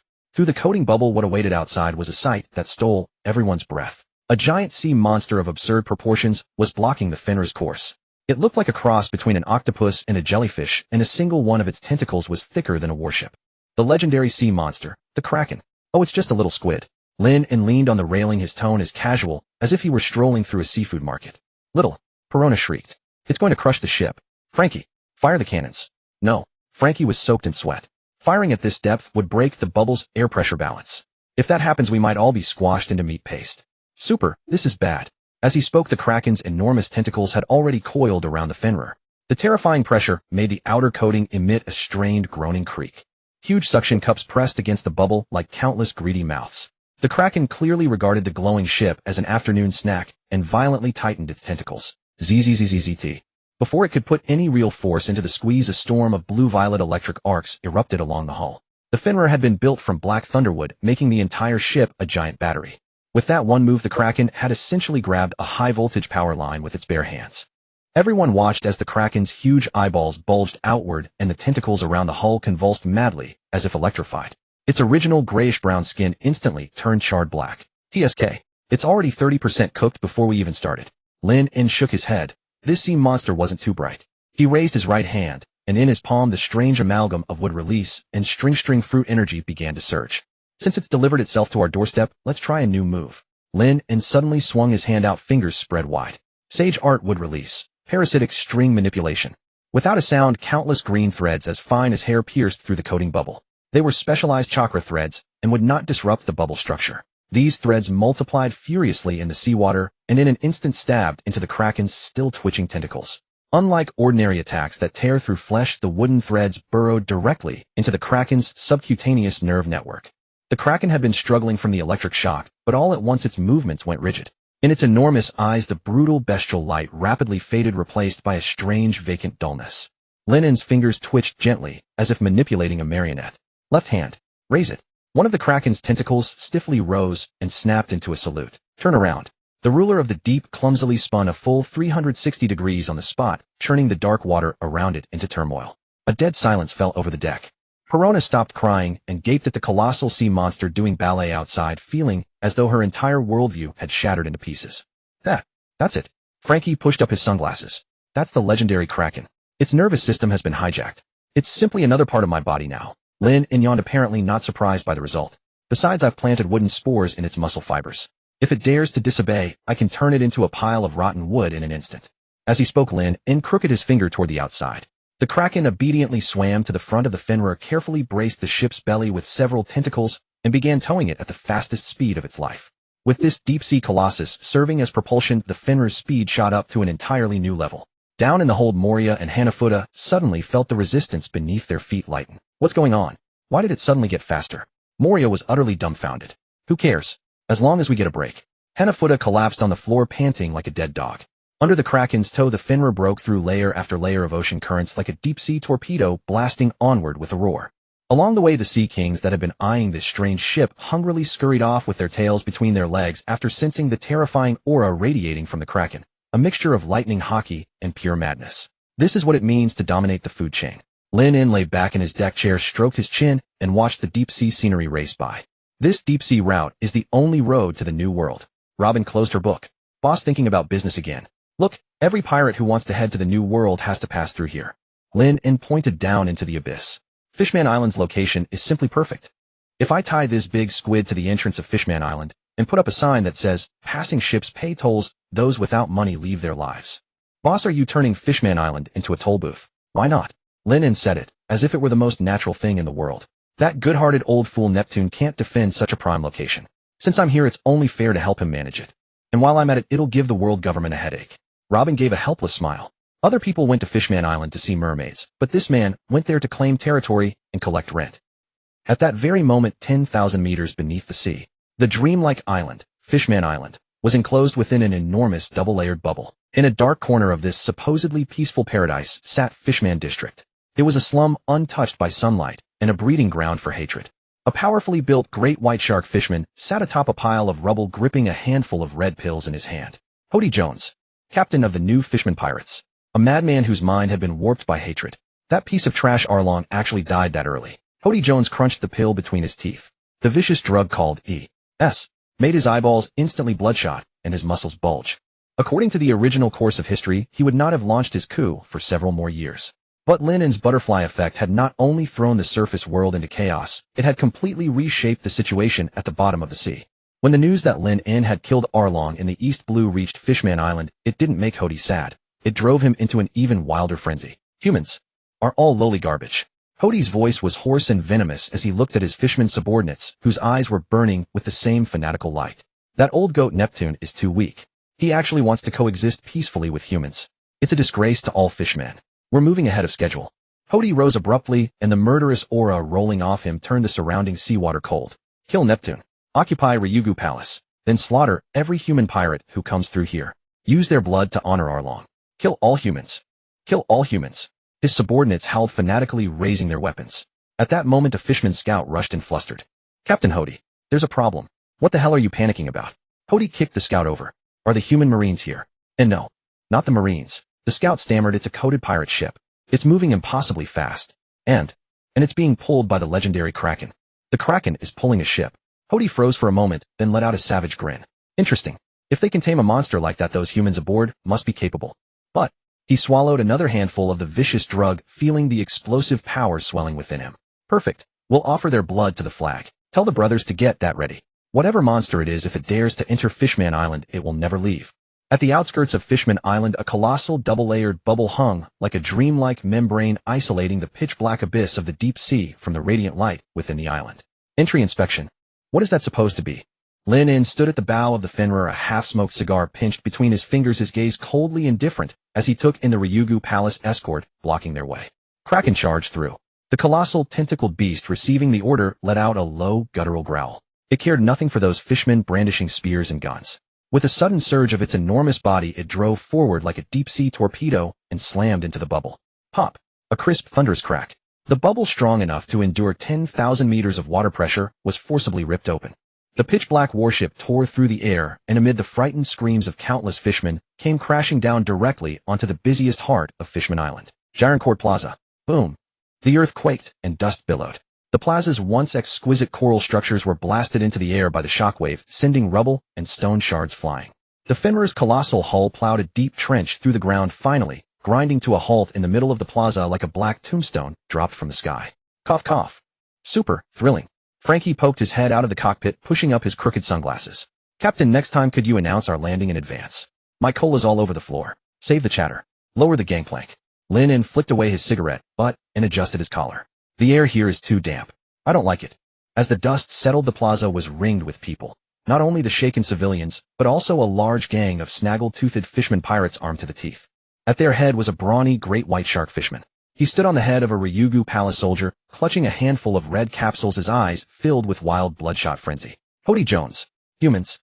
Hody Jones watched Lin In walking down from the ship, the corners of his mouth splitting wide to reveal 2 rows of jagged serrated teeth. To actually dare barge into Fishman Island like this. How arrogant, you lowly creatures. He pressed down with his foot, and the soldier shrieked as his skull fractured. You see that? This is what happens. Hody spread his arms wide and roared at the trembling civilians around him. That old good-for-nothing Neptune can't protect you. Only the new fishman pirates can elevate the fishman race above humans. With that, he scooped up a handful of the vicious drug known as ES and crammed it into his mouth like candy beans, crunching loudly. As the drug's effects took hold, Hody's already muscular frame expanded a full size in an instant. Muscle fibers bulging, eyes rolling white, radiating a savage and ferocious aura. Power. This is power. Jahahaha. Lin In idly called out over the rail. Stanson watched the ship. If any flies come, swat them dead. The newly recruited giant lackey Stanson sat awkwardly on the deck, his massive frame looking decidedly cramped beside the Fenrir. Hearing the order, he rumbled a muffled acknowledgement, wielding his enormous spiked club like a temple guardian to intimidate everything around. Only then did Lin In leisurely descend the gangway, his soles crunching over the rubble. Behind him walked Robin, looking thoroughly exasperated, and Perona, who floated in midair. Lin In stopped, looking slightly puzzled as he pointed at Hody, who was still cackling wildly. Is this shark's brain full of water? What's he muttering to himself about? Probably fried his brain from taking drugs. Robin calmly turned a page in her book. That's the ES drug. It burns your lifespan in exchange for power. The side effect is lowered intelligence, supposedly. You bastards. Hody Jones was furious. His hearing was exceptionally good now, and those words, lowered intelligence, pierced his ears like needles. You insignificant humans. Die. Hody stomped the ground, blasting open a huge crater. His whole body turned into a streak of white light as he shot toward Lin In an instant. Water shot. Without direct bodily contact, Hody used the principles of fishman jiu-jitsu to fire water droplets from his palm at bullet speed. With the drug's enhancement, the strike was powerful enough to pierce steel. The droplet, accompanied by a harsh sonic boom, sped straight for Lin In's brow. Yet Lin In didn't even lift an eyelid. Splat. The droplet struck an inch in front of Lin In's forehead, as if hitting an invisible wall, and burst into a puff of mist. It was a high-density barrier formed of armament hockey.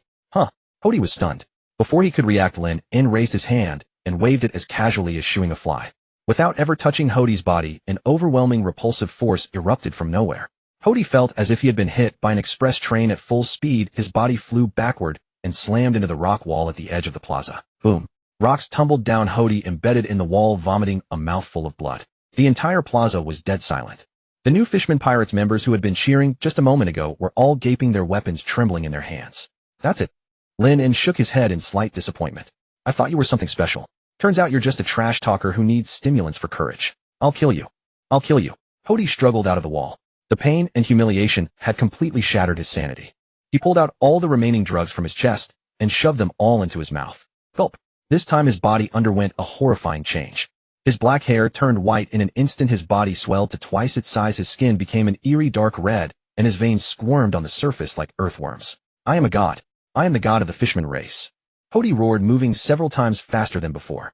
He appeared behind Lin, and in an instant his fist, strong enough to shatter stone mountains, buffeting the back of Lin Allen's head with terrifying wind pressure. Thud. A dull impact. But there was no spray of blood. Hody's fist stopped, not blocked, but caught firmly by one hand. Without turning his head, Lin grasped Hody's wrist, which was thicker than his own thigh. You've gotten stronger, but that's about it. Lin and Yan turned around and looked at him with pity in his eyes. Muscles built on this cheap trash of a drug are as hollow as water-injected pork. Compared to my Black Thunderwood, they're far too inferior. You? Let go. Hody struggled desperately to pull his hand back, only to find that the other's grip was as unyielding as an iron clamp. Since you're so fond of taking drugs, I'll give you a proper send-off. Lin's pupils abruptly constricted, a stream of green chakra surged wildly down his arm and poured into Hody's body. This drug isn't even as good as the fertilizer I use for planting trees. As the words fell, the ground began to shake violently. Would release eternal tree-binding burial. Squelch. Squelch. Without any warning, countless stout vines and roots broke through the ground. They were not like ordinary plants, instead like pythons that had caught the scent of blood. They instantly wrapped around Hody's limbs. What is this?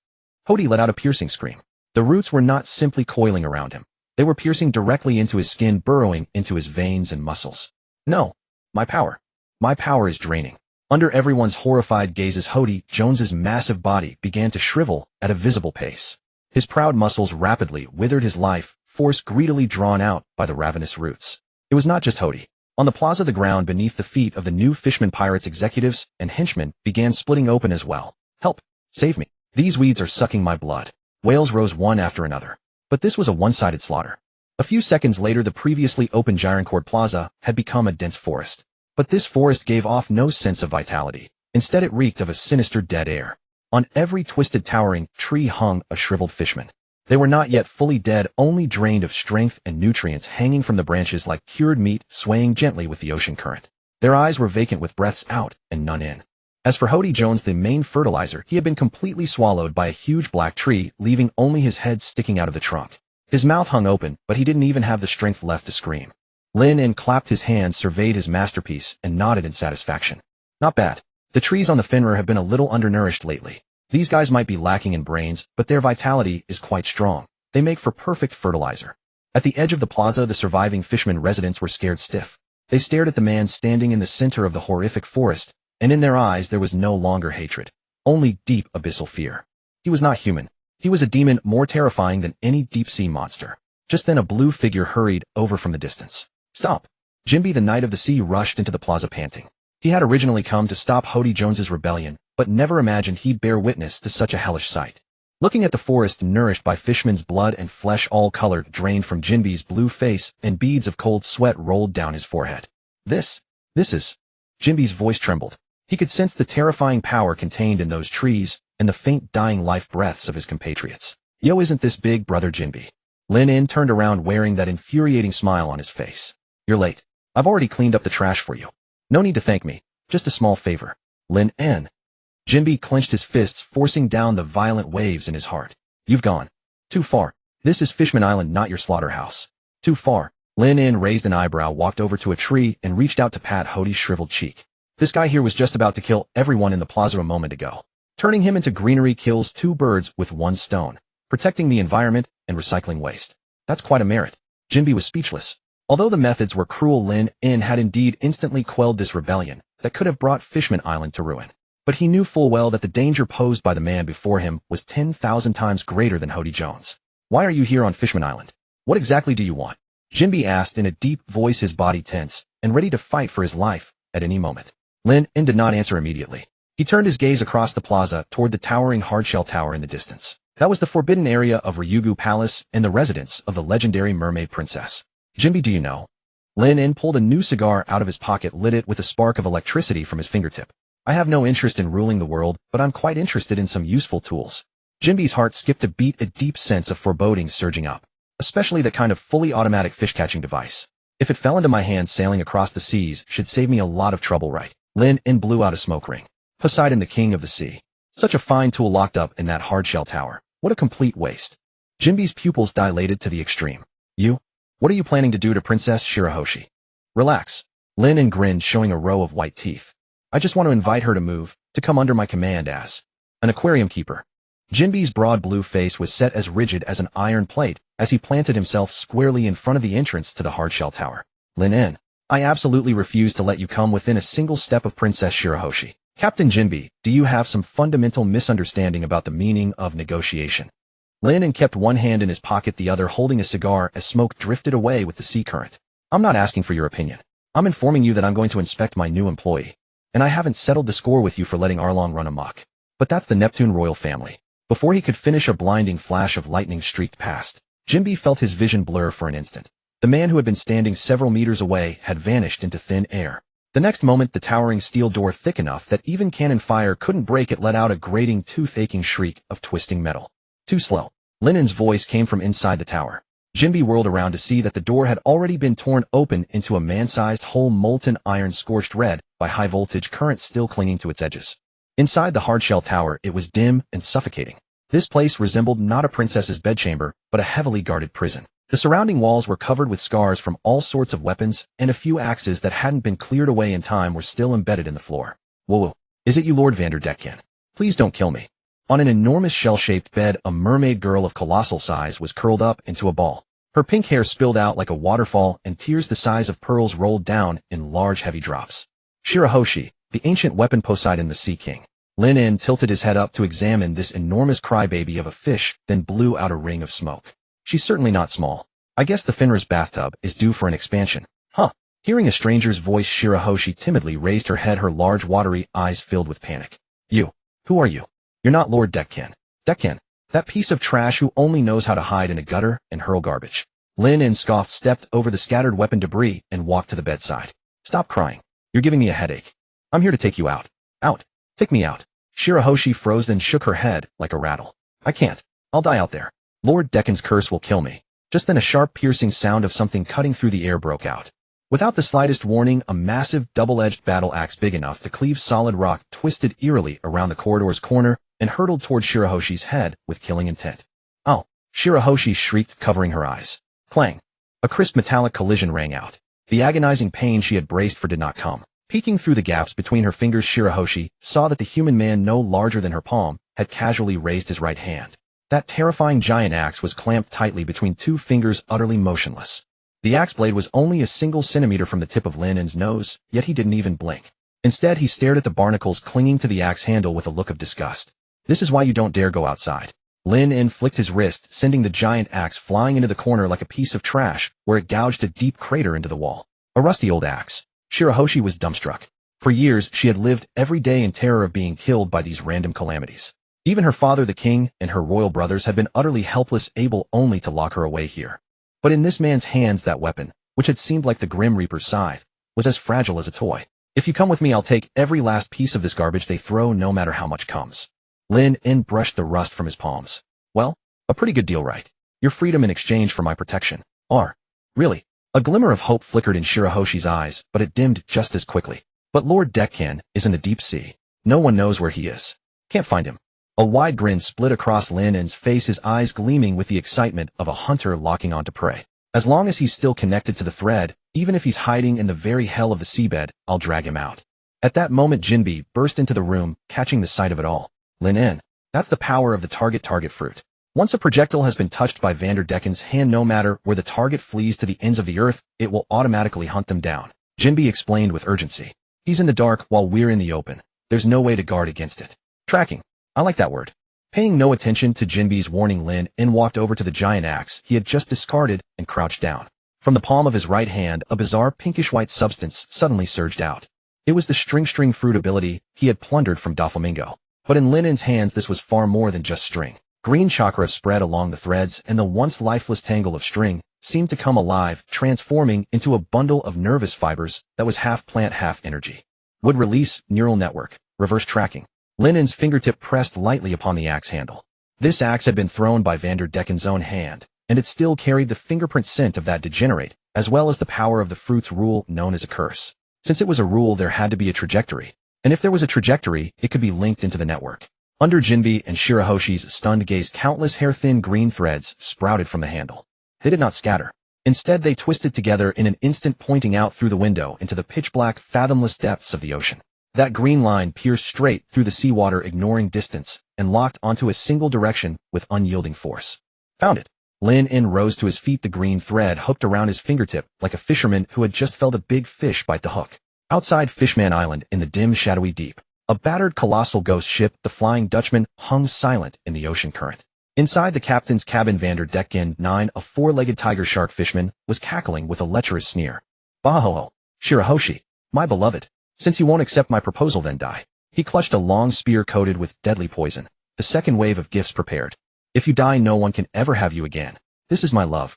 Decken had just raised his arm ready to throw. Suddenly a chill ran down his spine. A horrifying cold, like being fixed upon by an apex predator, pierced straight through his heart. What's going on? He instinctively turned his head. There in the sea ahead, a point of green light was expanding at an inconceivable speed. That was no light. It was a thread that had crossed tens of kilometers, racing against the current along the trajectory of his own throw. Before Decken could react, the thread had already pierced through the aging hull of the Flying Dutchman, and like a sentient viper it slipped with uncanny precision into the captain's cabin. What the hell is this thing? Decken stumbled backward in terror. But the thread didn't attack him. In an instant it stabbed into the wooden floor beneath his feet. A heartbeat later, an icily indifferent voice carried along the thread detonated directly in his mind. So you're the four-legged vermin throwing garbage at my new employee. Who's speaking? Decken collapsed to the floor in fright, looking around desperately. I'm your granddaddy. The moment the voice fell, the green thread buried in the floor erupted with furious force. This was no ordinary thread. It was a conduit for Lin to transmit his power. Sage Art would release piercing technique. Express Delivery Edition. Boom. The floor beneath Decken's feet exploded in an instant. Countless razor-sharp wooden spikes surged out from that single point of green light with the speed of a machine gun barrage. In the cramped captain's cabin, the wooden spikes had nowhere to dodge. No. Decken barely managed a brief strangled scream. Thwack, thwack, thwack. Hundreds of finger-thick wooden spikes pierced through his body in an instant, pinning him to the ceiling like a broken ragdoll. Blood trickled down the wooden spikes, staining the floor crimson in a flash. To the very moment of death, Decken never understood where the attack had come from. Back in the Hardshell Tower, Lin snipped the green thread from his finger, clapped his hands, and looked thoroughly at ease. Done. That fly won't be bothering you anymore. The entire room went dead silent. Jinbe's eyes bulged so wide that his jaw nearly crashed to the floor. He looked at Lin and then at the bottomless darkness outside the window. As a warlord of the sea, he was a man who had seen much. But he had never witnessed such an attack. No need to see the enemy. No need to know the enemy's location. Using nothing more than a flying axe as a clue, he followed the vine to the melon and slaughtered the killer from dozens of kilometers away. You killed him. Jinbe's voice was dry, deader than dead. Lin shrugged. If anyone can survive having hundreds of wooden stakes skewering his whole body, then I'll kowtow to him. He turned to Shirahoshi, who was still staring blankly. All right, big fish. The obstacle is cleared. Lin extended a hand, his tone allowing no refusal. Go pack your things. Don't bring too many useless plush toys. We're going to the new world. There's a hell of a lot more fun there than in this broken-down tower. Shirahoshi looked at Lin in a daze. For 10 years, the dark cloud that had hung over her head, the nightmare that had made her cry day and night. Just like that, it was gone. This man hadn't even taken a single step out of the room. Shirahoshi wiped the tears from the corners of her eyes, leaned her enormous body forward just a little, and carefully extended one finger to gently tap Lin's palm. Thank you, Lord Lin. Don't call me Lord. Call me boss. Lin pulled his hand back with visible disgust. And wipe your nose clean. Shedding tears on the floor is strictly prohibited aboard the Fenrir. Why yes, boss. Shirahoshi broke into a smile through her tears. The tears still refused to stop, but in those big eyes a glimmer called freedom shone for the very first time. Jinbe stood to one side, watching it all, a vortex of complicated emotions churning inside him. He had originally meant to stop Lin, this extremely dangerous criminal, from getting anywhere near an ancient weapon. But now, judging by what he saw, this madman, the very one who gave even the world government a headache, genuinely seemed able to bring real change to Fishman Island. Even if that change was steeped in violence and an unfathomable madness. Jinbe, Lin and suddenly turned his head, those pitch-black eyes fixed on the former warlord. Though I don't really like you, I have to admit you're a damned good helmsman. So, care to come work a short stint on my ship? Jinbi paused, then shook his head with a wry smile. I bear the heavy burden of Fishman Island on my shoulders. I cannot leave this place. Lin raised an eyebrow, then waved a hand dismissively. Suit yourself. But remember this, starting today Shirahoshi is one of mine. If that old geezer Neptune dares to lock her back in this cage. Lin pointed to the steel door he had torn open. This is what will happen to it. With that he turned and walked away, his silhouette brimming with insolent swagger. Come on, big fish. Let me show you my ship, the greatest ship in the whole world. Shirahoshi nodded in a fluster, her enormous tail swishing as she clumsily and eagerly scurried after him like a little girl setting off on her first spring outing. Only Jinbi remained standing alone in the ravaged hardshell tower. He stared at the weapon wreckage scattered across the floor and at the gaping hole that had been blasted open by brute force, speechless for a long time. Jinbi sighed. He really is going to turn it all upside down.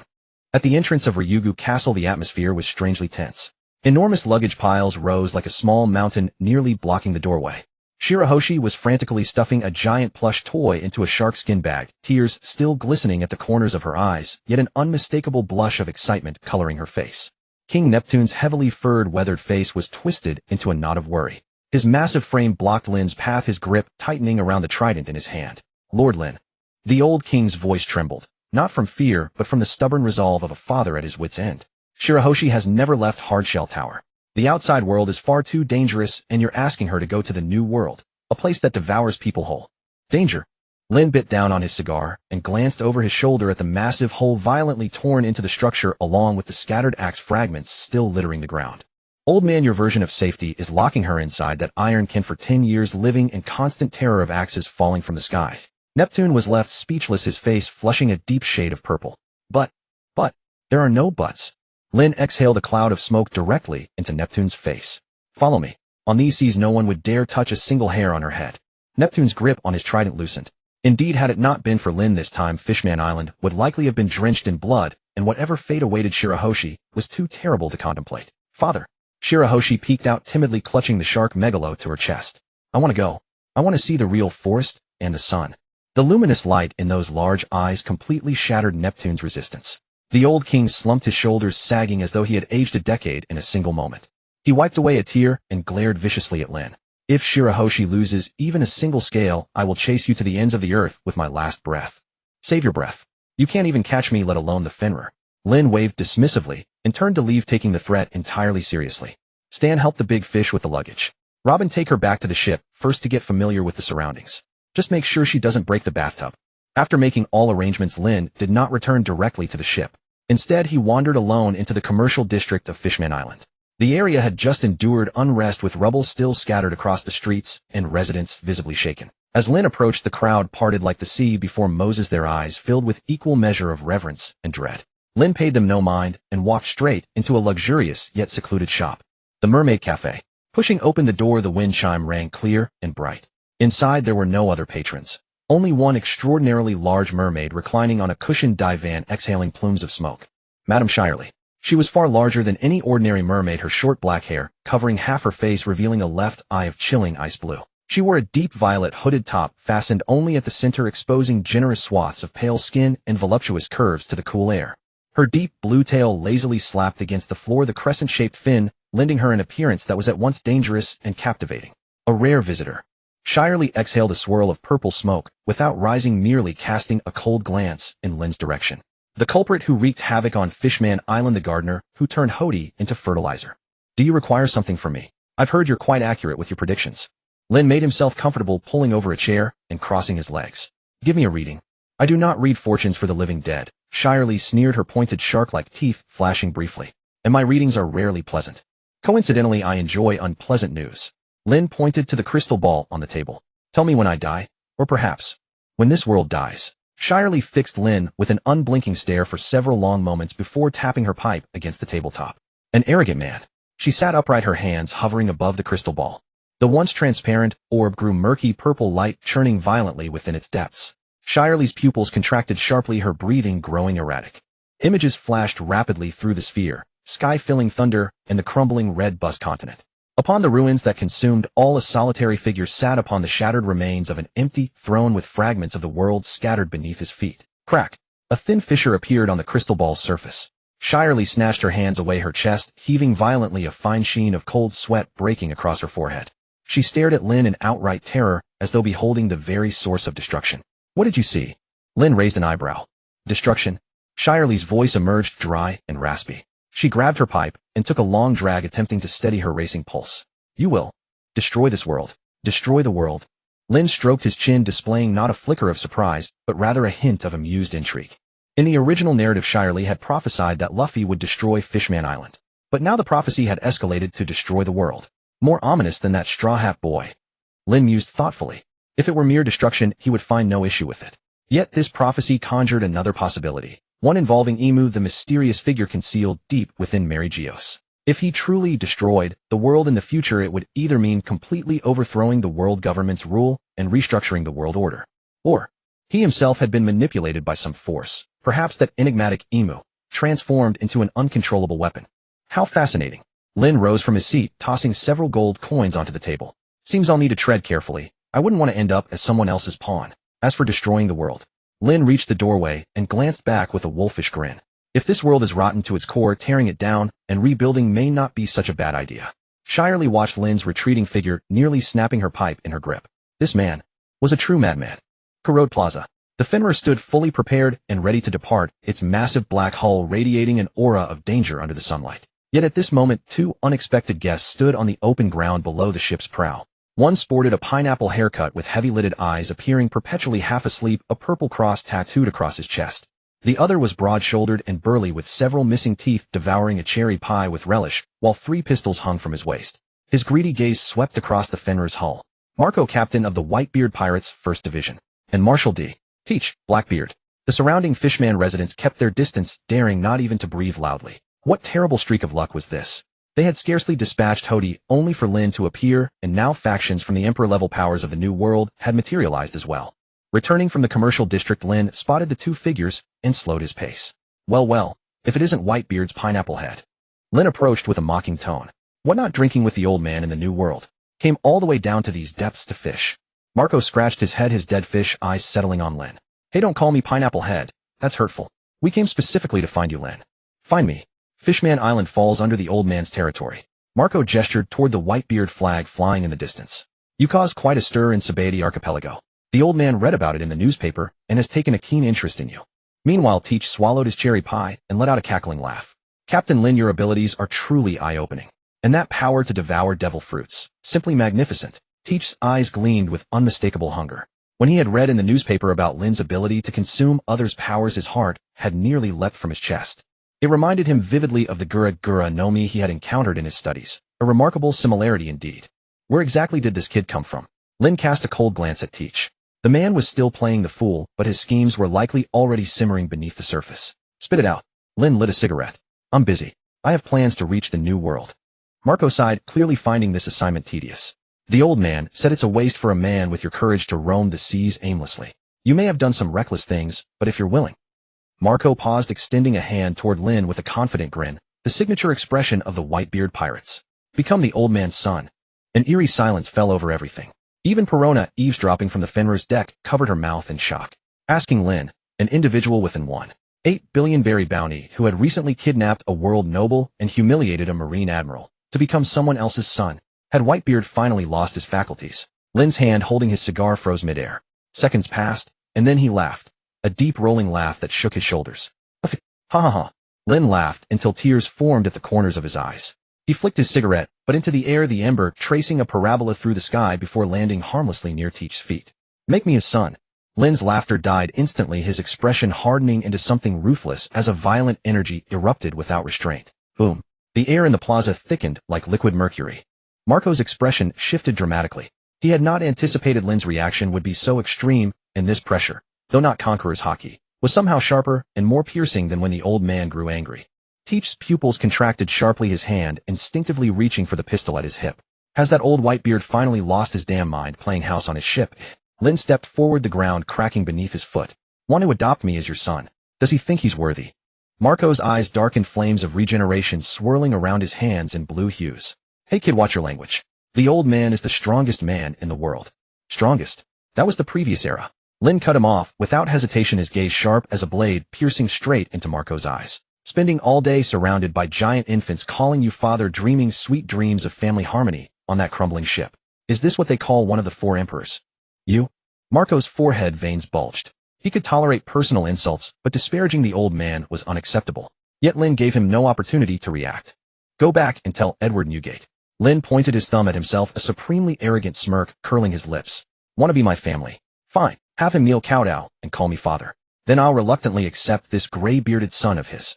With those words hanging in the air, the world seemed to hold its breath, leaving only the sound of ocean currents. Teach's jaw dropped, his cherry pie falling unnoticed to the ground. Insane. Completely insane. Wanting to make Whitebeard his son. On these seas no one else would dare speak such words. The atmosphere of Giantcord Plaza froze to the point of ice at that moment. The laziness in Marco's dead fish eyes evaporated in an instant. He did not shout or rage. He only yanked his hands from his trouser pockets. His whole body was like a gas canister set alight. With a single BOM, he transformed into a colossal blue cyan firebird. A joke like that can get a man killed, rookie. No unnecessary words. Marco's right foot turned into an enormous bird talon wrapped in hockey, powerful enough to shatter steel. Riding the momentum of his dive, he struck straight at Linen's crown. His speed was terrifying, so fast that the air itself warped under the scorching heat. The fishmen around them fled in terror, clutching their heads, afraid of being ground into blood paced by the shockwaves of such a battle. Linen stood in place without even taking the cigar from his mouth. He merely raised his eyelids a little, like someone watching a fluttering sparrow would release bulwark art. Crack, crack, crack. The ground suddenly heaved as several thick wooden shields carved with demonic faces burst out of the earth and closed around Lin in like clasping palms. Thud. Marco's kick slammed hard into the wooden shield. The power that could send a marine warship flying only made the shield shake and scatter a few splinters. What? Marco's pupils constricted. His flames were not the offensive type, but the physical force behind that kick was by no means weak. So how could it not even break the defense? Too light. Lin's muffled voice came from behind the wooden shield. In the next instant, the demon-faced shield burst open, and a huge pitch-black hand reached out from within. That was no ordinary hand. It was a giant palm formed entirely from black lightning, with high-voltage currents coursing across its surface. Got you, little bird. Marco tried to turn into flames to dodge, but the wooden hand was faster than he was. Snap. The giant wooden hand controlled by Lin and seized Marco's ankle. 200 million volts Thunderbird. No, wait. You're a bird. I'll call it electric roast chicken. Zazzup, boom. Blinding lightning illuminated the entire undersea plaza in an instant. The terrifying high-voltage current poured madly through the wooden hand into Marco's body. Jaya. Even the immortal Phoenix could not help screaming under a 200 million volt lightning strike. Blue cyan flames flickered wildly, trying to repair the nerves and muscles scorched by the current. But destruction was far outpacing regeneration. Captain Marco. Teach's cherry pie fell to the ground, his face full of shock. He had known Lin was strong. After all, the papers had reported this man grinding an admiral into the dirt. But he had never expected that facing the 1st Division commander of the Whitebeard Pirates, this man would be as relaxed as if he were smacking around a child.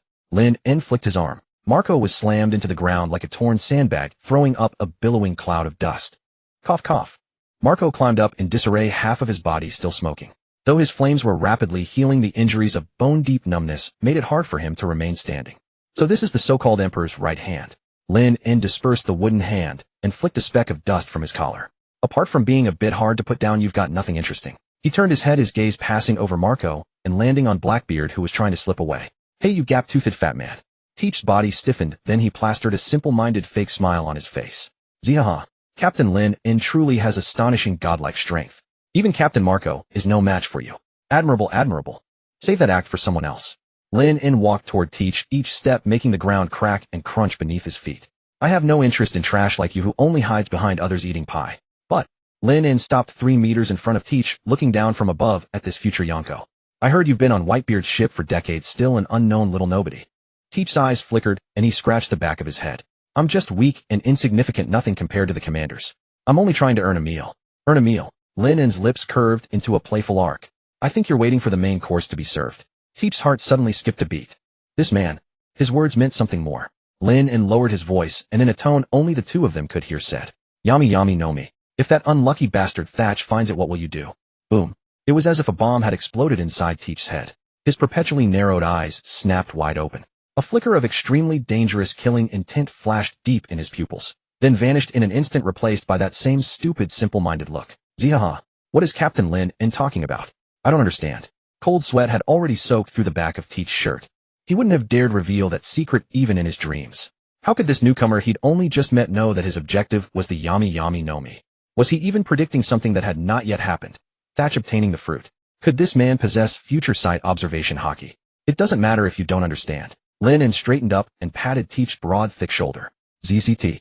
A thread of electric current shot through his palm into Teach's body, making the pudgy man's face twitch in pain.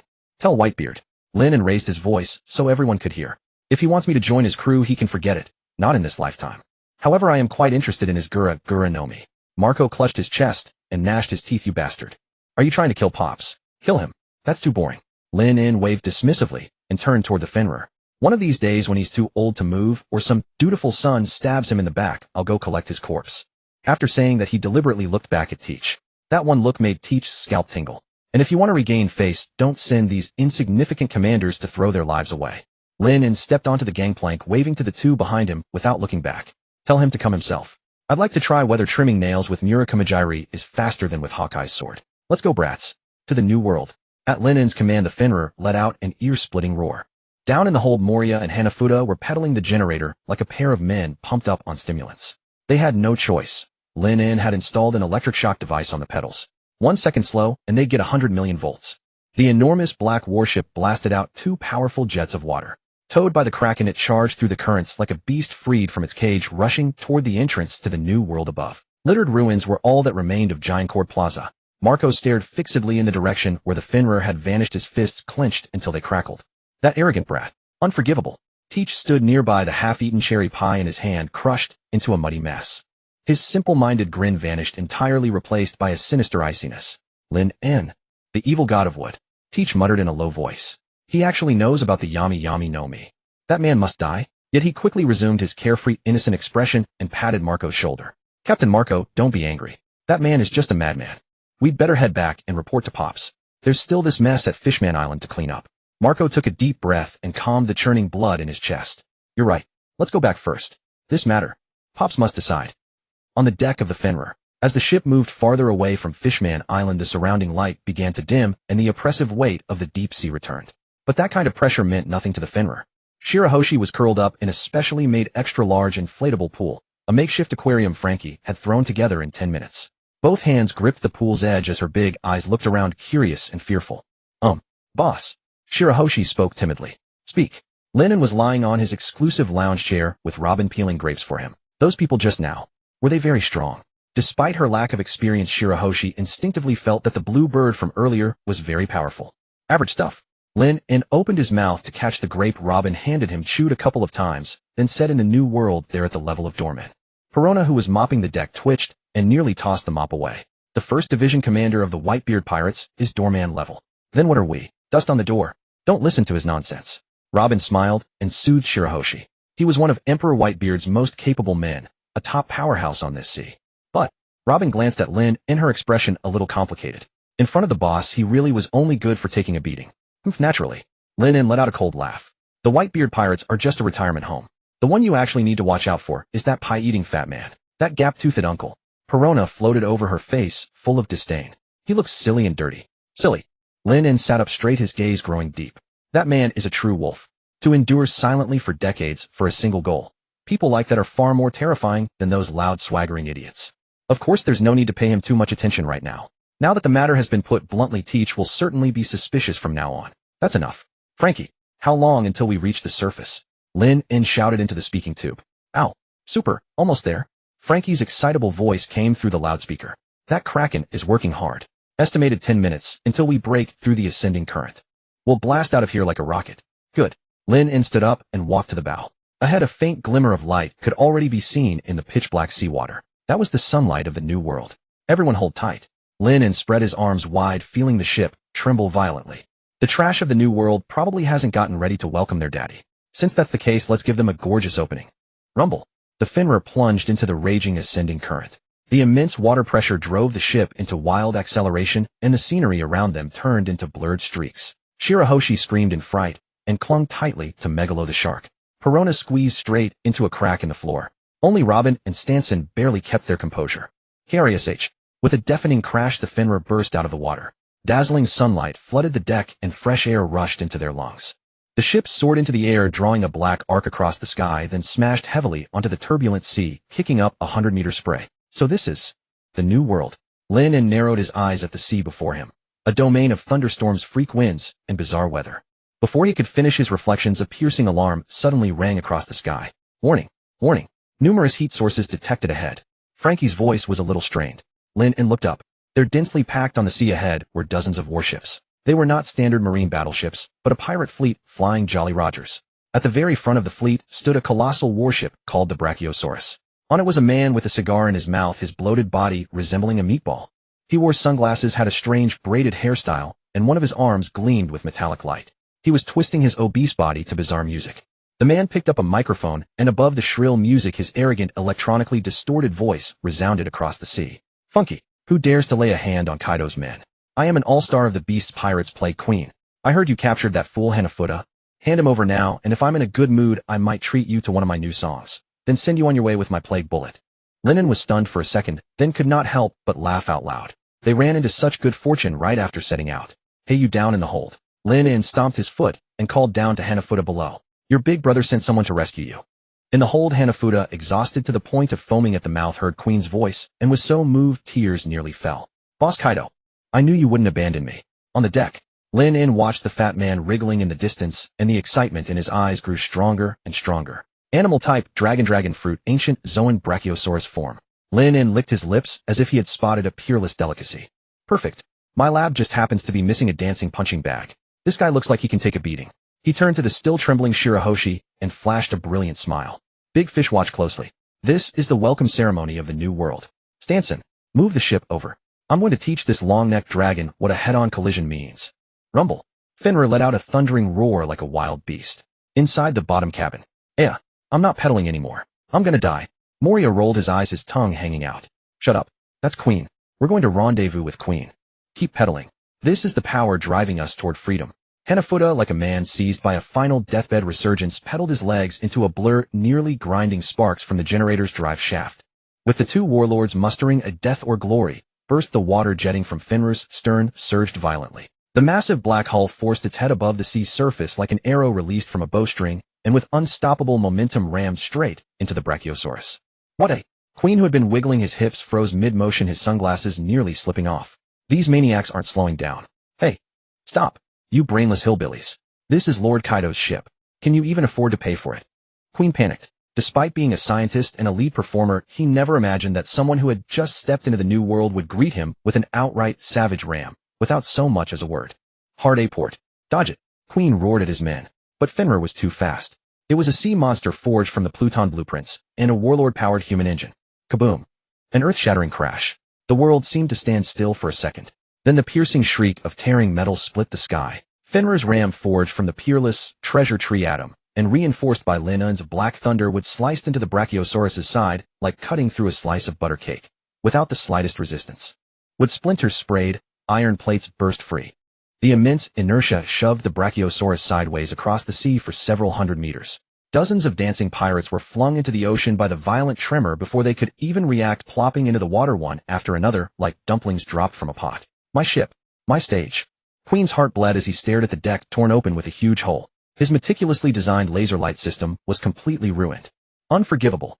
Queen's plump face flushed the color of pig liver in an instant, his originally comical expression twisting into pure ferocity. He swung his arm abruptly. His chubby left arm suddenly transformed, mechanically revealing a pitch-black gun muzzle.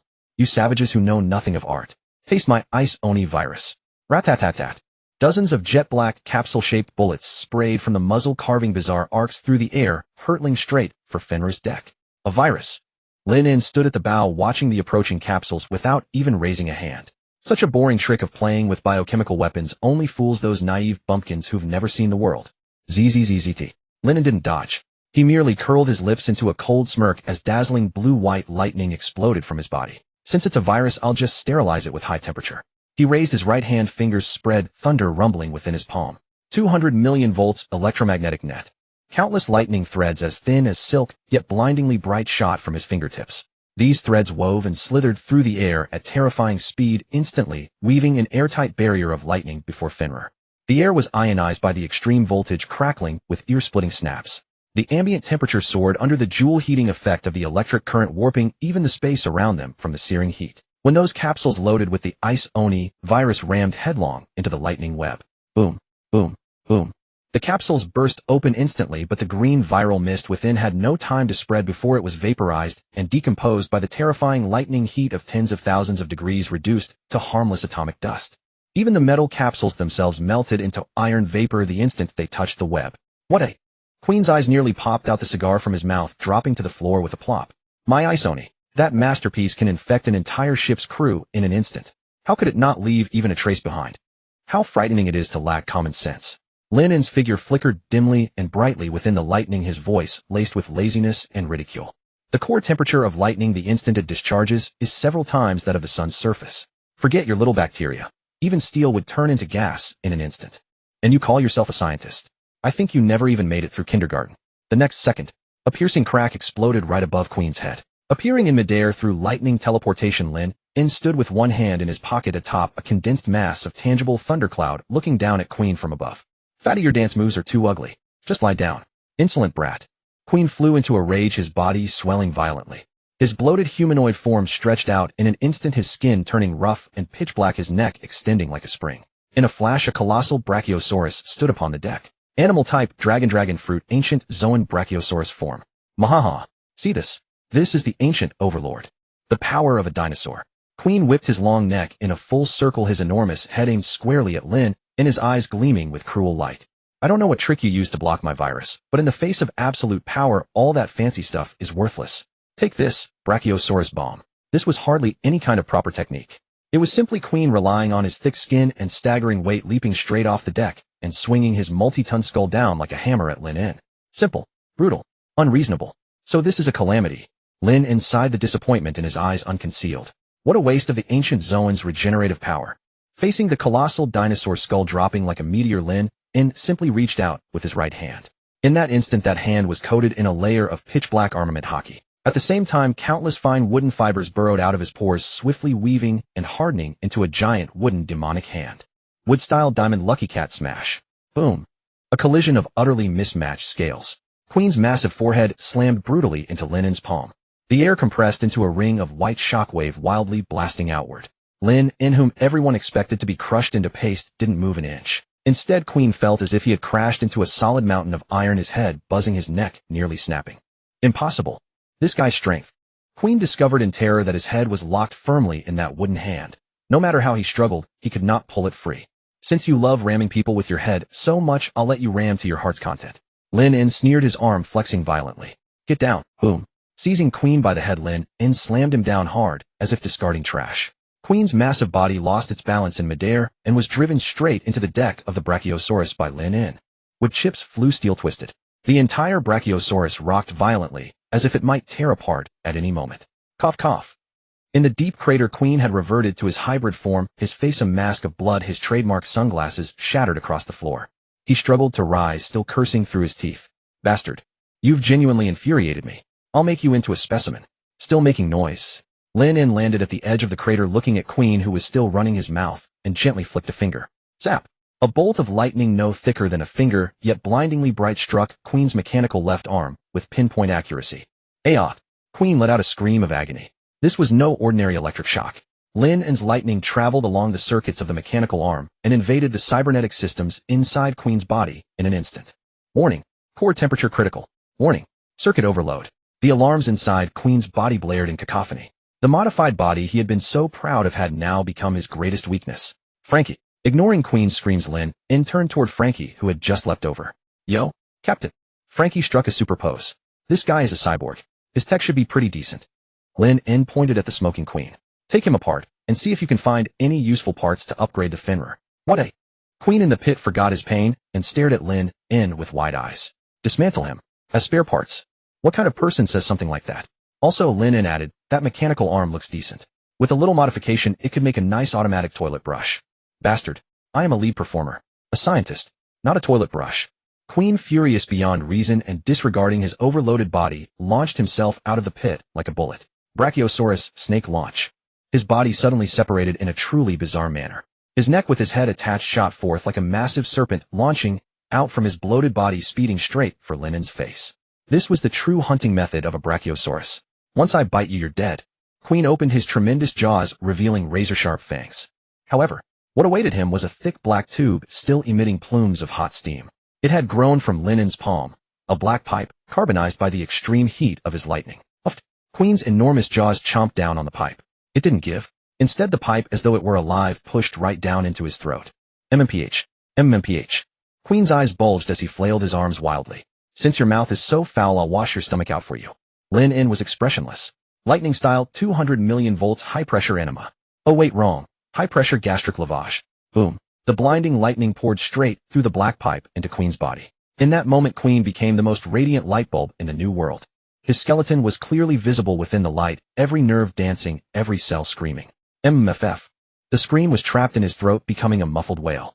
10 seconds later, Lin pulled the black pipe back out. Queen's long neck drooped like a cooked noodle, collapsing onto the deck with a thud. Foam bubbled from his mouth, his eyes rolled white, and his body twitched sporadically.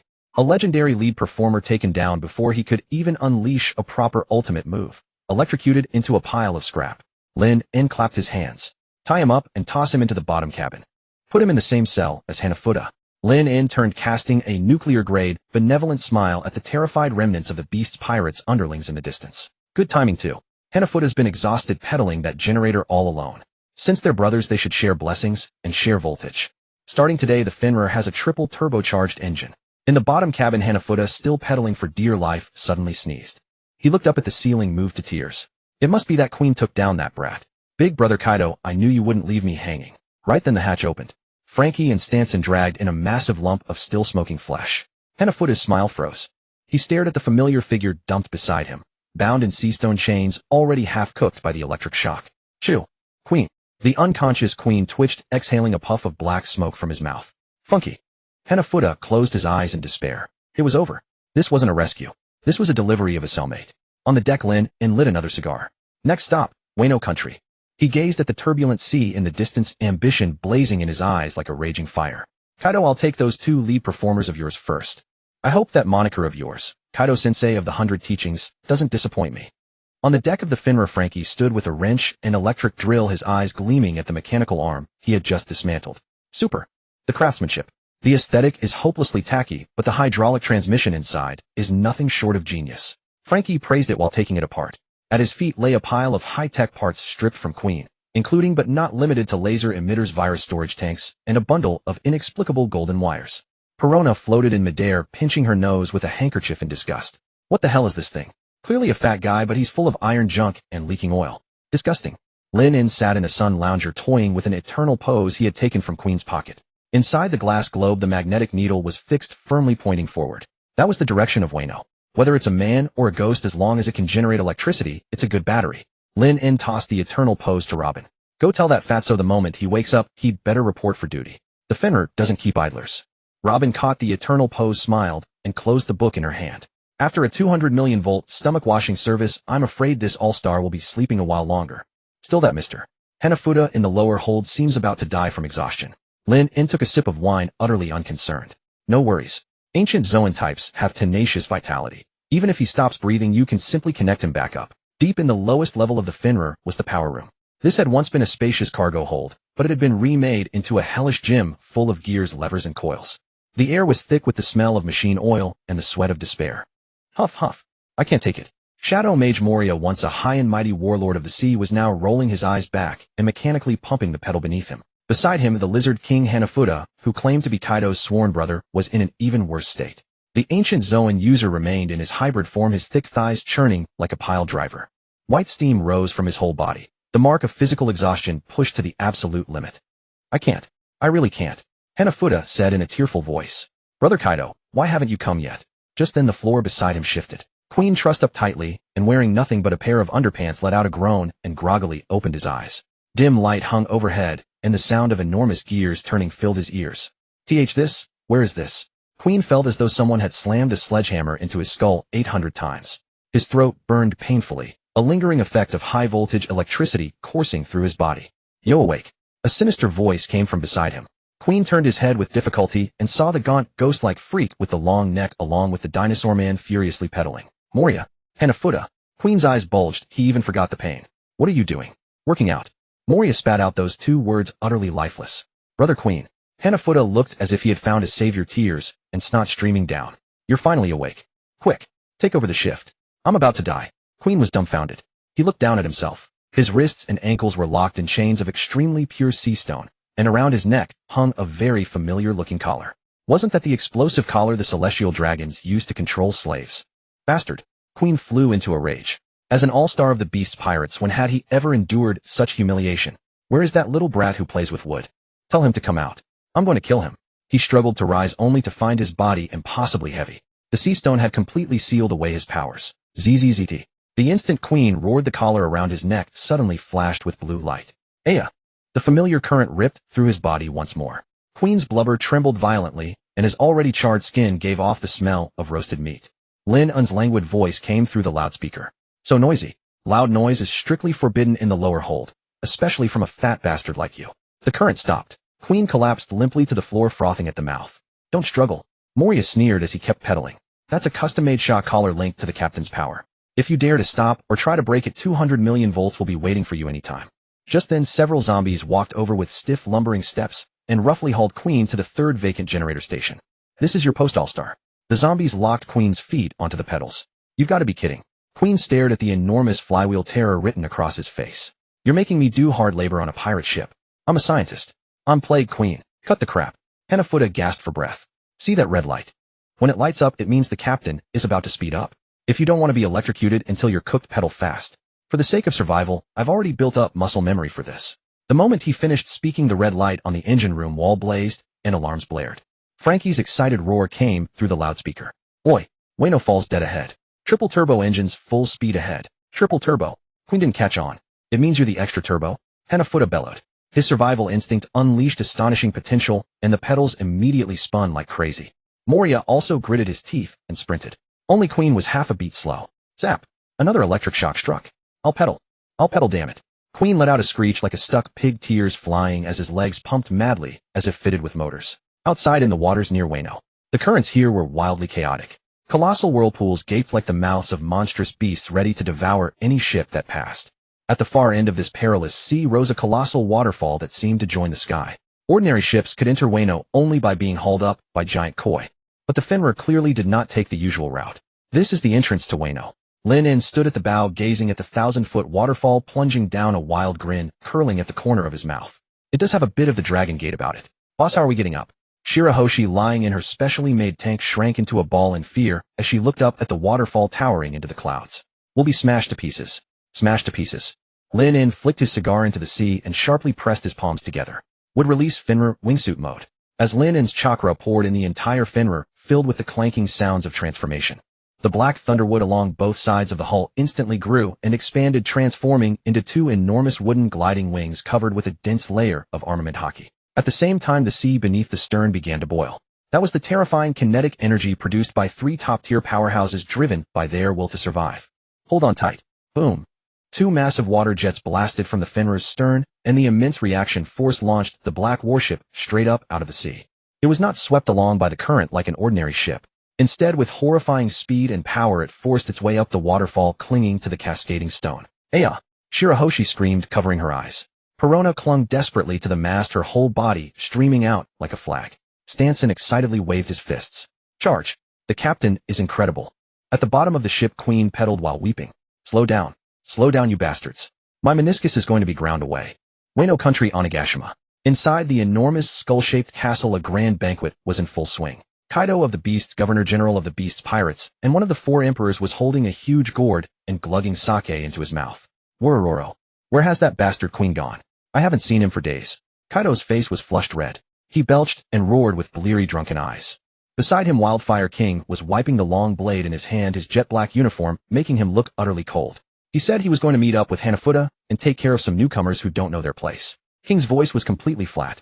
Probably got too carried away and lost track of time. Newcomers who don't know their place. Kaido staggered to his feet. The enormous spiked club Hasaikai had been carelessly tossed on the floor, cracking the planks. Is that the brat called Lin In? I heard he gave that old fossil Sengoku a real headache. If that's all he amounts to, he can't even raise a ripple in the new world. King said indifferently. Queen likes to fool around, but dealing with a newcomer like this is more than enough for him. He's probably already on his way back, with the newcomer's head. Worororo. That's good. Kaido burst out laughing. When he comes back, I'll make him drink extra as punishment. Just then a lookout pirate stumbled into the banquet hall, his face pale as paper. Our report, Governor. What are you panicking about? King shot him a cold glance. Is the sky falling? And no, the sky isn't falling. The pirate pointed toward the waterfall outside, teeth chattering. It's a ship, a black ship. It flew up. Flew up. Kaido narrowed his eyes. Is that old hag Big Mom here? No, it's not the Big Mom pirates. The pirate swallowed hard. That ship smashed straight through the koi-pulled barricade, and, before he could finish, rumble. A deafening crash came from above Onigashima. The entire banquet hall shook violently, and dust rained down from above. Kaido and King looked up at the same time. Above the enormous open skylight hung a ferocious warship, black as ink and winged, wrapped in a sky full of spray and lightning. Like a black meteor blotting out the sun, it was plummeting straight toward the very center of Onigashima. At the ship's bow, a young man stood with one foot on the railing, the gale snapping his coat in the wind. Loudspeaker in hand, his voice cut through all the clamor and rang across the whole island. Hey, Teacher Kaido, your delivery has arrived. Also, thanks for sponsoring the 2 generators. They work great. Dong. The Fenrir did not slam into the ground. Instead, it abruptly stopped in midair. The tremendous blast of wind knocked over countless pirates who had been drinking. The entire hall fell deathly silent. Kaido's hand holding his sake gourd froze in midair. King's pupils contracted sharply. It was not because of the ship's overly dramatic entrance, but because all of them could clearly sense 3 extremely familiar and extremely feeble presences coming from the Fenrir's lower hold. One of them was none other than Plague Queen, who had not been seen for days. That bastard. Half of Kaido's drunkenness vanished in an instant. He slowly set down his sake gourd and seized the spiked club from the floor. A terrifying, suffocating wave of Conqueror's haki erupted from his body in an instant. Black-red lightning shattered all the surrounding tables and chairs. You turned my all-star into a generator. Kaido raised his head. His dragon-like vertical pupils locked onto Lin, in midair, murderous intent boiling. Right, you've got some nerve. Above Onigashima, the roar of engines drowned out the howling of the blizzard. The colossal Fenrir hovered directly above the giant skull, its shadow plunging the open-air banquet grounds beneath into gloom. Kaido hefted the spiked club named 8 Precepts, but was in no hurry to strike. You little brat. You really know how to anger me. Lin stood at the bow, ignoring the killing intent below. He turned to look at Robin and Shirahoshi behind him. What follows might be a bit unsuitable for children. Lin dusted the dirt off his coat. There are plenty of lunatics around here. If some clueless idiot steals my Poseidon, that would be a huge loss. Shirahoshi cowered inside the massive fish tank, nervously gripping the glass. Lord Lin. That big man looks so fierce. Don't worry, he's a good teacher. Lin grinned. He formed hand seals. Wood release, wood clone technique. The wood grain on the deck squirmed, and a physical clone identical to Lin rose from the planks. The clone rolled his neck and looked at the original with annoyance. Making me watch the ship again. He complained. I want to go down and hammer that horn guy too. Cut the chatter, guard the ship. Lin pointed at King the Wildfire, who was staring over. That big bird looks like he's trying to backdoor us. If the ship gets smashed, you won't survive either. TCH, what a pain. The clone plopped down on the gunwale, crossed his legs, and instantly condensed a pitch-black staff of lightning wood in his hand. I'm not as tough as the original, but even splitting my mind 4 ways, it's enough to deal with a few small fry. That was enough.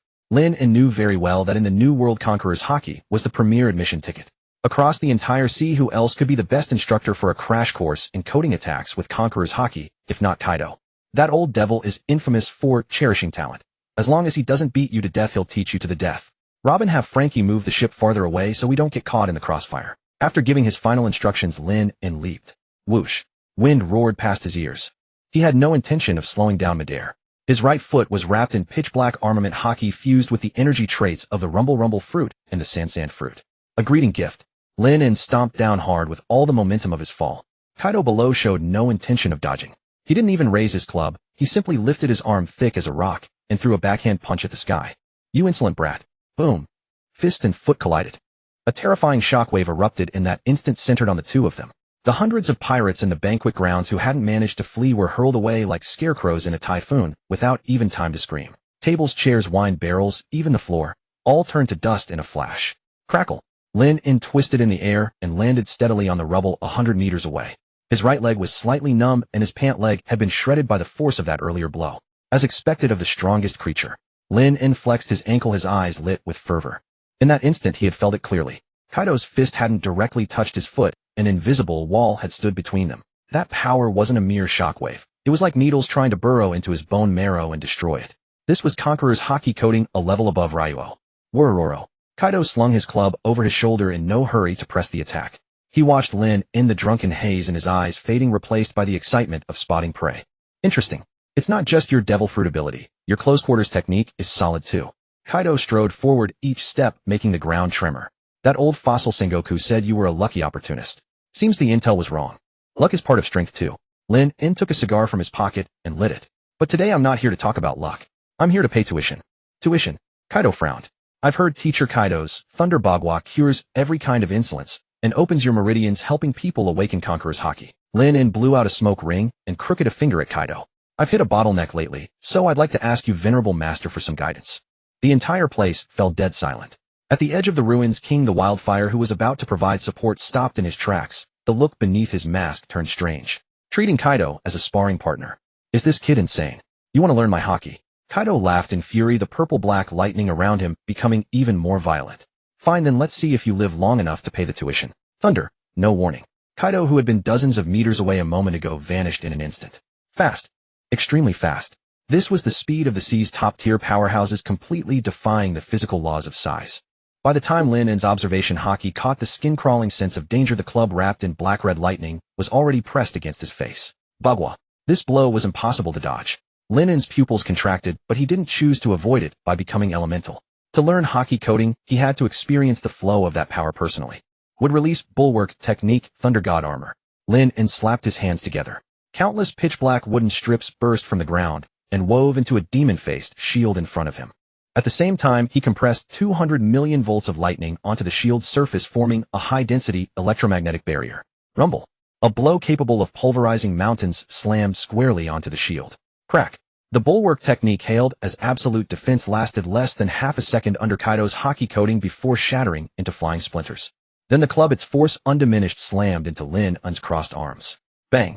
Lin En became a human cannonball, instantly blasting through the banquet hall wall, smashing through the rockery behind it, and finally burying himself deep into the cliff at the edge of Onigashima. Dust billowed. Still too green.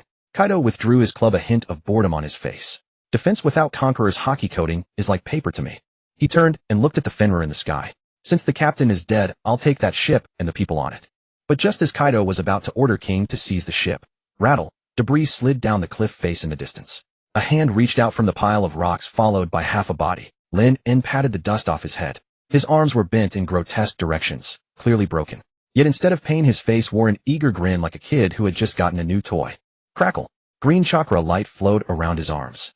The fractured bones let out a series of clicks as they snapped back into place and healed within 2 seconds. Don't end class early, teacher. Lin En flexed his arms, now as good as new, an alarming gleam in his eyes. That club hit did pack quite a punch. That flow of power. I think I've seen a bit of it. He took a deep breath, his chakra surging wildly as he tried to imitate the feeling of that blow. He couldn't achieve true Conqueror's haki coding, but he discovered that if he compressed high-density chakra and armament haki at a particular frequency, you monster that recovery. Kaido turned around, his eyes finally turning serious. Are you an awakened Zoan? No, there's no sign of beast transformation. I'm plant type. Lin En grinned. You know photosynthesis. As long as there's light, I can grow endlessly. He stamped the ground and shot toward Kaido again. Again. I didn't taste that last one. Fool who doesn't know his limits. Kaido also grew angry. He inhaled heavily, his chest swelling, the surrounding temperature spiking sharply. Since this kid wanted to clash head-on, he'd beat him until not a speck remained. Heat breath. A pillar of fire capable of melting steel burst from Kaido's mouth, racing toward the charging Lin En. Don't trot out a trick as simple as fire breathing. Instead of retreating, Lin En stepped forward and slammed his right hand onto the ground. Sage art would release wood dragon. Roar. A colossal wooden dragon hundreds of meters long broke through the earth.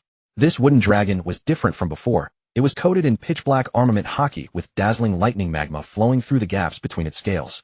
The wooden dragon opened its huge maw and charged straight at the heat breath. Its wooden frame, shielded by lightning, endured the scorching heat, and the dragon's head bit down hard on Kaido's body. Drain you dry, Lin En barked. The trait of the draining hand kicked in, frantically absorbing Kaido's stamina. A cheap trick. Kaido let out a furious roar, his body suddenly expanding. Cyan scales covered his body, and his horns grew thicker. Hybrid form.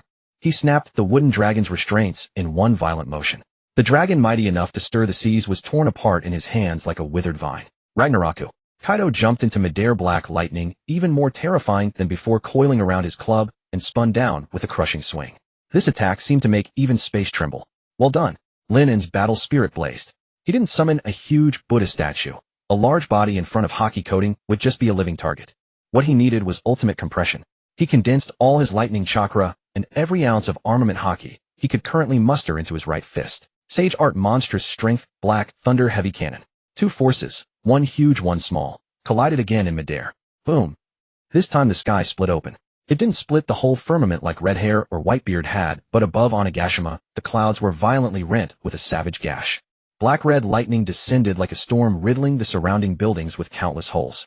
Linen was sent flying once more. This time he spat out blood, but the fervor in his eyes only intensified. That sensation. He'd caught it. The sensation of turning one's will into substance and wrapping it around an attack. Again, Lin climbed out of the ruins, wiping the blood from his lips. Teacher Kaido, your teaching quality is superb. I think I'm about to graduate. Kaido stared at the cockroach that just wouldn't die, and the savagery in his heart was fully kindled. Graduate. Kaido grinned cruelly, and the aura erupting from him made the whole of Onigashima tremble. In my classroom, there have never been graduates, only corpses. Since you want to learn, I'll teach you until you've had your fill. Great Thunder Bagua. Dawada Lei Ming Bagua. In that instant the world seemed to lose all sound. Black-red thunder coiled around the 8-precept staff, the embodiment of Conqueror's haki compressed to its absolute limit. The strike landed squarely upon Lin. Boom. The skull atop Onigashima appeared as though an invisible giant hand had torn away a massive chunk. Shattered rocks flew in every direction as dust and debris swirled inward. Lin's figure was hurled like a severed kite, tearing through the entire banquet hall and smashing through over a dozen thick floors before embedding itself deep within the bedrock beneath Onigashima. Yuriguraguro. Kaido maintained his swinging posture, as if the drunken fervor had been utterly unleashed with this strike. Brat. If you've died from that, it only shows you're no more than that. The entire venue fell deathly silent. And the Scourge stood at the edge of the ruins, his eyes beneath the mask fixed upon the bottomless gaping hole. Although the newcomer had just demonstrated astonishing regenerative capabilities, this was Kaido's full power strike, without any restraint. Is it over? And murmured to himself. Just then a coughing sound echoed from the pitch-black pit. Cough. Cough. That was quite invigorating, Kaido-sensei. A blood-stained hand gripped the edge of the crater. Lin climbed out. His condition was dire. His chest caved in, countless ribs shattered, and his coat reduced to tattered strips. Yet his expression was nearly contorted with exhilaration, those eyes burning with something called ambition. ZZZZT. Green chakra surged wildly across the wound's fractured bones, snapping back into place with audible grinding sounds. Not enough. Lin spat a mouthful of blood and struggled to his feet. Taking hits won't teach me how to deliver them. That power. That towers above all else. He closed his eyes, replaying the impact of that blow in his mind. Conqueror's haki. It wasn't a technique, it was spirit authority. Only a king who stands above all others, regarding every being as an ant, could possess such quality. King. Lin's lips curled into an exaggerated grin. The things I intend to accomplish, could mere kings ever suffice? I demand that heaven no longer veil my sight. I demand that earth no longer bury my heart. Since I have come to this world, since I possess the power to overturn everything, then let those haughty gods and self-proclaimed kings be trampled beneath my feet. Tum. An invisible wave erupted from Lin's body. This aura was not the tyrannical destruction of Kaido, but something far more arrogant. A supreme individualism. The dark clouds in the sky instantly stilled. Around him the pirate grunts who had been trying to rise couldn't even scream before collapsing in crowds, eyes rolling back and foam at their mouths. Even the thousand sunny high above trembled slightly from the overwhelming pressure. Moi. Kaido's pupils contracted sharply, his club lowering slightly. This presence. Conqueror's haki. Ha ha ha. Lin threw his head back and laughed wildly, his black hair stirring as if caught in wind, dark purple electricity crackling around him, intertwining with that invisible aura. So this is Conqueror's haki. The feeling of treating the entire world as stepping stones is incredible. He turned sharply to Kaido, his gaze as piercing as a blade. Master Kaido, the next lesson begins now. Lin raised his right hand palm, facing upward. Armament haki rapidly enveloped his entire arm, yet it wasn't enough. He channeled that newly awakened violent will, forcibly compressing and winding it around his fist. Zeert. A black-red lightning bolt burst suddenly from between his fingers. Though unrefined, though still trembling, it was genuine Conqueror's haki coating. Learning on the spot, then. The fighting spirit in Kaido's eyes boiled over completely. He even tossed aside his sake gourd. Good. Excellent. Then let me see if your teeth are hard enough. Both moved simultaneously. The ground beneath Lin's feet shattered instantly, as he became a streak of light, surging toward Kaido. Kaido also swung the 8-precept staff, charging forward with momentum that promised to destroy everything. Ba Lei Chong Pao. Lei Ming Bagua. The fist and the wolf-tooth club collided in midair. But this time they didn't make contact. Between them several centimeters of vacuum separated them. Their two terrifying wills clashed violently. Rumble. This time there was no explosion sound. Because the sound had been torn apart. Only black-red lightning spread wildly in all directions like demons dancing madly. The clouds above Onigashima were torn completely in half at that moment. The so-called heaven-rending was achieved. This battle lasted for exactly 3 days and 3 nights. Onigashima seemed to have endured an apocalypse. The originally magnificent skull-shaped castle had now become a half-exposed ruin. The ground was pockmarked as though plowed by a meteor shower, and the thousand sunny high above was no better off. Lower deck engine room. I can't. I really can't. Moria's eyes rolled back, his tongue lolling out as his legs mechanically pedaled without sensation. Beside him, Queen had lost substantial weight. His once round belly had completely vanished, his cheeks sunken, looking like a drained refugee. He pedaled while crying, tears and snot smeared across his face. 3 days. It's been 3 full days. Queen's voice was hoarse with desperate tears. When will that monster finish? Kato-sama, you should win already. Shut up. If you don't want to be electrocuted, put more effort in. The hull balance system consumes too much energy. If we don't pedal harder, the ship will fall. And falling means death. Zzzz. To prove his point, the electric collar hanging around everyone's neck flashed at the right moment. I'm pedaling. I'm pedaling all right. Queen let out a pig-like shriek, squeezing out the last bit of calories from his body. On deck, Frankie bore enormous dark circles under his eyes, wrench in hand, frantically repairing deck boards shaken apart by shockwaves. Super. This is simply hell. The ship's structure is about to fall apart. Robin leaned against the railing, holding a cup of already cold coffee. She gazed at the island below, now a ruined wasteland, a flicker of shock passing through her eyes. 3 days and 3 nights. That man had truly been in direct confrontation with the strongest creature for so long. At the center of the battlefield. Huff, huff. Heavy breathing echoed through the ruins. Lin-En knelt half on the ground, his left arm twisted at an unnatural angle. Nearly every inch of his body was wounded, blood dripping from his tattered coat onto the scorched earth. Even with the recuperative power of Sage Body combined with would release after 3 consecutive days of intense Conqueror's hockey clashes, he had reached his limit. His chakra was nearly exhausted, his stamina thoroughly depleted. And opposite him, Kadu still stood. But this so-called immortal monster now appeared equally wretched. Most of his invulnerable dragon scales were shattered, and on his chest was a horrific scorched fist mark, the one Lin-En had forced through on the second night. Cracks covered the wolf-tooth club in his grasp, blood streamed from the corners of his mouth, yet those vertical pupils shone with unnerving brightness. Satisfying. Truly satisfying. Kadu planted his club into the ground, gasping heavily. It's been ages since anyone forced me to this point. He looked at Lin-En, the brutality in his eyes gradually fading, replaced by something called recognition. Brat. No, Lin-En. Kadu wiped the blood from his lip, his voice low as thunder. Your hockey, your will, and that damned recovery ability. On these seas you have the right to be called an emperor. Lin-En struggled to lift his head. Though he looked as miserable as a stray dog, the grin on his face remained defiant. What? Can't fight anymore. I haven't even gotten started, Master Kadu. You're a garagaro. Kadu burst into laughter, wincing slightly as it pulled at his wounds. Stop putting on airs. Your body has reached its limit, hasn't it?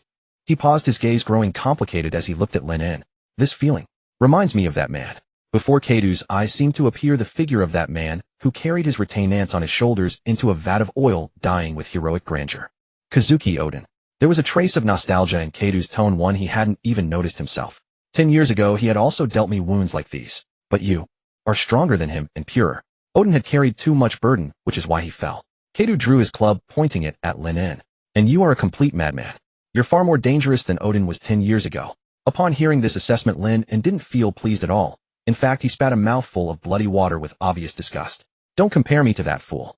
Lin-En staggered to his feet, green light flickering weakly on his body as he forcibly reset his broken bones. Being tricked round and round, then having to dance that shameful naked dance. If I ended up like him, I wouldn't need you to lay a hand on me. I'd find a block of tofu and smash my own head in. Lin-En brushed the dust from his clothes and lit a flattened cigar. I'm not Odin, nor am I Joy Boy. Through the smoke, he narrowed his eyes at Kadu. I'm a landlord here to collect rent. Your 2 brothers have been freeloading at my place, and stomping on generators alone won't cover their rent. The clouds above Onigashima were torn completely in half at that moment. The so-called heaven-rending was achieved. This battle lasted for exactly 3 days and 3 nights. Onigashima seemed to have endured an apocalypse. The originally magnificent skull-shaped castle had now become a half-exposed ruin. Kaido froze for a moment, then burst into an even wilder laugh. Worororo. A landlord. Interesting. Very interesting. Kaido hoisted his spiked club back onto his shoulder. His haki was faint, but still formidable. You want this old man to pay rent? Then let's see if you can walk out of here alive. But today, let's call it a draw. Kaido glanced at the sky. The banquet is ruined, and the sake is all gone. Fighting on in this state wouldn't be any fun. Kaido slammed his spiked club into the ground, sending broken stones bouncing. Lin-En too quietly let out a breath of relief as the taut lines of his muscles gradually relaxed. To be honest, he was close to his limit as well. The recovery ability of the immortal body was monstrous, but even it could not endure a style of fighting that hammered his body over and over like a blacksmith's forge.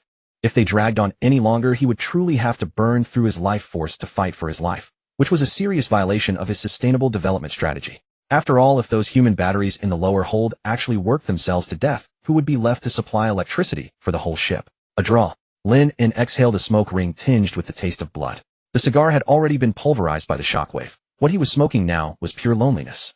Fine then. I'll head off first, or I still have to get to the next spot to collect rent. Hold it.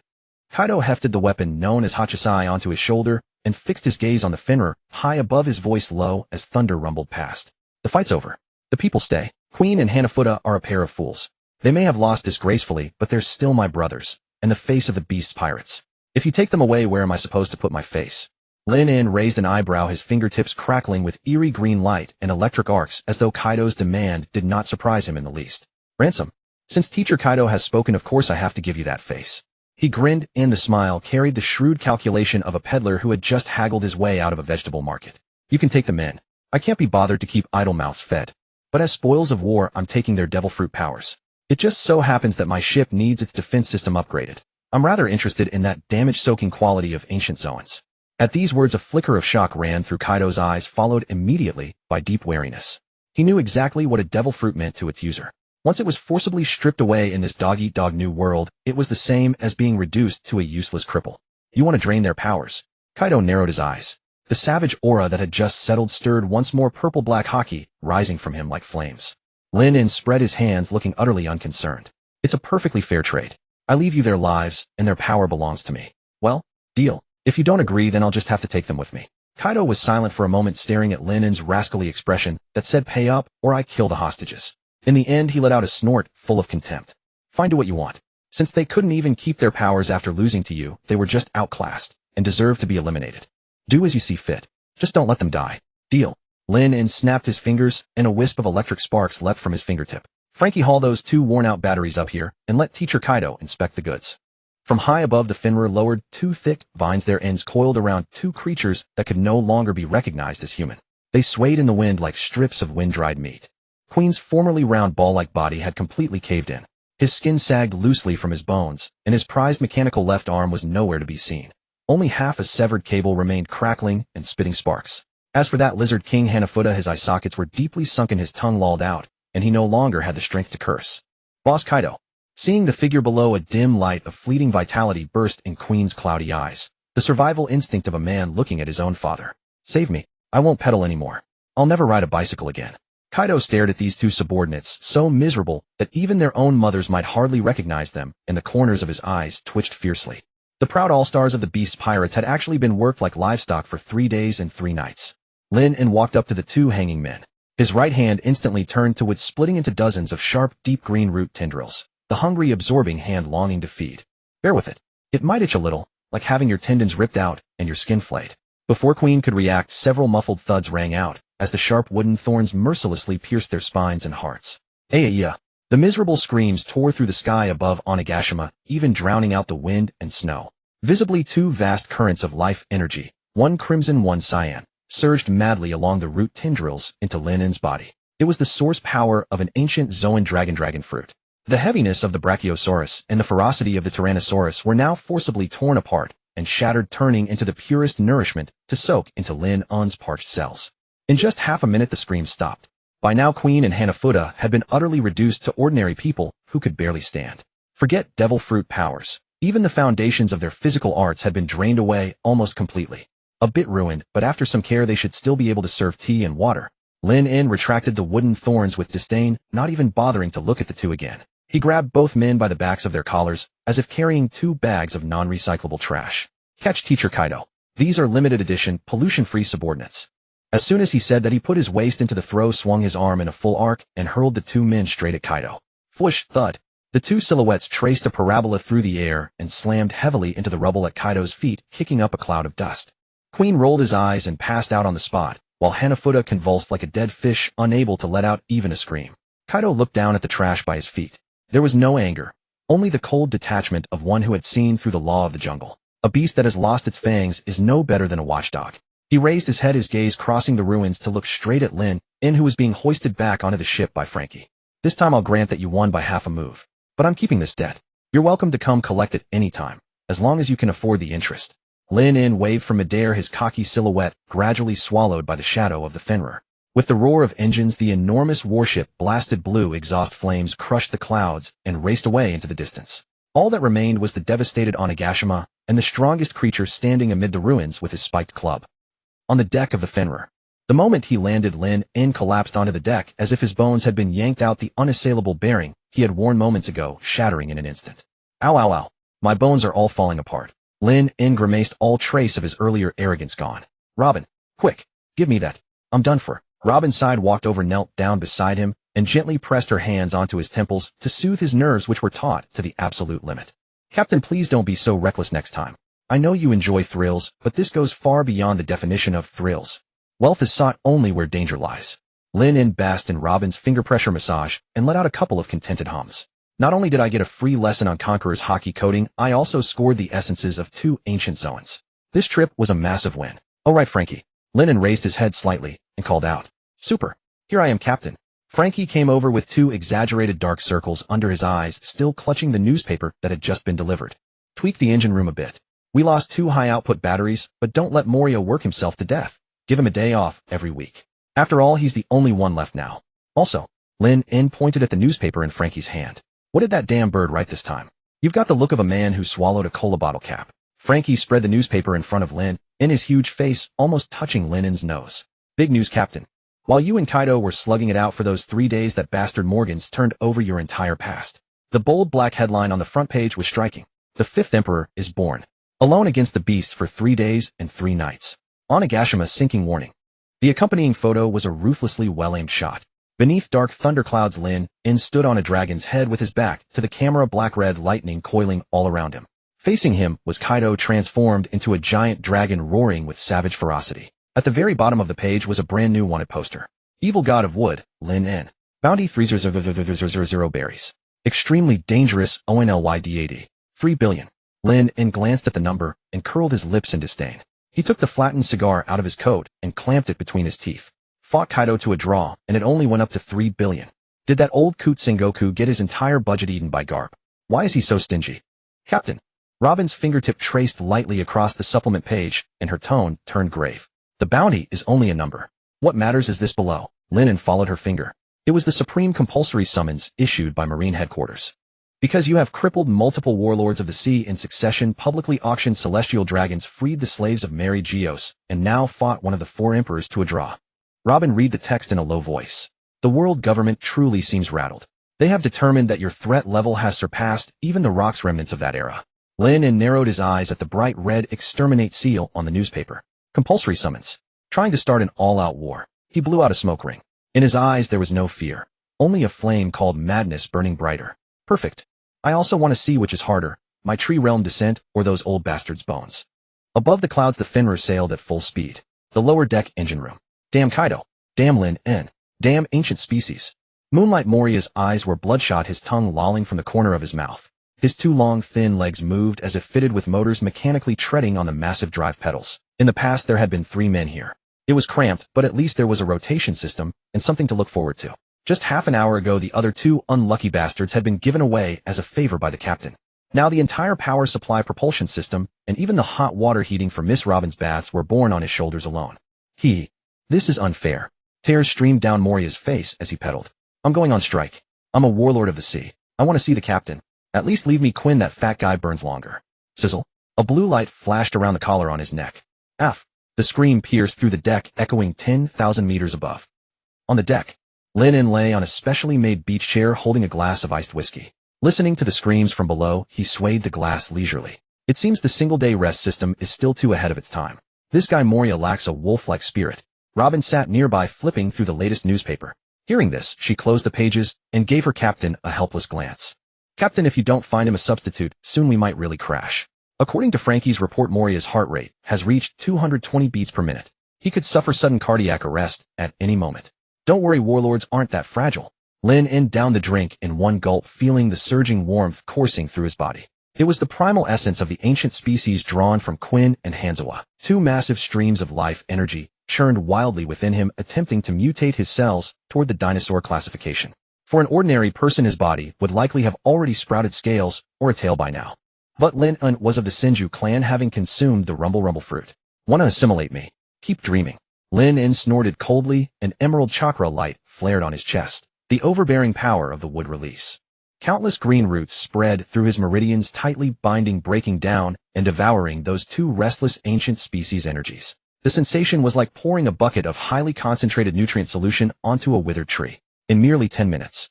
The damaged internal organs and ruptured muscle fibers from the Battle of Onigashima, nourished by this raging vitality, not only healed completely, but became even more resilient than before. Burp. Lin let out a satisfied burp, exhaling a breath of turbid air tinged with sulfur. Truly nourishing. Pity it tastes a bit rough, reeking entirely of those two guys' sweat. He stood up and stretched his neck, his joints popping in a rapid succession of crisp sounds. His body was fully restored. Furthermore, having absorbed the traits of the ancient species, the toughness of his skin and his impact resistance had both reached a new level. Frankie. Lin shouted toward the bow. Super. Captain, I'm repairing the keel. Frankie, with his exaggerated airplane hair, poked half his upper body out from below deck, a welding torch still in hand. The hull structure is severely damaged, especially the keel. It was nearly shattered by Kaido's club strikes. Stop welding, that's too slow. Lin walked to the ship's railing and looked down at the colossal vessel beneath his feet. Built from atom wood and black thunderwood, it was sturdy, but still seemed rather fragile when facing Yonka-level combat. Since he had surplus materials on hand, he might as well make a grand move. Everyone fall back. Lin removed his shirt, revealing his lean, muscular torso. He slammed both hands onto the deck. Senjutsu Mokutan, inorganic rebirth, biological modification. Boom. The entire Finra shook violently. Lin poured the undigested ancient species life essence belonging to the Brachiosaurus and Spinosaurus into the hull, channeling it madly through his chakra. An eerie spectacle unfolded. The once hard wooden deck began to writhe like living muscle. On the black thunderwood along both sides of the hull, layers of dense, thick, cyan-black scales sprouted. It was dragon scale. The fractured keel rapidly healed beneath, an emerald glow growing thicker and more curved, resembling the spine of some colossal beast. What is this? Frankie's sunglasses nearly fell off. The ship is growing. It's not just growth. A fine sheen of sweat beaded on Lin's forehead. Controlling biological modification at this level was immensely draining on his mental energy. Since we're building the strongest ship, wood alone won't cut it. I'll give it the resilience and regenerative capabilities of a living creature. His fingers dug into the deck as he barked, transform, roar. The Fenrir actually emitted a low, beast-like growl. The wolf-headed ram at the bow grew more ferocious, with dark red veins threading through the wood grain. 2 rows of rib-like structural supports extended from both sides of the hull, multiplying its defensive capabilities several times over. The once rigid warship had now become a living beast clad in armor. Lin withdrew his hands and let out a long breath. The current Fenrir not only retained the conductivity of the black thunderwood, but also possessed the terrifying defense and self-regeneration of an ancient species. In the future, if they encountered attacks on Kaido's level, this ship could at least withstand several hits without falling apart. This is insane. It's pure art. Frankie threw himself against the railing, affectionately stroking the newly grown dragon scale patterns. This is the perfect fusion of biotechnology and shipbuilding craftsmanship. Super perverted. Perona floated over, looking at the still writhing deck with disgust. So gross. It feels like standing inside a monster's stomach. That's called a sense of security. Lin grabbed his shirt and threw it on casually. Alright, since the ship is repaired, it's time to upgrade the propulsion system. He walked over to the ventilation shaft leading to the lower deck and shouted down. Moria, stop your damn wailing. The hull has been upgraded with a biological circulation system. The kinetic energy from your pedaling will now be converted and stored. From now on, you can pedal for 10 hours and rest for 10 minutes. Be grateful. The lower deck fell silent for a second. Then Moria's more shrill wails erupted again. Only 10 minutes. You skinflinting Lin. I'm going to report you to the world government for abusing a warlord. Report. Robin smiled, waving the newspaper in her hand. Unfortunately, that might have been possible before. But now the world government might not have the time to deal with your complaints. At 10,000 meters above the sea, the clouds were as wispy as shredded cotton batting. The Fenrir's colossal wolf-headed ram split the air currents with a low rumbling hum.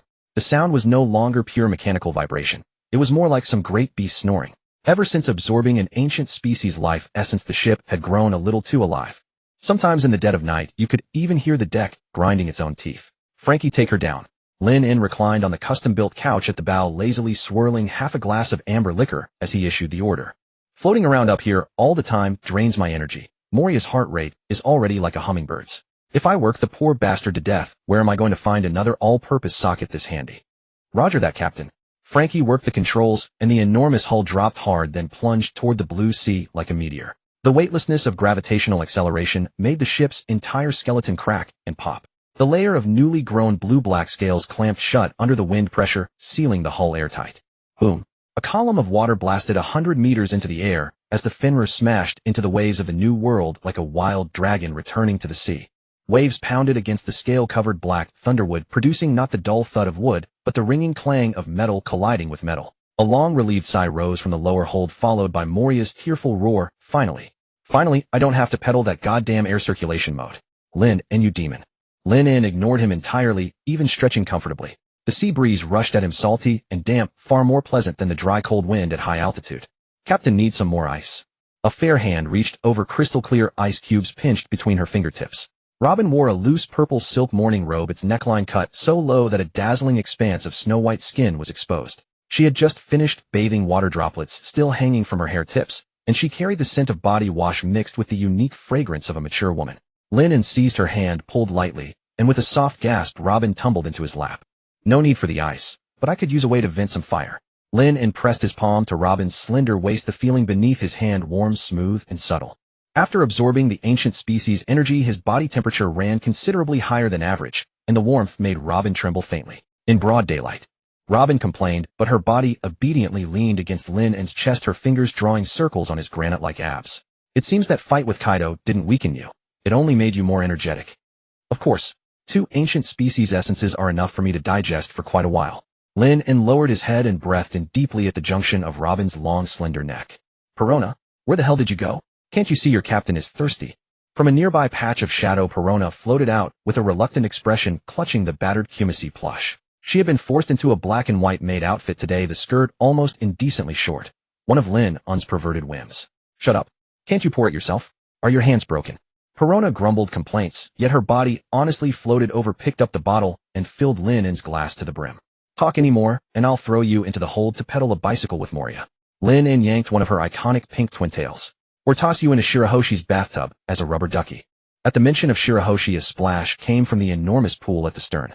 The colossal princess, Shirahoshi, cautiously poked half her head out, pink hair floating on the surface.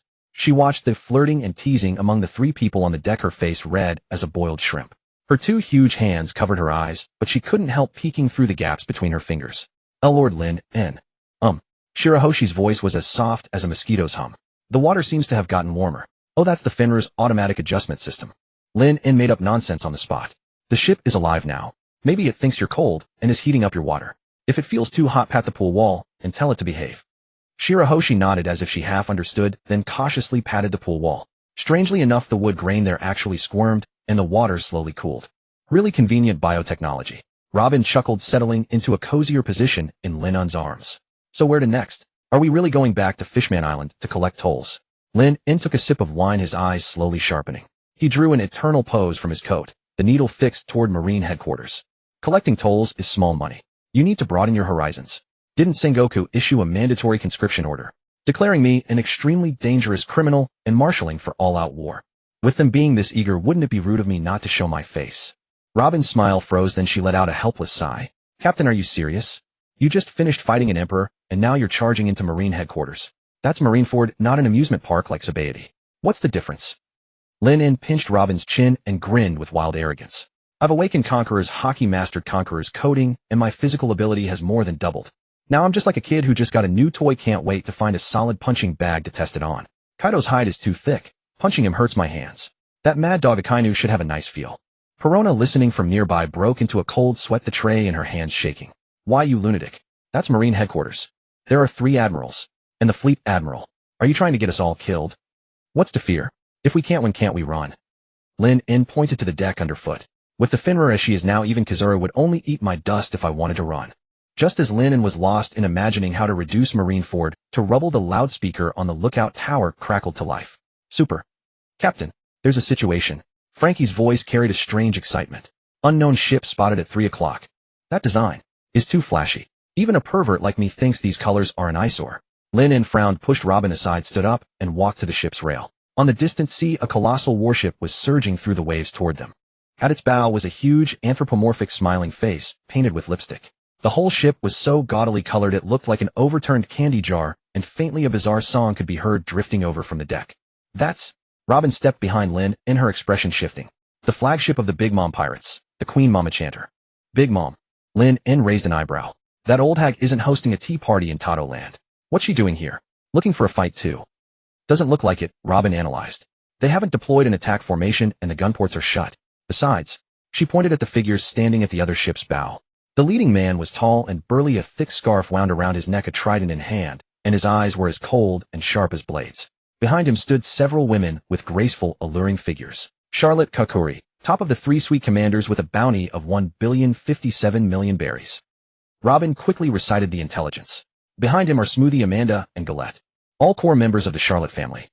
Lin En stroked his chin, seemingly lost in thought. Bringing his daughters out. Are they setting up a marriage interview? As he spoke, the Queen Mama Chanter had already entered the Fenrir's firing range. Captain of the Fenrir, Lin En, the evil god of wood. Katakuri's voice came clearly through the sea breeze. He was indeed a true man. His voice was low and powerful, wasting not a single word. I am Charlotte Katakuri. By mother's orders, I have come to discuss matters with you. Lin En leaned against the railing, lit a cigar, and blew out a smoke ring. Discuss? I don't remember having any business dealings with that old hag. If you're here to sell sweets, then get lost. I don't like desserts. Katakuri frowned slightly. He was clearly displeased with Lin En's attitude, but he still kept his temper in check.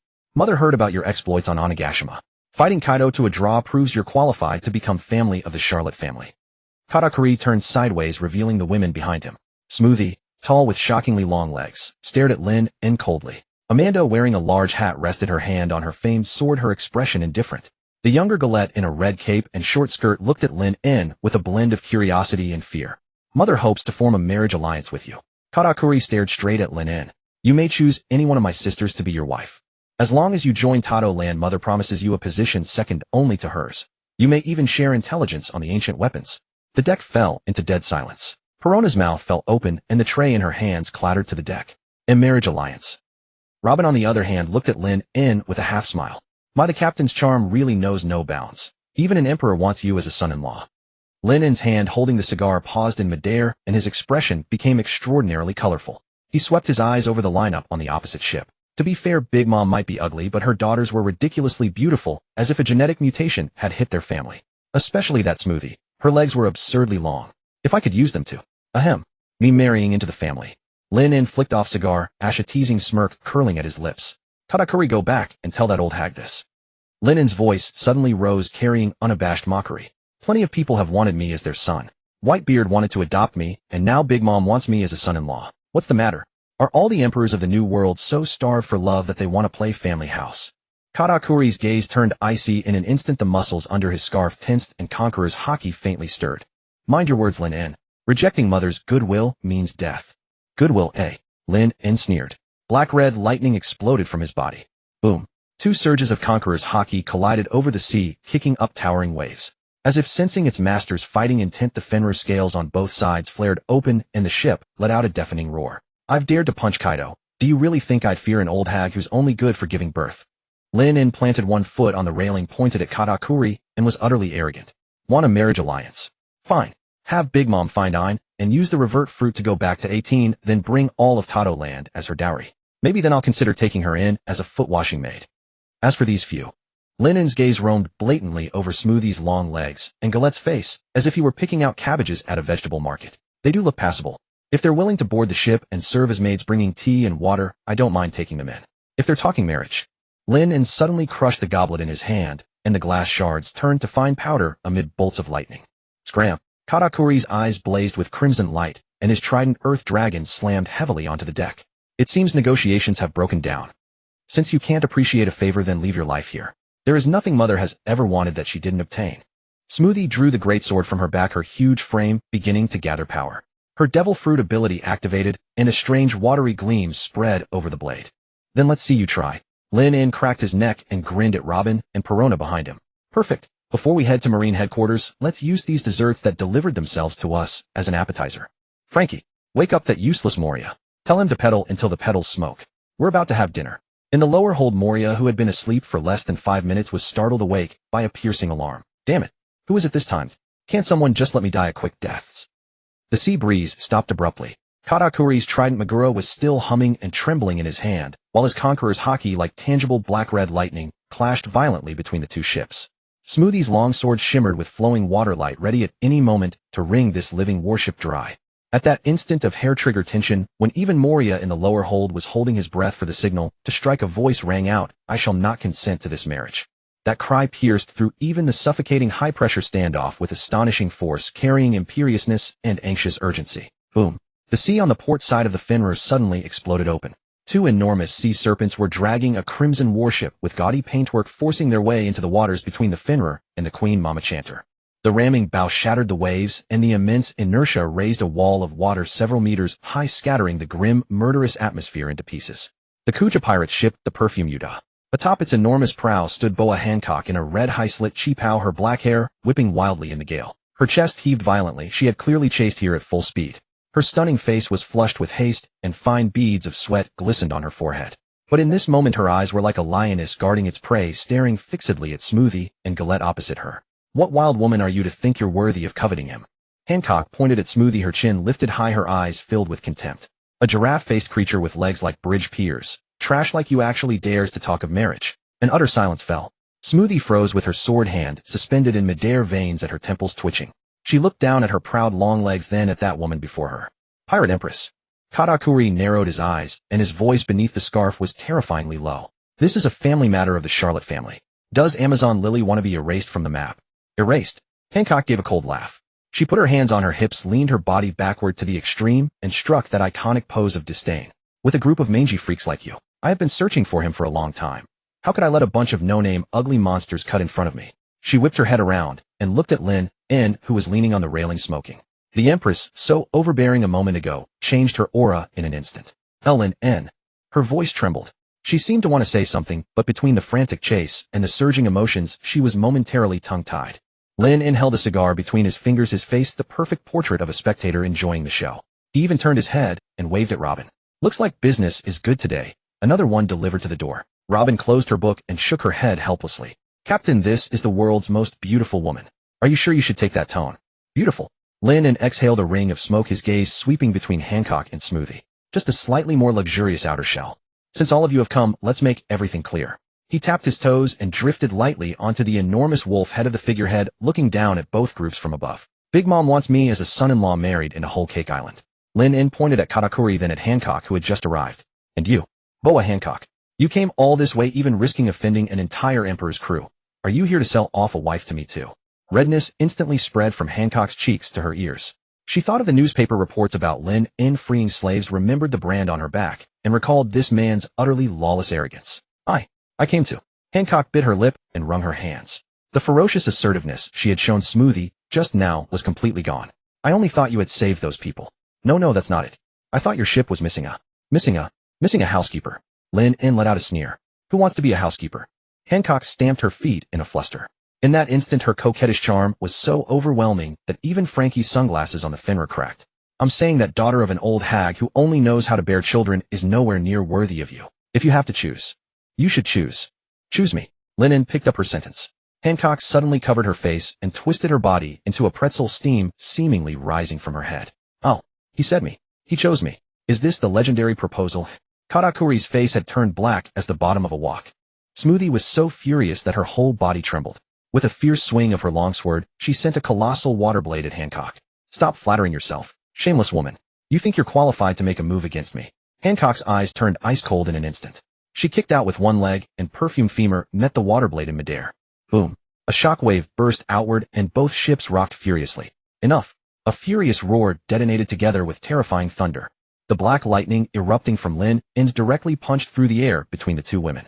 Raging electric currents raced across the sea surface, forcing both vessels to back away. The entrance to my ship is not a vegetable market for jealous quarrels. Lin N flicked the cigar, but away. The ember traced an arc through the air and landed precisely at Katakuri's feet. Listen carefully. I don't care whether you're a daughter of an emperor or some pirate empress. He stretched out one finger, pointed at the sky, then at the ground, and finally turned his thumb backward, pointing at himself. On this sea, I am the only one who chooses. No one chooses me. Lin N's eyes swept over Smoothie's long legs, then came to rest on Hancock's exquisite face. A cruelly wicked smile curled at the corner of his mouth. Want to board my ship? Fine. I don't want a wife. That thing is too much trouble and needs constant coaxing. But this ship of mine was just upgraded, and she truly is short-handed. He pointed at Smoothie. You're good at squeezing juice, aren't you? Perfect. From now on, this ship's beverage supply is your responsibility. And don't waste those legs. Pedaling the generator should be more vigorous than Moria. Smoothie was left speechless. He then pointed at Hancock. As for you, you're not bad looking. Standing at the bow as a mascot or a lucky cat wouldn't be bad at all. But I don't keep freeloaders. What can you do? Laundry, cooking, or unclogging a toilet? Hancock was utterly stunned. The entire scene once again fell into an eerie dead silence. Even Robin, always unruffled, could not help but press a hand to her forehead. Captain, this is how you end up living alone for the rest of your life. Perona hugged her doll and trembled. He's crazy. Absolutely crazy. Making a sweet commander pedal a bicycle and the pirate empress unclog toilets. You. How dare you humiliate Mama's daughter? Galette shrieked as a ball of butter condensed in her hand, ready to hurl. Humiliate. Lennon gave a cold snort. His form vanished in an instant. The next second, he was in front of Galette. He seized her neck with one hand and lifted her off the deck. Little girl, don't mistake my mercy for weakness. His voice reached her ear, tinged with the numbing tingle of electricity and the coldness of death. I am giving you a chance. In this world where the weak are prey to the strong, being a dog to a powerful master is already a privilege. Plenty of people want to be my battery and can't even find a door in. Let Galette go. Katakuri moved. His arm turned to Machi, wrapped with armament hockey, and slammed toward Lin In like a heavy hammer. At the same time, Hancock came to her senses. Although the phrase unclogging the toilet had short-circuited her brain for 3 seconds, when she saw Lin In come under attack, her body reacted faster than her mind. Don't touch him. Hancock placed her hands in a heart shape. Marrow, marrow, mellow. A pink beam swept toward Katakuri. What an utter mess. Lin In casually tossed Galette back into Smoothie's arms, then swung a reverse punch into Katakuri's Machi fist. Boom. Splinters and Machi sprayed through the air. Borrowing the force, Lin In retreated, landed on the Fenrir's deck, and clapped his hands together. Since you all have so much pent-up energy, none of you are leaving. The green light in his eyes blazed. The deck beneath his feet began to writhe crazily. The black thunderwood covered in dragon scales seemed like giant pythons that had come to life. Sage Art would release Flowering Tree World Descends Forced Recruitment Edition. Colossal vines burst out of the seafloor and instantly shrouded all 3 ships. Giant buds opened on the vines. As the blossoms unfurled, they spat out pollen carrying paralytic toxins and hallucinogenic effects. Cough. Cough. What is this? Smoothie covered her mouth and nose only to find the pollen seeping through her skin. Everyone hold your breath. Katakuri bellowed, trying to use Machi to stop the pollen from spreading. Hancock was not faring well either. Though her hockey was fierce, this area-wide poisonous assault crept into every opening. Stop struggling. Lin In stood atop the tallest vine, looking down at the chaos below. This is a specialty I brought back from Kaido's godforsaken place, mixed with the vitality of ancient Zoans and my lightning. 1 breath clears your mind, 2 breaths weaken your limbs, 3 breaths. He snapped his fingers. Crackle. The pollen in the sky was detonated by electric current in that instant. There was no explosion, but the high-voltage current rode the pollen grains and precisely struck every person's nerve endings. Ah! One after another, gasps and muffled moans echoed across the sea.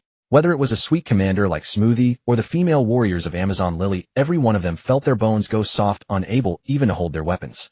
Hancock gritted her teeth and forced herself to stay standing, but her legs were already trembling. Her gaze toward Lin In, however, grew even more dreamy. So strong. Frankie. Perona. Lin In waved his hand like a bandit chief who had just won a great victory. Go down and pick people. Choose anyone who looks appealing or can do the work and tie them all up for me. That long-legged one, the cloaked one, and the prettiest one. Keep them for me. Lin In grinned, revealing a mouthful of white teeth. This time when we go to Marine headquarters, we need a grand showing. Since you've all thrown yourselves at my doorstep, let's form a 4 Emperors and Empress cheerleading squad and give that old man Sengoku a little shock. On the sea's surface, massive vines grew like frenzied pythons, tightly entangling 3 warships. The air hung heavy with a peculiar pollen fragrance that numbed the senses, accompanied by the crackling of electricity. The scene descended into utter chaos. Flowing Machi Ball. A low roar echoed from deep within the vines. The previously sturdy black thunderwood deck suddenly softened, transforming into a thick pale mass of glutinous rice paste. Katakuri's eyes glowed red, a manifestation of his observation hockey, pushed to its absolute limit. He had seen it. 3 seconds later, Smoothie would have her ribs crushed by that thick vine, while Charlotte Jersey would be electrocuted into char. Absolutely not. The ground undulated, countless arms of glutinous rice bursting from the earth, attempting to push aside those lethal electrified vines and drag his younger sisters back to him. This was the power of his awakened Machi fruit, able to assimilate the surrounding environment, his sole trump card at this moment. Oh, still mobile. Lin In stood atop a height. It seems Master Kaido was right. Hockey indeed proves useful, so you can predict the future. Quite the flashy ability. Lin In's figure flashed, vanishing into thin air. Katakuri's pupils contracted sharply. In his precognitive vision, a foot wreathed in black-red lightning would appear at his right side in 0.5 seconds, shattering his scapula. He twisted his body, his arm, transforming into a giant Machi shield to block. Bang! The prediction landed, but only partially. Lin In did indeed appear on his right, but the force of that kick far exceeded Katakuri's foresight. That was not merely Conqueror's hockey-infused martial arts, but also a brutal surge of vitality amplified by ancient species power. Crack. The Machi shield shattered instantly. Katakuri was launched like a cannonball, crashing hard into the glutinous rice pile below. Do you also wish to dance? Lin landed, stepping on the still undulating Machi floor. He brushed his soul in disgust. You've made my deck sticky. This is premium black thunderwood, impossible to clean. Release. Smoothie. Katakuri struggled to rise the scarf at his mouth, already stained crimson. He activated observation, Haki once more searching for a way to break free. However, this time he saw only utter darkness. What's wrong? Your face has turned so ghastly. Lin teleported before him, gripping the sweet commander's throat with one hand and lifting him into the air. Their gazes collided midair, one burning with despairing red light, the other gleaming with mocking green. Let me guess. What does your proud eye behold? Lin leaned close to Katakuri's ear, his voice a demon's low whisper. Did you see your entire army wiped out? Or perhaps Big Mom kneeling before me polishing my shoes? You? Katakuri grit his teeth, his trident attempting to pierce Lin's abdomen. Uffed. Numerous sharp wooden thorns sprouted unexpectedly from Lin's stomach, wrapping around the trident and instantly piercing Katakuri's wrist. Stop wasting your strength. Lin intensified his grip, high-voltage current surging through his arm and into Katakuri's body. Before overwhelming power, precognition only deepens your despair, because it forces you to experience the agony of helplessness in advance. This is your future. See it clearly. Boom. 200 million volts erupted. Katakuri didn't even manage a scream before his eyes rolled back, and he collapsed unconscious. Lin casually tossed the 100 million berry bounty pirate aside, like trash, landing him on the deck of Queen Mama Saint's song. Frankie, tie those women up tightly. And the one with the longest legs, send her straight to the engine room to replace Moria's early shift. Tell Moria this is a new intern, make sure to mentor her properly. Super. Roger that, Captain. Those legs, kicking those pedals will be thrilling. Frankie excitedly manipulated mechanical arms, binding Smoothie, who had been electrocuted into limpness, as if packaging a delivery parcel. After dealing with Big Mom Pirates' gift-giving squad, Lin clapped his hands and turned around. Not far away, Boa Hancock lay on the ground in a grotesque, twisted posture. Though she hadn't been directly electrocuted unconscious, the specialized paralytic pollen clearly affected her as well. This proud pirate empress, flushed and breathless, stared fiercely at Lin through misty eyes. What are you looking at? As Lin approached, Hancock instinctively tried to cover her disheveled cheepow, but her limbs went limp. Weren't you so arrogant earlier? Ready to play housekeeper? Lin crouched before her, his gaze roaming unabashedly over her body. Admittedly, this woman had every reason to be proud. Even in this wretched state, a bewitching allure radiated from her. This concubine was merely... Hancock stammered, her mind in complete disarray. This man had defeated Katakuri, humiliated Big Mom's daughter, and now stood terrifyingly close. That domineering aura hit her like a wall, making her heart hammer so violently it felt ready to burst from her throat. Turn around. Lin commanded suddenly. Edge. Hancock froze, her face instantly flushing crimson. Here. Now. Isn't that moving too fast? This concubine hasn't even prepared her wedding dress. What are you thinking? Lin frowned, pressing his hand against her shoulder and forcibly twisting her body around. I have no interest in your fantasies. I'm interested in your back. Hearing the word back, Hancock's shy expression instantly froze, replaced by sheer terror. No, don't. She struggled desperately. That was her secret, guarded with her life, the brand of her slavery shame.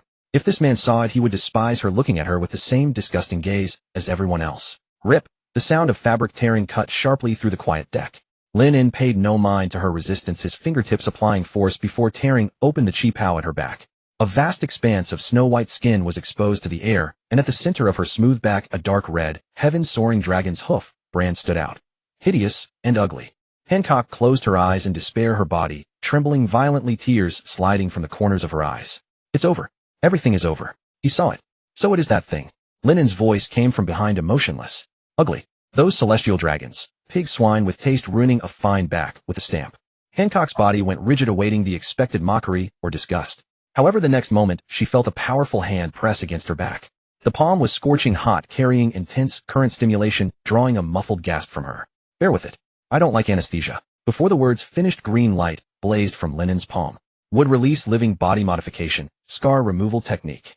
No agonizing pain followed. Hancock felt only a tingling warmth on her back, as if countless fine roots had drilled into her skin, gently wrapping, decomposing, and regenerating the flesh branded with humiliation. Lin utilized Wood Release's cellular manipulation ability, precisely excising the damaged tissue and accelerating Hancock's own cellular regeneration. In just a few seconds, that nightmare that had haunted her for over a decade, the mark that jolted her awake countless nights, vanished completely. Replacing it was newborn rosy skin smooth as jade. Done. Lin withdrew his hand, removing his jacket and draping it over her to cover her bareness. That garbage brand doesn't deserve to remain on my crewmate. Let anyone mention this again, and I'll wrench their head off and use it as a ball. Hancock dumbly turned around, reaching back to touch her skin. Gone. That raised, repulsive texture, truly gone. She looked up at Lin silhouetted against the light. In this arrogant, brutal, almost malicious man, she seemed to glimpse divine radiance. Lin. Hancock's lips trembled, tears cascading endlessly like broken pearls. Why cry? Does it hurt? Lin clicked his tongue impatiently. While removing that scar, I also extracted the pollen toxin from your body. If you can move, get up. Stop pretending to be dead on the ground. Wah! Hancock suddenly threw herself forward, wrapping her arms tightly around Lin's leg and burying her face in his trousers, wailing loudly. Years of suppressed grievance and fear erupted all at once. Hey, snot, don't wipe it on my pants. This is a bespoke suit. Lin tried to pull his leg free, but this woman held on tighter than an octopus. This concubine accepts. Hancock lifted her face, tears and makeup streaking her cheeks, her expression full of fanatic devotion. Whether cleaning toilets or scrubbing decks, this concubine will do anything. As long as I can stay by your side. Not far away, Robin closed her book, a playful smile curving her lips. Looks like our captain excels not only at demolition, but also at winning hearts. Now the world's most beautiful woman has become a complete accessory. Perona floated in the air, expression filled with disdain. You? So cheesy. But that mark really is gone. This guy's medical skills far surpass Hogback's quackery. With enormous effort, Lin finally peeled Hancock off his leg and handed her to Robin for care. Everyone returned to positions. He walked to the bow, the sea wind whipping his shirt. Smoothie has been sent to the engine room. The Fenrir's power output is now exceeding 300%. That idiot Moria can finally take a vacation. Lin withdrew the permanent pointer, pointing to Marine headquarters from his chest, his eyes sharpening like blades. Sengoku wants to make a big display, huh? Issued a mandatory summons, did he? Then let him see what real coercion means. Lin swept his hand, lightning erupting skyward and exploding a massive hole through the clouds above. Target Marine Ford. Full speed ahead. Go deliver the Marines a lifetime unforgettable gift. Roar. The Fenrir emitted an earth-shaking bellow. Dragon-scale armor plates on both sides closed, and terrifying blue flames erupted from its tail. The warship became a rabid beast out of control, carving a white wake across the sea surface as it charged wildly toward the center, representing world justice. The wind of the new world carried a parching heat, making the sun umbrellas aboard the Fenrir whip and snap. On deck, the atmosphere was even more tense than those 200 million volt lightning strikes. This meat was cut by this humble one's own hands. You must be fed by my own hand. Boa Hancock held a sizzling piece of bone-in meat, her usually proud and icy face flushed crimson as she leaned, almost pressed against Lin. Her chi pao, which Lin had tailored, had been replaced with a new one, but it could still not contain the passion that seemed ready to devour him whole. Ah, Lord Lin, and open your mouth. Beside her, Robin gracefully turned a page of her book, while an extra arm silently materialized, holding a glass of whiskey with ice perfectly positioned between Hancock's arm and Lin's mouth. The captain just mentioned the meat is too rich, and he'd prefer some wine to wash it down. Robin didn't even look up from her book, that signature sly smile playing on her lips. Miss Hancock, your meat is practically shoved right into the captain's nostrils. Nico, Robin. Hancock's brows furrowed sharply, instantly shifting from her lovesick daze back into Empress mode, as her conqueror's hockey poured out like it was being given away for free. Who gave you permission to stand so close to him? This is the position of the principal wife. What do you, a woman who only knows how to study ancient stones, understand about serving him? Principal wife. Robin chuckled softly, tapping her finger against the page. I seem to recall the captain only mentioned taking you on as a mascot. As for serving, Miss Smoothie below deck would likely have more experience in that department. At the mention of Smoothie, a rhythmic rumbling echoed faintly from the ventilation shafts below deck. That was the sound of Charlotte's long-legged Vinsmoke family member operating the generator at full capacity. It had to be said that the Vinsmoke's physical endurance was exceptional. Ever since Smoothie took over Moria's day shift, the air conditioning performance aboard the Fenrir had noticeably improved by 3 degrees. Lin reclined in his custom-made beach chair, his head aching from the bickering between these two women. He reached out to take Robin's drink, downed it in one gulp, then snatched the meat from Hancock's hand and bit into it with a satisfying crunch. Both of you shut up. Lin casually tossed the bone, which landed precisely on Perona's head as she lounged nearby, pretending to sleep. Ouch! Perona cried out, clutching her head as she floated upward. She opened her mouth to curse, but catching Lin's impatient glare, she swallowed her retort and drifted away, dejectedly hugging her doll. Hancock fell silent, instantly cradling her face and swaying contentedly, a waterfall of pink bubbles cascading around her. He ate it. He ate my meat. Does this count as an indirect kiss? If that's the case, marriage can't be far behind. What should we name the child? Robin shook her head in exasperation. This woman's thinking must be forged from sea stone, utterly incomprehensible. Lin En rose to his feet and walked toward the bow. Before them, the towering red cliffs of the Red Line pierced the clouds, stretching across the world like an impenetrable barrier. Frankie, Lin En called out. Super. Captain, I'm here. Frankie popped his head out from the helm, his iconic mohawk on full display. At our current speed, we'll reach the base of the Red Line in 2 hours. Should we apply the coating and dive? Normally, the only route for pirates traveling between the New World and the Paradise was to descend 10,000 meters through the Fishman Island caves beneath the Red Line. That was the established rule. But Lin En never followed rules. Dive? Who told you we're going underground? Lin En flicked his ash and pointed upward toward the sky concealed by clouds. Fishman Island is too humid. I don't like retracing my steps. Pull up directly. People up. Frankie's sunglasses nearly fell off. Captain, that's the Red Line. 10,000 meters above sea level. Even though the Fenrir is now a living warship climbing that height. That's exactly why I captured so many batteries. Lin En stomped his foot on the deck, sensing the powerful life forces below. Tell Smoothie Jaylet and Moria, who's on vacation. Everyone report to duty immediately. Give it everything you've got and maximize the power output. We're flying over it. 10 minutes later, near the Red Line in the airspace surrounding Mary Geos, several CP0 agents tasked with monitoring the airspace were sipping coffee with nothing better to do. Since the Revolutionary Army's last incident, security here had multiplied several times over. Even a single seagull crossing would trigger 3 radar sweeps. Beep, beep, beep. The shrill alarm erupted suddenly. A massive red blip appeared on the monitoring screen, ascending vertically from the New World seas at an unbelievable speed. What is that? An asteroid flying in reverse? No, it's a ship, a pirate vessel. The radar operator stared at the screen, his eyes nearly bulging out. This speed. It's climbing the wall. It's shooting straight up along the Red Line's cliff face. Clouds churned. A terrifying warship entirely black and sheathed in blue-black dragon scales ripped through the sea of clouds like a raging black dragon and surged onto the summit of the Red Line. The massive wolf-head ram gleamed coldly in the sunlight, while eerie blue flames erupted from both sides of the hull. The terrifying kinetic energy generated by 3 top-tier powerhouses pedaling furiously in the hold below. It's the Fenrir. That wooden, evil god Lin En. Isn't he in the New World? How did he get here? The station Navy and CP agents descended into chaos. By all logic, Lin En should be engaging the 4 emperors in the New World or recuperating on some island. Who would have guessed that after just finishing Kaido, before even catching his breath, he'd leap straight over the Red Line and come charging back? This was practically walking into a trap. Quick, alert the Marines. Inform Admiral Sengoku. The Fenrir didn't linger at the Red Line. Riding its momentum, it carved an arrogant arc across the sky above Mary Geos, its enormous shadow falling upon the ancient city's rooftops, like Death himself looking down. Lin En stood at the bow, able to make out the panicked scramble of the celestial dragons below. I really want to toss some trash down there. Lin En spat. Never mind, we're in a hurry. The warship dove downward, heading straight for the Paradise. Target the Gate of Justice. It was the massive current hub connecting Marineford Impel Down and Eni's lobby. The enormous steel gate rose into the clouds, completely blocking the waterway to the headquarters. At this moment, the Gate of Justice was tightly shut. A colossal whirlpool current churned before it. No vessel could pass this natural barrier without Navy authorization. Captain, the gate is closed. Frankie shouted. Should we deter or crash through? The Fenrir is tough, but that gate looks super tough. Deter. Lin En unbuttoned his shirt collar, revealing his muscular chest. He stepped to the very tip of the wolf head ram, the sea wind sweeping his black hair back to reveal eyes burning with fanaticism and danger. In my entire life, what I despise most is taking detours. Lin En raised his right arm. At that moment, Smoothie Jaylet and Moria in the hold seemed to sense something, their bodies trembling instinctively.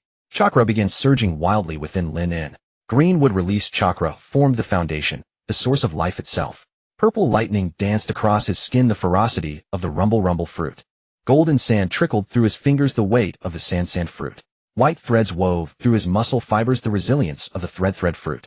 And above it all, a surge of black-red conquerors hockey descended like a sovereign ruler, forcibly merging all these disparate powers into one.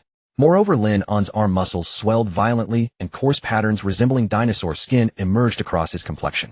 This was the raw physical power stolen from the ancient species.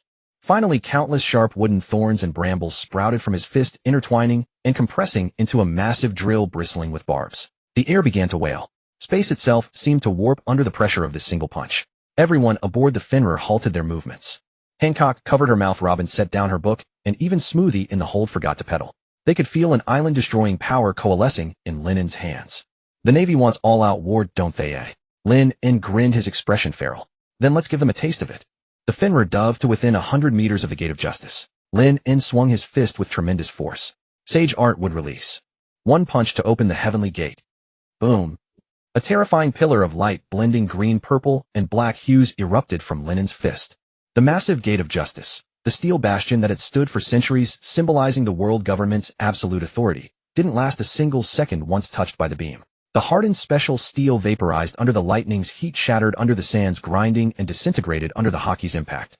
Right through the center of the enormous door, a hole hundreds of meters in diameter, was blasted clean through.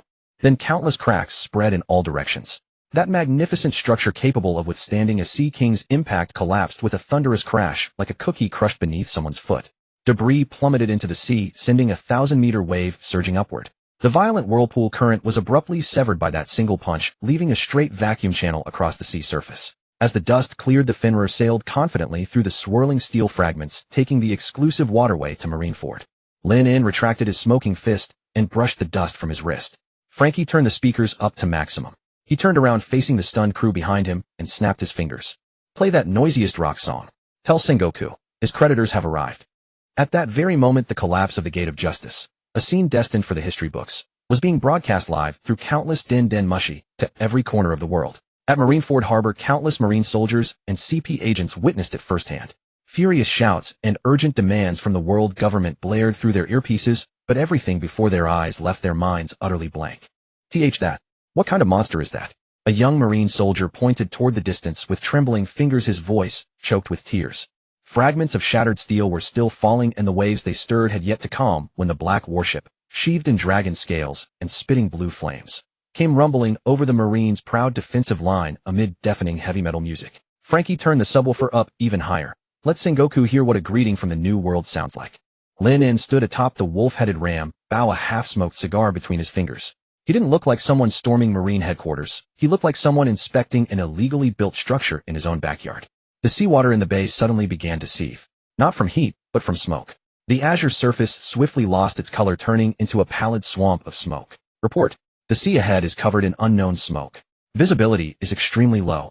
A CP agent reported urgently into a den mushi. Like a living thing, the white smoke climbed madly up from beneath the Fenrir's hull, swallowing half of the colossal vessel in the blink of an eye. The same old trick. Lin didn't even look down. He simply flicked the ash off his cigar. Didn't you learn your lesson in Alabasta? Don't be so arrogant, Lin. A low growl exploded from within the smoke. The white smoke abruptly condensed, coalescing in midair into a burly figure holding a jit. It's Vice Admiral Smoker, a Marine soldier exclaimed. Smoker was no longer the captain who wore nothing but a jacket. He now wore the justice coat of a vice admiral, and the hideous scar across his chest was a grisly badge of humiliation from the battle in Alabasta. His eyes had changed. Gone was the old impetuous fury. In its place was a somber, almost obsessive darkness, like an avenger crawling out from the depths of hell. White vine strangulation. Smoker swung the jit in his hand downward, and in an instant hundreds of meters of surrounding smoke hardened into countless pale steel brambles that stabbed at Lin from every direction. So this is the power Vice Admiral Smoker awakened. A Commodore muttered in shock. His smoke can already alter physical form. This is practically an absolute domain. This was no longer mere smoke, but an awakened absolute domain that had assimilated the environment and altered the density of matter. These smoke thorns were as hard as steel. Clang, clang, clang. The smoke thorns struck the armament hockey coating Lin's body, sending sparks flying. Interesting. Lin reached out, caught one of the smoke thorns aimed at his brow, and crushed it in his palm. Got a promotion. Vice Admiral Smoker. Looks like you've been training hard these past few months. I've been crawling through hell every single day to kill you. Smoker roared. In a flash he had fully elementalized. But this was not flight, it was an attack. He merged completely into the white domain. Every wisp of smoke was his fist, every pocket of air was his weapon. White Hell's journey. The smoke over the entire bay began to collapse inward, unleashing a monstrous pressure that threatened to crush the Fenrir and everyone aboard into a bloody pulp. In the engine room below deck, Smoothie, who was pedaling hard, cursed and had no choice but to pour more strength into her legs to steady the ship. Lin sighed and tossed the remaining cigar, but into the sea. Smoker, I gave you a chance. He raised his right hand, and in his palm a strange seal, the character wood, glowed with an eerie green light. In Alabasta, I told you I'm the teacher and you're the student. But if a student is too stupid, the teacher will run out of patience. No one gets 3 chances. Lin pressed his palm hard against the ship's bow beneath his feet. Would release advent of a flowering tree world, forest of gluttony. Rumble. The Fenrir's deck burst open and countless dark red vines shot out like crazed dragons. What is that now? The Marine soldiers watched in terror as the monstrous vegetation erupted from the pirate ship, as if hell itself had opened. The vines had no leaves, only sucker mouths lined with jagged teeth. The hardened smoke that could crush steel turned flimsy as noodles the instant it touched those dark red vines. What? Smoker merged into the smoke, let out a muffled grunt of terror. He felt a terrifying suction tearing at his soul. Vice Admiral Smoker's smoke is being devoured. The CP agent's report trembled with disbelief. The vines were not merely absorbing the smoke. They were forcibly plundering his stamina, his haki, and even the very origin of his devil fruit power. Smoke is also a gas. As long as it's a gas, plants can eat it. Lennon's voice was as cold as if he were pronouncing a death sentence.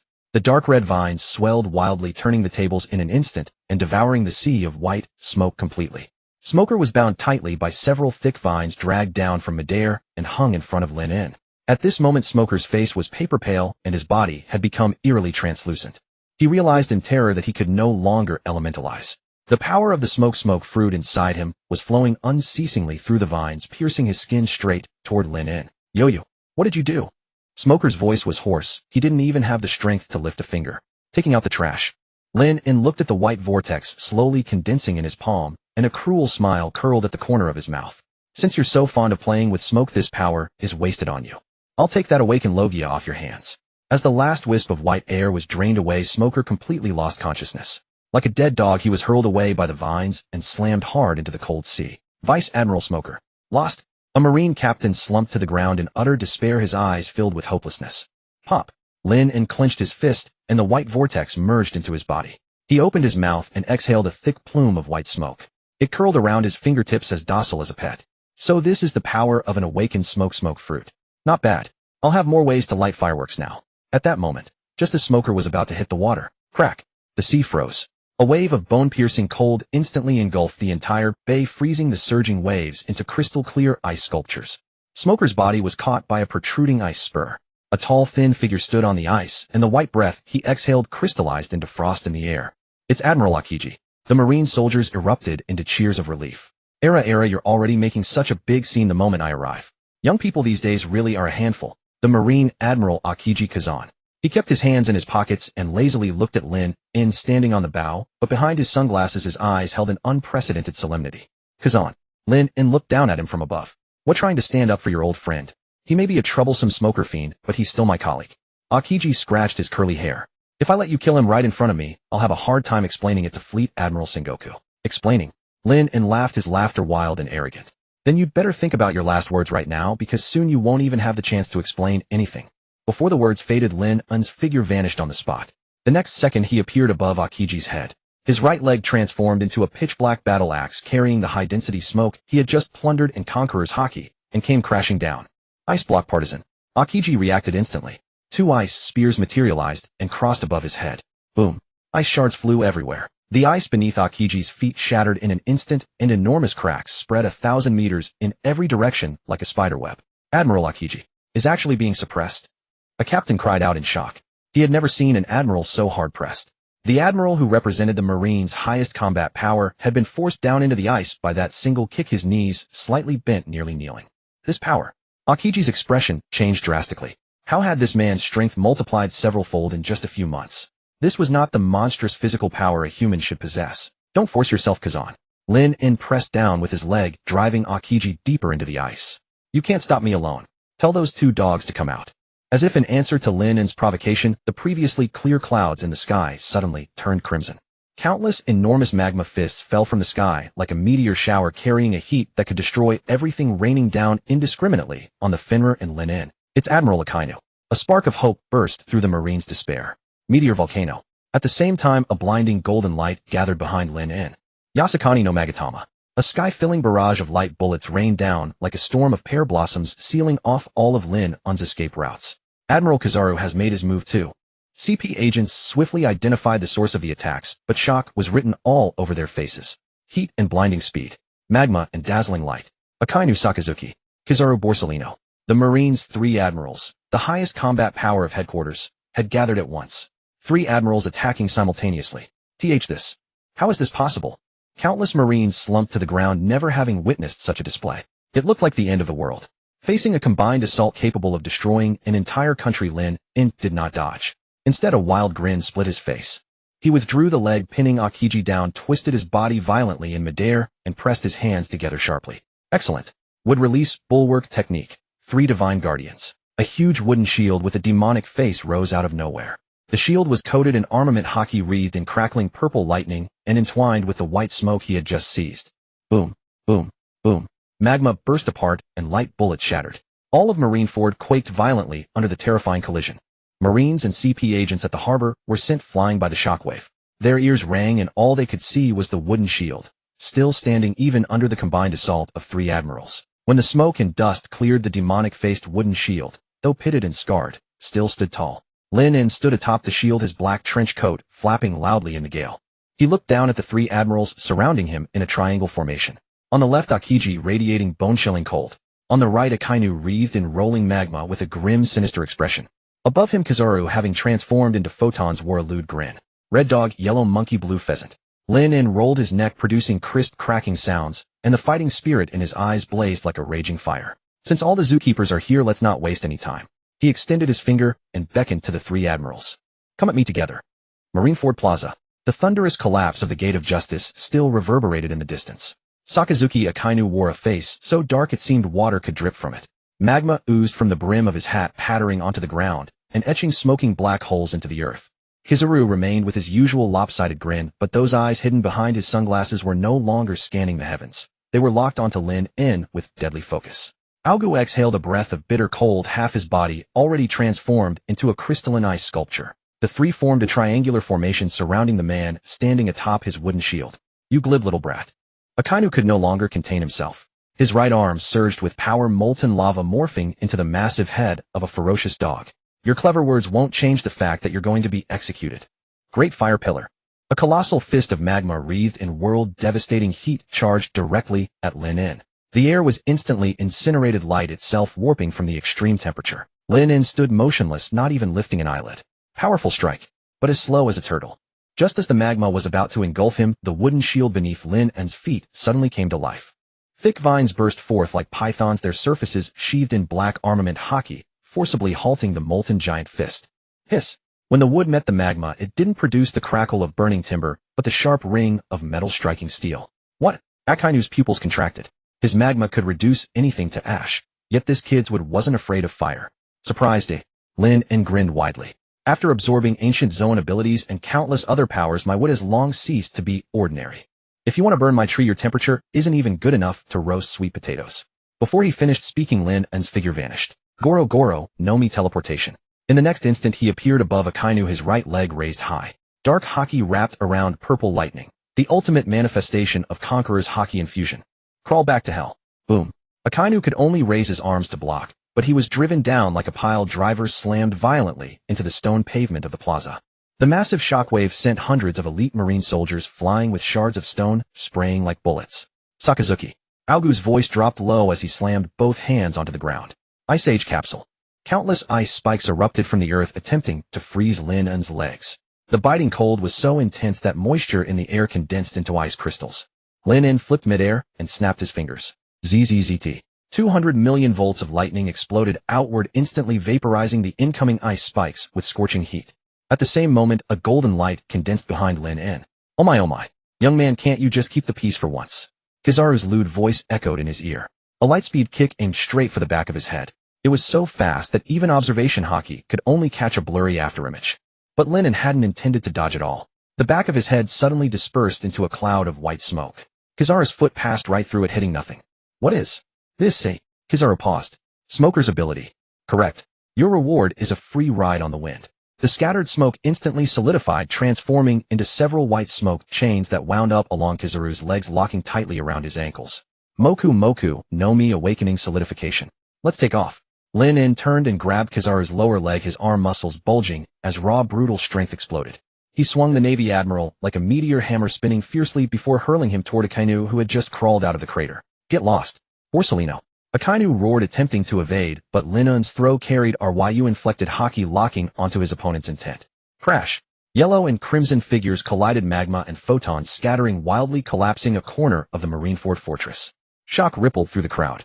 The soldiers who had hoped the admirals would instantly kill the pirate now stood with their mouths agape, jaws nearly hitting the ground. Those were 3 admirals. And yet this one man was toying with them like puppets. Damn it. Sengoku stood on the high platform, veins bulging on his hand, gripping the megaphone. He looked at the devastated plaza, his face uglier than having eaten a fly. That bastard. Does he actually plan to tear Marineford apart? Beside him, Garp continued eating his senbei, though his chewing had noticeably slowed, his eyes growing particularly grave. This kid's growth speed. Something's off. In that single instant, he used 4 different abilities. Would release, defense, lightning, counterattack, smoke, intangibility, monstrous strength, projectile. All executed with flawless fluidity, showing absolutely no hesitation. At the center of the battlefield, Lin landed on the ground, looking at the 3 slightly disheveled opponents, and shook his head. Poor coordination. Do you guys not get along normally? One wants to burn, one wants to freeze, and the other just lags behind. Lin exhaled a smoke ring, the smoke condensing into 3 mocking faces in the air. How about you guys fight each other first, and the winner comes to fight me? Utterly arrogant. Akainu pushed aside the rubble on his body, half his face already covered in magma, the killing intent in his eyes nearly solidifying. He had never suffered such humiliation in his life, being treated as a human punching bag. Meteor volcano. This time Akainu held nothing back. His fist swung wildly, countless massive magma fists shooting into the sky before raining down like meteors. Not only did they cover Lin, but the Finra ship in the rear was also within the attack range. Borsellino, Kazan, don't hold back. Akainu roared. Algu sighed, his cold aura erupting. Ice Age Wyvern. A massive ice bird shrieked forth, following close behind the magma. Kizaru flickered into the high sky, crossing his arms. Yada mirror. Bullets of light rained down. Ice, fire, and light. 3 extreme natural Logia powers converged, forming a world-destroying storm. This was no longer simple addition. It was a devastating strike capable of erasing an entire island from the map. This looks more like it. Lin gazed at the overwhelming assault, a flicker of excitement finally flashing in his eyes. Instead of retreating, he spread his arms wide. Since you're all so enthusiastic, I'll show you something big too. Lin pressed his palms together forcefully, his chakra and stamina burning furiously within. The earth began to tremble. It wasn't just the plaza. The entire Marineford Island was wailing in agony. Countless massive cracks spread across the ground, as if some ancient behemoth was about to burst forth from beneath. Sage Mode would release true Thousand Arms. Rohair. A colossal wooden statue over 1,000 meters tall rose from the earth. It towered twice the height of the Marineford fortress. Even the giant tribe would seem like ants before it. But this wooden statue was different from before. Its left half-body flowed with golden sand, the product of absorbing the Suna no Mi. Its right half-body was wrapped in purple lightning, crackling with energy. And on its back, countless arms were not made of wood, but of dense white smoke condensed into solid form. Hard as steel, yet flowing like clouds. What is that monster? The Marine soldiers completely broke down. Some dropped their weapons and knelt on the ground, while others turned and ran. Facing such an absurdly colossal being, human courage appeared utterly laughable. Aboard the Finra, Hancock held her hands to her heart, eyes full of adoration. Ah, this is the man I chose. Even the wooden golem he summoned is so virile. Robin closed her book and sighed, pressing her fingers to her forehead. At this scale, is he trying to turn Marineford into a bonsai? Frankie jumped excitedly onto the railing, striking his super pose. This is amazing. This is the romance of men. Let's tear down Marineford and build an amusement park, boss. At the center of the battlefield, Lin stood atop the wooden statue's head, looking down at the 3 admirals like ants. Come on. This is your after-class homework. Lin raised his hand and gently pressed downward. Supreme Buddha of the Summit, triple combined strike. The 1,000 arms behind the wooden statue moved simultaneously. Fists wreathed in lightning, palm strikes wrapped in hockey-infused smoke, and wooden spikes flowing with golden sand. Countless attacks poured down like a rainstorm. Akainu's meteor volcano seemed so minuscule at this moment, like a candle attempting to halt a tsunami. Boom, boom, boom, boom, boom. Deafening explosions echoed across the heavens. Marineford's harbor shattered instantly, seawater rushing inward. That seemingly impregnable defensive wall was torn apart like paper. Smoke and dust obscured the sky. As the commotion gradually settled, everyone discovered in horror that the once flat plaza had been transformed into a massive crater. At the bottom of the pit, Akainu knelt on one knee, blood trickling from the corner of his mouth, his justice coat already tattered and ruined. Algu had one leg broken. Kizaru leaned against a piece of rubble, his sunglasses shattered into pieces. Sengoku stood on the execution platform, the amplifier Den Den Mushi in his hand cracked under his grip. He watched the young man standing atop the wooden giant, gazing down upon the world, and cold sweat slid down his temple. It was not fear, but an extremely ominous premonition. This pressure reminded him of God Valley 28 years ago, and of the nightmare named Rocks. Hey Sengoku. A crisp snap shattered the dead silence. Garp sat on the steps below the execution platform, tossed the last rice cracker into his mouth, and crunched it loudly. He brushed the crumbs from his hands, and slowly rose to his feet. I'm done eating. Sengoku whipped around. Garp, are you going to act? What else can I do but act? Garp took off his oversized justice cloak, and casually tossed it to a nearby Marine. This is my grandson's future workplace. That brat has demolished the whole place. How is Luffy supposed to walk around here later? The old man rolled his neck, producing crisp cracks like popping beans. He didn't strike any stance, just like an old man heading out for a morning exercise in the park, and walked toward the plaza step by step. Young people nowadays with a little ability don't know their place. You think that because you beat a few Logia brats you can shit all over the Marines. Garp walked to the edge of the huge crater and looked up at the enormous wooden Buddha that blotted out the sky. Hey, you little shit up there. Garp yelled at the top of his lungs, his voice booming, as if he had a built-in subwoofer. You ruined my suit, and we haven't settled that score yet. Lin stood atop the wooden Buddha looking down at that tiny figure. His observation haki was screaming warnings in frenzy. It felt like being stared down by a sleeping Tyrannosaurus Rex. When he faced the three admirals earlier, his observation haki had only sounded an alarm, but now it was shrieking. Old man finally willing to move. Lin spat out the cigar stub, his eyes sharpening slightly. I thought you'd sit there until you were buried. Quite a sharp tongue. Garp grinned, flashing a mouthful of white teeth. The next second, there was no flashy charging up. The ground exploded. It was not the sound of an explosive detonating, but as if the entire earth had been slammed by an invisible giant hand, instantly collapsing into a crater 100 meters in diameter. And Garp's figure had already vanished. Too fast. Lin's pupils contracted. This was not Kizaru's devil fruit speed, but speed generated purely by the explosive power of muscle. Before the shrieking sound of torn air reached his ears, the pitch-black fist was already in front of his eyes. Fistbone galaxy impact. Boom. This punch was not aimed at Lin. It slammed into the wooden Buddha's chest. That Buddha of the summit, capable of withstanding a combined attack from the three admirals, was as fragile as rotten tofu before that fist. Black-Red Conqueror's haki exploded like a nuclear blast, a power hotter than Akainu's magma, and more penetrating than Kizaru's lasers. The 1,000-meter-tall wooden giant disintegrated instantly. Countless tons of timber and arms mixed with golden sand and smoke turned into sky-filling dust under the shockwave of that punch. The Fenrir lurched violently. In the engine room below deck, Smoothie, who had been pedaling the generator, was nearly thrown out of her chair, while Moria screamed and bit his tongue. What kind of monster is that? Frankie clung tightly to the railing, staring at the old man, who had shattered the miracle with one punch. Even his sunglasses had cracked. Is this really a human? Super unscientific. Amid the sky filled with wood chips, Lin's figure was sent flying backward. He used several consecutive lightning shadow body flickers in midair before barely steadying himself. So this is the true strength of the Marine's hero. Lin wiped the bloody marks on his cheek left by the fierce wind, and the contempt in his eyes vanished completely. This fist is far harder than those three dogs. Stop muttering over there. Garp's voice sounded from behind. Lin's scalp prickled. Without a thought, his body instantly became elemental and dispersed into a cloud of white smoke. Bang! A fist wrapped in armament haki smashed straight through the smoke. The smoke fruit. You've turned that brat smoker's ability into something remarkable. Garp's punch missed, but he didn't pause in the slightest. With a reverse motion, he drove an elbow at the air on his left. But playing at elementalization in front of me. You're still too green. Thud. Lin was forcibly forced into the open from the seemingly empty air. That elbow had precisely predicted where he would materialize, slamming heavily into his ribs. Crack. The sound of bones breaking was clear. Lin, like a cannonball, was smashed into the ice below. Cough, cough. Lin crawled out of the broken ice, clutching his chest. His ancient Zoan recovery power was raging, the cracked ribs were healing rapidly. That really hurts.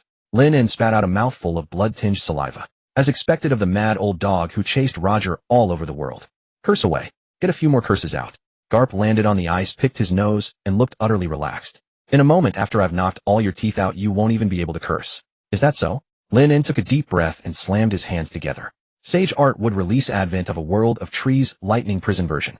Zizazizaki. Countless pitch-black roots tore out from beneath the ice, every single one wrapped in 200 million volts of savage lightning. This was not merely wood release. It was a high-voltage electric net fused with the rumble fruit. The entire bay instantly became a forest of thunder.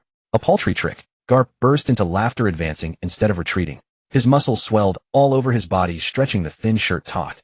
Jet-black armament haki covered his entire body as he charged through the 200 million volt current like a human tank. Lightning powerful enough to instantly char a sea king to a crisp only threw off a few sparks when it hit him. This old man's haki is absurdly thick. Lin gritted his teeth. Since magic-based attacks were useless, he would settle it with physical combat. Overlord Thunder Fist. Lin's right arm instantly swelled and rough dinosaur-like ridges emerged on his skin. The power plundered from Queen and Hanafuda.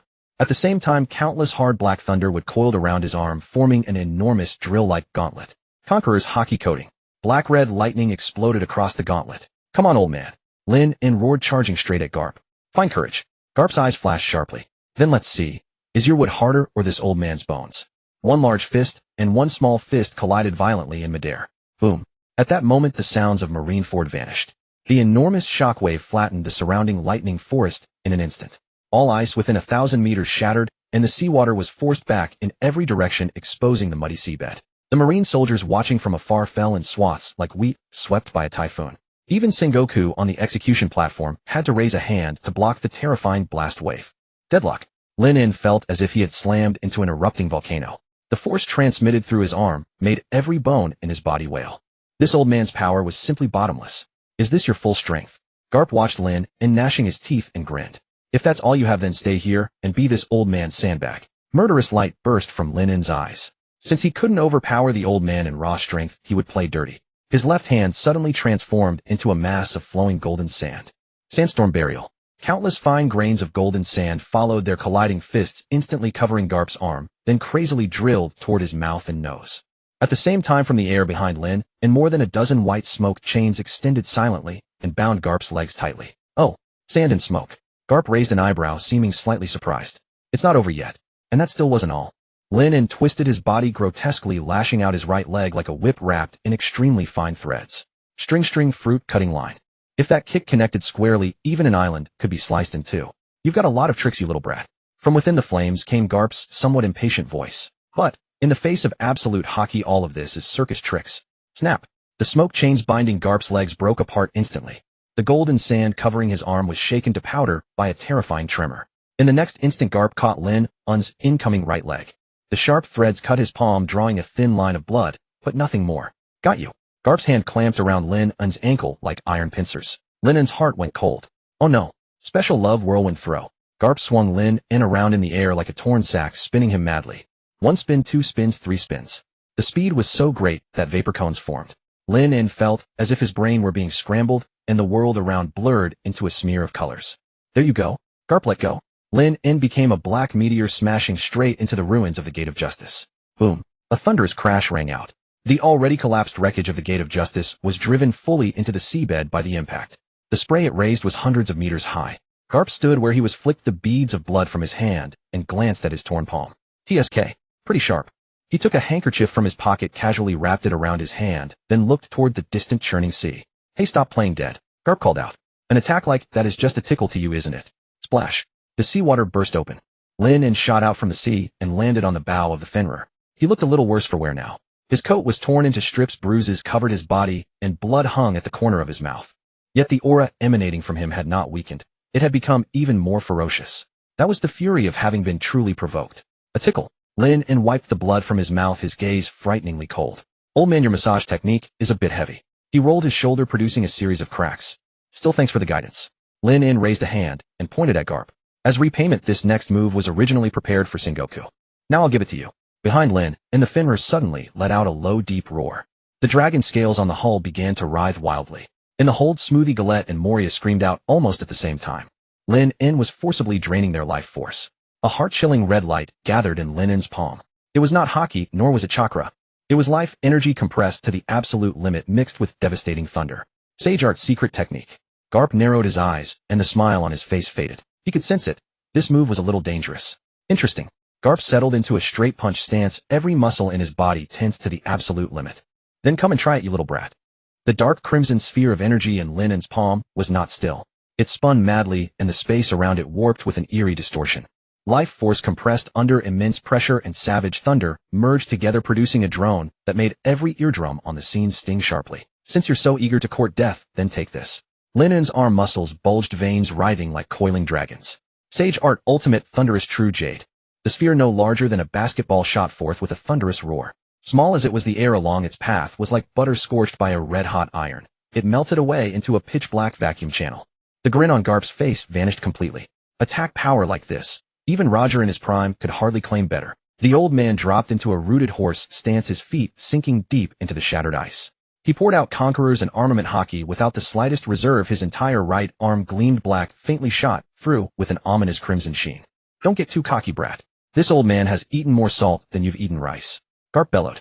His fist did not directly touch the sphere. Instead, he unleashed a punch through the air. Fistbone Ultimate Star River Severance. Boom. Two forces capable of destroying an island collided head-on in midair. The space at the point of contact shattered instantly. Black fissures spread outward like a spiderweb. Then blinding white light swallowed everything, and a colossal shockwave flattened Marineford's remaining buildings like toy blocks. The two forces reached a stalemate. The thunderous True Jade's advance slowed. Garp's fist shockwave, though ferocious, could not completely scatter the dense mass of energy. Cough. A trickle of blood seeped from the corner of Linen's mouth. Even with the regenerative power of an ancient Zoan, such a high-intensity output was taking a toll on his body. On the opposite side, Garp's forehead veins bulged violently, and twin plumes of white breath shot from his nostrils. He was clearly at his limit too. Old bastard, your bones really are tough. Linen spat out a mouthful of blood. His eyes suddenly turned vicious and cunning. He snapped his head around and shouted at the top of his lungs toward the Fenrir Moria. Stop playing dead. Spit out every bit of stock you've got in that gut of yours. In the power room, Moria, who had been pedaling, trembled at the voice and instinctively wanted to refuse. What the hell did that bastard take him for? An endlessly refillable power bank. Give me your shadows, and when this battle is over I'll give you 3 days of annual leave. Paid leave. No peddling. Linen's voice was full of temptation. Moria's deadfish eyes lit up instantly. 3 days. 3 entire days without running on that damn generator like a hamster. No more being zapped by the shock collar until he foamed at the mouth. This wasn't a bargain. It was a gift from God. Hee hee. Deal. You said it. No taking it back. Moria, as if injected with adrenaline, slammed both hands onto the floor. Shadow gathering point output mode. The Fenrir's lower hold burst open in an instant. Countless black shadows like a flock of bats returning to their roost flooded across the sky toward Lin-En at the center of the battlefield. Garp's pupils shrank. What the hell is that? This is the cause of your defeat. Lin-En spread his arms wide and let the hundreds upon hundreds of shadows plunge into his body. With each shadow that fused into him, his frame swelled a degree and the aura around him skyrocketed another notch.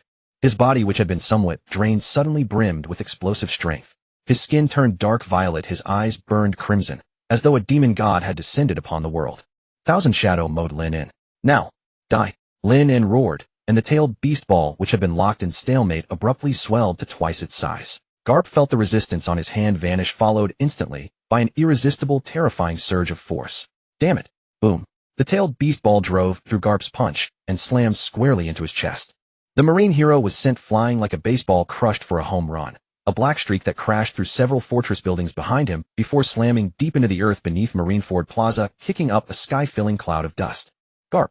On the execution platform, Sengoku's eyes bulged with fury. He could no longer remain idle. He had thought Garp's intervention would stabilize the situation, but Lin-En's trump cards kept coming one after another. Even Garp had been broken in a head-on clash. If Marine headquarters were truly toppled by a single man today, the word justice would become nothing but a joke. Lin-En, you've gone too far. Golden light flared.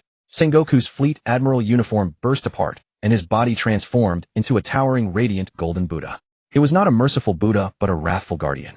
He leapt down from the execution platform. Using the momentum of his fall, his colossal golden palm wrapped in a terrifying shockwave shot straight toward Lin-En, who, having just unleashed his ultimate technique, was in a state where old strength was spent and new strength had yet to be born. Human fruit, great Buddha form, shockwave. That palm strike was fast, precise, and vicious. It was a sneak attack utterly devoid of martial virtue. Lin-En had just blasted Garp away, before he could even catch his breath, a golden shadow pressed down from above. You sneaky old bastard. Now you remember justice. Lin-En barely had time to raise his arms in defense. Dong! A dull, thunderous boom echoed across the battlefield. The ice beneath Lin-En's feet shattered in an instant, and the terrifying shockwave drove his entire body down into the seafloor. A colossal column of water shot skyward mixed with blood. Sengoku landed with his golden body still intact, staring grimly at the sea. Is it over? The Marine soldiers around him dared not even breathe. Suddenly the sea began to boil. Bubbles churned and gurgled as the water was dyed an eerie green. Splash! Countless thick vines burst through the water. This time, however, they did not attack Sengoku. Instead, they tore like mad things toward the ruins at the edge of the plaza. There lay 3 figures suspended between life and death. Akainu, Akiji, Kizaru. Though the 3 admirals had been gravely wounded by the earlier great wooden Buddha, they were not dead. They had merely lost the ability to fight for the time being. Now the vines coiled around the 3 men's bodies with the precision of greedy vipers. What are you trying to do? Sengoku's face went pale with shock. He wanted to stop it, but it was already too late. What am I doing? Lin-En's figure slowly rose from the sea. He was drenched in blood with a sunken section of his chest, a wound left by Sengoku's palm strike. But the smile on his face was so ferocious it chilled the heart. After a long fight you get tired. Naturally, I have to eat something to recharge. The vines tightened. Would release cutting technique. Life plunder.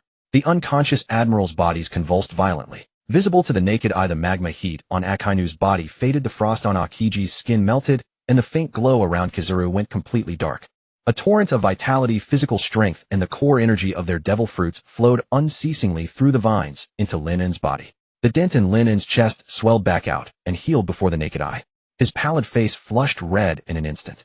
His body, which had been overdrawn by sustaining Thousand Shadow mode, now erupted once more with an even more dreadful aura. That's so satisfying. Lin En threw back his head and let out a delighted groan. With a casual wave of his hand, the vines flung the drained, gaunt-faced admirals toward Sengoku like trash. Take them back. These 3 pieces of trash have a rather mixed flavor. Sengoku hurriedly caught his 3 subordinates. Sensing their life forces faint as gossamer threads, he trembled all over with golden light and rage. Lin En. You demon. Thanks for the compliment. Lin En rolled his neck. The power flooding his body gave him the illusion that he could do anything. The power of the 3 admirals plus Thousand Shadow mode plus his own sage chakra. At this moment, even if he was not a god, he was not far from one. Now it's time to send you all on your way. Lin En slammed both palms onto the surface of the sea. True, several thousand hands. Rumble. The entire island of Marineford began to wail, as if it could not bear the weight about to descend. A 1,000-armed great Buddha, even more colossal and more ferocious than before, burst forth from the sea. But this great Buddha was pitch-black, wreathed in conqueror's haki. Upon its 1,000 arms behind it, magma blazed, frost sheathed, and laser light flickered. This was the ultimate form attained after devouring the power of the 3 admirals. Garp, who had just climbed out of the crater, stared at this sky-obscuring monster before him. The handkerchief he had used to wipe away blood slipped silently from his hand. Sengoku. Garp let out a bitter laugh. Looks like we're going to meet our end here today. Sengoku kept his golden form, but a deep helplessness washed over him. So this is the monster of a new age. Lin En stood atop the great Buddha's head, looking down with indifferent eyes. Remnants of the old era, it's time for you to leave the stage. Summit Buddha. 1,000 arms descended at once with world-destroying might. Boom, boom, boom, boom, boom, boom. Marineford sank. Countless rocks, buildings, and even the plaque inscribed with justice were ground to dust beneath the frenzied assault. Garp and Sengoku's desperate resistance before the rain of fists was like a mantis trying to stop a chariot. The golden Buddha light shattered. The haki of iron fists crumbled. When the final blow landed, the entire sea surface was pushed down by dozens of meters. A colossal mushroom cloud soared into the sky, and even people as far away as the Sabeti archipelago could feel the earth trembling beneath their feet. Smoke spread across the sea. The massive stone wall of Marineford inscribed with justice broke into 2 halves. One stuck in the mud, the other trampled beneath Lin En's feet. The once magnificent marine headquarters was now no more than a few lonely steel girders trembling in the wind. Lin En jumped back onto the Fenrir's deck and casually dusted off his shoulder. Moria, good work. Lin En called down to the lower hold. 3 days of annual leave. Get a slip from Robin, then get out of here and rest. From the hold came Moria's feeble laughter. Hee. Boss, you said it. If you dare go back on your word, I'll snip out every shadow on this ship. Lin En ignored the threat from that defeated mud and turned his gaze to the ruins ahead. In the deep crater, Garp lay on his back with a clear fist print caved into his chest. His suit had long since become tattered strips of cloth. The fists that had once chased after Roger now lay limp among the rubble, covered in blood and grime. Sengoku lay beside him, his great Buddha form completely dissolved. The once august fleet admiral's face was deathly pale, blood foam ceaselessly flooding from his mouth. His black-rimmed glasses lay shattered on the ground, their lenses embedded in his flesh. Lin En walked over the rubble and stopped before the 2 men. Old man, is this the justice you guarded all your lives? Lin En looked down at them, his tone cold. You can't even protect the signboard. You occupy your posts without doing your jobs. It really is time to recycle you as waste. Garp struggled to open his eyes. Lin En's figure reflected in his murky pupils. Cough. Young people these days really don't know how to respect the elderly. Garp wanted to laugh, but the movement tugged at his wounds, sending a spasm of pain through him. Respect the old. That's for retired old-timers, not for enemies. Lin En raised his right hand, and a dark green crack split open in his palm. Countless tiny flesh tendrils writhed madly at his fingertips like parasites that had caught the scent of blood.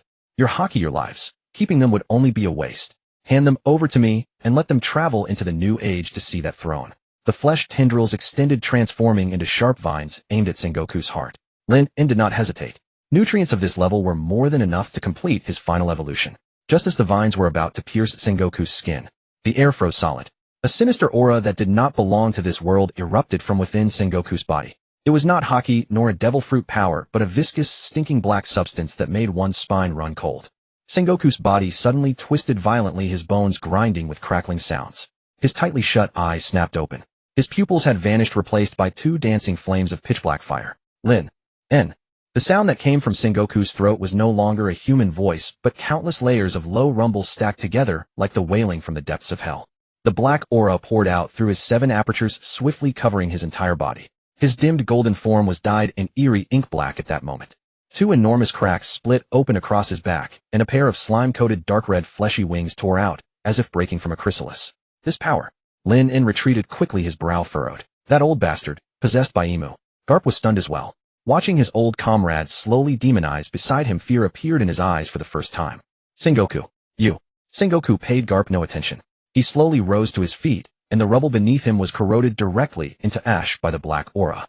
He looked at Lin En, his mouth stretching open to an exaggerated angle, revealing a mouthful of dense needle-sharp fangs. Far away in the Hall of Power at the Holy Land, Mary Geos, the staves in the five elders' hands trembled faintly. Lord Emu, in the end, has made a move after all. The black miasma continued its spread. Marineford Square, already reduced to broken pillars and scattered rubble, now looked as though a coat of blistering asphalt had been poured over it. The ground itself was melting. The hard rocks that touched the black miasma vanished into thin air without making even the faintest sound. Sengoku. Or rather, the thing that had seized control of Sengoku's husk. At this moment it tilted its head, staring at Lin En from eye sockets filled with nothing but pitch-black flames. Lin En. It was that layered, otherworldly voice again, grating painfully against the eardrums. I'm not deaf. No need to shout that loudly. Lin En stood atop a relatively intact slab of rubble, a half-smoked cigar clamped between his fingers, his brows so tightly knit they could crush a fly. So this is what they call the world government's trump card. Can't win a fight, so you call for backup. And what you summon is some inhuman abomination. He was not afraid of mighty foes, but he was repulsed by this filth. The stench seeping from the black miasma was like fish and shrimp left to rot for 3 months, blended with sewer sludge. Sengoku. From the wreckage, Garp staggered to his feet. Half of the old man's body was drenched in blood. He stared at the monster that had grown fleshy wings and whose body was slick with black viscous slime, his eyes bulging as if about to split apart. How much longer will you keep up this demonic farce? Wake up, I say. Garp bellowed and charged. Even gravely wounded, the naval hero's explosive power was still breathtaking. The rubble beneath his feet detonated. His whole body streaked forward as a blurred afterimage, and that iron fist, capable of pulverizing a mountain, wrapped in the final vestiges of his armament haki, slammed brutally toward Sengoku's head. No technique, only raw emotion. He wanted to punch his old friend awake. And yet, squelch. A pitch-black palm bristling with hooked barbs caught the fist with casual ease. It had not even used haki. The black slime slithered along Garp's fist, and the instant it touched his skin it sizzled like flesh thrown onto a grill. Even a hardened man like Garp could not hold back a scream. This was no ordinary scorching, it was agony that gnawed at the very soul. In the way. The monstrous Sengoku forced out those words. The next second the flesh wings behind him gave one violent flap. Boom. Garp, like a fly struck by a fly swatter, was sent hurtling sideways.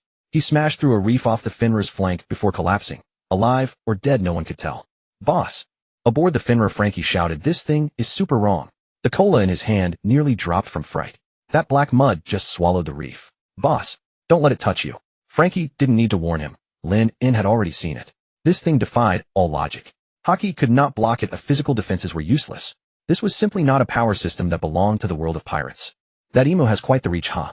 Lin En spat the cigar from his mouth. Since a Buddha has turned into a demon, I suppose I'll have to go to the trouble of sending you on a scripture pilgrimage to the western heavens. He slammed his palms together. Crack. The crisp sound echoed across the deathly silent battlefield. The markings on Lin En's mast blazed into brilliant crimson gold in an instant. The mark of his sage art chakra spinning at its absolute limit. Sage art divine gate, ceiling below. The sky darkened abruptly. Several colossal red torii gates materialized from thin air, carrying the overwhelming force to suppress all things and crash down with earth-shaking thunder. This was a ceiling art designed specifically to subjugate tailed beasts and evil spirits. Boom, boom, boom. The first torii slammed viciously onto Sengoku's neck, forcing him to stagger. Then came the second and third torii, pinning down his 4 limbs and that pair of revolting flesh wings. The black miasma churned, wildly desperate to corrode the red wood. But this time the unstoppable miasma had hit a wall. The divine gates shone with the radiance of natural energy, the purest vitality of this world, and precisely the bane of such gutter-born filth. Roar! The monstrous Sengoku let out a shrill, bitter howl. The voice no longer sounded like a deep bass, it was more like the deathbed wail of some beast drawing its last breath. What an ugly sound. Lin En stamped his foot, and in a flash his figure appeared atop the largest torii. He looked down at the creature convulsing wildly below, his gaze cold as ice. Possessing someone else's body and descending into their flesh. Didn't you stop to ask whether the original owner gave permission? Lin En raised his right hand. The energy vortex in his palm spun at a manic speed, and the space around it cracked with sharp, shattering sounds under the sheer density. This time, Akainu's magma scarlet that could incinerate the world, Akiji's absolute zero blue that froze time itself, Kizara's laser gold that pierced through everything, joined by the savage violet thunder of the rumble fruit and the formless white of the smoke fruit.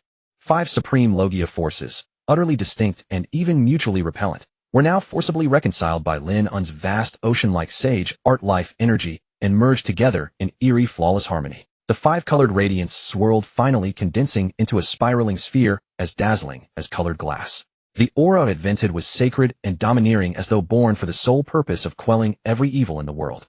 Sage art, evil-repelling spiraling sphere. Lin Un's eyes were icy.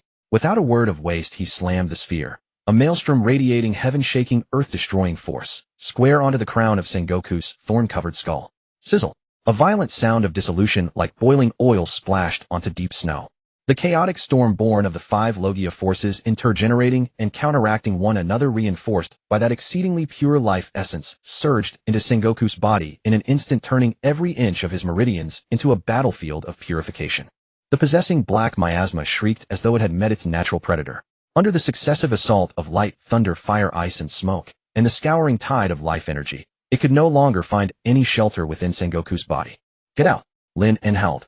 The muscles in his arm bulged, his 5 fingers clamped shut, and he poured out even more power. That viscous black substance at last could bear this almost miraculous purifying force no longer. Like pus being squeezed from a wound, it erupted violently from the 7 apertures of Sengoku's head, and every one of his pores coalescing in midair into an amorphous black mist that trembled without cease. Without the black mist support, Sengoku's body gave way in an instant. His previously powerful frame was now desiccated like that of a centenarian. His grizzled hair turned pure white in a heartbeat, and his breath had grown so faint it was nearly imperceptible. Running. Lin Un did not so much as glance at Sengoku, who had fallen unconscious. His gaze locked onto the black mist in midair as it attempted to slip into a spatial tear and flee. You think you can just come and go? Stay here and become fertilizer? At the bow of the Fenrir, the colossal wolf's head suddenly awakened. Wood dragon technique, devour. The giant wolf's head transformed into a wooden dragon, jaws gaping wide. The countermeasure Lin Un had laid down well in advance. The wooden dragon spiraled with conqueror's haki, bit down hard upon the black mist. Sizzle. The mist fought back in desperation, but before it would release his overbearing absorption, it was nothing more than a dish on a plate. Lin Un could sense an extremely cold, yet extraordinarily pure, stream of energy coursing through the wooden dragon and into his body. Burp. Lin Un belched. A little heavy on the stomach, but the taste was unexpectedly invigorating. As the final wisp of black mist was devoured, the stifling pressure that had hung over Marineford finally dispersed. Sunlight spilled down once more. But what it illuminated was no longer the majestic naval headquarters, only a colossal crater and wreckage strewn across the ground. Lin Un hopped down from the torii and walked over to Sengoku. This old man was completely finished. His life force had been overdrawn, his devil fruit power damaged, and with the aftereffects of Emu's possession piled on top, it was already a miracle he was still breathing. This is what you get for playing the world government's loyal hound. Lin Un stared at the unconscious Sengoku with an icy gaze. At his fingertip, the sharp vine once again flickered with a cold, lethal glint. Snipping the weeds without pulling their roots only lets the spring breeze bring them back. Lin Un muttered this to himself, a trace of harsh ruthlessness flashing through his eyes. Even if Sengoku was crippled, as long as he drew breath, a top-tier combatant of the old age would remain a latent danger. Since they had already become mortal enemies, he might as well finish the job completely. Just as the vine was about to pierce through Sengoku's heart, a blood-soaked figure dragged itself forward with excruciating effort, threw itself onto Sengoku with the last shred of its strength, and used its own broad back to block that killing strike. It was Garp. The naval hero had long lost any trace of his former majesty. He gasped in ragged breaths as blood dripped from his chin onto Sengoku's pallid face. He raised his head with great difficulty. Those clouded eyes held no more fighting spirit, only pleading. Stop. Lin Un. Garp's voice was hoarse and fragmented. I am at your disposal. Do with me as you will. Kill me, or spare me, torture me, or break me. Whatever you wish. Only I beg you show him mercy. The vine in Lin Un's hand hung motionless in midair. Looking at this old man who had set aside all dignity to beg for his friend, Lin Un raised an eyebrow. When you were pummeling me just now, you were a lot more impressive than this old man. Lin Un sighed. The murderous intent in his eyes gradually receded, replaced by something far more calculating. Forget it. Killing you would only be doing you a favor. Since you want to live so badly, keep your wretched lives, and watch with eyes wide open, as this age you fought to protect is annihilated to the last. Garp's taut nerves finally gave way, and he collapsed limply to the ground. However, Lin Un changed his tune abruptly. Innumerable wood-release vines suddenly surged, coiling around the bodies of Garp and Sengoku like ravenous boas. Death may be commuted, but torment cannot be escaped. Your strength, I'm taking it, would release ruthless plunder.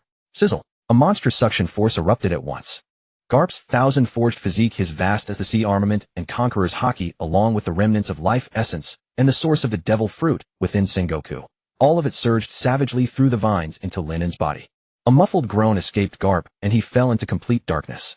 Lin-En, however, threw his head back sharply, a layer of sacred weighty golden light spreading across the surface of his body. As Sengoku's power was drained to the last drop, Lin-En felt a tremendous surging force take root within him. The majestic power of Buddha, enough to suppress all the evil in the world. He clenched his fist. Golden light swirled within his palm, and behind him the faint silhouette of an enormous golden Buddha slowly emerged. Human fruit, great Buddha form. Relishing this newly acquired strength, Lin-En curled the corner of his mouth into a satisfied smirk. Not bad. This kind of heavyweight power is what truly befits the king of a new era. Frankie Way anchor. Lin-En turned around. His coat was tattered, but in the eyes of everyone present, that silhouette weighed heavier than a mountain. Boss, where to? Frankie's excited voice came through the den mushy. Lin-En leaped onto the deck of the Fenrir, and Robin promptly handed him a clean towel. Empress Hancock, her face utterly smitten, tried to lunge at him to inspect his wounds, only for Lin-En to press a single finger to her forehead and push her away. He wiped the blood off his face, glanced back at the enormous crater, then raised his gaze toward the red line. That was the Holy Land Mary Geos. It was the center of worldly power, and the source of the monster from moments ago. Lin-En cracked a wide grin, flashing a row of white teeth. The ambition in his eyes no longer needed any cover. It blazed with unapologetic ferocity. Since the front gate has already been torn down, what's one more window? But before that, there's still one thing I have to do. Back to the New World. And tell Morgans to save tomorrow's front page for me. I've already come up with the headline. Lin-En paused. His voice traveled across the entire warship, and through the still-live broadcast den mushy, it swept across the world. The death knell of the old age has already rung. Next it is my age. The Holy Land Mary Geos. Inside the Hall of Power, silence colder than a grave. The 5 elders knelt prostrate, not daring to lift their heads to look at the figure upon the throne. Just now the sliver of will that had descended upon Sengoku's body had been severed with brutal force. If it had been destroyed, they could have understood. But it was devoured. That man called Lin-En had eaten a part of God. Erase him from history. From the throne came a voice devoid of all emotion. At any cost, erase Lin-En. The 5 elders trembled and answered in unison yes. But they all knew it clearly in their hearts. It was already too late. That man had risen to unstoppable power. Across this entire sea, no one could ever halt that mad warship again. The towering inferno that had engulfed Marineford was long since swallowed by the night, leaving naught but the monotonous rhythm of waves slapping against the hull. Having devoured the energies of the 3 admirals, Garp and Sengoku, the Fenrir now resembled a satiated leviathan of the abyss, its scales sealed tight, gliding in utter silence across the ink-black sea. The lower hold, the engine room. This was the place aboard the entire vessel where grievances festered most bitterly. I'm done. I truly can't move anymore. Galette lay sprawled ignominiously upon the cold metal floor, her once exquisite cream-colored dress reduced to a mere dish rag, her entire body resembling a puddle of molten butter. Beside her, Smoothie, one of the vaunted sweet commanders, fared no better. Her whole frame twitched uncontrollably, every last shred of strength wrung dry from her limbs. Compared to the miserable plight of these 2 newly installed batteries, a chaise lounge in the corner exuded an infuriatingly contented aura. Gecko Moria, a glass of pilfered iced juice in hand, and a pair of sunglasses perched upon his nose, sat with his legs crossed, regarding the 2 prostrate figures with undisguised contempt. Tisk tisk tsk, already flat on your backs. Moria slurped his juice and emitted an exaggerated sigh of pleasure. That piercing duck-like voice reverberated through the engine room enough to make anyone's fists clench in rage. Young people these days, physiques genuinely decline with every passing generation. Why, back when I first took this post, I could pedal for 3 days and 3 nights without so much as a wheeze. Not like you two. Barely a few hours in, and you're floundering like dead fish. That old zombie had utterly forgotten how he himself had once begged and wailed for mercy. Now he wore the smug countenance of a gold-tier veteran employee, even going so far as to lecture with seasoned authority, "Hey, long-legged girl, pedaling is all about rhythm, not brute strength. Pedal like that, and you'll wreck your knees. Learn from your seniors' wisdom, understand." Smoothie struggled to raise her heavy eyelids, wishing desperately to shove her juice-squeezing sword straight down that fat bastard's throat. But at this moment she could barely lift a finger, so she could only gnash her teeth and heave ragged breaths. "What are you staring at? I've got a paid leave slip right here." Moria smugly fished a crumpled scrap of paper from his bosom and waved it before the 2 women. "Personally approved by the boss. 3 whole days of vacation. This is the bountiful reward of wolf culture work ethic. You 2 just tough it out slowly, hee." The topmost level, the captain's private domain. Unlike the stench of sweat in the lower hold, a faint, refreshing fragrance of pine wood permeated the air here. Ever since the Fenrir had been awakened, Lin and needed only to will it, and the deck would grow and reshape itself at his command. At this moment, the entire level had been transformed into an open-air hot spring, its basin walls grown from century-old ironwood, naturally insulated, perfectly self-warming. The water was scalding white mist coiling lazily through the air. Lin sank his entire body beneath the surface, arms draped casually over the pool's edge, gazing up at the sparse stars scattered across the night sky. It had been a battle fought with exhilarating ferocity, but it had exacted a genuine toll. Especially at the end, forcibly fusing 5 distinct Logia energies into that Rasengan, while simultaneously suppressing the sinister black aura coiled within Sengoku's body. Now the mental exhaustion came crashing back like a merciless tide.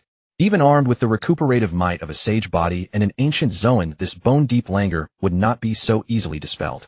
Emo. Linen's fingers drummed absently against the wooden rim. That black aura left him deeply unsettled. Cold, clammy, viscous, a phenomenon utterly foreign to the natural laws of this world. It seemed the seat perched atop the red line was filthier than he had ever imagined. A chill breeze swept through, whisking away wisps of steam. The water's running a bit cold. Lin muttered lazily without so much as opening his eyes. No sooner had the words left his lips than the sound of delicate, hurried footsteps drifted in from beyond the door.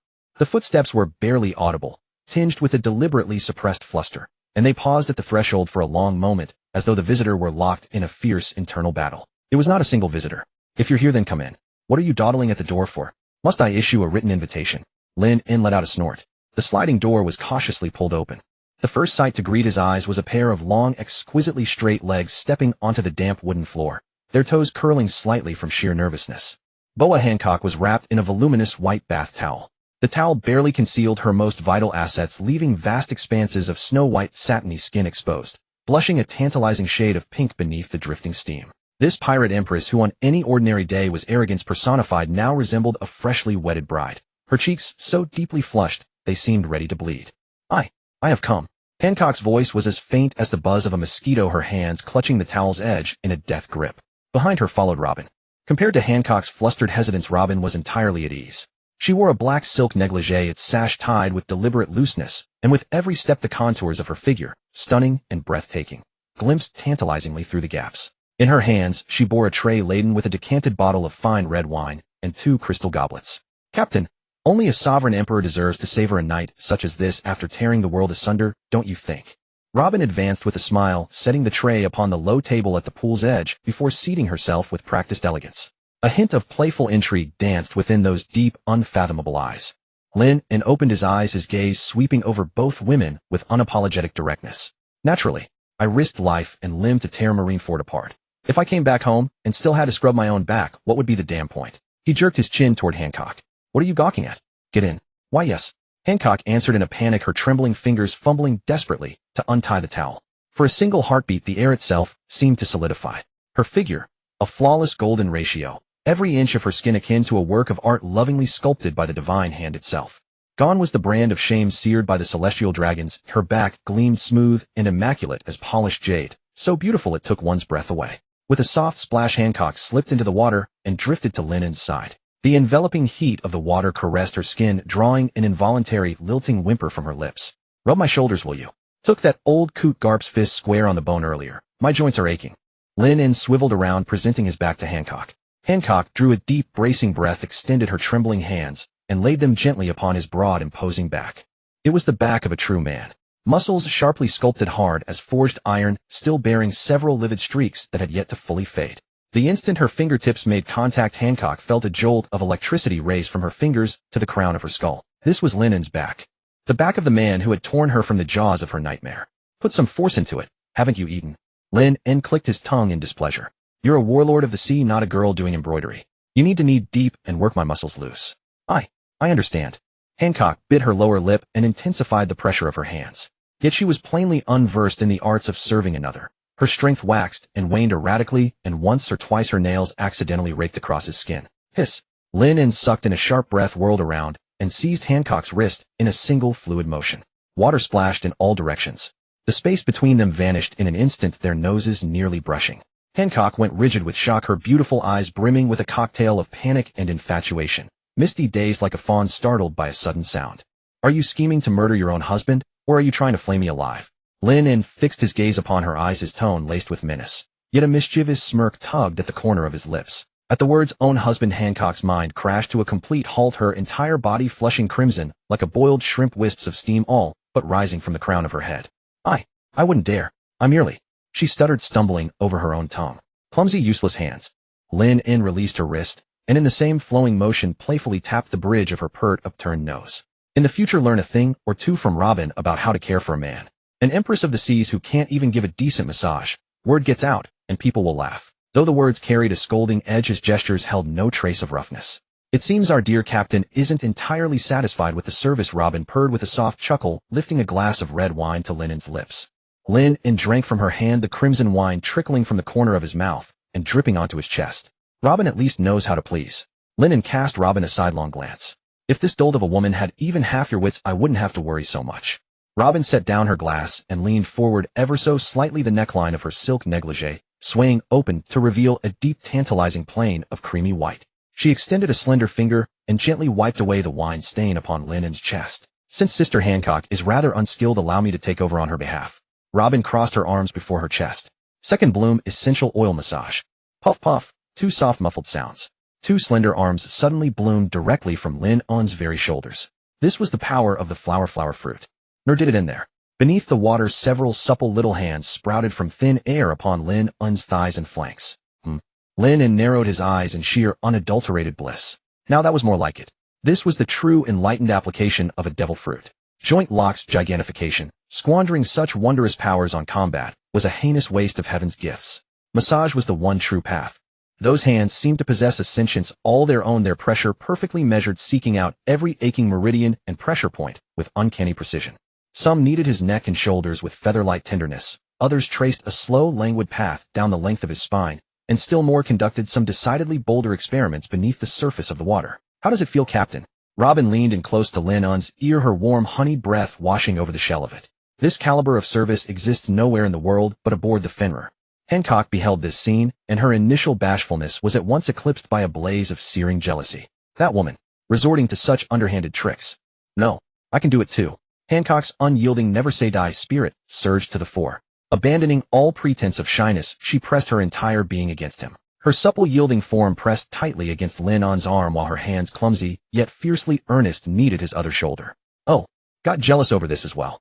Lin was thoroughly entertained. To his left, a knowing, mature enchantress. To his right, a ravishingly beautiful and proudly tsundere empress. A life of such celestial bliss. Not even a celestial dragon's crown could buy this from him. The water's temperature climbed ever higher, and the atmosphere within the chamber grew thick, syrupy, electric. Lin could feel it. The stolen might of the great Buddha he had just devoured, slowly interweaving and fusing with his original powers, the roaring thunder and the wood release. In this state of profound relaxation, his absorption efficiency had paradoxically surged. He extended his arms, his left encircling Robin's slender waist, his right settling upon Hancock's smooth, rounded shoulder. Water surged and churned. The steam within the chamber thickened, veiling the chamber's sumptuous, wanton splendor. Only the sloshing of water and the occasional barely suppressed moans that slipped past all restraint echoed through the vast, empty top deck. That night, not a single soul aboard the Fenrir slept soundly, because from the top deck came intermittent, inexplicable tremors, like an earthquake or the rhythmic thud of some colossal weight slamming against the floorboards. Upon the deck, Frankie, on night watch, took a deep, glugging swig of cola, gazed up at the swaying lamplight from the top deck, and let out a heartfelt exclamation. Super. The captain's engine is a real powerhouse, all right. Looks like this ship's soundproofing's gonna need another major upgrade. Perona, floating nearby with a plush toy hugged tight to her chest, blushed furiously and spat shameless. Absolutely shameless. Nothing but a pack of shameless degenerates. I'm going to go curse them all. That was what she declared, yet she drifted ever closer to the top deck. The next day the sun had climbed well past its zenith. Lin pushed open the door, his spirit fresh and his body humming with vitality, and stepped out onto the deck. He wore a loose bathrobe, its front hanging open to reveal the taut, powerful musculature beneath. After a night of deep conditioning, he felt entirely renewed and clear-headed. Even his conqueror's hockey seemed to have been refined into something purer, sharper. Behind him, by contrast, the room lay in profound silence. The haughty, imperious pirate empress and the dark-hearted archaeologist were at this moment curled in each other's arms, not so much as a single finger willing to stir. Morning, boss. Moria, lugging two immense dark circles beneath his eyes, sat upon the deck, soaking in the sun. Though he was officially on leave, his internal clock had long since been forged into habit. At the appointed hour, his legs couldn't help but yearn for a few phantom pumps. Morning. Lin stretched languidly, accepting the newspaper that Frankie handed to him. The front page headline was precisely what he had foreseen. The photograph, blown up to staggering proportions, depicted him standing atop the shattered ruins of Marineford, one foot planted firmly upon Sengoku, with the collapsed gates of justice looming like a monument of fallen glory behind him. The headline, emblazoned in bold blood-red type, declared, "A god devoured. Marine headquarters sunk. Lin Yin, the king of extreme EVAL, proclaims the dawn of a new era." Beneath it, a line of smaller text read, "World government issues supreme bounty 6 berries. Dead or alive. 6 billion. Lin Yin gave the newspaper a crisp flick, a sneer of cold disdain curling at the corner of his mouth. These old bastards never learned to be generous. The newshawks blanketed the seas with their broadsheets. Even the most penurious of hoarders, who would typically haggle over the smallest change, parted with their belly without a second thought today. This was because the photograph on the front page was utterly staggering. Where the Marineford headquarters had once stood as the epitome of absolute justice, there now lay only a colossal, smoldering crater. Upon the ruins, that man stood astride the splintered justice plaque, his back exuding an unbridgeable arrogance. At the headquarters of the World Economic News Network, Morgans was so exhilarated his feathers ruffled wildly. He hopped about his office like a turkey that had been dosed with stimulants. A monumental scoop. This is a story capable of stopping the world's heart. He snatched up the freshly printed bounty poster, where a string of zeros stretched to the point of inducing dizziness. 6 billion berries. The bounty has shattered the records of Roger and Whitebeard. Those old fossils in the world government have finally lost their nerve. Morgans howled, "Dispatch this immediately. I'll make these seas boil over." Kaido, Big Mom, Shanks. Compared to today's news, they'll all be relegated to the background. The New World. Totoland. Whole Cake Island. The tea party venue, which should have been perfumed with donuts and cream, now resembled a garbage dump ravaged by a typhoon. "Mother, please calm down." Parasparrow was drenched in sweat, attempting to restrain the frenzied Big Mom, though the proud candy cane he carried had begun to melt from his own terror. Charlotte Lean's eyes were bloodshot, her grip on the newspaper so ferocious it threatened to crush the pulp back into timber. "That damn brat. Lin Yin." Her shriek pierced through the castle roof, sending the surrounding homies trembling in sheer terror. Even the carpets seemed desperate to roll themselves up and flee. "He dared refuse my alliance proposals. I can overlook that." Big Mom quivered with rage, her flesh jiggling violently as she sprayed saliva all over Parasparrow's face. He actually dragged Smoothie away to pedal a stationary bike. That is the height of humiliation. The renowned sweet commander of the three generals, the epitome of Totoland's elegance, reduced to a human battery. "And Jolin, my daughters were sent to be queens and princesses, not to labor as female engineers at a power plant." With a violent slap, Big Mom shattered the enormous round table before her, sending shards of cream cake scattering across the floor. She snatched up a din mushy and dialed a number she had prayed never to dial again, yet one she desperately needed now. The line rang 3 times before being answered. The sound of heavy drinking echoed through the receiver, followed by a deep, irritable male voice. Lin, I'm in a foul mood. Don't bother me unless it's urgent." "Kaido," Big Mom screamed. "That whelp named Lin and must die." On the uppermost tier of Onigashima, Kaido smashed his massive sake gourd against the ground, splashing liquor everywhere. He stared at an identical broadsheet in his hand, veins pulsing along his forehead like writhing earthworms. "What a coincidence, old woman." Kaido exhaled a noxious cloud of alcohol fumes, his gaze dark and menacing. "I was just contemplating flaying that kid's hide to make a rug. Let us ally, Kaido." On the other end, Big Mom's voice turned glacial. "Just as we did back in the Rocks era. That boy devoured the powers of Sengoku and Garp. Facing him alone, we risk ruin." Kaido fell silent for 2 seconds. Though loath to admit it, that crater on the front page gave him pause. To sink Marineford itself rendered the label of New Generation utterly inadequate for such a monster. "Chatty old hag." Kaido seized his cleaver, gazing out at the gloomy sky. "If we're going to plunge this world into chaos, let us do it thoroughly. Come to Wano country. We shall join forces and first slaughter this 5th emperor to sanctify our banner." Somewhere in the New World, aboard the Red Force, the sea breeze carried a chill thick with the humidity of an impending storm. Shanks sat cross-legged on the deck, his remaining arm resting on his knee. The carefree grin he wore so frequently had vanished without a trace. "Boss, this is trouble." Ben Beckman took a drag from his cigarette and flicked the ash into the sea. Pointing at the arrogant portrait of Lin Yin on the newspaper, his brows knitted tightly into a furrow. "This lad plays by absolutely no known rules. Our original plan was to await Luffy's awakening, to see Joy Boy return, and let the new era dismantle the old order." Beckman exhaled a smoke ring. "But Lin Yin, he is a variable. He does not intend to overturn the table. He intends to swallow the table and everyone seated at it whole." Shanks sighed, lifting his sake cup for a sip. Yet the finest rum tasted bitter upon his tongue. 6 billion berries. Shanks murmured. "Though Sengoku and Garp have grown, aged, their foundational strength remains intact. The fact that Lin Yin could consume them suggests his ability may trespass upon some forbidden law. Were it mere physical prowess, Shanks would not have worried. But upon these seas had appeared an uncontrollable predator. Captain, should we intervene? Rockiro asked through a mouthful of bone, his speech muffled.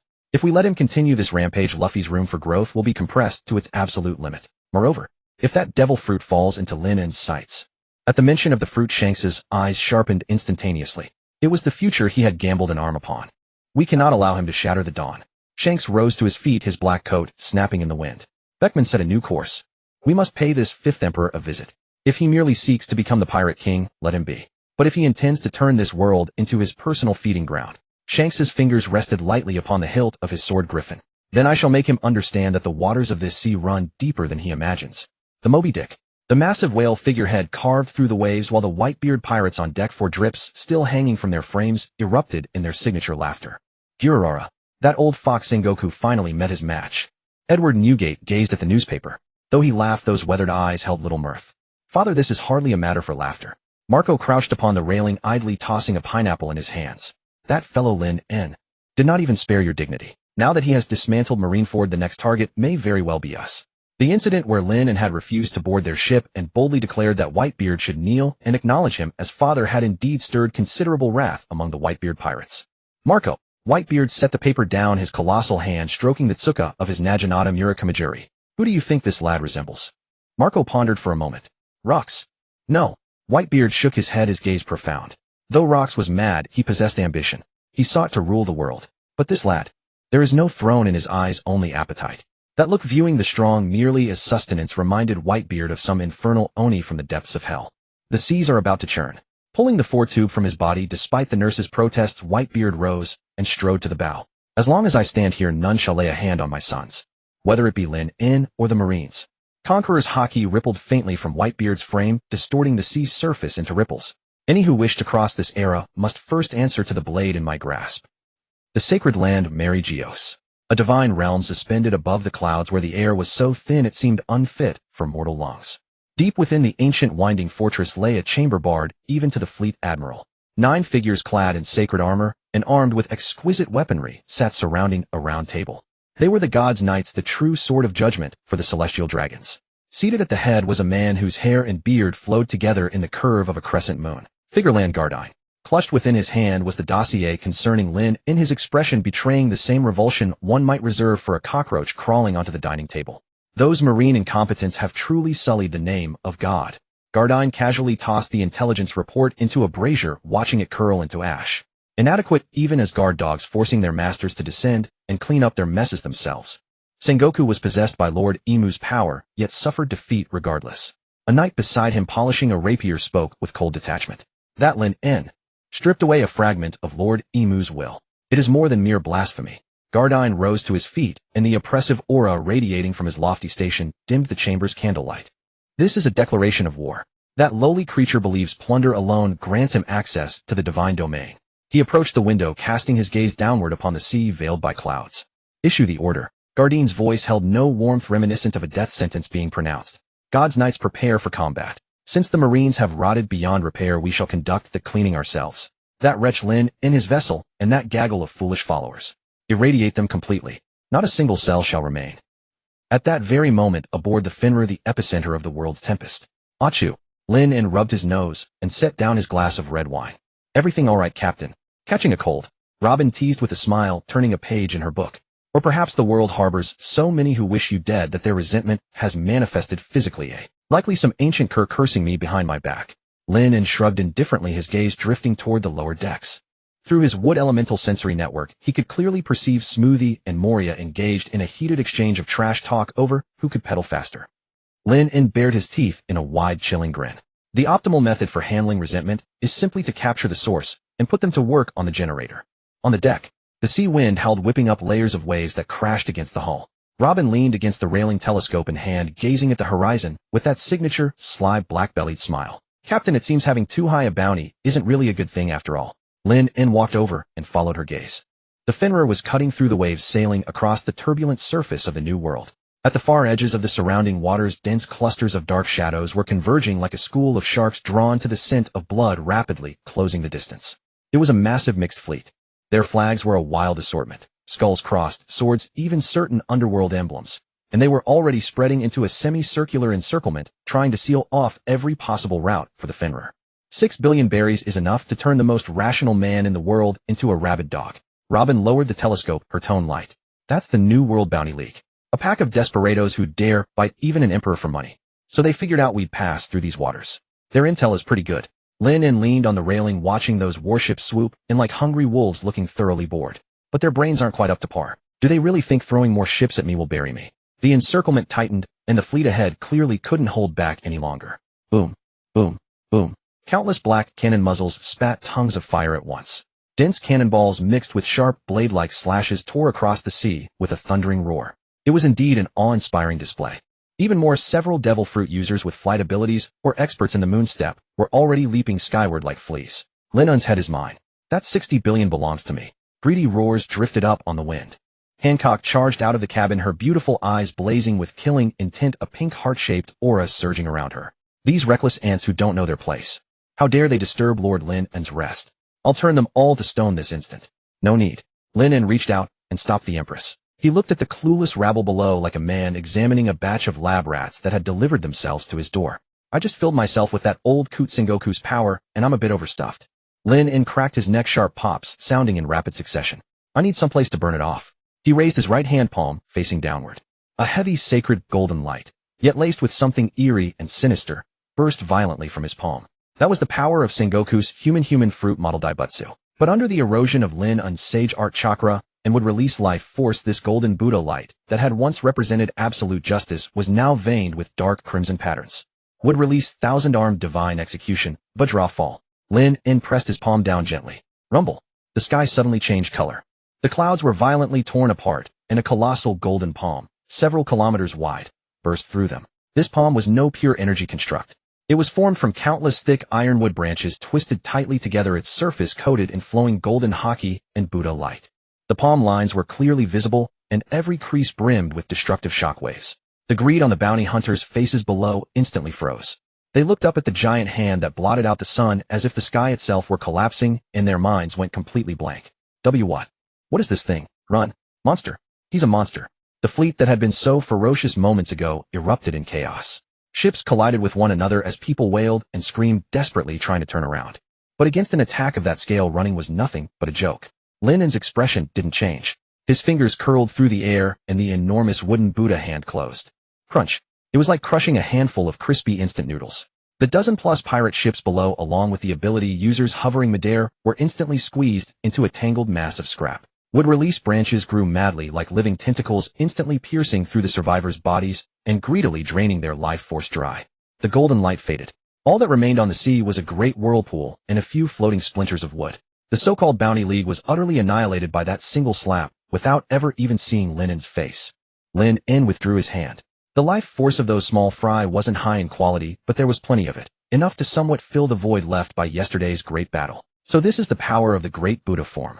Lin En looked at his palm, thoughtful. Shockwaves combined with Wood-release's physical force do have a better feel than pure lightning. Beside him, Hancock was already cupping her face in her hands, hearts swirling in her eyes, her body twisting into a pretzel. Our Lord Lin En looks so magnificent even with a casual strike. My heart is about to leap out of my chest. Robin, meanwhile, was calmly jotting something down in her notebook. It seems there will be far fewer suicide attacks on our route from now on. After all, smart people are afraid of death. Good as long as they're afraid of death. Lin En turned and walked toward the deck chair, his personal throne. Frankie, he called into the loudspeaker at the bow. Yes. Super, Captain. Full speed ahead. Don't waste time on this garbage. Lin En lay down casually, pulling a towel over his face. Destination Wano. That old rascal Kaido is probably getting impatient. I need to go deliver him a big gift. Roger. The thrusters at the Fenrir's stern suddenly blasted twin streams of blue flame. The colossal warship split through the clouds like a black meteor racing toward the most isolated and most chaotic country in the New World. Meanwhile, the New World on Agashima. Inside the huge skull-shaped castle, a grand banquet was underway. But the atmosphere of the banquet was strange. The underlings of the beast's pirates all shrank their necks, not daring to breathe too loudly. After all, not long ago this place had been plowed through by that scourge named Lin En. The unrepaired dome still let in the wind like an ominous omen. At the head seat, Kaido was gulping down strong liquor, his eyes dark and brooding. Beside him, the enormous fleshy-faced old woman, Big Mom Charlotte Linlin, was stuffing sweets into her mouth like a maniac, her eating frenzy as savage as if she were chewing on enemies' bones. Mama. Kaido, didn't you say that brat went to Marineford to die? Big Mom swallowed a whole roast pig grease at the corners of her mouth and bloodshot eyes. And then, He sank Marine headquarters. Now the whole world is laughing at us. My Smoothie and Galette are still suffering on his ship. Every minute that passes Tatoland's pride gets ground into the dirt for another minute. Shut up, Linlin. Kaido set down his sake bowl with a heavy thud, making the leftover scraps on the table jump. Since that brat didn't die at Marineford, he'll definitely come back. This is his dining hall. He's tasted it once, and he won't leave the rest untouched. Kaido pointed at the wounds on his body that were still healing. Bueno. Big Mom sneered. He still dares to come back. Does he really take us for trash like Sengoku? No. Kaido rose and walked to the edge, looking down at the wild banquet square below and the broken walls that had yet to be fully repaired. I know his type all too well. Kaido tightened his grip on his spiked club, purple-black hockey, beginning to leak uncontrollably from his body. He's here to feed. Last time was just an appetizer. This time he wants to devour us too, just like he devoured Sengoku and Garp. Just then a mechanical Bao Huang used for reconnaissance burst in, its voice sharp and urgent. Report.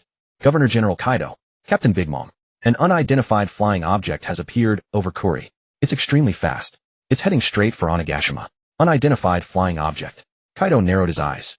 That familiar aura made every dragon scale on his body feel as if it were about to burst. Bao Huang's voice trembled with extreme panic. It's a ship. A black ship. The bow is a giant wolf head. It slipped straight through the hole it made last time. It's crashing directly into the banquet hall. Before the voice faded, the already crumbling stone dome overhead let out an unbearable groan. Kaboom! A massive shadow engulfed the entire banquet hall. Broken stones fell like rain. Through the smoke and dust, the black warship crashed to the ground, with violent air currents and blaring heavy metal music. It landed squarely in the center of the hall, precisely covering the crater left from last time, grinding the newly repaired floor into powder once more. When the smoke cleared, Lin In stood on the towering bow as relaxed as if he had returned to his own backyard, looking down at Kaido's ashen face and Big Mom's furious one. He took the cigar from his mouth and flicked off the ashes, right into the sake bowl Kaido had just raised. Yo, teacher Kaido, I'm back. Lin In bared his teeth in a grin even more ferocious than Kaido's. I left in a hurry last time and didn't get to attend the teacher appreciation banquet. I've been feeling a little guilty about that. I heard you're here too, Big Mom. Perfect. That saves me a trip to Tato Land to deliver invitations. Lin In gestured toward the engine room behind him, from which the faint screams of Galette and Smoothie could be heard. By the way, do you have any officers here who can hold up a little better? The two I grabbed last time weren't very durable. Since I'm visiting home, I figured I should bring back some local specialties, right? The air atop Onigashima froze solid. A cigarette ash dispersed rapidly through Kaido's sake bowl, turning the once clear liquor murky and foul. Kaido stared at the ash floating in his bowl, as if it were Lin In's punchable face. Local specialty. Kaido slowly straightened, casting a colossal shadow that engulfed half the hall. The spiked club Hasaikai in his hand began to crackle with purple-black lightning, the precursor of overflowing conqueror's haki. What do you take my 3 calamities for? Roasted sweet potatoes from a roadside stall. Don't be so stingy, teacher Kaido. Lin In kept both hands in his pockets, too lazy to even raise a guard. That fat Brachiosaurus I borrowed last time worked well. Thick skin, tough, and able to take a beating. You've got plenty of people here. Let me borrow 2 to swap in. That's called rational allocation of resources. Lin In. A shriek sharp enough to puncture an eardrum cut through the conversation. Big Mom Charlotte lean rolled her eyes back, saliva streaming from the corner of her mouth. She cared nothing about resource allocation. All she could hear were her daughter's screams rising from the hold below. Smoothie and Galette, give them back. They're my precious collectibles, not slave labor for a bastard like you.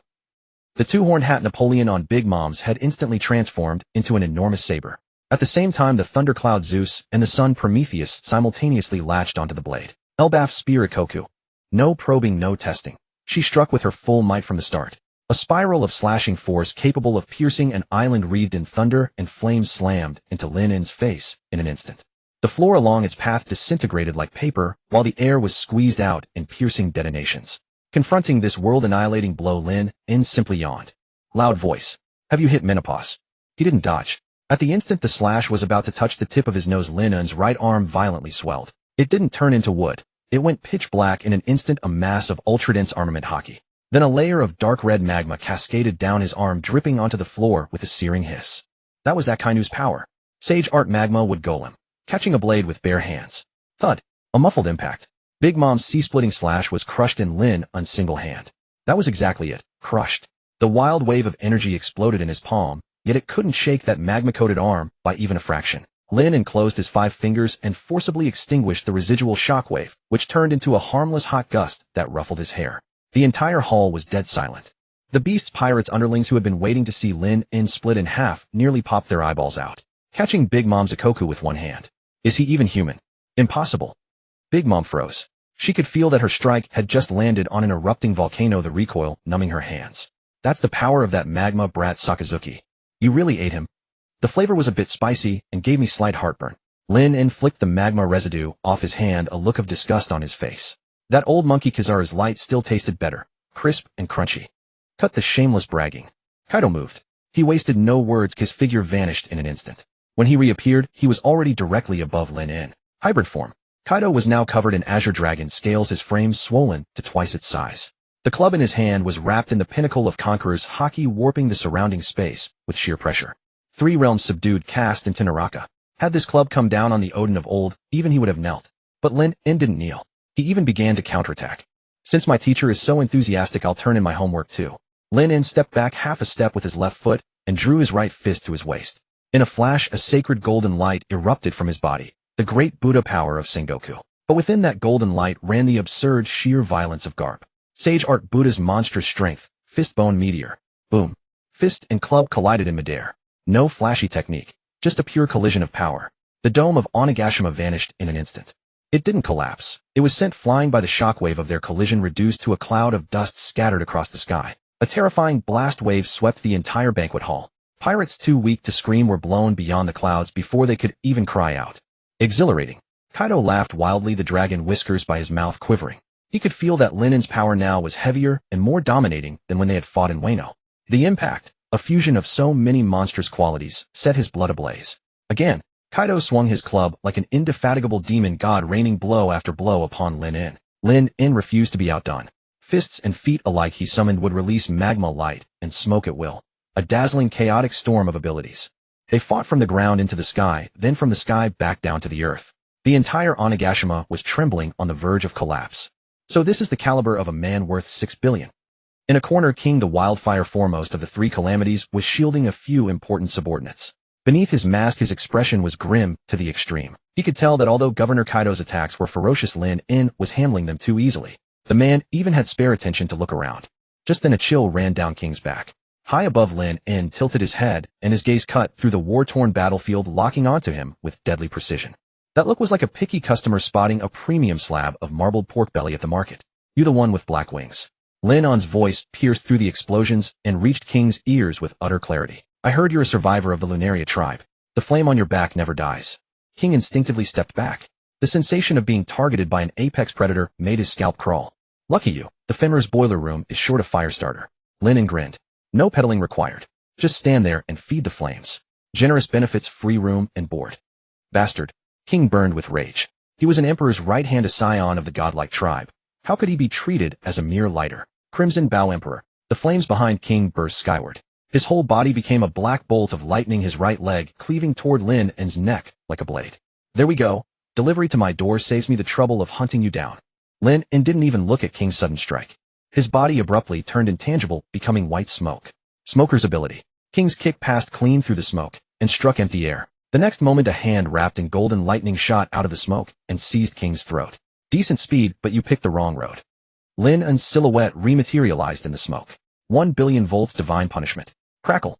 Devastating lightning pierced King's body in an instant.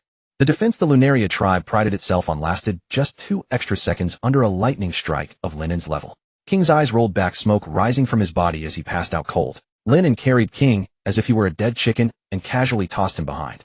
Frankie received the goods. A new battery has arrived. Fit him with a special collar so his fire doesn't burn the ship. Super. Roger that, boss. A gigantic mechanical arm reached out from the Fenrir, caught King as he fell from the sky, and skillfully dragged him into the lower hold. King. At the sight, Kaido's eyes turned bloodshot. That was his most trusted right-hand man, captured before his eyes and turned into a battery. Lin, I'll slaughter you. Mama. Kaido, don't be impulsive. Big Mom flew over on the thundercloud, Zeus, her face dark. This kid is too sinister. Fighting him alone, either of us would come out the worse. Together. Use that move. Kaido panted heavily. Despite his rage, he knew Big Mom was right. The Lin of now was no longer an opponent pure brute force could handle. The 2 emperors exchanged a glance and raised their weapons at the same time. Kaido's spiked club. Big Mom's greatsword Napoleon. 2 streams of Conqueror's haki powerful enough to shake the world clashed in the air, black-red lightning tearing the sky to shreds. Hakite. The 2 emperors' combined technique. An immense pillar of shockwave light bearing the will to annihilate everything thundered toward Lin. This power was more than tenfold stronger than the Ikoku from earlier. Where it passed, space collapsed, and all things were erased. Facing an attack capable of flattening a large island, Lin finally dropped his careless demeanor. He spat the cigar from his mouth. Now that's what I'm talking about. This is how an emperor should fight. Lin pressed his palms together in a sharp clap. Clap. The crisp sound overwhelmed the thunder. The sage markings on his face turned to pure gold, and a dazzling halo of light appeared behind him. Since you're showing me such respect, I suppose I can't keep hiding my cards. Sage art would release. True several thousand hands. Conqueror wrapped wrathful Buddha form. Rumble. The foundations of Onigashima groaned in agony, as though the gates of hell had been flung open. A colossal Buddha thousands of meters tall burst out of the earth, instantly blotting out the sky. But this Buddha was no longer a merciful one of wood. Its entire body was pitch black as ink, coated in the highest grade flowing armament haki, Ryuo. More terrifying still, countless thick black-red lightning bolts slithered and coiled around it like rampaging dragons. That was a colossal amount of Conqueror's haki turned material. Beneath every inch of the Buddha's grain flowed Akainu's magma, divine blood, hot enough to burn up the heavens, by which the air was warped into an agonized shimmer. And its 1,000 giant arms were ignited by Kizaru's light particles, each palm radiating an unbearable godly radiance. This was the ultimate patchwork monster, fusing the strongest creature's body, the peak destructive power of the Logia class, and the extreme will of Conqueror's haki. Purgatory of light and flame, summit Buddha. Lin stood atop the Buddha's head like a god issuing judgment, and pressed one hand down heavily. In an instant, 1,000 arms shot out together. Every fist was wrapped in long-range Black Conqueror's haki lightning, with magma exploding and photons surging at the knuckles. This was no ordinary physical barrage. It was a hybrid bombardment of thousands of light speed, meteor volcanoes, and Yasakani sacred jewels, a storm of annihilation born of light speed and ultimate heat. A thunderous eruption. The dense forest of fists met Kaido and Big Mom's combined Hakai head-on in midair. There was not an instant of deadlock. The moment Hakai's world-ending shockwave touched the enveloping fists, it was savagely torn open by Conqueror's haki, then consumed by a flood of light and heat. Heaven and earth lost all sound, leaving only a blinding chaos of white-hot brilliance and black-red lightning. Onigashima became a lone skiff caught in towering waves, on the verge of being torn apart by the confrontation of two divine-level powers. After a long silence, the light faded. The once majestic Skull Castle had vanished completely, leaving nothing but charred ruins. Kaido and Big Mom stood in the pit, disheveled and gasping, their bodies covered in scorch marks and bruises from the haki shock. It was blocked. No, it was overwhelmed and crushed. Across from them, the colossal Buddha, wreathed in black-red lightning, still towered indomitably despite losing several hundred arms, radiating a suffocating, despair-inducing pressure. Lin stood on the Buddha's head.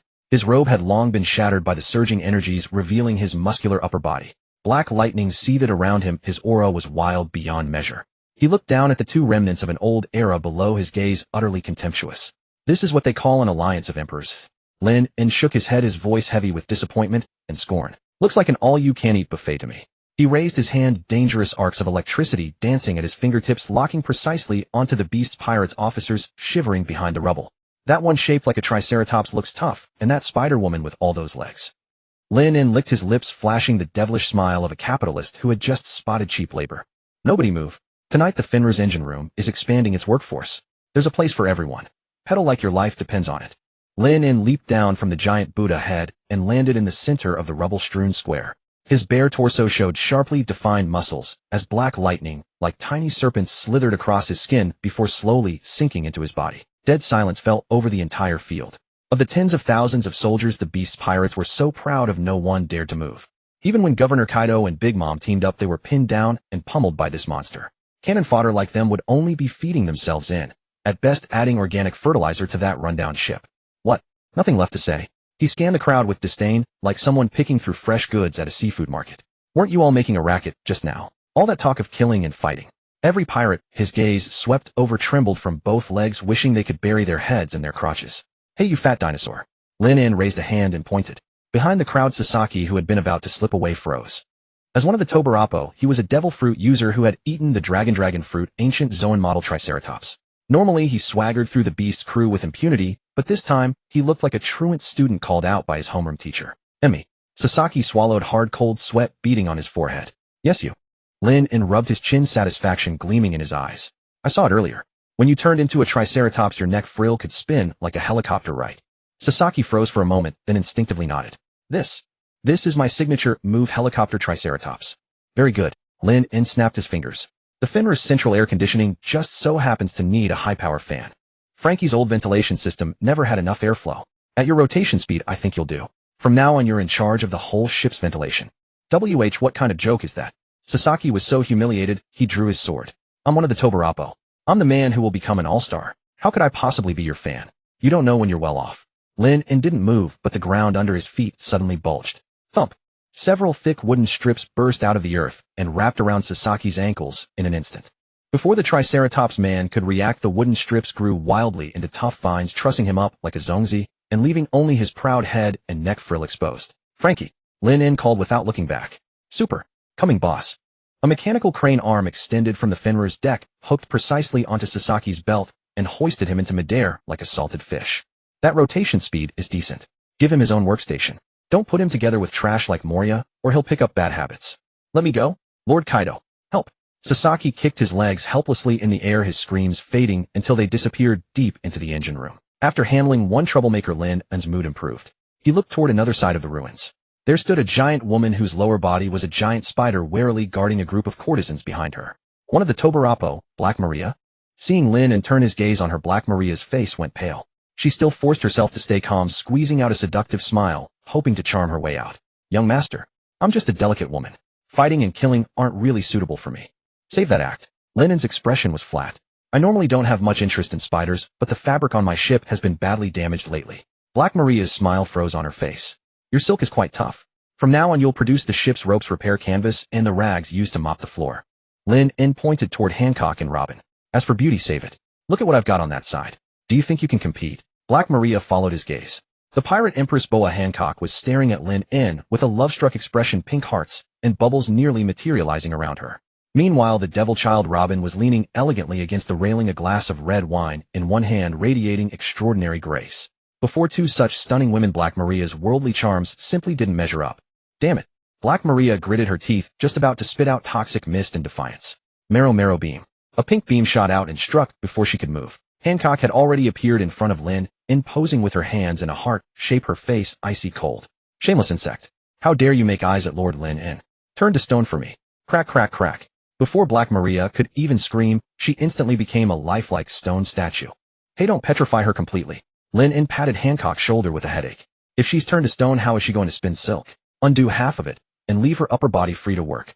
Hancock's expression changed instantly. She turned and clung to Lin-En's arm, rubbing against it, her voice sickeningly sweet. Yes, whatever Lord Lin-En says is whatever it is, I'll undo it right away. The surrounding beasts pirates watched this, their worldviews shattering into pieces. This was the pirate empress, the world's most beautiful woman. How could she act like a little fangirl in front of this man? Who else? Lin-En ignored everyone's shock and kept scanning. Ultai and Page 1, the siblings, were shrunk into a corner, pretending to be dead. Those two dinosaur siblings. Lin-En crooked his finger. That pachycephalosaur. Your head is pretty darn hard. The ship's bow just happens to be missing a ram. From now on, when we run into icebergs, you clear the way. As for that Spinosaurus, doesn't look very useful. Throw him into the kitchen to help chop meat. Ultai was about to jump up and curse, but Page 1 clamped his hand tightly over her mouth. Sis, don't be impulsive. Even Brother King was caught and sent to stoke the boiler. We can't beat him. Page 1 was practically crying. He was truly afraid. Just as Lin-En was busy recruiting, the pile of rubble in the center of the ruins suddenly exploded. Boom. Kaido stood up, drenched in blood. His iconic purple Haori had been shredded into rags. A huge fist mark was caved into his chest, and his charred skin was slowly healing. Lin-En. Kaido's voice was low and hoarse, like an evil ghost crawling out of hell. He wasn't dead. Even more than that, his terrifying vitality had surged after his grave wound. Conqueror's haki, like tangible black wind, rattled the surrounding rubble. Haven't you had enough, teacher Kaido? Lin-En turned and looked at the strongest creature with some helplessness. I have to admit, your HP bar really is thick. If that last hit had been red hair, he'd probably be holding his funeral banquet by now. Shut up. Kaido raised Hakadai. This is Onigashima. This is my territory. As long as I'm still standing, the beast's pirates haven't lost. Mama. Well said. On the other side, Big Mom pushed aside the giant boulder, pinning her down, and climbed out. The Napoleon hat on her head had been torn open, her hair was a mess, and she looked like a madwoman. But the killing intent in her eyes was even fiercer than before. You brat. You stole my daughter and ruined my reputation. If I don't rip out your soul and make it into a homie today, then my name isn't Big Mom. The two emperors stood side by side again. Though battered, the oppressive weight of those who stood at the top of the world was still suffocating. If it were an ordinary person, they would probably have pissed themselves in terror. But Lin-En simply picked his ear. So troublesome. He sighed. I originally wanted to give you face. Since you insist on throwing your lives away, don't blame me for not respecting my elders. Just as both sides were at daggers drawn, and about to begin round 2, a white figure suddenly rushed out from the cliff on the side. Father. The newcomer wore a Hanya mask, wielded a spiked club, had a great Shimenawa rope around the waist, and carried a huge purple ring on their back. Yamato. She sprinted all the way, charging straight into the center of the battlefield and planting herself between Kaido and Lin. I am Kazuki Oden. I will liberate Wano. Yamato tore off her mask, revealing a face of striking heroism, and roared at Kaido. Father. Your tyranny is over. I'll drive you out of this country. The whole place fell silent again. Lin looked at the sudden dutiful daughter, and the corner of his mouth twitched. Was this plot development even more ridiculous than his own? And who the hell are you? Lin pointed at Yamato. You're Kaido's daughter. You don't look much like him. Are those horns real or fake? Yamato turned and looked at Lin with an expression full of righteous spirit. Thank you for helping me deal with my father. I am Kazuki Oden. Let's join forces. Let's drive Kaido out together. Stop. Lin made a halt gesture. First, I don't know any Kazuki Oden, and I'm not interested in dead people. Second, I'm fighting Kaido to collect rent, not to liberate some country. Third, Lin looked Yamato up and down. I heard you're a user of the Inu no Mi model Okuchi no Makami.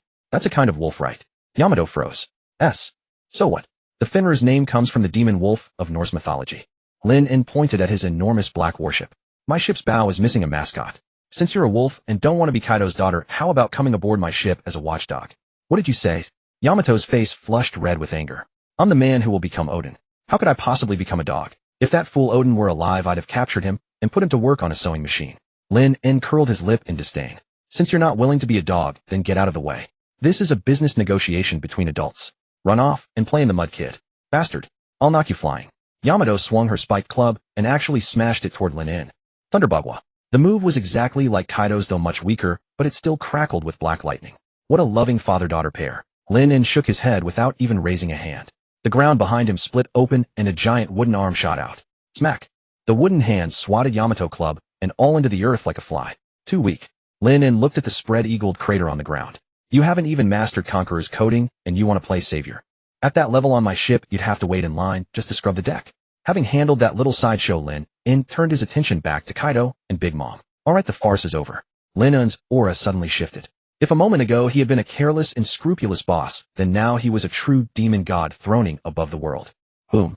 A wave of Conqueror's haki, even more terrifying than before, erupted from his body. Within that haki was not only his own sovereign arrogance, but also Garp's ferocity, Sengoku's majesty, and the brutality of an ancient Zoan. The dark clouds in the sky were scattered in an instant, and the entire ground of Onigashima began to crack apart inch by inch. Kaido. Big Mom. You have two choices. He raised two fingers. First, take whatever beaten remnants you have left and crawl out of the new world. Leave behind your territory, your treasure, and your devil fruits as compensation for my psychological damage. Kaido clenched his fists, his nails digging into his palms. Second, Lin's fingers slowly curled and finally closed into a fist. Black lightning detonated across his knuckles. Get beaten to death by me, then have your corpses hung from the Fenrir's mast to dry. My ship just happens to be missing two proper figureheads. One on each side. You two should do a fine job warding off evil spirits. Choose. Lin grinned, revealing a mouthful of stark white teeth. Do you want to be homeless dogs, or do you want to be my decorations? This wasn't a choice at all. It was naked humiliation.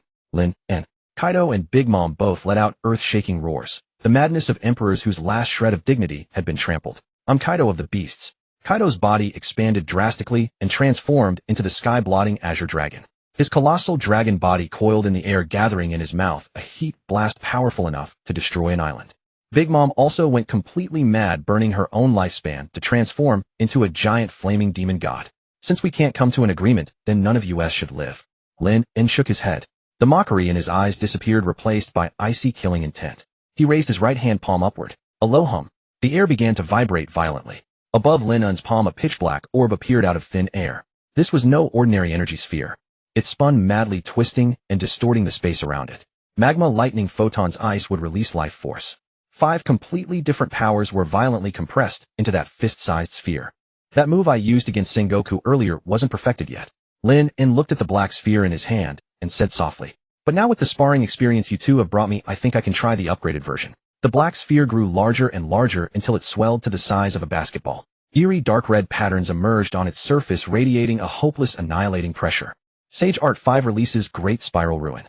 Lin looked up at the azure dragon and the flaming demon god in the sky. Once this goes off, Onigashima might turn into Oni Crater. Whatever. It's not like I plan to buy property here anyway. He flicked his wrist. The black sphere, packed with destructive power, drifted lightly into the sky. At that moment, whether it was Kaido Big Mom, or even the CP0 agents hiding in the distance watching the battle, only one thought remained in their minds. Run. Run for their lives.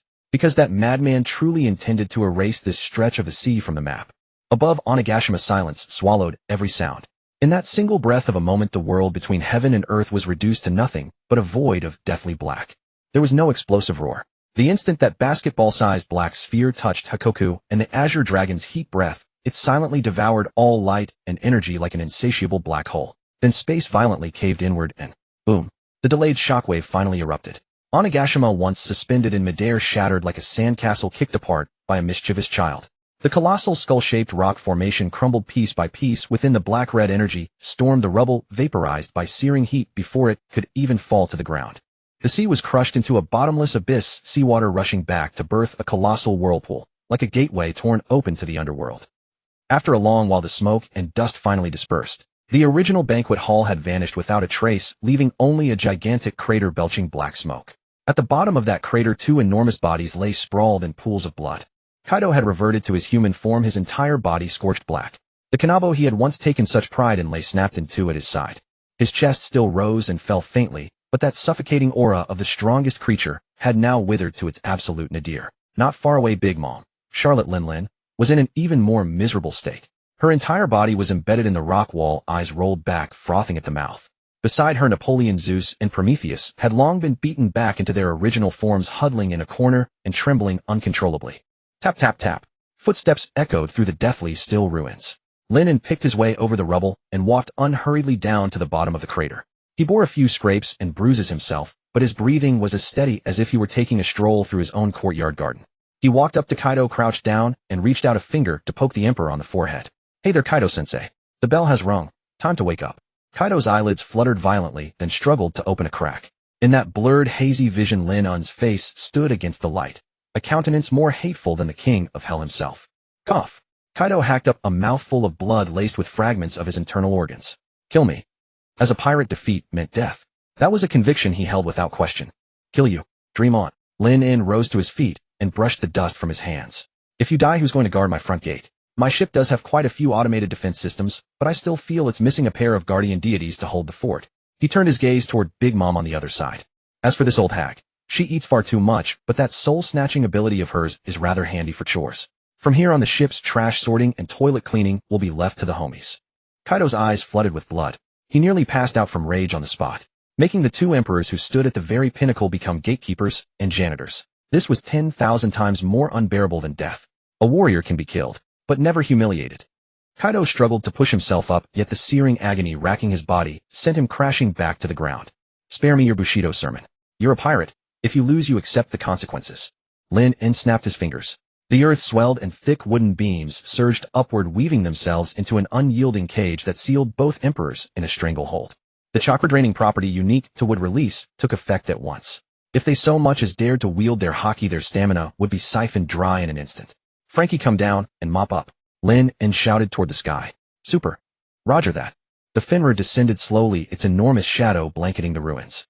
A mechanical crane arm lowered and like a claw machine grabbing prizes hoisted the once invincible Kaido and Big Mom into the air before dumping them directly into a specially made high-risk prisoner intensive care ward. With the two main threats disposed of, Lin cast his gaze across the battlefield.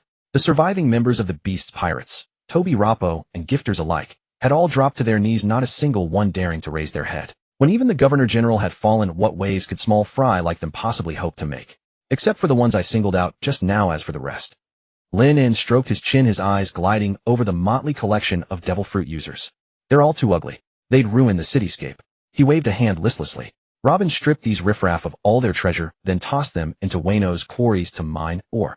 Since they enjoy enslaving others so much, let them taste what it's like to be forced labor themselves. Understood, Captain. Robin smiled faintly as she closed her book.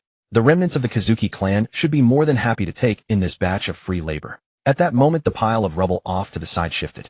Yamato, who had been slapped deep into the earth by Lin earlier, crawled out covered in dust and grime. One of the horns on her head had snapped clean off, and her outfit modeled after Odin's hung in tatters. Yet the fire in her eyes remained unyielding. Why you? What have you done to father? Yamato gasped for breath, staring at Lin with fierce intensity. Grabbed him to be a security guard, Lin said casually. What, you want to go too? But we only need one guard. You at best could serve as a backup power source. I'm going to liberate Wano. I'm going to sail the seas. Yamato raised her spiked club. Though her hands were trembling, she still pointed it at Lin-In. You defeated Kaido, which makes you the new enemy. Is being brainless a hereditary disease? Lin-In shook his head in exasperation. His figure flickered, and in the next instant he appeared before Yamato, seizing her wrist with a single hand and applying a little pressure. Clang. The spiked club hit the ground. You want to go to sea, don't you? You want freedom, right? Lin-In leaned in close to Yamato's face. Fine. I'll grant your wish. The Finnerer just happens to be missing a mascot with dog attributes. From now on you'll be tied to the bow and keep the crew entertained. I'm not a dog. I am the great deity of the white wolf. Yamato kept running her mouth. Breed isn't what matters. What matters is obedience. Lin-In casually produced a specially crafted collar. It was the Seastone Electric Shock Tracker 3-in-1 Platinum Edition freshly developed by Frankie. He locked it onto Yamato's neck without ceremony. Now, sit, Lin-In commanded. The instant Yamato moved to resist, a faint electric current flickered across the collar. A tingling numbness flooded her entire body in that fleeting moment. Her legs gave way, and with a plop, she actually dropped to the ground. See, you're a natural, aren't you? Lin-In nodded approvingly, tousling Yamato's unruly mop of white hair. From now on your name is Wankai? Perform well, and you'll be rewarded with a bone. Yamato's face burned crimson, overwhelmed with shame and fury. Tears welled in her eyes, yet the paralyzing numbness of the electric shock left her unable to even stand. With everything settled, Lin-In stretched his arms above his head. The battle had dragged on far too long. His stomach was already beginning to grumble. Then his observation haki caught a strange, discordant presence. At the far edge of the ruins, several figures in white suits and masks were furtively attempting to slip away. CP0. These mongrels of the world government had hidden themselves in the shadows and watched from the very start of the battle. Now that the tide had turned, they wanted to slink off and deliver their report. Since you've come all this way, won't you stay for supper? Lin-In's voice detonated in the ears of the CP0 squad. The masked agent at their head froze. Without the slightest hesitation, he bellowed. Scatter. Run. Get the intel back to the Holy Land. This Lin-In's threat level is. Schlick. Before he could finish his words, a pitch-black wooden spike burst out through his chest. Lin-In stood behind them, no one knowing when he had arrived, holding the den mushi the agent had just drawn. Threat level. Do I really need you people to report that? Lin-In flashed a brilliant smile at the 5 elders on the far end of the line who had not yet disconnected. Hey, you 5 old bastards, can you hear me? Within the Hall of Power at Mary Geos, the Holy Land, the 5 old men sat gathered around a table, their faces black enough to drip water. Lin-In. The sword-wielding bald 5 elder hissed through clenched teeth. Help me pass a message to Emo. Lin-In crushed the CP0 agent's mask and tossed him to the ground like trash. Wash your necks and wait. Whether it's the celestial dragons or that so-called empty throne, I've booked them all. If you don't want to die a miserable death, fling wide the vault gates of the Holy Land. Perhaps if I'm in a good enough mood, I'll leave you a post scrubbing toilets. Crack. The den mushi was crushed to bits in Lin-In's bare hand. The remaining CP0 agents had long since been scared out of their wits, their legs too weak to take a single step. When even their strongest captain had been slain in one instant, how could they possibly escape? Don't kill us. We were only following orders. We're incredibly useful. We know all kinds of world government secrets. The agents groveled on their knees, begging for mercy. Secrets. Lin-In released a contemptuous sneer, his eyes regarding them like a pile of non-recyclable waste. I have no interest in that stale, rotten old trivia. As for you lot. He gave them a slow once-over. These agents, who usually swaggered with such arrogance, then shook his head in revulsion. I was thinking the Finnerer could use a few toilet scrubbers, truth be told. But on second thought, dogs like you who've groveled at the celestial dragon's heels for so long exude a nauseating stench of decay from the inside out. Lin-In raised his hand. Black-red thunderclaps crackled violently within his palm, and a terrifying oppressive pressure instantly locked onto every agent. If I let you people scrub my toilets, I'd be afraid you'd make my toilet bowls even dirtier. Trash like you doesn't even qualify to be janitors. Turning straight into ashes is the more environmentally friendly option. Die. Boom. A raging pillar of lightning consumed all cries for mercy in an instant. Along with those blinding white suits, the CP0 agents were completely vaporized into thin air without leaving even the slightest trace of residue behind. Super. Looks like we won't need to break out the cleaning supplies after all, Captain. You wiped them out spotless. The sun sank toward the west, the dying light staining the sky the color of blood. The samurai of Wano crept out from their hiding places, watching the colossal black warship ascend slowly into the heavens. Onigashima was gone. Kaido had been defeated. Big Mom had been captured too. The dark cloud that had pressed down over their heads for a full decade had scattered in the span of a single, almost absurd afternoon. Yet no one dared to cheer, because the man standing at the bow radiated a pressure even more suffocating than Kaido's. He was no savior. He was merely a passing tyrant with a rather sour temper. Aboard the Finnerer, the banquet had already begun. There were no stirring post-battle speeches, only the aroma of roasting meat and the warm clinking of cups. Lin In occupied the seat of honor, his left arm draped around Hancock, while Robin seated on his right fed him grapes. And directly across from him King, the once untouchable Wildfire, sat with a dark scowl, the flames on his back surging and dwindling as he served as an improvised barbecue grill. Turn up the heat. Can't you see the meat's still raw?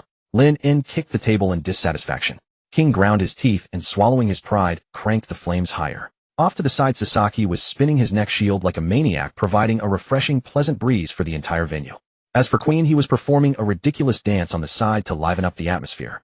Though his face was plainly marked with the words, "I want to die," the threat of the collar left him no choice but to sway and gyrate his enormous corpulent body.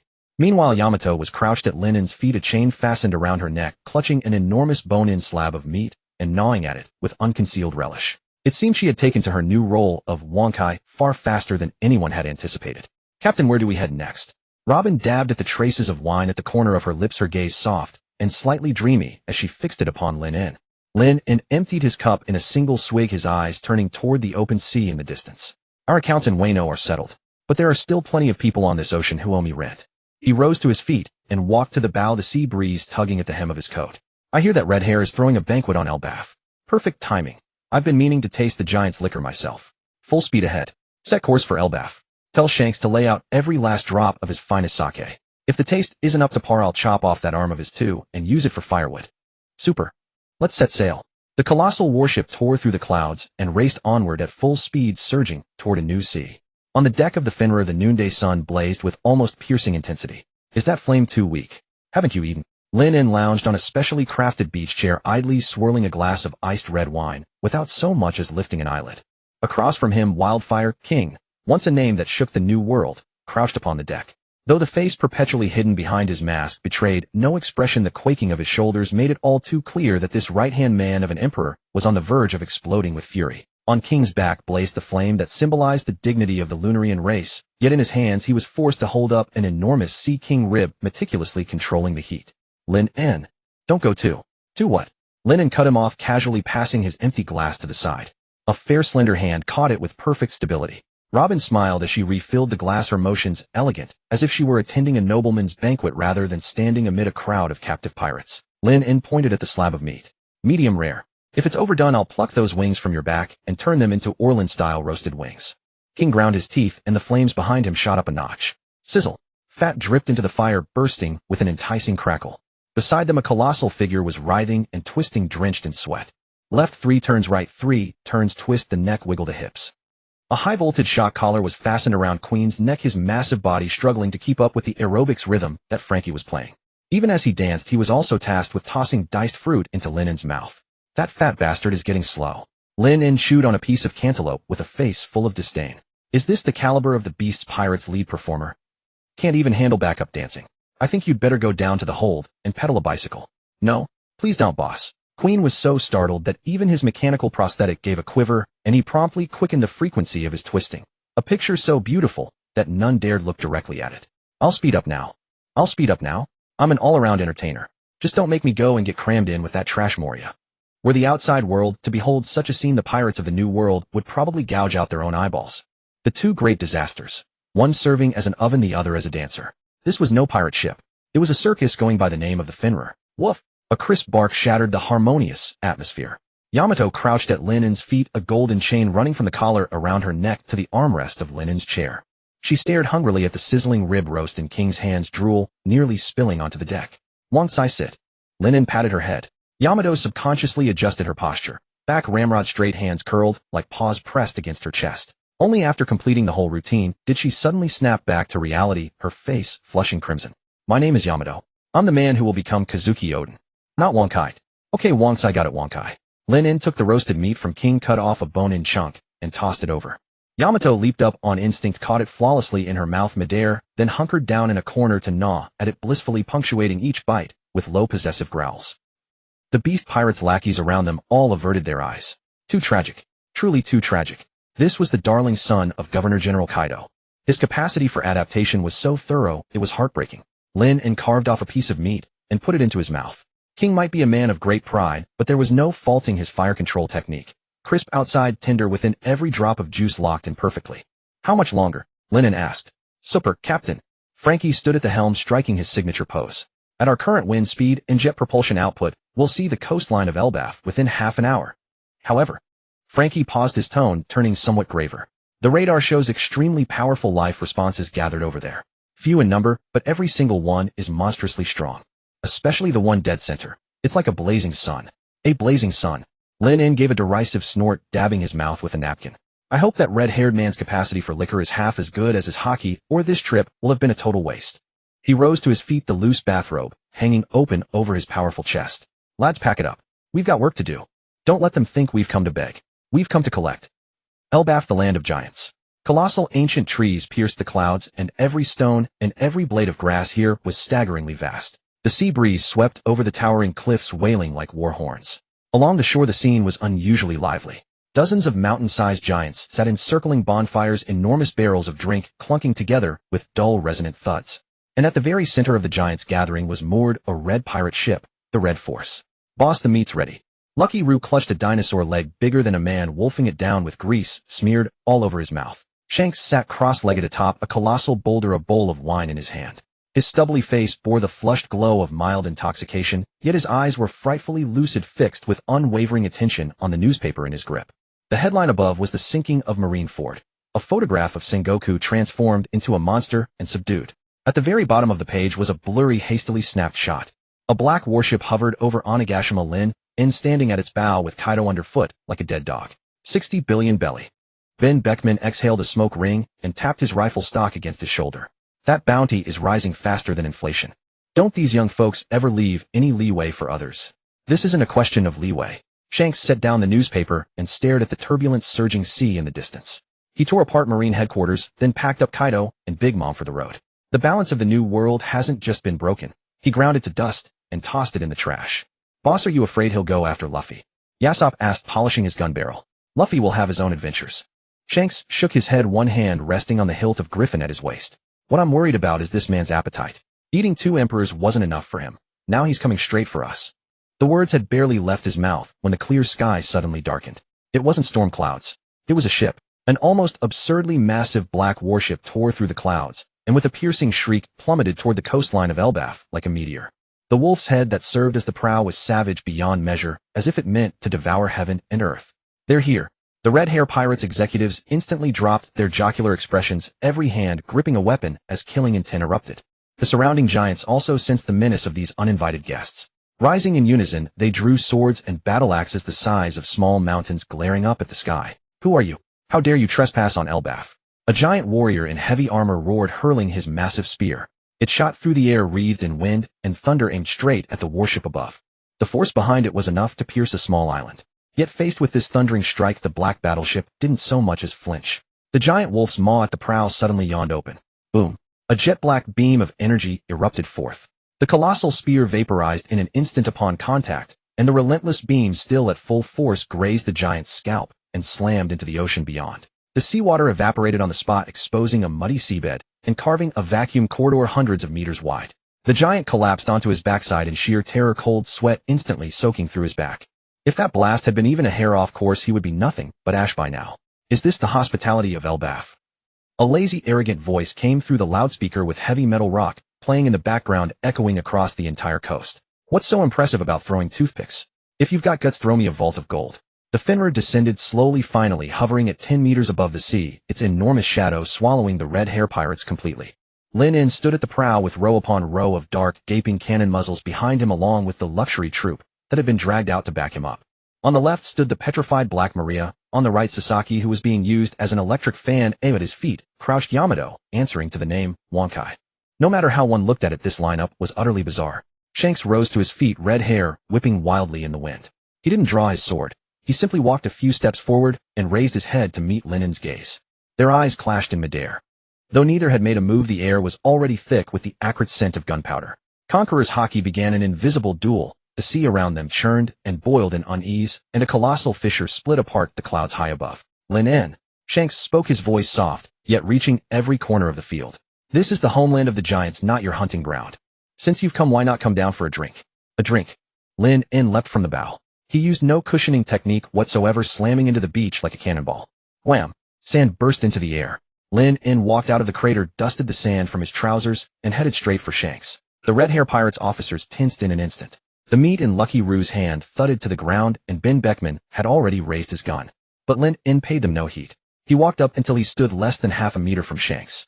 Given his current stature, Lin In towered considerably over Shanks, a thoroughly condescending top-down posture. Red hair, I hear your face is worth quite a fortune. Lin In suddenly split into a grin, a smile utterly devoid of goodwill carrying nothing but unabashed greed. Shanks frowned slightly. What are you getting at? I'm saying since everyone claims you've eaten the face fruit, can you cash in that face of yours? Lin In extended his hand palm up and rubbed his fingers together. Rebuilding Marine headquarters takes money. My ship's fuel costs money. And the meals for those 2 new bodyguards I hired aren't cheap either. Then again, this place of yours isn't bad, and neither is the wine. Lin In gestured to the dumbfounded giants behind him, then pointed at Shanks. How about this? You cover the protection dues for all of Elbaf, and toss me a few of those treasure maps from the red-nosed fellow on your ship. I'll consider that me giving you face. No dismantling this island today. What do you say? The whole place fell into absolute silence. Even the sound of the ocean seemed to halt. No one who could speak to red-haired Shanks, an emperor of the sea, in such a manner had ever existed on these seas before, and after this there would likely never be another but Lin In. Ben Beckman's cigarette but dropped to the ground. So this was the legendary king of extreme evil. This was no pirate. This was a common thug brandishing a nuclear weapon, shaking people down for cash. Shanks froze for a moment, then burst into sudden hearty laughter. Ha ha ha. Interesting. Very interesting. He laughed until tears nearly streamed from his eyes, showing no trace of an emperor's dignity whatsoever. No one has ever dared come to me demanding protection money. You're the first. Shanks's laughter stopped abruptly, and his gaze instantly became sharp as a razor. A terrifying crimson hockey surged skyward, causing the surrounding sand and stones to tremble and float in the air. But if you want my money, or if you want to harm my friends, slick words alone won't be enough. Shanks's hand pressed onto his sword hilt, his thumb easing it out of the sheath. Clang. The peerless sword griffin slid an inch into the open, its cold gleam shimmering. Since you've come to collect a debt, let me see whether your ledger is thick enough to take a stroke from this sword. Lin In stared at the blade, the excitement in his eyes burning ever brighter. He licked his lips, muscles coiling, black lightning snaking beneath his skin. Now that's what I'm talking about. Lecturing is so dull. Lin In raised his fist as armament hockey flooded over it in an instant. The strongest fist forged from the fused traits of countless monsters. I love this attitude of yours, resisting to the very end. Because it's only after I've knocked you flat and plundered the spoils that I can feel completely at ease. On the shores of Elbaf, the air was squeezed by Conqueror's hockey until it nearly liquefied. Shanks drew Griffin completely from its sheath, black-red lightning coiling around the blade. Without any probing, he vanished from where he stood. In that instant, a colossal crescent-shaped slash, large enough to span the entire sea, exploded outward. Divine departure. That was the ultimate violence, capable of killing a pirate with a 3 billion berry bounty in a single strike, and the strongest sword technique left behind by Roger. Lin In stood in place, the sand beneath his feet sank before the sword pressure even touched him. He did not dodge, nor did he so much as furrow his brow. Divine departure. That's a grand name. I just wonder whether it can avoid my debt. Lin Un's right arm swelled violently. Black flowing Sakura armament hockey covered it like liquid, with dark red magma leaping within. His 5 fingers curled into a half-open fist, and he drove it out to meet the sword chi that could split an island. Sage art, great Buddha heavy cannon. Boom. The fist edge collided with the sword chi. The entire island of Elbaf shuddered, and leaves fell like rain from the ancient giant tree in the distance. The shockwave of the impact forced the surrounding seawater away, exposing a dry seabed hundreds of meters deep. Shanks' pupils contracted. He felt a monstrous, unreasonable force jolt backward through the blade of Griffin. That was not merely brute strength. It was laced with a Buddha shockwave, the searing heat of magma, and a bizarre life force that endlessly regenerated. Not yet, red hair. Lin In's voice rang out from the heart of the explosion. His body turned into smoke, shot through the energy storm, and materialized at Shanks' side rear. In an instant, the smoke solidified once more. Lin In's left hand was already pressing against Shanks' shoulder. 1 billion volts, thunder god, crackle.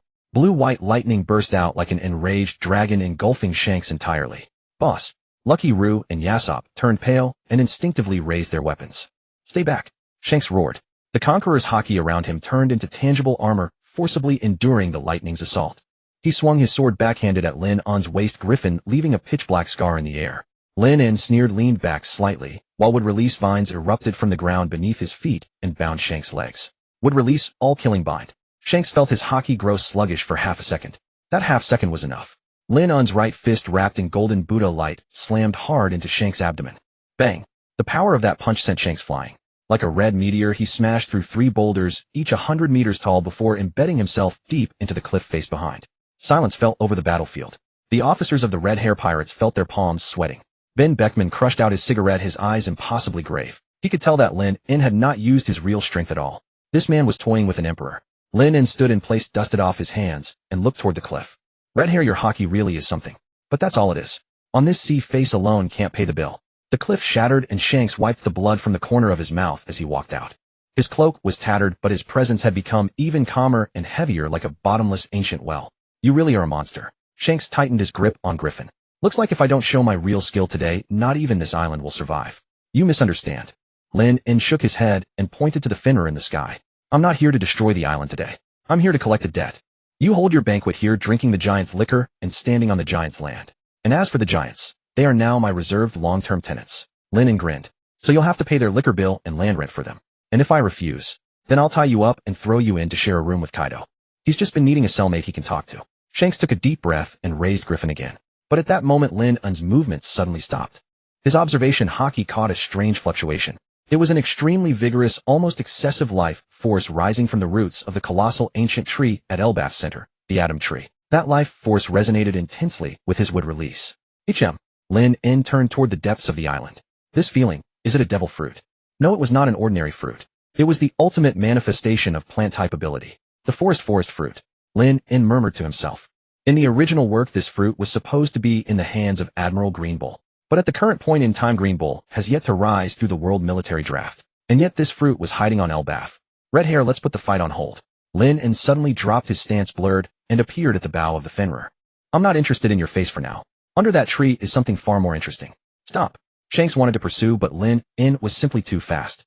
Using the rumble fruit together with the body flicker technique, Lin In crossed several kilometers in the blink of an eye and landed at the foot of the ancient tree at Elbaf Center. This was the giant's sacred ground, heavily guarded. Several 30-meter-tall giant warriors raised their great axes and blocked Lin In's path. Human, this is not a place you are allowed to enter. Get lost. Lin In did not even look at them. He stamped the ground hard. Boom. The rock underfoot shattered in an instant. Countless giant wooden spikes burst out of the earth and sent the giant warriors flying. Lin In closed his eyes, sensing the pulsing life force deep below. He reached out his right hand, fingers spread, palm facing the ground. Would release great tree extraction. A terrifying suction erupted from his palm. Deep beneath the soil, of fruit, glowing with emerald light, was forcibly ripped out from the tangled mass of roots. That was the true power of the forest. When the fruit broke through the soil and landed in Lin In's hand, every plant on Elbaf seemed to sense something and began to grow madly. So it really is this one. Lin In looked at the fruit, covered in spiral patterns and brimming with life. Without the slightest hesitation, he crushed his palm shut. He did not eat it. He plundered it. The wood released vitality inside Lin In instantly wrapped around the fruit and frantically drained the source power within. The energy that had once belonged to the wood release technique now underwent a qualitative transcendence. If the previous wood release had been merely ninjutsu, what he now held was true natural law. A faint green glow rippled over Lin In's skin. His cloak moved without wind, and the wasteland beneath his feet burst into blossoms of every color. This feeling is truly something. Sensing his life force surging twofold, Lin In let out a long breath. Captain, someone's coming from behind. Robin's voice sounded through the earpiece. Lin In turned around. A young man wearing an enormous crown with a build a full size larger than an ordinary giant was charging over at the head of a squad of fully armed giant elites. His appearance was somewhat comical, but the aura around him was extremely savage. This was Loki, Prince of Elbaf. You rotten human. How dare you steal our royal sacred treasure? Loki carried a gigantic war hammer, and the ground quaked with every step. When he saw the fruit husk in Lin In's hand, already drained, and dull, his eyes bulged as if they would pop out. That was a betrothal gift for my future wife. You destroyed it. Lin In casually threw the powerless fruit shell to the ground and stamped it to pieces. Betrothal gift. Lin In sized up Loki, flashing his signature demonic smile. With a face that abstract, you're still thinking about getting married. Your build looks pretty sturdy though. Perfect. My ship's engine room needs a foreman. Lin In pointed at the war hammer in Loki's hand. Are you going to put the collar on yourself, or should I beat you until you're crippled and then drag you up? Loki trembled all over with rage. It was humiliation, bare-faced humiliation. As the prince of the mightiest nation in the world, when had he ever suffered such insult? I'll smash you into paste. Loki roared, swinging the huge warhammer down with a howl that tore the air. Lin In did not move, didn't even raise a hand. Forest wrath, he said quietly. In that instant, the docile giant trees around him seemed to come alive. Countless roots thick as dragons erupted from the ground and bound Loki's giant body tightly from head to toe. Sharp wooden thorns grew out of the roots, pierced the giant's skin, and greedily drained his stamina. Let me go? What kind of sorcery is this? Loki struggled with all his might, but he found that these roots were not only as hard as iron, but kept repairing themselves. The more he struggled, the tighter the roots squeezed. This isn't sorcery. It's science. Lin sauntered up to Loki and patted his enormous face. Scientific labor allocation. He turned to look at Shanks and the red hair pirates who had caught up. Red hair, you see, the bill just got thicker. Not only do you owe me back rent, but His Highness the Prince also owes me a fee for environmental damage. Shanks looked at Loki trussed up like a rice dumpling by the roots, then at Lin, whose aura had grown even more eerie and unfathomable, and let out a resigned sigh. He knew this matter could not end peacefully today. Lin, what are you really after? Simple. Lin pointed toward Elbaf's harbor. Load all the good liquor from that harbor onto my ship. In addition, I'm taking this prince for a month-long trial. If he performs well, I'll waive your rent for the year. If he doesn't. Lin's eyes turned cold, and the forest behind him turned into a murderous grove of blades. Then I'll turn Elbaf into a land of death. Loki was still cursing, but Lin simply waved his hand. The roots tightened violently. Wansai, come receive our guest. Woof. Yamato, a chain around the neck, came running over from afar, thrilled. Gazing at the enormous Loki, Yamato's eyes sparkled with eagerness. The red hair pirates exchanged looks. This sea was truly about to change. And it was going to be a change without a single ray of sunlight. Back aboard the Fenrir, Lin sat in the captain's seat and looked contentedly at Loki, who had been hoisted onto the ship. Frankie, prepare a private room for this prince. Treat him to the same standard as Kaido, and remember to raise the electric shock frequency. Giants have thick skin. Super. No problem, Captain. The Fenrir slowly rose into the air. Below were the giants, utterly dejected and on the verge of tears, and red-haired Shanks wearing a deeply sour expression. Where to next? Robin handed him a freshly mixed glass of juice. Lin looked at the horizon far ahead, and the corner of his mouth lifted. I heard the gardens of the Holy Land Mary Geos are quite beautiful. Perfect timing. I just acquired the forest fruit, so I'm thinking of going over to plant a few trees. The Fenrir's lower hold, the power room. It was by far the most high-value spot on the sea right now. Massive drive shafts rumbled with a dull thunder, and upon the pedals connected by those gears unfolded a scene that could give the world government a collective aneurysm. Hurry up. That big lummox. Your steps are dragging. The voltage is dropping. Gecko Moria, megaphone in hand, stretched out in his private recliner, enjoying a leisurely sip of a suspiciously colored juice. As a veteran employee of the Fenrir and foreman of the power room, he was living a rather cushy life these days. Shut it, you garlic bulb. The one who shouted back was a mountain of a giant with bandages wrapped around his head. Loki, the Prince of Elbaf, was treading a massive pedal, his face steeped in humiliation. Each time he pumped his legs, a blue light flashed across the special collar around his neck, a warning of 1 billion volts. I am the Prince of Elbaf. I too am a man who will become king. How could I be here? Crack. A thick black whip materialized out of thin air and landed with dead-on accuracy across Loki's backside. Spare me your nonsense, newbie. The speaker was Kaido at the adjacent workstation. This, governor of the 100 Beasts, now wore only a pair of baggy shorts. His muscles bulged all over, and every stomp of his foot made the entire hold tremble. He glanced at Loki, a strange sense of superiority lurking in his eyes. Fresh meat has to learn the rules. I wanted to resist too back in the day, and I ended up strung from the mast, freezing in the wind for 3 days. Down here, nobody cares about your origins, only your wattage. At the workstation beside Kaido, Charlotte Linlin was cramming exclusive donuts into her mouth, the reward for her high-efficiency power output, all the while cackling darkly. Mama. Loki, I never imagined you'd come here too. Back then I wanted you to marry Lola, but you looked down on her. Now look at us, cellmates. Big Mom's hair was a tangled mess. The majesty of a former emperor had vanished entirely, as she looked like nothing more than a housewife fighting over discounted eggs at the wet market. She pressed down with her feet, stomping the drive shaft until sparks flew in all directions. Lean, you old hag, don't steal my output. Kaido roared. Today's first place is mine. That paid bath break slot is as good as claimed. Dream on, Kaido. That's mine. Watching two emperors squabble until their faces were red over a single bath slot, Loki's worldview collapsed once and for all. He looked to the corner where the freshly captured Wildfire King was crouching.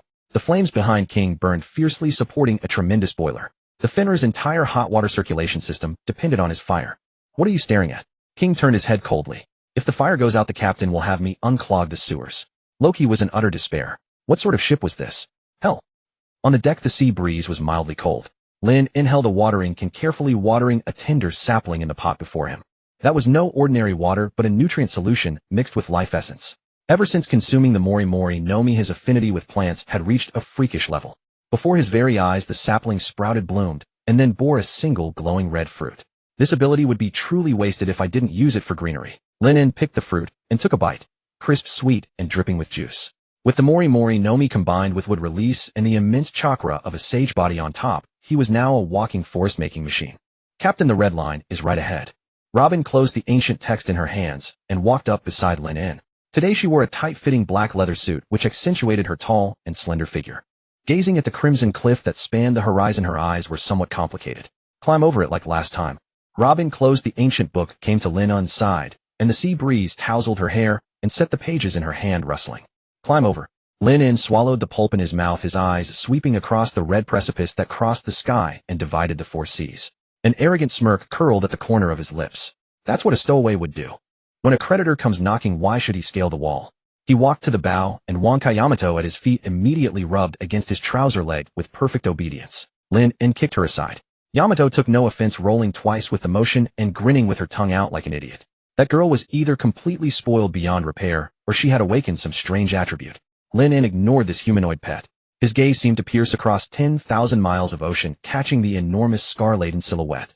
The promise made back then still echoed in his ears. Frankie. Lin Un spoke into the voice tube. Tell those guys down in the hold to stop. Steady the ship. Tell them to open their eyes well. This is the final lesson I'm giving them. What real power actually is. Super. But boss, without the power, how are we supposed to get up there? Who said we're going up? Lin Un unbuttoned the collar of his shirt. His presence began to climb without cease, and the space around him seemed to moan under the pressure it could no longer bear. If the road is blocked, then make a road. Lin Un leapt into the air, his figure vanishing in an instant, and reappeared hovering over the sea, directly facing the impossibly massive red line. I told you, when the time comes I'll give you a bigger drill.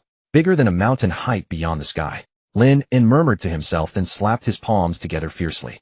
The Senjutsu chakra inside him and the boundless ocean-deep vitality of the Mori Mori Nomi burned without reservation at this moment, erupting like a volcano. Sage art would release. Super true, several thousand hands. Final art. Boom. The sea boiled, and the seabed cracked apart. Under the stunned, horrified gazes of the crew, a pitch-black wooden giant too immense for words rose sheer from the earth. 1 kilometer. 3 kilometers. No, a staggering 10,000 meters of sheer horror. Its head pierced into the clouds, peering down even upon the back of the red line like a primordial god who split heaven from earth and descended to the mortal realm. A tremendous shadow fell, and even the Fenrir beside its feet seemed minuscule as a speck of dust. And this skyscraping wooden giant did not stretch out 1,000 arms. Instead, it concentrated every ounce of power into its right arm. That originally broad and thick palm grew wildly, spiraling and hardening. In the span of a blink, it turned into a spiral superhorn over several kilometers long. Ink-black armament hockey poured down like liquid ink, dyeing the entire drill into a fathomless black that could devour light. Then dark crimson conqueror's hockey lightning danced crazily along the spiral, grooves crackling with a sound that made one's scalp go numb. This sight was eerily reminiscent of that hat placed on the whale under the Twin Cape all those years ago, except that now it was a weapon powerful enough to destroy the world. In the hold, Kaido and Big Mom, who had been squabbling over their power generation rankings, saw this through the observation porthole. Even they, emperors though they were, felt their pupils contract violently. Was this the true strength of that man? Lin Un stood atop the 10,000-meter wooden giant, black hair whipping in the violent wind. Facing the cliff that had stood for tens of millions of years, he slowly lifted his right hand. If you can hear me, then cock your ears and listen well, big fellow. With his movement, the giant wooden arm that blotted out the sky slowly pulled back. The spiral drill began to rotate wildly, and the storm generated by it tore apart the surrounding space. Time to keep that promise. The light in Lin Un's eyes shone brighter than the sun, and his voice resounded through heaven and earth. Would release Tenjin Toppa. Wire. At that moment, the world lost all sound. Only the massive black drill with its unstoppable momentum slammed into the rock face of the red line. The red line, hailed as impregnable, barely budged, even by the ancient weapons, was nothing more than a fragile piece of tofu before this world-shattering blow. Boom. The earth-shaking sound, delayed by several seconds, finally erupted strong enough to burst eardrums and send tremors through the entire planet. The terrifying shockwave instantly blasted away all clouds within 100 li. The sea was forcibly pushed back, bearing a bottomless seabed. Beneath the stupefied gaze of countless onlookers, the 10,000-meter drill bored straight through the red line. The rocks burst into powder, and scarlet dust blotted out the sky. A horrifying tunnel thousands of meters in diameter pierced through this natural moat. Sunlight from the other side streamed through the tunnel onto the sea on this side, forming a pillar of light named freedom. The violent tremor spread through the earth's veins across the entire world. Waves surged, and island chains quaked. Far away at the Twin Cape beginning of the Grand Line, Laboon, which had been floating languidly on the water, suddenly went stiff. It felt a familiar wave, an aura engraved in its soul, the scent of the man who once stood atop its head and uttered that wild vow. Its colossal eye looked toward the direction of the red line. Though separated by mountains and rivers, it seemed to hear the thunderous crash of the wall shattering and to see the tunnel that pierced through heaven and earth. That was the echo of a promise. Ruawayer. Laboon burst forth from the sea, its massive tail fins smashing through the waves, letting out the most excited, the most sonorous bellow in 42 years. The wall had fallen. He had done it. As the dust settled, the sea breeze scattered the red earth dust that filled the sky. The enormous tunnel, thousands of meters in diameter, stared at the sea like a gaping giant eye. Sunlight penetrated unhindered through the once impassable heavenly divide, laying down a golden road across the sea that ran through the world.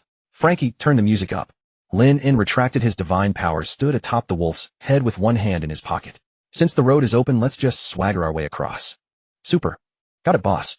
The Fenrir's engines roared as it eschewed a direct aerial leap, instead touching down upon the ocean's surface and charging boldly straight into the newly forged world's first tunnel, advancing with breathtaking audacity. The thunderous roar of the engines reverberated through the cavernous tunnel like peals of thunder. On either side, the rock walls had been polished mirror-smooth by the high-speed drill bits, their surfaces still bearing the vitrified scars left by searing heat. The crew craned their necks to behold this miracle of engineering, and even Kaido and Big Mom were forced to admit that this brat's destructive prowess had transcended all reason. Minutes later, the Fenrir burst free from the shadows and bathed in the sunlight over the seas on the far side of the red line. We made it through. Perona gaped at the red line behind them, covering her mouth. We actually drilled a hole through the red line. Don't be so quick to marvel. Lin In turned around, choosing not to continue the voyage, and instead looked up toward the summit of the cloud-piercing precipice, a trace of mockery flashing in his eyes. The path is open, but there's some garbage up above that's an eyesore. He pointed directly upward. Since we're already here, it would be rather impolite not to deliver a housewarming gift to our landlord. Frankie, full power. Vertical ascent. Target the holy land of Mary Geos. Let those self-proclaimed gods witness what it means when a guest comes knocking. Boom. The wooden wings on either side of the Fenrir abruptly unfurled, and blue flames erupted from the thrusters beneath. In an instant, the colossal warship lifted off the sea and soared along the vertical cliff wall like a maddened black dragon swimming against the current, tearing through the clouds and charging straight for the so-called dwelling of the gods. Meanwhile, 10,000 meters above, Mary Geos, the square of the gods, a group of celestial dragons wearing bubble helmets strolled through a magnificent garden. They led slaves along, and some even rode upon the backs of giant slaves basking in the afternoon sunshine. The air is truly delightful today, St. Charlos. A celestial dragon with a runny nose remarked. Indeed. I've heard the insects down below are causing trouble again. There's someone called Lin In, isn't there? How noisy. St. Charlos wore a vacant, imbecilic expression, casually waving an ornate golden pistol toward the sky. If he dares to appear before me, I'll take him as a slave and have him polish my shoes exclusively. Rumble. A faint tremor suddenly shook the ground, and ripples spread across the garden pond. An earthquake. Charlos lowered his head in bewilderment, peering toward the cliff's edge below. In the next instant, a colossal black silhouette burst out from beneath the sea of clouds, carrying a violent gust and a spray of mist blotting out the sun. It was a black warship of suffocating enormity. It had not descended from the heavens, but rather like a demon from the abyss, it had clawed its way up from the depths and climbed into paradise itself. The immense momentum carried the warship hundreds of meters above Mary Geos before it finally ground to a halt. The Fenrir's ferocious wolf figurehead at the prow looked down upon these self-proclaimed gods from on high, as if mocking them in silent contempt. A colossal shadow fell across this sacred ground, plunging every celestial dragon into dread. What is that thing? The celestial dragons froze, chains slipping from their grasp. In all their pampered lives, they had never seen a pirate ship fly up from below. Alarm.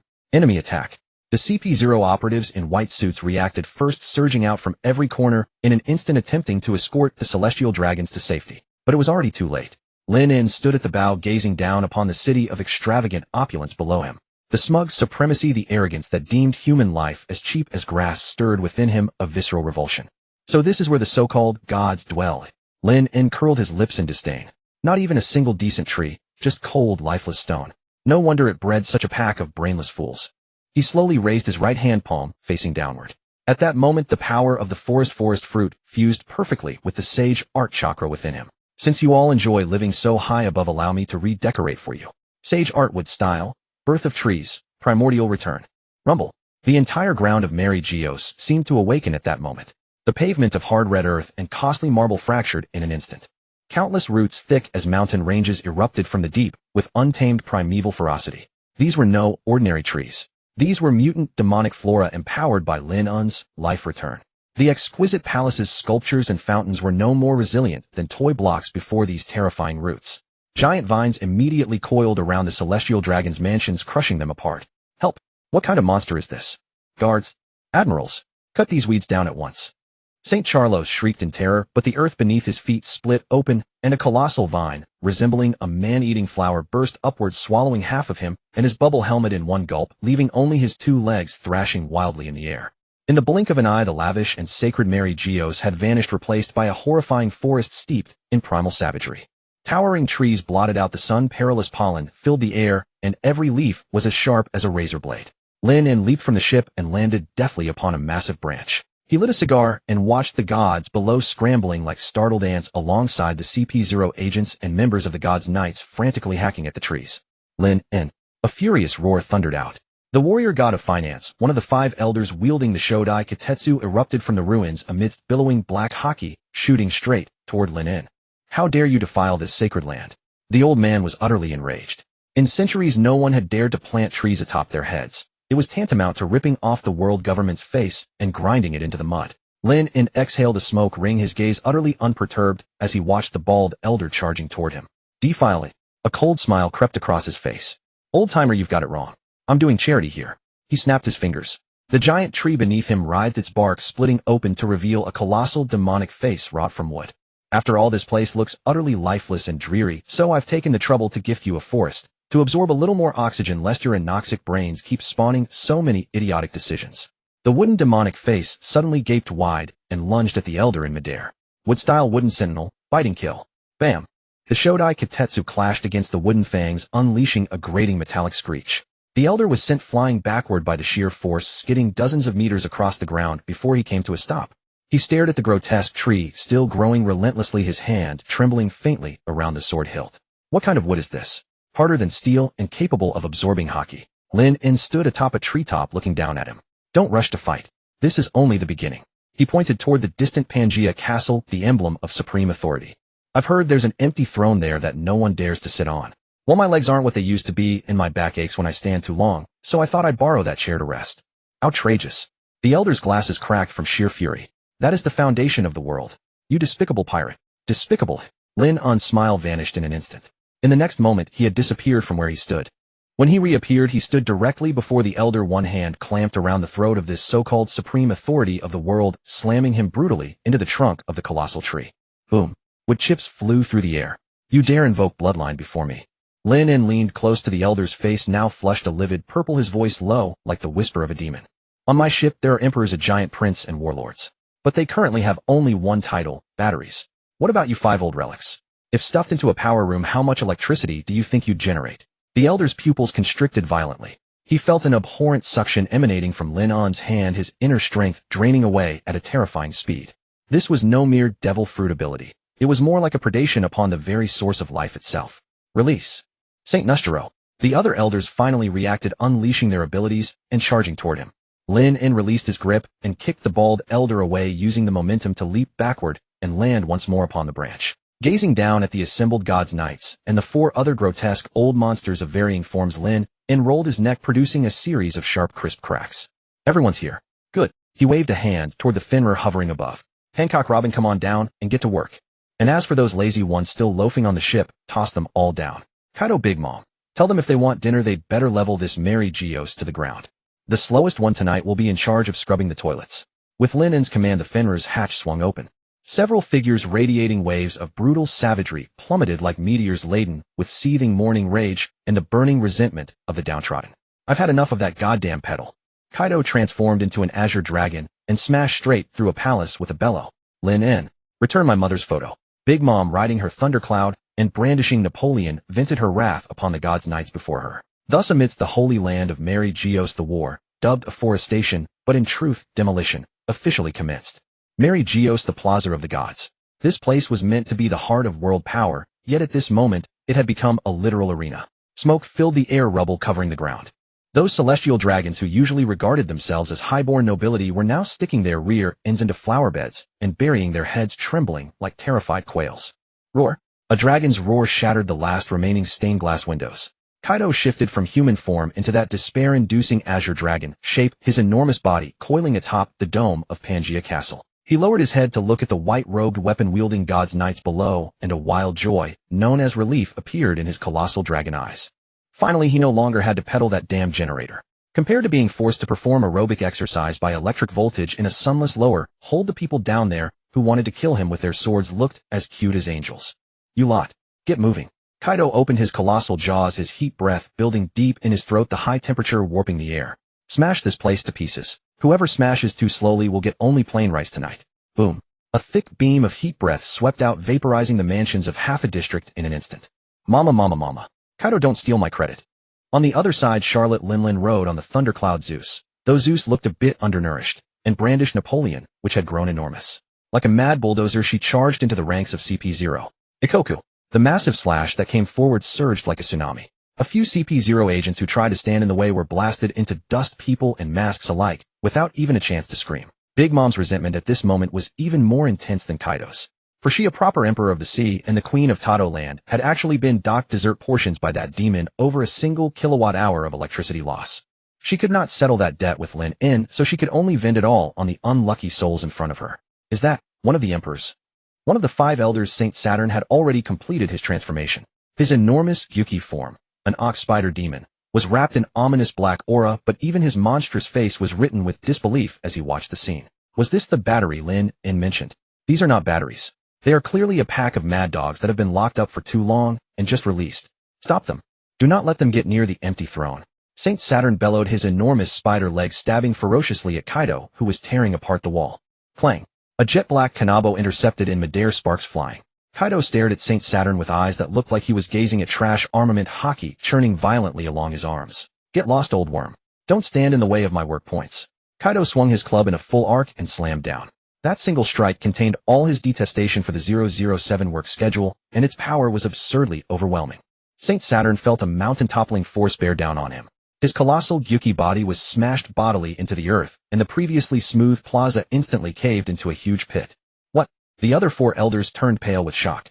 Before they could move to support him, a shrill sound of cleaving air rang out. Elbaf's spear, Hakoku. Giant Prince Loki, even while still wearing that humiliating collar, burst out with the strongest combat strength of his life for the promise that said if you smash one tower you rest for 10 minutes. The enormous shockwave blasted away the sandworm into which St. Peter, the god of agriculture, had transformed.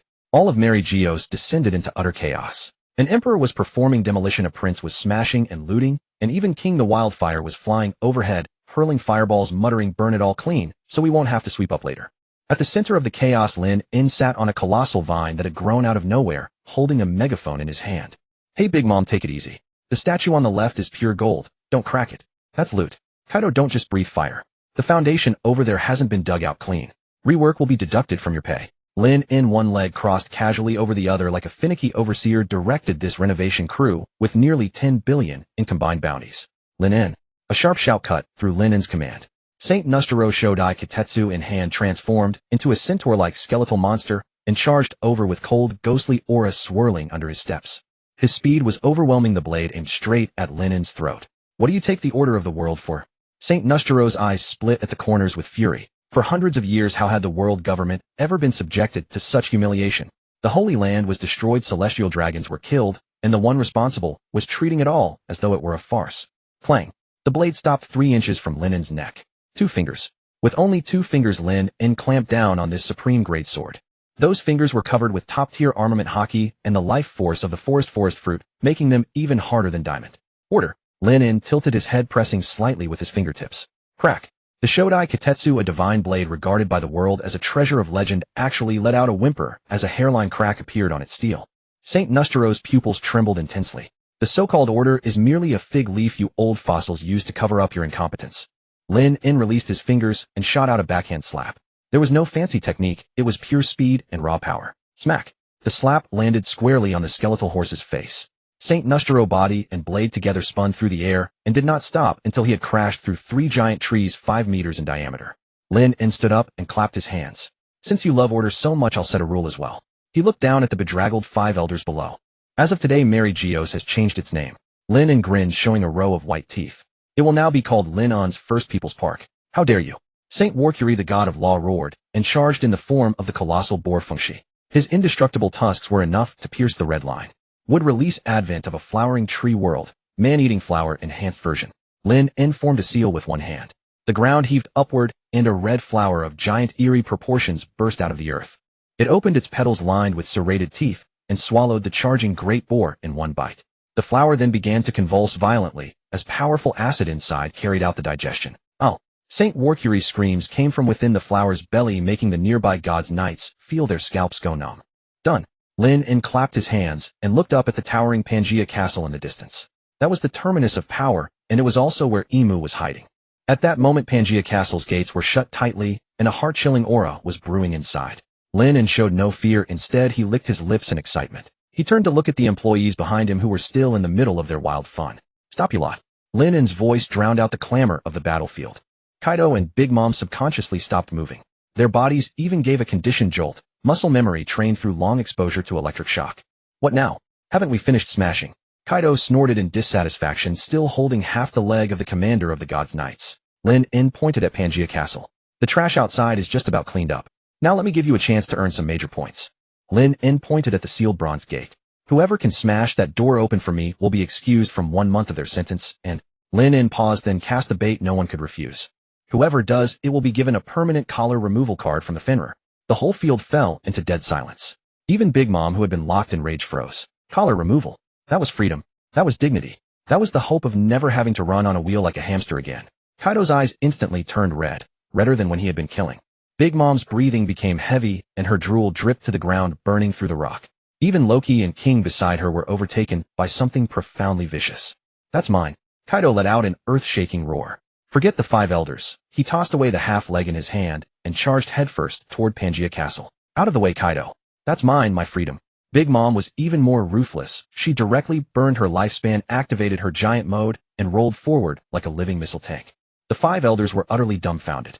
They had been thinking about how to organize a defense when they realized these pirates had all at once burst out with crazed determination and charged straight for Pangaea Castle with astonishing focus. Their momentum was 10 times more terrifying than the Rocks pirates of old. This was no castle siege. This was a pack of starving beasts catching sight of meat. Stop them. Do not allow them to disturb Lord Emo. Saint Saturn desperately tried to block them, ignoring the wounds on his body. But it was too late. For the sake of never having to pedal a generator again, the Emperors could unleash limitless potential. Boom. Kaido's headbutt, Big Mom's fist, and Loki's warhammer struck the gate of Pangaea Castle almost simultaneously. The gate, the symbol of divine majesty that had stood for 800 years, did not last for a single second. It burst into pieces. The enormous shockwave poured through the doorway and obliterated the corridors inside into gravel. Through the dust, Lin strolled over. Looking at the pitch-black entrance, feeling the cold, sinister breath emerging from the depths, the smile at the corner of his mouth deepened. Emu, your delivery has arrived. Lin adjusted his collar and stepped over the broken stones on the ground. Remember to leave a 5-star rating, or else. He snapped his fingers, and countless giant vines behind him surged like serpents darting out of their nests, sealing every retreat in an instant. I'll plant this entire place with durian trees. Inside Pangaea Castle, the deep corridors trembled from the violent impact. Before the dust had even cleared, 2 colossal figures charged into the main hall, like starving tigers pouncing on prey. That's my credit. Nobody else gets to take it. At that moment, Kaido had completely lost the air of the strongest creature. His eyes were bloodshot, and all he could think of was the despair-inducing billion-volt shock in the Fenrir's lower hold and the amnesty order that read collar release. As long as he killed the one sitting in that chair, he would be free. That temptation was 100 times greater than the one piece at Laugh Tale. Ikoku full power. Big Mom was not to be outdone. To taste normal desserts again rather than plain white rice, she burned her lifespan, her body swelling, and Napoleon transformed into a giant sword dozens of meters long before sweeping toward the empty throne. The massive sword wave wreathed in thunder sliced through every stone pillar along its path. But just as the attack was about to touch the lofty stairs, an eerie silence fell. The 2 attacks, each powerful enough to destroy an island, vanished into thin air within 3 meters of the throne. It was as if they were a pencil drawing erased by a swipe of an eraser. Kaido slammed to a halt, shattering the floor tiles beneath his feet. His observation haki screamed a warning. It was a sensation colder than death itself. A slender black shadow slowly rose from the throne. It wore a tall, pointed crown, and its form was wrapped in darkness as thick as ink, revealing only a pair of red ring-shaped eyes. How noisy. The voice was neither male nor female, carrying an ancient indifference, as if it were watching a few buzzing flies. The remnants of the D clan haven't been cleaned up yet, and now more undisciplined beasts have come. Raised a hand and flicked a fingertip lightly. Squelch. Kaido's proud dragon-scale defense along with his iron-hard chest was instantly pierced by a black spike. Fast. So fast that even future-seeing observation haki could not catch it.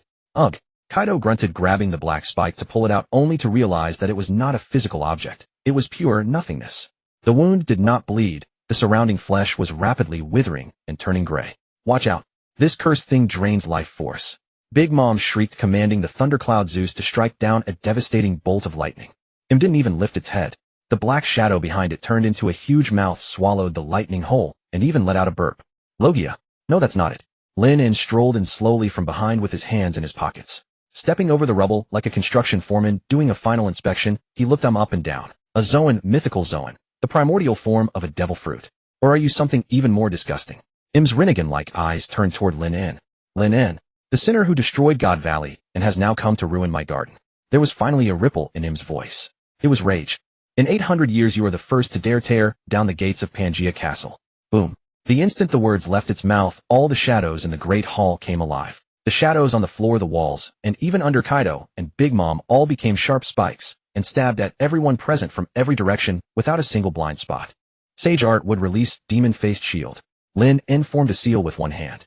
A thick wooden shield shaped like a demonic face burst out of the ground, protecting him and Robin and the others behind him. Clang, clang. The shadow spikes that could pierce Kaido's defenses left only shallow white marks on the wood release. Interesting. Lin In dismissed the wooden shield and looked at Kaido and Big Mom, who were being driven into a panic by the shadow spikes. Hey, you two employees over there, don't just take hits without fighting back.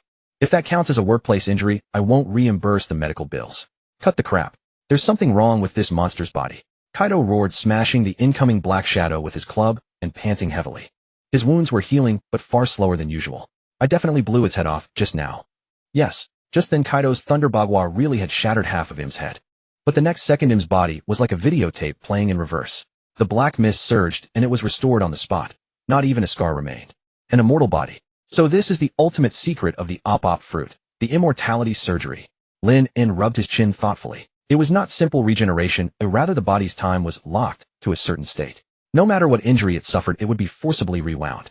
How can mortals slay a god? Im raised both arms high. The dome of the great hall burst apart, and a storm of countless black arrows rained down from above. Before an unchanging eternity, your power is meaningless. Eternity? Lin In laughed. He laughed loudly, the sound echoing through the empty hall and drowning out the howling rain of arrows. There is no eternity in this world. If there is, it's only because it hasn't met me yet. Lin In stomped the ground hard. Sage Art Inorganic Transmutation Pangaea Castle Remodel. Rumble. The entire Pangaea Castle, built of special rock, suddenly twisted violently. The once rigid stone walls turned into soft rubber, or living flesh and blood. The ground surged upward into a giant stone hand, blocking a fatal blow for Kaido. Then countless stone dragons grew out of the surrounding walls and roared toward him on the throne. Im frowned and waved a hand, releasing black mist that corroded the stone dragons into nothing. Useless. I told you I am immortal. I know you're immortal. Lin In's figure vanished. When he appeared again, he was already standing in front of Im, less than 10 centimeters from that eerie face. Im's pupils constricted, and it instinctively tried to activate its void ability. But a huge hand wrapped in green fluorescence and the black lightning of Conqueror's Haki had already clamped tightly around its neck. So I'm not going to kill you. The greed in Lin In's eyes was fiercer than a demon's. Kaido, Big Mom, hold its arms and legs. Huh, you're ordering me. Kaido was about to start cursing. Do you want to get off work? Do you want a drink? I'm in. Kaido instantly transformed into his hybrid form. Ignoring whether the black mist would corrode his skin, he locked Im's entire left side with his massive arms. Big Mom was still nursing a grudge over the Mother Carmel photo, but to escape the nightmare of pedaling a bicycle, she lunged forward too. Prometheus turned into chains of fire and bound Im's right side. The two emperors, like street thugs in a brawl, pinned the king of the world to the throne from left and right. How dare you? I'm shocked and enraged, erupted with a terrifying shock wave, trying to blast these madmen away. Hold still. Lin In pressed his other hand onto the crown of Im's head. Forest Fruit Awakening. Would release Sage Art Descent of the God Tree. Since your time is infinite and your life force is inexhaustible. The smile at the corner of Lin In's mouth twisted into something sinister. Then you're simply a perpetual motion generator given to me by God. Squelch. A sprout forced its way out of Lin In's palm and pierced into Im's body. Parasitic sprout. The moment it touched Im's astonishingly vast life force source, the sprout went wild like it had been injected with hormones. In the blink of an eye, green roots covered Im's body. Im let out its first scream in 800 years. It felt fear. Its power was being frantically drained. An ordinary person would have been reduced to a desiccated corpse in an instant. But because it had undergone the immortality surgery, the moment its life force was drained, its body was forcibly rewound and regenerated. Drain, regenerate. Drain, regenerate. This formed a perfect closed loop. With him as its soil, the towering tree rapidly filled the entire hall, then continued to expand outward until it burst through the roof of Pangea Castle and soared into the clouds. Meanwhile was stuck in the center of the trunk, unable to move. Stop! Stop! I am a god. I am the king of the world. Im's voice began to tremble. It tried to sever the connection, but Lin On's would release was fused with natural energy, a law higher than that of devil fruits. Now you're a tree man. Lin In clapped his hands and nodded with satisfaction at the sight. The giant tree bore crystalline fruits, each containing enough energy to instantly restore the stamina of an ordinary powerhouse. More importantly, the roots spread quickly and connected directly to the power system interface of the Fenrir. The energy index on the control panel instantly went off the charts. Captain, the energy is overflowing. This is so super. Frankie's excited voice blasted over the speakers throughout the entire venue. Lin In picked a fruit from the tree, wiped it on his clothes, and took a bite. Juice burst everywhere, and his mind felt wonderfully clear. Not bad. Tastes a bit like 1982 Sprite. Lin In turned to look at Kaido and Big Mom, who were already stunned. The two emperors, still frozen in the pose of holding him down, stared blankly at Im, who was embedded in the tree and still cursing. They had fought all their lives and seized territory all their lives. Never had they seen a fight like this, turning the king of the world into a battery. All right, let go. It can't run away now. Lin In waved his hand. Kaido let go, looked at his arm pitted and scarred by the black mist, then looked back at the mysterious being he had once found unnerving. A cold shiver ran through him. This man named Lin In was more frightening than a god. Then, our promise. Big Mom asked cautiously with a hint of humility in her voice. Don't worry. I'm a capitalist who keeps his word. Lin In pointed at the gate. You're off work. I'll allow a banquet in Mary Geos. All the meat and liquor you want. However, Lin In changed his tone and pointed at the enormous tree. From now on, pruning, fertilizing, and watering this tree will be your responsibility shift by shift. If it withers, or if this battery gets away. Lin In's eyes flashed red. Then I'll stuff you into the tree as backup power. Kaido and Big Mom shuddered in unison and shook their heads like rattles. Absolutely not. Who would be willing to become that monstrous thing? Meanwhile, Im was still struggling inside the tree trunk. The face that had once been so haughty was now filled with despair. Kill me, Lin In. Kill me if you dare. Kill you. No, no, no. Lin In walked over and adjusted Im's position, leaving its head exposed so it could breathe. You're a rare protected species, the most precious legacy the world government left to me. From today on, you are the core reactor of the Fenrir. As long as you're alive, my ship can fly to the edge of the universe. Lin In leaned close to Im's ear and said softly, to thank you for your contribution, I'll have someone feed you the finest nutrient solution every day. Even dying will be difficult for you. Then Lin In turned and walked outside. Sunlight streamed through the shattered dome and fell across his black cloak. Behind him was the great tree that connected heaven and earth, and the god of an old era imprisoned in an eternal nightmare. Robin stood by the entrance, watching his back, a helpless smile flickering in her eyes. You really are a demon. You flatter me. I'm just a landlord who knows how to run a household. Lin In walked out of Pangea Castle, looking at the stunned marines and celestial dragons outside, who had already stopped fighting. Sengoku and Garp arrived late, covered in bandages, sitting on a piece of rubble. When they saw Lin In come out, everyone stopped breathing. Is it over? Sengoku's voice was hoarse. Lin In lit a cigar, took a deep drag, then pointed at the towering divine tree swaying in the wind behind him. Hey you, where's Morgans? A news bird trembling behind the ruins flew out, still clutching a camera in its claws. Make me look good. Lin In pointed at the sky, his voice carrying across the entire red line. I've already thought of tomorrow's headline for you. The old god falls, the new king ascends. By the way, notify all the member nations of the world. Lin In blew out a smoke ring and revealed a smile that would make the entire world tremble. Time to pay the rent.